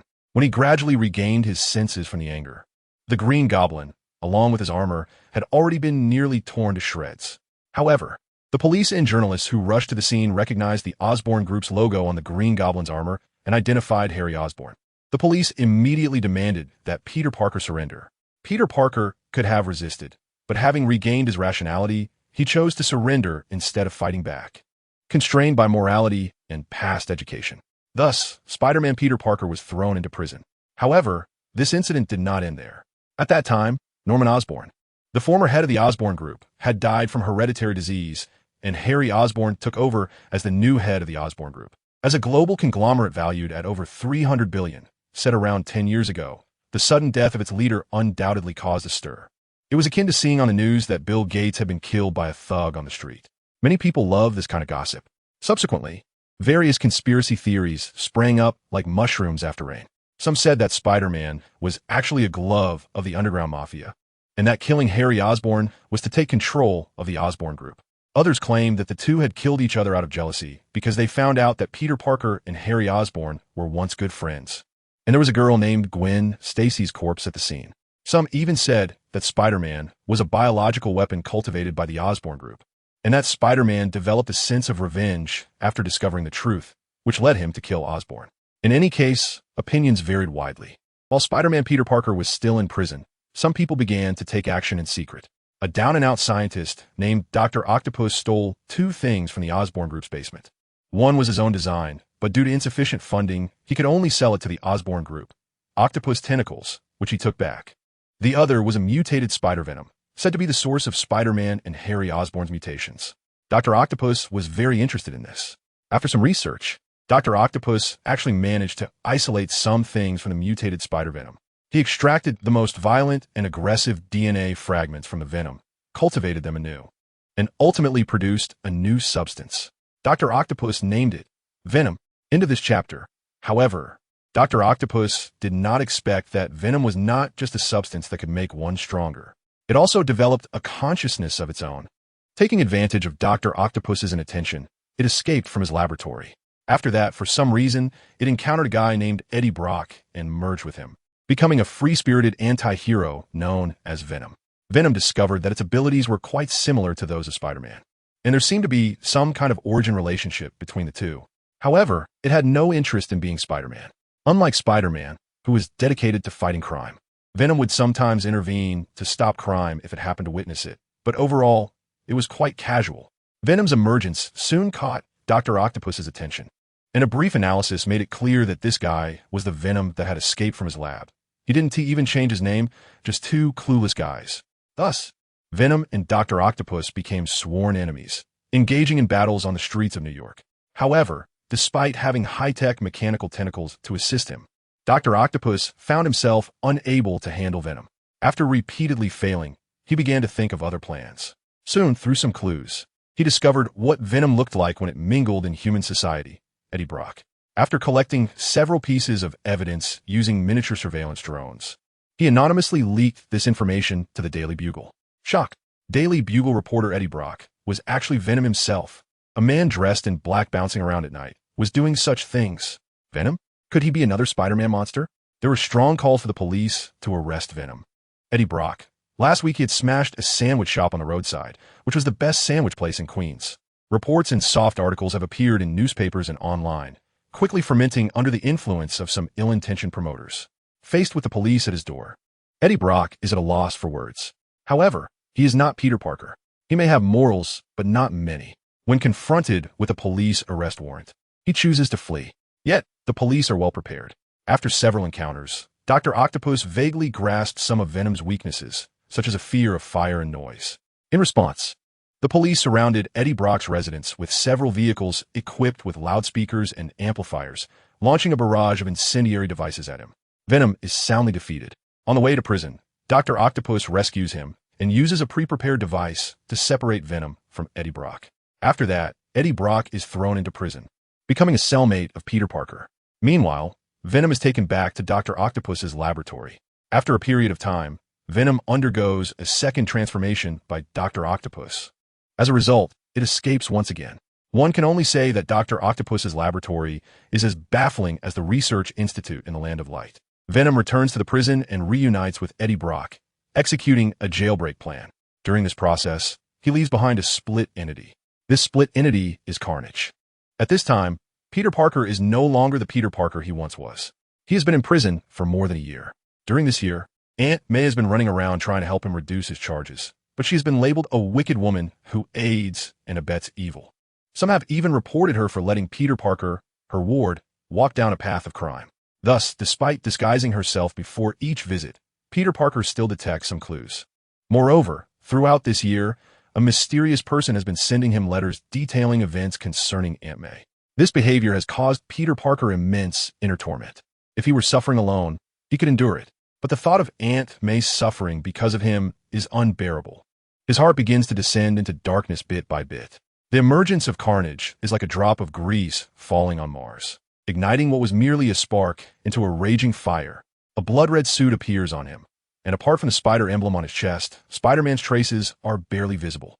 His heart is completely filled with rage. Carnage is born. The first battle after his birth is to slaughter all the prisoners and guards in the prison who have mocked him and Aunt May. The entire prison is stained blood-red, with blood flowing from the walls, floors, and ceilings, even spilling into the small river outside the prison, turning the whole river red. The newly reborn Venom is shocked by this, but Venom is no match for Carnage. Venom is a combination of Venom and the ordinary Eddie Brock. In contrast, Carnage is a combination of Carnage and the superhuman Peter Parker, making him stronger than Venom. In just a few encounters, Venom is completely defeated. The hungry Carnage directly devours Venom and kills Eddie Brock. After consuming Venom, his power is further enhanced, and he even gains all of Venom's memories, realizing that the mastermind behind everything is Dr. Octopus. Thus, he finds Dr. Octopus and kills him. However, a question from Dr. Octopus just before his death awakens him. Who are you? This question activates a sliver of autonomy buried deep within him. Following this glimmer of autonomy, he finds Aunt May's home. However, when he arrives, he discovers that Aunt May passed away over a month ago. After kindly knocking on the neighbor's door, the neighbor, trembling with fear, informs him that Aunt May was in poor health and had often been harassed verbally and even physically by some self-proclaimed righteous individuals, ultimately leading to her demise. The neighbors helped arrange her funeral, and she was buried next to Uncle Ben. The remaining sliver of conscience prevents Carnage from killing this kind neighbor, but of course he has to fix the door he knocked on himself. Arriving at Aunt May's grave and looking at the gravestones of Uncle Ben and Aunt May, the persona of Peter Parker is completely dead, replaced by a new persona called the Demon. He is a demon returned from hell to seek revenge. When the demon is enraged, he dons the blood-red suit, transforming into the violent Dark King of Slaughter. He becomes the ruler of that world, making the entire world tremble beneath his feet, until he arrives in this world and catches a whiff of his new father's scent. After listening to Carnage's account, Peter is astonished and suddenly enlightened. No wonder this Carnage seems a bit weak. It turns out that the Carnage and Venom from that world are not extraterrestrial symbiotes, but rather extracted using genetic technology. However, why does this world increasingly sound like a mutated version of Garf Spider? Thank you to the reader who donated 1666 reading coins for this free content. This is not a setting. This is laying the groundwork for the next world. My story is about traversing the universe and cannot possibly stay in one universe forever. Didn't the previous chapters already establish the quantum space as the main activity venue? That is the protagonist's main stage. If compared to other Spider-Men, you can understand it as each multiverse is a street where other Spider-Men are good neighbors, while the protagonist operates between parallel universes, which is why the team he assembles consists of people from various universes. This is the reason for the previous title time in Space Spider-Man. Into this chapter. So, the accurate name for this guy should actually be Carnage Garf Spider? Boom! A loud noise erupted from beneath the great clock. Immediately, Peter and the others felt the ceiling beneath their feet shake violently, cracking outward from beneath the clock. Peter and Gwen didn't panic. They gently leaped to a safe spot. Meanwhile, on the other side, Toby Spider timely hugged Gwen Stacy, taking her away from danger. Hee. Thank you for listening to the story of Peter Parker. Now, it's time for the slaughterhouse. A tall, blood-red figure stood on the floor, one level below, laughing maniacally. Bide looked down at the crazily laughing, killing Garfy Spider, but there was no trace of surprise on his face at its sudden escape. If it couldn't escape, that would truly be surprising. Although this killing Garfy Spider didn't have the same high status as the true symbiotic version, it was still a being that dominated a parallel universe. Since sound waves were its weakness, it must have taken some protective measures. The Dr. Octopus from that world wasn't an idiot. Being killed after knowing its weakness already said a lot. After making some bold remarks, the killing Garfy Spider didn't charge directly at him, but instead pounced in another direction. Over there, a silk bag filled with venom was falling. Whoosh, it was fast. But Bide was faster. A quantum silk shot out, bringing the silk bag back up. Bide shook his hand. Want it? Come and take it. Oomph. Give it to me. The killer Garf Spider let out a low growl, changed direction, and pounced fiercely at Bide. You really dare to come and take it. You're quite brave. Bide clenched his fists, and his vibranium suit began to glow. The force is mutual. When Bide was constantly striking the big bell, just now, the force transmitted back from the bell was continuously absorbed by his vibranium suit. Although the kinetic energy absorbed each time wasn't much, the accumulated amount was still quite considerable. In fact, even if the killer Garf Spider didn't find a way to escape, after a while, Bide would have enough energy stored up to actively lift the bell. Bang! The killer Garf Spider came up quickly, but went back even faster. The force of this punch from Bide is probably hundreds of tons, with just one punch. Even though the slaughtering Garfield Spider tried to twist its body in midair, it was still hit on the left arm, shattering the entire arm. After a moment of stunned silence, the slaughtering Garfield Spider let out an even more tragic cry. Peter was not discouraged by a slight misstep. He flipped his hand, and countless spider threads shot out, binding the killer Spider-Man. Slap. Then, he extended his other hand and pressed it against the killer Spider-Man's face. The biological static was pushed to its limit by him. Then he tore down fiercely. Rip! The entire blood-red face of the killer Spider-Man was brutally ripped off, revealing a face that both Peter and Gwen found somewhat familiar. It really was Spider-Man. Peter was slightly surprised. The pale face that appeared before him was indeed the face of Spider-Man they had seen not long ago in the multiverse. However, compared to that young and vibrant Spider-Man, this one exuded a chilling aura that made people furrow their brows involuntarily. Even at this moment, his face was still full of madness. Ha! You can't kill me. You can't kill me. I am the demon who walked out of hell. I am a Spider-Man from hell, the slaughtering king who rules the human world. Peter sneered. I know 2 Spider-Men who have returned from hell, and compared to them, you're not even worthy to carry their shoes. As he spoke, he delivered another punch, knocking the Carnage version of Spider-Man to the ground. Then he withdrew his hand and used his web to pull the large bell from the ruins below back up. Come help me, Peter said, keeping Carnage restrained on the ground while beckoning to Toby Spider-Man behind him. What should I do? Toby Spider-Man asked as he approached. Just like you took off the Venom suit earlier, take off this Carnage suit as well, Peter instructed. Got it, Toby Spider-Man replied, suddenly realizing, and quickly got to work.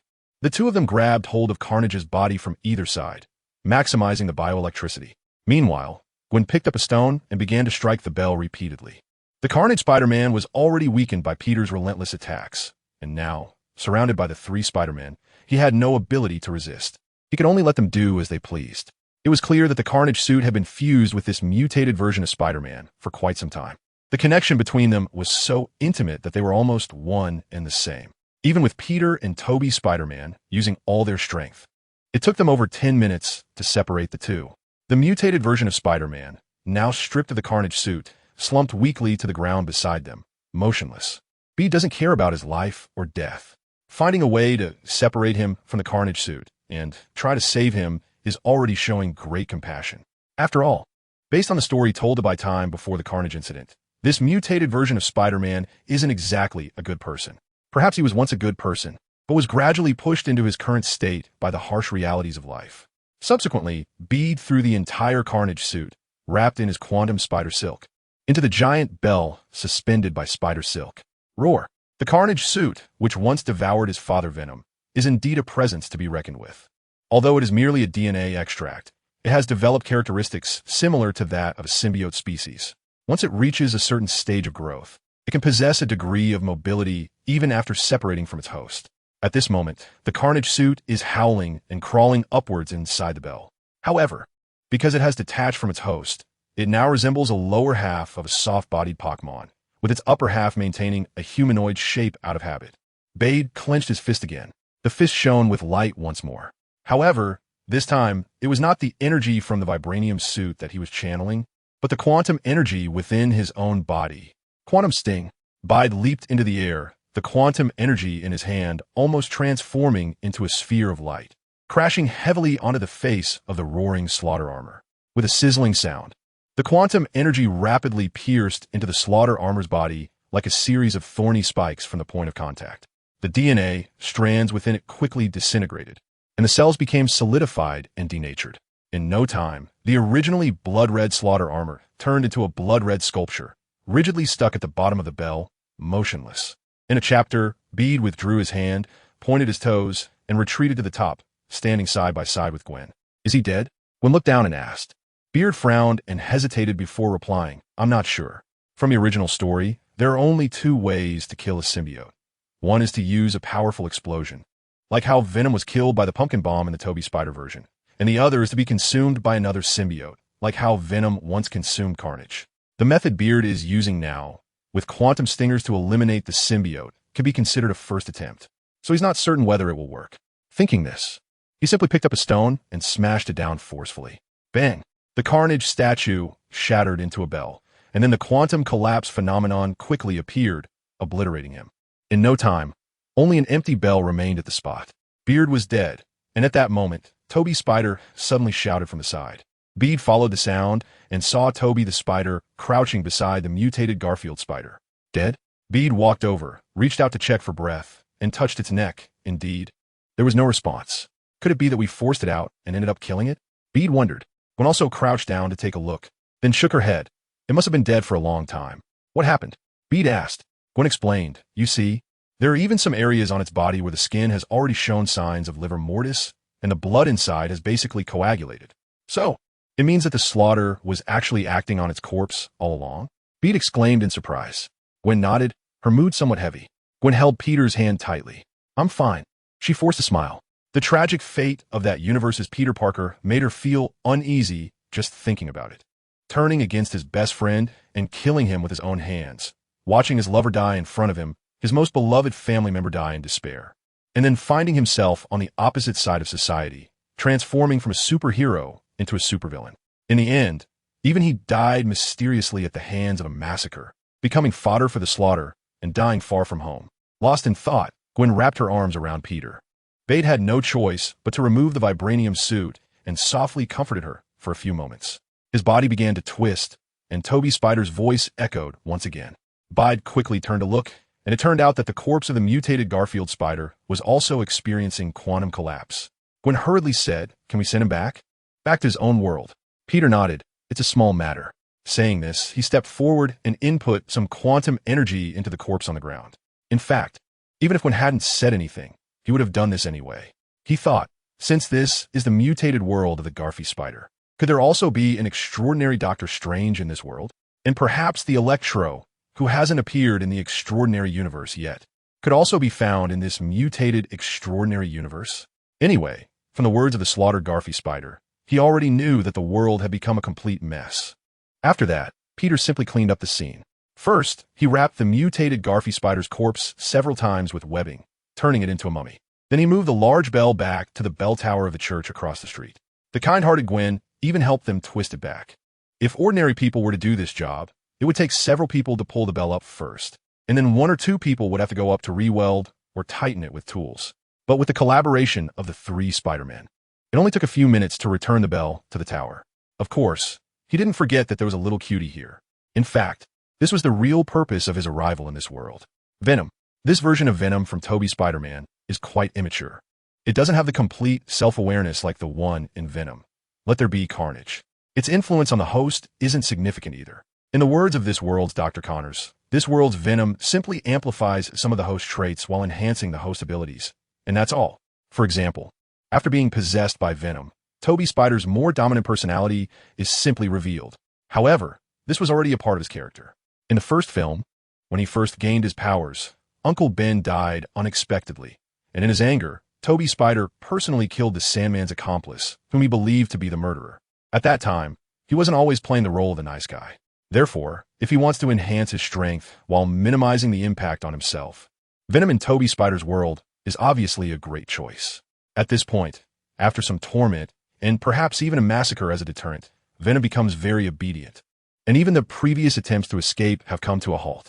Peter hesitated as he reached for the symbiote bag, although he had made plans beforehand. The idea of allowing a symbiote that could potentially affect his personality into his body made him hesitate when the moment came. At that moment, Gwen, who was beside him, seemed to have made a decision. She walked up to Peter and said, "Peter, I want to bond with this Venom symbiote." Huh? Gwen's words broke Peter's contemplation. He turned to her in surprise and asked, "Why? This thing is risky. I don't want you to take the risk." Gwen shook her head, her tone very firm. "Don't forget, I'm Spider-Gwen. I'm also a superhero. I want to fight alongside you, not just support you like I am now." Bede fell into silence. As his experiences gradually increased and his quantum abilities were developed, his basic combat power became significantly higher than that of a normal Spider-Man. For example, when he applies quantum energy to his spider sense, he possesses a much more sensitive and broader range of spider sense than an ordinary Spider-Man. By applying quantum energy to his arms, his strength can instantly surge to dozens or even hundreds of tons, which is far more terrifying than the 20 tons of an average Spider-Man.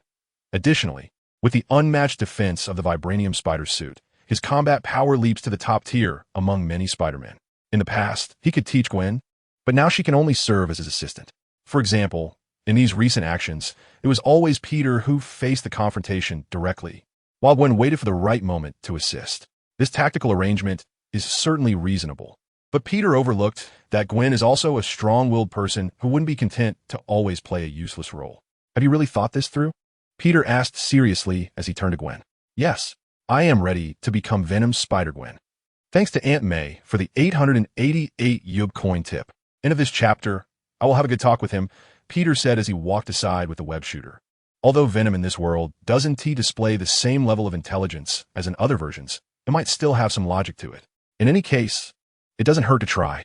Beard took him to the big clock next to the bell tower across the street, pointing at the empty clock and saying, "Do you see this clock? Just now, a guy from a parallel universe was killed by me here. If you don't want to end up like him, you'd better listen to Gwen from now on. Otherwise, I won't mind peeling you off, so your whole family can be neat and tidy." As he spoke, he extended a finger, releasing some quantum energy. Zing!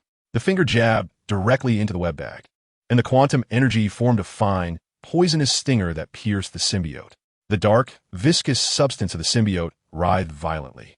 Under Beard's intentional control, this fine stinger could not possibly kill the symbiote, but still cause some damage.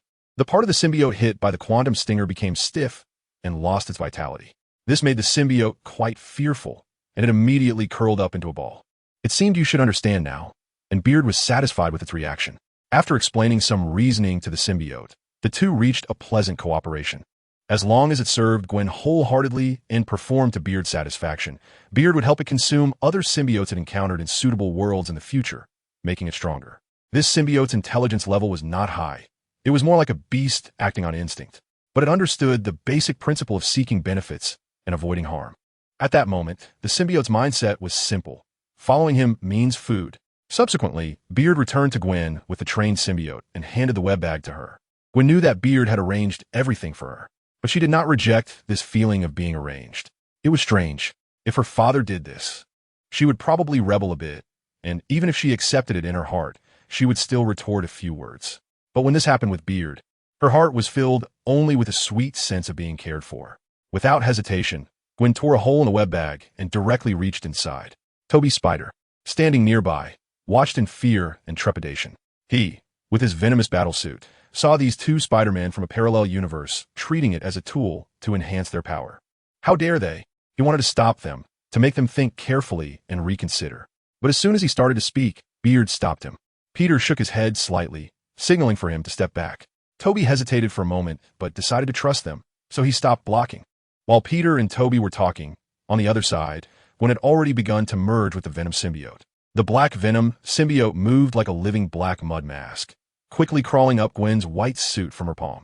Soon it covered her entire arm, then her shoulder, the bulging peaks, her slender waist, her long, straight legs, and finally her delicate feet in dance shoes.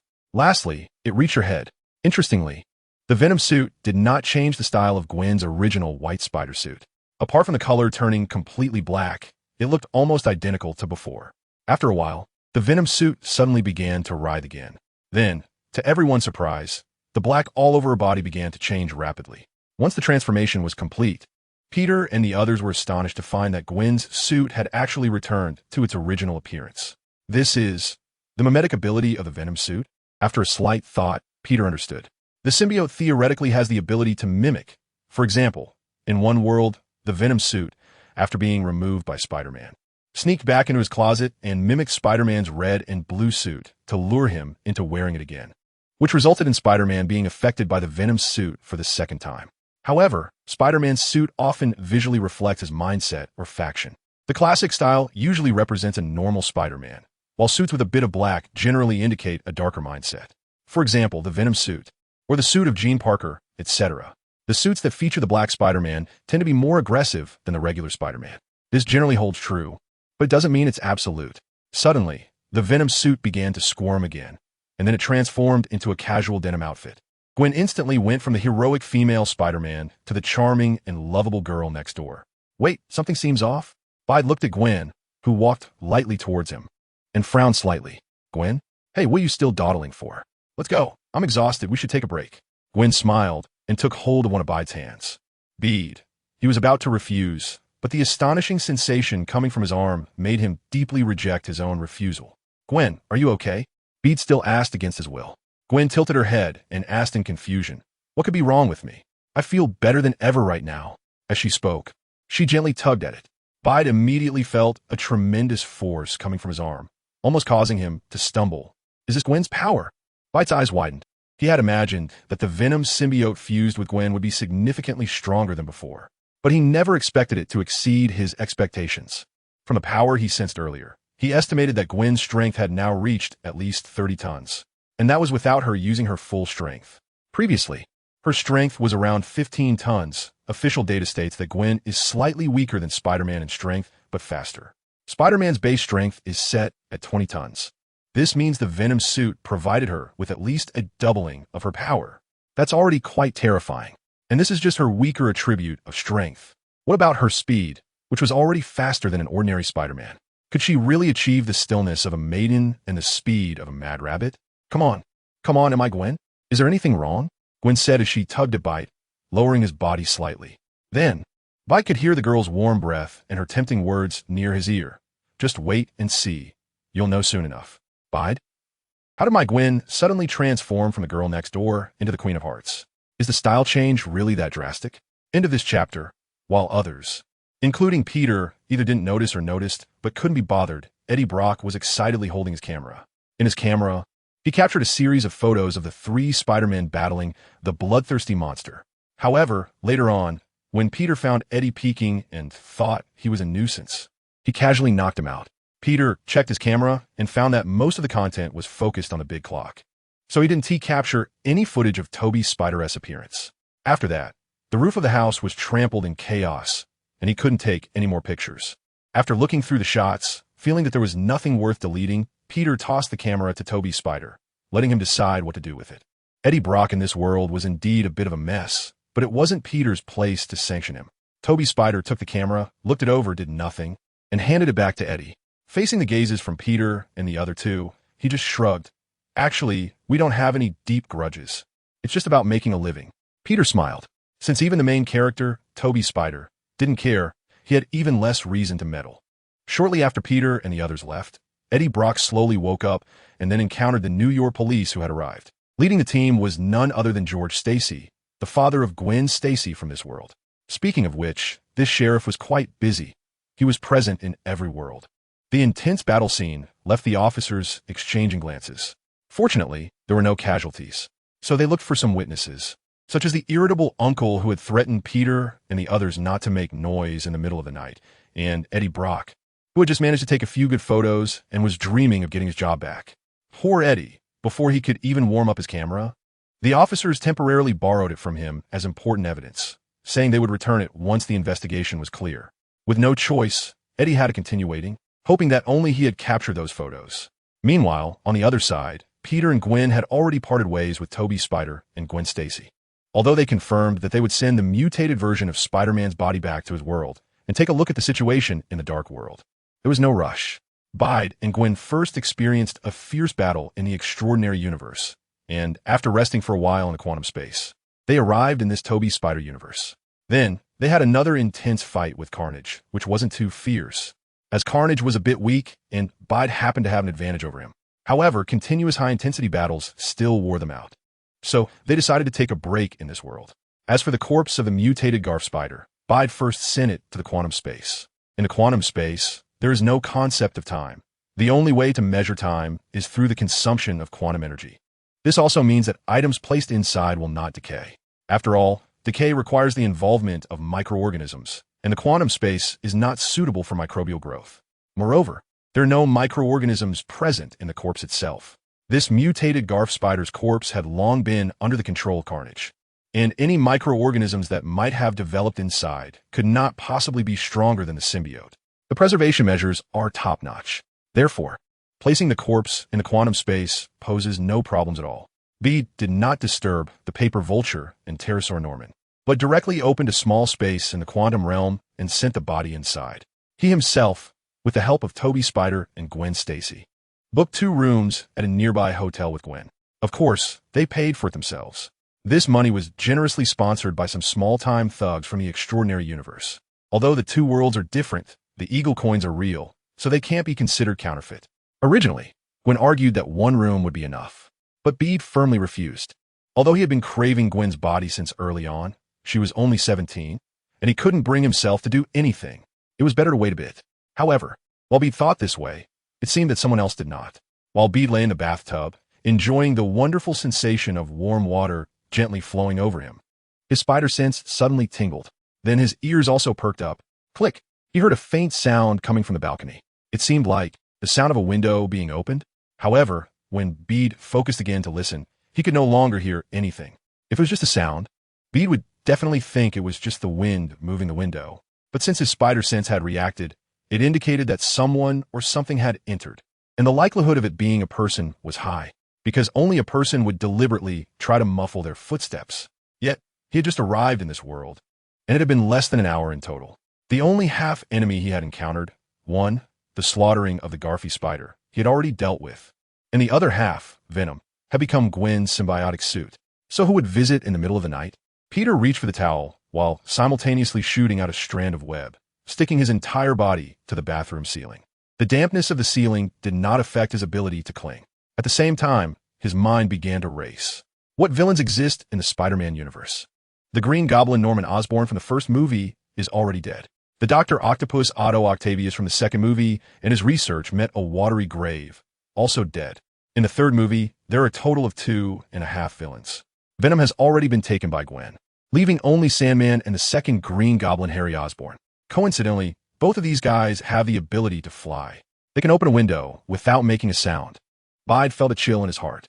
Could it be one of these 2 guys has come looking for him? His hand was already resting on the leopard spider emblem. As his prized equipment, he had no intention of taking it off, even while bathing. Crack!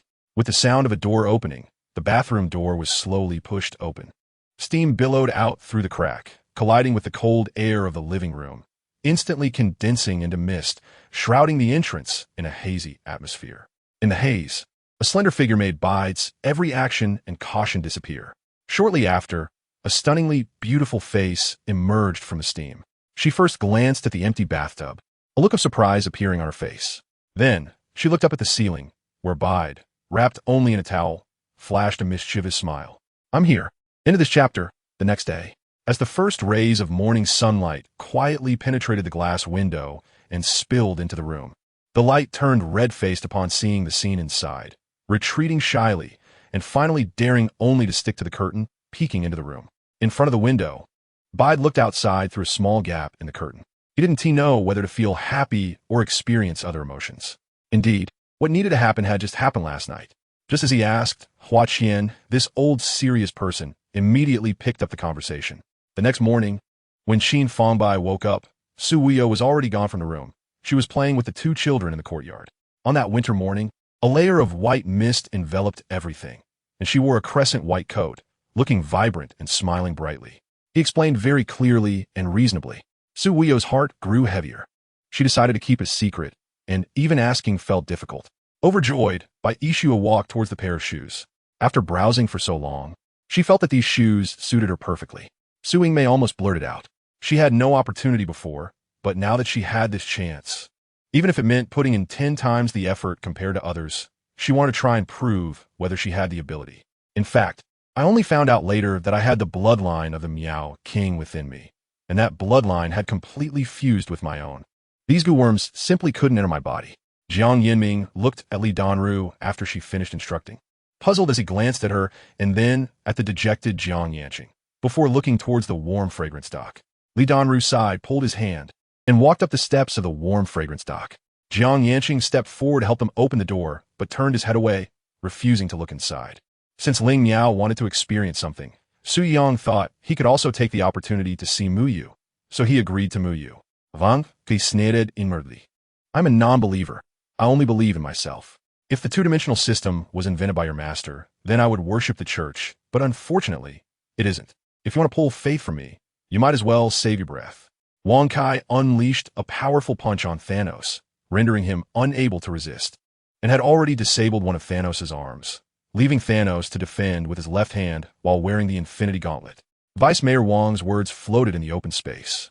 He spoke a lot, switching tones variously. Want bread? There are bread trees. Need paint? There are paint trees. Want poison? There are poisonous plants. Need rope? Many vines can be used as rope, and they are quite sturdy. Want to build houses? There are even natural tree houses. The first-year teams initially wanted scoff, but when they met Wu Zhajuan's gaze, they couldn't help but shiver. Mu Tian was biting his teeth in anger not far away, especially after seeing a chip on his treasured sword and pouring his consciousness into it. That seed didn't care, it still wanted revenge. But the night wind didn't give it a chance this time, grabbing the sword in one hand and striking at that seed. After Night Wind and the Taoist returned to the inn, the Taoist continued to buy and sell things for Night Wind at various auction houses. After they started dating, Qin Ji asked her to move into his villa. Sheng Huanqing brought her parents' belongings along and even specifically asked Qin Ji to clear out a room for her. Anyone who has watched Hong Kong movies and TV shows should have an impression that many characters would bet on horse racing, even while working. Qian Waguo agreed and personally ran out, only to bump into Zhang Jialin at the courtyard gate. After confirming he went to get a needle bag, Zhang Jialin raised her hand, revealing she had already brought the needle bag. Seeing this, Zhu Dachong hurriedly got up, patting his chest grandly as he walked outside. But his body was moving backward. That obedient girl was a stunner. Zhang Yu felt somewhat tired, yet satisfied. Since traveling here, he could finally end his virginity without any mental barriers. Originally, there was an opportunity on the night of his wedding, but unfortunately, Zhang Yunxio's life was uncertain. If he still had the mind to go to Mount Wushan with Jialin, he would be too inhumane. Today, they asked Toby Spider to help introduce Harry Osborn. Speaking of this world's Harry and Toby Spider, their relationship is much better than those two in the Extraordinary Universe.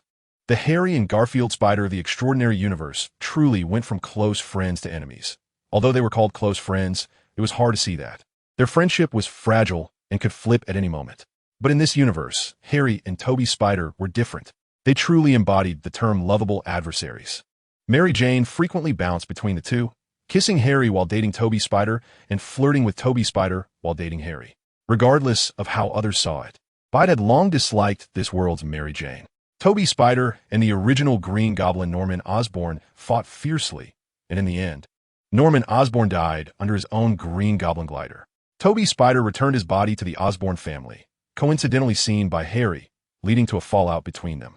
Harry even bribed Dr. Octopus to cause trouble for Toby Spider.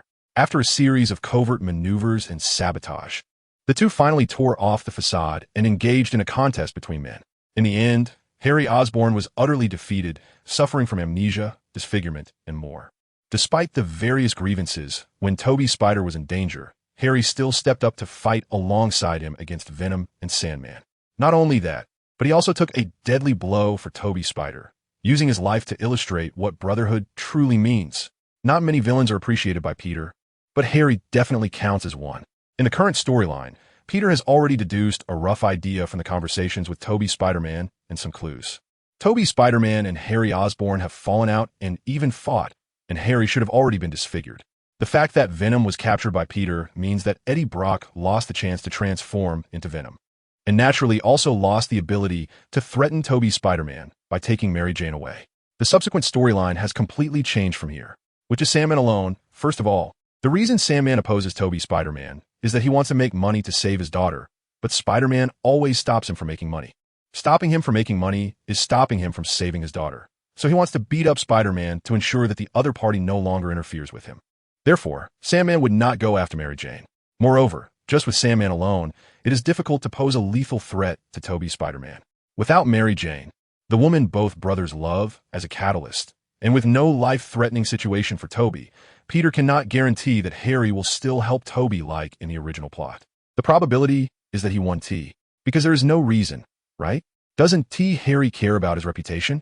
In the original plot, it was Toby Spider-Man who sought him out, and that's why he came. So even if he were to come, there should be some way to ease into it, right? If Harry does not reconcile with Toby's Spider-Man at this time, without external pressure as a catalyst, Peter is genuinely worried that this pair of originally good friends might end up with the same tragic outcome as the other pair in the multiverse. That would be too miserable. As one of the few villain characters he appreciates, Peter naturally does not want Harry Osborn to end up like that. Furthermore, he wants to expand his interdimensional task force and the corresponding cross-universe company, and it would be most suitable to find a wealthy guy in the corresponding universe. Who is wealthy in Toby's Spider-Man universe? Naturally, it's Osborn. Although it took some effort to meet Harry Osborn, possibly because of the introduction by Toby's Spider-Man, he managed to see him in the end. Next, Peter skillfully presented the conditions he had discussed with the extraordinary Norman Osborn in the multiverse and reiterated them to Harry Osborn. Harry Osborn was initially skeptical. However, Peter just showed him to the nano-vibranium spider suit he was wearing and then had Toby Spider-Man showcase his nano spider suit as well. Toby also demonstrated the AI system on the nano spider suit and some other features. After seeing all this, Harry Osborn immediately reached a consensus for cooperation with Peter. Moreover, the conditions he offered were even more favorable than those of extraordinary Norman Osborn. In fact, after Norman Osborn's death, the Osborn Group, having lost its leader, has not been doing well. That is why, a few months ago, Harry Osborn went against the odds to support Dr. Octopus in his controllable nuclear fusion research. However, Dr. Octopus's experiment failed, and he turned into a bank-robbing science monster. These events have had a significant impact on the Osborn Group, exacerbating the already difficult situation. Harry Osborn has been searching for a way out. He does not want the group founded by his father to be destroyed under his watch. But small research projects are of no help to the Osborn Group, and they cannot afford the risk of another major research failure. As a result, the Osborn Group has fallen into a complete predicament. The emergence of Bade and the ideas he proposed actually pointed Harry Osborn in a clear direction. For this, he was willing to relinquish half of his equity, which would be invested in Bade's time-space special forces.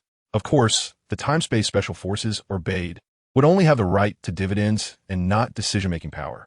After all, Harry Osborn was making concessions to protect the Osborn Group.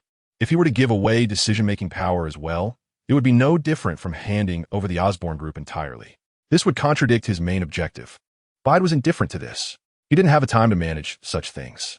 If he had to manage every partner or investment company in every world, he would have to turn himself into a real octopus, grabbing onto each leg. That still wouldn't be enough. Perhaps he would need to grow a few more brains and develop a few more pairs of eyes. Isn't that exhausting? As long as he had the money, he could arm himself with differentiated technologies from different worlds and eras, and that was enough. Everything else was secondary. Thus, the two hit it off. The Transdimensional Task Force received an investment in the Toby Spider universe, and so far, it was the largest one. After the cooperation was settled, Bade had Harry prepare several food supplies and send them into the quantum space to feed the hungry dinosaurs inside. Harry showed great interest in this. Bade also took him for a stroll inside. The magical quantum space further deepened Harry's thoughts about investing in Bade and his extraordinary task force. After that, Bide began preparing to head to the altered version of the extraordinary universe to hunt down the mutant Garfy spider. End of this chapter. This world seems to be exuding a sense of sorrow. The altered extraordinary universe, or rather, extraordinary universe 2. New York City, Queens, on a certain building. Bide and Gwen stood side by side. However, neither of them seemed very enthusiastic. It wasn't that they were in a bad mood, but after entering this world, a layer of gloom naturally enveloped their hearts. Especially Bide. He could sense that this world seemed to be entering a state similar to human aging. But how could that be? A world is not a living organism. How could it experience aging, sickness, and death? Moreover, as a twin brother of the extraordinary universe, the neighboring extraordinary universe was bursting with vitality. So how could it begin to age? But the fact was, it was indeed aging rapidly. What had happened to this world? Why had it become like this? Although Gwen was somewhat affected emotionally, it was not as deeply as Bide. After a brief period of adjustment, she was the first to recover, walking to the edge of the building and looking down. The scene below shocked her, even after having experienced several worlds. The once prosperous street was now a wasteland. Some buildings had partially collapsed, with faint glimpses of bones visible inside. Others had completely turned to rubble, leaving only a ground strewn with debris and rebar. Many areas were filled with the scent of smoke, and charred bullet marks were left on the broken walls of the buildings. If Bide hadn't found several iconic buildings nearby and confirmed that their landing point was indeed in New York, one could easily believe this was the Middle East. At this moment, Peter had already suppressed the sadness that had been emanating from deep within his heart and walked over to Gwen's side. The scene before him reminded him of a moment he had seen in the 1994 Spider-Man animated series, belonging to the world of Carnage, Spider-Man, and Ben Reilly. How similar were the two worlds? With that thought, the outcome became obvious. Both worlds were brought to ruin by Carnage. One due to cloning and the other due to the unfairness of the world. But in any case, both ultimately led to the world's destruction. Boom! A sudden loud noise erupted from a distant block. Immediately after, a tall building slowly collapsed in Peter and Gwen's line of sight. What happened over there? Gwen, let's go check it out. Peter called, simultaneously pressing the button on the Spider-Bot's emblem, and the nanotech vibranium spider suit was instantly donned. All right, Gwen nodded, and black material crawled out from a wristwatch, covering her body before transforming into her white and red ghost spider suit through her camouflage ability. Whoosh whoosh. The two now changed, rushed towards the scene of the incident. Meanwhile, a few streets away, the area still appeared somewhat desolate. The streets were blocked off by some obstacles, seemingly to distinguish it from the adjacent streets. However, these obstacles had now been torn down. Some humanoid creatures, with green, bumpy skin on their faces and long tails dragging behind them, were rampaging through the streets. Some had climbed onto nearby apartment buildings, breaking through walls and invading homes. Inside, the sounds of angry resistance and screaming from men and women could be heard immediately. Some severed limbs flew out, and blood gradually spread across the neighborhood. Of course, the locals were not entirely without resistance. Some uniformed individuals, armed with rifles, handguns, and various firearms, were trying to fight back. But those lizard people moved swiftly, were incredibly strong, and had astonishing regenerative abilities. Unless they were hit by many bullets at once, it was difficult to take down these monsters. Damn it, these lizard monsters are too tough to deal with. Where's DeLong? Hasn't he returned yet? A man with a big beard shouted. The leader DeLong went to get medicine for old Jack, but he should have seen what was happening here and will be back soon, right? Another replied. The bearded man cursed. That idiot, an old man, if he dies, he dies. Why go looking for medicine? Doesn't he know that the lizard gang has been watching him all along? Now that he has left, they LL definitely come. Damn, the lizard gang, damned along. The subordinate hesitated to speak. Shut up. Hold the line here. We must hold on until DeLong arrives. The bearded man shouted angrily. Tot. The firearms in their hands roared again, firing bullets forward. Not far from their established defense line, on the ruins of the recently collapsed building, stood a tall monster. He looked very much like Dr. Connors from the Ultimate Universe, but he was taller and more muscular, standing at a height of 3 meters. His body was proportionally much larger, but what was even more astonishing was that his green skin was mixed with many black stripes. At this moment, he stood on the ruins, coldly observing the defense line below. Beside him stood an old man wearing thick glasses as thick as beer bottle bottoms. Mindel, how is the preparation going? The mutated lizard doctor asked. The old man, Dr. Mindel, replied, It's ready. There's a great chance we can capture him this time. Great chance? The mutated lizard doctor grabbed Mindel by the neck and lifted him up pulling him close. What I want is not a great chance, but a must-capture. Dr. Mendel's eyes widened, and he kicked his feet desperately, struggling to breathe. Bang! The mutated lizard doctor casually tossed him to the ground. Yes, I understand. Dr. Mendel dared not show any dissatisfaction, kneeling in the dust and repeatedly saying. A sense of sorrow rose in his heart. He had once been a renowned biologist in the Eagle Nation's biological community, and after this lizard doctor turned into a lizard due to an experimental accident, he was invited to be the chief researcher at Oscorp's Biological Research Institute. Later, he developed the technology for biological electricity generation and the super soldier serum, not the one for Captain America. But both of these achievements he took pride in became his death warrants. The biological electricity generation technology initially revitalized Oscorp, but led to the creation of the monster Electro, Max Dillon, who opposed Oscorp due to an accident. Meanwhile, the super soldier serum was used by Oscorp's second-generation leader, Harry Osborn, ultimately turning him into the Green Goblin. The Green Goblin died at the hands of Spider-Man, who became a monster calling himself Carnage. After hearing some rumors, Dr. Mendel, fearing that they would come for him, could only hide, only to end up in the hands of another monster, the Lizard Doctor. End of this chapter. At that time, the Lizard Doctor had already become Carnage's subordinate, helping him create lizard soldiers to serve Carnage's dark rule. When Dr. Mendel was found by the Lizard Doctor, he thought he would die. Unexpectedly, the Lizard Doctor hid him away and secretly provided him with some materials to study. Recently, his research finally yielded some results. He witnessed the Lizard Doctor merging with the revitalized black substance and gaining unparalleled power. He had smashed down a building with just a few punches. However, the once relatively normal Lizard Doctor underwent a drastic personality change after merging with this black substance, becoming someone he barely recognized. He remembered hearing the Lizard Doctor say not long ago that if successful, he would defeat Carnage and save everyone. But to his surprise, just a day or two later, he became like this. Connors, how dare you attack the district I protect? A voice suddenly echoed from the sky. Immediately after, a bolt of blue lightning descended from the sky, striking directly at the mutated Lizard Doctor. Crash! Facing this lightning strike capable of turning an ordinary person into charcoal, the mutated Lizard Doctor did not flinch or evade, simply raising his hands. Black substance surged from his hands and body toward the direction of the lightning. This black substance seemed to transform into an insulated shield, blocking the lightning in front of him. The lightning either vanished or exploded into sparks upon reaching this point. Dr. Mendel was frightened by the sight and scrambled to escape. Fortunately, the two combatants were too preoccupied to notice him. Boom! A figure fell from the sky. The newcomer was a slightly slender black man, dressed in a tight-fitting black suit with a lightning emblem on his chest. If you disregard his skin color, appearance, and the color scheme of his suit, his look did bear some resemblance to the Flash from the neighboring DC universe. In fact, his design was indeed inspired by certain comic depictions of the Flash, as the DC Flash was quite popular in this world, considering there was no Marvel here. This person was the great hero who guarded this street, known as the second-in-command, the Lightning Man, Max Dillon. That's right, not the Lightning Guy, but the Lightning Man. After all, he was now a positive figure. Lightning Man is back.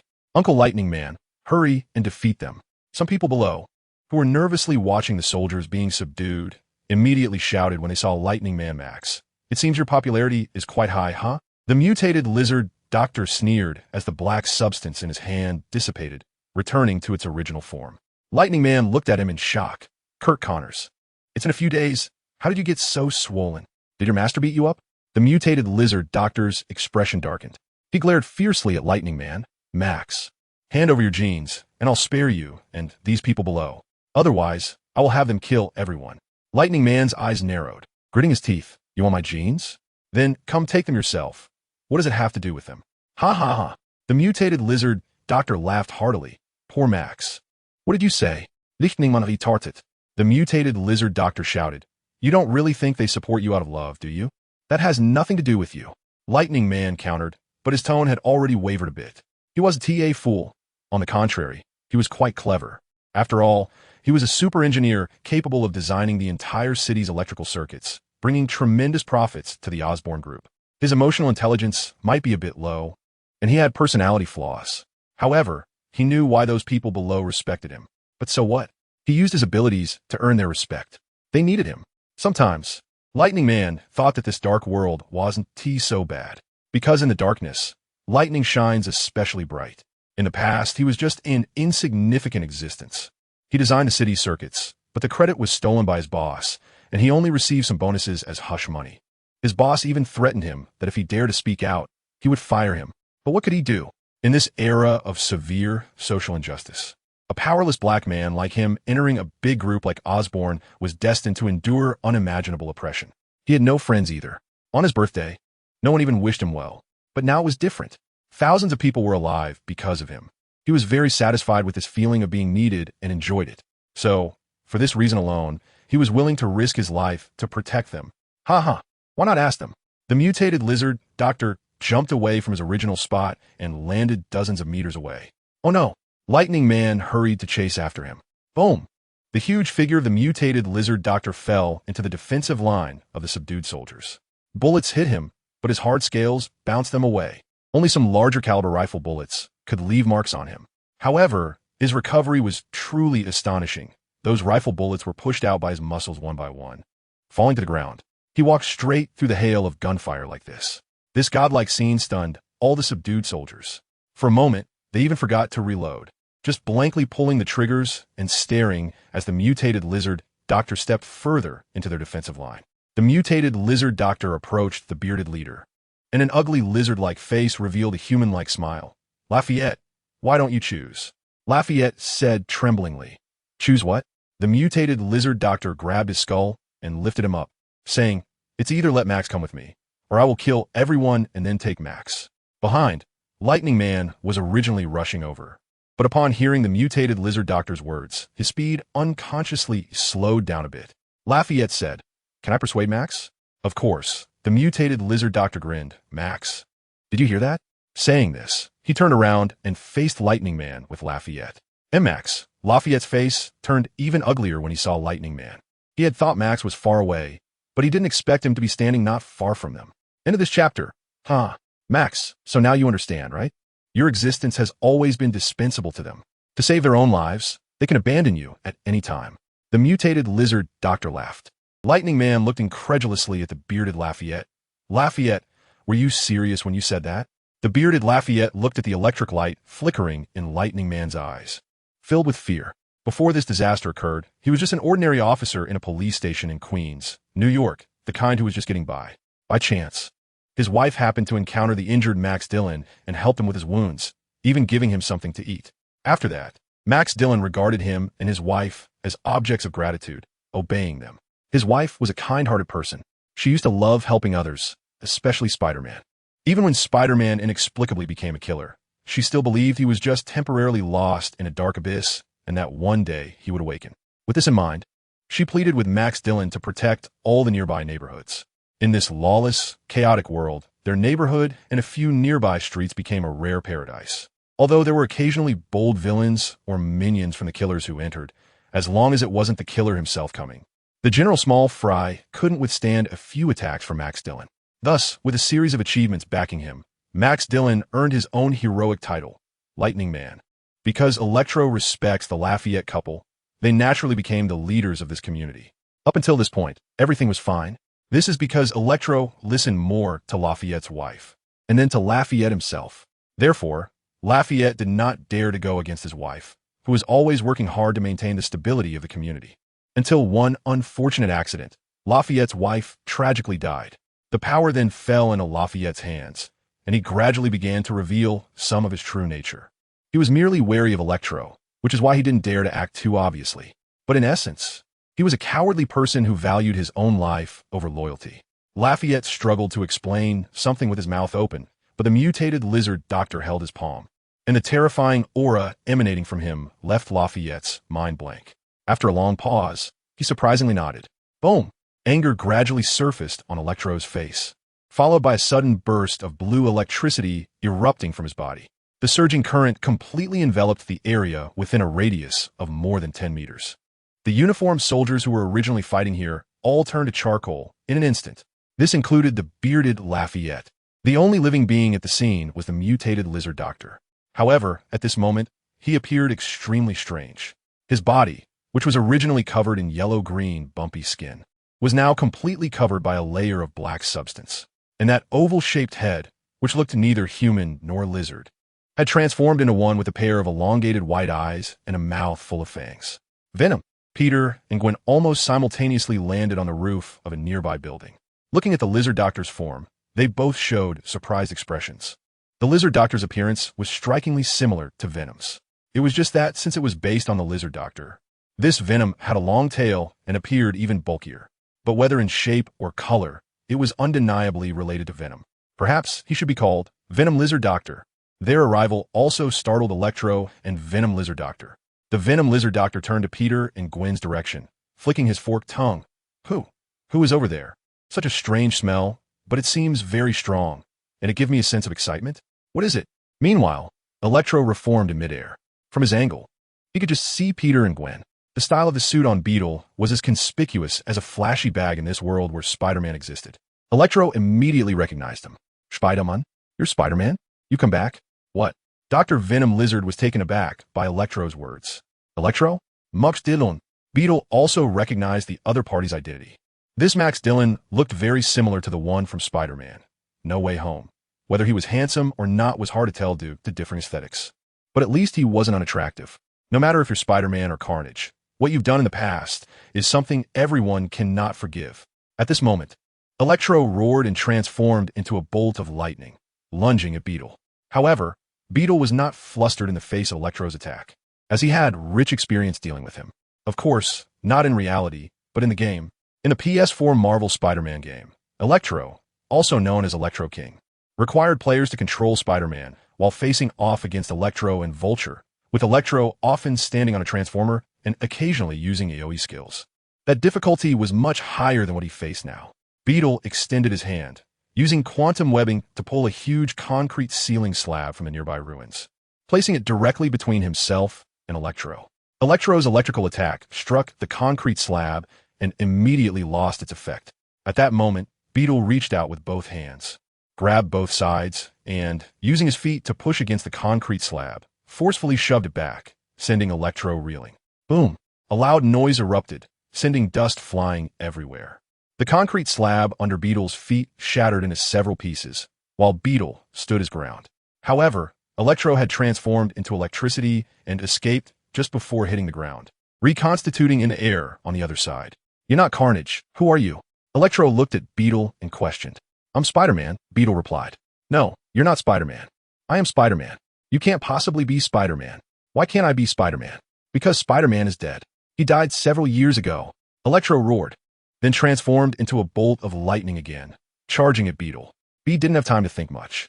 After all, in his inherent impression, Electro seemed to be a villain in any world, and opposing Spider-Man didn't seem wrong. Moreover, he wasn't blind. Could he not see the many bodies on the ground turn to ashes? End of this chapter. Just as Electro and Bede were about to engage in battle. On the other side, Venom Lizard Doctor had recovered from the shock of seeing Spider-Man again. He stared at Gwen with unmoving eyes, feeling a strange sensation arise within him. It was a desire to feed, or perhaps to merge. In any case, whatever it was, it ignited the biological instincts of Venom Lizard Doctor. He craved her. Following his biological instincts, Venom Lizard Doctor suddenly lunged at Gwen. However, Gwen was no longer the same as before. So how could she be afraid of him? The two quickly became embroiled in a fierce battle. Venom Lizard Doctor was strong and fast, and the symbiote greatly enhanced the already formidable aspects of its host.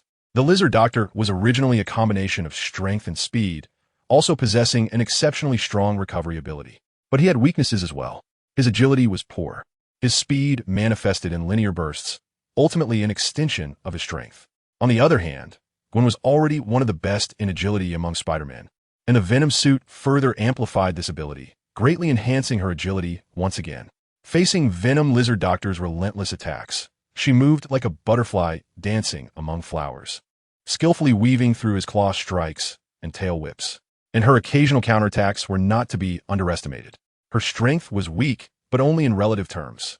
In reality, with all her might, her punches could still deliver tens of tons of force. Each punch she landed on Venom Lizard Doctor created a large dent in his body. However, Venom Lizard Doctor's recovery was very strong, and such injuries could heal in an instant. The two became entangled in a stalemate. Meanwhile, the nearby houses suffered. One by one, both occupied and unoccupied homes were destroyed in their clash. Even the most efficient demolition crew would feel ashamed of their own efficiency watching this. Gwen noticed the situation around her and consciously redirected Venom Lizard Doctor towards an uninhabited area. On the other side, Bide is actually consciously guiding Electro to a deserted place. Moreover, it's going smoothly because Electro is also consciously leading him away. The two of them occasionally have a tacit understanding to strike at each other and then leave. Bede felt strange about Electro, sensing that this version of Electro seemed different from his perception, but he couldn't quite pinpoint why. "Hey Max, how about we discuss something?" As they approached another block, Bede finally couldn't hold back and spoke up.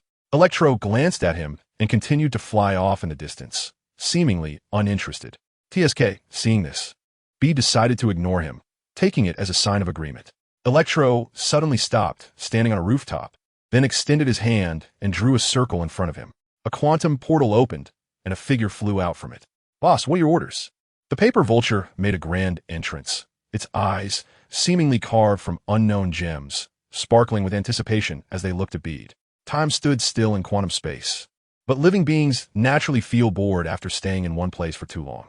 Although the paper vulture was a strange creature made of paper, it was still a living being and thus had such emotions. Finally getting a chance to stretch its wings, it acted like an exuberant husky. Bide glanced at him. The brown paper vulture immediately stuffed the bomb he had taken out back in. Bede said speechlessly, "There are many lizard monsters in that building. Kill them all. But do not harm ordinary people, understand?" Got it. The brown paper vulture nodded repeatedly, but still stood in place without moving. "Is there anything else?" Bede asked. The brown paper vulture hesitated for a moment and said, "Can I catch them and blow them up outside?" "Peter, as long as you don't hurt innocent people." "All right." The craft paper vulture let out a strange laugh, spreading its enormous wings and flying towards the street from earlier. "Aren't you the original Spider-Man?" At this moment, Electro also stopped, hovering in the air about 7 or 8 meters away from Peter. Peter said, "Yes, I never said I was the original Spider-Man. Are there 2 Spider-Men in this world?" Electro replied, "No, I come from a parallel universe. Carnage went to that world, and my teammates and I encountered him. We took down Carnage and learned about this world, which is why we came here. Are you here to save this world?" The electricity on Electro's face disappeared, leaving only his hands and feet still in an electric state, allowing him to hover in the air. "Save the world?" Peter shook his head slightly. "I am not a savior, nor am I a person from this world. The fate of this world should be chosen by its own people. Moreover, the greatest evil has already been eliminated by me. Why haven't the people of this world chosen to stand up for themselves?" Electro was taken aback by Peter's words, but it was clear that Peter's words had touched him. After hesitating for a moment, he landed where Peter was, seeing that he seemed to have no intention of attacking. And with Peter's spider sense giving no warning, Peter was surprised but did not stop him. "It seems that in your world, you're also a righteous Spider-Man," Electro said seriously as he looked at Peter. Peter shook his head slightly. "My world." He thought of that distant home. In fact, he had always been afraid to think about it, because perhaps from the moment he came to this world, he could never return. It is said that Spider-Man must lose something when he gains his powers. It seems that Peter has lost nothing, but what he may have lost is the entire world, a wandering soul in a different realm. Fortunately, he encountered so many lovely people, as well as those he loves and who love him, which brought a bit of comfort to his heart. Thinking of this, a faint smile unconsciously spread across Peter's face, though Electro could not see it. "Yes, I have been striving to become a Spider-Man. Hello, let me reintroduce myself. My name is Peter, and my codename is Time-Space Spider-Man." "Time-Space Spider-Man?" Electro asked in confusion. "Hello, Peter, my name is Max Dillon. They also call me Electro. I want to ask, Time-Space Spider-Man, what do you fight for?" "To fulfill a promise to a group of people, to not be lost in power and strength," Peter answered without hesitation. His philosophy was no longer the blind imitation of "with great power comes great responsibility," but rather owning something that belongs to him. "Fulfill a promise to a group of people," Electro murmured. "Time-Space Spider-Man, I want to ask for your help. I will reward you." "What help do you want?" Peter asked. "Defeat Dr. Lizard and save this neighborhood." "Why?" Peter asked, puzzled. He had clearly seen Electro kill people. Regardless of the reason, it indicated that he must have had conflicts with those people.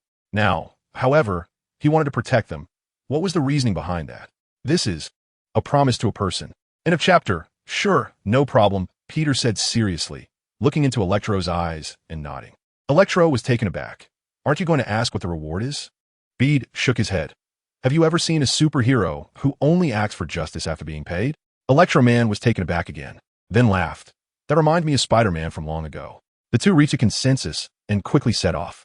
They retraced their steps. Along the way, Electro-Man briefly told Bede about the identity of Dr. Lizard and his own identity. However, he wasn't very clear on how Dr. Lizard was connected to Venom. What was certain was that a few days ago, Dr. Lizard was not like this. This means his transformation happened in the last couple of days.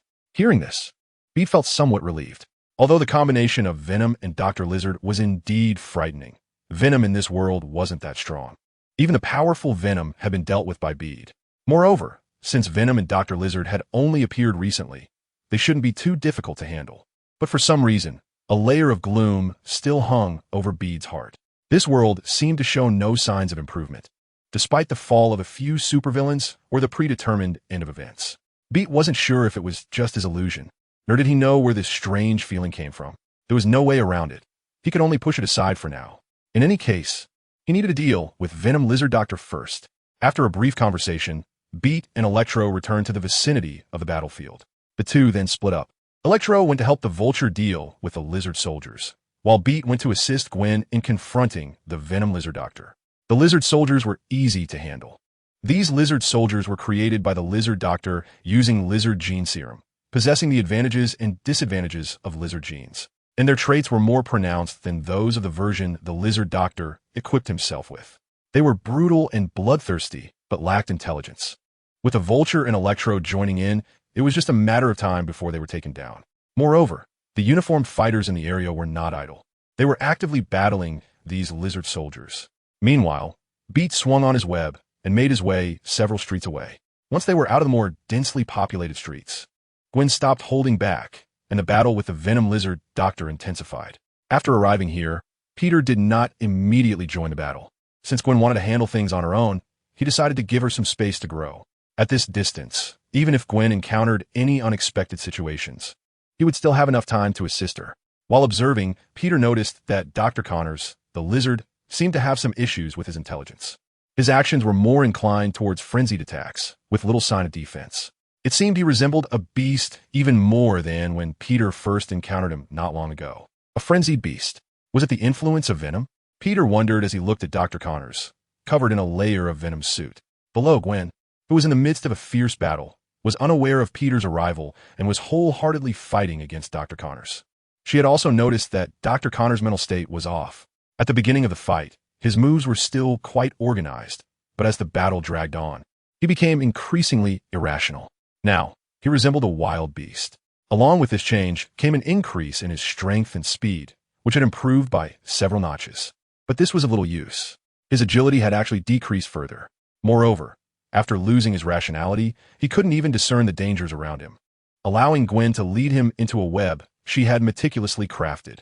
It was situated between two buildings. Gwen had left many strands of Venom's webbing here. These strands were much tougher than the synthetic webbing she usually used.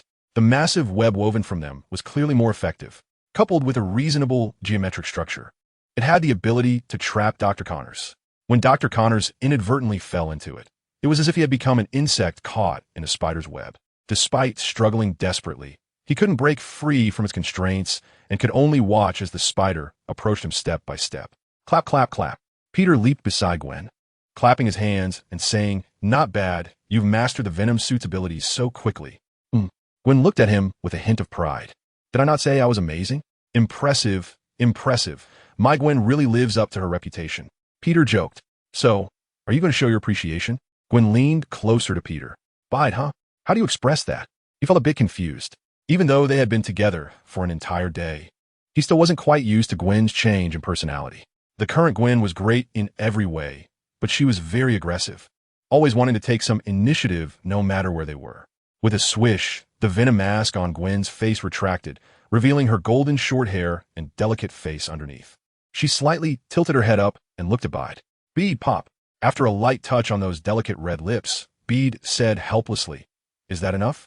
"Not yet, but I'll let you off for now. Let's see my trophy first," as Gwen turns to Dr. Venom Lizard. Grr. Dr. Venom Lizard let out a low growl, baring his teeth at Gwen. Seeing this, Peter also walked up. When Venom Lizard Doctor saw Peter approaching, he bared his teeth at him again. Bede did not feel scared. Instead, he looked at him curiously, like watching monkeys in a zoo. At this moment, the Venom Lizard Doctor looked like an oversized version of Venom with a tail. But it was obvious that he was not as formidable as the real Venom.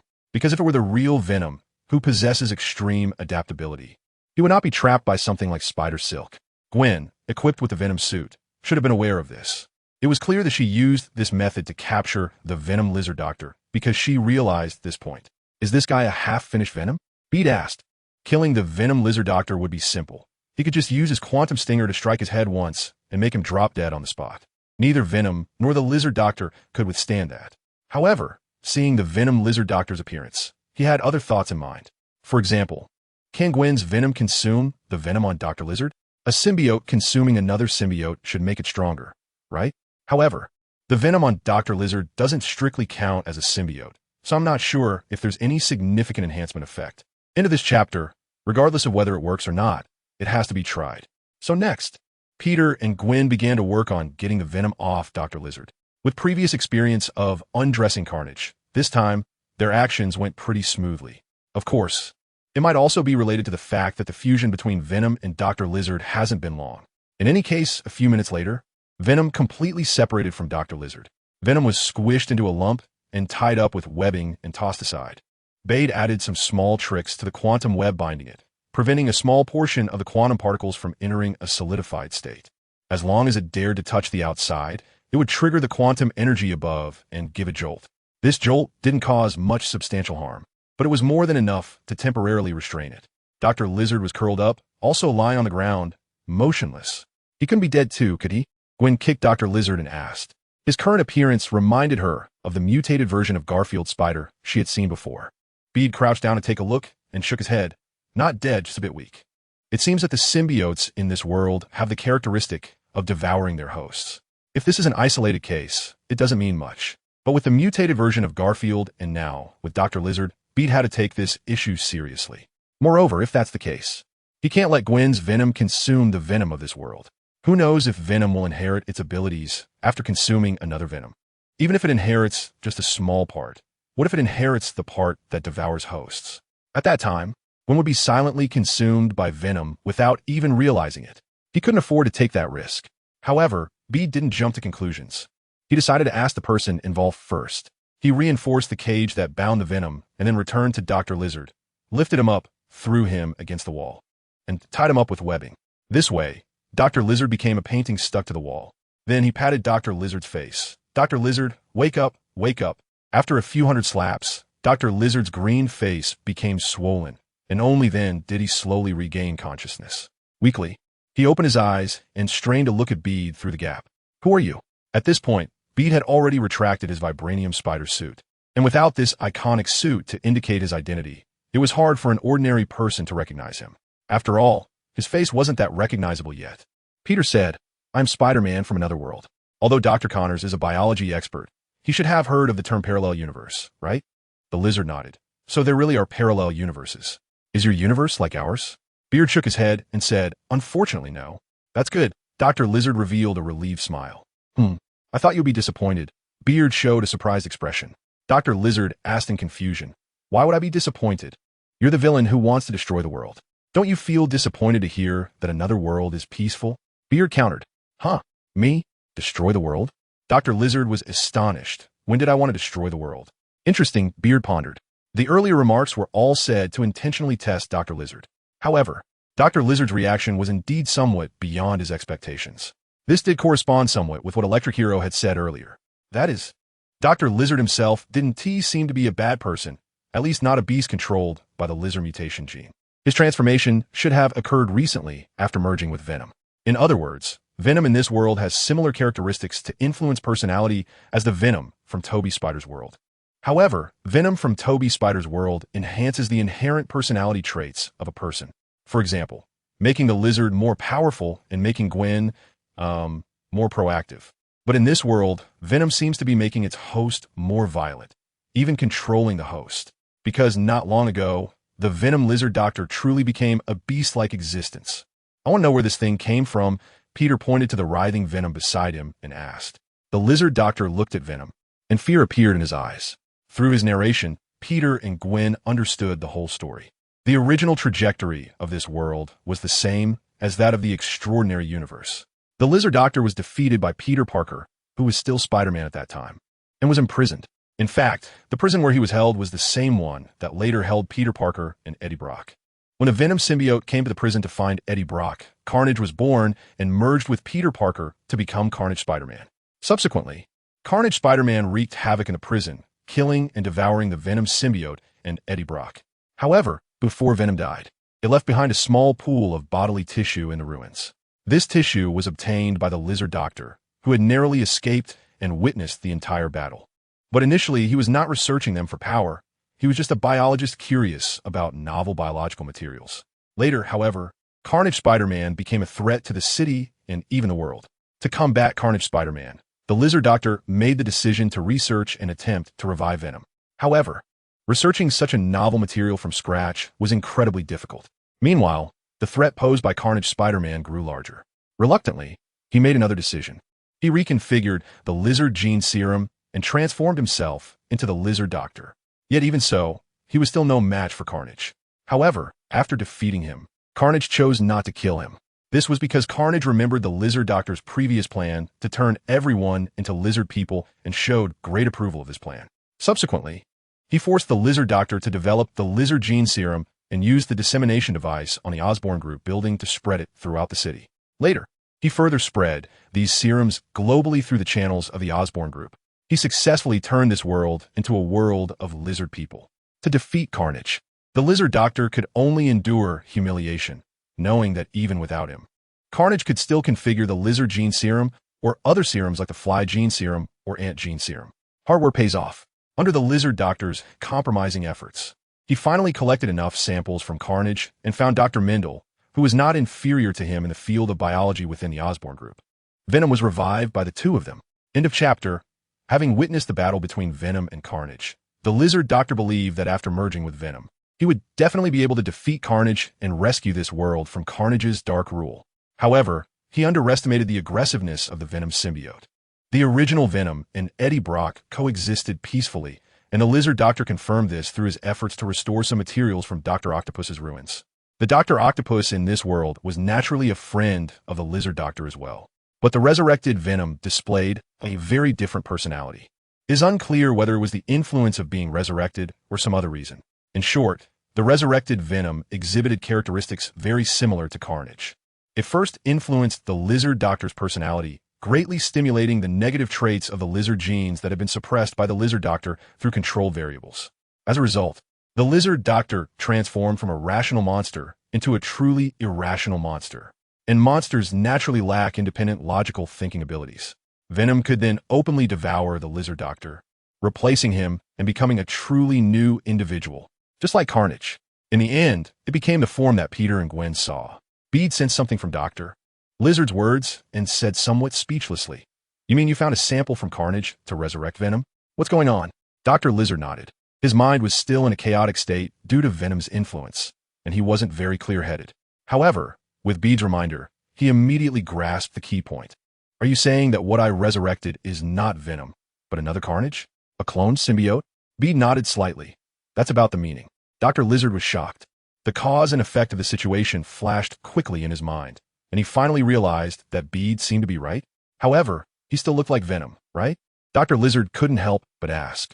It could be a disguise, or maybe not. It's neither Venom nor Carnage. Bede's words were shocking. Neither Venom nor Carnage? Then what is it? This time, even Gwen became interested. In terms of understanding symbiotes, neither of them had more knowledge than Bede.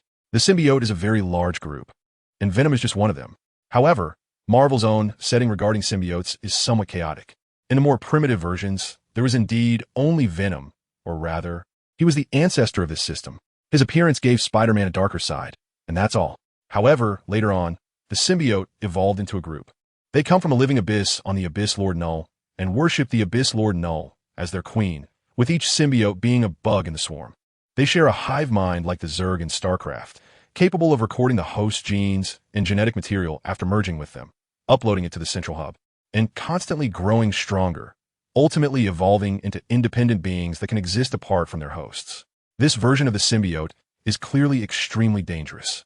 Moreover, they united to overthrow the rule of Abyss Lord Null, took control of him, achieved self-liberation, and then began to roam the universe in search of suitable hosts. There is a theory that the Venom symbiote is one of the symbiotes that fell to Earth from a parallel universe. However, the Venom symbiotes and their derivatives that Bede has encountered so far are clearly not of this type. The Venom symbiote from the Toby Spider world does come from the universe, but its intelligence is far inferior to other versions of Venom, and its strength also seems to be lacking. The Venom symbiote and Carnage symbiote from the Exalted universe. Two are simply mutated substances extracted from Spider-Man's blood by that universe's Dr. Octopus, with no connection to extraterrestrial species. I digress. However, in this large family of symbiotes, as a type of genderless special life form, also possess reproductive capabilities. They reproduce in a manner similar to fission. As a most frequently appearing entity among symbiotes, Venom has a very large number of offspring. He has 5 sons: Carnage, Scorpion, Toxin, Hybrid, and Riot, along with 2 daughters named Extremis and Shriek. Among them, Hybrid is actually a composite symbiote formed by the fusion of 4 symbiotes, but it is inherently good, never kills, and was the first to become a superhero among symbiotes, also possessing the ability to fly. Carnage has 3 sons and 1 daughter: Toxin, Spider-Gwen, Mania, and Daughter Scorn. Spider-Gwen is not Gwen, but a clone of Spider-Man's second generation. Additionally, there is Anti-Venom, which is the offspring of Venom and Mr. Negative, or rather, a serum. Now, the one fused with Dr. Lizard from the source of a sample seems somewhat similar to the offspring of Venom and Carnage, possessing the base of Venom and some characteristics of Carnage. Perhaps it can be called Vengeance, combining the first half of Venom and the second half of Carnage, pieced together to form Venage. The Vengeance symbiote is clearly a unique existence different from all known symbiotes, but it is also obviously a failure, as it seems to have inherited neither the good traits of both parents, but rather their bad habits. It inherited Venom's tendency to enhance the host's personality and Carnage's violent, murderous, and even devouring tendencies. However, it also has its advantages. Compared to Venom and Carnage, it seems to possess higher plasticity. Moreover, it surprisingly isn't afraid of electricity. The Electro had just mentioned it. It's a bit strange for Venom. Why is it that when Electro fights against Venom, he actually finds himself at a disadvantage? Logically speaking, symbiotes are afraid of lightning. More accurately, they are afraid of all energy damage that has a light attribute. Lightning is the most typical example of this. This is also the reason why the Abyss Lord, Null, was repelled by Thor when he brought the symbiotes to Earth. There aren't many symbiotes that can evolve to overcome their weaknesses. The only known case seems to be Anti-Venom. While symbiotes are afraid of sound, Anti-Venom is not. From this perspective, if the Venom on Gwen can devour the vengeful spirit and successfully inherit its resistance to lightning, Gwen's power will see a significant increase. Bide only briefly mentioned the part about the symbiotic family earlier and did not reveal the final content. He already knew some aspects of Gwen's current personality, and if she found out, there was a high probability that she would demand to devour revenge. But Bide could not let her take such risks easily. End of this chapter. So, I can't eat him? Gwen asked, her tone tinged with a hint of disappointment. Bide touched her head and comforted her, saying it's okay. There are many symbionts. If this one doesn't fit, let's just skip it and talk about the next world. Wugwin puffed her cheeks and said, but I really want to eat him. Is this what they call a fierce girl acting cute? Bide's heart skipped a beat. No, the risk is too great. Bede forcibly shifted his gaze away from Gwen. Ahem, Gwen, this thing is not for eating. Just as the two were tugging at each other, the 3 present failed to notice that behind them, the quantum silk bag that had been trapping the vengeful symbiote suddenly ruptured, and its target was not the lizard doctor, who had merged with it, nor the venomous Spider-Gwen, whom it longed for, but rather Bede. The symbiote's characteristics were on full display at this moment. To some extent, it evaded spider sense. Instead, it was Gwen, who also possessed a symbiote, that reacted first. Behind you, Gwen exclaimed, suddenly lunging towards Bede. However, the vengeful symbiote merely twisted in midair and instantly transformed into a liquid-like form, passing right through below Gwen's waist. Bede was just starting to react. However, the venom symbiote had already latched onto Bede's back and was quickly invading his body. At the same time, a slightly crazed voice echoed in Bede's mind. Haha, this body is incredibly powerful. Let's merge. Let us merge. We will possess supreme power, and we will rule this world. Who are you? After sensing the condition of his body, Bede remained calm and asked back. Me? I am the king of vengeance, because I will become the king of this world. I was born to be a king, the venom symbiote shouted, while the speed of its invasion into Bede's body accelerated further. If an instrument could see inside Bede's body at that moment, one would see countless black, liquid-like substances moving through the intricate network of blood vessels, reaching various parts of his body. The muscles, organs, and even the nerve endings were at risk of being completely covered. Gwen stood by with a worried expression, already donned in her venom suit. As soon as Bede spoke, she would immediately launch a rescue. However, Bede had just gestured for her to stop, so she had to wait patiently. On the other side, Dr. Lizard, after a brief moment of shock, quickly distanced himself from Bede. Having experienced control by the venom symbiote before, he had developed a fear of it and wanted nothing to do with it again. Nevertheless, he didn't flee. He quietly awaited the next development. If these two Spider-Men from parallel universes were consumed by this entity, it would give rise to an existence even more formidable than the slaughtering Spider-Man. At that time, the world could truly face its end. But Dr. Lizard no longer cared. The apocalypse was the apocalypse. After all, he had nothing left to lose. King of Vengeance, huh? A cold smile crept onto Bede's lips. Yes, wait. Why aren't you under my control? The Venom symbiote's previously arrogant laughter turned into surprise. Of course, Venom would not be controlled by it. In other words, if it weren't for Venom's cooperation, the vengeful symbiote wouldn't be able to invade his body at all. It's important to know that Venom's entire body is filled with quantum energy. This means he can launch quantum stings from any part of his body at any time, even from within his body. The vengeful symbiote thought it had the upper hand, but in reality, it had only trapped itself in a true dead end. As it continued to merge with Venom's body, its chances of escape further approached zero. By now, they had completely become zero. As for the purpose of doing this, there was initially no purpose. The vengeful symbiote's sudden attack evaded his spider sense, and he genuinely did not notice it. But the moment the vengeful symbiote made contact with his body, he reacted. In fact, he could have killed the vengeful symbiote directly with the quantum energy from his back at that moment. However, as he prepared to act, another thought suddenly crossed his mind.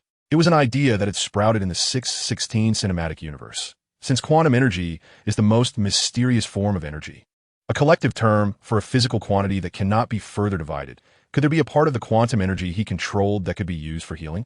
Is there a way to change the existence form of a substance from the most microscopic level? From Black Panther using quantum energy to heal his ailments, it can be inferred that Venom's idea has a high feasibility. Unfortunately, Venom is neither a physics expert nor a biology or clinical medicine expert, so these concepts seemed a bit distant for him. But although he is not any of the aforementioned, he possesses advantages that others do not have. He controls quantum energy. And now, the best experimental subject has appeared before him, the vengeful symbiote. If he wants to do it, he will do it. Subsequently, amidst the vengeful symbiote's panic, countless quantum energies surrounded it. The vengeful symbiote, which had been rampaging within Venom's body as if it was about to completely take control, found its living space compressed to the minimum in just a few breaths. At this moment, it did not become a point, but rather transformed into countless lines. A black line appeared on every blood vessel and every nerve. The black lines were wrapped tightly by quantum energy, unable to move. Then, quantum energy began its cruel experimentation on the black lines of the vengeful symbiote. Hey, look what I found. Here is a wild black line of the vengeful symbiote. Let us try to capture it. One black line is enough for us to conduct a study. Got it, I've got it. All right. Now let me slowly inject quantum energy into its body. Boom. The symbiote black line couldn't bear the burden, burst open, and was then wrapped in quantum energy and sent out of the body. What a pity. Looks like we need to find the next one. Thus, the body of the vengeful symbiote became smaller and smaller, but it had no way of dealing with this. It tried every possible means, but could not even break free from its restraints. At this point, Venom was the knife, and the vengeful symbiote was the fish. The results were encouraging. After Venom's persistent research, he finally achieved some results. Bide opened his eyes and exhaled a breath of turbid air. There was a hint of fatigue on his face, but his bright eyes were filled with excitement. In a chapter, Bide? Gwen's eyes were fixed intently on Bide, watching his every move. I'm fine, Gwen, Bide said, letting out a long breath and extending his palm. Suddenly, strands of black lines surged on his smooth palm, quickly covering it, then traveled up his wrist and soon spread across his entire arm, finally stopping at his shoulder. At that moment, his hand appeared to be a mix of black and red, resembling the material of a symbiotic suit. Bide. Gwen stepped forward, astonished. Bede replied, I'm fine. This is my new suit, the Venom symbiote suit. The Venom symbiote suit. When exclaimed in surprise, "You tamed it?" Bide smiled slightly and said, "No, I killed it." "Ah." Bide briefly explained. Just now, his quantum energy completely enveloped the vengeful symbiote and then performed a brutal infusion of energy into it, ultimately causing severe damage to the vengeful symbiote's body. In the end, under his torment, the consciousness that originally emerged from the vengeful symbiote was unknowingly extinguished, leaving behind a puddle of symbiote without autonomous awareness. However, Bide discovered that he could still manipulate it. It's just that the remaining amount was too scarce, currently allowing him to only envelop one of his arms. In simple terms, what is now within Bide's body is a brand new vengeful symbiote. Just like the Demon King Piccolo and later the Sun Family Caretaker Piccolo in Dragon Ball, the newly born vengeful symbiote is a blank slate that Bide can paint on. No matter how he paints it, it will ultimately take on his shape. The vengeful symbiote flowed rapidly on Bide's arm, quickly detaching from it to form a long sword in his hand. The long sword transformed into a spear, then into a hammer, and then into long claws. Various shapes changed according to Bide's will. Bede gradually realized the wonders of the symbiote's suit. It was ever-changing, highly malleable, and it had strong concealment. Just like quantum energy hidden within cells, Bede could directly hide the vengeful symbiote between his muscle fibers, allowing it to emerge from his body for protection whenever needed. Moreover, compared to the symbiote suits worn by Gwen and the others, this had an additional benefit: concealment. The symbiote suit hidden within his muscles put Bede in a constantly enhanced state, with the increase in muscle strength providing him with ongoing boosts to his speed, power, and overall combat effectiveness. This meant an enhancement in his combat abilities. After resolving the biggest trouble, everything else became much clearer. Dr. Lizard, after confirming that Bede was not out of control, still advised him to be cautious of the potential threats posed by the vengeful symbiote. However, Bede was already aware of this, even without being told. Therefore, until the danger of the vengeful symbiote was completely eliminated, he decided to mostly keep it stored in his muscle tissue, while also monitoring it with quantum energy. Moreover, as the most critical part of the human body, he would never allow the vengeful symbiote to come close to his head, not even his neck. After all, as long as it adhered to his arms or legs, it could enhance his strength without the need to risk getting it into his head, even though it seemed that the vengeful symbiote had been completely purified by Bede. Who knows? But completely giving it up was not an option. Opportunities to enhance one's power were rare. The benefits far outweighed the risks, so it was worth pursuing. Subsequently, the three prepared to return to the nearby block. At this point, Paper Vulture and Electro were also mostly done with their battle. In front of two individuals with powerful combat abilities, the lizard soldiers were indeed insufficient. When Bede and the others returned, they saw Paper Vulture throwing 3 or 4 lizard soldiers to the ground, then dropping a bomb from the air, ready to execute them. Bede and Gwen had no reaction to this. The lizard soldiers had killed countless people, and now being killed was there just deserts. But suddenly, Lizard Doctor sprang into action, kicking the bomb away and saving those lizard soldiers. The Paper Vulture was momentarily stunned before swooping down towards Lizard Doctor, thinking he had escaped from Bede. Fortunately, Bede appeared just in time between the two, stopping this pointless fight. "Why are you doing this, Lizard Doctor?" Bede's gaze was cold, and his choice of words showed a clear sense of estrangement. Lizard Doctor, however, was not offended. After a moment of hesitation, he said, "I want to save them." "Give me a reason," Bede continued. Gwen and the Paper Vulture were also watching closely. Behind them, the Electric Flash, who had almost finished the battle, appeared, also observing the situation. If Lizard Doctor did not provide a suitable explanation, he might be torn to shreds in an instant. Lizard Doctor pleaded, "The reason they have become what they are today is because of my mistakes. So I'm the root cause of all this. I hope to accept punishment on their behalf. However, I beg you to let me do one thing first." Bede looked at Dr. Lizard in silence. Dr. Lizard said, "I hope to first formulate a potion that can reverse the mutated lizard genes and restore them to their original state.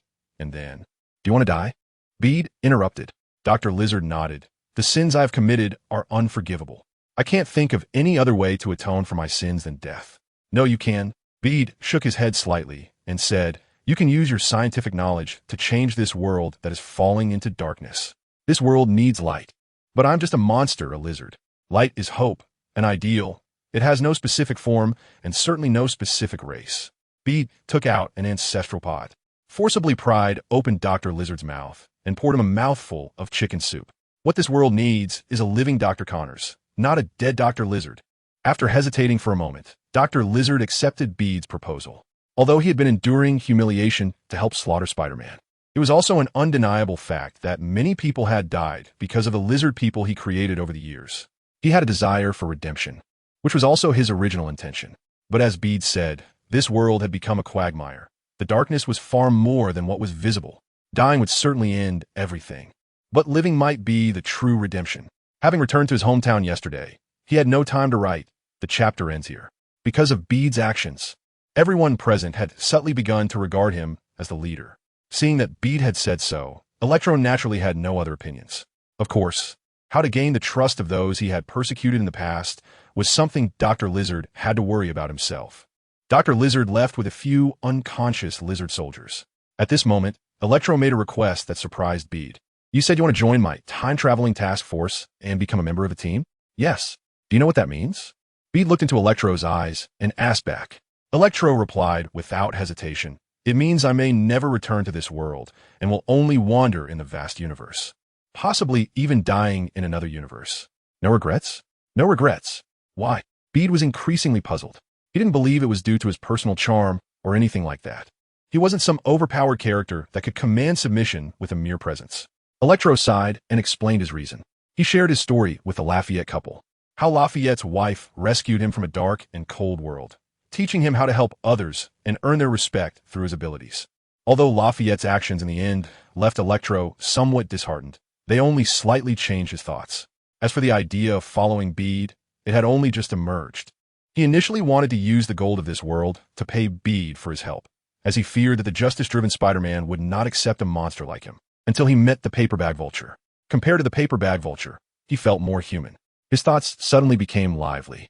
Since Bede could accept the paper-bag vulture, accepting him should also be fine, right? Thus, the scene unfolded. Electro was willing to join, and Bede and Gwen were very happy. As a nature fruit user, Electro had a high upper limit and was a powerful ally. Moreover, Electro was upright and could uphold his nature in a dark world, protecting a part of it. Even if he was influenced to do so, it could not erase his merits. From this, one could already see his character. Having such a positive figure join was also a way to shed the teasing of the time-traveling Task Force X Task Force. Come on, the X Task Force is made up of villains. Look at the time-traveling task force, there are still many good people. Thinking of this made Bede's mood unconsciously cheerful. However, this good mood did not last long. When Electro led him, Gwen, and the paper bag vulture towards the community gate named Electro, they were stopped by someone. Electro looked at the person across from him who was holding a gun and shouted, Barris, it's me, Max. The crisis has been resolved. You can rest assured. Barris was a middle-aged man in his 40s. Not very tall, but quite strong, considered relatively tough among ordinary people. He looked seriously at Electro and the three behind him, loudly replying, Max, you killed Lafayette and brought Spider-Man and a monster. The Electro community does not welcome Spider-Man and monsters. What? Electro's eyes widened. I killed Lafayette because he wanted to betray me.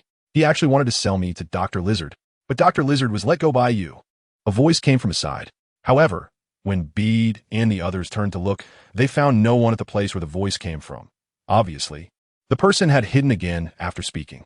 Although the person had hidden, his words stirred up a storm. Soon, voices began to emerge from all directions on the streets. But without exception, they either condemned Electro for killing Max or stated that Spider-Man was untrustworthy. Yet, all the words revealed a single message. They no longer welcomed Max. This Electro community, which Max Dillon had worked hard to build and protected with his life, ultimately abandoned him.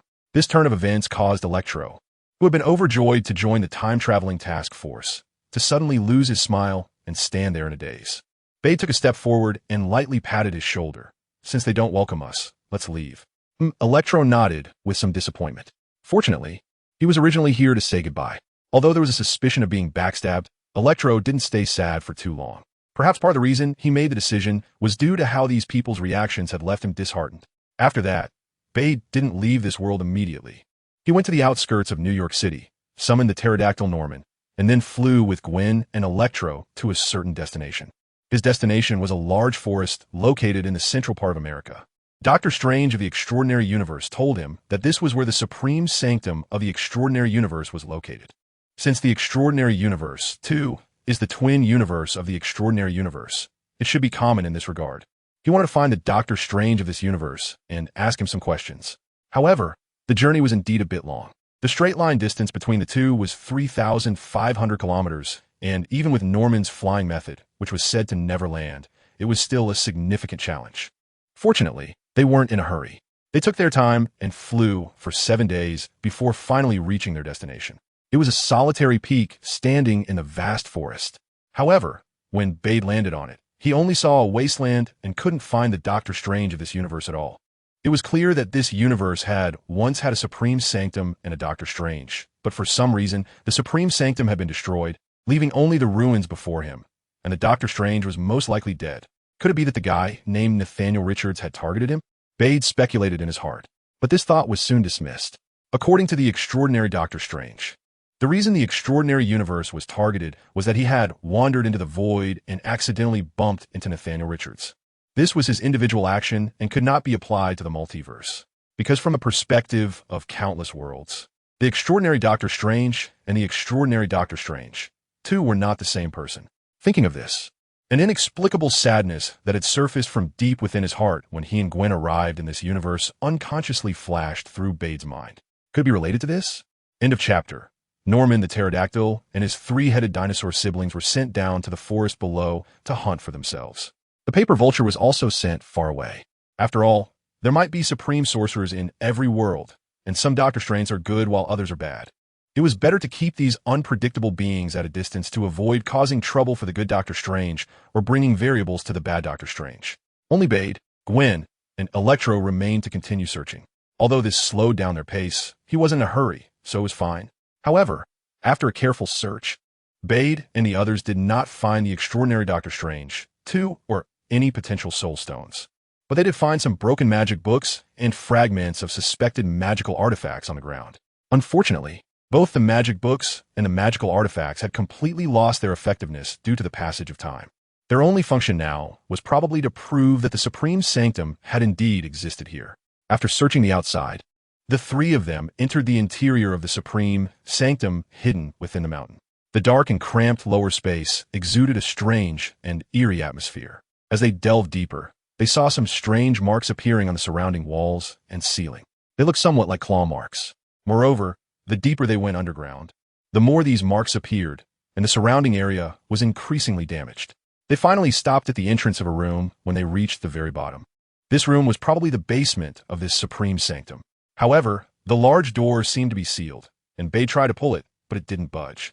Seeing this, he didn't dare to use too much force or try to break the seal, since both the Supreme Sanctum and Doctor Strange were gone, but the seal remained. It was clear that the seal had its reason for existing. Even though he had enhanced his spider sense with quantum energy, there was still no danger warning. But who knows? Perhaps the magical seal applied above could block the spider sense? Defeating magic with magic is quite reasonable, right? To put another way, he had seen numerous movies, sci-fi, fantasy, and mystical stories, and in all those illusions, curiosity-driven attempts to break seals usually did not end well. For example, in The Cabin in the Woods, one of the female leads recited a spell, which resulted in the release of various monsters like werewolves, aliens, zombies, and ogres. In Prometheus, someone was curious and touched something on the ground, which led to the facehugger attaching itself, ultimately causing a total wipeout. There are many similar situations. Learning from past experiences, Peter would definitely not engage in such actions. At the same time, he stopped Gwen and Electro from touching that door. It felt like they were only one step away from the final answer, which was somewhat regrettable, but Peter did not regret his decision. So the 3 of them bypassed that place and split up to search elsewhere for the past again. If there were truly no clues, he would have to give up the pursuit of secrets and leave this world. Thus, they searched for over 10 more minutes. Just as Peter was about to give up, suddenly, Gwen's voice came from the other side. "Peter, come look at this." Bide hurried over. It was a very small room, resembling a storage closet. The 4 walls were lined with wooden shelves, which were completely empty. However, in the corner of the room, there was a glowing, spherical object. The light from the sphere was already somewhat dim, like a candle that was about to burn out, and it could extinguish at any moment. Peter first enhanced his spider sense with quantum energy, ensuring that the sphere should pose no danger before approaching it. As he got closer, he felt a strange sensation, as if he had seen this object before. No, this is the Soul Stone. No, more accurately, it's a fragment of the Soul Stone.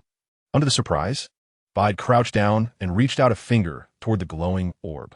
Buzzing followed as a wave of warmth first came, Then a surge of energy drilled into his fingertip. The speed was so fast that he didn't even have time to react. When Bide regained his senses, he found that his surroundings had completely changed. However, he was used to it. Previously, in the extraordinary universe, Doctor Strange had taken him through a similar experience. Although he didn't know what this world as Doctor Strange and the fragmented Soul Stone were up to, he knew he might get the answers he wanted from here. However, what Bide didn't expect was that when the surrounding scenes stopped transforming, there were no characters like extraordinary Doctor Strange, appearing before him, nor any cutscenes like in games. What appeared before him was only a void. No, when he looked down, he saw an incredibly desolate land. Strange rocks jutted out, with no signs of life. It was as if it were a completely dead land. Yet in the center of the land, there was a large area of glowing green strange substance. But no matter how Bide looked at it, he couldn't tell what it was. A river? It didn't look like one. Magma? The color was all wrong. What could it be? Just as Bide was puzzled, suddenly, something flickered in the ground. Following that, a strange machine suddenly appeared in this world. The machine resembled a tripod, but each leg had a strange device that looked like a sleeping pod. What the heck? Bide thought. At that moment, all 4 pods started moving, and the doors slowly opened. Several people walked out from inside. They were all dressed in silver and black sealed suits, wearing breathing helmets, looking somewhat like spacesuits. But their manner of appearance was indeed bizarre. Could this be a highly advanced technological world? Bide thought. At this time, the few people below began to take new actions. One person stepped forward first, crouched down, and picked up a handful of soil, carefully grinding it in his hand. It seemed like it was his first time here. Bide interpreted his actions. Only when someone comes to a place for the first time would they act so cautiously and inquisitively. Behind him, another person took out a long rod from the pod, which seemed to be wrapped in something. What the hell? Bide thought. Suddenly, that person waved his hand, and the cloth on the rod detached and floated, revealing the pattern on it. It was the flag of the Eagle Nation. End of chapter. The person holding the stars and stripes called over to the person beside him, and that person walked over. Together, they held the flag and aimed it at the ground. 3, 2, 1, stab. Bide seemed to hear their voices.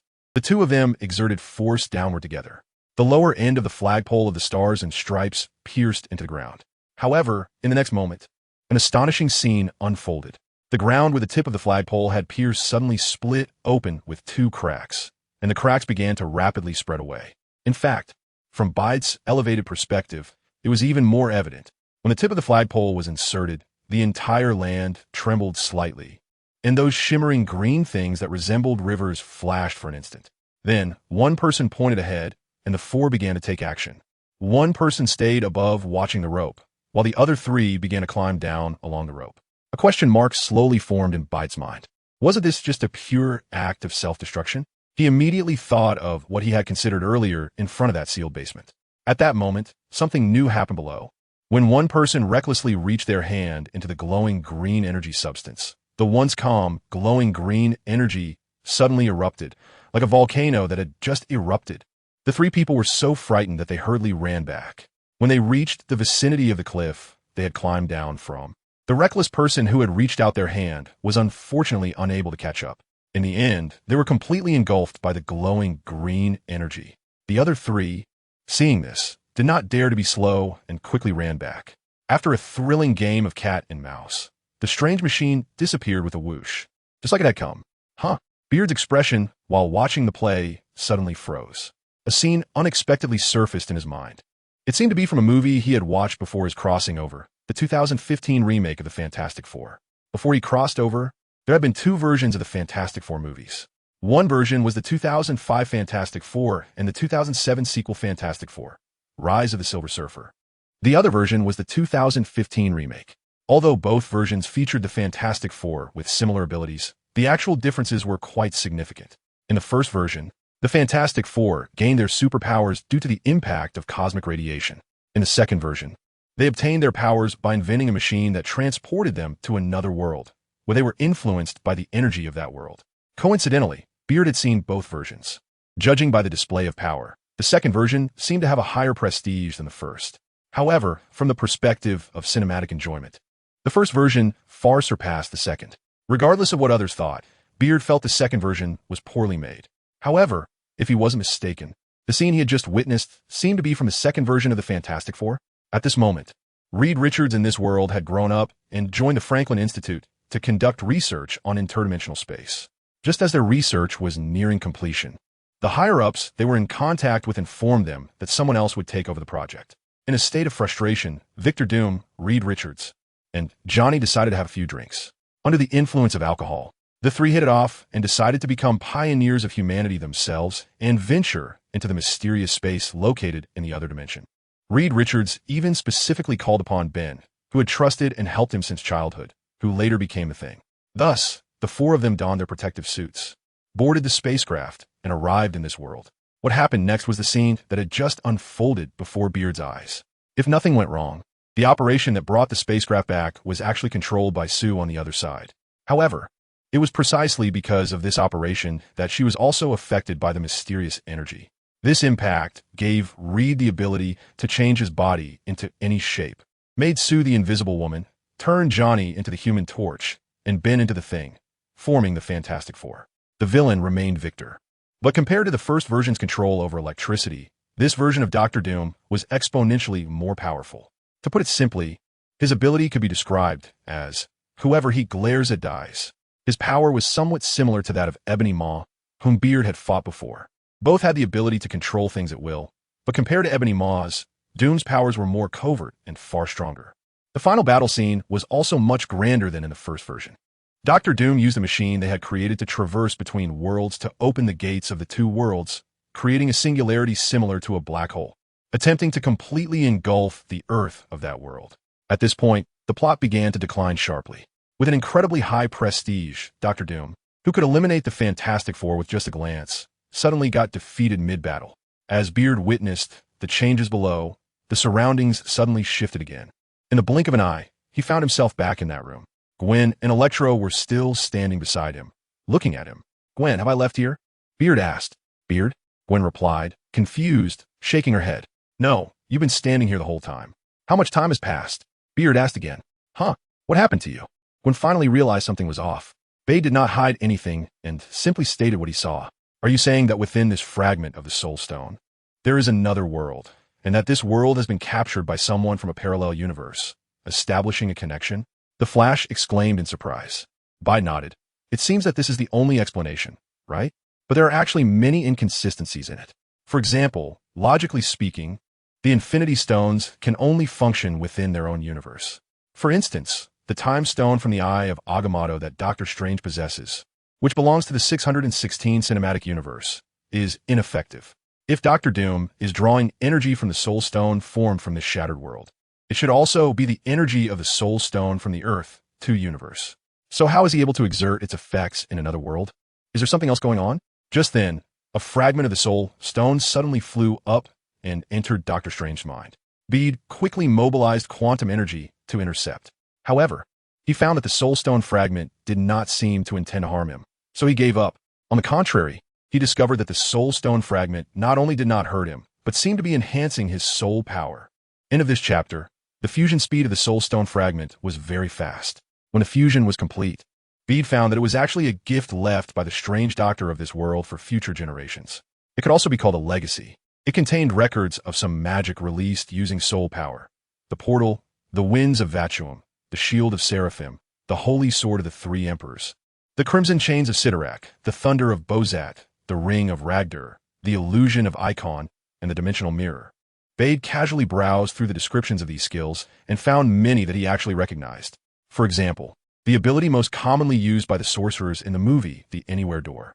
At the beginning of Doctor Strange, the Ancient One used the Anywhere Door to throw Strange onto the Himalayas, stimulating his potential and activating his abilities, allowing him to learn this skill. This indicates that the prerequisites for this skill are actually not high. At this moment, with the support of the Soul Stone fragments, Bade instantly learned it. In later Avengers, Infinity War, Avengers, Endgame, and Spider-Man solo films, the use of the Anywhere Door appeared frequently. It can be used not only for travel, but is also often used in conjunction with attacks by Doctor Strange and Wong. For example, Doctor Strange used it to trap Spider-Man in an infinite loop, almost confining him to a very small area. Wong even used it to cut off one of Black Dwarf's hands.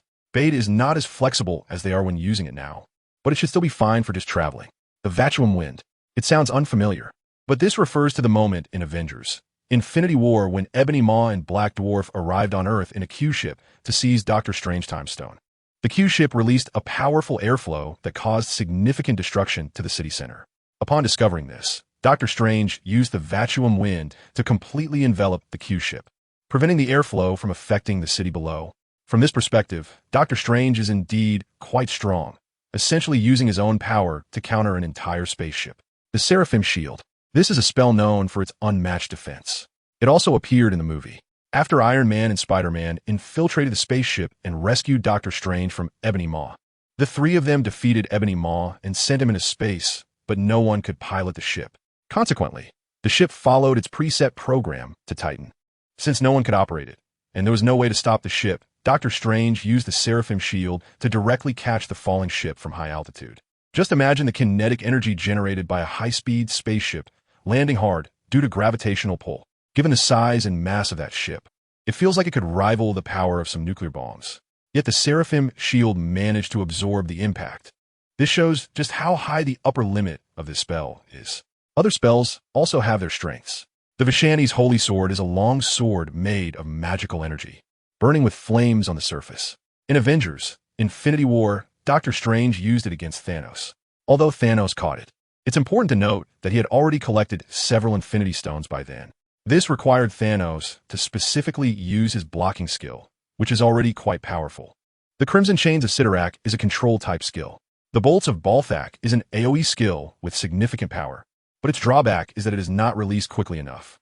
The Ring of Ragador is a fundamental lesson for mages. Essentially a pair of handheld magical shields frequently seen in the hands of mages, serving as the starting point for many spells while also providing a certain level of defense. Its protective limit can withstand a kick from Thanos. The illusion of Icon is somewhat similar to the Monkey King's clone technique, initially resembling the thousand-handed Guanyin, and then transforming into countless clones, each capable of unleashing the original's power and freely casting any magic. However, this technique consumes a tremendous amount of soul energy and has a very high learning difficulty. If Peter wants to train to achieve the abilities displayed in the Doctor Strange movie, it will likely take a long time. It can be said that this is a supreme magic book that records all of Doctor Strange's magic. If Peter can comprehend it, perhaps he can add a new title to his Spider-Man powers, Supreme Sorcerer. Maybe he could become the Supreme Sorcerer Spider-Man, just like a Spider-Man from a parallel universe. As for whether he can learn it, that might still be a question. But now, after merging with the Soul Stone fragments of this universe, Peter's soul power has been greatly enhanced. The most direct influence on magic is soul power. It can be said that Peter now is a magically gifted genius created through external means. When Peter finished absorbing this knowledge, a figure appeared in his mind. Although he couldn't see his face clearly, Peter recognized him by instinct. It was the extraordinary Doctor Strange, too, clearly, as another master of the Soul Stone. This world's extraordinary Doctor Strange made the same choice as the one from the extraordinary universe after passing away for some unknown reason. That is, he chose to store his soul within the Soul Stone. Unfortunately, the Soul Stone of this world has also shattered, leaving only some fragments. Therefore, the image of extraordinary Doctor Strange, too, that appeared before Peter is merely a collection of memory fragments, not complete memories, and certainly not someone he can communicate with. However, these memories are not entirely useless. Bade quickly digested these memories and learned a shocking truth. This extraordinary universe, too, was actually a world destined for annihilation. For some reason, this world would gradually head towards destruction, ultimately falling into silence. In several years, it would become the way Bade had previously seen it. In fact, what Bade saw through the Soul Gem fragment was the true appearance of this world. It was only because Bade possessed the ability to traverse time and space and enter the past of the vast universe that he was able to access the timeline before this world met its end. According to the original history, this world would completely descend into darkness under the influence of the slaughter of Spider-Man. Although Dr. Lizard took the risk of using venom in the slaughter to create the vengeful symbiote, he was still no match for the slaughter of Spider-Man. Both sides were madmen, and their conflict would ultimately destroy the world. Others, including Electro, would all perish as a result. But what shocked Bade even more was not this. End of chapter.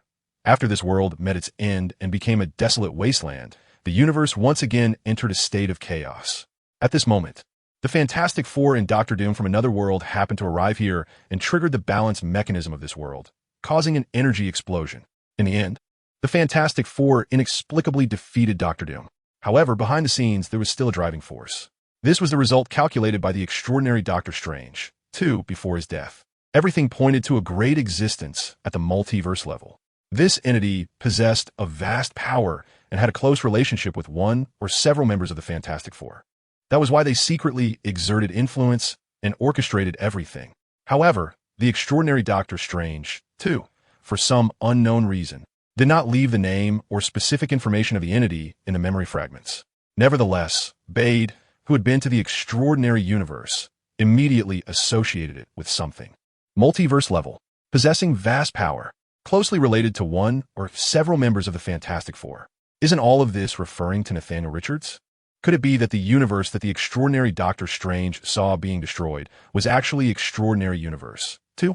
Or was it that Nathaniel Richards discovered his footsteps during the confrontation with the extraordinary Doctor Strange, and thus pursued him? In the end, he couldn't find the extraordinary universe hidden by the extraordinary Doctor Strange, but instead, due to a twist of fate, ended up in Extraordinary Universe, too. There was simply too little information at hand, and Bade couldn't figure it out no matter how hard he tried. He decided to keep this matter in mind and slowly search for clues during his future travels. However, this would require him to be even more cautious in his actions. If the extraordinary Doctor Strange's previous description of Nathaniel Richards' danger was only superficial, then now, the tragic state of Extraordinary Universe, too, was starkly laid out before him. A universe, just because of certain connections, it was destroyed in his hands. What Thanos was to him was merely child's play. After silently digesting this information, Bade opened his eyes again. Crack! Just then, a sound suddenly echoed from not far away.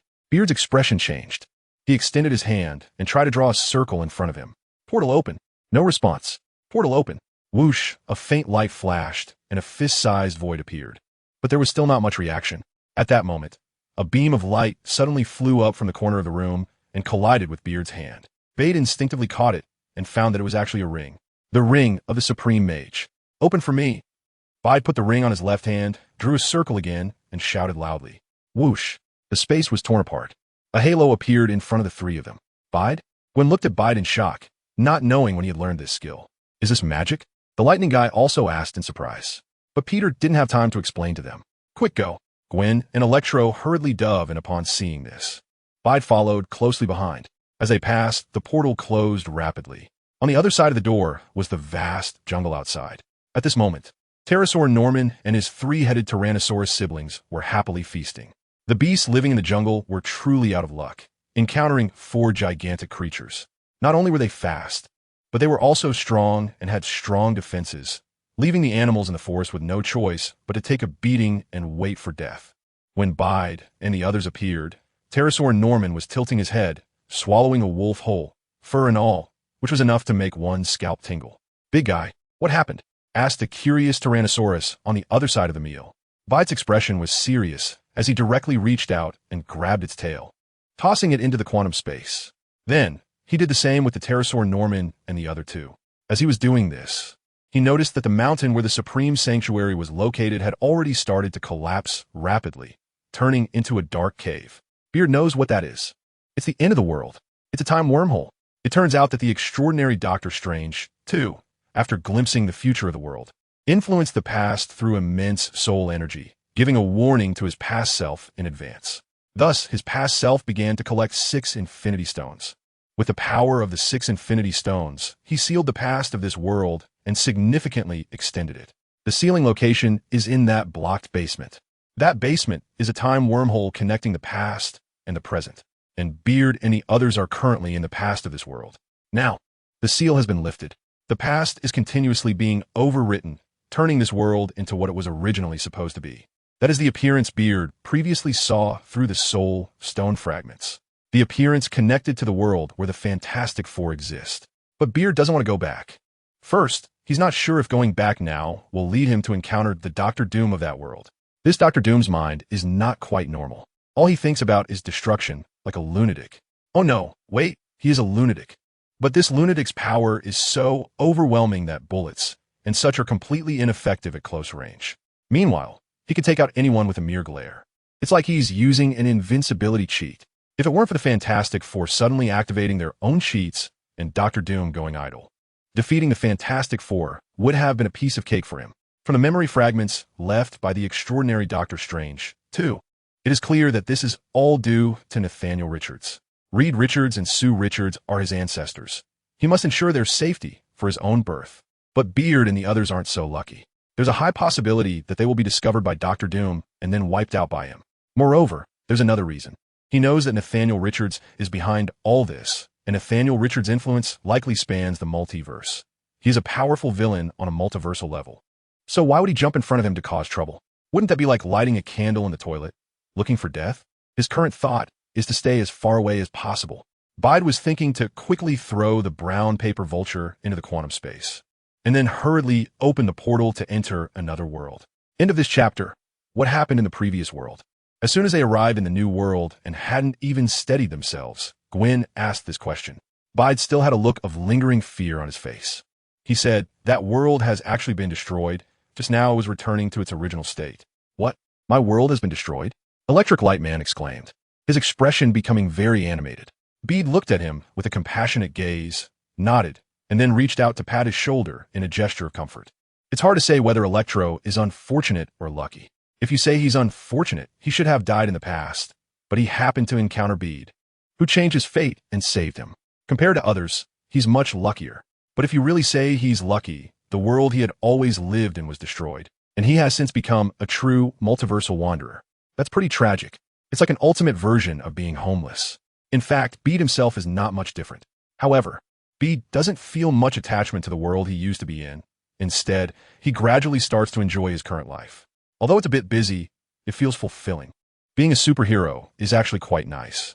Unlike most Spider-Men who linger in a certain world, doing good deeds and receiving countless people's gratitude, or the Avengers who enjoy a high reputation among the public, or Iron Man who gains both fame and fortune. Bede still manages to build his current career through hard work, going from a penniless traveler to something more. He has met many superheroes, gained friendships with people like Black Panther, and formed his own faction, finding partners in different worlds who can provide him with funding. This life is far more exciting than that of a pitiful writer before his travels. Unfortunately, Bede doesn't know how to comfort Electro. This kind of thing probably can only be resolved by himself. Perhaps time can erase everything. He simply explained the situation of the extraordinary universe to Electro, then ignored him as he stood there questioning his life. Bede began to survey his surroundings. Due to the haste of this crossing, he wasn't even sure which universe this was. There were no buildings around, and as far as the eye could see, it was just an expansive, boundless jungle. Bide slapped his forehead. He had forgotten that earlier, when they were in the Extraordinary Universe 2, they had gone to the central forest of the Eagle Country. The cross-border teleportation sometimes worked in a way similar to phased movement, meaning they directly arrived at a location similar to that of Earth in a parallel universe. In other words, this should also be the central region of the Eagle Country in this world. Beard extended his hand and suddenly remembered that in a moment of urgency, he had actually obtained the suspended ring left by the strange doctor from that world. It was a ring that looked quite ancient and apart from its appearance. It didn't have much else to stand out. In the original play, its screen time was actually not much. However, its function was significant. Its main purpose was to distinguish between the true Supreme Sorcerer and the false Supreme Sorcerer. Crossed out, a certain true Supreme Sorcerer happened to have the suspended ring, casually drew a circle, and opened a portal, summoning 2 lost Spider-Men. Meanwhile, a certain false Supreme Sorcerer practiced for 2.5 months and almost froze to death on a snowy mountain before barely learning how to use it. So, who is the true Supreme Sorcerer and who is the false one? You all know now, right? Haha, cough, cough, back to the point. The suspended ring is indeed not very prominent in the original work, but it is quite an important piece of equipment for sorcerers. Its biggest function is to serve as a tool for auxiliary spellcasting. After getting his hands on the pendant, Bide realized that with its help, the difficulty of a spell that was originally rated at 10 was now only about 9. Don't underestimate this one point. This point could be the key to whether a spell can be cast or not. In intense battles, if each spell is reduced by 1 point, the consumption required to cast spells will decrease, the casting speed will increase, and the total number of casts can also be improved. For a magic novice like Bide, the usefulness of a piece of magical equipment is significant. Gwen said, "Is this your harvest from the last world?" Beer nodded, took off the pendant, and handed it over. "Do you want to give it a try?" Gwen took the pendant and tried it out, but unfortunately, there was no reaction, so she returned the pendant to Beard. Bide comforted, "When you have time, I'll teach you some magic. You might just learn it." Gwen smiled and nodded. Then, Bide looked at Lightning Man. Although Lightning Man was still a bit down, he had clearly adjusted his mindset and was now looking at Bide, quietly waiting for the next arrangement. Seeing this, Bade secretly breathed a sigh of relief. Fortunately, this electric flash had gone through quite a lot and wasn't that fragile. Otherwise, he wouldn't know how to help him regain his spirits. Then, he casually waved his hand and drew a teleportation portal in the air. Let's go and see what kind of world this is. Before Bide could finish speaking, something exploded from the other side of the portal. The spider's senses twitched slightly, but not by much. Bade knew that this thing posed little threat to him. He casually shot out a strand of web to stick it, and then tossed it aside. Bang! The thing fell to the ground. It was then that Bade realized it was actually a piece of shattered rock. Boom! Boom! Boom! The sound of explosions echoed continuously. Peter and Gwen exchanged a glance, both speechless. What the heck? How can they encounter a fight in every random world they visit? Is this the Marvel Universe with superheroes and supervillains? Love it. Well, even though it's ridiculous, Peter has gotten used to it by now. Perhaps this is his destiny, to traverse into a world that is inherently unstable. So it's not that trouble finds him. Rather, he is constantly seeking trouble. Let's go see what bizarre things are happening in this world. Peter waved his hand in feigned helplessness and stepped out of the portal first. Gwen stifled a giggle and followed him with lively steps. Behind them, Electro watched their actions, and his previously troubled heart lightened a bit, although his world was destroyed. Looking at it from a different perspective, he had indeed been reborn, and it was this pair of men and women in front of him that granted him a new life. Perhaps this kind of life isn't so bad. A time-traveling task force? Let me contribute too. End of this chapter. This should be an abandoned factory located in the suburbs of the city. However, at this moment, quite a few people had gathered here. It's obvious that there were two groups of people. One side consisted of 6 oddly dressed individuals. The first was a white man crackling with electricity, dressed in green with a long yellow collar around his neck, looking quite strange. The second was a man with an upside-down fishbowl on his head, smoke bubbling up from the bowl, giving him an air of mystery. The third had sand flowing down his body intermittently. The fourth had a pair of enormous wings on his back. The fifth wore a tiger-striped coat, with a mane-like collar made of lion's fur, seemingly unbothered by the heat. The sixth had 4 long mechanical tentacles flailing behind him. Peter recognized them immediately upon seeing these 6 highly identifiable individuals: Electro, Mysterio, Sandman, Vulture, Kraven the Hunter, and Dr. Octopus. This was the Sinister Six. Facing them as standoff was a man in a spider suit, but with a huge skull painted on his chest. These two symbols inevitably brought to mind 2 moderately famous characters in the Marvel Universe, Spider-Man and the Punisher. The Punisher, also known as Frank Castle, is one of Marvel's anti-heroes. He has no superpowers but possesses exceptional combat skills and is adept with various firearms and melee weapons. His philosophy is that if you are guilty, you must die. In contrast, Spider-Man's motto is that with great power comes great responsibility, which is clearly quite different. The stark contrast between these two elements surprisingly fused into one person at this moment, leaving Peter, Gwen, and Electro somewhat astonished. The trio appeared about 20 meters away from the factory, while the 7 inside were already engaged in a fierce battle, oblivious to their presence. The debris from a previous explosion had just happened to come through the portal. Electro frowned. This guy, could he be another one hunting Spider-Man? As he spoke, sparks of electricity began to flicker around him, indicating he was ready to take action.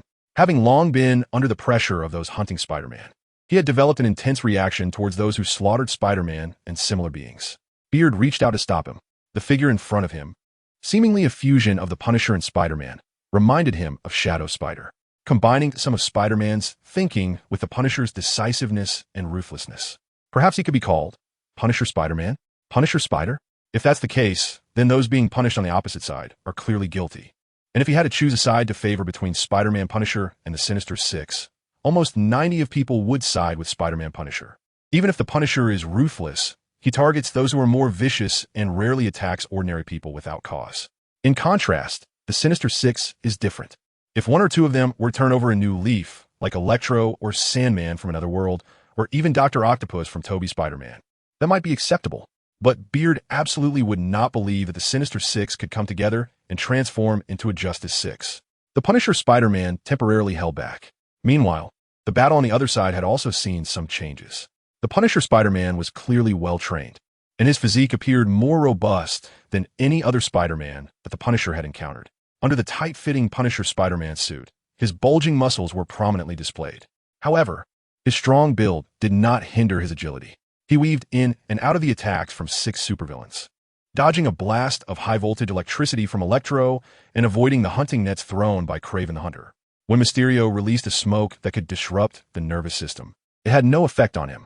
Clearly, he had prepared himself before the confrontation, enough to be immune to Mysterio's nerve toxin fog. At one moment, he suddenly appeared in front of Electro. Then a hole opened in the web shooter on his left wrist, and a black barrel was ejected. Bang! A gunshot rang out. Electro laughed. Bullets don't work on me. However, the bullet struck Electro's electric form, and strangely, it did not pass through his electrical body. Instead, it unleashed a peculiar energy. This was an EMP round. EMP is an electromagnetic pulse, and when used as an individual weapon, it is generally ineffective because it requires a significant energy source to release such vast amounts of energy. However, at that moment, Electro himself was an enormous energy source. Boom! A massive explosion erupted. A strong electromagnetic storm swept through the area in an instant. The prepared Punisher Spider-Man had already distanced himself from the blast. The other 5 members of the Sinister Six, who had not reacted in time, were each affected to some extent and remained motionless. The most unfortunate was Electro himself. As the target of the carefully plotted scheme, he was completely obliterated by the EMP bullet. All his energy was released in an instant. He was utterly and completely finished. Beside Bede, Electroman looked at the suddenly deceased Electroman, a flicker of fear flashing in his eyes. To be fair, if he hadn't prepared himself mentally in advance, he wouldn't have been able to avoid that strike either. Ever since he became Electroman and gained the natural elemental fruit ability of ionization, conventional attacks had no effect on him. Over time, this had caused him to lose his vigilance against such attacks. The tragic fate of Electroman in this world undoubtedly served as a wake-up call. He came prepared. Everyone needs to stay alert. Dr. Octopus shouted. To sneak attack Max is truly despicable. Sandman cursed, feeling a sense of kinship as a fellow elemental who is immune to regular physical attacks. Kill him, Vulture shouted. However, Punisher Spider merely looked coldly at them. No matter how they cursed or wailed, it couldn't shake him in the slightest. If one got closer, they could hear him murmuring to himself, "The power bestowed upon me is to bear the responsibilities I must bear, to punish all evils, so that more uncles Bendu not pay the price, because with great power comes great responsibility." End of chapter. Ignoring the curses from the remaining 5 members of the Sinister Six, Punisher Spider once again moved forward, launching a new round of attacks. This time, with the lesson of Electroman in mind, the remaining 5 began to show signs of fear. They were not new to fighting Punisher Spider. They understood him, and he understood them just as well. Since the other side had found a way to kill Electroman, they likely had already prepared to kill them too. Life is only given once, and no one would gamble with it. However, Punisher Spider had no such psychological burden. He darted left and right, just as before, constantly weaving between the 5 villains, showcasing his Spider-Man agility to the fullest. The 5 villains, wary, did not dare to engage him head-on. The 2 sides once again fell into a stalemate. But obviously, as a Punisher, once Punisher Spider had decided to act, he would not let these evil guys live for even a moment longer. At a certain moment, he struck like lightning again. The target was the only ordinary person, Mysterio. This guy, Mysterio, seemed to be mumbling nonsense, but in reality, his main attack methods were neurotoxins and hypnotic words. After fighting him multiple times, Punisher Spider was already well aware of his tactics. He had specially added multiple layers of filters to his Punisher Spider suit, creating a function similar to a gas mask. However, because the suit was thin, this function had a certain time limit. Earlier, it was necessary to catch them off guard and eliminate the biggest threat first. Now, the Electroman was dead. They had become alert, so naturally, he chose to deal with the softer target first. Punisher Spider swung his fist and smashed it against Mysterio's fishbowl head. Bang! How could a mere glass fishbowl withstand a punch with nearly 20 tons of force? A headless corpse crashed to the ground. Mysterio dead. Vulture, who was about to attack Punisher Spider, was startled and abruptly stopped. Hey! But Punisher Spider did not want to let him go. The trajectories of their actions were already calculated in his mind. He reached out, shot out a web, and directly stuck it to Vulture's face, then yanked it hard. Vulture only then reacted, hurriedly flapping his wings to resist the pull. However, his strength was no match for Punisher Spider. Without any decent struggle, he was pulled in front of Punisher Spider. Punisher Spider grinned maliciously, directly grabbing one of Vulture's wings and yanking hard. Rip! That wing was actually torn off. Blood sprayed everywhere. Vulture let out a wretched wail.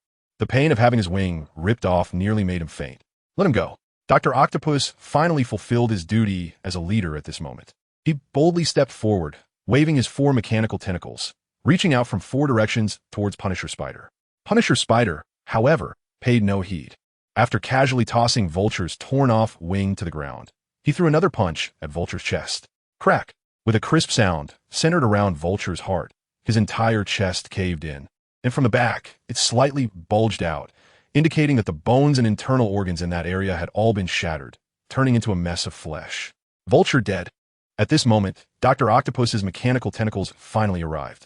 But what he received was only the corpse of Vulture thrown by Punisher Spider. Dr. Octopus was also ruthless. To avoid the Vulture's corpse getting in the way, he directly grabbed it and tore it in half, then continued reaching for Punisher Spider. Meanwhile, Punisher Spider had already taken the opportunity to slip away and approach the next target. Hunter Craven. The consecutive deaths of Electro-Man, Mysterio, and Vulture had already made him lose his will to fight and was preparing to flee. But Punisher Spider would not let him go. He had a similar ability to Spider Sense called Beast Instinct, developed from long-term battles with various beasts. The deadly danger conveyed by Beast Instinct shocked Hunter Craven. He desperately lunged forward, jumping several meters away. Bang! A high-explosive bullet struck the ground where he had just run, leaving a large hole. If it weren't for that sudden leap, that high-explosive bullet would have shattered his head. I know I was wrong. Don't kill me. I will definitely change my ways. Hunter Craven shamelessly knelt and begged for mercy. Punisher Spider, however, merely coldly raised his wrist. Bang! Another bullet was fired. Damn it! Hunter Craven cursed inwardly, dodging to the side while shooting out several poison darts. He originally intended to make Punisher Spider lower his guard and then counterattack, but unexpectedly, this Spider-Man seemed to have taken some sort of drug today, becoming increasingly brutal. Before he would injure, now he was directly killing. Is no one going to manage this? However, despite the complaints in his heart, Hunter Craven did not dare to let his guard down. Facing a nemesis who could take his life at any moment, his spirit was stretched tight as a bowstring. The current scene unconsciously reminded him of his first battle with a beast. Adrenaline was almost at its peak. This made his complexion slightly flush. In this state, he suddenly had an epiphany. He knew this might be the greatest hunting action of his life. Come on. Hunter Craven suddenly stood up, drawing a dagger from his boot, completely changing his previous demeanor, and issued a suicidal duel invitation towards Punisher Spider. Punisher Spider glanced at him indifferently, also standing still, as if he genuinely accepted his invitation. In the distance, Dr. Octopus and Sandman exchanged glances and quietly closed in from both sides. Craven, well done. Dr. Octopus secretly praised, thinking this was one of Hunter Craven's strategies. Hunter Craven was adept at using various traps to hunt down creatures stronger than himself. However, this time, they had clearly underestimated their opponent. Kill. Hunter Craven leaped suddenly towards the Punisher Spider, slashing with the dagger in his hand. He had once studied swordsmanship in a mysterious eastern country, where there was a realm called the unity of man and sword.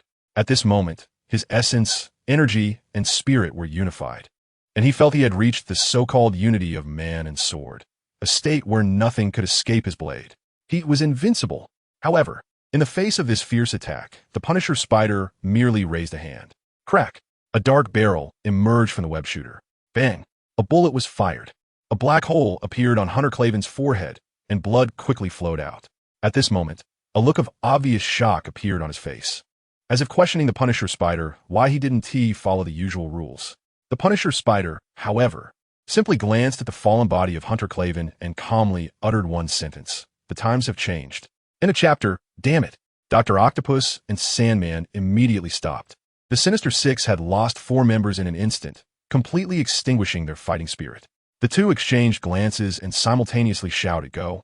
Then, they turned and ran away in perfect harmony.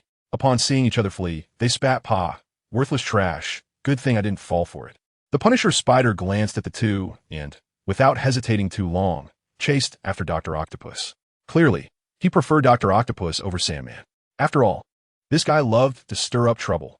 Meanwhile, what had happened in just a few minutes left Peter and the others nearby utterly dumbfounded. Gwen said, "This Spider-Man's methods are truly decisive, surpassing even Mr. Shadow. Darling, it seems he will be a good candidate for recruitment." Peter's eyes sparkled. The Punisher Spider's actions were indeed in line with his intentions. Under the enlightenment of Shadow Spider and many subsequent events, and the baptism of many worlds, the principles he now followed were quite similar to the Punisher Spider's recent performance. He held a zero-tolerance attitude towards evil. However, because he had his own objectives, he had a certain degree of tolerance for wrongdoing. This point actually differed somewhat from the Punisher Spider, even in direct opposition. Electro frowned and suggested, "I think we should investigate his true character before deciding whether to recruit him." Yes, of course, Peter nodded in agreement. Although, from a genealogical perspective, the Sinister Six and the Punisher Spider had clear moral stances. No one knew if different worlds might present different situations. What if the Sinister Six were the righteous side in this world? Peter and the others naturally had no control over the original historical development of this world. But if the Punisher Spider turned out to be the evil one, then Peter would need to reconsider bringing him into the Time-Space Special Task Force. After all, he was a visitor from another world. Peter could now distinguish whether someone was a native of this universe or a visitor from another world through sensing souls and quantum energy. Subsequently, the three did not pursue the Punisher Spider, but headed towards Sandman instead. Well, it was complicated, really. Beat drew a circle in front of him. In a distant place, the Sandman, who was turning into sand and flying away, suddenly noticed a circle appearing in front of him. When he realized what was happening, he found himself no longer on the run, but on the roof of a building, surrounded by three people, 2 men and 1 woman. One of the men looked somewhat familiar. Mux! The Sandman scrutinized the flash for a moment before suddenly exclaiming, "Wasn't Max just dead? Had he also died and ended up in hell?" At that moment, the Asian man beside him spoke up. "Hello, William Baker. I would like to understand a few things with you." His words seemed to carry a certain magic, compelling the Sandman to follow along. Through the back-and-forth exchange between Beat and the Sandman, they gained a rough understanding of the situation in this world. The Sandman's real name was indeed William Baker, but he generally went by the alias Flint Marco. When he was 3 years old, his father abandoned his mother and him, leaving them to rely on each other, which made his childhood very impoverished. By the time he reached middle and high school, stealing and fraud had become his daily routine. However, because he was physically strong and an excellent soccer player, the school, which valued sports honors, turned a blind eye to his behavior. Until one time before a soccer match, some underworld figures tried to fix the betting by getting him to throw the game. Lacking any moral compass, William Baker gladly accepted the deal. But he was caught red-handed while accepting the bribe. As a result, he was expelled and permanently banned from the soccer world. This event stripped away the only meaningful thing in his life, leading him to become self-destructive. After entering society, he changed his name to Flint Marco and became a street thug, prone to violence and engaging in illegal activities. Later, to evade police capture, he accidentally stumbled into a small test explosion area filled with sand, which was severely contaminated by radiation, altering his molecular structure in an instant. Subsequently, he discovered he had the ability to control sand at will. He used this superpower for criminal activities, becoming a significant headache for the New York police, and naturally clashed with Spider-Man. However, he had been defeated by Spider-Man once before, which made him realize that defeating Spider-Man alone might be difficult. To completely eliminate this troublesome foe, he chose to team up with 5 other ruthless villains to form the Sinister Six. What Beat and the others saw next was the aftermath. While the Sinister Six were prepared, it was clear that Spider-Man was even better prepared and more decisive. The Sinister Six were quickly reduced to a mere duo. After learning all this, Beat and the others breathed a sigh of relief. At least from this perspective, the balance of good and evil in this world had not reversed. While the Punisher's methods were harsh, he was indeed part of the lawful side. As for the correctness of these statements, Beat's soul power is now very immense, although he is still in the passive stage.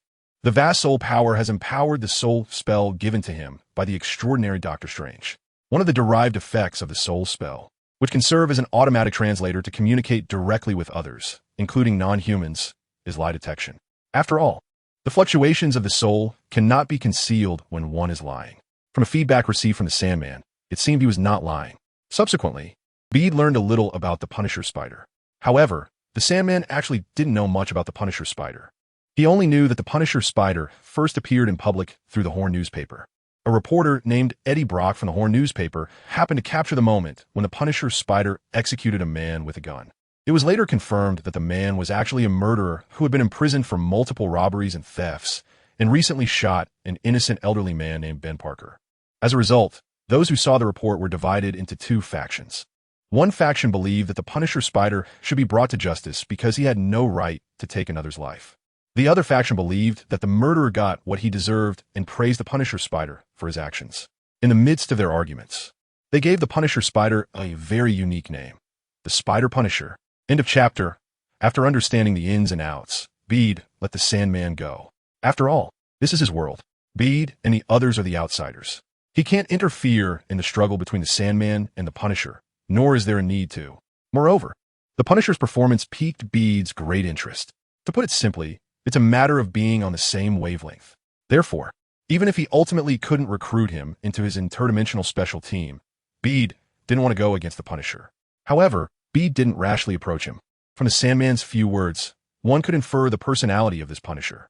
If he were truly a Punisher in nature, extreme and disapproving of Bede's behavior of collecting villains to work for him, then bringing him into the team would actually be counterproductive. After all, he is a genuine enemy of evil. If the other party is not such an extreme character, and there's some room for communication, it would be worth getting to know him better and developing the relationship. Thus, Bede and Gwen decided to lie low in this world for the time being. Of course, they were merely posing as 3 tourists. Besides secretly investigating the Punisher, they had other matters to attend to in this world. Electro had always lived in a dark and miserable world, so staying in this relatively peaceful world for a while, traveling, and experiencing the atmosphere of peace could be considered a small vacation amidst the busyness. As for Gwen, she was obviously going to school. In the previous worlds, Bede did have his plan, but now, Gwen had expressed her intentions, saying that studying was just a matter of fate. So during this time, she focused on further coordinating with Venom, making the use of the Venom suit more adept. As for Bede, he had a lot on his plate. He needed to develop quantum energy. Since the quantum space would serve as the base for the interdimensional special team, it couldn't remain in its current state. Moreover, one day in the future, he planned to venture into the quantum realm, outside of his quantum space, to see what the source of the dangerous signals was. He also needed to cultivate and utilize the vengeful symbiote. Additionally, he had to meditate and learn the spells from the Supreme Spellbook himself. Bede carefully counted the things he needed to do in his mind and was somewhat baffled to discover a problem. He wondered, why are there more and more things to do? Shouldn't the list be getting shorter? Although he felt speechless, in order to improve his skills, Bede had no choice but to keep himself busy. He decided to put the matter of the vengeful symbiote on hold for now. After all, it was still small and had limited potential for development. He would wait until it grew a bit more before addressing it. He selected 2 entry-level spells from the Supreme Grimoire, deciding to learn these first. One was the Ring of alike.The, which was essentially a magical shield. He could use one in each hand, and it had decent defensive capabilities. Of course, for him, who had the vibranium armor, it seemed somewhat redundant, as their functions overlapped. However, the vibranium armor primarily immunizes against physical attacks, while the Ring of alike.The could block magical attacks. As he traveled through various universes, he inevitably encountered characters that wielded magical energy. For example, the soon-to-be-born Dr. Doom scene in the ruins of the Extraordinary Universe, 2. And the Sandman and Electro can also barely be considered energy attacks, but they are still not at the level of magic. With this skill, his defenses will be more comprehensive. This is one point. In addition, the Ring of alike.The is also the starting point for many spells. Just like you need to memorize the multiplication table before learning math, or learn Pinyin before studying language, you cannot avoid this skill when wanting to use more advanced magic. There are 2 types of the Ring of alike.The. One is alike.The, orange-yellow ring, and the other is alike.The, deep red ring. alike.The, orange-yellow ring, is the most basic version, simple and easy to master. Bede studied the contents of the magic book for a whole morning and learned it. On the other hand, alike.The, crimson ring, is an advanced version of the magic shield. Its color has changed to red, and its defensive effect is many times higher than when it was orange-yellow. However, correspondingly, the difficulty of learning has also increased significantly. After learning alike.The, orange-yellow ring, Bede spent another 2 days studying it before he could barely use the skill. Unfortunately, his casting speed was relatively slow, making it temporarily impractical for real combat. Due to his lack of proficiency, Bede needed to first cast alike.The, orange-yellow ring, and then layer magic on top of it to release alike.The, deep red ring. And he was not yet able to cast deep red ring instantly. However, with more practice, he would improve. Moreover, having the basic alike.The, orange-yellow ring, was sufficient for now. In just 2.5 days, Bede learned most of what might take other mage apprentices months or even years to master regarding alike.The ring. After all, he was a magic genius enhanced by fragments of the soul gem, so he had some standing. The second magic he chose was the energy whip. This magic is also one of the basic spells and is a required course for mage apprentices. Its external manifestation is an orange-yellow light whip made of magical energy, approximately 20 meters long, which can change in length depending on the injection of magical energy. It is a supportive type of magic. In Avengers: Infinity War, Doctor Strange used it to bind Thanos, in conjunction with countless clones created by the illusion spell. Unfortunately, Thanos broke free. However, that was Thanos. The energy whip is quite effective against ordinary enemies. Bide learned it to enhance his ability to counter some non-physical enemies, such as Electroguy and Sandman, who are energy beings. They have the ability to elementalize themselves at any time, and if they can't win, they will take the opportunity to escape, which is quite annoying. However, with a magical energy whip, once it binds these non-magical muggles, it can directly imprison them. The difficulty of learning the energy whip is not too high. Bide spent 3 days mastering it and reached a level of proficiency where it feels like an extension of his own limbs. Originally, Bide intended to further explore other skills. For example, the incredibly powerful AoE skill, Punisher's Lightning. From a skill description, just releasing this skill is enough to destroy a small hill. Moreover, its power can continuously increase with the infusion of magical energy. Unfortunately, after 5 days of research, Peter still couldn't figure it out. Considering he had been in this world for almost 2 weeks, he had to temporarily give up. End of this chapter. During the 2 weeks Peter spent in seclusion, the intelligence work in this world didn't fall behind. After resting for a few days, Electro took the initiative to take on this task. Thanks to the advanced social media in modern society, collecting information about the Punisher Spider was quite simple. The Punisher Spider's activities were quite frequent, not inferior to other Spider-Men. Almost every day, articles, videos, and so on related to him could be seen on Twitter and Facebook. It is worth mentioning that on these social media platforms, there were quite a few of his fans and haters who engaged in daily arguments under related news. Recently, the hottest topic was the video of the Punisher Spider taking down the Sinister Six. That day, his battle with the Sinister Six was actually recorded from a distance and uploaded to social media. Each member of the Sinister Six was a notorious villain who had caused harm to some citizens in one way or another.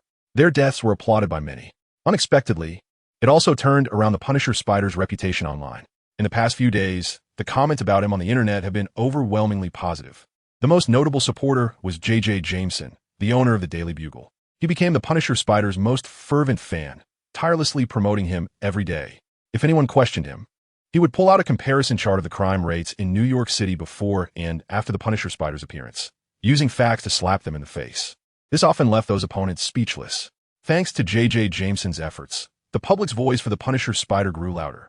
However, the authorities did not want to see this, because the Punisher Spider's methods were brutal and often resulted in fatalities. Although he targeted criminals with cases against them, this disregard for the law and unauthorized judgment was something they detested deeply. They were even fearful, because some of them were not clean themselves. They feared that if they continued to indulge him, one day the Punisher Spider's sword of judgment would fall upon them. As a visitor from another world, Electro naturally knew how to look at this information dialectically to find what Peter needed. Even if he didn't know, Peter and Gwen would guide him. Now, through comprehensive information collection and organization, Peter roughly deduced that although the Punisher Spider had a punishing attribute, he was not a paranoid type who couldn't tolerate any sand in his eyes. On the contrary, in many cases, he was actually very rational.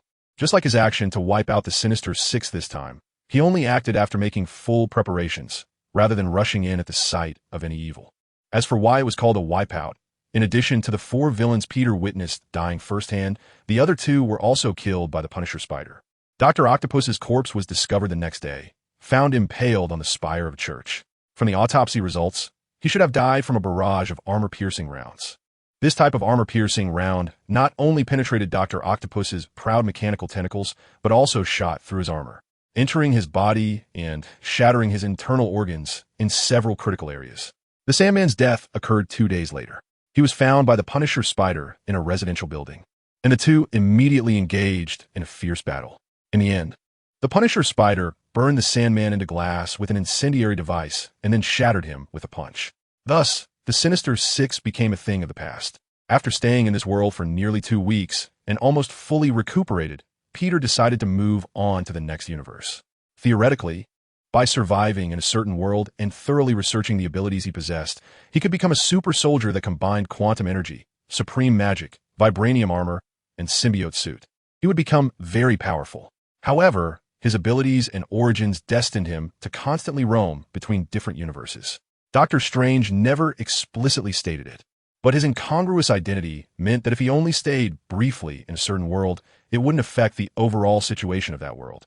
But if he stayed too long or had too great an impact on a certain world, it could attract the attention of that world or even bring disaster upon it. Traveling through different worlds, continuously growing stronger to confront the nemesis mentioned by Doctor Strange.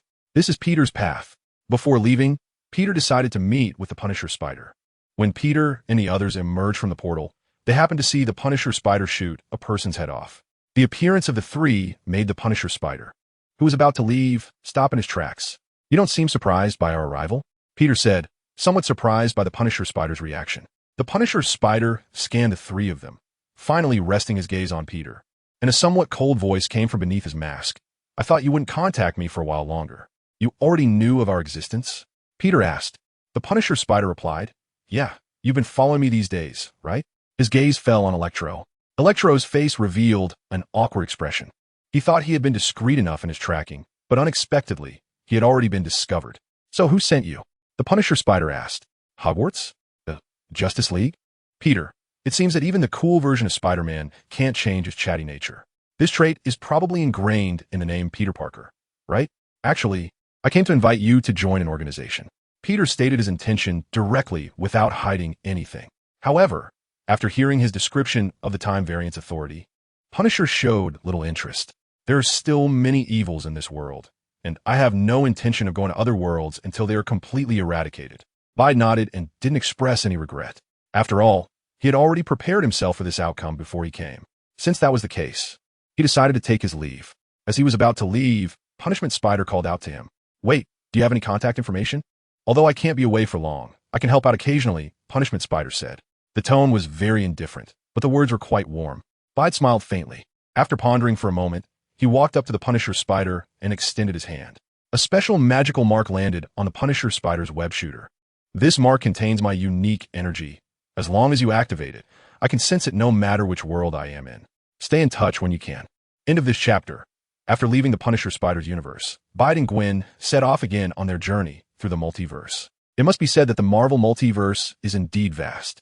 Moreover, in many different universes, there are actually Spider-Men. This reminded Bide of a saying he had heard before crossing over. It is said that the entire Marvel multiverse was once one called the realm of the gods. Countless years ago, in the realm of the gods lived deities like the moon god Khonshu, the panther god Bast, and the evil god Set, who each performed their duties to maintain the stability of this universe. Among them, there was a spider goddess related to Spider-Man, who seemed to have accepted a task from the God King to design the structure of the multiverse for humanity. The spider goddess imitated the way spiders weave their webs, constructing the multiverse into a giant web, and Spider-Man is the little spider maintaining the balance of the multiverse on this web. Unfortunately, although Bide liked this idea before crossing over, he never specifically looked into its origin and had no idea how credible it was or what it might be hiding. It was only after seeing so many Spider-Men that this information suddenly surfaced in his mind. At this point, it had been more than half a year since Bide first crossed over to the Marvel Universe. During these 6 months of traveling through the multiverse, they had met many Spider-Men from different universes, as well as some superheroes from various universes. Of course, they had also taken down quite a few supervillains, including several time-space smugglers. By now, the Temporal Task Force had gained some prominence and fame in the multiverse. The Temporal Task Force currently has over 10 official members, along with several non-official members. The so-called official members are those like Gwen and Electro, who either follow Bide or stay in the quantum realm on standby. As soon as Bide opens a quantum portal, he can summon them at any time. However, most of the official members are villains, and the only positive characters remain Bide, Gwen, and Electro.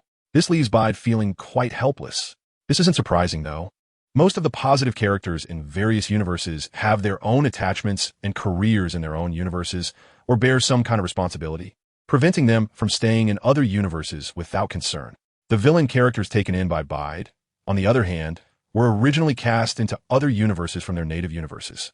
Bede has dealt with some extremely unstable entities that could not be subdued, similar to the slaughter of Spider-Man, leaving behind a few relatively normal ones that can communicate. As for the extrajudicial personnel, there's simply too many.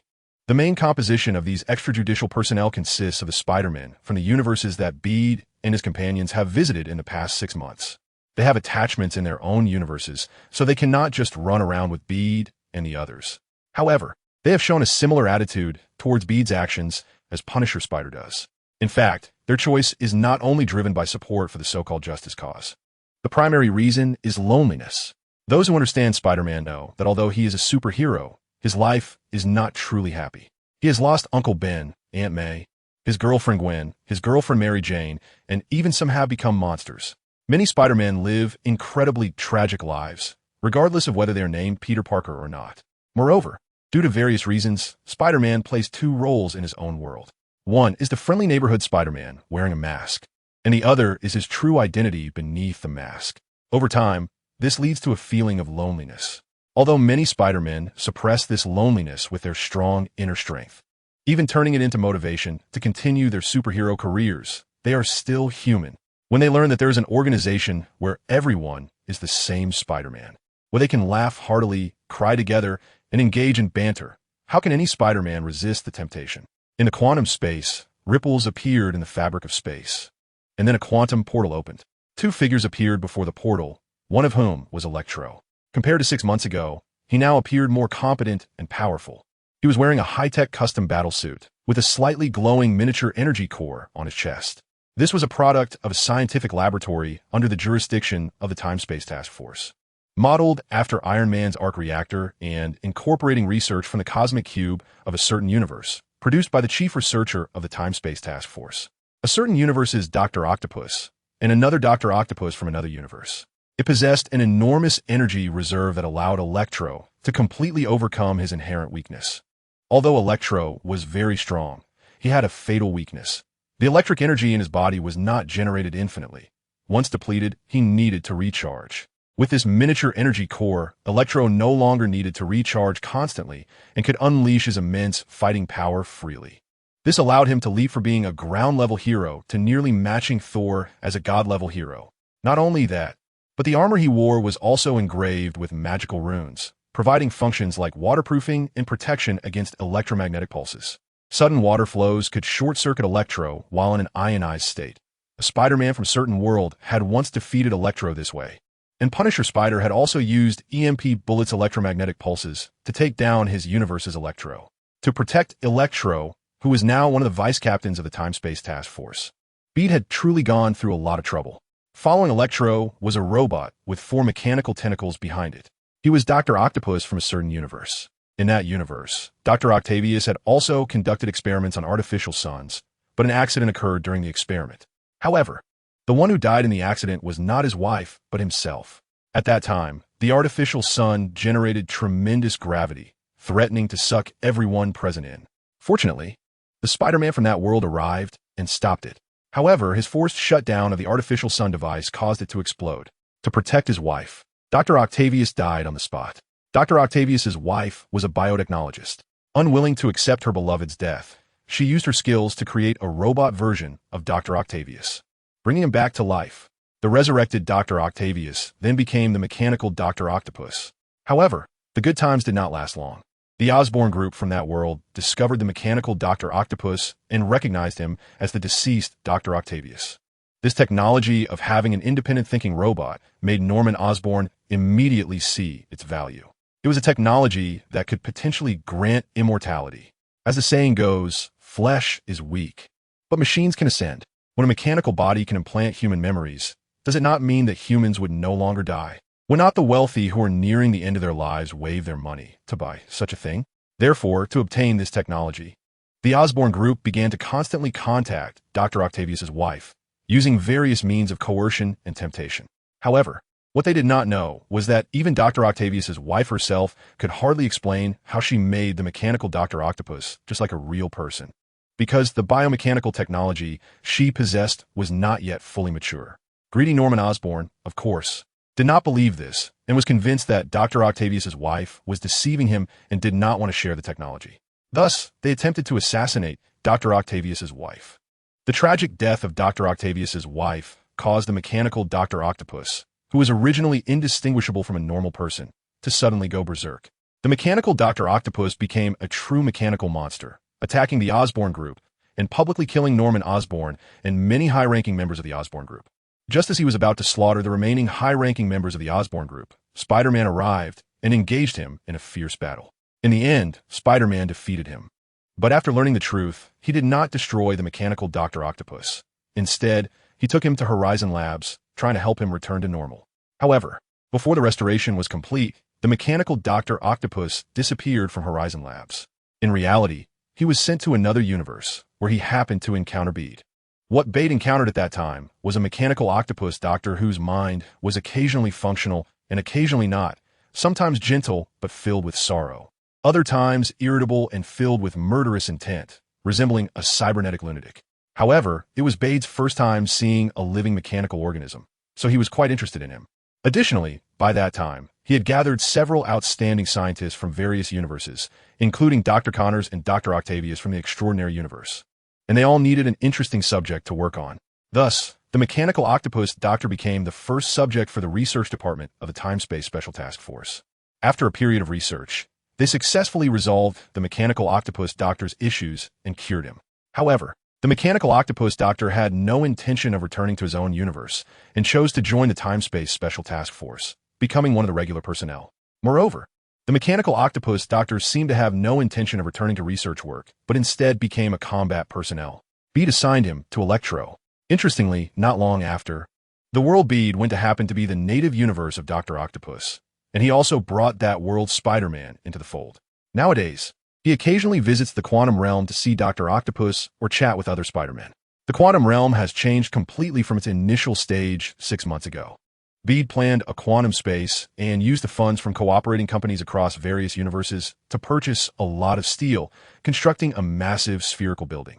The spherical building is completely enclosed, and Bede even engraved magical circles on it using quantum energy and dimensional magic, completely isolating the inside from the outside. After that, he spent some time expelling all the foreign quantum energy from within the spherical building and filled it with the quantum energy he had processed. This way, as long as they did not leave the spherical building, they could move freely inside without Bede needing to recharge each one individually. On the 6 sides, up, down, left, right, front, and back of the spherical building, there are huge magical rings, making it look very much like a metallic soccer ball from the outside. In reality, these magical rings are magical arrays that can automatically sense teleportation magic. As long as Spider-Man from the opposite side activates the teleportation spell on a magic device given to them by Bede, they can teleport here. From each magical ring, a long passage extends, with each passage leading to a building. That is the main base of the Temporal Task Force. Next to the main base extends a large metal floor, forming a vast square. There are also buildings in the square, including game rooms for entertainment, bars for drinking and chatting, and small inns for couples who feel a spark, resembling a small town. By a small table on the roadside, a Spider-Man holds a drink and tries to sip it through a straw several times, but fails to get any. Another Spider-Man from a different universe pats him and lifts his mask. "You fool. How can you drink with the mask on?" "Oh, sorry. I've been wearing the mask for too long. I'm just used to it." The Spider-Man scratches his head awkwardly. "Hey." The other Spider-Man chuckles helplessly. "It's okay. We're all friends here. You can take off the mask." At that moment, Dr. Octopus, with 4 mechanical tentacles behind him, is controlling a spider monster covered in black fur. "Hey, Mr. Mechanical Octopus, where did you catch this little guy?" A passing Spider-Man greets him. Dr. Octopus's electronic eyes do not even turn. He silently follows Electro down the street. "Electro, next time you go on a mission, take me with you. My world has been calm lately, and my spider launcher is itching for action." A Spider-Man leans in beside Electro, joking. "Sure, Captain Bede is considering a public mission model lately. You can keep an eye on it." Electro responds with a gentle smile to the eager Spider-Man from a certain world. "Public mission? What is that?" Another Spider-Man asks curiously. "Is it a new trick from Captain Bede?" "Well, I'm not too sure. We'll find out when the time comes." Electro smiles and replies. "Who is that guy?" A Spider-Man points at the monster Dr. Octopus is holding. Electro replies, "This is Peter from a certain world, but he didn't gain the same abilities as you. Instead, he became a spider monster. I brought him back, healed him, and will send him back." Captain Electro is truly a good person. End of this chapter. With this poor Peter who has become a spider monster, Electro and Dr. Octopus walk into a laboratory. 3 figures, dressed somewhat differently, but looking quite similar upon closer inspection, are busy in the lab. These three are Mr. Mechanical Octopus from certain universe, actually also Dr. Octopus. Just to distinguish him from the warrior version, Dr. Octavius from the extraordinary universe, and a female Dr. Octopus from another universe. Not to be confused with the female Dr. Octopus from the ultimate universe. The repair of Dr. Octopus was done by these three. Mr. Mechanical Octopus is actually a partner of the Mechanical Police Spider-Man from certain universe, which is purely mechanical in style, with people being robots and not modified, truly having a pure mechanical structure. It is precisely because of his leadership that Dr. Octopus was completely repaired. Otherwise, with the technology of Dr. Octavius and the female Dr. Octopus, it would take some time to save Dr. Octopus. "Hello, Captain Max. Please place him on this table," Mr. Mechanical Octopus said politely. The mechanical tentacles behind Dr. Octopus extended and placed the struggling spider monster on a table. Immediately, metal clasps extended out to secure the spider monster. Despite having 6 hands and a pair of legs, the extending metal clasps could still match their numbers. At this moment, the short and plump middle-aged female Dr. Octopus had already taken a syringe from the nearby sterilization cabinet and walked over. Grr. The spider monster struggles fiercely, baring its teeth. It is quite large, standing about 2 meters tall, covered in hard black fur, and its head barely resembles a human, with sharp mandibles extending from the sides of its face, always trying to bite someone. Even more bizarrely, it has 6 eyes on its forehead. Wow, this one really looks rough. The degree of mutation is too high. The middle-aged female Dr. Octopus commented as she prepared to inject the syringe into the spider monster's arm. Despite the spider monster's terrifying appearance, the well-informed and not weak middle-aged female Dr. Octopus shows no signs of fear. Bang! Her mechanical tentacle came down, grabbing one of the spider monster's hands and rendering it completely immobile. Then, the syringe was directly inserted into the spider monster's arm. A tube of bright red blood, mixed with a hint of bluish-green, was drawn out. Wow, he won't completely turn into a spider monster, will he? The middle-aged female Dr. Octopus exclaimed in surprise. Should we hand it over to Connors? Who has time for Connors? Dr. Octavius suggested. Mr. Mechanical Octopus's electronic eye flickered as he said, "Let's analyze the sample first and send a message to the doctor's Connors. Whoever is free can come." "Well, let's do that," Dr. Octavius said, walking over to a nearby machine, editing a message and sending it after a few presses. "This guy's yours now." Electro pointed at the spider monster tied to the table. "Okay, no problem, but let's register his information first. Do you know anything about him?" Mr. Mechanical Octopus asked. "Well, I know a bit. His name is also Peter Parker, and he should be from Earth 6078, Electro nodded. "If possible, let's directly eliminate his abilities." Eliminate abilities? Is that his own request?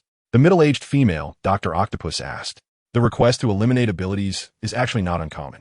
Not every Spider-Man in every world wants to be Spider-Man. Some people actually prefer to live ordinary lives. Since greater power comes with greater responsibility, if one lacks that ability, they naturally do not need to bear the responsibility, right? However, for most requests of this type, Peter generally advises them to refuse, especially when it comes to positive Spider-Man abilities, because in some worlds, the original history requires the participation of a positive Spider-Man, and recklessly eliminating that could change the course of that world, potentially leading to unnecessary consequences. On the other hand, those who have turned into spider monsters, or whose abilities have deviated, are much easier to eliminate. Most of those who become spider monsters would eventually lose their abilities or die for various reasons. Since they are going to die anyway, what difference does it make who they die at the hands of? No, Electro shook his head. It's the request of Uncle Ben from that world. Uncle Ben Parker asking to eliminate his nephew Peter Parker's abilities? That is a first. The middle-aged female Dr. Octopus chuckled. Electro then explained a bit. This world's Peter Parker was actually quite happy at first. After gaining spider abilities, Uncle Ben did not die from an accident. However, perhaps because of this, he did not properly utilize his abilities and lacked the resolve to become a helpful superhero. When he was broke, he went to underground boxing rings to fight, relying on his spider abilities to win effortlessly. How could an ordinary person compete with Spider-Man? Time went on like this. The Earth, 6078, Peter Parker ruled the boxing ring with his abilities, making a fortune, but he was actually not living well. He spent all his money on bars, constantly flirting with different women, to the point where Mary Jane, who had once favored him, became completely disappointed and left him. He also didn't care much about Uncle Ben and Aunt May, until one day, Aunt May tragically died in an accident. Only then did Earth, 6078 Peter come to some realization. But he still lacked the resolve to become a superhero. Instead, He revealed his identity as the Spider King to Uncle Ben and suggested that Uncle Ben become his manager, stepping into the entertainment industry. With the identity of the Spider King as his backing, along with his handsome face and powerful spider abilities, he quickly became a superstar in the Earth 6078 universe. But soon he grew weary of this lifestyle and became increasingly irritable, losing control of himself. Uncle Ben noticed this issue and advised him to go get a health check, even secretly contacting a psychologist for him. But Earth 6078 Peter refused treatment, until one night, while sleeping with two starlets, he suddenly discovered he had grown 4 extra arms. Fortunately, the two starlets were too exhausted from his antics to wake up. After realizing this, he panicked and fled his mansion. When Uncle Ben found him, he had completely mutated into a mindless spider monster. The Earth 6078 Peter, who had turned into a spider monster, even attempted to attack Uncle Ben. Just when he had killed many members of the rescue team summoned by Uncle Ben and nearly killed Uncle Ben, Electro and Dr. Octopus arrived and subdued him.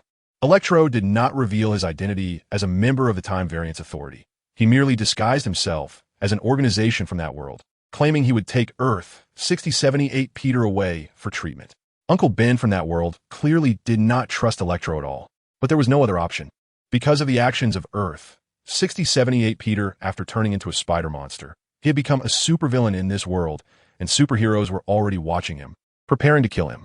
He now had two choices: either watch Earth 6078 Peter be killed, or take a gamble and let Electro take him away. The former was certain death, while the latter still held a glimmer of hope. Before leaving Earth 6078, Uncle Ben asked Electro, if possible, to completely eliminate the abilities of Earth 6078 Peter, allowing the family to return to normal. Electro accepted his request and took Earth 6078 Peter back. After listening to his explanation, Dr. Octopus said, "Then let us put him in room 3 and wait for Dr. Connors to arrive." "All right, then I'll leave it to you." Electro nodded and turned to leave the laboratory. Not long after, he arrived at the tallest building in the center of the square. This building looked like a palace. It was the gathering place for the members of the Time Variance Authority and also served as their main base. It had no doors. Only a magic circle was installed at the entrance. Electro walked up to the magic circle, placed his hand on it, and soon, the magic circle began to glow slightly, sucking him in. Electro remained calm, clearly accustomed to this. Ever since his captain Peter learned magic, many places have been inscribed with magic circles of various effects, transforming this place into a strange blend of technology and magic. Boom! A massive figure fell from the sky, crashing heavily onto the floor in front of Electro, shaking the entire floor. Roar! The figure that landed was one of the three-headed Allosaurus, Allosaurus Nalo. He quickly stood up, roared, and then ran quickly in the opposite direction. Right in front of him stood a pteranodon the size of a fighter jet. Pteranodon Norman. Faced with the attack from Allosaurus Nalo, Pteranodon Norman didn't even move to fly. As he approached the attack range, he suddenly raised his wings and swatted at him. Bang! Allosaurus Nalo was sent rolling back again. Both Electro and Dr. Octopus found this quite normal. A similar situation had occurred over a month ago. At that time, Electro had been promoted to the second deputy captain, aside from Gwen, causing Pteranodon Norman, who had long coveted that position, to feel quite unhappy. Now, Pteranodon Norman had clearly abandoned those initial ambitions. After experiencing the wonders of the multiverse and seeing Peter's abilities continuously strengthen, he had completely eliminated the idea of returning to his own universe. Now he only wanted to follow Peter and work hard. So he diligently trained his 3 Allosaurus siblings, trying to strengthen the power of his small team, aiming to become the 3rd deputy captain as soon as possible. Sure enough, on the other 2 sides of the floor, 2 other Allosaurus lay there. Pteranodon Norman had them practicing every 3 days and intensively training every 5 days, making the 3 Allosaurus complain bitterly. However, what could they do? The 3-headed Tyrannosaurus was originally the little brother and sister of Pterosaur Norman, and Bide was also pleased to see the strength of his subordinates enhanced. Moreover, Pterosaur Norman was quite measured, although he was ruthless. The physical quality of the enhanced 3-headed Tyrannosaurus only resulted in some flesh wounds that didn't damage their foundation or threaten their lives. The appearance of Electric Man caught Pterosaur Norman's attention. However, he had no intention of greeting him, only letting out a cold hum that showed his displeasure towards Electric Man. He felt he wasn't weak either. He had been with Bide longer than that damn Electric Man, so why was the latter made vice captain first? It must be because those 3 guys were too weak. Pterosaur Norman's narrow eyes flashed with ferocity. Everyone stand up and continue training. Huh, no way. Please, boss. The three-headed Tyrannosaurus cried out in despair. Electric Man had no intention of intervening. His lower body transformed into an electric form, and he flew directly into the air. As for the mechanical octopus doctor behind him, he was also pulled into the air by Electric Man through a current. This was a special application of his electric abilities, allowing him to manipulate some metallic substances to a certain extent through electricity. Although this manipulation wasn't as strong or direct as Magneto's, it provided Electric Man with plenty of additional attack methods. Electric Man, with the mechanical octopus doctor, flew past Pterosaur Norman's training ground. "Max, the boss is waiting for you," said the paper vulture, who flew towards Electric Man. The paper vulture's thoughts were similar to Pterosaur Norman's. As an ambitious villain who had experienced the wonders of the multiverse, how could he be content to return to his small universe to reign supreme? So he was also doing his best to serve Bide and the Chronospatial Task Force. At least on the surface, no one knew what he truly thought. Electric Man nodded slightly as a greeting. For the paper vulture, an old comrade who had fought alongside him for nearly half a year, he didn't particularly like the other's destructive personality, but he didn't hate him either. The paper vulture didn't mind. He was only there to deliver a message and guide the way. He turned and flew towards the floating platform behind him. Electric Man quickly followed. On the floating platform, half of it was equipped with large computer desks similar to a monitoring room, with several virtual screens projecting images all around, displaying various scenes. Beard and Gwen stood side by side. At this moment, Beard looked almost the same as he did 6 months ago, but if you felt closely, there was a sense of ethereality about him.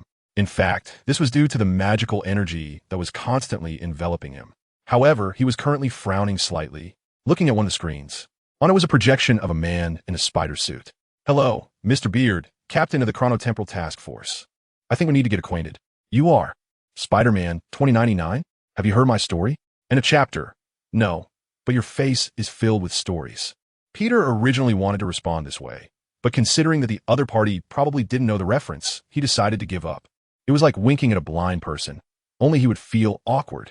Looking at the burly guy on the screen, Peter couldn't help but feel a bit wistful. In fact, he had long known about the existence of this Spider-Man. The information mainly came from two sources. First, a little bit he learned from works he had seen before crossing over, as Spider-Man 2099's outfit was quite cool, and his style was more on the cold and decisive side, which gave him considerable popularity among the many Spider-Men. While Peter might need to think for a while about other Spider-Men, or might not have heard of them at all, he still knew some basic background about a well-known character like Spider-Man 2099. The second source was after his crossover. Among the many Spider-Men he encountered, a few had mentioned to him that around the time Peter first visited their world, the later part was told to Peter afterward. A guy who called himself Spider-Man 2099 had also contacted them, inviting them to join an organization called the Spider Society. Let's talk about this person first. Spider-Man 2099, as the name suggests, comes from a future universe set in the year 2099. His real name is Miguel O'Hara, a genius scientist in the field of genetics, who was once employed by a company called Alchemax in 2099. The company attempted to recreate superheroes that once existed in history. So they had Miguel O'Hara start researching experiments to incorporate spider gene sequences into human DNA. However, Alchemax irresponsibly conducted human trials with a half-finished serum, turning someone into a terrifying monster. After this incident, Miguel O'Hara left Alchemax. However, the higher-ups at Alchemax naturally did not want to lose this genius scientist. So to control him, they forced him to take a hallucinogenic drug called Rapture. This drug could bind to the victim's DNA, making it highly addictive and more powerful than the drug known as DP. Alchemax was the sole manufacturer of this drug. In order to escape the control of Rapture, Miguel O'Hara took a risk and used the half-finished serum on himself. Fortunately, his DNA successfully fused with the spider gene, granting him various abilities while also freeing him from the control of Rapture. Unfortunately, his mutation seemed to be more extreme than that of an average Spider-Man. First, there were the positive mutations, super strength, super speed, super agility, super stamina, etc., which were pretty much on par with those of the typical Spider-Man. But in addition to these positive mutations, he also gained some additional traits. For example, in addition to super speed, he possesses an ability similar to a clone called accelerated decoy. By moving at high speeds, he can leave behind phantom duplicates in place, somewhat akin to the afterimage technique in Dragon Ball. Furthermore, he he has a telepathic-like ability that allows him to communicate with others on a mental level, which seems to be a further mutation of the spider sense. Additionally, he has elongated canine teeth and retractable claws. His canine teeth can secrete a non-toxic venom that has paralyzing effects, while the tips of his fingers and toes can freely extend claws for digging, climbing, or even attacking. That's right, he doesn't rely on biological static electricity for wall crawling. It's all thanks to those claws. Aside from these traits, his healing ability, endurance, and even lifespan are all superior to the average Spider-Man. This is a powered-up version of Spider-Man. Oh, and he also has the ability to produce silk from his own body. On both of his forearms, there are sets of newly developed organs for silk production. In fact, this is also a sign of mutation. Simply put, while he is stronger than the average Spider-Man, he is also more monstrous and finds it harder to integrate into ordinary human life. Because his sharp fangs cannot retract, if he speaks to someone without a mask, he will expose his full set of fangs, severely damaging his personal image. Therefore, when he removes his mask, he becomes taciturn, and only when he puts it on does he feel somewhat at ease. However, Peter is not quite sure which Spider-Man 2099 this is. The only thing he can confirm is that this Spider-Man 2099 looks much more robust than those he saw in the introductory works before his crossover. It's unclear whether this is due to the differences between reality and the virtual world, or if this is simply not the one he knows. However, he's quite interested in the so-called Spider Society. From what other Spider-Men have said, it seems that the Spider Society is an organization that unites Spider-Men across the multiverse. While Peter is evaluating Spider-Man 2099, Spider-Man 2099 is also sizing up Peter. His feelings are quite complicated at the moment. In fact, he has been tracking Peter for a long time. More than half a year ago, when Peter first appeared in Gwen's Earth 65 universe, he noticed Peter's presence. However, at that time, he was there to invite Gwen to join the Spider Society and accidentally discovered that he had been intercepted. It was then that he became aware of Peter's existence and speculated that Peter should also possess some ability to traverse the multiverse or similar technology. However, he did not pay much attention to this matter. The multiverse is vast, with countless things beyond his comprehension. Additionally, he had just experienced the destruction of a universe, and his mind was in chaos, only thinking about establishing the Spider Society to ensure that similar events would not happen again. So, Peter's existence was temporarily forgotten by him. Subsequently, he traveled to different universes, expanding his Spider Society. However, gradually, he began to notice some issues in certain universes. He discovered traces of Peter again, as well as traces of beings from other worlds. This shocked Spider-Man 2099 greatly and made him furious. Why did he establish the Spider Society? It was to protect the peace of the multiverse. After completing a series of events in his own universe, Earth 928, Spider-Man 2099, along with his AI assistant Lila, conducted research on the multiverse and subsequently designed a 3D travel watch that allows the wearer to travel from one universe to another. This watch can protect the wearer from experiencing quantum collapse due to differences in their fundamental quantum structure compared to the corresponding universe when entering other universes, thus preserving their molecular balance. After obtaining the watch, he began to travel to different universes to test it. End of this chapter. His first stop was the Earth 67 universe, where Spider-Man 1967 resides, where he met the first parallel universe Spider-Man. He then continued his time travel until he arrived at a universe, Earth 1042, that was remarkably similar to his own world. In this world, there's also a Miguel O'Hara, but the other one is clearly living more comfortably. He is married with children, has a lovely daughter, and leads a happy and peaceful family life. However, an accident still occurred. The Miguel O'Hara of Earth, TRN 1042, was shot and killed by a thief in an unforeseen incident. Spider-Man 2099 stepped forward to continue raising the daughter of the deceased Miguel O'Hara from Earth, TRN 1042. However, his presence disrupted a classic event. What is a classic event? It is a fixed point in the timeline of a particular universe. For example, the Miguel O'Hara of this world must die, and his daughter must become an orphan for the world to continue. Spider-Man 2099's actions caused the fixed point of Earth, TRN 1042, to disappear, creating a chain reaction that shattered the entire universe and erased all its inhabitants, including his daughter. After this event, he was left feeling utterly desolate and filled with guilt. Thus, he began to investigate the multiverse to prevent similar incidents from happening again. In his research, he discovered the web of life and destiny, which is the established timeline of classic events belonging to spider heroes in the multiverse that cannot be destroyed or altered. Once an external force intervenes and disrupts the established timeline, it will inevitably lead to the destruction of the universe. He also discovered that the collider incident in Earth 1610, the ultimate universe, had scattered many individuals into the wrong parallel universes, causing many parallel universes to exhibit abnormalities. For example, a radioactive spider from the Earth 42 universe, which was about to bite Miles Morales, was transported to the Earth 1610 universe and ended up biting that world's Miles Morales. As a result, the Miles Morales from the Earth 1610 universe became Spider-Man, while the Miles Morales from the Earth 42 universe deviated from his originally predetermined life path. This caused many consequences.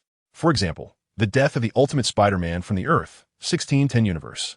To protect the multiverse, Spider-Man 2099 established the Spider Society and recruited many Spider-Men from various universes to serve as members of the society.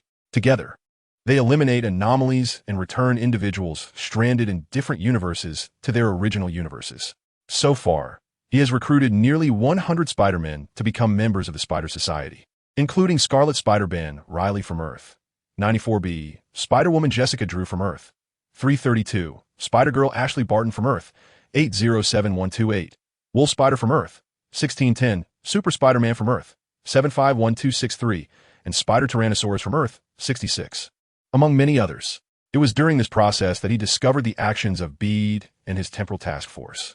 Although the Temporal Task Force seems to do similar work as the Spider Society in capturing individuals who mistakenly entered other universes, their actions are quite reckless compared to the Spider Society, which only does its job without significantly affecting the operation of the worlds.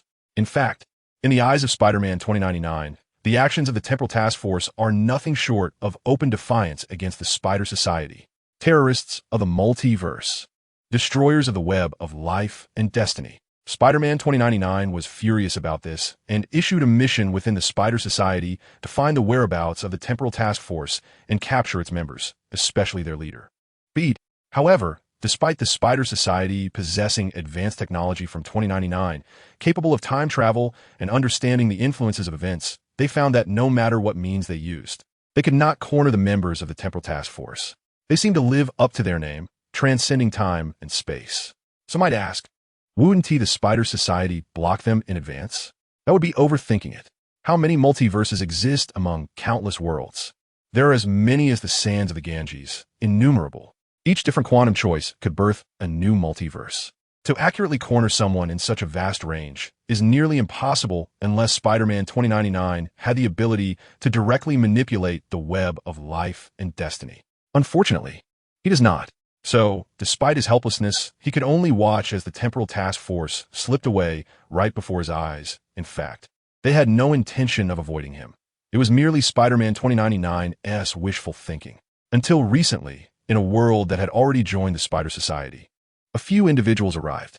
They claimed to be members of the Temporal Task Force. As a member of the Spider Society, the Spider-Man of that world also understood the consequences of altering classic events. He did not want his universe to be destroyed. Therefore, upon discovering this, the Spider-Man of that world managed to stabilize them while secretly notifying Spider-Man 2099. Spider-Man 2099 immediately set off with more than 10 Spider-Men. After a fierce battle, they finally subdued the 3 members of the Temporal Task Force and found a device on one of them that could communicate with the mastermind Bede behind the Temporal Task Force. Thus, we have the scene you see now.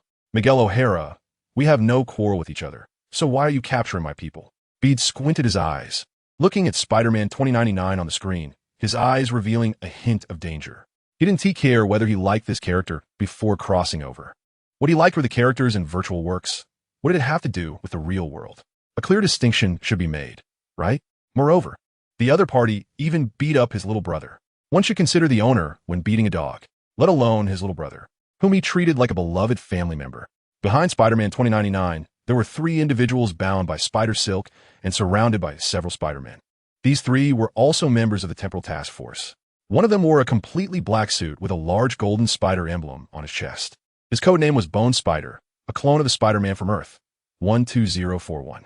The second was a 5-meter-tall giant, also dressed in a suit similar to Spider-Man's. His codename was Goliath Spider, also from Earth 12041, and one of the clones of that universe's Spider-Man. The third was a black and white Spider-Man that looked like a ghost. His codename was Ghost Spider. Yes, like the previous 2, He also came from Earth 12041 and was one of the clones of that universe's Spider-Man.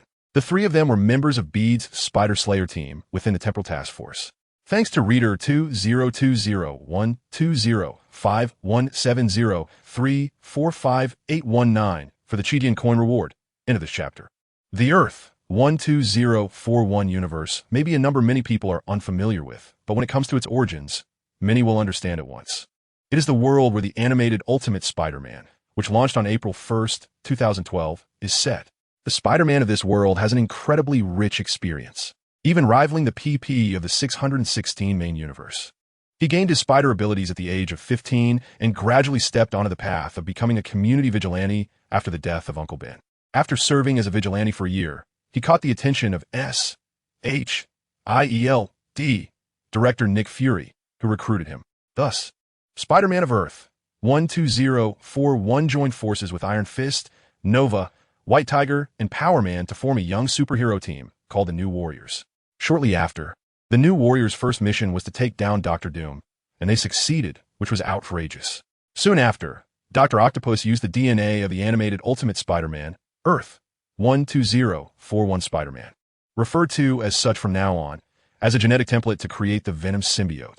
The Venom symbiote naturally latched onto the animated Ultimate Spider-Man, making him endure quite a struggle before he was able to rid himself of it. Afterward, he received an Iron Spider suit gifted by Iron Man from that universe. But every time he donned the suit, he would first harm his allies, either destroying his own base or crashing into innocent residential buildings. If a certain unnamed Ao Yuen Long saw this, he would probably draw his gun and shoot him on the spot. Later, he also dealt with Mysterio, was turned into a pig by Loki, and was hunted by his guardian hunters, transformed into a child by the Destroyer.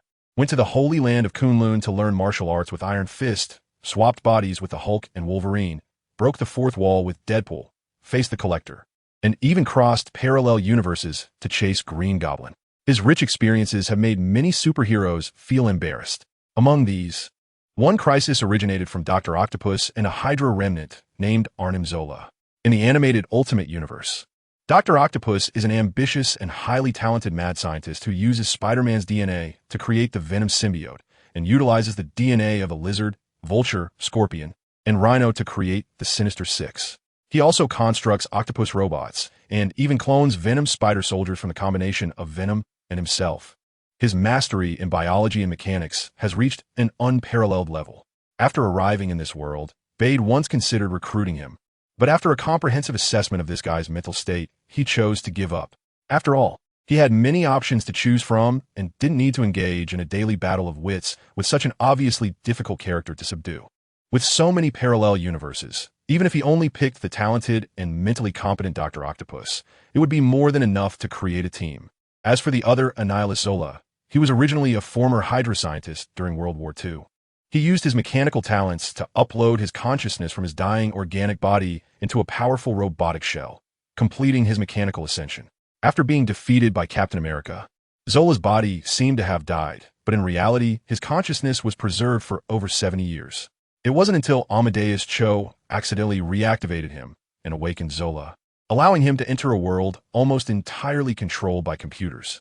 In this world, the digital Annihilus Zola is more powerful than ever. The two of them teamed up to use the genes of Earth 12041 Spider-Man to clone an army of spider clones named the Spider Slayer. This clone army has a total of 5 members. Among them, only Ben Reilly is a perfect clone, while the other 4, Kane, the Spider-Man, Goliath Spider, and Ghost Spider are all flawed. In the original history, the Spider-Man, Goliath Spider, and Ghost Spider would be absorbed by Kane, becoming nourishment for his evolution, allowing Kane to become a complete being. Similar to how Ultraman Tiga absorbs the abilities of the Dark Three Giants, or how Cell in Dragon Ball absorbs androids 17 and 18. Kane possesses a power known as life absorption, which allows him to absorb life force from other beings, especially other spider-powered beings, to enhance his own strength. As for the other 3, each has their own special abilities. The Spider-Man has many spikes growing on his body and can actively extend these spikes as an attack method. However, these spikes are not poisonous. They merely enhance his attack capability.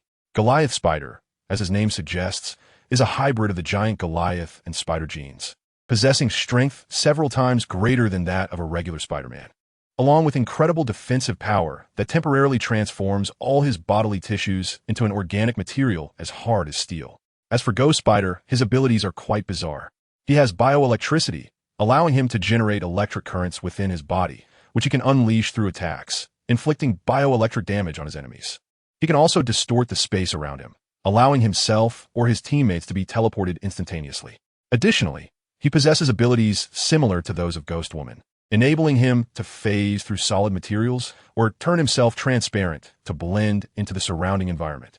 Bade speculates that his abilities may partly come from Black Spider Miles, as there was a Miles from an unknown universe who once visited the Earth, 12041 universe, and stayed there for a long time. The abilities of the three are not weak and should have shone brightly, but unfortunately, in the original history, they were all killed. Bede happened to encounter them in a certain world, save them, and then had Mr. Mechanical Octopus and Dr. Lizard help check their bodies, rescuing them. Afterwards, he went to the Earth, 12041 universe, and took Kane, who was not having a good time there, along with him. After all, that world already had an animated Ultimate Spider and a Scarlet Spider, Ben Reilly, so Kane, as a failed clone, had no place to exist. Beard's actions, instead, brought him relief. Subsequently, Beard simply organized the four into a combat team. They were still called the Spider Slayer Squad. However, this time they were not killers of Spider-Man, but killers with Spider-Man's abilities. So, since the Spider Slayer Squad consists of 4 members, why did Spider-Man 2099 and the others only capture 3? Where did Kane, the team leader, go?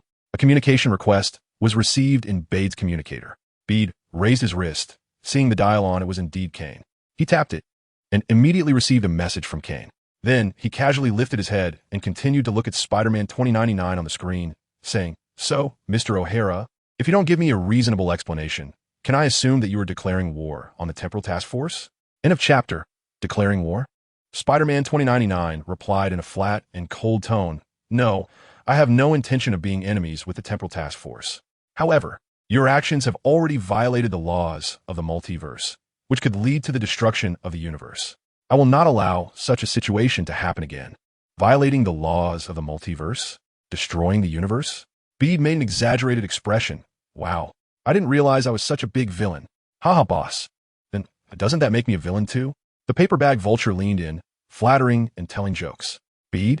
He rolled his eyes, pressed down on the paper vulture's head in disdain, and said, "Go away. Who told you to come out? You've ruined my glorious image." The paper vulture walked out of the screen with a pitiful expression. Spider-Man 2099 frowned at the paper vulture and said, "In the universe numbered Earth, TRN 1032, a supervillain named Vulture has gone missing. I believe that that's the guy behind you." Bede was somewhat surprised that the other party could tell the origin of the paper vulture at a glance without direct contact, indicating that the Spider Association was well aware of the worlds with missing children. "I heard that your time-traveling task force also includes a prehistoric pterosaur and 3 prehistoric T-Rexes, all of which should come from Earth 66, Spider-Man 2099 continued. "Roar, that's right."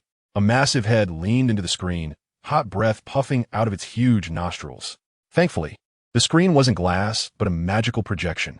It was a gigantic T-Rex adorned with a red and blue spider pattern. The identity of the creature was obvious. It was the Spider T-Rex, a peculiar Spider-Man from a unique universe where dinosaurs from the prehistoric era possessed extraordinary intelligence, and it was the former arch-nemesis of Pterosaur Norman. Roar. Dan Parker. Pterosaur Norman had arrived nearby at some point, and upon hearing his rival's voice, he immediately responded with an angry roar. This caused his 3 underlings below to start roaring as well. "Quiet, quiet," Bede raised his hand to signal.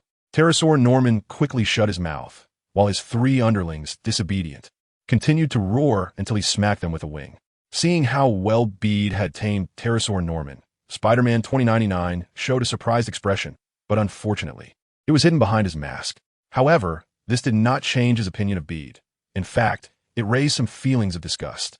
Someone who could make various villains from different universes submit might be an even greater evil. No wonder the other party acted so recklessly, disregarding the danger of universal destruction. Not only did they not return the missing children to their respective homes, but they also sent them to cause trouble in other universes. Villains. Definitely a major villain. Thinking this, a fierce glint gradually appeared in Spider-Man 2099's eyes. His gaze, through the lenses of his mask, fixated on Bede, and he said, I now officially notify you in the name of the Spider Association to immediately cease all your activities and halt all operations of the time-traveling task force. Or else what? Bede narrowed his eyes slightly, becoming dangerous as well. You'll bear the consequences. Huh. Bede laughed. Then I must ask, what will happen after the time-traveling task force halts all actions? Obey the arrangements of the Spider Association? Spider-Man 2099 replied, dissolve the time-traveling task force and merge it into the Spider Association. I will assign you positions based on your abilities. As for those guys, I will ensure they return to their hometowns. Return to their hometowns? The paper vulture peeked out again. You want to go back? Should I send you back now? Bede shot him a glance. No. The paper vulture shook his head repeatedly. I don't want to go back, boss. Don't chase me away. You're electricity. You're light. You're my only myth, boss. Get lost. What song are you listening to? And now you're quoting it. Bede laughed and scolded. Recently, this paper vulture has been listening to some Chinese songs every day, shaking his head and swaying, saying he wants to be closer to me. If it weren't for the fact that this guy was made of paper, he would almost think he was on fire. So damn fiery. What if he self-immolates? As for the others, Bede didn't even glance at them. If it could be said that Spider-Man 2099's earlier words had some allure for the paper vulture and Pterosaur Norman, now they had long been completely loyal to Bede, to the point that they couldn't be driven away. So how could they possibly agree? Boss, should we take him down? Pterosaur Norman landed nearby and asked, Boss, how should we do it? How about I stuff a bomb in his mouth? The paper vulture also glared fiercely at Spider-Man 2099. Gwen raised her wrist and shook it, threatening my man and wanting to swallow our power. Do you want to ask my fist if it agrees? Bede smiled warmly at Spider-Man 2099, quietly waiting for his teammates to finish speaking before shrugging and saying, see, they won't agree, so there's nothing I can do. Spider-Man 2099 could easily detect the mocking tone and coldly replied, in that case, I'll take your 3 subordinates with me. I wonder if you dare to come to the Spider Society to rescue them? The Spider Society? How terrifying. I bet there are all kinds of monstrous beings inside, right? Are there spider monsters crawling all over? Or zombie spiders with rotting flesh that devour meat? Bede asked curiously. Spider-Man 2099 frowned slightly, sneered, and ignored Bede. He cut off communication, put away the communicator he had confiscated from the members of the Spider Killer Squad, and prepared to take it back to his lab for thorough research. In fact, even now he couldn't determine where the base of the Temporal Task Force was located in any universe.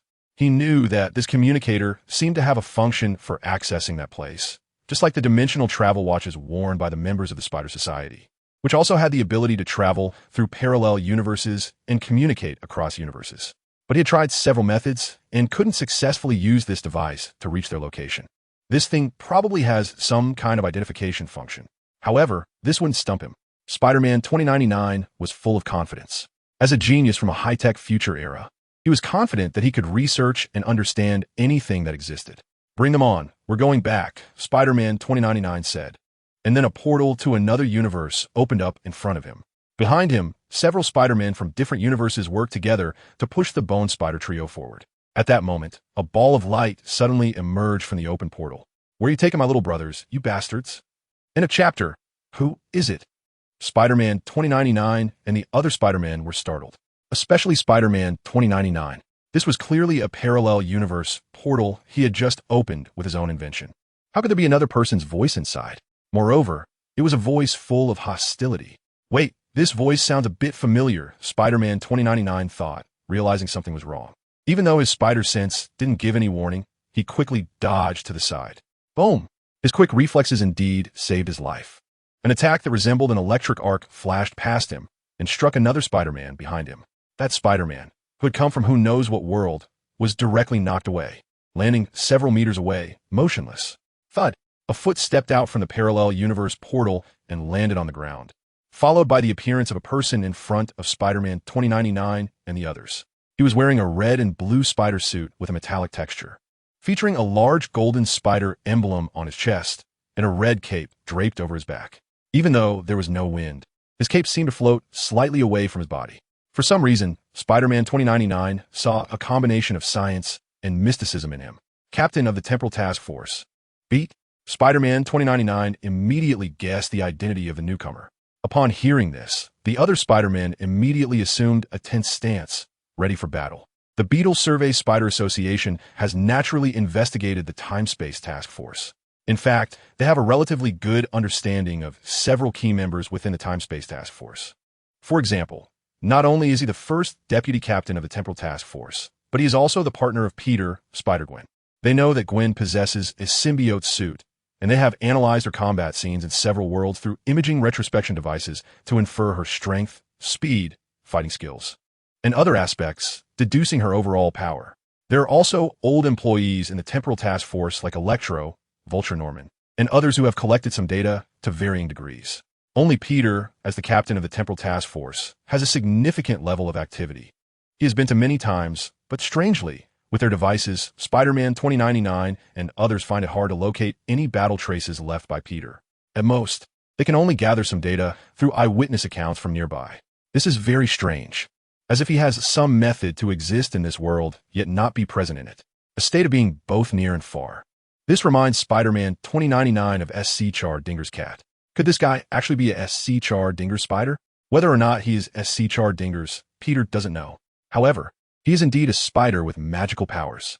Before Spider-Man 2099 and his fellow spiders from the Spider Society could react, several halos appeared from all directions, each releasing a whip of light that directly bound all the Spider-Men in the area. Spider-Man 2099 and his fellow spiders dodged, but these energy whips were incredibly fast and could evade spider sense.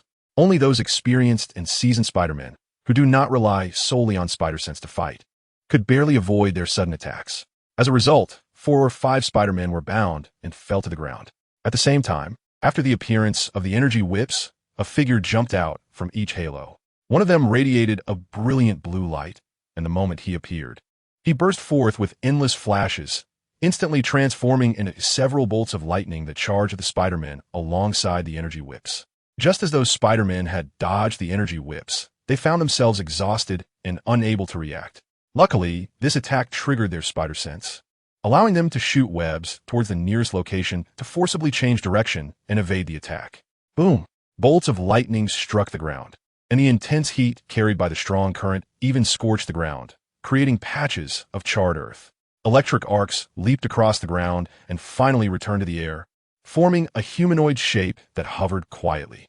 It was none other than the second deputy captain of the Temporal Task Force, Electro. Whoosh!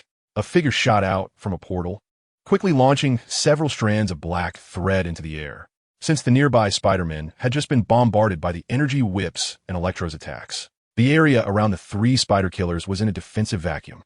Gwen's actions went smoothly as she bound the 3 restrained spider killers and tossed them into the air. At that moment, a winged figure flew out from the portal above, reaching out to catch the web that was just binding the 3.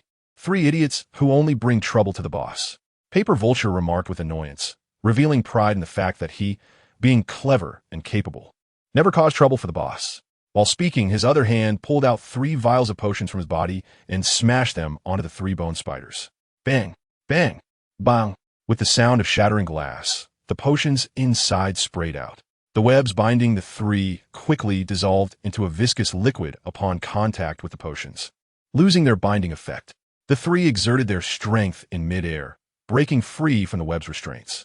Ghost Spider flickered in the air, creating ripples in the surrounding space. And with a whoosh, he vanished from his original spot. Goliath Spider let out a roar and plummeted downwards. Having been ambushed by the Spider Society just moments ago, Goliath Spider was filled with pent-up anger. Bone Spider screeched and also changed direction in midair, attacking downwards. Meanwhile, on the wall of a nearby high-rise building, a figure slowly emerged. It was none other than the leader of the Spider Killer Squad, Kane Parker from Earth 12041.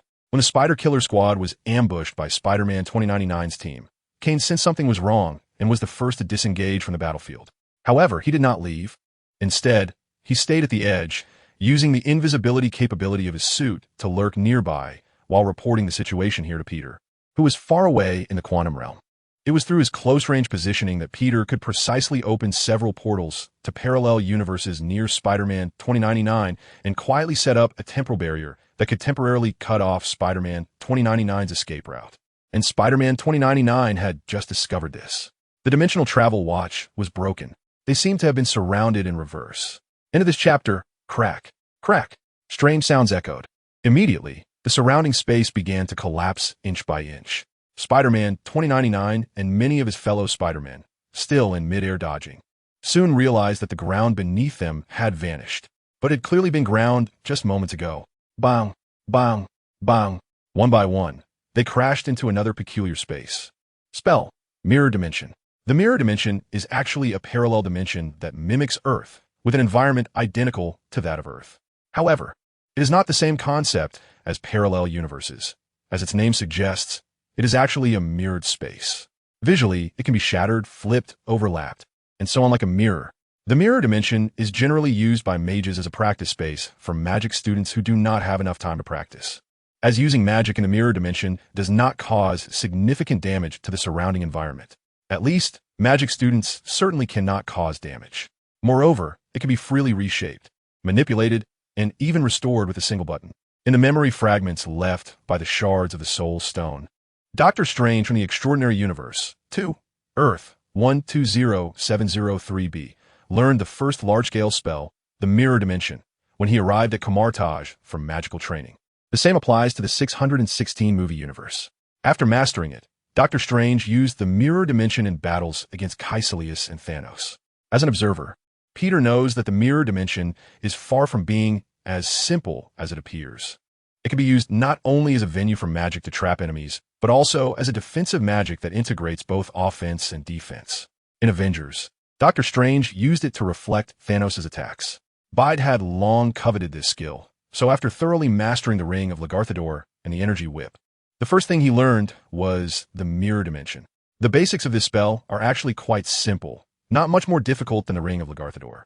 However, just like transforming alike, orange-yellow ring into alike, deep red ring, once the Mirror Dimension is opened, he needs to turn it into his own battlefield within the Mirror Dimension to leverage his home advantage, which requires considerable effort. The folding, shattering, and alteration of spatial phases in the mirror can leave those trapped within disoriented. It can even be used as an attack method. Every aspect of it is a complex discipline. Fortunately, Bide's soul power is strong enough, and with long-term practice, he mastered this skill in less than 2 months. The transformation of quantum space also benefited to some extent from the study of the Mirror Dimension. It was the inspiration from the Mirror Dimension that allowed Bide to mobilize quantum energy within the quantum space, separating it to form 2 layers, wild and domesticated, creating a truly independent space suitable for long-term habitation, a space that exists outside all parallel universes. Boom! Peaks rose from the ground, and in the middle was a flat area. Many members of the Spider Association, led by Spider-Man 2099, were standing on that flat ground, while figures stood atop the surrounding peaks. All of them were identical figures. All were Bide. Spell: Icon Illusion. This is a spell that can create countless clones, each with power nearly equal to the original. The spells mastered by the original can also be wielded by the clones. The skills possessed by the original can also be shared by the clones. It gives a strong sense of déjà vu reminiscent of the Monkey King's son Wukong plucking a hair. However, Bide's proficiency with this move is still not very high. Currently, he can only create up to 10 clones. If he tries to create more, it becomes difficult to maintain, resulting in a significant decrease in the strength and duration of clones. Moreover, this move consumes a lot of soul power, and Bide can currently only maintain it for a few minutes. Exceeding that time limit would reduce his original combat power, which is not ideal for endurance. However, 10 clones plus 1 original is already sufficient for the current situation. Swish! Energy whips flew from each clone's hand, striking towards the flat ground below the peaks. The Spider-Men had to dodge, but they quickly realized that the peaks were continuously compressing inward, constantly reducing their space to maneuver. Each Spider-Man could not trigger their spider sense between them, leaving them at a loss, despite being used to fighting alone. Bang bang, one by one, Spider-Men accidentally collided with each other and were then struck by the glowing orange-yellow energy whips, toppling to the ground. When a Spider-Man fell, a light circle would appear below, instantly swallowing him. The captured Spider-Man would be sent to a nearby mirror prison. The mirror prison consists of 6 surfaces with teleportation doors on the top, bottom, left, right, front, and back. This means that anyone trapped inside, regardless of which door they fall through, will end up falling out of the opposite door, perpetually in a state of free fall. Of course, Bide is still quite humane. He doesn't let the captured Spider-Man endure this infinite free fall motion indefinitely. Instead, he kindly binds their hands, feet, and heads with webbing, forming a large character, firmly fixing them in the center of the mirror prison. If they attempt to escape, they will face dire consequences. As the number of companions around him dwindled, Spider-Man 2099 grew increasingly serious. He had faced Doctor Strange before. With so many worlds visited, he had encountered some renowned figures. Moreover, he was dealing with a supreme mage responsible for overseeing the balance of the multiverse and individual universes, combating time travelers and dimensional invaders. Spider-Man 2099 had been warned by different versions of Doctor Strange more than once. This was one of the reasons he cautiously developed the Spider Association to maintain the web of life and destiny. But there wasn't a single Doctor Strange who understood Spider-Man as well as Bide did. He could even predict how Spider-Man would evade certain attacks, where he would land, and what maneuvers he might use to change direction. And there was one crucial point. Doctor Strange's attacks could trigger Spider-Man's spider sense, but Bide's attacks could not. After all, Bide was Spider-Man himself. When Spider-Man fights Spider-Man, it comes down to who has more tricks and experience. Coincidentally, he is not just any Spider-Man. He is also a supreme mage. Whoosh! The floating cape of the vibranium spider's suit activated without wind, lifting Bide's body and slowly landing in front of Spider-Man 2099. End of chapter. Having mastered the power of a supreme mage as Spider-Man, I've traveled through so many universes, and you are the first. Spider-Man 2099 looked at Bide, floating before him, and had long since given up resistance. At this point, only 4 or 5 Spider-Men remained by his side.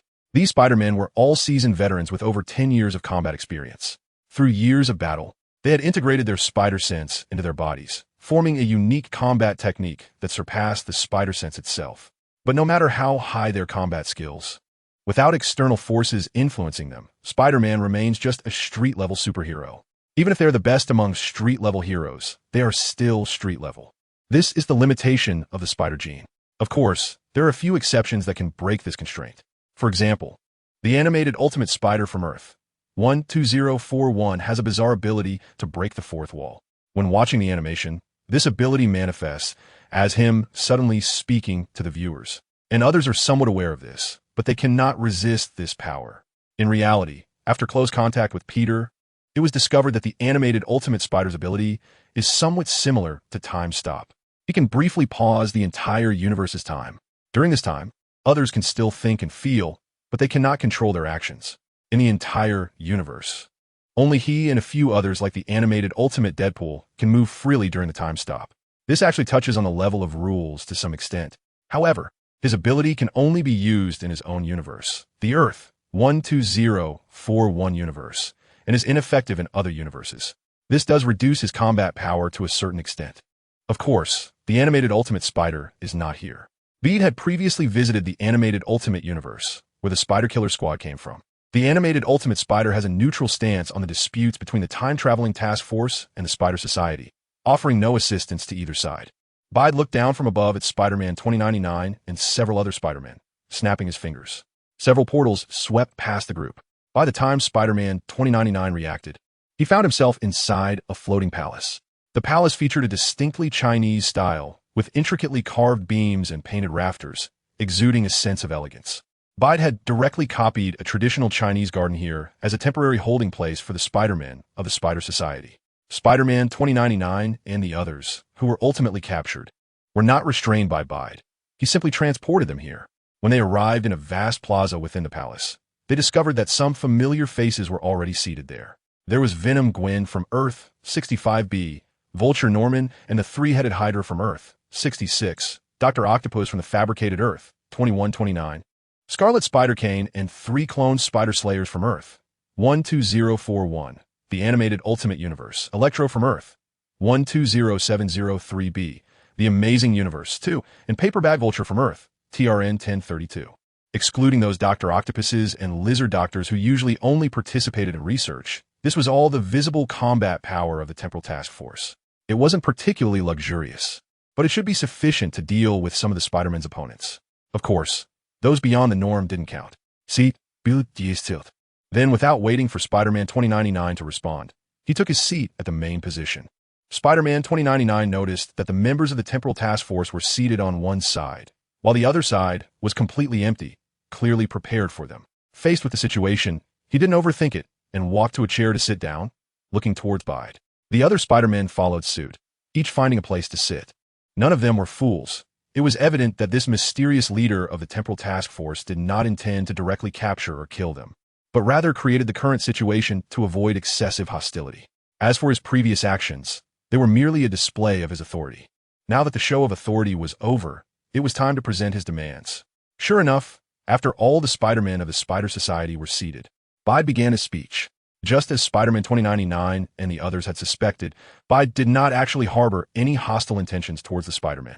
Otherwise, Spider-Man 2099 and the others would not be sitting here listening to Bide speak. They would be lying on the ground as corpses. He first inquired about the reasons behind Spider-Man 2099's insistence on having the Spider Society work to maintain the ecological integrity of each universe. He asked what exactly the classic events the Spider Society kept mentioning were, and on what basis Spider-Man 2099 determined what constituted a classic event and what did not. Was there a loom within the Spider Society as well? Did the Assassin's Guild use a loom to control assassins in targeting their objectives to maintain world order? And did the Spider Society use a web loom to control the actions of Spider-Man to maintain the order of the multiverse? That seemed far-fetched, didn't it? Peter felt quite confused, but considering this was in the mysterious Marvel multiverse, he decided to cautiously ask for clarification. After pondering his wording, he posed his question. Mr. Spider-O'Hara, may I ask, what exactly is a classic event? What criteria do you use to determine this? And on what basis do you believe that actions affecting classic events could disrupt the balance of the universe or even destroy an entire universe? Gwen, Electro, and several other Spider-Men from the Spider Society looked towards Spider-Man 2099. Gwen and Electro were just curious. After all, matters of fate can be somewhat mystical, especially after hearing that this elusive concept could potentially destroy an entire universe. They were even more astonished. As for the other Spider-Men in the Spider Society, they had indeed heard Spider-Man 2099 mention these things when they joined, but whenever someone probed further, he was always quite secretive and never delved into deeper explanations. Now, surely he could speak about it. Under the gaze of more than 20 pairs of eyes, Spider-Man 2099 felt considerable pressure. I can say it, but I can't say it here. Given the gravity of the matter, Spider-Man 2099 was very cautious. He didn't even trust the Spider-Man he brought along. At his strong insistence, Peter sent the others away. Thus, only a few remained: Peter, Gwen, Spider-Man 2099, and Super Spider-Man. Looking at Peter and the others, Spider-Man 2099 spoke earnestly. Do you know about the Spider Doomsday? End of chapter. Spider Doomsday? What is that? Super Spider-Man furrowed his brow in confusion. Super Spider-Man hails from Earth 751263, and his version is also called Spider-Man Unlimited, so he could also be referred to as Unlimited Spider-Man. However, since the version Peter had previously read was translated as Super Spider-Man, he casually called him Super Spider. Now, at 26 years old, he had nearly experienced all the story arcs of Super Spider-Man and was a battle-hardened warrior. He was one of the few who could stand firm amid Peter's magical bombardment. But as a Spider-Man who had fought on 2 Earths and had rich combat experience, he had never heard of anything called Spider Doomsday. Yet, why did it feel somewhat familiar? Super Spider's brows furrowed even more, almost knitting into a knot as he fell into deep thought. Since it had already been mentioned, Spider-Man 2099 didn't keep them in suspense and continued. Spider Doomsday was a disaster that once swept across the entire multiverse. It was the end of the Spider Totem. Spider Totem? Peter asked in confusion. What is that? Is it related to Spider-Man? Yes, Spider-Man 2099 nodded slightly. The Spider Totem is a mysterious power that exists within the multiverse. Every Spider-Man is an embodiment of the Spider Totem. Totem? Isn't that an object of worship personified by primitive people? Moreover, as far as I know, the powers of Spider-Man come from technological mutations or magical mutations. One is science-based. The other is mystical. They differ too much from the so-called totem, Peter wondered. Take the people I know around me, for example. Gwen's power comes from a genetically mutated spider from her world, which should count as a technology-based genetic mutation. And Shadow Spider's power, though also bitten by a spider, actually comes from the spider god Anansi of his world. When he gained his powers, he truly saw the phantom of Anansi, which should count as a mystical blessing of sorts, right? And then there's Penny, whose connection with her spider-mech is a special way that falls between science and metaphysics. As for the ability I gained for being bitten by the slab, can you believe it? Is that science or metaphysics? It's hard to say. Spider-Man 2099 shook his head slightly. Totem. This word comes from the Native American word totem, which originally means its kin or its mark. And the Spider-Men are special beings that are marked by the spider and have gained its powers and skills. So, We are actually all kin of the spider. Are you saying that regardless of how one gains their powers, whether scientifically or mystically, in the end, it's all mystical and the fault of the spider totem? Is science's ultimate conclusion theology? Peter was somewhat surprised. That's right, Spider-Man 2099 nodded. Bite asked in confusion. So, does that mean the spider apocalypse is the end of all our spider totems? Why are we still living, well, even though it's called the apocalypse? Since it's said to be in the past, shouldn't this apocalypse have happened before? In 2012, perhaps? It was predicted, but didn't happen? Peter felt that things were not that simple. Otherwise, Spider-Man 2099 wouldn't have that attitude. Indeed, it was the end of our spider totem because the god of the spider totem, the guardian of the web of life and destiny, was dead. Spider-Man 2099 recounted the scene he had seen by chance, and after finishing, a look of relief appeared on his face. These matters had actually weighed on his heart for a very long time. The god of the spider totem? The guardian of the web of life and destiny? Peter repeated, surprised. Are you saying it's the Master Weaver? You know about the Master Weaver's existence? Spider-Man 2099 looked at Peter in astonishment. Bede nodded. He had indeed heard of the great name of the Weaver, who was said to be the god of Spider-Man or something like that. He was often mentioned alongside Madam Web. He was quite familiar with Madam Web. In the 1994 version of Spider-Man, Madam Web was the spokesperson for the Spider People, tasked with training several Spider-Men from different universes. Naturally, he compared the Weaver with Madam Web, considering them to be similar entities. However, it now seemed that the Weaver's prestige was somewhat higher than that of Madam Web, since the Weaver was the god of the spider totem. Who could kill him? Bede asked, although he wasn't particularly clear about the vast pantheon behind the Marvel Universe. Those who could be called gods surely weren't that weak, right? In the multiverse, there exists a special group, known as the Inheritors. Spider-Man 2099's expression grew heavy. They feed on the life force of totem avatars and totem deities. And our spider totem's god, the Weaver, was killed by one of the Inheritors. She drained the totemic power from his body, leading to his complete demise. After the Weaver was killed, the web of life and fate fell into a completely primitive and uncontrollable state, and his manifested form completely disappeared. Bede frowned slightly. He felt as if he was beginning to understand something. Spider-Man 2099 continued. The web of life and destiny that spans the entire multiverse is actually a great web, with the Weaver Master sitting at the center, controlling the whole situation. The spider totems roam freely, maintaining the stability of each parallel universe. When the Weaver Master was alive, even if individual world spider totems encountered problems, the Great Web could still be corrected in time, allowing the world to be preserved despite its deviations, preventing its destruction. However, after the Weaver Master passed away, the Great Web became fixed. When a spider totem encounters an accident, such as a node of the Great Web beneath it becoming misaligned, it can lead to the threads extending into the past becoming disconnected, ultimately resulting in the destruction of that universe. Sometimes, it can even affect other universes. So now, do you understand? Spider-Man 2099 looked at Bede with piercing eyes. The reason he spoke so much to Bede was actually to activate a certain characteristic skill of being Spider-Man. He was trying to use words to persuade Bede, the villain, to have a sudden realization and choose the path of righteousness from then on. Peter nodded slightly. So that's how it is. Spider-Man 2099 watched his gesture, and a smile unconsciously crept onto his lips. It seemed this was a solid situation. However, at that moment, Peter raised a question. If that's the case, the universes I've visited should have encountered problems, but now, it has been over 6 months since I first went to the Earth, 1610b universe, and why hasn't anything happened there? End of this chapter. Hearing Peter's words, Spider-Man 2099 also showed a hint of hesitation. If it were because Peter's actions hadn't touched the web nodes, which are the classic events, that wouldn't make sense at all. Because Peter and his team of temporal agents had already fully touched upon the web nodes in many worlds. For example, what he did in Earth, 120703, the Amazing Universe, influenced Dr. Connors, and he also gave Norman Osborn the blood of the Amazing Spider-Man, which not only spared George Stacy and Gwen Stacy of that universe from disaster, but also completely altered the trajectory of the Amazing Spider-Man. The death of George Stacy may have been just a test of conscience, but the death of Gwen Stacy in Earth, 120703, was undoubtedly a genuine classic event. As a being who has peered into the web of life and fate, Spider-Man 2099 briefly glimpsed the future of the Earth, 120703 universe, after Gwen Stacy's death in that universe. The Spider-Man of Earth, 120703, would emerge again after a period of despair and, in the face of an attack from the Rhino, reappear as a superhero to fight against him. Subsequently, the Spider-Man of that world would channel his anger and pain into his battles, becoming a superhero who despises evil. Similarly, his actions in Earth 96283, the Tobey Maguire Spider-Man movie universe, also influenced that universe to some extent.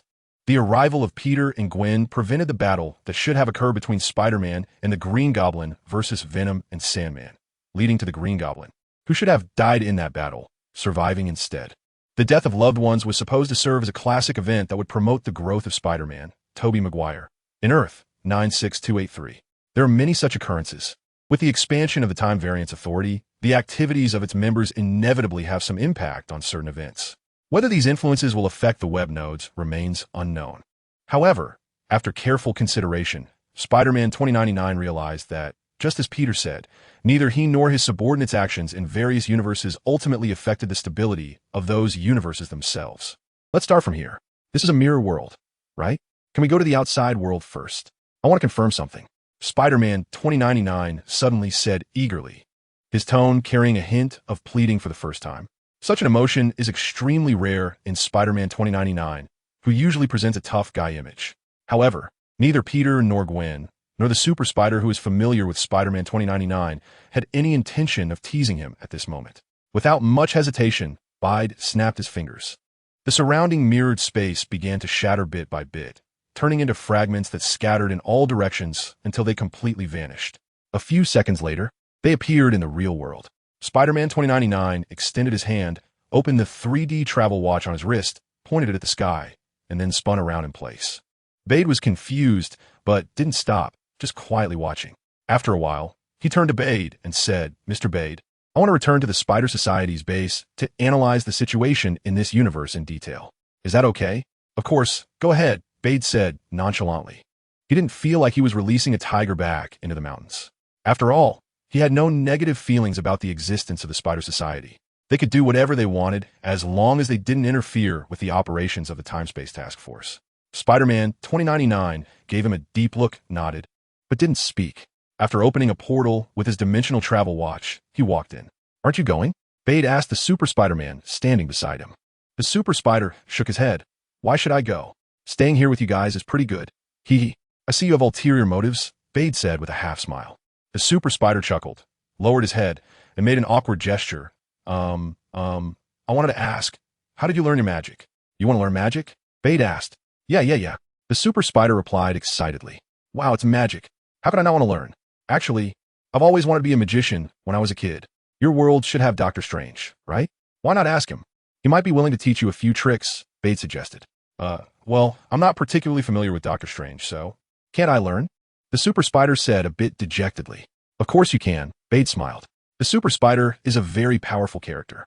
Although the animated series Super Spider-Man, Unlimited, featuring the Super Spider was canceled due to low ratings before Bade's crossover, the Super Spider's experiences could not be erased because of that.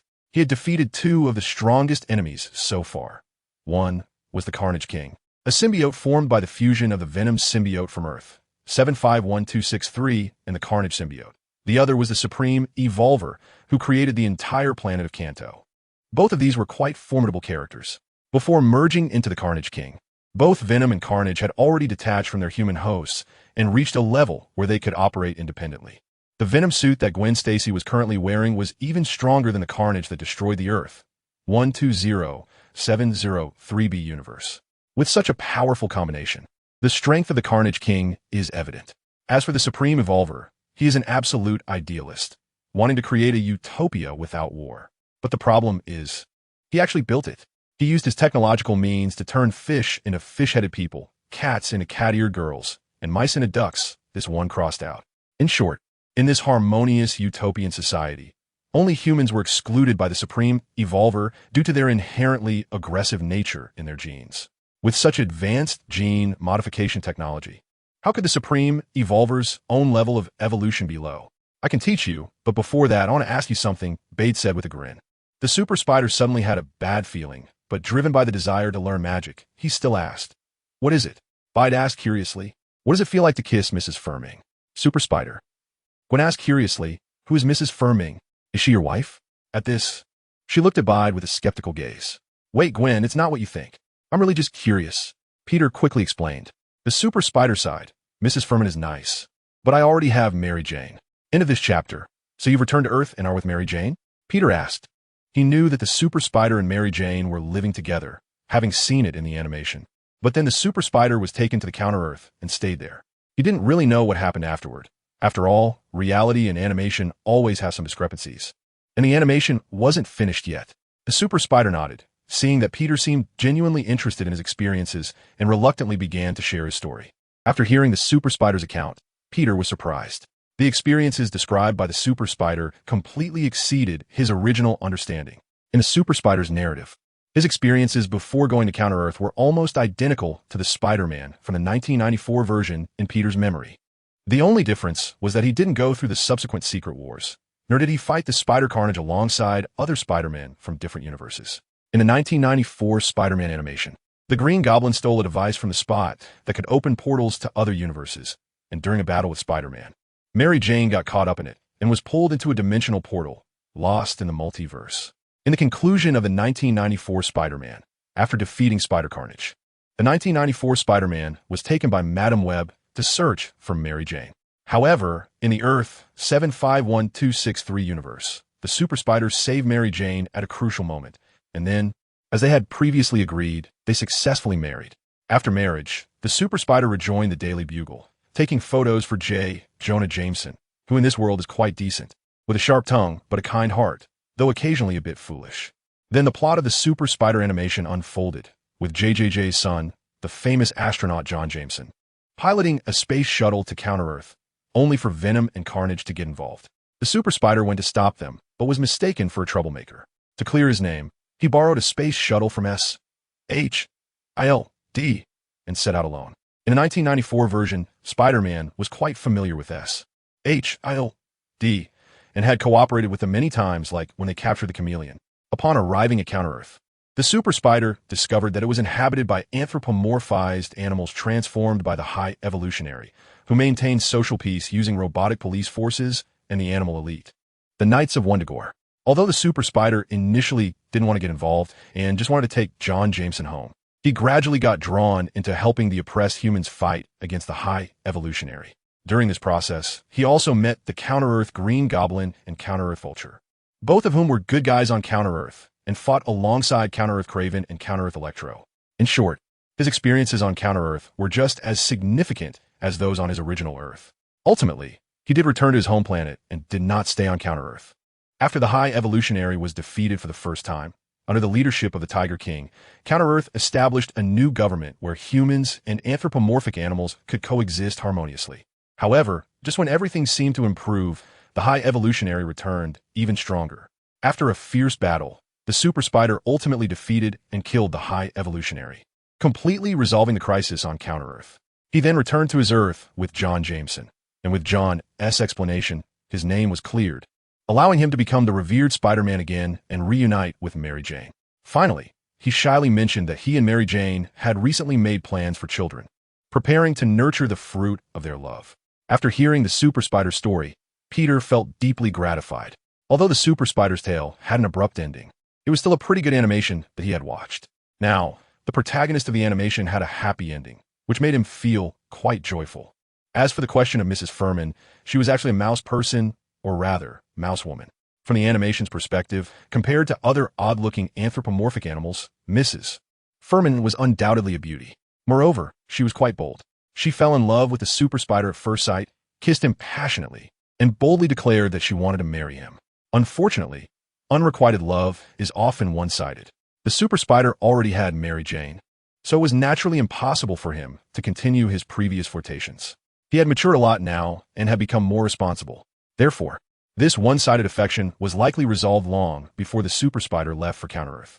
Bide did not continue to dwell on the joke. He indeed began to teach the Super Spider magic, starting with the beginner's ring of Ragador. He had previously tried to teach this magic to Gwen, but it seemed that Gwen had no talent for magic. After a long time of learning, she still had not made any progress, so he had to give up. As for the Super Spider, Bide is also uncertain. But anyway, it's just a try. If it really can't be learned, it doesn't matter. No one loses anything. So the two started, one learning and the other teaching. Since Gwen discovered that she had no magical talent, She lost interest in magic and went to bond with the Venom suit instead. She now has a high degree of integration with the Venom suit, which has also consumed symbiotes from 2 different universes over the past 6 months, becoming stronger than before and significantly increasing Gwen's overall combat power.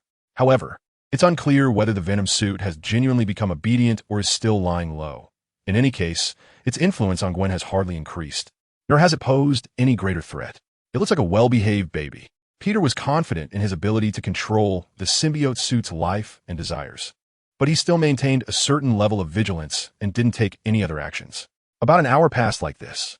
Peter, who had been meditating with the super spider, opened his eyes. The super spider immediately stood up as well, prompting a helpless shake of Peter's head. He guessed that the super spider probably didn't have much magical talent either. When he was teaching the ring of Ragador earlier, the gestures were indeed learned quickly, but sensing magical power was a different story.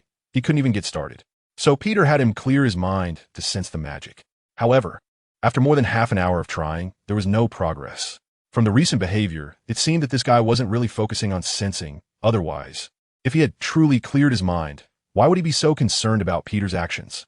But now wasn't the time to worry about that. Beat looked at the air beside him. A ripple stirred in the space, and then a portal opened. Spider-Man 2099 is back. End of this chapter. As soon as he returned, he fixed his fiery gaze directly on Beat. Peter couldn't help but shiver. He quickly hugged Gwen, who had walked over beside him, and declared, "First of all, I have a girlfriend, so I'm not into that." Spider-Man 2099 had a black line across his forehead, struggling to suppress the urge to curse. "My sexual orientation is perfectly normal too." "That's good," Peter said, patting his chest. "Your expression just now was really terrifying." Gwen rolled her eyes at him and looked at Spider-Man 2099, saying, "So it seems your investigation has yielded results?" "Yes," Spider-Man 2099 replied, his expression becoming serious as he began to discuss his findings. Within the Spider Society, there is indeed a machine called the Web of Fate, which Spider-Man 2099 created based on his insights from the first incident when he connected with the Web of Life and Destiny. It can connect to the Web of Life and Destiny, allowing it to monitor the multiverse to a certain extent, and when necessary, it can be used to open a passage to a specific universe and teleport someone in. In fact, the 3D travel watches held by the members of the Spider Society are terminals connected to the Web of Fate. This time, Spider-Man 2099 used the Web of Fate to check the situation in the universe they were currently in. The universe was designated as Earth 199606. Its overall development history is very similar to that of Earth 616, with the biggest difference being that in this universe, after Mayday Parker, Peter Parker's daughter, was born, the Green Goblin activated the malfunction device placed in Spider-Man 2099's brain by the Wolf, ordering him to kill Mary Jane. To protect Mary Jane, the Scarlet Spider of Earth 199606, Ben Reilly had to kill the Spider-Man of Earth 199606 and assume his identity. However, during a multiversal incident, the Spider-Man of Earth 199606 was teleported to another universe before he could carry out the murder. His disappearance led the Scarlet Spider of Earth 199606 to believe he was dead, so he took on his identity. However, the Spider-Man of Earth 199606 was actually captured by members of the Time Variance Authority in another universe and underwent a cranial operation in the quantum space of the TVA headquarters to restore him to normal. The Spider Squad came to escort the healed Spider-Man of Earth 199606 back, which is why they arrived in this universe. Unfortunately, they were ambushed by the Spider Society on their way back, leading to the events that followed. For the universe of Earth 199606, the act of the Scarlet Spider killing Spider-Man and assuming his identity is evidently a classic event, a key node on the web extending in this direction. If someone else had done such a thing, the consequences would have been quite severe. It could very likely lead to the same collapse and destruction of this universe that Spider-Man 2099 experienced before. However, after carefully examining it, Spider-Man 2099 found that this universe was continuing to develop healthily and orderly, and its future was being redefined, rewriting the originally seen future. What does this mean? It means that this universe did not become worse due to the destruction of the web node. Instead, it has gained a possibly more positive and freer future. A whole new future. Incredible. This was Spider-Man 2099's evaluation of it. When he reached this conclusion, he couldn't help but think that if Earth TRN 1042 could have been like this back then, perhaps he could have remained in that universe and lived happily with his lively and adorable daughter. Thinking of this, Spider-Man 2099 looked at Peter with renewed intensity. Even though Peter had just commented that this gaze was indicative of a problematic sexual orientation, Gwen slightly tilted her head to look at her partner, her tone carrying a hint of surprise. So, dear, it seems there might be some mysterious power within you that can truly rewrite the fate of the universe. Spider-Man 2099 said excitedly, that's the kind of power. This power was only possessed by that Great One in the past. That Great One? Who? Peter asked, puzzled. The guardian of the web of life and destiny. The great spider, totem god, the weaver. You mean I'm the new spider totem god? Peter was quite surprised. The word god had always felt distant to him, as it carried a sense of being lofty and unattainable. Until now, he had never considered that one day he could become a god. Moreover, this god seemed to be of a higher status than Thor, because this was a deity shared by all Spider-Men across the multiverse, and it also held the fate of the multiverse.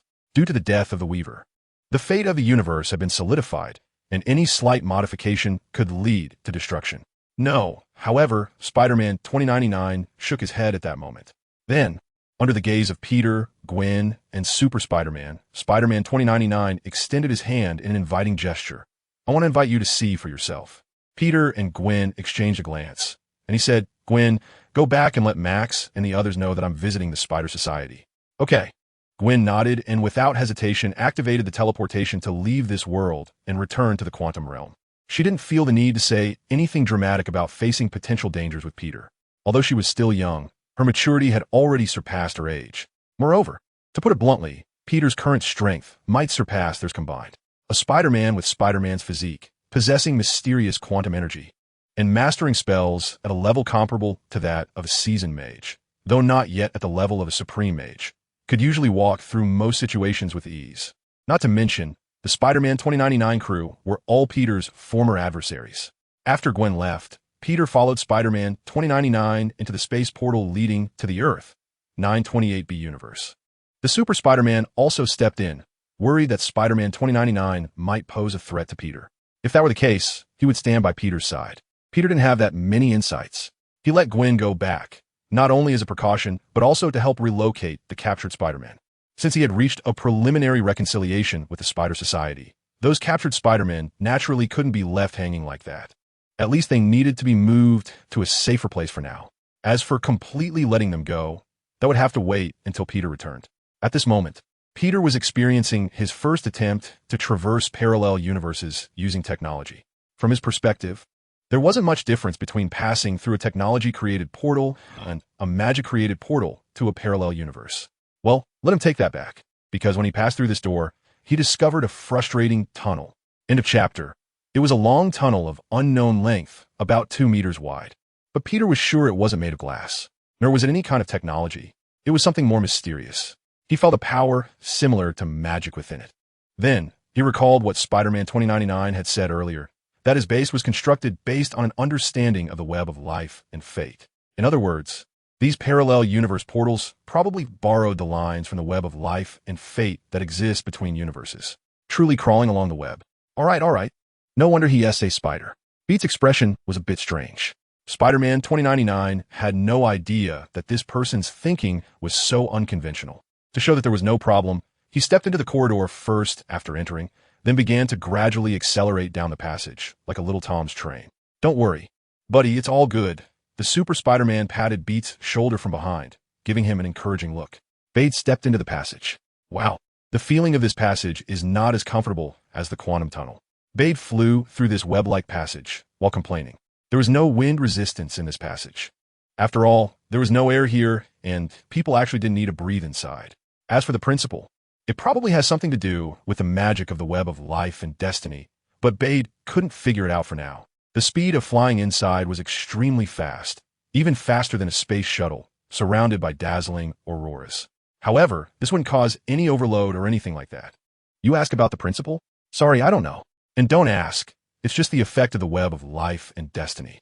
But to be honest, this experience feels even less impressive than when Bade traveled through Dr. Pym's quantum tunnel back in Earth, 199999, Marvel Cinematic Universe. That quantum tunnel felt like constant compression and expansion, while this one just felt like a continuous push. Boom! After an unknown amount of time, with a booming sound in his ears, Bade finally felt solid ground beneath his feet, as if the ceiling was also the ground. To be honest, he couldn't understand why Spider-Man 2099 wanted to turn the entrance upside down. Was it to make some less experienced spiders fall flat on their backs as soon as they came in? That's so mean. Peter looked at Spider-Man 2099, who was waiting for him, and secretly thought. Spider-Man 2099 gestured in a direction again. Bide nodded and followed him, glancing around while walking forward. Although he complained, it must be said that the Spider Association's place was more impressive than Bide's time-traveling task force base. Perhaps it was because he was in a future world of 2099. The architecture here was full of sci-fi elements. In contrast, the time-traveling task force leaned more towards a combination of science and mysticism. Both had their own advantages.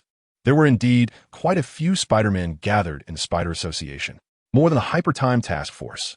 However, Peter noticed that in the Spider Society, most people were always wearing their suits, as if they were reluctant to show their true faces, even though these people, like him, were all spiders. But this was not the case in the Hypertime Task Force. In the main base of the Hypertime Task Force, many people went there with a relaxed attitude, so they often wore their suits but took off their masks. As a result, it was common to see several Peter Parkers chatting and several Peter Parkers drinking together. It was quite interesting. From this perspective, the atmosphere in the Hypertime Task Force seemed to be more relaxed. However, the Spider Society belonged to Spider-Man 2099, so Peter didn't want to interfere or comment on that. Spider-Man 2099 somehow got a hover car and took Peter and Super Spider-Man aboard. The speed of this hover car was comparable to that of some small jets, and it was very fast. A few minutes later, they arrived in front of a building. The sci-fi style of this building was more pronounced, filled with sharp metal lines. Spider-Man 2099 introduced. This is the headquarters of the Spider Society and the location of the Web of Life. Wow, I've never been here before. I really owe you one this time. Super Spider-Man said, leaning toward Peter with a familiar smile. Spider-Man 2099 was speechless at this thick-skinned guy, but didn't chase him away. He also noticed that Peter seemed to have a good impression of Super Spider-Man. Unfortunately, he didn't know that Peter actually wanted to poach him. He wondered if he would still act the same way if he found out. After some operations in front of the door, a huge spider symbol appeared on the main gate.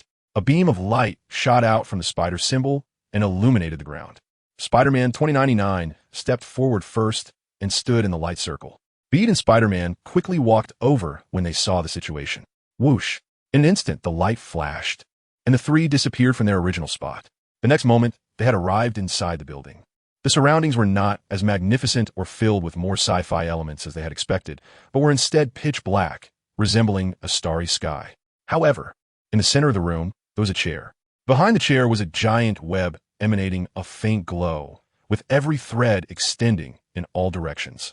Spider-Man 2099 explained, "This is the eye of the web, an instrument I created by imitating the Great Web. As long as you sit in that chair and wear the sensory helmet, you can temporarily perceive the existence of the Great Web and obtain information from the multiverse." After speaking, he took the initiative to step forward, seemingly to demonstrate the usage to Bede first. Peter stepped forward first and approached him. Spider-Man 2099 was taken aback and stopped in his tracks. He watched Peter slowly walk toward the back of the chair, and even his usually cold lips couldn't help but reveal a hint of an anticipatory smile. He hoped that a Master Weaver would once again appear in this multiverse, allowing each universe to break free from its predetermined fate, to have more possibilities, and to develop freely, instead of as it is now, where even slight deviations in development can lead to the destruction of the entire universe. Yes, in fact, even without external factors, the nature of the universe's development is inherently unstable, and it can still lead to the destruction of the universe due to unexpected events occurring during certain processes within a single universe. There are examples of this. It's the Earth 120703b universe. Every moment, there could be one or even several Earth 120703b universe is heading toward destruction, and now their savior has appeared. In a chapter, when Peter entered the room, he had a strange feeling. Because of this, he approached the Spider-Verse chair. As he stood in front of the chair, the strange feeling intensified. Compelled by an unseen force, Peter placed his hand on the armrest and sat down. Boom! Mysterious quantum energy surged violently from his body, flowing out through the various conduits. Super Spider-Man was shocked. What have you done to him? He immediately prepared to rush over and pull Peter from the chair. But Spider-Man 2099 quickly grabbed him. Trust me, this isn't something I'm doing, He's choosing what to do. The web of life and fate has chosen him. While speaking, his gaze remained fixed on the figure seated in the Spider-Verse chair. In fact, at this moment, neither Spider-Man 2099 nor Super Spider-Man could clearly see Peter's form. The brightly lit conduits around them began to emit more and more light spots, which did not resemble magical energy, nor were they mere photons. They floated freely in the room like living plankton, appearing here and there, flickering in and out. What is this? Super Spider-Man curiously stretched out his hand, palm up. A small light spot was lazily drifting down. However, when it touched Super Spider-Man's hand, it seemed to not exist in this world at all, passing right through his hand and disappearing with a whoosh. Spider-Man 2099 said, "This is quantum." Quantum? Isn't that a unit in physics? That doesn't even exist, right? Super Spider-Man had a look as if he thought Spider-Man 2099 was joking. He was a serious graduate student focusing on physics and was quite clear about the definition of quantum. However, Spider-Man 2099 simply shook his head and said, "I'm not talking about quantum in the physical sense, but the quantum belonging to the web of life and fate. They represent every variable in the multiverse, influencing the extension of the web of life and fate, the birth of new worlds and the demise of old worlds. They are one of the fundamental laws of the multiverse." A question mark slowly appeared above Super Spider-Man's head. His long-standing fixed mindset made it difficult for him to understand what Spider-Man 2099 meant. The discussion and confusion between the two outside did not affect Peter. At that moment, he felt as if he had crossed countless universes in an instant. He saw a massive, glowing web, spanning who knows how many light years and how much time, winding through the entire multiverse. This, perhaps, is the great web that Spider-Man 2099 spoke of. Peter looked at the scene before him in shock. With a direct connection to this great web, at this moment, he felt as if he could see the entire multiverse, with countless worlds playing out right in front of him. In one universe, Spider-Man was passionately kissing Black Cat. In this world, they were a couple. Aside from teaming up to fight monsters, their favorite thing to do was to engage in activities in places where ordinary people couldn't go. However, at that moment, Spider-Man suddenly woke up, raising his head sharply. "What's wrong, darling? Come here." Black Cat twisted her hot body, rubbing against Spider-Man like a real cat. Yet, the fiery anger that Spider-Man had just ignited from flirting was doused in an instant. He looked up at the sky and said, "Felicia, wait, it seems like something is watching us." Black Cat froze for a moment, quickly pulling up her tight leather suit, and looked around warily. "Who? I'll gouge their eyes out." "I don't know." Spider-Man shook his head, "but their presence isn't dangerous. On the contrary, it feels quite familiar." "Yes, that's what my instincts are telling me." "Wait, it seems he has left." In another universe, Spider-Man Peter Parker lay severely injured on a hospital bed. A villain known as Red Hood had a gun pointed at his head, threatening the two hot women standing across from him. Among the two women, the one with burgundy hair was Spider-Man's legitimate girlfriend, Mary Jane, while the silver-haired one was his rumored girlfriend, Black Cat Felicia Hardy. At that moment, Black Cat was draped in a cloak. Red Hood looked at Black Cat's outfit and angrily shouted, "Return my cloak." "All right, here you go," Black Cat said as she ripped the red cloak off her body and threw it to Red Hood. He quickly caught it and put it on with satisfaction, laughing. "I really don't know how you two beautiful ladies managed to get it back from me." It turned out that not long ago, Red Hood had his red cloak, which possessed demonic powers that could grant him superhuman abilities, taken by Hawkeye during a battle. Afterwards, Spider-Man was injured and hospitalized, and Black Cat, unable to rest easy, often came to visit him, which caught the attention of the meticulous Red Hood. Red Hood used Spider-Man's life to threaten Black Cat, compelling the famous cat burglar to retrieve his red cloak. Black Cat and Mary Jane worked together, going through a lot of trouble before finally getting it back, which led to the current scene. Black Cat quietly watched Red Hood put on the cloak, her face revealing her usual seductive smile, and said, "You know, Robbins, as long as you know what the other party wants, you can get anything you want from them." "What do you mean?" Red Hood Robbins, now dressed in the cloak and ready to leave through the window, turned to look at Black Cat. Black Cat's infamous reputation was as well known as her beauty, so he couldn't help but be on guard. However, Black Cat merely responded with a sweet smile. Just then, the red cloak transformed into a pitch-black demon, swallowing Robin's whole. Robin screamed, but it was of no use. Soon, he was completely devoured. Afterwards, the demon returned to its original form, revealing itself to be a backpack demon. It turned out that what Black Cat and Mary Jane had stolen was not the red cloak, but another backpack demon. Their deal with the demon was to eliminate the one who threatened their beloved man from the world. End of this chapter. At that moment, Spider-Man who had been unconscious for several days, suddenly woke up. He looked dazedly at the two stunningly sexy women in front of him, who seemed to be getting along quite well. This plot seemed off, didn't it? Peter Parker looked at his legitimate girlfriend and then at his rumored girlfriend, feeling a bit panicked.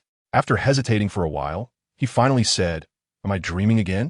Can you both be a little gentler?" Black Cat and Mary Jane exchanged glances, both revealing a helpless smile. Once everything was over, the two cat burglars left the hospital room and went up to the roof. Looking at the gradually setting sun in the distance, Black Cat said, "You know, I'm actually very jealous of you. Jealous that you can openly be by his side." Mary Jane replied, "You know, I often get jealous of a girl too. Her name is Gwen Stacy. She's a girl Peter can't forget." The two gradually leaned against each other. Perhaps after tonight, these rivals would become important people in each other's lives. In another universe, in midnight Manhattan, the lights were bright, and the atmosphere was intoxicating. The air was filled with a dreamlike aura, attracting the party-loving crowd who danced freely on the stage, releasing their emotions and exchanging genetic material in dark corners. Oh, except for the unlucky guy in the corner. Today's masked Spider-Boy Peter Parker was having a terrible day. He forgot to bring his wallet when he went out and had no change on him. After chasing a gang of robbers from Queens to Manhattan, he discovered he couldn't even afford a ticket to get home. With no other choice, he could only choose to swing back. Oh no, to swing back. However, as he passed the street, the panicking crowd made him stop. His gaze quickly fell upon a strange sight, a flaming skull motorcycle. Inside the bar, the bartender looked terrified as a skull-headed figure dressed in leather entered, dragging a long chain that clinked noisily with each step. But every sound only made the surrounding atmosphere more silent. The bartender said, "Don't come any closer." Internally crumbling, he didn't dare to move. With a mournful expression, the bartender stammered, "Why you, hello, can I get you a drink?" "Anything will do," the Ghost Rider casually pointed at the liquor cabinet and said. He then sat down at the bar. At that moment, smelling the scent of sulfur, Spider-Man peeked his head into the bar. "Whoa, leather jacket and a little motorcycle. A skull head on fire. Buddy, your look is both cool and intense. Can you give me one too? Come sit, bug, order whatever you want, it's on me." Ghost Rider was surprisingly friendly toward Spider-Man. Thanks for the hospitality, then I'll just have a soft drink," Spider-Man said as he sat down next to Ghost Rider. "You're a little kid, huh? Coming to a bar without drinking?" Ghost Rider gave him a sideways glance. "Of course not," Spider-Man exclaimed. "But I still have to swing home later. I can't get drunk, that's illegal." "Ghost Rider, you still blame the law." So the two of them started chatting back and forth, with you saying one thing and me saying 10. As for who was speaking, let's not mention it. To give some nameless bug a bit of face, okay? As they talked, Spider-Man suddenly had an idea about the motorcycle outside. "That motorcycle is so cool. What brand is it?" The Ghost Rider said nothing and took a sip of his drink. Spider-Man rolled his eyes and said again, "I also want a hairstyle like yours, but I'm a bit afraid of the heat. Isn't it hot for you like this?" The Ghost Rider remained silent and took another sip. Spider-Man continued, "Driving under the influence gets you 12 points deducted and 15 days in detention, plus your license gets revoked." The Ghost Rider said nothing and drank again. Spider-Man, just kidding, I'm just joking. Actually, he knew the Ghost Rider's state. It was impossible for him to get drunk. Even if he drank pure alcohol, it would be no different from drinking water for the Ghost Rider. Oh no, maybe the alcohol would just evaporate as it approached him. Spider-Man asked this question. Since you can't get drunk, why drink so much? The Ghost Rider picked up his glass, and this time didn't he drink. He paused, thinking Spider-Man had a point. Suddenly, the flames on his head disappeared, and his skull transformed back into Johnny Blaze's human form. "Now, I want to drink until I drop. I'm finally about to regain my freedom," the Ghost Rider said, downing a full glass of liquor. Recently, he met a guy named Adam who said he could help him return to a normal life. So he was actually here to think about how to live once he became normal again. "I ask you, Mr. Avenger," the Ghost Rider looked at Spider-Man. "If you were to return to being a normal person, would you want that?" This time, it was Spider-Man who fell silent. Just then, both of them looked up at the sky. The Ghost Rider suddenly stood up, flames igniting on his head again. After a while, he sat back down. "It seems your ancestral spirits are looking for you, little bug descendants." "Spider-Man, are you polite?" He didn't feel as at ease as the Ghost Rider. Just a moment ago, he indeed felt some kind of attention from beyond the world. This even touched his spider sense. But this feeling came quickly and left just as fast. It seemed the other party just took a glance at him and then withdrew. Outside, the Ghost Rider's motorcycle suddenly let out a horrific scream. At this moment, the bartender's eyes burned with flames, as if something had possessed him. He ominously said to the Ghost Rider, Your partner has aged and deteriorated. It needs to be repaired in a hellish way. It craves blood and pain, desiring to replenish fuel with souls. The Ghost Rider and Spider-Man each downed their drinks and stood up. They knew their time had come. This time, it was a joint battle between the Ghost Rider and Spider-Man. Countless worlds, countless stories flashed before Peter. At the same time, an ancient aura spread continuously from the great spiderweb. Bide noticed that this aura seemed to come from a corner of the great web. His attention was drawn away from the countless multiverses and turned toward that corner. There, a particularly special thread was present, emanating an incredibly ancient aura. End of chapter. 100 years? 1,000 years? 10,000 years? 1,000,000,000 years?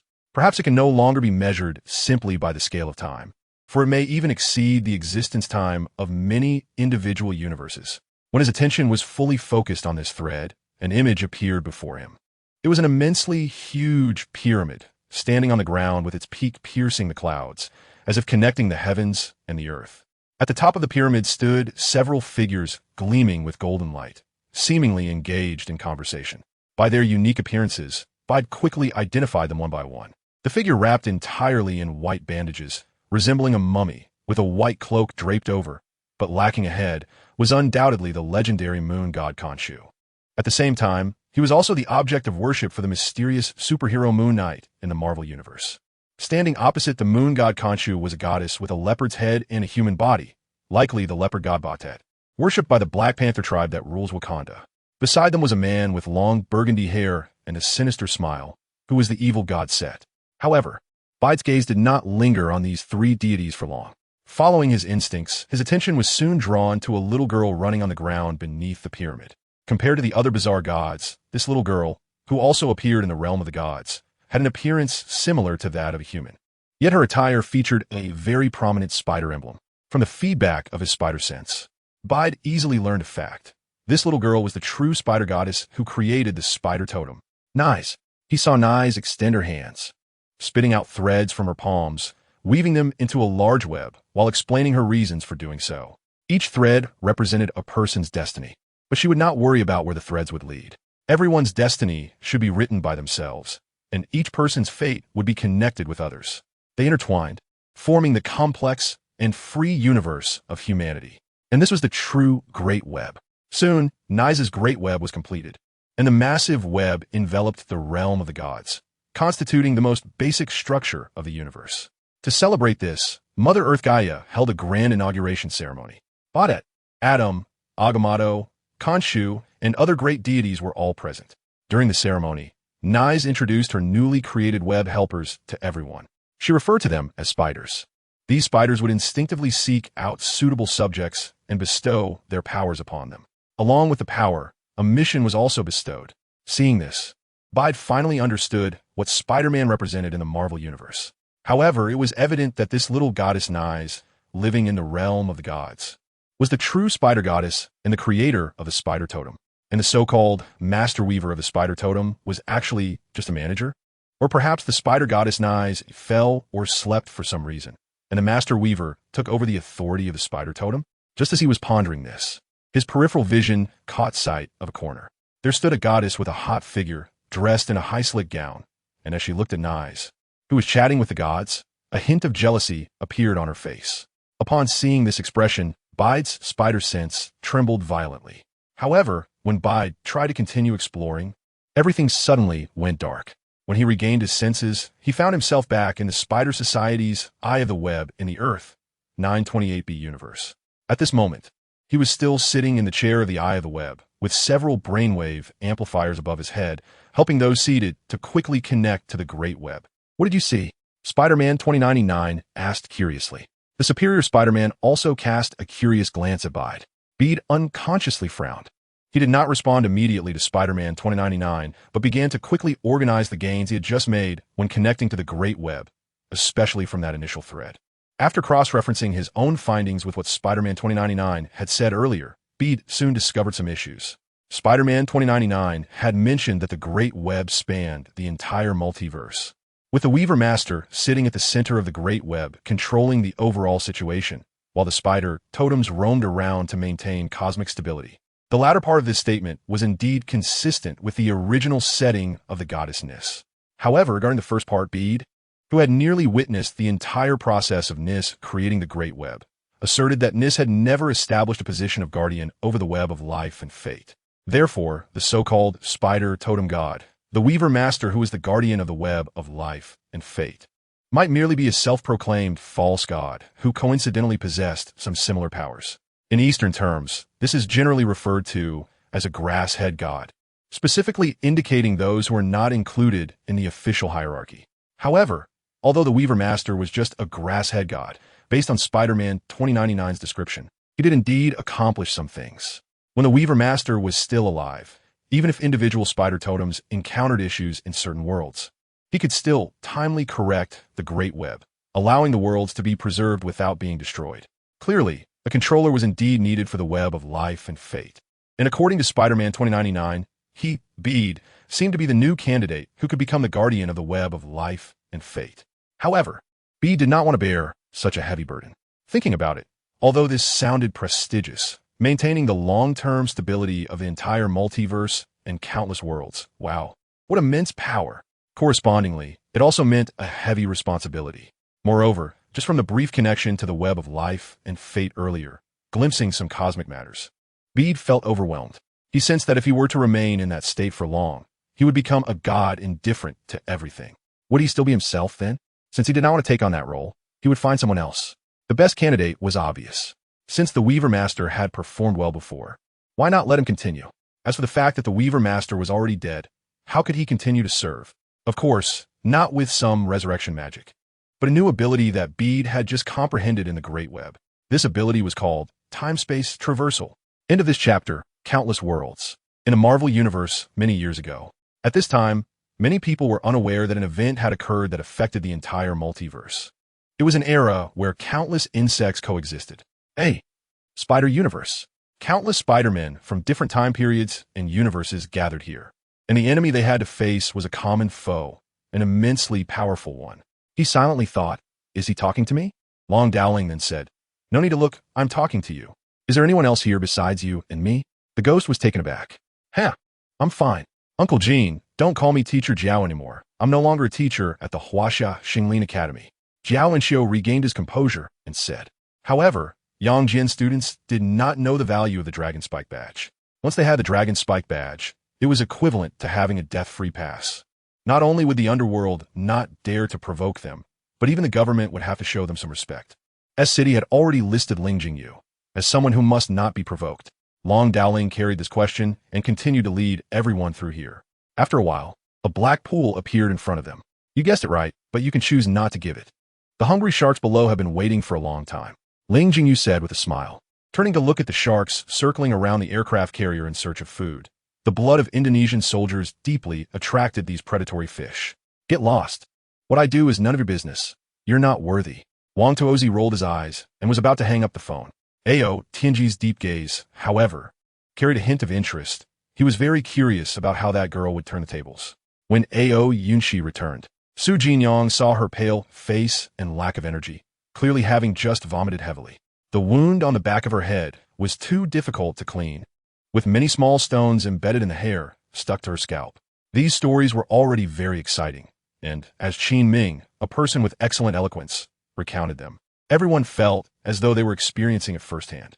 As long as the quality of the clothes was decent, whether the clothes looked good would always depend on the person, not the clothes themselves. With the current sacred support rate of the chitin, it was impossible to achieve the feat of exterminating the later gene. He said, taking a bundle of long balloons from the backpack at his feet, gently blowing into the corner of his mouth. One long balloon after another was inflated and tied. Before Zheng Xing could react, 6 or 7 long balloons had been blown up and tied and thrown to the ground. Since it could grant him the special ability to traverse time and space, then having the genuine ability to foresee the future was not something unimaginable. At one moment, Feng Shuang felt that sitting upright in the Phoenix Palanquin, the noble person was even more imposing than the Empress Dowager, and could not help but bow and salute. If it had to be a contest of strength, the only one who could be his opponent would be the fully powered Shuangxi.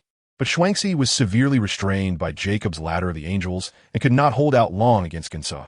Moreover, as long as he controlled a few of Shuangxi's fingers from leaking out, Gunsuo would have no rivals in this world. During their run, they placed their nails in their palms, causing the monsters to stop and examine the shape of the nails, as if appreciating a work of art. Her gaze became clear, and the remaining emotions finally condensed into a slight arc at the corner of her mouth. Just then, amidst the low roar of anger, a figure entirely golden suddenly leaped out from the depths of the Sword River. After Zhao Kuan guided the black spiritual energy within him, Zhao Meng ordered people to prepare some medicines for recuperating the meridians.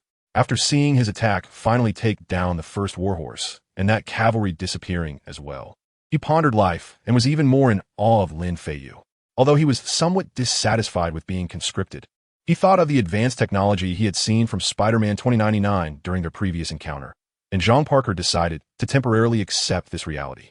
He shrugged and comforted himself optimistically. After all, my genius wisdom is a whole century ahead of my own era, which just happens to be around the year 2099. In that case, my wisdom should be able to match, while the people inside here are completely unaware of everything happening outside, still enduring day by day. At this moment, Tang Ruoxin was confused by Zhao Qin's attitude, not knowing what kind of scheme Zhao Qin was plotting, but fortunately, they did not speak. Ziqing felt a sudden loss of his long sword, and in a fit of anger, he opened his mouth and spat out a mouthful of blood. Glaring angrily at Luo Yu, Shui Duanfeng had no alcohol to drink, so he could only obediently stay here as a farmer, and no matter how bored he was, he could only sit on a big rock and watch the tides rise and fall to relieve his boredom. Mu Zhengxiong's temper had become even more violent during this time. The dissatisfaction with official matters made his face persistently gloomy. He and Shui were not worried that the photos inside would be leaked, but to avoid unnecessary trouble, it was best to minimize the possibility of problems in advance. Some even saw Mo Li's pitiful weapon and were even more convinced that Mo Li would definitely lose this time, so they hurriedly walked out of the venue. When a long-lost light shone in, she suddenly felt a sharp pain in her eyes and hurriedly closed them. Cough, this demon emperor cat. I can understand your good intentions. But if it's just for that, letting her marry a human isn't unacceptable, right? Shui Yaoxia said. With a flash, the black dragon messenger appeared beside Qingming, his ugly face always wearing a strange smile. Black. Lu Tianming silently repeated these two words in his heart. It seemed this was the unusual place in the suburbs. The old lair of the 1,000 demons hide something. Why did Qin Tinga personally enter here? In fact, he had sensed a strange aura before. Changze Yongxin pointed at the young man and shouted sternly, Bakayaru, what on earth is going on? Now even the people of Tokyo know that there is news of a new Yao Bian Tian Mu Ti Bowl appearing in Huaxia. Throughout the Han, Jin, Tang, Song Yuan, and Ming dynasties, which change was not because the common people's land was taken away by the gentry, leaving the common people with no way out, leading to uprisings that ultimately overthrew the court. How is today's Ming dynasty different from previous dynasties? Therefore, for the continuation of the Ming dynasty, what if I become the villain? When Xiang Jiyun was scolded away, he seemed to have little reaction, and the military strategist's speculation about his feelings with Xiang Jiyun also seemed quite reasonable. Boss, are you still collecting protection fees? Xiao Ting looked at the bald man, teasingly said, Fatty, aren't you surprised? Such a large piece of glass-grade imperial green. Guo Dongling turned to look at Guo Qingxiong. As the mouthpiece of Huaxia, CCTV naturally had to participate in reporting this matter, and it was an exclusive report. The launch base strictly prohibited any foreign reporters from entering. This was a confidential area with very strict identity requirements for those entering. So she was so fervently confessing to him just to find a boyfriend to reassure her mother. It wasn't because she really liked him. This play basically just revolved around two scenes, one being a temple for jade exhibitions, and the other a simple inn. Apart from that, there were hardly any extra shots. The demon race cultivator was taken aback and turned around, only to find a purple light appearing before him. The icy snow-piercing ruler emanated a bloodthirsty purple light, causing that demon cultivator to tremble all over, unable to move. Subsequently, the two chatted while heading toward the hiding place mentioned by Gabriel. After a careful understanding and analysis, Jean Parker quickly figured out that what he needed to do now was to find a place to borrow some useful equipment. So next, he first went to the star group of this era and borrowed a time energy conversion device. Then, he visited an alchemy company and borrowed technology for spatial jumps and substance conversion, as well as some related spare parts. When the things he borrowed nearly filled a warehouse, he finally stopped. It wasn't that he couldn't borrow more, but because he had enough. The consequence was that Spider-Man had completely become a wanted criminal in this era. To achieve this, he defeated many public figures and several superheroes of this era, releasing enough deterrent power to temporarily stop their pursuit. This was mainly because they needed to recalculate Spider-Man's combat power to formulate a more comprehensive capture plan. From having nothing to now having equipment comparable to any large laboratory in just a few weeks, Jean Parker truly showcased his capabilities and decisiveness. However, he didn't know how Spider-Man 2099 would feel when he returned to this era and found himself being captured by many people as soon as he stepped out. After all, for the people of this era, Spider-Man had always been that Spider-Man. They had no idea about the difference between Jean Parker and Spider-Man 2099. Actually, Jean Parker himself felt that this was not very honorable, feeling a bit guilty. This guilt was mainly directed towards Gabriel O'Hara. Therefore, he decided to turn a blind eye. He left the place Gabriel had found for him, found a relatively spacious, abandoned warehouse in the ruins of Old York City, and completed his design there. An assistant bracelet with artificial intelligence. He named it Anna, after the name of his new girlfriend after breaking up with Peter's original girlfriend Mary Jane in the 616 universe. The other was the device he used to return to his universe, a time-space shuttle. Is this future technology? After quickly analyzing the secrets of the technologies he obtained, Jean Parker did not hide his disdain. I guess this is the misfortune of being too far ahead of my time. The world is so vast, yet there is nothing that can keep up with my thoughts. Even in this future, 100 years later, these things are barely usable. Sigh. Jean Parker, with his hands in his pockets, looked at the device he had built in just half a day, feeling proud of himself, finding a sense of superiority in future technology, which greatly satisfied him. Fortunately, only Anna could see all this, and Anna would not mock him for such a middle school behavior. Is your time portal finished, Doctor? Anna asked meticulously. Jean Parker nodded, almost done. And you? Fix your hairstyle. It should be shorter. The artificial intelligence assistant Anna quickly adjusted her appearance. How's this? Jean Parker couldn't help but reach out and gently stroke her cheek. Perfect. All right, we need to get down to business. Download yourself into my wristwatch and get ready to start the time jump. Saying this, Jean Parker picked up the hood of the suit placed beside him and put it on. Okay, Doctor. Check the flashback command to avoid accidents. All systems are functioning normally. Very good, then let us go. Home. Jean Parker returned to the familiar passage, his heart filled with joy as he realized that his machine was indeed functioning properly. The same bodily sensations, the same inability to move, and ultimately, he was expelled in a somewhat nauseating manner once again. However, experiencing this a second time left Jean Parker completely unfazed. Time travel was quite interesting. Perhaps he could explore other worlds in the future. He even began to make more plans for what lay ahead. Hop! He quickly emerged from the time tunnel. However, as he surveyed his surroundings, he found that he had not returned to his own universe. Not far away, there was a body engulfed in flames, with a human shape faintly visible in the center of the fire. Though it was unclear whether it was a person who had burned themselves after playing with fire or someone who had been burned to death by a fireplay enthusiast. Jean Parker looked around again. Soon, he discovered a pile of rubble beneath a collapsed building about 100 meters away, along with the remains of Stone Man, Ben Grimm, who was missing half of his body.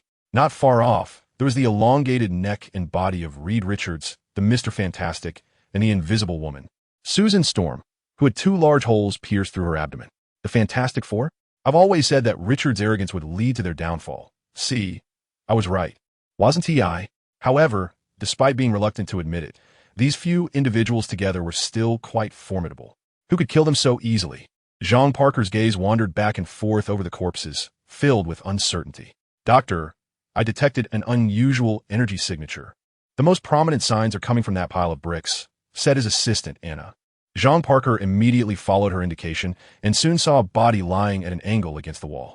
It was clad in a red and blue spider suit, with a large number 5 drawn on its chest. Seeing this spider suit, Jean Parker paused for a moment. Then, he walked over and bent down to remove the mask. A familiar face appeared before him. It was none other than this world's Spider-Man, Peter Parker. Jean Parker was taken aback again and, after a moment, finally uttered a single word. Interesting. Anna, it seems our time machine has encountered a small problem.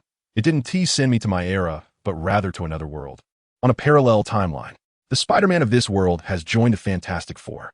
I agree, replied Anna. The vibrational frequency during the travel indeed showed some instability, as if something interfered with the time tunnel. Doctor, a new time aura has also been detected nearby. What do you mean? What did you find? Jean Parker asked. Not long ago, it seems another time aura appeared here, slightly different from the surrounding vibrational frequency, suggesting it does not belong to this timeline. However, its presence should not have lasted long and soon vanished, Anna explained. Doctor, be careful. What? Swish. The corpse on the ground suddenly opened its eyes wide, sharp eyes piercing directly into Jean Parker's. End of chapter. The eyes of the Spider-Man from the Fantastic Five first showed a hint of confusion, but then rapidly became clear, and his gaze sharpened like a sword. The reason for this transformation was simply that although he was still in his original body, the soul within it had already been replaced. Now, occupying this body was a soul from the future. It was indeed Peter, using the web of life and destiny.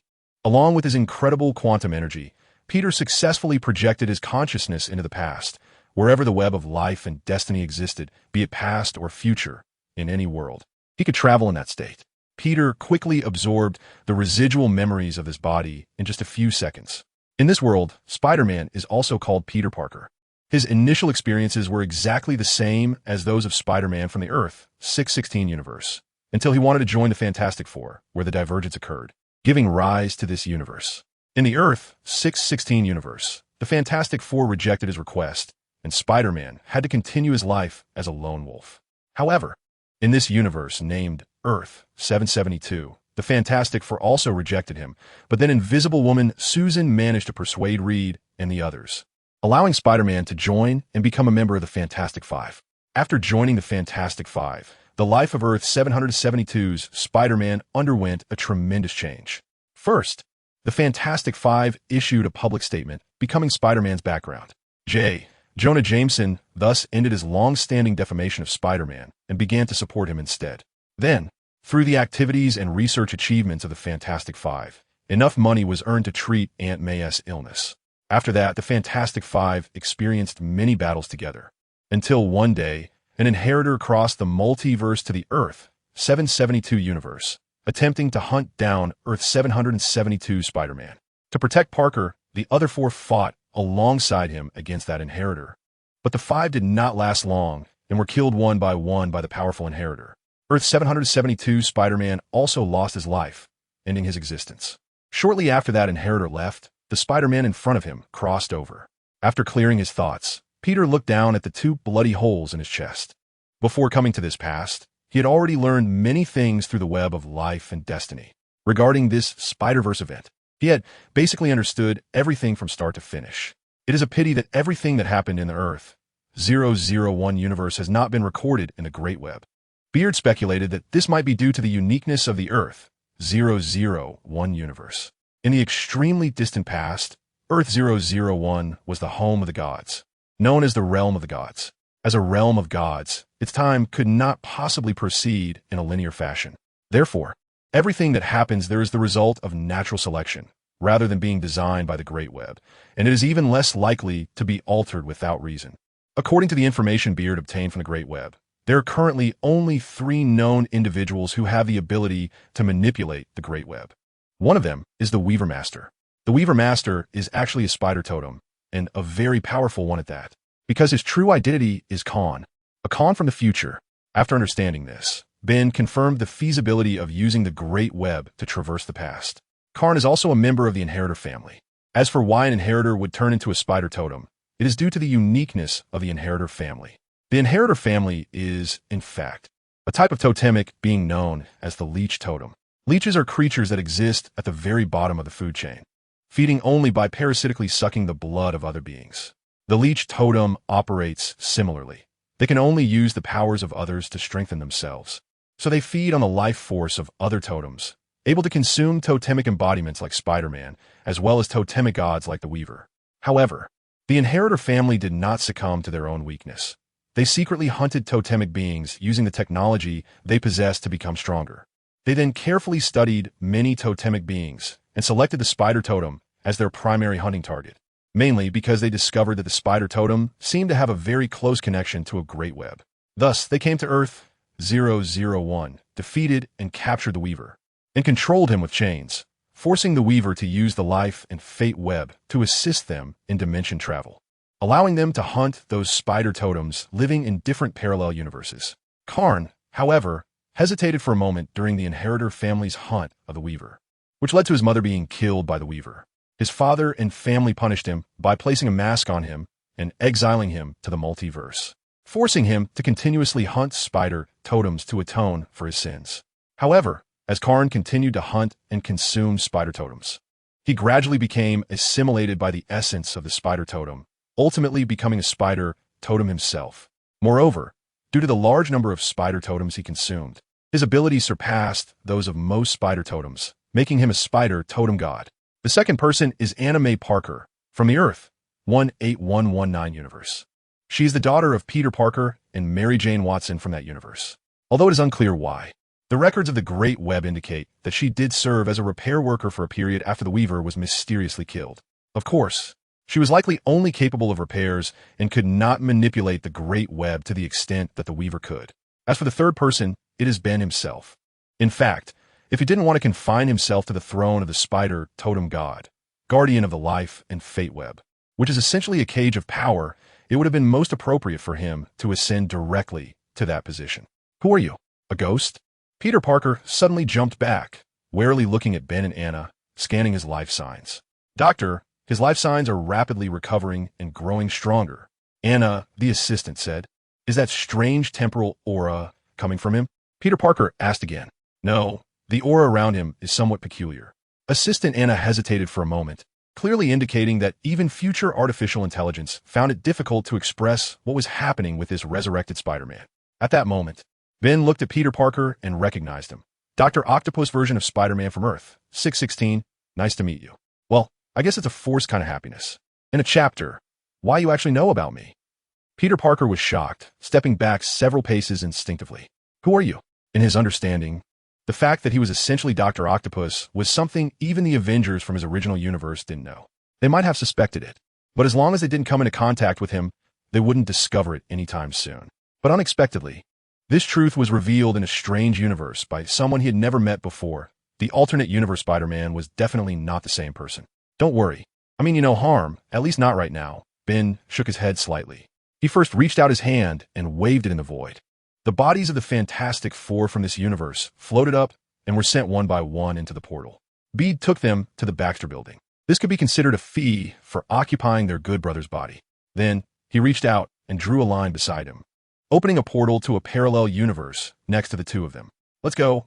First to your base. Bede waved to Chumpuk and stepped into the portal first. Chumpuk hesitated for a moment, but ultimately did not resist much and followed Bede inside. He immediately noticed the difference between this portal and the one he had opened using technology. The portal he had opened with technology made him feel very uncomfortable upon entering.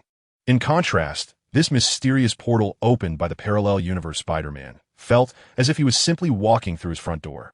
It had no negative effects at all and was extremely fast. After arriving in the Earth 928 universe, Bede first used the technology here to repair his suit. Although the Spider-Man of this universe had become one of the Fantastic Five, he had not made many improvements to his suit, as Mr. Fantastic and the others also had very few enhancements to their suits. Bede was no longer the inexperienced person he once was. Making a suit was something he could easily accomplish.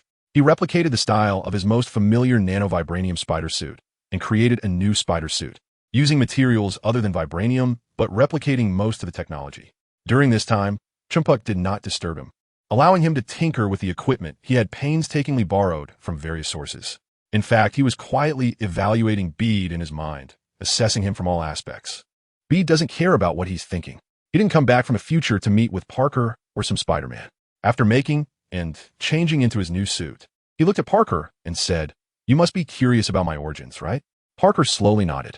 Peter shrugged and said, "But I don't want to tell you. You just need to know that I'm also a Spider-Man, and I mean no harm to you or any of you. In fact, I'm here to guide you to do what you want to do. Do you know what I want to do?" Jean Parker was quite surprised. Of course, Peter said, "The inheritors of all things, that's the name of that family." What does that mean? Jean Parker asked in confusion.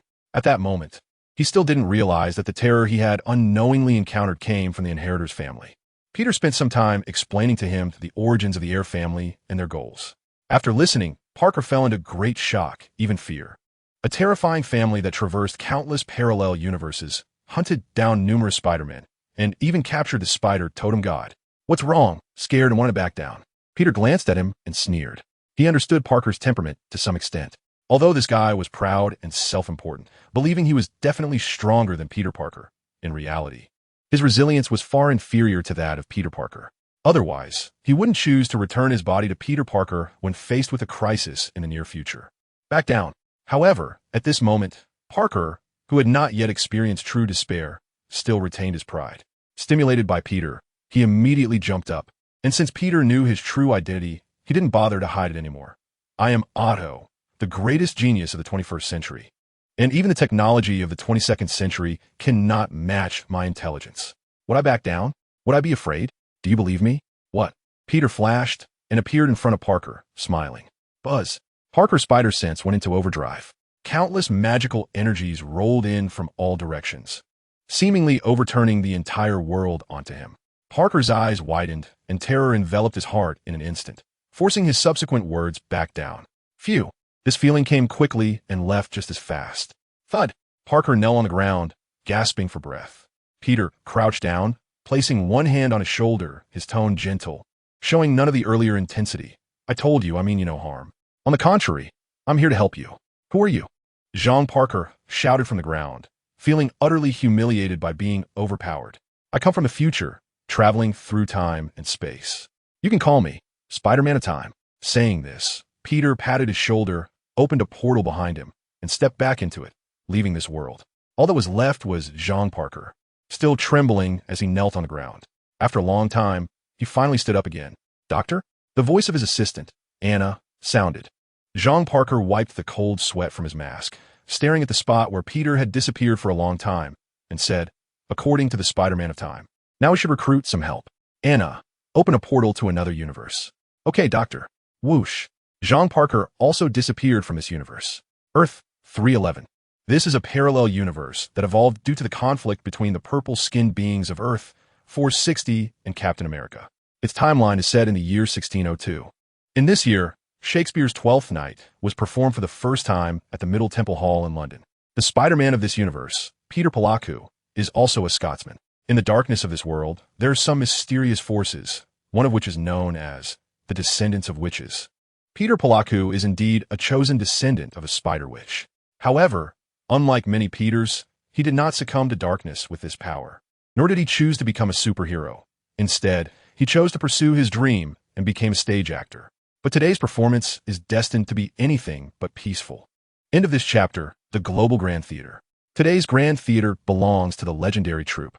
Especially the young man with the magical web-slinging skills from the troupe has gained immense fame, attracting countless spectators and making the owner of the Global Grand Theater beam with joy. Parker, the web-slinging wizard, the amazing weaver, amidst the enthusiastic cheers from the audience. Peter Parker donned his exclusive red and blue spider performance suit and took a good kiss from his girlfriend, Mary Jane Watson. Wait for me to come back, my sweet. Go on, my little tiger, good luck. Mary Jane Watson, with her chestnut red hair tied into a long braid falling behind her, had love for Peter shining in her sexy eyes. She was also dressed in a fitted performance costume, as she was the daughter of the troupe's owner and an outstanding stage actress.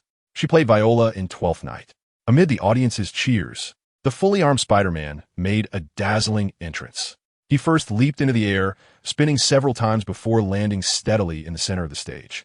This high-difficulty move, achieved without any external assistance, brought forth another round of screams and cheers from the audience. The entire theater erupted in excitement. Parker, amazing Parker. The theatrical Spider-Man confidently looked down at the audience, raised his hands, and shouted, "Ladies and gentlemen, good afternoon. Oh, good afternoon, Spider-Man. Let's talk. Get on with your clown performance." The theatrical Spider-Man laughed heartily, brushing off the seemingly mocking remarks, and began his web-slinging performance. Just as he was performing wall runs, running up a nearby column without any equipment, an accident occurred. Boom! The Grand Theater suddenly shook violently, and then a large hole appeared above, causing the magnificent crystal chandeliers to crash down. A figure lunged at the circus Spider-Man, although puzzled as to why his spider sense did not activate. The circus Spider-Man barely dodged the attack, thanks to his excellent reflexes. The next moment, the stage collapsed with a loud crash. The sudden change terrified the audience, who had been eagerly awaiting the show, and they fled toward the theater's exit. At this moment, the theatrical Spider-Man also pulled Mary Jane, who was near the stage, away from the collapsing set. After setting Mary Jane down, he looked at the figure warily. It was a gaunt man with slick-back hair, slightly hunched, resembling a vicious wolf. His crimson eyes fixed intensely on the theatrical Spider-Man, revealing a gaze that seemed less like that of a person and more like that of someone eyeing a delicacy. Who are you? The theatrical Spider-Man's mind raced, but he found no memory of this man. Could he be a new enemy? The man scrutinized the theatrical Spider-Man, licked his lips, and grinned. Me? My name is Moreland, and I'm here to eat you. Oh, my delicious one. Eat me? Are you a vampire? The theatrical Spider-Man subtly signaled to Mary Jane to leave quickly while he could. He'd already sensed that this guy meant trouble. Mary Jane looked worried, but knowing that she would only distract her lover, she quietly retreated outside the theater. He, a vampire? Moreland chuckled ominously. I don't drink your blood. Then what do you want? The theatrical Spider-Man continued to converse, buying time for his girlfriend to escape. What I want is your soul. Moreland suddenly propelled himself forward, his immense strength collapsing half the stage beneath him. The theatrical Spider-Man's pupils constricted in horror. He had no time to react and dodge to the side. However, he quickly realized that against this mysterious man named Moreland, not only was his spider sense useless, but even his long-prided super strength and speed were insignificant. Crack! His body barely avoided the attack, but half of him was caught by Moreland. Left with no choice, the theatrical Spider-Man decided to take the offensive, throwing a punch at Moreland. However, Moreland simply caught his fist effortlessly. Crack! Crack! Crack! With several crisp sounds, half of the theatrical Spider-Man's arm was crushed inch by inch from the palm. The theatrical Spider-Man screamed in agony, the intense pain nearly causing him to faint. But he knew that if he truly passed out now, he would be at the mercy of this monster. He endured the pain, kicked up, and struck Moreland in the chest. Moreland, however, did not intend to kill him directly. He gently released his grip, letting the half-destroyed dramatic Spider-Man go. Taking the opportunity, dramatic Spider-Man jumped away a few meters, looking at Moreland with great apprehension. Moreland showed no signs of disappointment. Instead, he leisurely opened his mouth, took a deep breath, and revealed a look of intoxication. Yes, that's right. It's this pure scent. Absolutely delicious.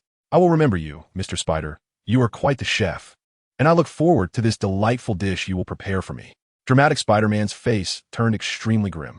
Anyone would feel the same if they discovered that the other party regarded them as a dish and toyed with them like a cat plays with a mouse, just to make them taste better. Were you a cannibal? Dramatic Spider-Man raised his uninjured hand and shot out several strands of webbing at Moreland. Although his performances in the theater had made him somewhat forget about fighting, they had also honed his web-slinging skills to perfection. In just a few seconds, the webbing had tightly bound Moreland. Finally able to breathe a sigh of relief, Dramatic Spider-Man exhaled deeply, preparing to call the police to have this guy taken away.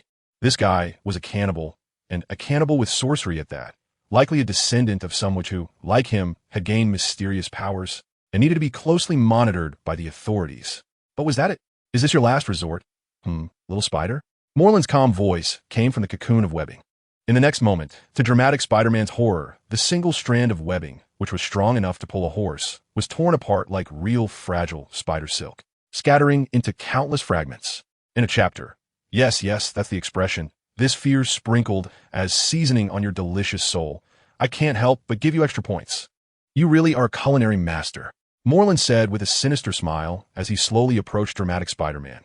Dramatic Spider-Man tried hard to move, but his heavily injured body and the terrifying sense of oppression emanating from Moreland made his very soul tremble, and he found himself unable to move, helplessly allowing Moreland to come closer.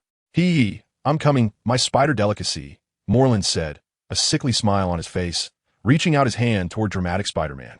Just then, a hand suddenly reached out from the side, firmly gripping Moreland's wrist. Moreland was somewhat astonished and turned to look, but he saw no person, only a fist the size of a sandbag, which smashed into his eye socket. Bang! Moreland was knocked away. Behind him, the air shattered like a mirror. From Dramatic Spider-Man's perspective, he saw that terrifying figure fall into the air and disappear. He also turned in shock, only to see another figure in a spider suit standing beside him. Who are you? Peter glanced at him. I think you need to go say goodbye to your girlfriend first, then wait for me here. Why? The Dramatic Spider-Man was a bit confused. Peter said irritably, that guy just now was coming for you, and there are 7 or 8 others just as strong. Are you sure you want to stay here? No. The Dramatic Spider-Man shivered. Just one of them was enough to make him feel despair, if a few more came. However, he didn't immediately do as Peter suggested. Instead, he looked at Peter and asked, Can you handle alone? Should I go help? Peter glanced at him. Can you help in your current state?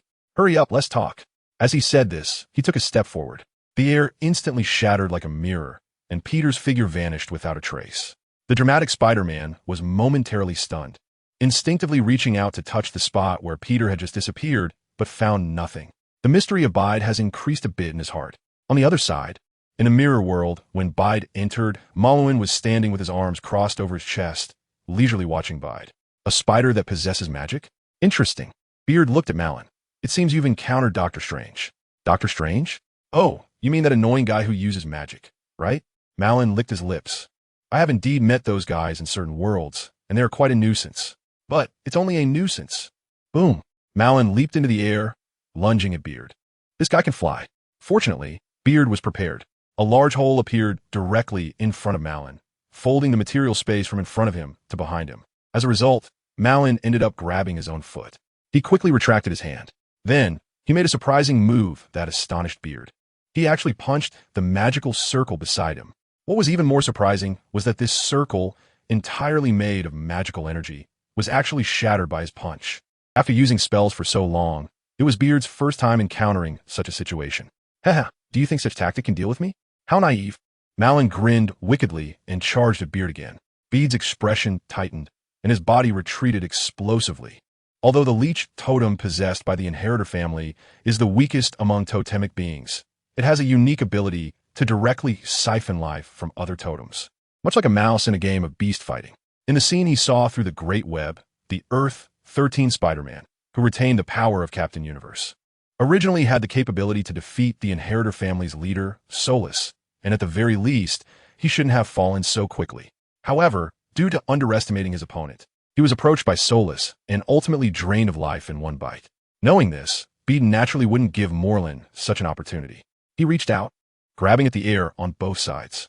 The invisible and intangible air seemed to take on a physical form as he forcibly pulled it towards him. The entire world began to roll and press down towards Morlun. What kind of ability is this? Morlun widened his eyes, looking around and even flying up, yet he still couldn't find a way out. In the end, he could only accelerate and pounce towards Bede. Morlun's plan was correct. The only flaw in this move lay with Bede. This was also the only way out. Mirror world. The sky topples and the earth collapses. As Bede's hands came together, the surrounding ground also happened to converge. Boom! Countless amounts of soil heavily crashed onto Morlun. Then the earth began to continuously roll, pressing downwards, with new soil continuing to push down from above, constantly squeezing the area wrapping Morlun. Morlun let out howls of either anger or pain, continuously striking the surrounding earth. But no matter how much he cleared away, more soil would fill in. This process lasted for over 10 minutes. Finally, Bede floated in midair, looking at the massive stone ball below, which had a diameter of over 10 kilometers, and wiped the sweat from his face. What had just happened seemed simple, but it was anything but easy. If the stone ball were placed in the real world, it would be enough to destroy a city. Moreover, it wasn't formed in one go. It was built up by his repeated manipulation of the soil and stones in the mirror world. Even for him now, executing such a high-intensity attack in a short time was a considerable burden. Fortunately, the result was gratifying. Morlun was caught. The inheritors cannot be easily killed, because they set up a cloning device in some universe. Once they die, they can be resurrected by reimplanting their totem into a new body. This operation grants them near-immortal abilities, and once Morlun is revived, news about him will appear before the other members of the inheritor family. The other siblings of Morlun are not much of a threat. They're at most comparable to Morlun or even weaker. What Bede truly fears is Morlun's father, the leader of the inheritor family. He is also likely the god of the leech totem, Solus. This is a being with truly multiversal level power. Relying solely on Bede to deal with him is too risky. Before that, he must first develop some strong allies. End of chapter. After saving the dramatic Spider-Man from Earth 311 and successfully capturing Morlun, Bede reinforced the magical seal and used his unique abilities to temporarily erase this world from the Great Web's markings. He believed his actions would not go unnoticed by the Weaver Master of this timeline, but he believed even more that the Weaver Master would not report to Solus, but would actively cover for him, because all of the Weaver Master's actions are aimed at completely destroying the inheritor family. For this, he did not hesitate to kill his own mother and countless Spider-Men, although the Spider-Men hunted by the inheritors did not die directly at the Weaver Master's hands. It was because he proactively revealed the prophecy to Solus and opened the parallel universe portal for them. He didn't kill Ben Riley, but Ben Riley died because of him. In the original timeline, due to a lack of other support, the Weaver Master had to silently bear all of this for many years before finally finding an opportunity to reveal the Inheritor family's actions to Ultimate Spider-Man, Parker, and British Spider-Man. Only then was he able to complete the extermination of the Inheritor family during the Spider-Verse event. But now, with Bede as external assistance, he didn't believe the Weaver Master wouldn't be tempted. Everything that happened afterward also confirmed Bede's thoughts. After bringing the 311 dramatic Spider-Man back to Earth, 928, Parker had also brought back several good fighters from other worlds. They were Ashley Barton, Spider-Woman, from Earth 8071-8, Hobie Brown, Punk Spider-Man, from Earth 138, Pavitt Prabhakar, Indian Spider-Man, from Earth 50101, Peter Parker, Spider-Punk, from Earth 8351, and the Six-Armed Spider-Man from Earth 92100. One must say, although Parker has various flaws, his execution ability is truly commendable. Bede just gave him a few pointers, and he really took action, gathering all these Spider-Men together. Unfortunately, Peter did not get to see the few figures he most wanted to meet. The first is the Man from Hell, Toei Spider-Man. For 100 Annie, Takuya Yamashiro. This Spider-Man's true power is a mystery, based on the paper data Peter saw before crossing over. 400 Annie seems to be weaker than a normal Spider-Man in almost every aspect except for his somewhat perverse spider sense. It feels like his setting is akin to a street-level superhero piloting a mech. However, his performance in actual combat is not that simple. The most exaggerated part is that he can actually wrestle with alien monsters that are dozens of meters tall. No kidding, what kind of tonnage is that? A single punch could flatten a small mountain. He can actually go toe-to-toe with them more than once. He has absurdly used his web to pull massive monsters while in human form. From the Great Web, Peter saw that in the upcoming battle. He was able to instantly kill Sorlus, a Spider-Man with universe-level power, but was ultimately killed in one hit by 400 NES Battle Soul Sword. Therefore, after comprehensive evaluation, Peter believes that 400 NES overall strength should be between single universe and multiverse level.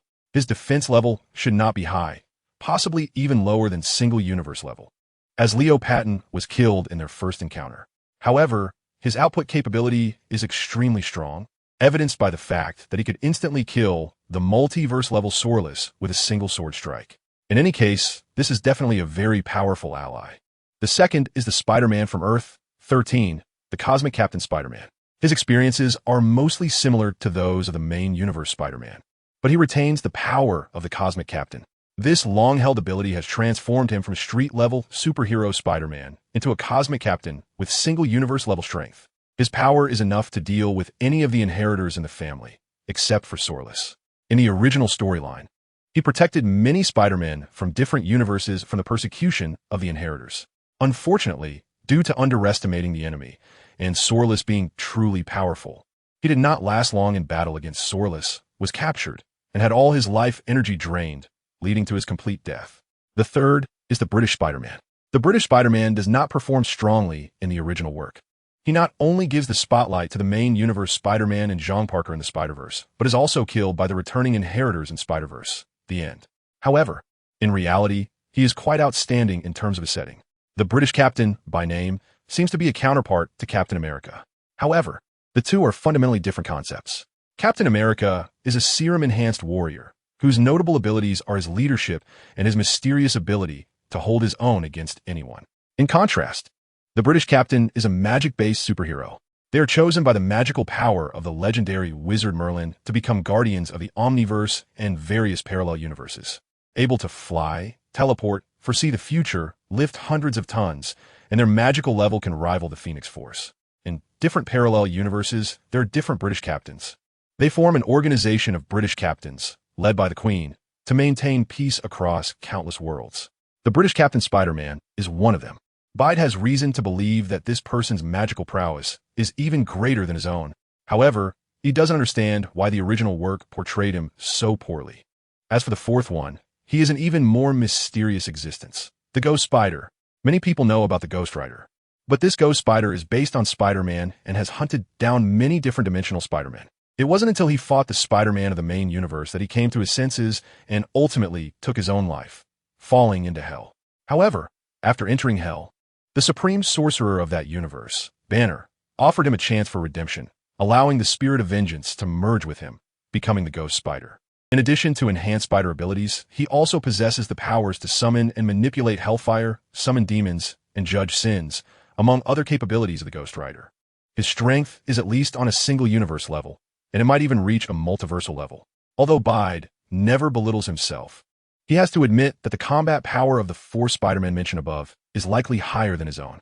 If he can recruit 2 of them, the multiversal war against the Inheritors will be almost guaranteed to succeed. End of this chapter. If possible, Bide would certainly want to search for them himself.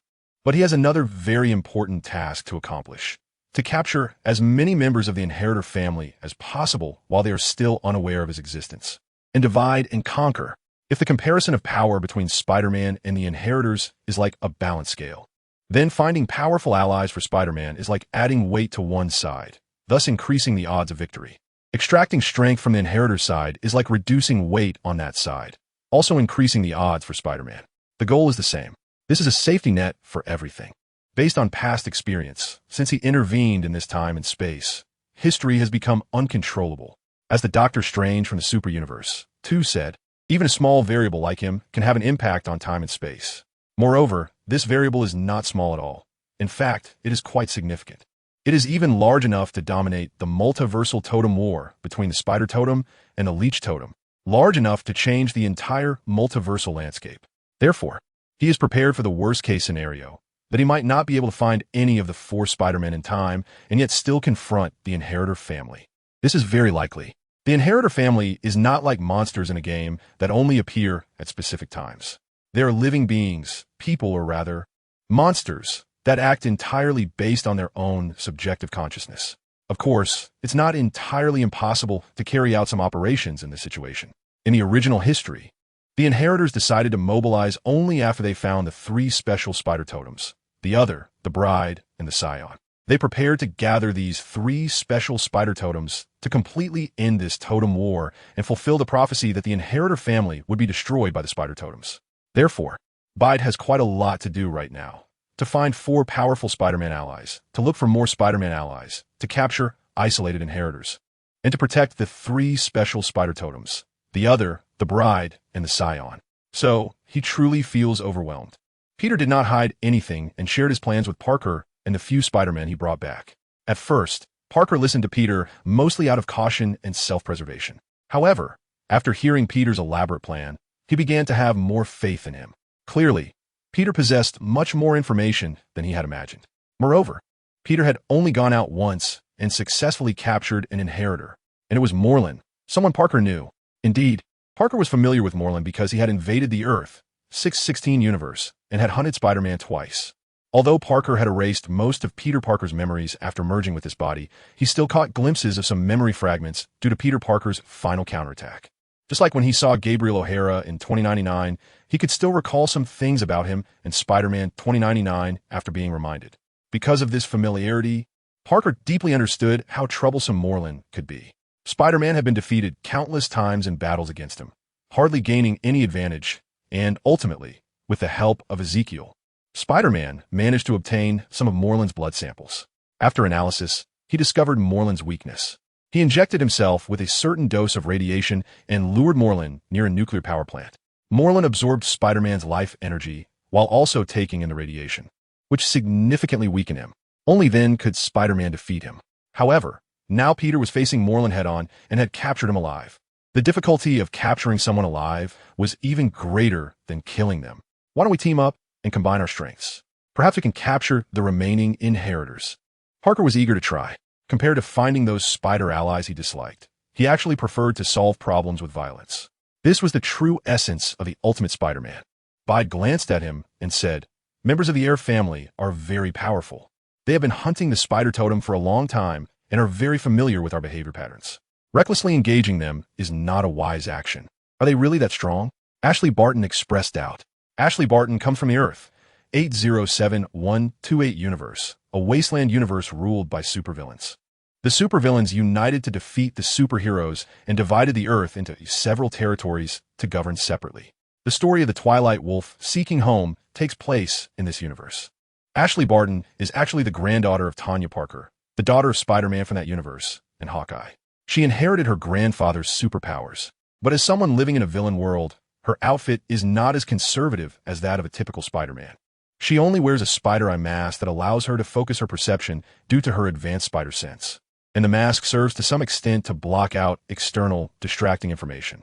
Beard looked at the Shamate Spider-Woman with black lipstick, an air capable of slaughtering your universe without a second thought. Those idiots from the Hulk family wouldn't even be enough for him to take down with one punch. Ashley Barton's eyes widened in surprise, her sexy lips slightly parted, seemingly astonished at how Beard knew so much about her world. This mysterious Spider-Man, may I ask, what role do you play in this war? Our leader? Spider-Man from Earth 3 spoke up. Peter didn't tell them his real name, so up until now, Parker has only vaguely guessed that Peter is some existence resurrected through borrowing a corpse and still knows nothing about him. Clearly, this is a question that Parker wants to ask. However, this guy didn't ask it himself, but deliberately revealed the question to a few others.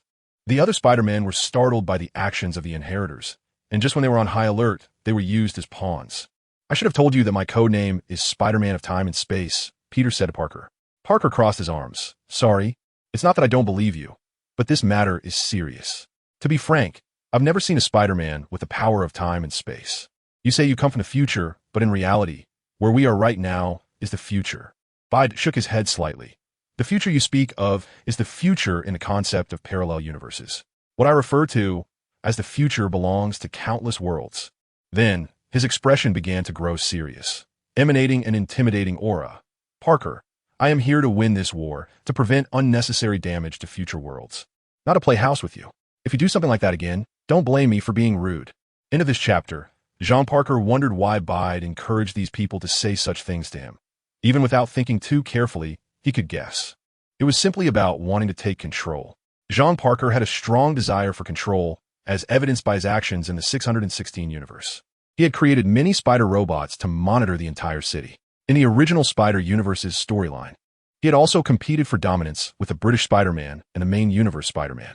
Now, although Bide had shown some of his mysteries, Jean Parker, as an experienced villain, had encountered quite a few mysteries himself. Even though he hadn't directly participated in many things, he had heard plenty. The main universe had fought against Thanos and dealt with Galactus. So Jean Parker's knowledge was indeed considerable. However, that was about it. No matter how much he thought, he could never fathom Bide's origins or the significance of the mysterious power he held over the spider totem. What Bide himself was unaware of was that after connecting with the Great Web and stepping into the realm of the gods across time and space, he had unwittingly absorbed some of the enigmatic aura of gods, fate, and life. For ordinary people, these auras might not be of much use. But for other Spider-Men who shared the spider totem, his aura was akin to that of a king within a tribe, imbued with a natural sense of intimidation and an inherent leadership quality. When this ability manifested in the spider totem, it created the present situation, even though they were meeting Bide for the first time. And not long ago, Jean Parker had hinted at some negative things about Bide when he visited them, once Bide's powerful aura emerged. Punk Spider-Man and the others found themselves more convinced by Bide. This change might have gone unnoticed even by them, as it was a subtle transformation. Regardless, Bide quickly began to win over their hearts. Jean Parker also suppressed his restless ambition once again and became more compliant. Following Bide's plan, the groups separated to act again. Jean Parker created a space travel device for each of them. This time, the space travel device was an upgraded version, based on Jean Parker's technology. Bide infused it with dimensional magic. This not only made their dimensional travel more comfortable, but also allowed them to avoid some scrutiny from a certain individual. Jenkins, the intelligence officer of the Inheritors family. The Inheritors family consisted of 8 members. The leader, Solus, was the earliest Leech totem and the patriarch of the Inheritors family, as well as the god of the Leech totem. The others were Daimons, Malin, Verna, Jenkins, Bora, Brix, and Khan. Among them, Khan was an outcast, exiled from the Inheritors family for some reasons, and now he was still hunting different spider totems in solitude. After hunting enough spider totems, he would be assimilated by the spider totem and ultimately become a spider totem himself, and the most powerful one at that, the god of spider totems, the Master Weaver. The task that Bide has now assigned to Jean Parker is to monitor and track Khan. In the original history, he did the same and even rescued several spider totems from Khan. Each successor has their own characteristics. Among them, Genex is a tech enthusiast who enjoys researching various technologies. He is not particularly keen on hunting spider totems in different worlds, or rather, he is not keen on doing it personally. He possesses 3 excellent technologies. The first is his cloning company located in the Earth 803 universe. This world was ruled by him countless years ago and was transformed into a massive cloning base. In the core area of this cloning base, there are many backup bodies prepared by the successors for themselves, since they are essentially the manifested entities of leech totems. Their physical forms are just a way for them to exist in the material world. Therefore, even if their physical bodies die, they do not truly die. If the body they're currently using is killed, the cloning company in the 803 universe will download the corresponding leech totem back into that body, completing the resurrection in just a few minutes. The resurrected body, apart from being somewhat weak, has no negative effects. This technology makes the successor family almost invincible. Therefore, it is necessary to find a way to conquer the Earth 803 universe and completely cut off the successor family's backup. However, invading this world is not simple. There are countless clone soldiers guarding the perimeter with very strict defenses. The superheroes and supervillains of this world are also under his command. In the core area, there are not only more advanced clone soldiers, but also Genex himself stationed there. Although Genex does not like to personally capture spider totems, it does not mean he is weak. Moreover, if Jean Parker can create secret weapons like a soul switch, it is likely that Genex has some high-tech of his own. This guy has conquered countless universes. The second technology is the cloning soldier technology mentioned above. There are many types of cloning soldier technology. One type is genetic cloning, which results in nearly identical copies. Another type is the half-mechanical modifications. Genex entrusted this technology to Malin, allowing him to create a large number of half-mechanical modifications in a certain universe to hunt down that universe's Spider-Man. The third type is the Hound Shackles, which are given to Vina. Vina used this technology to control a large number of supervillains, creating the Vulture Legion, Craven the Hunter Legion, Nighthound's Legion, Silver Mink's Legion, and so on. As for the third technology, it is even more overpowered. This technology was inspired by Genex's research on the web of life and fate. It is a parallel universe telescope, which allows him to see what is happening in other parallel universes. A similar technology exists in the Omniversal Center where the British Spider-Man resides. But that is the gathering place of Captain Britain. For Genex to create this is indeed not simple. Bide was aware of this, so he took precautions during his actions. It wasn't the right time to expose himself yet.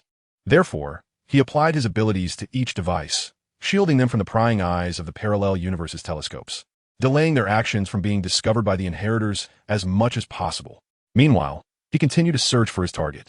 In this era, when the Weaver Master was still alive, his sensitivity to the Great Web had diminished significantly, making it difficult for him to pinpoint the universes he wanted to find, unless that universe was experiencing events outside of its natural development trajectory.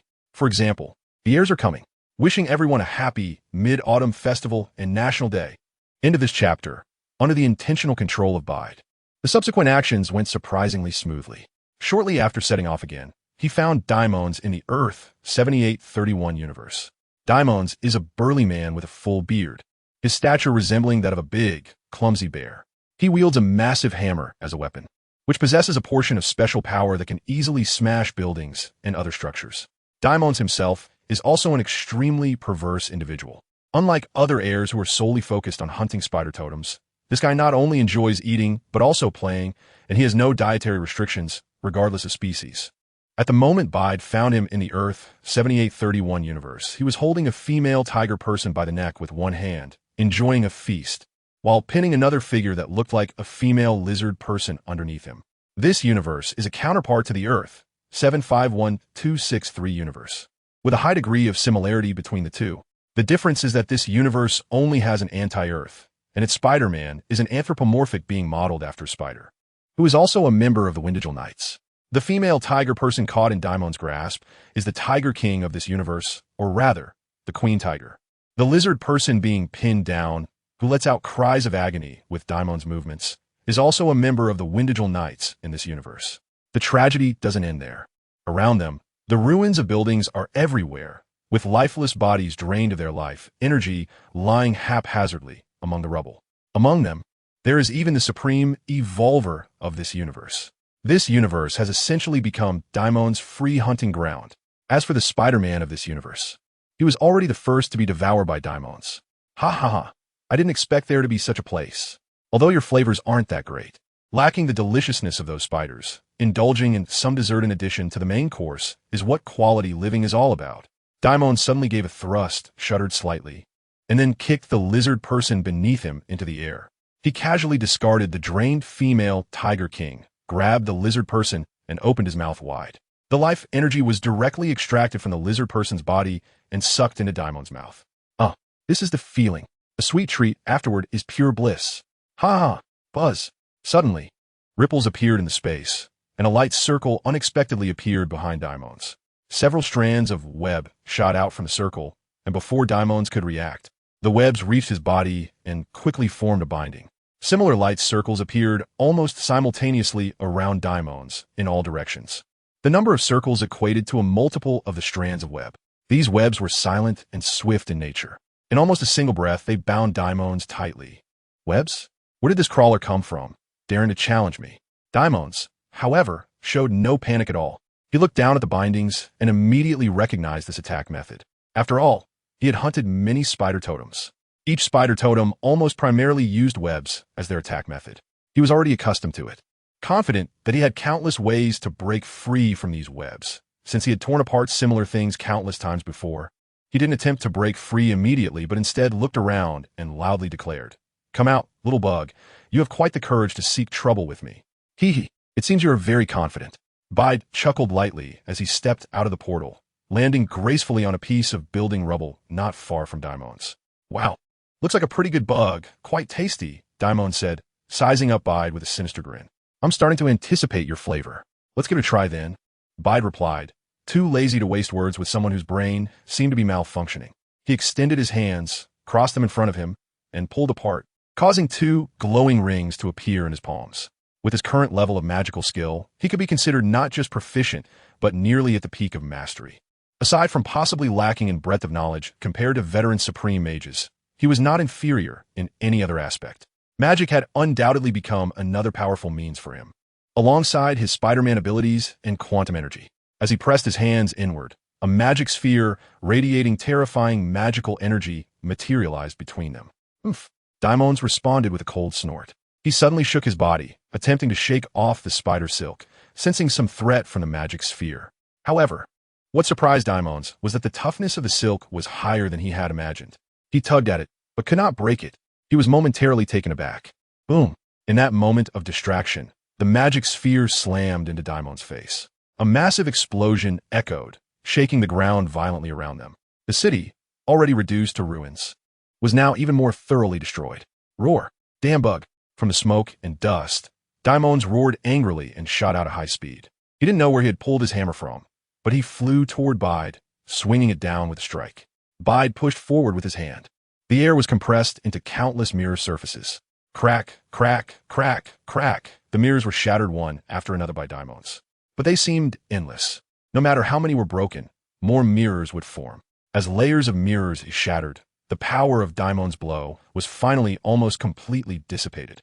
Is that it? Did you not eat? You seem so lacking in energy. Bide sneered, and with a flick of his hand, a magical whip flew out, wrapping around Daimon's hand that was holding the hammer. Dirty insect! Being mocked by food, Daimon felt a surge of anger. What made it even harder for him to accept was that in this brief confrontation, he not only failed to gain an advantage, but also suffered a significant loss. This was food. How could he be at a disadvantage? Anger surged within Daimon. He reached out to grab the magical whip, trying to pull Bide towards him. I admire your naivety. Bide scoffed, tossing the whip into the air while forming hand seals with both hands. As the seals were completed, several identical figures emerged from his body, suspended in midair all around him. Each figure held a magical whip, and, as Daimon attempted to wrestle, they took advantage of his moment of vulnerability to bind his limbs and head completely. Meanwhile, for other Bide figures surrounded him. From Daimon's hands and feet, light rings appeared, aiming to encircle his hands and feet. Daimon was in peril. In a chapter, Daimon struggled desperately. However, each Bide possessed immense strength, with the magical whips having a powerful pulling force. Bound by their combined strength, no matter how unwilling Daimon was, he couldn't move an inch. No! In Daimon's desperate roar, The 4 light rings precisely constricted and vanished at the roots of his thighs and shoulders. With the disappearance of the 4 rings, 2 furry arms and 2 furry thighs fell to the ground with a thud. Blood gushed forth violently. Bide extended his hand and quickly shot out several strands of web, sealing his wounds. "Kill me. If you have the guts, just kill me, you filthy insect." As his arm fell, Daimon seemed to calm down a bit, as if accepting the situation. If one didn't know he could resurrect, they might really think he was a man who feared nothing in the face of death. However, in reality, his plan was to die, resurrect, and then take on a new body to seek revenge. Bede let out a light chuckle, snapped his fingers, and recalled all his clones, while binding the transformed daimons, who had become a human pig, with spider silk several more times. He said, "Want to die? One day you'll get your wish, but that will be after I kill Genix and destroy your cloning base." Daimons, who had originally maintained a somewhat arrogant expression, suddenly froze, his shocked gaze lingering on Bede's face, with a hint of fear in his eyes. However, he was now unable to utter a single word because Bede had sealed his mouth with spider silk. Not only that, but Bede also extended a finger and tapped Daimons on the forehead. "Sleep curse." After casting it several times, Daimons fell into a deep slumber. This was a precaution to prevent him from having any means to commit suicide. After doing all this, Bede opened a teleportation portal and arrived on the moon of this universe, where he dug a pit and stuffed Daimons inside. After all, the heirs were not true humans and did not need to breathe. Given the situation in this universe, the life forms of this world would not be coming to the moon anytime soon. It should hold until everything is resolved. Thus, the second member of the heir family was captured, not long after Bede captured Daimons and was preparing to take a break before heading to the next universe. He suddenly received a distress signal. It turned out that Jean Parker had encountered 2 heirs in a certain universe, Bora and Blake's. They were a pair of fraternal twins, possessing the same golden hair and handsome appearance. But beneath their beautiful looks, they were equally bloodthirsty demons. Because their strength ranked low in the heir family, they often acted together. This time, they had set their sights on the undead Spider-Man of the Earth 666 universe. The Earth 666 universe was also a very special universe because it was an undead universe. Someone had used an undead artifact to transform all the living beings in this universe into undead, resulting in the emergence of many supernatural beings. Vampires, werewolves, mummies, and other different species made this world chaotic. At this time, some superheroes emerged within each group, gathering together to form the Undead Avengers. For example, in this universe, Steve Rogers is a werewolf, and Thor is a mummy. The time for the inheritors to gather for dinner is approaching. In order to perform well in front of their father, the Great Solus, Bora, and Brex have set their sights on the undead Spider-Man of this universe. After all, undead spider totem as a special dish should count as a unique delicacy, right? Moreover, the strength of the undead Spider-Man is also quite good. The Inheritor family is a place where they compare their combat prowess with each other. After invading this universe, they first encountered the undead Spider-Man who was chatting with this universe's Hawkeye. "You guys." Hawkeye managed to say one word before Bora grabbed him and snapped his neck. Bora glanced at him and disdainfully tossed his body to the ground. "Although you're also a totem, I have a particular fondness for spiders. Perhaps only brother demons would enjoy your flavor. But you killed him, and we could have brought him to brother demons as a snack." Brex's figure slowly emerged from behind Bora. The meaning in their words clearly looked down on these people. "Who are you? Time-Space Police?" The undead Spider-Man was shocked. This universe's Hawkeye is not just a mere mortal agent who can shoot arrows, but a supernatural undead hawk who can not only fly, but is also incredibly strong and agile. Yet this Hawkeye was still killed in one move. "We're Time-Space Police. Are they tasty?" Bora tilted his head and asked. "I don't know, but it doesn't sound good," Brex replied with an evil grin, then urged impatiently, "Hurry up and catch it, Bora." "After catching it, we still need to catch my dinner. If you delay my dinner, I will definitely beat you up, my dear sister." "Oh ho ho, that sounds really scary." Bora laughed wildly, but her figure disappeared in the next moment. Then, she appeared in front of the undead Spider-Man. "What?" The undead Spider-Man was horrified. His spider sense had no reaction at all. Again with that expression, why does everyone have to show this expression first? Bora laughed heartily and reached out to grab the mouth parts on the undead Spider-Man's head. It's worth mentioning that since the undead Spider-Man of this universe is actually a real humanoid spider, his overall appearance resembles that of a spider, just larger and able to speak. Spider plus spider, double the taste, double the happiness. This time's dinner, my offering will definitely be the best. Bora thought to herself. her movements becoming increasingly fierce. The undead Spider-Man dared not be negligent and put all his energy into the fight. However, Bora was eager to attend the dinner and had no intention of playing. Her attacks were extremely sharp and ruthless. In just a short while, the undead Spider-Man had numerous wounds on his body, and even one of his legs had been broken off. That broken leg was now being bitten between Bora's red lips. Crunch, crunch. While attacking the undead Spider-Man, Bora quickly chewed it, like eating French fries, swallowing that undead spider leg. Watching his leg being devoured piece by piece made the already undead Spider-Man terrified. Ghost would be scared to death. JPG boom. In another clash, the undead Spider-Man was kicked away, crashing into the building behind him, unable to muster the strength to get up again. Ah, have you finally given up resisting? Delicious food is ready, Bora said with a joyful smile, bouncing toward the undead Spider-Man like a little girl seeing a toy. Into this chapter, just then, a swift figure flew out from the side.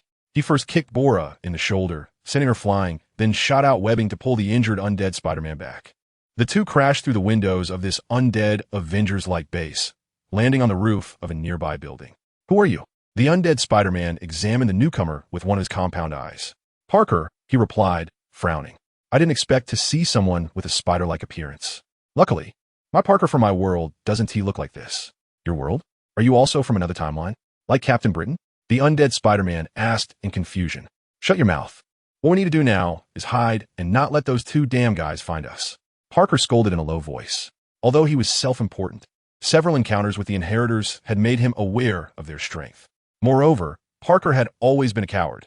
Everything he did was ultimately to stay alive. Therefore, it was impossible for him to face the inheritors head-on.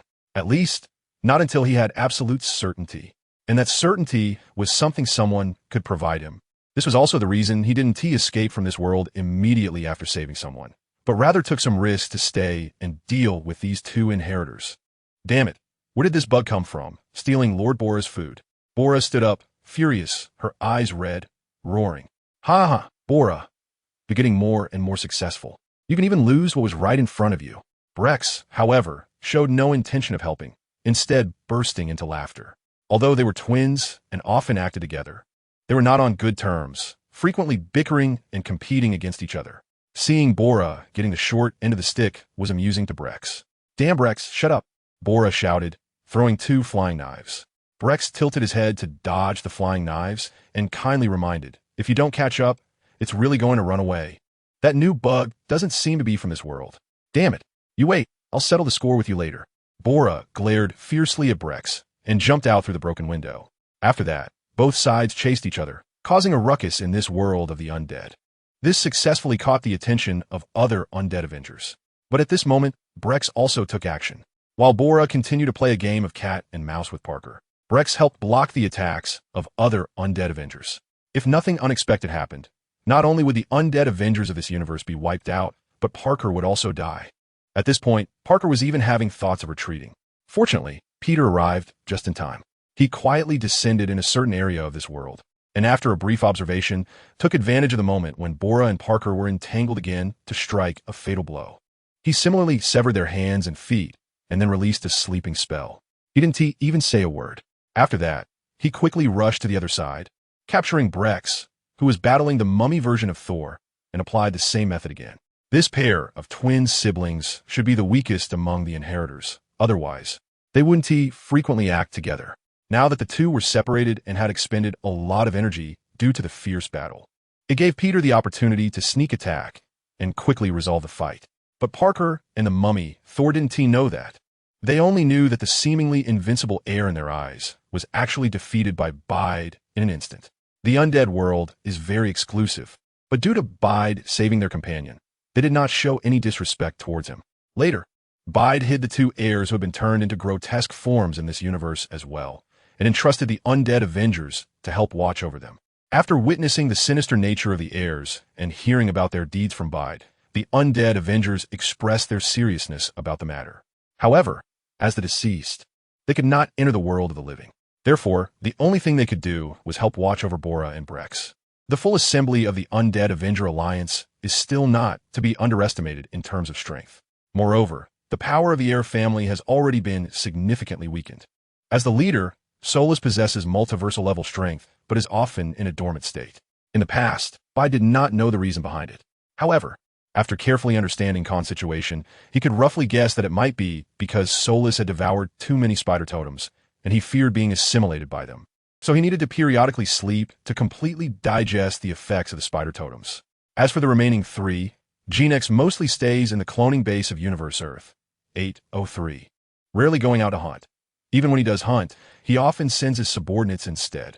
His subordinates, including those clone warriors, cyborgs, and hound legions, can generally be handled by the undead Avengers as long as their numbers are not particularly large. Khan has been conducting solo hunting missions. To prove himself, he often seeks out noble prey to hunt.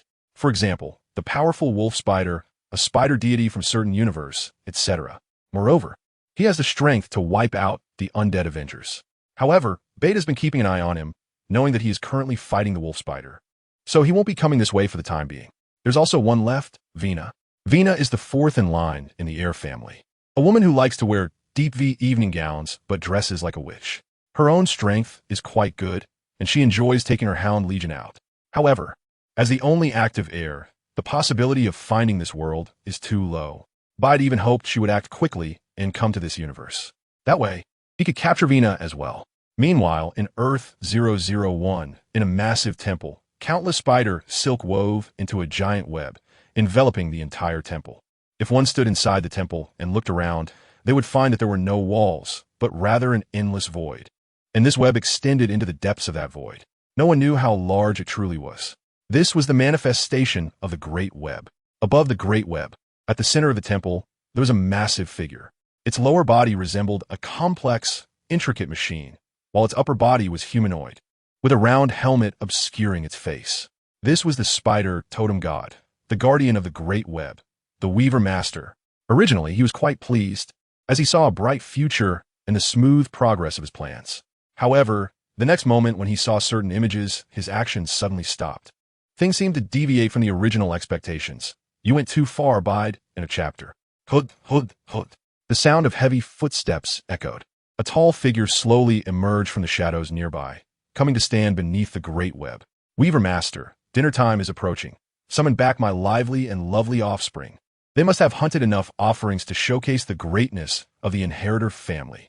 This towering giant, standing over 5 meters tall, was the patriarch of the Inheritor family, the totem god of the Leech Totem, Solus, a powerful being with multiverse-level strength. Great Solus. The Weaver Master looked down at Solus from a high position, yet showed signs of humility. Weaver Master, what do you want to say? Solus slightly raised his head. Your offspring, I'm afraid, will not be summoned back anytime soon. The Weaver Master said. Why? Because your offspring suffered serious injuries during hunting. The Weaver Master explained. Lex can revive them. So the so-called serious injuries mean nothing to the great inheritors. Solus, however, was unconcerned. In their long hunting careers, they have died before. Even I have suffered serious injuries while contending with some powerful beings. But they have cloning devices that allow for infinite revival. That is their boldness. This time, the situation is a bit different. The Weaver Master's tone turned heavy. His tone made Solus pause his arrogant laughter and refocus his gaze on him. Speak, what happened? A spider disrupted the web of life and fate and attacked several of your offspring. Malin, Demons, Bora, and Blex have all fallen victim to its poison. The Weaver Master said humbly. What happened to them? They should have been hidden away by that spider somehow, so they are currently unable to return for the banquet. And even unable to commit suicide to revive, he continued. Tell me, where is that spider? Solus's expression darkened completely. He could tolerate his offspring being killed, as long as they could kill back. But he could not tolerate the other party imprisoning his offspring. His wife was already dead. This meant he could no longer produce qualified descendants. The Inheritor family only had so few members. Losing any one of them would be a huge loss. This is also why Khan made such a big mistake, and was only exiled rather than directly killed. Great Lord Solus, please forgive me. This is difficult for me to accomplish, the Weaver Master regretted. And you cannot track that spider either? Solus's eyes widened, and a terrifying aura emanated from him. In an instant, the entire weaving temple began to tremble violently, and the threads of the web of life and fate started to shake. The Weaver Master, however, calmly replied, Yes, Lord Solus. This is a very special spider. It has stolen authority from the web of life and fate, evading my observation. I only discovered its existence while guiding Lord Demon's route. Solus did not respond, staring at the Weaver Master for a long time, his sharp gaze seeming to penetrate the metal sphere atop the Weaver Master's head and see his expression. After a long while, he finally took a deep breath. The terrifying atmosphere around them dissipated. Open the passage. Let me see that ignorant spider. Yes, Great Lord Solus. Earth, 928, the home universe of Spider-Man 2099, was also the temporary gathering place for Bide and other spider troops. After being busy for a long time, Bide decided to take a short break. Thus, he returned to the Earth, 928 universe. At this time, over a dozen Spider-Men from different universes had gathered in Earth, 928. Some were well known, like Spider-Man War, while others were less known, even those who had not appeared in their respective works. But without exception, these were all capable fighters. This was also the admission criterion for the spider troops. After all, their ultimate goal was to kill the inheritors, not to deliver takeout. Some weaker ones, even if they encountered them, would only help deal with minor troubles and would not bring them back. Unfortunately, this Shadow Spider-Man is clearly not the one Peter has known after the original. This is not surprising. Just like there can be multiple versions of the Garfield version of Spider-Man in the Earth, 120703 universe, and Earth, 120703B universe, there are also many different versions of Shadow Spider-Man. After encountering so many Spider-Men, Peter no longer has the initial eagerness to meet each one. After letting Parker's intelligent assistant prepare a simple meal to replenish some energy, Peter wove a web with quantum webbing and slept on it. As his exclusive characteristic webbing, quantum webbing not only possesses traits like being lightweight, fast, and highly resilient, but also has a certain connection with him, providing some warning effects. After all, he is fighting against the terrifying inheritors in the distant past, so being cautious is not excessive. While Peter was sleeping, the other Spider-Men were each engaged in their own activities. Some were continuing to travel to other worlds, searching for like-minded powerful teammates to join the Spider Army. Others were resting in this universe, getting to know their counterparts from other universes. Buzz. Just then a portal opened. Oh, are there new arrivals? One Spider-Man happened to see the portal and laughed. Boom. However, the figure that walked out was not the Spider-Man they imagined, but a burly man. The man was clearly older, with a robust physique, but his hair was somewhat graying. Yet, this did not conceal the fierce, bloodthirsty, chaotic, and evil aura he exuded. The palpable terror was like invisible hands, tightly gripping the necks of all the Spider-Men present. Who are you? A Spider-Man managed to ask. Swish. Solus displayed agility that was extremely uncoordinated with his size, crossing over 10 meters in the blink of an eye to appear in front of a Spider-Man. Grabbing him. Just a bunch of food. Tell me, where is he? Who? The spider. That special spider. Your leader. Solus shouted. The Spider-Man immediately thought of Peter, but stubbornly did not answer. He already guessed that this terrifying figure before him, who left him with no means to fight back, was probably the ultimate fear they were about to face. Solus. You worthless trash, Die. Solus opened his mouth and inhaled. A mass of life essence was sucked out. The Spider-Man he had grabbed turned into a dry corpse in an instant. End of chapter. Damn it, it's Solus. With the death of that Spider-Man, the other Spider-Men suddenly erupted with power, one after another breaking free from Solus's oppressive aura. They all began to attack Solus. However, although these Spider-Men were stronger than average, they were still just street-level Spider-Men and had no fighting power against Solus. One Spider-Man swung his fist at Solus. Solus also raised his fist and countered with a punch. Bang! Crack! With a loud bang and a light sound, the Spider-Man's arm was directly broken, and he was sent flying several dozen meters away. At the same time, he reached out with his other hand, grabbing the head of another Spider-Man coming from the left, and swung him like a bat, knocking away several other Spider-Men attacking from that direction. Whoosh! Another Spider-Man turned into a dry corpse. Idiot, get out of here! Didn't I tell you not to engage him in a contest of strength? A voice called out from a distance. It turned out to be Parker, who had realized something was wrong. After saying this, the Spider-Man immediately opened a portal and fled. This is Solus, the most terrifying existence among the inheritors. Bede had already warned them about the power of Solus and told them to find a way to escape as soon as they encountered him and not to fight him, especially not in close combat. Unexpectedly, this group of guys remembered nothing. The other Spider-Men finally came to their senses and activated the devices on their wrists to escape the Earth, 928 universe. The devices were enhanced with magic by Bede, which could shield them from high-level surveillance. As long as they escaped the Earth, 928 universe, and disappeared from Solus's sight under normal circumstances, Solus wouldn't be able to find them for a while. Buzz, buzz, buzz. Bede was sound asleep when the quantum spider silk beneath him began to tremble. His eyes snapped open. Something had changed. Who was coming? He immediately scanned with his mental power. The moment he laid eyes on Solus, he recognized him. He had seen Solus battling Captain Spider-Man in the Earth 13 universe on the Great Web. But seeing Solus wreaking havoc in person still made Bede frown. In just this brief moment, 4 Spider-Men had already died at Solus's hands. Each one was a one-hit kill, a true case of instant death. There was no way around it. As the first leech totem, Solus's diet was not limited to just Spider-Man. Before he focused on hunting the spider totem, he had already hunted countless other totems. He shifted his main target to the spider totem only because the prophecy stated that it would lead to the extinction of the air family. Therefore, in reality, he had encountered countless other powers and had fought many different enemies. However, there were still some differences between him and his offspring.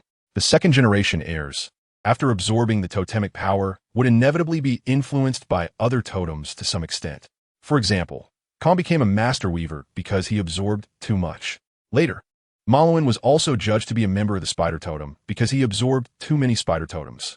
However, Solus can completely digest and absorb the life energy of other totems to strengthen himself. That's why he can be this strong. Whoosh! Solus took a step and reappeared in front of Spider-Man. This Spider-Man was a cartoonish little boy named Spider Ninja from the Earth 2301 universe. And he was the last member of the Spider Ninja clan in that universe. However, facing Solus, his once proud ninjutsu seemed utterly weak and powerless. The shurikens and iron spikes he threw became soft, childlike toys when they struck Solus. Fear and despair surged in his heart, ultimately transforming into an unwilling roar. Solus was too close to him. He didn't even have time to activate his teleportation device. He could only fight desperately to buy time for his companions to escape. Just then, Solus's relentless advance suddenly halted. In front of Spider Ninja, a portal appeared, and his recoil speed immediately sent him into the portal. When he reappeared, he was already dozens of meters away. Everyone, leave this world as agreed. Bede stepped out of a portal, casting spells while shouting loudly. For mirrors sealed off Solus's front, back, left, and right, trapping him within. This was the real-world application of the mirror world. Solus's body paused for a moment, then turned to look at Bede, a sinister smile appearing on his face. You finally showed up. This technique is indeed extraordinary. No wonder demons and the others fell into your hands. As he spoke, he shook his shoulder. Bang, bang, bang. A series of shattering glass bottle sounds erupted. The mirror world surrounding him exploded. Bede's expression changed slightly. In that brief moment, he felt that nearly a quarter of the entire mirrored world had been destroyed. In other words, with just a shake of his shoulders, Solus could annihilate a quarter of a planet. How terrifying. Bede did not dare to slack off and fully showcase his skills. Illusion of Icon. One by one, clones emerged from his body, flying in all directions. Roar. With a furious shout, Solus killed 2 of them on the spot. Fortunately, there were enough clones. The clones raised the Ragador's rings in their hands and began to cast spells.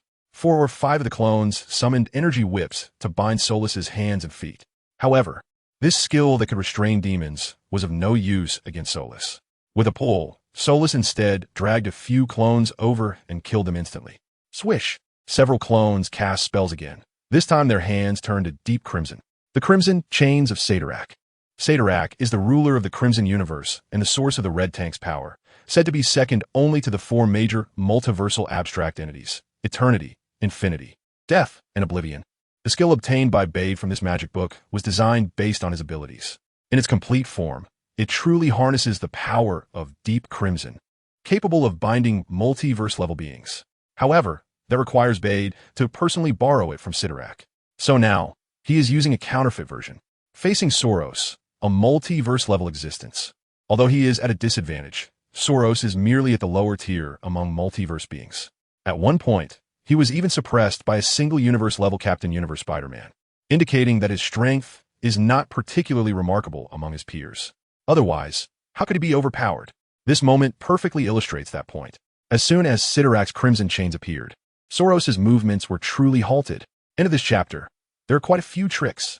Soros snorted coldly, but showed no signs of panic. He clenched his fists, and an immense power suddenly erupted from him. The entire planet seemed to tremble. The surrounding space began to crack inch by inch. The chains binding him started showing signs of breaking. Boom!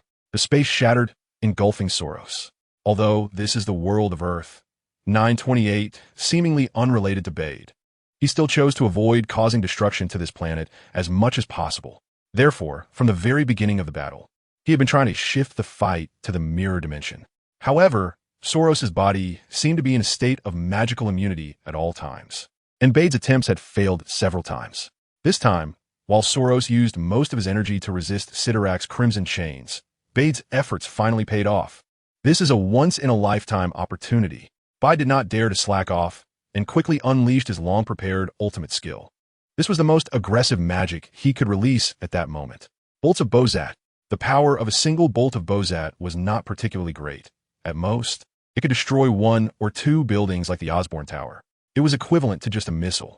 However, when the quantity increased to 10, 20, or 30, all striking the same location, the power was completely different. Moreover, this was an attack infused with magical energy. The area where Solus was located was instantly covered. Thunderous booms echoed, and the entire mirrored dimension trembled with each blast. After firing dozens of bolts of Bozat, all of Bade's clones vanished. He panted slightly, his brow furrowed. The frequent release of powerful magic in such a short time was taxing on his physical strength, but the drain on his mental energy was significant. However, he knew very well that such an attack would not harm Solus. He did not intend to eliminate Solus in one go. Since the cloning company from Universe Earth, 803 had not been destroyed, even if he managed to kill Solus by chance, the other party could still be revived. It would be meaningless. Little bug, do you think this attack is effective against me? As the spatial fluctuations caused by the magical bombardment gradually subsided, a voice rang out. Then, Solus's muscular figure appeared in Bade's line of sight. He slightly raised his head to look at Bade, and the next moment, he propelled himself forward towards Bade with a quick push of his toes. Bade didn't hesitate to clasp his hands together and emerge from the mirror dimension, simultaneously closing the channel to it. However, before he could catch his breath, the space shattered like glass. Soros actually forced his way through the barrier between the mirror dimension and the real dimension, stepping out. Peter took a deep breath. At this moment, he truly realized the power of the multiverse. In comparison, Thanos, who caused the crisis in the Earth, 199999 universe, seemed less terrifying. Bede dismissed the thought of continuing to confront Soros, and once again unleashed 2 attacks with his hands, momentarily blocking Soros's advance. As a portal opened behind him, he left the Earth. 928 universe. Weaver Master, track his location for me. I must kill him. Soros shouted in the direction Bede had disappeared. I'm sorry, Lord Soros. Came the voice of the Weaver Master. He can shield himself from the perception of life and the web of fate. I have lost his trace. Damn it. Shorod. Slamming his fist into the ground. The warehouse, which had served as a temporary base for the Spider Legion, turned into ruins. In another universe, a light portal appeared, and Bede's figure burst through the halo, stumbling out somewhat awkwardly. Whoosh! A figure descended from the sky, landing beside Bede and steadying him. Bede was slightly taken aback. The energy emanating from the newcomer was beyond his imagination. It felt as if there were a sun beside him. Turning to look, he saw a somewhat familiar face. Peter Parker? No, the average Peter Parker doesn't possess such immense energy. So who is he? Hello, Bede. I'm Peter Parker from Earth 13. This Peter Parker introduced himself. You are the Peter who possesses the power of Captain Universe. Bede realized. Yes, I'm aware of the legacy of the Inheritors. As a member of the Spider Totem, it's my duty. Thank you for what you've done for us. Thank you, Bede. The Captain Universe Spider-Man spoke earnestly, his gaze firm, as if nothing in the world could deter his resolve. It was precisely this powerful inner strength that allowed him to gain the infinite enhancement of Captain Universe's power, transforming him from a street-level superhero into a formidable being at the pinnacle of universal strength. I was the one who found him, another voice chimed in. Peter turned his head and saw a familiar figure. Gwen? No, that's not right. This should be another Gwen from a different universe. It's me, Peter. But Gwen's words left Peter momentarily stunned. Seeing Peter's expression, Gwen smiled warmly. I'm the Gwen you know, Gwen Stacy, surprised. Huh? Why are you also? Peter was utterly astonished. Seeing Gwen surprised him even more than seeing Captain Universe Spider-Man. I don't know why either, but after you entered the Great Web, I had some strange connection to it, so I came over. Gwen took Peter's hand and recounted her experiences. However, neither of them made any overly inappropriate moves. Although their souls recognized each other, the bodies they were using belonged to someone else. Bede is using the body of Spider-Man from the Amazing Five, while Gwen is using the body of Gwen Spider from the Earth 65 universe. Gwen herself is from the Earth 65b universe. Unlike Bede, Gwen and Gwen Spider are aware of each other's existence, akin to two souls in one body. Gwen's arrival brings Bede a surprise, making him feel no longer isolated and helpless. Additionally, Gwen's ability to find Captain Universe Spider-Man further adds to the joy. He then sends out a signal, as all the other Spider-Men have his magical items. Following the signal, the temporarily escaped Spider-Men quickly regroup and arrive at the Earth 13 universe. At this moment, Bede discovers another unexpected surprise, the British Spider-Man. He came looking for them, although they haven't found the Inheritors or the 400 Annies. With these two powerful Spider-Men, the balance of victory has begun to tilt in their favor. End of this chapter. Along with the good news, there is also bad news. During this time, the Inheritors, such as Daimon and Morlun, who were originally captured by Bede, have all been found and killed by Solus, then resurrected in a cloning company in the Earth 803 universe. These newly revived Inheritors are all extremely hungry, possibly motivated by revenge. They join forces and invade several worlds. In a short time, over a dozen Spider-Men have fallen victim to them. After the British Spider-Man discovers this, he immediately seeks out Bede and Captain Universe Spider-Man to discuss countermeasures. The Baxter Building is a 35-story structure, each floor 24 feet high, about 3 meters, with a total height of over 5 meters. Located at the intersection of 42nd Street and Madison Avenue in New York City. In the past, it was used by many, including the Fantastic Four, Iron Man, and the Avengers. However, it has now become the cloning company of the Inheritor family. This is the Earth 803 universe, a universe completely ruled by the Inheritor family. The third son of the Inheritor family, Gen X, has long been stationed here, and many superheroes and supervillains from the 803 universe have been brainwashed and become his lackeys. Along with thousands of clone soldiers, this has turned the Earth 803 universe into an impregnable fortress. In the original timeline, it would have been a dream to have just 3 Spider-Men infiltrate and destroy the cloning facility. Yet despite this, some still come.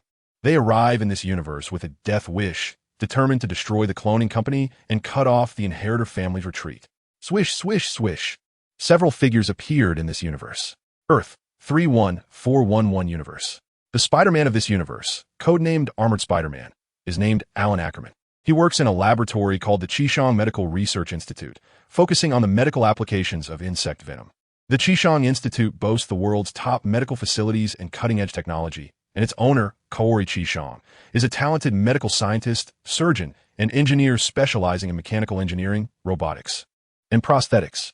Like Spider-Man from other worlds, Alan Ackerman was chosen by the Spider Totem and gained superhuman powers. He then defeated numerous strong enemies. Until recently, a half-mechanical woman named Namura appeared in the city he protects. This new supervillain not only has a lower body made of alloy, but also possesses immense strength, making it difficult for even Armored Spider-Man's special web to restrain her for long. During their first encounter, due to unfamiliarity with each other's abilities and the ineffectiveness of his neurotoxin stinger, Armored Spider-Man was knocked down by Namura. Looking down at the Armored Spider-Man pinned beneath her, Namura coldly remarked, "I have passed through that door from the darkness. More like me are waiting for the right moment, and you, little spider, will become their appetizer. This world will fall." Armored Spider-Man looked up at his enemy, feeling somewhat puzzled. He didn't understand why this enemy had a ball-like object in her mouth that felt so uncomfortable. Bang! Taking advantage of her moment of inattention, Armored Spider-Man suddenly exerted himself, flipped over, and took the opportunity to escape. Although he lost the battle, it was only temporary. Once he returned to create specific webs and new toxins, he would surely defeat her. Armored Spider-Man thought to himself as he quickly moved through the city, heading towards his secret base. Buzz! Just as he passed a tall building, his spider sense suddenly activated. Without time to think, Armored Spider-Man quickly adjusted his position in the air using his web. Just then, a shell flew past where he had been moments ago, landing on the surface of a nearby skyscraper and exploding in a burst of flames. Countless building debris fell. Damn it! Armored Spider-Man looked at the falling debris, but dared not catch it because he had already spotted the enemy. There were numerous Namuras, countless monsters with mechanical legs, as their lower halves and alloy armor covering their upper bodies were leaping rapidly between the buildings, closing in on him. Just a glance revealed dozens of them. Where do these things come from? And their target seems to be me? Countless thoughts flashed through Armored Spider-Man's mind. There are many more like us, countless. Your efforts are in vain. Your victory is an illusion. You're the one who allowed the spider to enter your body, right? Ha ha. When we passed through that door from the darkness, we saw death coming towards you in the passage where the two worlds intersect. Spider-Man, you cannot be their hero. Humanity will surely perish, and this world will ultimately become our Namura's base. The great master is crossing through that door in the darkness. You are doomed, Spider-Man. The Namuras suddenly shouted in unison, as if they were all fervent followers. These voices sent shivers down Armored Spider-Man's spine. He suddenly let out a scream. His brain felt as if it was about to split open. The spider sense trembled like never before.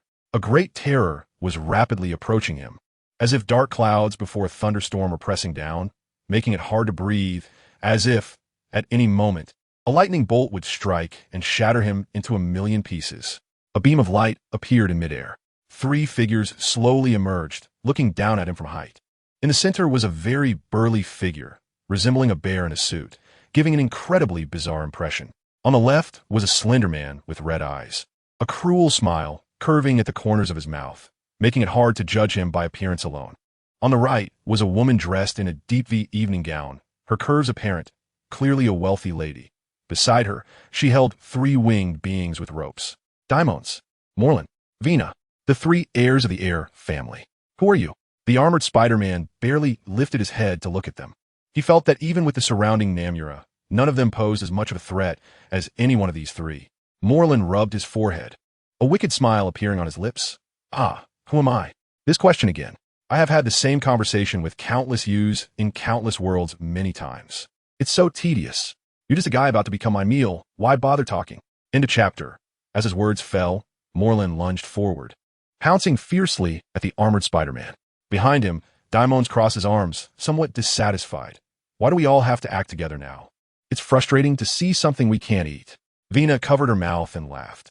Brother Daimons, it can't be helped, can it? Those damn spiders have started hunting us. Hunting? Daimons' expression darkened, thinking of something unpleasant, and he fell silent. In the brief moment of their conversation, on the other side, the Armored Spider-Man was already in a perilous situation. After engaging, he discovered that his primary means of sensing danger, spider sense, was ineffective against this person. He could only rely on his past battle experience to face Morlun's relentless attacks. But this made it very uncomfortable for him to fight. Not to mention, there were countless half-mechanical Namura lurking around. This was Morlun's Namura army. Each Namura was essentially a half-mechanical modified being with their lower halves removed, and through the gag in their mouths, Morlun could exert mental control over them. In fact, this was the same type of being as the hounds held by Vina. However, Vina's hounds came from superheroes or supervillains from each world, while Morlun's Namura army was made up of ordinary people, taking the mass production route. The individual quality of the Namura army was naturally not as high as Vina's hounds, but their numbers were far beyond what the hounds could match. Morlun controlled the body of the comatose daughter of his boss, Kaori Yusuji, to manipulate her into using the biotechnological and mechanical exoskeleton technologies of Yusuji Medical Center to create the Namura army for him. But Morlun's arrival was not just to devour the Armored Spider-Man. He also aimed to take the Namura army, giving him leverage in the upcoming battles against the spider armies like Peter's. Thus, while Morlun suppressed the Armored Spider-Man, the city had already descended into massive chaos. Countless half-mechanical Namura emerged from all directions, abducting individuals who met the modification criteria to the Yusuji Medical Research Institute. Those who dared to stop them were ruthlessly slaughtered. Throughout the city, cries of anguish echoed, turning it into a hell on Earth. At this moment, the Armored Spider-Man was also struggling to save himself. He barely escaped from Morlun's grasp, not daring to continue fighting, deciding to first find a way to shake off their pursuit, study the enemy carefully, and strengthen himself before returning to seek revenge. He darted through the city, fleeing, encountering many Namura half-mechanical beings, rampaging and capturing people along the way. But he didn't dare to stop, not even a glance back, because Morlun was right behind him, flying at a steady speed. As long as he slowed down even a little, that guy would catch up.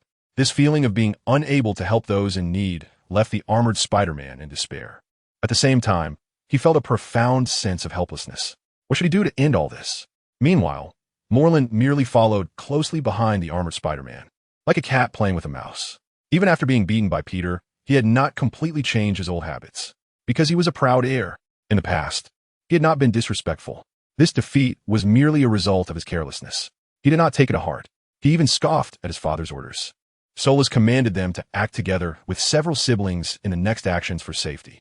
Moreland thought he was making a big fuss over nothing. It seemed father was getting old. The heir family would be inherited by him. Moreland thought to himself. Boom. Just then, a bright red lightning bolt descended from the sky, striking Moreland directly. He was instantly blasted down to the city below. Who is it? Moreland roared as he stood up from the shattered ground, lifting a piece of road over 10 meters long and throwing it into the sky. Boom! A figure appeared, smashing the piece of concrete to smithereens with a punch. Moreland, you really have a short memory, forgetting me so quickly? As the dust settled, Peter's figure slowly emerged, holding a red magic orb, tossing it back and forth. It's you. Moreland recognized this guy in an instant. Immediately, his expression turned frenzied. It's you who trapped me in rocks.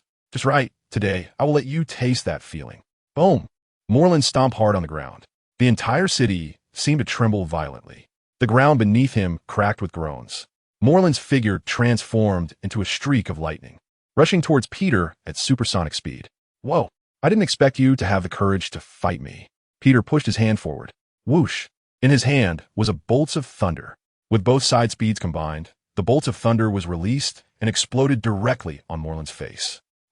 Amid the terrifying magical fluctuations, Moreland screamed, his figure retreating even faster than when he approached, crashing heavily to the ground. At this moment, half of Moreland's head was hanging limply, looking as if it were rotting. Brother Moreland! Moreland! Two figures rushed over. It was Daimons and Vina, the two heirs. They had rushed over as soon as Peter appeared, but they were still a step too late. They never expected that Moreland would actively confront someone who had already defeated each of them once. Even more unexpectedly, Moreland was defeated so quickly. Here come two more pieces of trash to die. Peter mocked. You dare call me trash? Daimons was instantly furious. Vina also had a gloomy expression. However, neither of them acted rashly. If their previous capture was due to underestimating their enemy, this time, seeing Moreland being defeated head-on was something they witnessed with their own eyes. Their inner apprehension towards Peter had reached its peak. Meanwhile, sounds of battle began to echo from all directions in the city. Other Spider-Men were clearing the city of the rampaging Namura half-mechanics. Who are you? Who are these people? The armored Spider-Man landed on a nearby building, voicing the confusion that had troubled him all night. Allies, enemies. Peter briefly introduced, then turned to Daimons and Vina, saying, What's wrong? Baby think he can handle it now? How about I give you a chance to call your dear daddy for backup? In a chapter, bastard.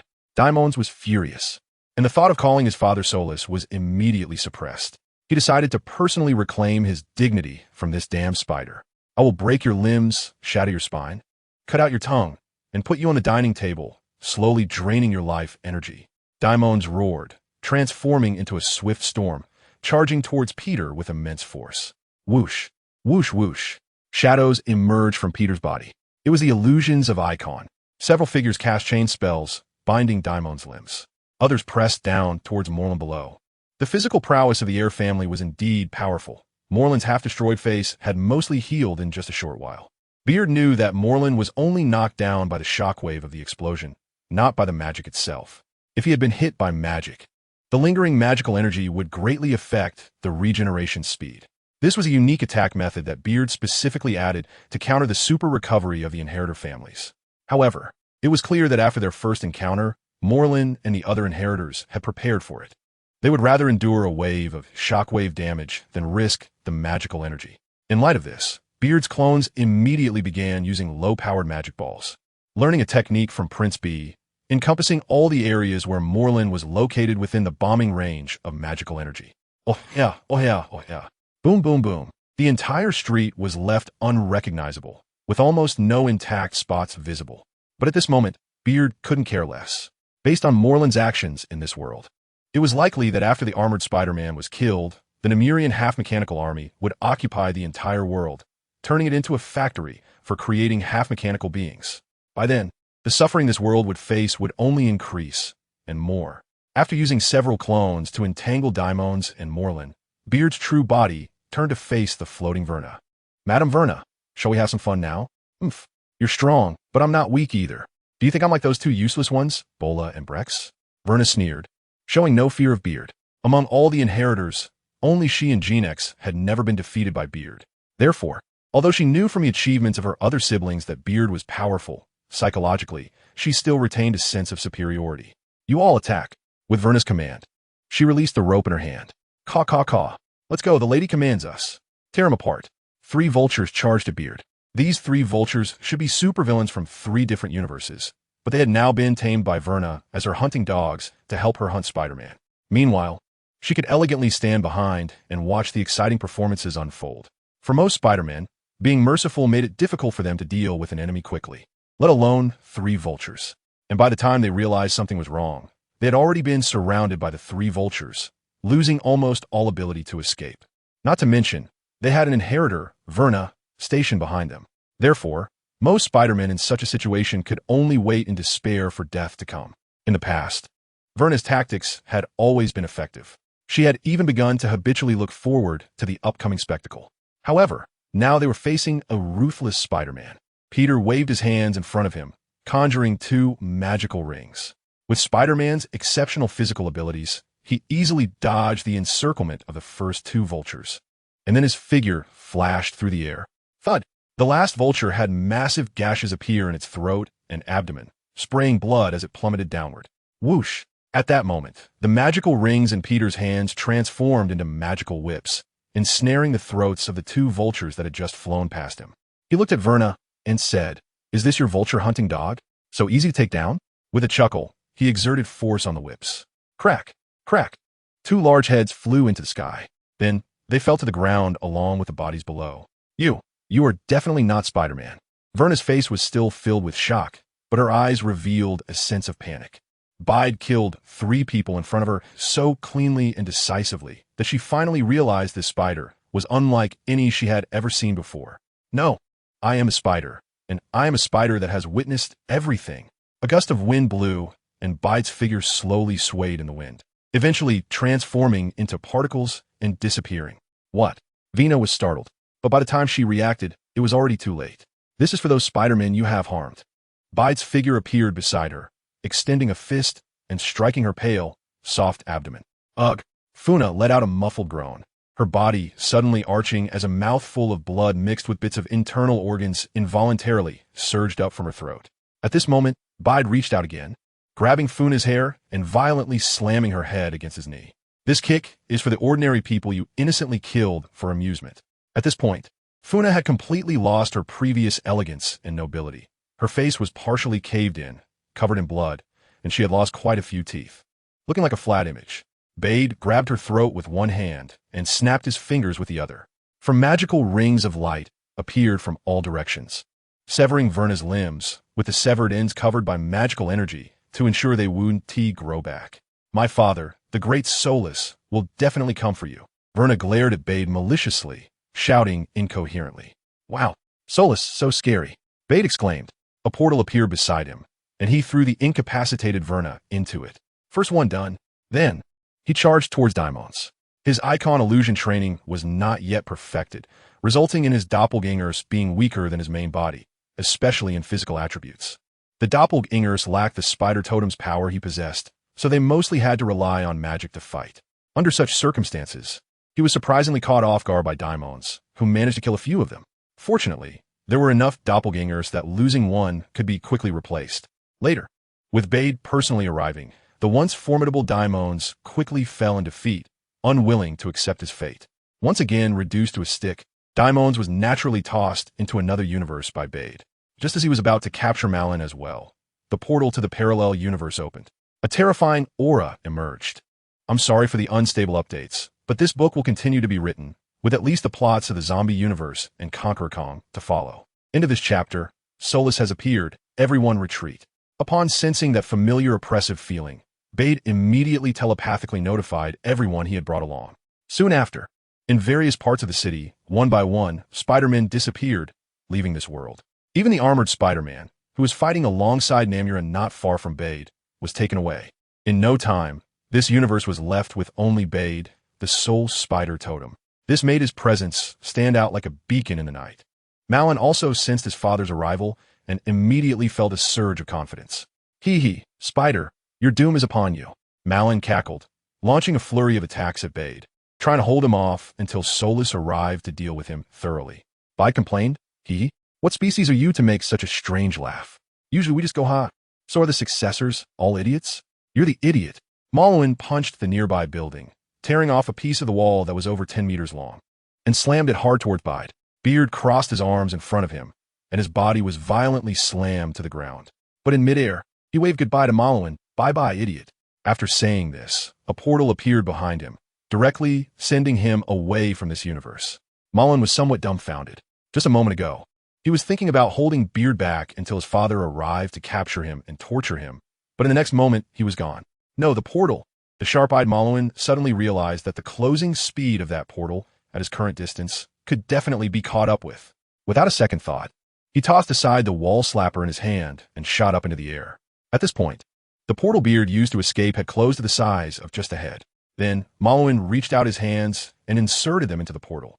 He actually managed to hold onto the portal, forcibly stopping its further contraction. Weaver Master, lock onto the opposite universe. Malwin gritted his teeth, straining to hold the portal. All right, Lord Malwin. The Weaver Master's enigmatic voice came through. A furry large hand reached over from the side and directly inserted into the portal. Then, another large hand came over, working with the first hand to pull to the sides. Rip! A huge tear was ripped open in space, and a chaotic spatial storm surged out. However, the spatial storm, which could instantly turn ordinary people to dust, felt like just a gentle breeze when it hit them. The newcomer was none other than Soros. Where are Daimons and Vina? Soros asked. They were taken away by that spider. They should be in the opposite world. Malwin quickly replied. Soros's expression was extremely grim. Good, very good. In that case, let them feel what it means to be the inheritor of all things. After saying this, he raised his hand and punched, as if shattering the world before him. A huge crack extended from his hand all the way to the sky. The passage between the two parallel universes was actually forced open by him. Soros confidently stepped into it and immediately sensed the presence of many kinds of food. It seems this is your second base? Soros glanced around and saw Spider-Men in various positions all around. The place where he landed was a metal structure resembling a satellite dish. After him, Malwin confidently followed. Spiders, come out and die. The figure of Bide hovered high in the air, looking down at the father and son with a loud laugh. Solus, Morin, do you know that in our Eastern military strategy, there's a saying called do not pursue a desperate enemy? What does it mean? Solus asked in confusion. Bide did not explain, but simply snapped his fingers. Action. Boom. A beam of light rapidly descended from the sky. Soros's expression changed. He sensed a threat from that beam. The next moment, the beam struck Soros, pinning him in place, unable to move. The figure of Captain Universe Spider-Man emerged at the other end of the light pillar. His mission was to suppress Soros, preventing him from leaving this place. Originally, Bide was a bit worried that Captain Universe Spider-Man might not be able to contain Soros, so he had arranged for British Spider-Man to assist nearby. But now it seemed he was overthinking it. As long as Captain Universe Spider-Man didn't recklessly engage Soros in close combat, it was quite easy to suppress him. After all, this was the Earth 13 universe, Captain Universe Spider-Man's home turf. Here, he could unleash his peak universe-level power. Meanwhile, while Soros was occupied with Captain Universe Spider-Man, Malwin was also under attack from Bide and British Spider-Man. Either of these two was already challenging for Malwin to handle, let alone facing them together. After a few exchanges, he was captured. Captain, I'll leave this to you, Bide said to British Spider-Man after thoroughly dealing with Malwin, tossing him aside. British Spider-Man nodded. Don't worry. If something goes wrong, I'll activate Plan B immediately. Bede nodded, gathered a few Spider-Men, and stepped into the portal. On the other side of the portal was Earth 803, the clone base of the Inheritors. Previously, he had sent John Parker, Gwen, Shadow Spider, and several other Spider-Men skilled in stealth invasion to this universe to find a way to destroy the cloning devices here. At first, their plan was quite successful. However, some missteps later occurred, not only exposing their whereabouts and attracting an attack from Gen X's subordinates, but also resulting in casualties among several Spider-Men. At that time, controlling Solus was the top priority, and others couldn't spare the effort. The chaotic situation here gradually improved after Bede arrived with a group of Spider-Men. The Inheritors clearly did not expect the Spiders to actively invade the universe they controlled. In Earth 803, besides those clone guards, there was only one Inheritor, Gen X. After a fierce battle lasting nearly an hour, Bede broke through multiple defenses and defeated Gen X head-on, while the other Spider-Men continued to hold off the clone guards. Subsequently, the cloning company was completely destroyed. This place, which was fundamental to the inheritor family, vanished from existence. This meant that the inheritors could no longer be resurrected. The war between the spider totem and the inheritor family would finally come to its ultimate chapter. Beard took one last look at this world, which had completely lost its vitality due to the long-term occupation by the inheritors, and turned to step into the portal back to the Earth-13 universe. In a chapter, as soon as he stepped in, he sensed something was off. According to normal developments, the Earth-13 universe should be similar to what it was before he left. The known inheritors, aside from Bora and Brex, had all been captured or restricted. Brex and Bora, the twin siblings, ranked at the bottom of the inheritor family in terms of strength. A single Spider-Man might find it challenging to fight them, but there were so many Spider-Men left in the Earth-13 universe that just a little effort from each could wash them clean. Moreover, there were two powerful existences among them, Captain Universe Spider-Man and British Spider-Man. From what he observed when he left, Captain Universe Spider-Man had the capability to suppress Soros. His Captain Universe powers could infinitely amplify his strength and endurance, making his energy nearly limitless. Therefore, if he could suppress Soros from the beginning, there was no reason he couldn't do so later. This situation was different from the original history. In the original timeline, Captain Universe Spider-Man was invincible, which caused him to underestimate Soros and recklessly engage in close combat, resulting in Soros seizing the opportunity to absorb his life energy using the Leech Totem's counter abilities against other totems. In simple terms, it was a plot device.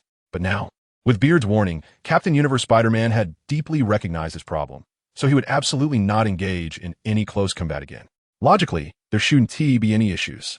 But the reality was that when Beard returned to the Earth-13 universe, he found that the area was filled with raging alien energy crashing about. This energy was nuclear radiation. Beard was taken aback and quickly raised a magical shield to cover himself and his teammates behind him, then immediately teleported them to a distant location. His heart sank. The appearance of nuclear radiation meant that their Plan B had been activated. Plan B was the contingency plan for this operation, dubbed inviting the Lord into the trap. The entire plan was as follows. In the first phase, the inviting the Lord into the trap plan involved finding the inheritors who were wreaking havoc in other universes, capturing them, and throwing them into the Earth-13 universe. This was because Earth-13 was home to the powerful cosmic Captain Spider-Man, making it the best refuge in the current multiverse. Without cosmic Captain Spider-Man, he would have definitely chosen another radiation-filled wasteland universe. By capturing a few inheritors and deliberately escalating the situation, Sorulus, who already harbored deep hatred for the little spiders, would surely come. Luring him into their home turf would allow them to concoct their plans with confidence. In the second phase, the Soundies Strike West plan involved fighting the inheritors on the main battlefield and drawing their attention and main forces there, while sending another spider squad skilled in stealth operations into the Earth-803 universe to destroy the inheritors' cloning devices. This would prevent them from having the ability to resurrect infinitely. Plan B was an emergency measure, meant to be used if Bede's assessment was wrong and Cosmic Captain Spider-Man could not suppress Sorulus. They had artificially modified the Earth-13 universe using Cosmic Captain Spider-Man's abilities. The cosmic barrier of Earth-13 was altered to resemble a vortex. Most people are familiar with what a vortex looks like. It pulls nearby water and everything in it down to the bottom, creating a converging state. When this principle is applied to the cosmic barrier, it essentially fixes the spatial channels for other universes entering this universe. In other words, no matter where people from other universes open the parallel universe channel, it would ultimately lead them to the place Bede and his team wanted. This location was chosen in a vast, uninhabited area. They set up a nuclear energy pod here, placing nuclear reactors, nuclear waste, and other materials gathered from around the world beneath it. At a critical moment, with just an instant, they could activate these, flooding the entire space with nuclear radiation. For the Spider-Mans, nuclear radiation was merely a highly threatening form of alien energy, but not fatal.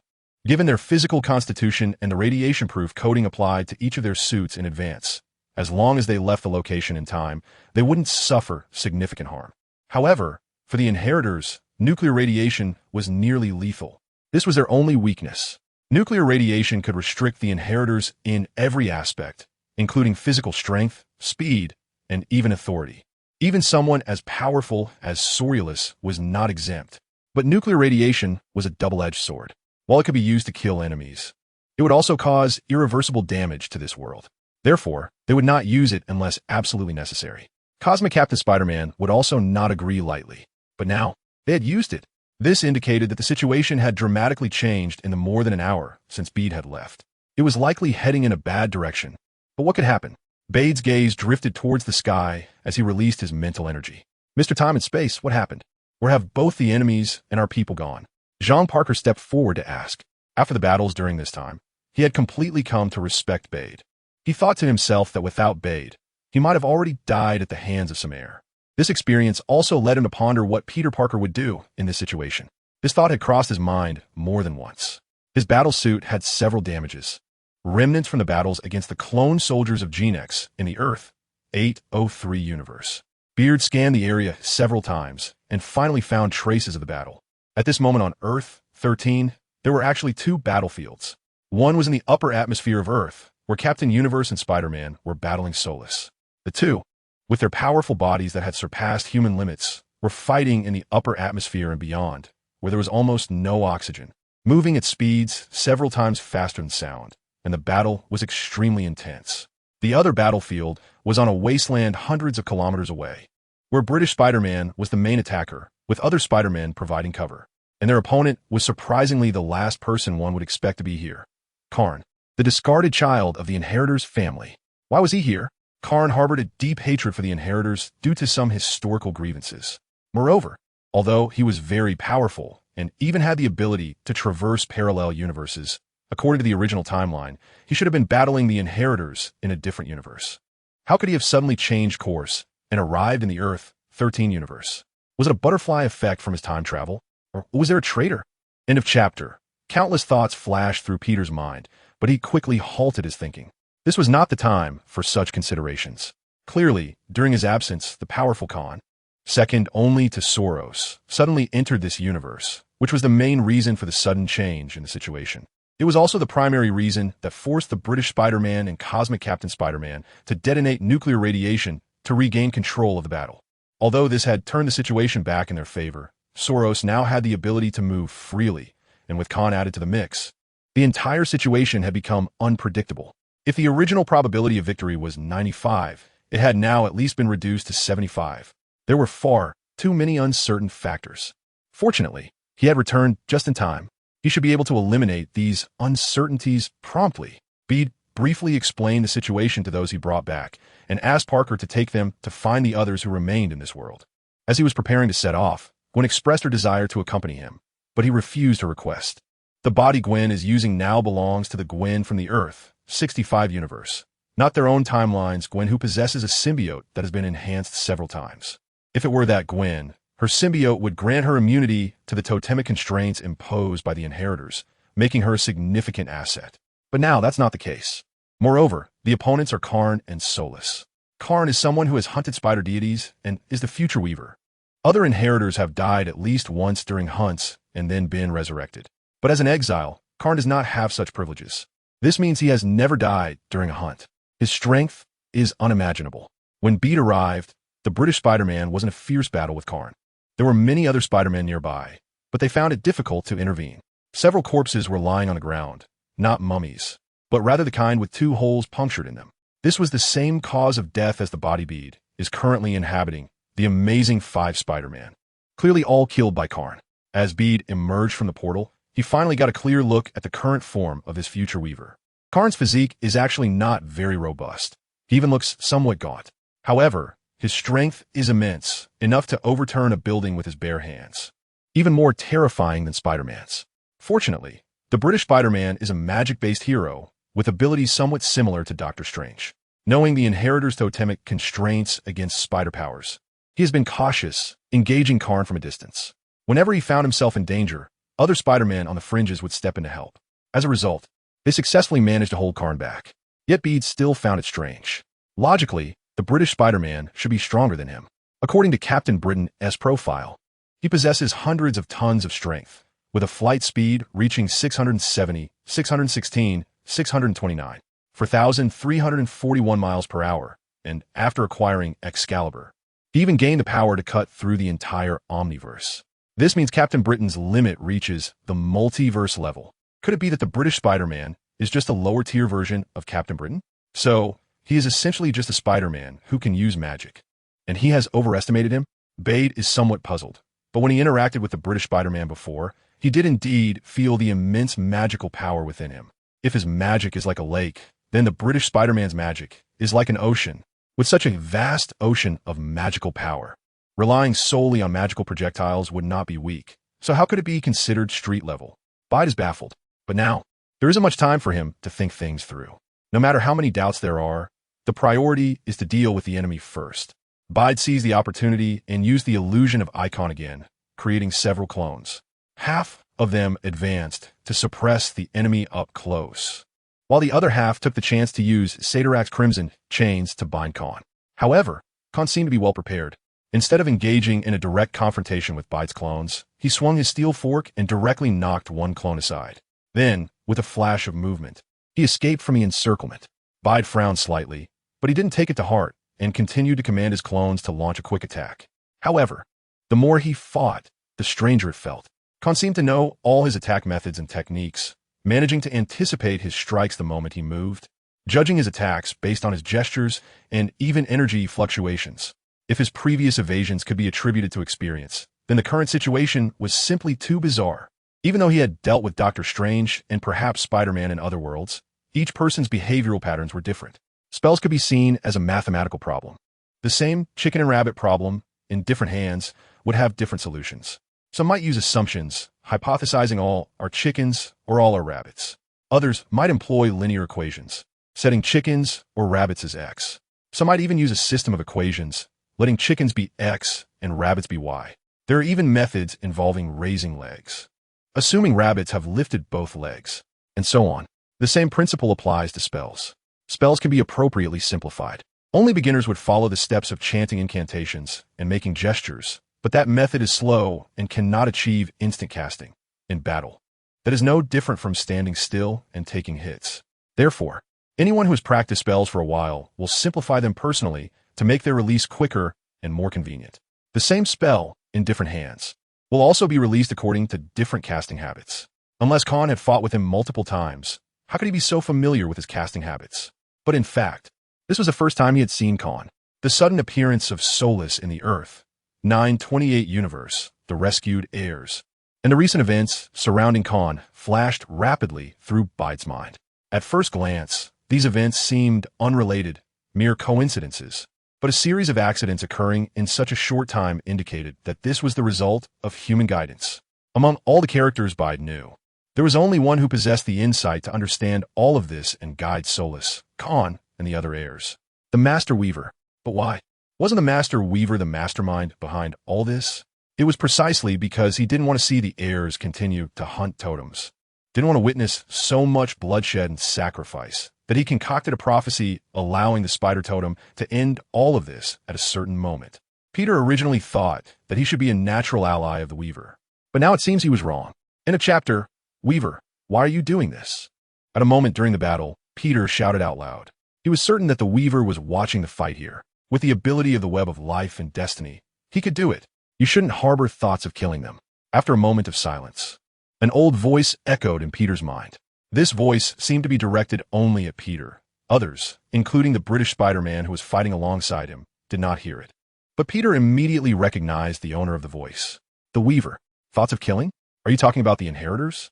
Peter realized that he had indeed harbored thoughts of killing the inheritor family multiple times. First, out of anger at the slaughter of so many spider totems like him. Second, to protect those he cared about, Toby Spider, Garfield Spider, Holland Spider, and other characters he liked in his past life. Also, his good friends in this world, like Shadow Spider, Spider-Ham, Penny, and others. Most importantly, there was Gwen. He didn't want these guys to pop out from some corner one day and devour his friends and family. Moreover, he didn't want to live in constant fear. So, to end it once and for all, he thought about simply erasing them. In the original timeline, they were eventually exiled to the Earth 3145 universe.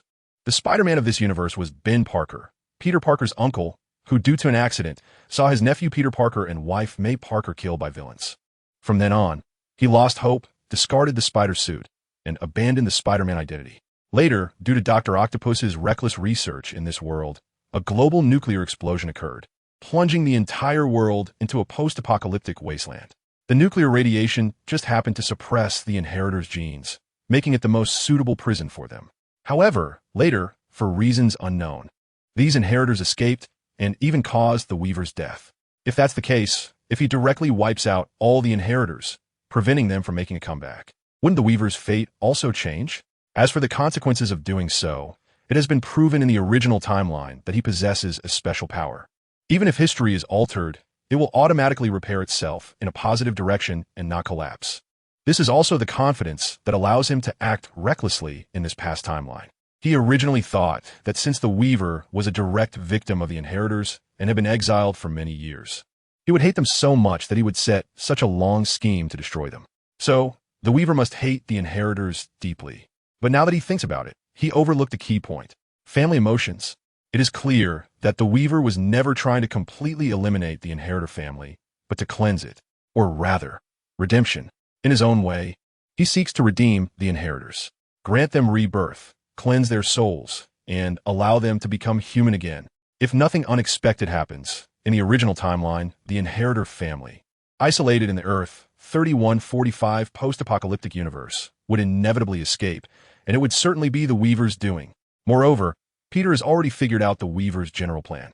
First, use nuclear radiation to weaken the inheritors' leech totems as much as possible. And finally, use the inheritors' cloning technology to give them new bodies, preferably those of infants. The goal is to help the inheritors sever ties with the past and gain new life. But what does this mean? The bad guys can actually get redemption? And what about those they killed in the past? The Spider-Men of countless worlds, and the companions of those Spider-Men. Even ordinary people affected during their battles. Did they all die for nothing? At this moment, the Weaver's image in Peter's mind crumbled. The more he once yearned for the past, the more he now despised it. What guardian of the spider totem? He merely usurped the true divine authority of the spider goddess, selfishly controlling the great web. And for his own selfish desires, he treated countless Spider-Men as pawns, viewing their lives as worthless. Despicable scoundrel. Bite's anger surged. At one moment, his eyes suddenly brightened, and his body began to glow faintly. He suddenly felt as if he could see threads in the void. Those were the threads of the great web, representing the fate of each world, the threads of every individual's destiny. And a huge spider with an ugly mask stood at the end of the threads, silently watching him. As if struck by inspiration, Bide suddenly raised his hand, and the quantum energy within him surged wildly. The formless and intangible quantum energy flowed along the formless and intangible great web, crossing countless universes and shooting into the Earth, 001 universe. The Master Weaver conveyed a sense of surprise, seemingly not expecting Bide to have such a skill. He stretched out his hands and grasped the thread. That was the thread representing the Earth, 13 universe. He actually intended to erase the Earth, 13 universe directly. Are you crazy? Soros, your past self. And so many spider totems are still here. There are billions of innocent people here. Bide suddenly stopped and roared at the sky. The sudden anomaly of Peter made both the British Spider-Man and Khan stop in their tracks. But you are the only one who does not belong to this timeline. Once I kill you, as long as I reshape this universe, everything will return. The indifferent tone of the Master Weaver echoed. Beard felt a chill in his heart. The actions of the Master Weaver had crossed the line. As the guardian of the Great Web, his primary responsibility was to ensure the normal operation of the Great Web. Even if it was something he had stolen, responsibility cannot be changed. But now, he was actively destroying the Earth, 13 universe without any destruction to everything else, just to kill Beard. This behavior completely violated the duties of the guardian of the Great Web. Perhaps he should be called the destroyer of the Great Web. But Beard was helpless against it. The Great Web is essentially the embodiment of the life and fate of the entire omnipotent universe. And even back then, it was created by the spider goddess Neith only after receiving authorization from the Earth Mother Goddess Gaia. The power and significance contained within it even surpass that of the spider goddess herself. It is a powerful artifact. Bide did not know how powerful the Weaver Master was, but with the support of this artifact, he was definitely no match for the Weaver Master. Boom! A muffled sound echoed. The entire Earth, 13 universe began to collapse, and black holes appeared in the cosmic space, tearing apart and swallowing all surrounding celestial bodies. Massive stars vanished. On Earth, cracks similarly appeared in the sky, with countless materials being sucked into the fissures, causing the Earth's atmosphere to thin out. The apocalypse had arrived. Into this chapter, what happened? The world. The end of the world. This universe was about to be destroyed. watching the cracks appearing in the sky and the materials and air being continuously sucked in. Both the native residents of this world and the Spider-Men from other worlds turned pale, screaming in terror. The Captain Universe Spider-Man, who was fighting Solus in the atmosphere, also turned ashen. Compared to others, he, who had merged with Captain Universe's power, felt the ongoing events in this world more profoundly. In the first moment, he sensed that this world had lost its future. In the second moment, he felt that this world had lost its past. In the third moment, what was lost was the present of this world. The past, present, and future, the fate of this world was sealed. It and everything about it would vanish from the omnipotent universe. This situation even affected Captain Universe, Spider-Man himself. Because the Captain Universe, Spider-Man's power came from mysterious force, which is one of the four abstract entities of the universe, the Eternal Guardian, with a status roughly equivalent to that of the Star Eater Messenger. In other words, it was one of the fundamental laws of this universe. Thus, it could bestow powerful strength and numerous abilities upon the gifted. Now, with the universe being destroyed, as one of the fundamental laws of the universe, it was naturally one of the first to be affected and was also the most sensitive to this change. At that moment, it even saw the attacker along the path of destruction. The Weaver Master, I will not allow my world to be destroyed. Captain Universe, Spider-Man roared, as immense cosmic energy surged into his body, and a massive energy beam burst forth, directly blasting Solus deep into the starry sky. After doing all this, Captain Universe Spider-Man did not pause for a moment and swiftly lunged toward Bite. In midair, he extracted a mysterious energy from his body. Please, only you can help him now, and only he can save my world. Whoosh! This mysterious energy did not respond at all, merely transforming into a streak of light and plunging into Bite's body. At that moment, Bite was making his final efforts. He was multitasking while fending off Khan's attacks. He opened portals in the city, allowing Jampack and Gwen to evacuate the nearby people to the Earth, 928 universe. At the same time, he was striving to communicate with the Great Web, logically speaking, as an omnipotent universe-level artifact. The Great Web should not stand by and allow the Weaver Master to deliberately destroy the fate of other universes. This severely violated the original design of the Great Web by the creator deities like Gaia and Nyes. Surely, there should be some contingency plan left, right? Now, Bide was working hard to find this contingency. However, unfortunately, it was unclear whether it was because the Weaver Master had too high a level of control over the Great Web, or because Bide's skills were too low. No matter how hard Bide tried, he still could not find any breakthrough points. Perhaps, like in his original timeline, directly contacting the Great Web might provide some chances. Bide felt a bit disheartened. He actually had no worries about his life, although the Weaver Master was targeting him and had tightly monitored him, blocking his ability to leave this universe. He could actually sever his connection to this body at any time and return to the future, to his original timeline. But if he did that, all his efforts during this time would be in vain. He was unwilling. Moreover, after realizing the Weaver Master's sinister intentions, he vowed to stop him. He couldn't stand the fact that this guy continued to use the spider totems as sacrifices just to cleanse the sins of his own family and start anew. They had committed so many sins in the past. Why should they be cleansed? Not a chance. Bide gritted his teeth and persevered. He would never give up until the very last moment. Just then, a mysterious power descended from the sky and entered his body. At that moment, he felt a transcendence throughout his body. First, there was the source of this power. In a mysterious parallel future, Earth was destroyed and humanity fled into the universe, gradually becoming different races.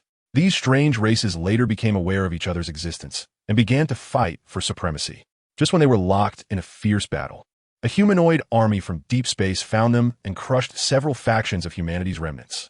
In this time of crisis, a prince named Pathfinder from a race called Ithaca stepped forward, following his father's instructions, and found a legendary sword, the Star Sword, in a place called the Holy Sanctuary. At the cost of his own blindness, he pulled it out. This sword was, in fact, the mysterious power. Consequently, he became the first true cosmic captain. He then defeated the humanoid army and fought against the young demon Mephitos, the Vortex Demon, and the Demon King Chaos. During the battles, he realized that only by sacrificing himself to the mysterious power could he ensure the safety of his people forever, but this meant giving up his own life. Thus, he transported his people to a tiny dimensional universe while he merged into the mysterious power. From then on, Pathfinder became an incarnation of the mysterious power, also known as the Time Traveler. Billions of years later, a guy named Baron Kaza crossed the microscopic universe and arrived in the Earth 616 universe, possessing a mad scientist named Prometheus attempting to invade Earth. However, his plan was discovered by the mysterious power, which possessed some individuals, defeated him, and sent Baron Kazab back to the microscopic universe. At this point, the mysterious power realized that rather than binding with someone for a long time to make them strong and then searching everywhere for crises to resolve, it would be better to let superpowers automatically seek suitable candidates for quick binding. Thus, it created an energy spirit named Unipower. It would roam freely in the universe and, when a significant crisis occurred, would possess a pure-hearted individual, turning them into a cosmic captain to uphold justice. After the crisis, it would leave the host and continue searching for the next crisis and the next host. When Unipower possessed someone, it could amplify the host's various attributes such as endurance and agility, with a minimum multiplier of 50 times and a maximum of 7,500 times. This means that if Spider-Man gained its power, in terms of strength alone, he could reach 15 tons. What does it mean to punch with 150 tons of force? Even more powerful than the nuclear explosion punch. In addition, there are abilities like energy blasts, object manipulation, molecular manipulation, flight, and more. At this moment, Bide felt this incredible power. End of this chapter. His strength was already slightly greater than that of an ordinary Spider-Man. While an ordinary Spider-Man could lift 20 tons, he reached nearly 40 tons. At this moment, under the amplification of the mysterious force, he felt that his strength had almost reached the level of shattering stars with a punch. Under the dual influence of the universe nearing destruction and his own will, the amplification of the mysterious force reached an extreme value of 7,500 times, bringing his strength to 300,000 tons. Furthermore, his speed, enhanced by the mysterious force, reached its peak, allowing him to throw hundreds or even thousands of punches in an instant. Taking an average value, assuming 500 punches per second and an arm length of 0.75 meters, his speed would be 750 ms, which is slightly faster than twice the speed of sound. According to the kinetic energy formula, EK-MV2, assuming the speed of his punch, the energy contained in a single punch at this moment would be 752.84, 375 10 joules 8. For 10 joules.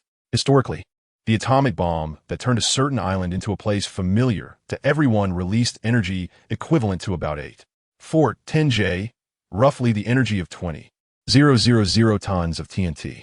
In other words, Bide's full power punch at this moment is approximately equal to a 20,000 ton TNT nuclear explosion. However, a nuclear explosion causes area damage, while his fist has a much smaller surface area.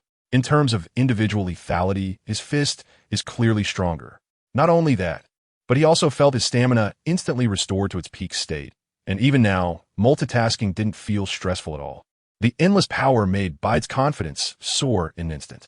His speed suddenly increased, appearing in front of Khan. Khan was somewhat taken aback. Previously, Bide and the British Spider-Man mostly avoided close contact with him, usually attacking from a distance with magic, while he made efforts to get close to them. Why'd he suddenly come up now? Boom! At that moment, Bide threw a punch, and the suddenly surging power smashed Khan down from the air. Khan's body fell like a meteor from the sky, crashing heavily into the ground, causing the earth to split open with a huge crack. And Khan's figure was almost no longer visible in the air. "I've left him to you, suppress him," Bide shouted to the British Spider-Man. The British Spider-Man did not respond, but his figure was already flying down, gathering magical energy around him. Although a few more attacks might completely deal with Khan, Bide now needed to do something else. He had to save Captain Universe Spider-Man from Solus. No, he was no longer Captain Universe now. But Bide could not stand by and watch him die at Solus's hands. As Peter soared rapidly into the sky, he scanned the entire world with his mental powers. Soon he found his target. However, when he saw the scene there, he was stunned.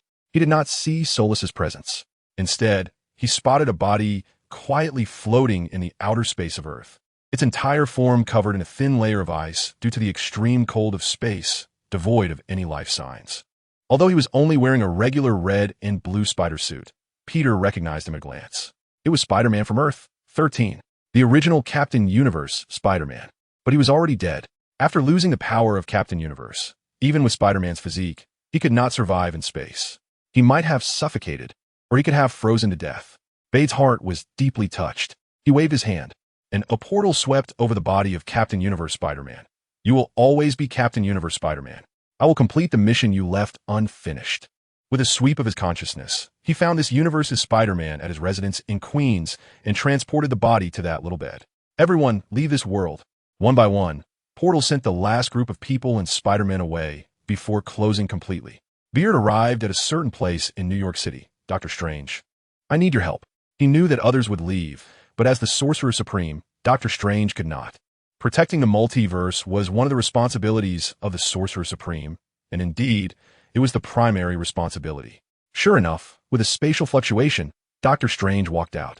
This was the Dr. Strange from the Earth 13 universe. He looked at Beard with some annoyance. The war between your spiders has caused the destruction of the entire universe. Are you looking to go to the Court of Life? So you're just standing here? Compared to the Dr. Strange I know, you fall short. Beard shook his head and pretended to leave. Wait. The Dr. Strange from Universe 13 caught up. What do you want me to do? I need the Book of Vishanti. The Dr. Strange from Universe 13 frowned and stopped. I can't show you that. The Book of Vishanti is a magical book that contains original content provided by the Vishanti, which has been passed down and added to by generations of great sorcerers. It records the most powerful white magic and defensive spells in the world. One could say that possessing the Book of Vishanti opens the path to becoming the Sorcerer Supreme. In the past, the Book of Vishanti was kept by the Ancient One, and now it is in Dr. Strange's hands. However, Beard's intention in wanting to use the Book of Vishanti was not for its magic, but for the book itself. It is also an artifact. Moreover, it is a multiverse-level artifact. Perhaps it is not as powerful as the Great Web, but with the enhancement of the mysterious force. Beard is not to be underestimated. With the support of the Book of Vishanti, perhaps he could traverse countless parallel universes and compete with the Master Weaver. Beard stated his purpose. Dr. Strange of the multiverse fell silent for a moment, then looked up at the sky again and finally nodded. I understand, follow me. During the time they said this, the large hole in the sky above the Earth had grown even larger, roughly the same diameter as the Earth. If viewed from space, it would seem as if the entire Earth had been split in two. However, there was still time. Peter followed Dr. Strange to the Sanctum Sanctorum underground. He felt that the scene here was somewhat familiar, resembling what he had seen in the Multiverse -2. However, the Sanctum Sanctorum was in the mountains, while this one was in the city, but the layout was quite similar. Dr. Strange led Peter into a small room in the basement. After opening the door, they found a chaotic space inside, with countless fragments floating in the air. Peter followed Dr. Strange and soared into the air, landing on one of the fragments. In the center of the fragment, there was another stone platform, on which lay a book quietly. At first glance, the book seemed unremarkable, even inconspicuous, but upon closer inspection, it appeared to be like a black hole, capable of sucking in both the physical body and the soul. It also seemed like a star, releasing endless light. In Peter's eyes, it was unleashing boundless magical energy. End of chapter. This is the Book of Vishanti, and Dr. Strange moved aside, hoping that you could truly use it to save this world. Bide nodded and flew forward. As he got closer, the magical energy from the Book of Vishanti became increasingly intense. If just a moment ago he felt that the air around him was filled with a few more particles, now it felt as if he was immersed in an ocean of magic. It even gave him a sense of suffocation. It seemed to repel Bide, blocking his approach. Fortunately, at this moment, Bide possessed the power of the Cosmic Captain, with immense strength, and his mental power stretched to its limits. He pushed hard and forcibly created a path through the ocean of magic, then headed straight for the Book of Vishanti. Extending a hand to place it on the cover of the book, countless magical knowledge flooded into his mind. Bide frowned slightly, blocking all of this out. This was not the time to learn magic. All he wanted was for this divine book to help him offset some of the attacks from the Great Web. Although the Book of the Emperor Veshan was not a divine artifact specifically focused on life and fate, it was still a divine artifact. Moreover, from certain perspectives, it should also be a divine book that approaches the multiverse level. Otherwise, how could it be worthy of being the only nemesis of the Dark Divine Book? Bide closed his eyes. In the spiritual world, the Book of Vishanti transformed into a massive golden shield, soaring upwards and gradually enveloping the entire world. The things that had disappeared due to the influence of the Great Weaver's Web began to restore under the power of the Book of Vishanti. However, this did not mean that the world was safe, because the most crucial fate line was still missing, and this fate line could only be obtained from the Great Web. Oh no, Bide suddenly remembered that he also had such an ability In his spiritual consciousness state, he extended his hand and attempted to launch a quantum spider silk. To his surprise, a scene unfolded. The quantum spider silk actually emitted a breath of life and fate. Under the influence of the power of the cosmic captain, his spiritual strength was infinitely amplified at this moment. Correspondingly, he could also produce quantum spider silk without limits, allowing it to become the thread of fate in this world. Soon, a web of fate woven from Bide's quantum spider silk enveloped the void realm of the Earth, 13 universe. The Earth, 13 universe was actually preserved. Even Bide himself was stunned. He only knew that he could connect to the Great Web. He had never thought that he could also weave the Great Web. What did this mean? It meant that he was not merely the guardian of the so-called web of life and fate, but the creator. He could be equated with the spider god. Could it be that the spider that bit me was actually the embodiment of the spider god? So it bestowed its powers upon me? A hypothesis emerged in Bide's mind. However, the realm of the divine was still too far from him. With the support of the cosmic captain's power and the book of Vishani, he had reached the peak of a single universe level and might even be faintly touching the multiverse level, which granted him his current abilities.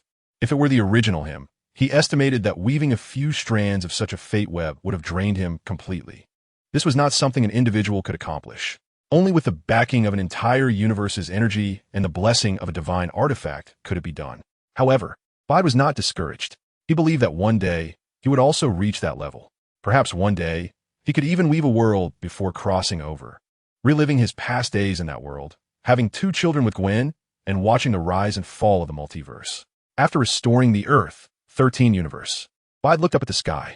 To be precise, he looked towards the Earth, 001 universe. The Weaver Master. Now, he could finally see him in person. The Weaver Master was somewhat astonished by Bide's sudden surge of power. He extended his hand, attempting to use his powers to destroy the web that Bide had just woven. But at that moment, Bide narrowed his eyes, and an attack shot out from his body, traversing along the threads of the Great Web, crossing countless parallel universes in an instant, reaching the core of the Great Web. He knew how to deal with the Weaver Master. However, the Weaver Master did not know what Bide had done and was still struggling to tear the threads. This clearly demonstrated the gap in their powers. One was the intuitive creator, while the other was merely a user. The power of the creator was evidently superior to that of the user. Bide quietly covered the Great Web silk near the Weaver Master with his own thread of fate. The Great Web was temporarily hijacked by Bide. Then, using his power, Bide directly revoked the Weaver Master's authority and added him to the blacklist of the Great Web. All in one go. By the time the Weaver Master reacted, the surrounding threads of fate had all taken the shape of Bide. Now let's see how you die. Bide let out a cold laugh and withdrew from this state. Although it was only a brief duel, it had consumed quite a bit of energy. After all, the Great Web was a true multiverse-level creation, while Bide was currently using 2 individual universe-level creations, even though he had only hijacked a small portion of them.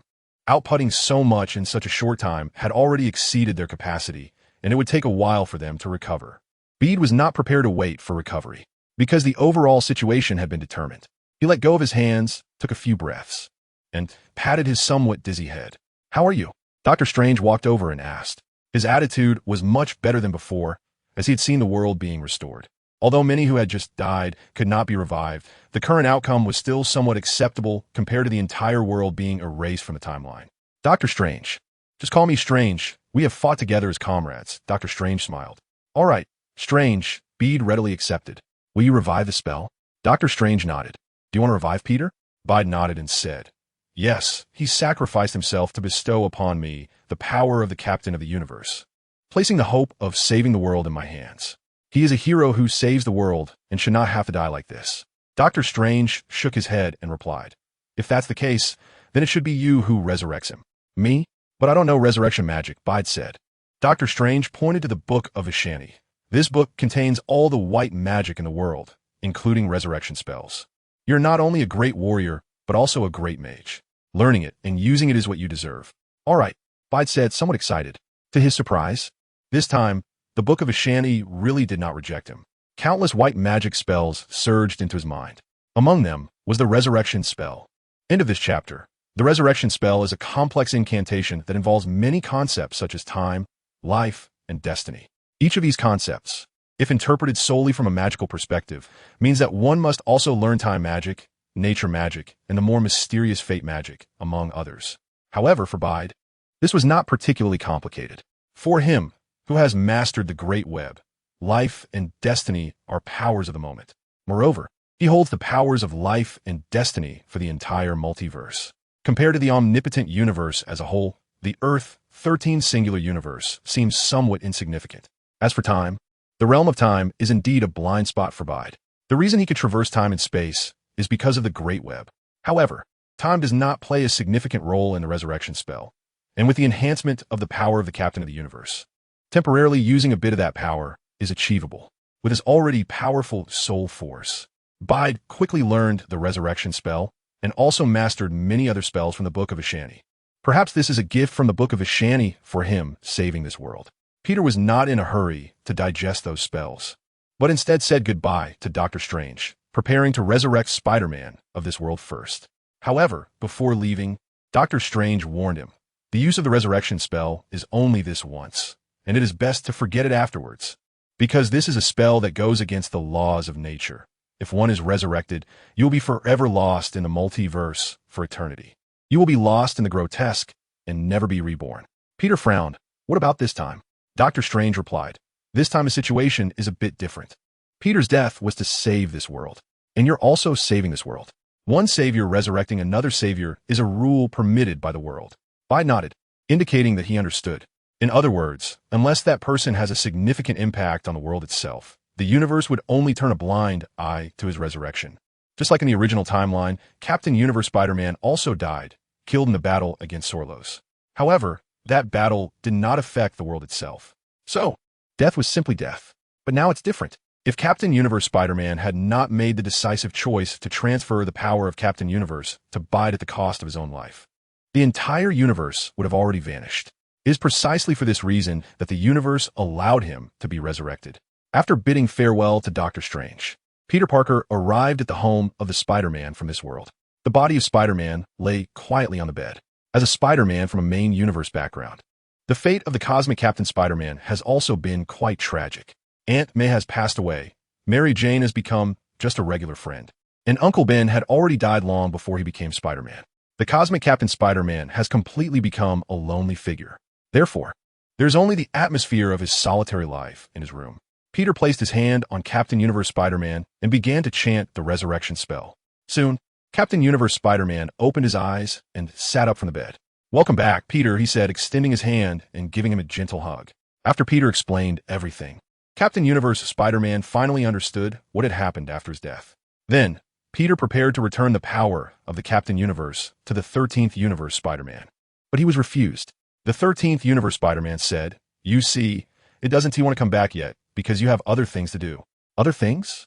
There is still an enemy trapped in this universe. Since the Weaver Master has been temporarily removed from the Great Web by you now, Solus will no longer have the ability to open the doors to the multiverse. Now is the best time to kill him. The 13th Universe Spider-Man, being a seasoned warrior, quickly analyzed the current situation and made the best judgment. You're right. Peter lowered his head and looked at his hands. The power of Captain Universe glowed slightly, as if responding to him. You don't leave? Do you hope I will end this all? Peter murmured. Go, Peter, our spider leader, time-space Spider-Man. With the anticipation of the 13th Universe Spider-Man, Peter opened a portal, and in the blink of an eye, he arrived in space. Not far away was a massive planet with dozens of rings. This was Saturn, the second largest planet in the solar system. This giant planet, which has a diameter of 5 times that of Earth and a volume 830 times that of Earth, also has an extremely wide range of rings. In one of the rings, a figure was continuously falling toward the planet's interior. Earlier, Solus had been struck hard by Captain Universe Spider-Man, actually traveling through most of the sun. It wasn't until he was near Saturn's Roche limit that he was attracted by Saturn's gravity and began to fall toward it. Boom! Bade raised his hand and unleashed 2 massive magical grenades. In this battle, he didn't need to hold back. He could freely release the energy within him. With the power of the Captain of the Universe enhancing him, his magical level had reached the peak of a single cosmic entity. Solus was actually awake, but he noticed something was off in this world, and this anomaly started from Earth. So he simply followed the attack of the Universe Captain Spider-Man and fled in the direction away from Earth. Who would have known he would unexpectedly be caught by Saturn? Even more surprising was that Old Six was there to attack him from behind. Just as Solus reacted, he was hit in the face by a magical grenade. Boom! The magical grenade exploded, creating a vacuum in the area of tens of kilometers around. But that wasn't all. In the next moment, countless beads appeared on the fragments of rocks from all directions. These rock fragments were the main components of the ring system. They were supposed to coalesce and form a moon, but because they were within Saturn's Roche limit, they could never coalesce, ultimately forming a massive ring system. The smaller the celestial body affected, the smaller the tidal effect. Once the fragments are small enough, they will no longer continue to break apart unless two small celestial bodies occasionally collide with each other. Among them were also some snowballs and ice balls. Beads stood on these fragments, and at the moment each bead appeared, they were infused with the power of the cosmic captain, becoming the pinnacle of individual universe-level beings. And there are thousands upon thousands of such beads. Boom! No! Solus let out a roar, before being obliterated by endless magical radiance. This totem hunter, who had ravaged countless years, instilled fear into numerous universes, and killed many totem creatures, met the end of his sinful life. End of this chapter. After killing Solus, Bede found Khan underground and obliterated him in one blow. With his growing mastery of this power, Bede had no resistance from Khan at all. While doing these things, Bede was also keeping an eye on the movements of the Great Web. He knew that the Weaver Master would not be willing to accept his disconnection. And now, while he was dealing with Solus and Khan, the Weaver Master, after much effort, was finally close to reconnecting the web. However, Bede was already prepared for this. When the Weaver Master reconnected the threads of the Great Web, suddenly, from those outer threads, waves of magical energy surged forth, striking the Weaver Master. Boom, boom, boom. The Weaver Master was submerged in endless magic. The scene froze. Bede placed his hand on his chest and said, "I have completed everything I needed to do. Now it's time to leave. Thank you." Whoosh! A beam of light flew out from Bede's body, floating in front of him. Then, the light was divided into two parts, one of which was extremely small and entered Bede's body. The larger part flew directly into the distance. It would return to the cosmic Captain Spider-Man and continue to guard this universe together with him. Beard was also a bit surprised. This small light point was actually a pager. With it, Beard could summon the power of the Cosmic Captain. It was from another universe. The power of the Cosmic Captain is a mysterious force that exists in the universe, theoretically present in every universe. Unfortunately, this pager has a limited amount of uses, likely just once. Of course, that's already very good. At least, with this, he has a chance to obtain the power of the Cosmic Captain. With this power, he could handle many things. If all goes well, he might even be able to hold on to this power for a long time in a certain world. This could elevate his strength to the peak of a single universe, and with his ability to open the multiverse at any time. Having it in one world would be no different from having it in all universes. If he couldn't win, he could just run back. If anyone dared to come through the network cable, he'd hammer them to death. Ahem. Perhaps that was a bit too barbaric, but that's the reality. As for which world to use this ability in, Beard had already made his decision the moment he obtained it. Outside the atmosphere of the Azure Planet, a starship the size of a small asteroid hovered silently in the dark, cold expanse of space, its massive size blocking the sunlight, plunging the seemingly daylight Earth into darkness. It was so close to Earth but showed no fear of the Roche limit, as if Earth's gravity didn't exist for it all. This was because it belonged to the cosmic overlord Thanos, the floating throne. At this moment, the floating throne opened its chambers, and several Zeta-Re ships, known as Leviathans, emerged from the compartments. These were bizarre biological weapons that straddled the line between living organisms and machines, resembling flying whales, but also like worms. Each one was hundreds of meters long and could carry thousands of Zeta-Re soldiers and their weapons. The Zeta-Re cannons mounted on their jaws were immensely powerful, giving them a remarkable ability to dive and strike positions. The Leviathan ships quickly filled the skies above Earth. According to their master Thanos' orders, the Zeta-Re soldiers would invade all the countries of the world, using this as leverage to force those guys to hand over the Last Time Stone and Soul Stone. Along with their arrival, landing pods also descended, trailing long flames as they tore through Earth's atmosphere, rapidly heading for the ground. New landing pods accompanied the Leviathan ships, also ripping through Earth's atmosphere with fiery tails. Speeding towards the surface, war escalated at this moment, entering a new phase. Damn it, why are these guys so difficult to deal with? Did they grow up eating dog shit?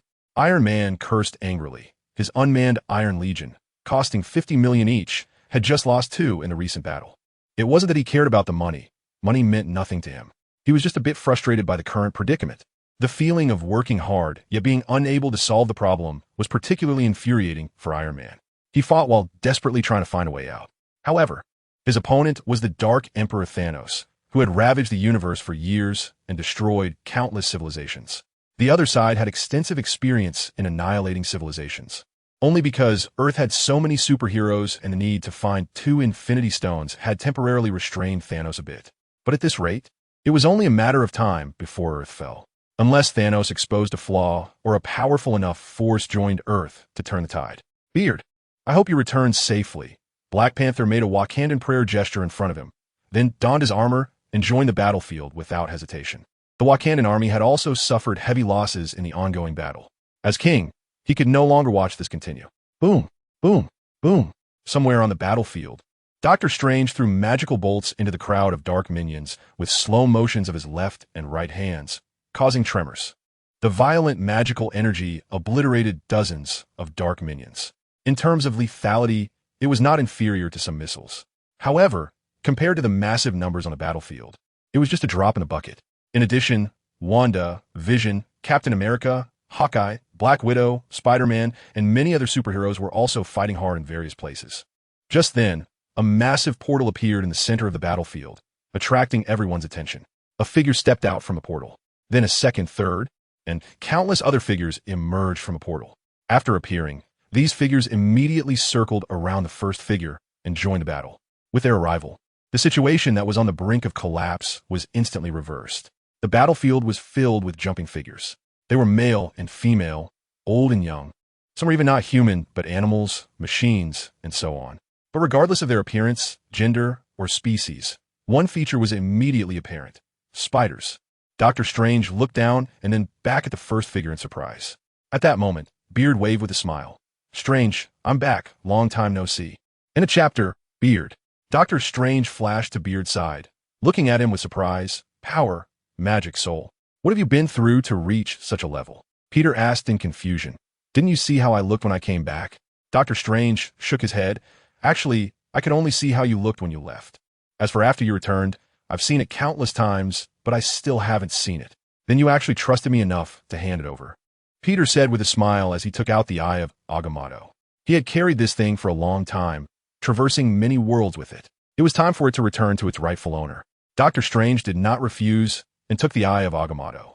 With this artifact, his power could reach its maximum potential, enabling him to participate better in this war. Is this all the reinforcements he brought? Doctor Strange pointed to the spiders scurrying around. Of them, he felt that these individuals seemed to possess a strange quality. Peter laughed. Yes, you're not wrong. They're all Spider-Men, different worlds, different Spider-Men. You're not becoming some Spider King, are you? Doctor Strange asked in surprise. Ha ha, you could say that. Peter laughed heartily. He could indeed call himself the Spider King now. After his return, he found his connection to the Great Web becoming stronger and his control over fate deepening. The Spider Totem, established as the great guardian of the Great Web since the beginning of the multiverse, had a natural affinity for his presence, which radiated the essence of the Great Web, and a certain deadly attraction. Not long after he returned, several female spider totems sent him email invitations. However, Peter declined them. Oh no, there was an exception. When was the exception? She felt to Peter not much different from the past.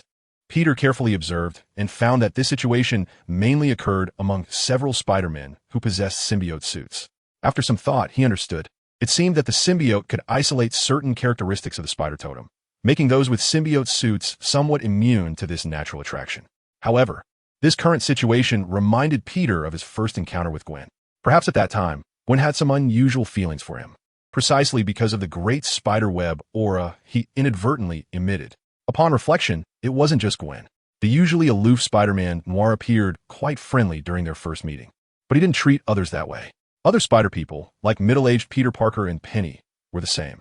They were all very friendly towards him. According to them, there was a comfortable feeling about him that made them involuntarily want to get closer and develop fondness for him. And this feeling, when present in female spider people, perhaps eventually evolved into Gwen's situation. Of course, Penny is also a female spider person, but Penny is still young, so this feeling wouldn't affect her hormonal secretion. After realizing this, Peter considered asking Gwen why she liked him. However, he eventually abandoned that plan. Love is love. It doesn't need so many reasons. Just like how he initially approached Gwen out of pity, and they ended up together. Does the reason really matter? What is important is that they are together. And these Spider-Men, they just happen to have free time in their own worlds, so they prepare to follow their Spider King on a cross-world journey. In the past, Spider-Man 2099 would have been furious about such chaotic crossovers, especially participating in internal wars of other worlds. But now he was the one fighting the hardest, because Peter promised him that when he became strong enough in the future, he would restore the universe he had once visited. At that time, Spider-Man 2099 could replace the version of himself that had died in that universe and take care of his daughter. Family ties are what Spider-Man 2099 desires the most. It's not just a matter of interests. With Peter now tied to the Great Web, one could say his will is the development of the multiverse. Therefore, there is no need to consider whether such actions would lead to the collapse of the universe. However, some clearly do not think so. At the end of time, in the depths of the void, in a dim room, a figure who originally sat calmly, as if controlling everything, suddenly stood up. His eyes widened, staring intently at the screen before him. The future has turned into chaos. Before him was something tree-like, and this tree originally had only one branch. When the tree's branch tried to grow wildly and cross into unknown territories, someone would intervene and prune the excess branches. This was what his subordinates were doing. This action also ensured his own safety. But now, the future had suddenly become chaotic. Even in this place, unaffected by the passage of time, the future could not be seen. What happened? What exactly is happening in the multiverse? The man slammed his hand on the table, his expression fluctuating. Soon, he pressed a button and issued an order. Everyone, stop whatever you are doing immediately and go to each era where divergences have appeared to investigate what is happening in the multiverse. I want to know everything now immediately, at once. By the end, his tone was nearly frantic. Earth, 199999 Universe, Marvel Cinematic Universe. After briefly chatting with Doctor Strange, Peter flashed over to Vision. At that moment, Vision was flying in the air, battling the Chitauri soldiers descending from above. Losing the Mind Stone had cost him many abilities. Fortunately, he was a creation of the Mind Stone, and the magical abilities he obtained while the Mind Stone existed allowed him to maintain decent combat power. Mr. Vision, your stone. Peter tossed the bracelet containing the Mind Stone to Vision. After receiving it, Vision only glanced at it and threw it back to Peter. No, it's yours now, Mr. Peter. Huh? Peter was puzzled, but this was originally yours. No, it turns out that the Mind Stone only loses its power in my hands, and you can protect it better. I'm counting on you, Mr. Peter, Vision said solemnly. Beard nodded, understanding Vision's intentions, and did not refuse, putting the Mind Stone bracelet on his wrist. As the second of the 6 Infinity Stones to appear, the Mind Stone has a significant role in the story. It was embedded in Loki's scepter, controlling Hawkeye, altering his thoughts, and making him serve Loki, which led to the battle in the first Avengers film. End of chapter. After the war, Loki was taken back to Asgard, while the Mind Scepter was left with S.H.I.L.D., but it was stolen by a Hydra agent hidden within S.H.I.L.D. and sent to Hydra's research facility. Hydra used the Mind Stone's abilities to unlock the potential of Wanda and Quicksilver, granting Wanda powerful magical abilities upon closer inspection. In the movie, it is the Mind Stone that bestows these powers, not mutants. In the comics, she is the daughter of Magneto and a mutant, and also giving Quicksilver incredible speed. Later, Iron Man and Dr. Banner uploaded J.A.R.V.I.S. into the body they prepared for Ultron and embedded the Mind Stone, thus creating Vision. Vision's consciousness is actually given by the Mind Stone. At the time, J.A.R.V.I.S., still in the artificial intelligence phase, did not truly possess consciousness, as he had no self-awareness and was merely a tool obedient to Iron Man. It was only after he became Vision that he spoke his first words. I'm not Ultron. I am not J.A.R.V.I.S. Finally, he confirmed his own existence and named himself Vision. Vision, which can also be translated as prospect, represents a yearning for the future. A person who has hope, desire, and attitude towards the future can truly be called human. Even if you say you want to give up, that itself is a choice, a way of life. Thus, Vision was born. From this perspective, the power of the Mind Stone is quite evident. It creates thoughts and modifies thoughts. In fact, the Mind Stone is the mind gem. The word mind can be translated as consciousness, but more precisely, it should be translated as thought or awareness. Therefore, the Mind Stone is in essence the tangible manifestation of the source of consciousness of living beings in the universe. The true power it contains should far exceed what is seen in the films. However, Beard currently has no extra time to study the Mind Stone, because Thanos has arrived. A portal suddenly appeared next to Beard, and then a purple potato emerged from it. The power of the space stone, Beard murmured, and behind him, figures began to emerge. Illusion. Clones. Without giving Thanos a chance to speak, these clones immediately cast spells, attacking Thanos. Facing this overwhelming barrage of spells, Thanos merely smiled disdainfully. He extended his hand and waved forcefully. The space seemed to be torn apart at that moment, and the rippling waves shattered many spells, reducing them to magical energy dissipating in the air. The spells that were lucky enough not to be hit merely tickled Thanos, not even causing him to frown. Thanos' strength, endurance, recovery ability, and mental power are already at the pinnacle of single-universe level. With the enhancement of the 4 Infinity Stones, space, soul, power, and reality, his power is further amplified infinitely. In this single universe, he has indeed nearly reached the peak. Good thing you haven't gathered all 6, Beard thought helplessly, while simultaneously creating more clones to launch a siege against Thanos. Vision, who had just been speaking with him, also joined the assault on Thanos. Not far away, Wanda noticed the situation and suddenly unleashed a massive burst of chaotic magic, clearing out the nearby Chitauri soldiers. She then quickly flew to Vision's side, joining him and Beard in confronting Thanos. Actually, I haven't even gotten used to this yet. I didn't expect to use it so soon. Bide closed his eyes and ignited a point of light deep within his soul. At the same time, a mysterious energy was awakened in the depths of the dimension. In the blink of an eye, it crossed countless spaces and arrived near Earth. However, it did not react immediately. Instead, it glowed faintly, as if observing something.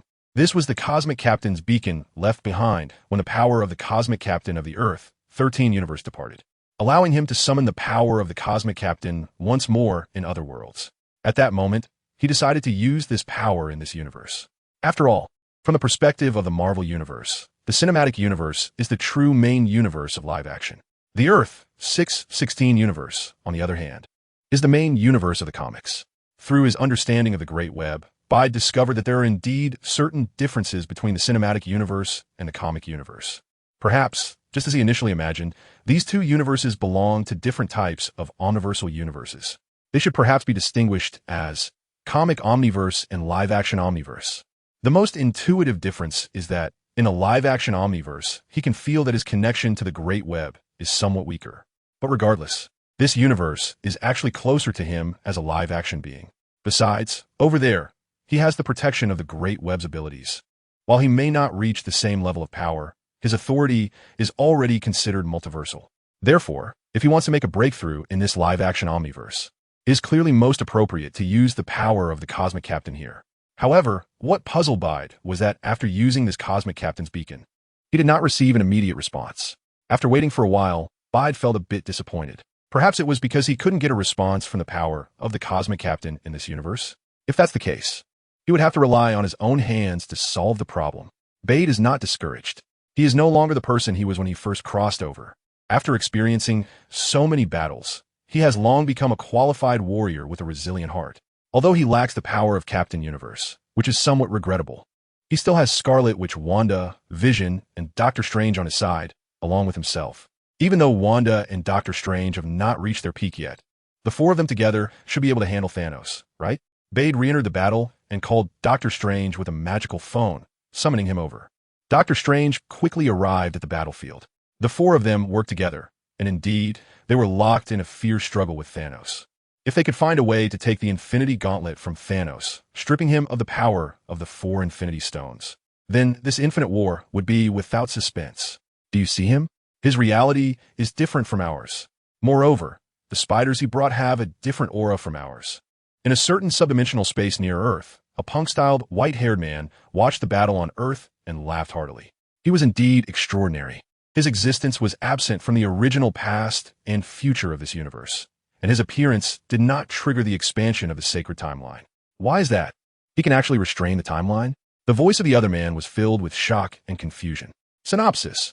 Bad news. I've crossed over, and I ended up in a Marvel universe full of supervillains and superheroes.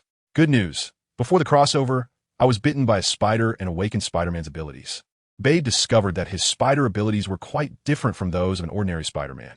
He could actually travel to other worlds through quantum tunnels.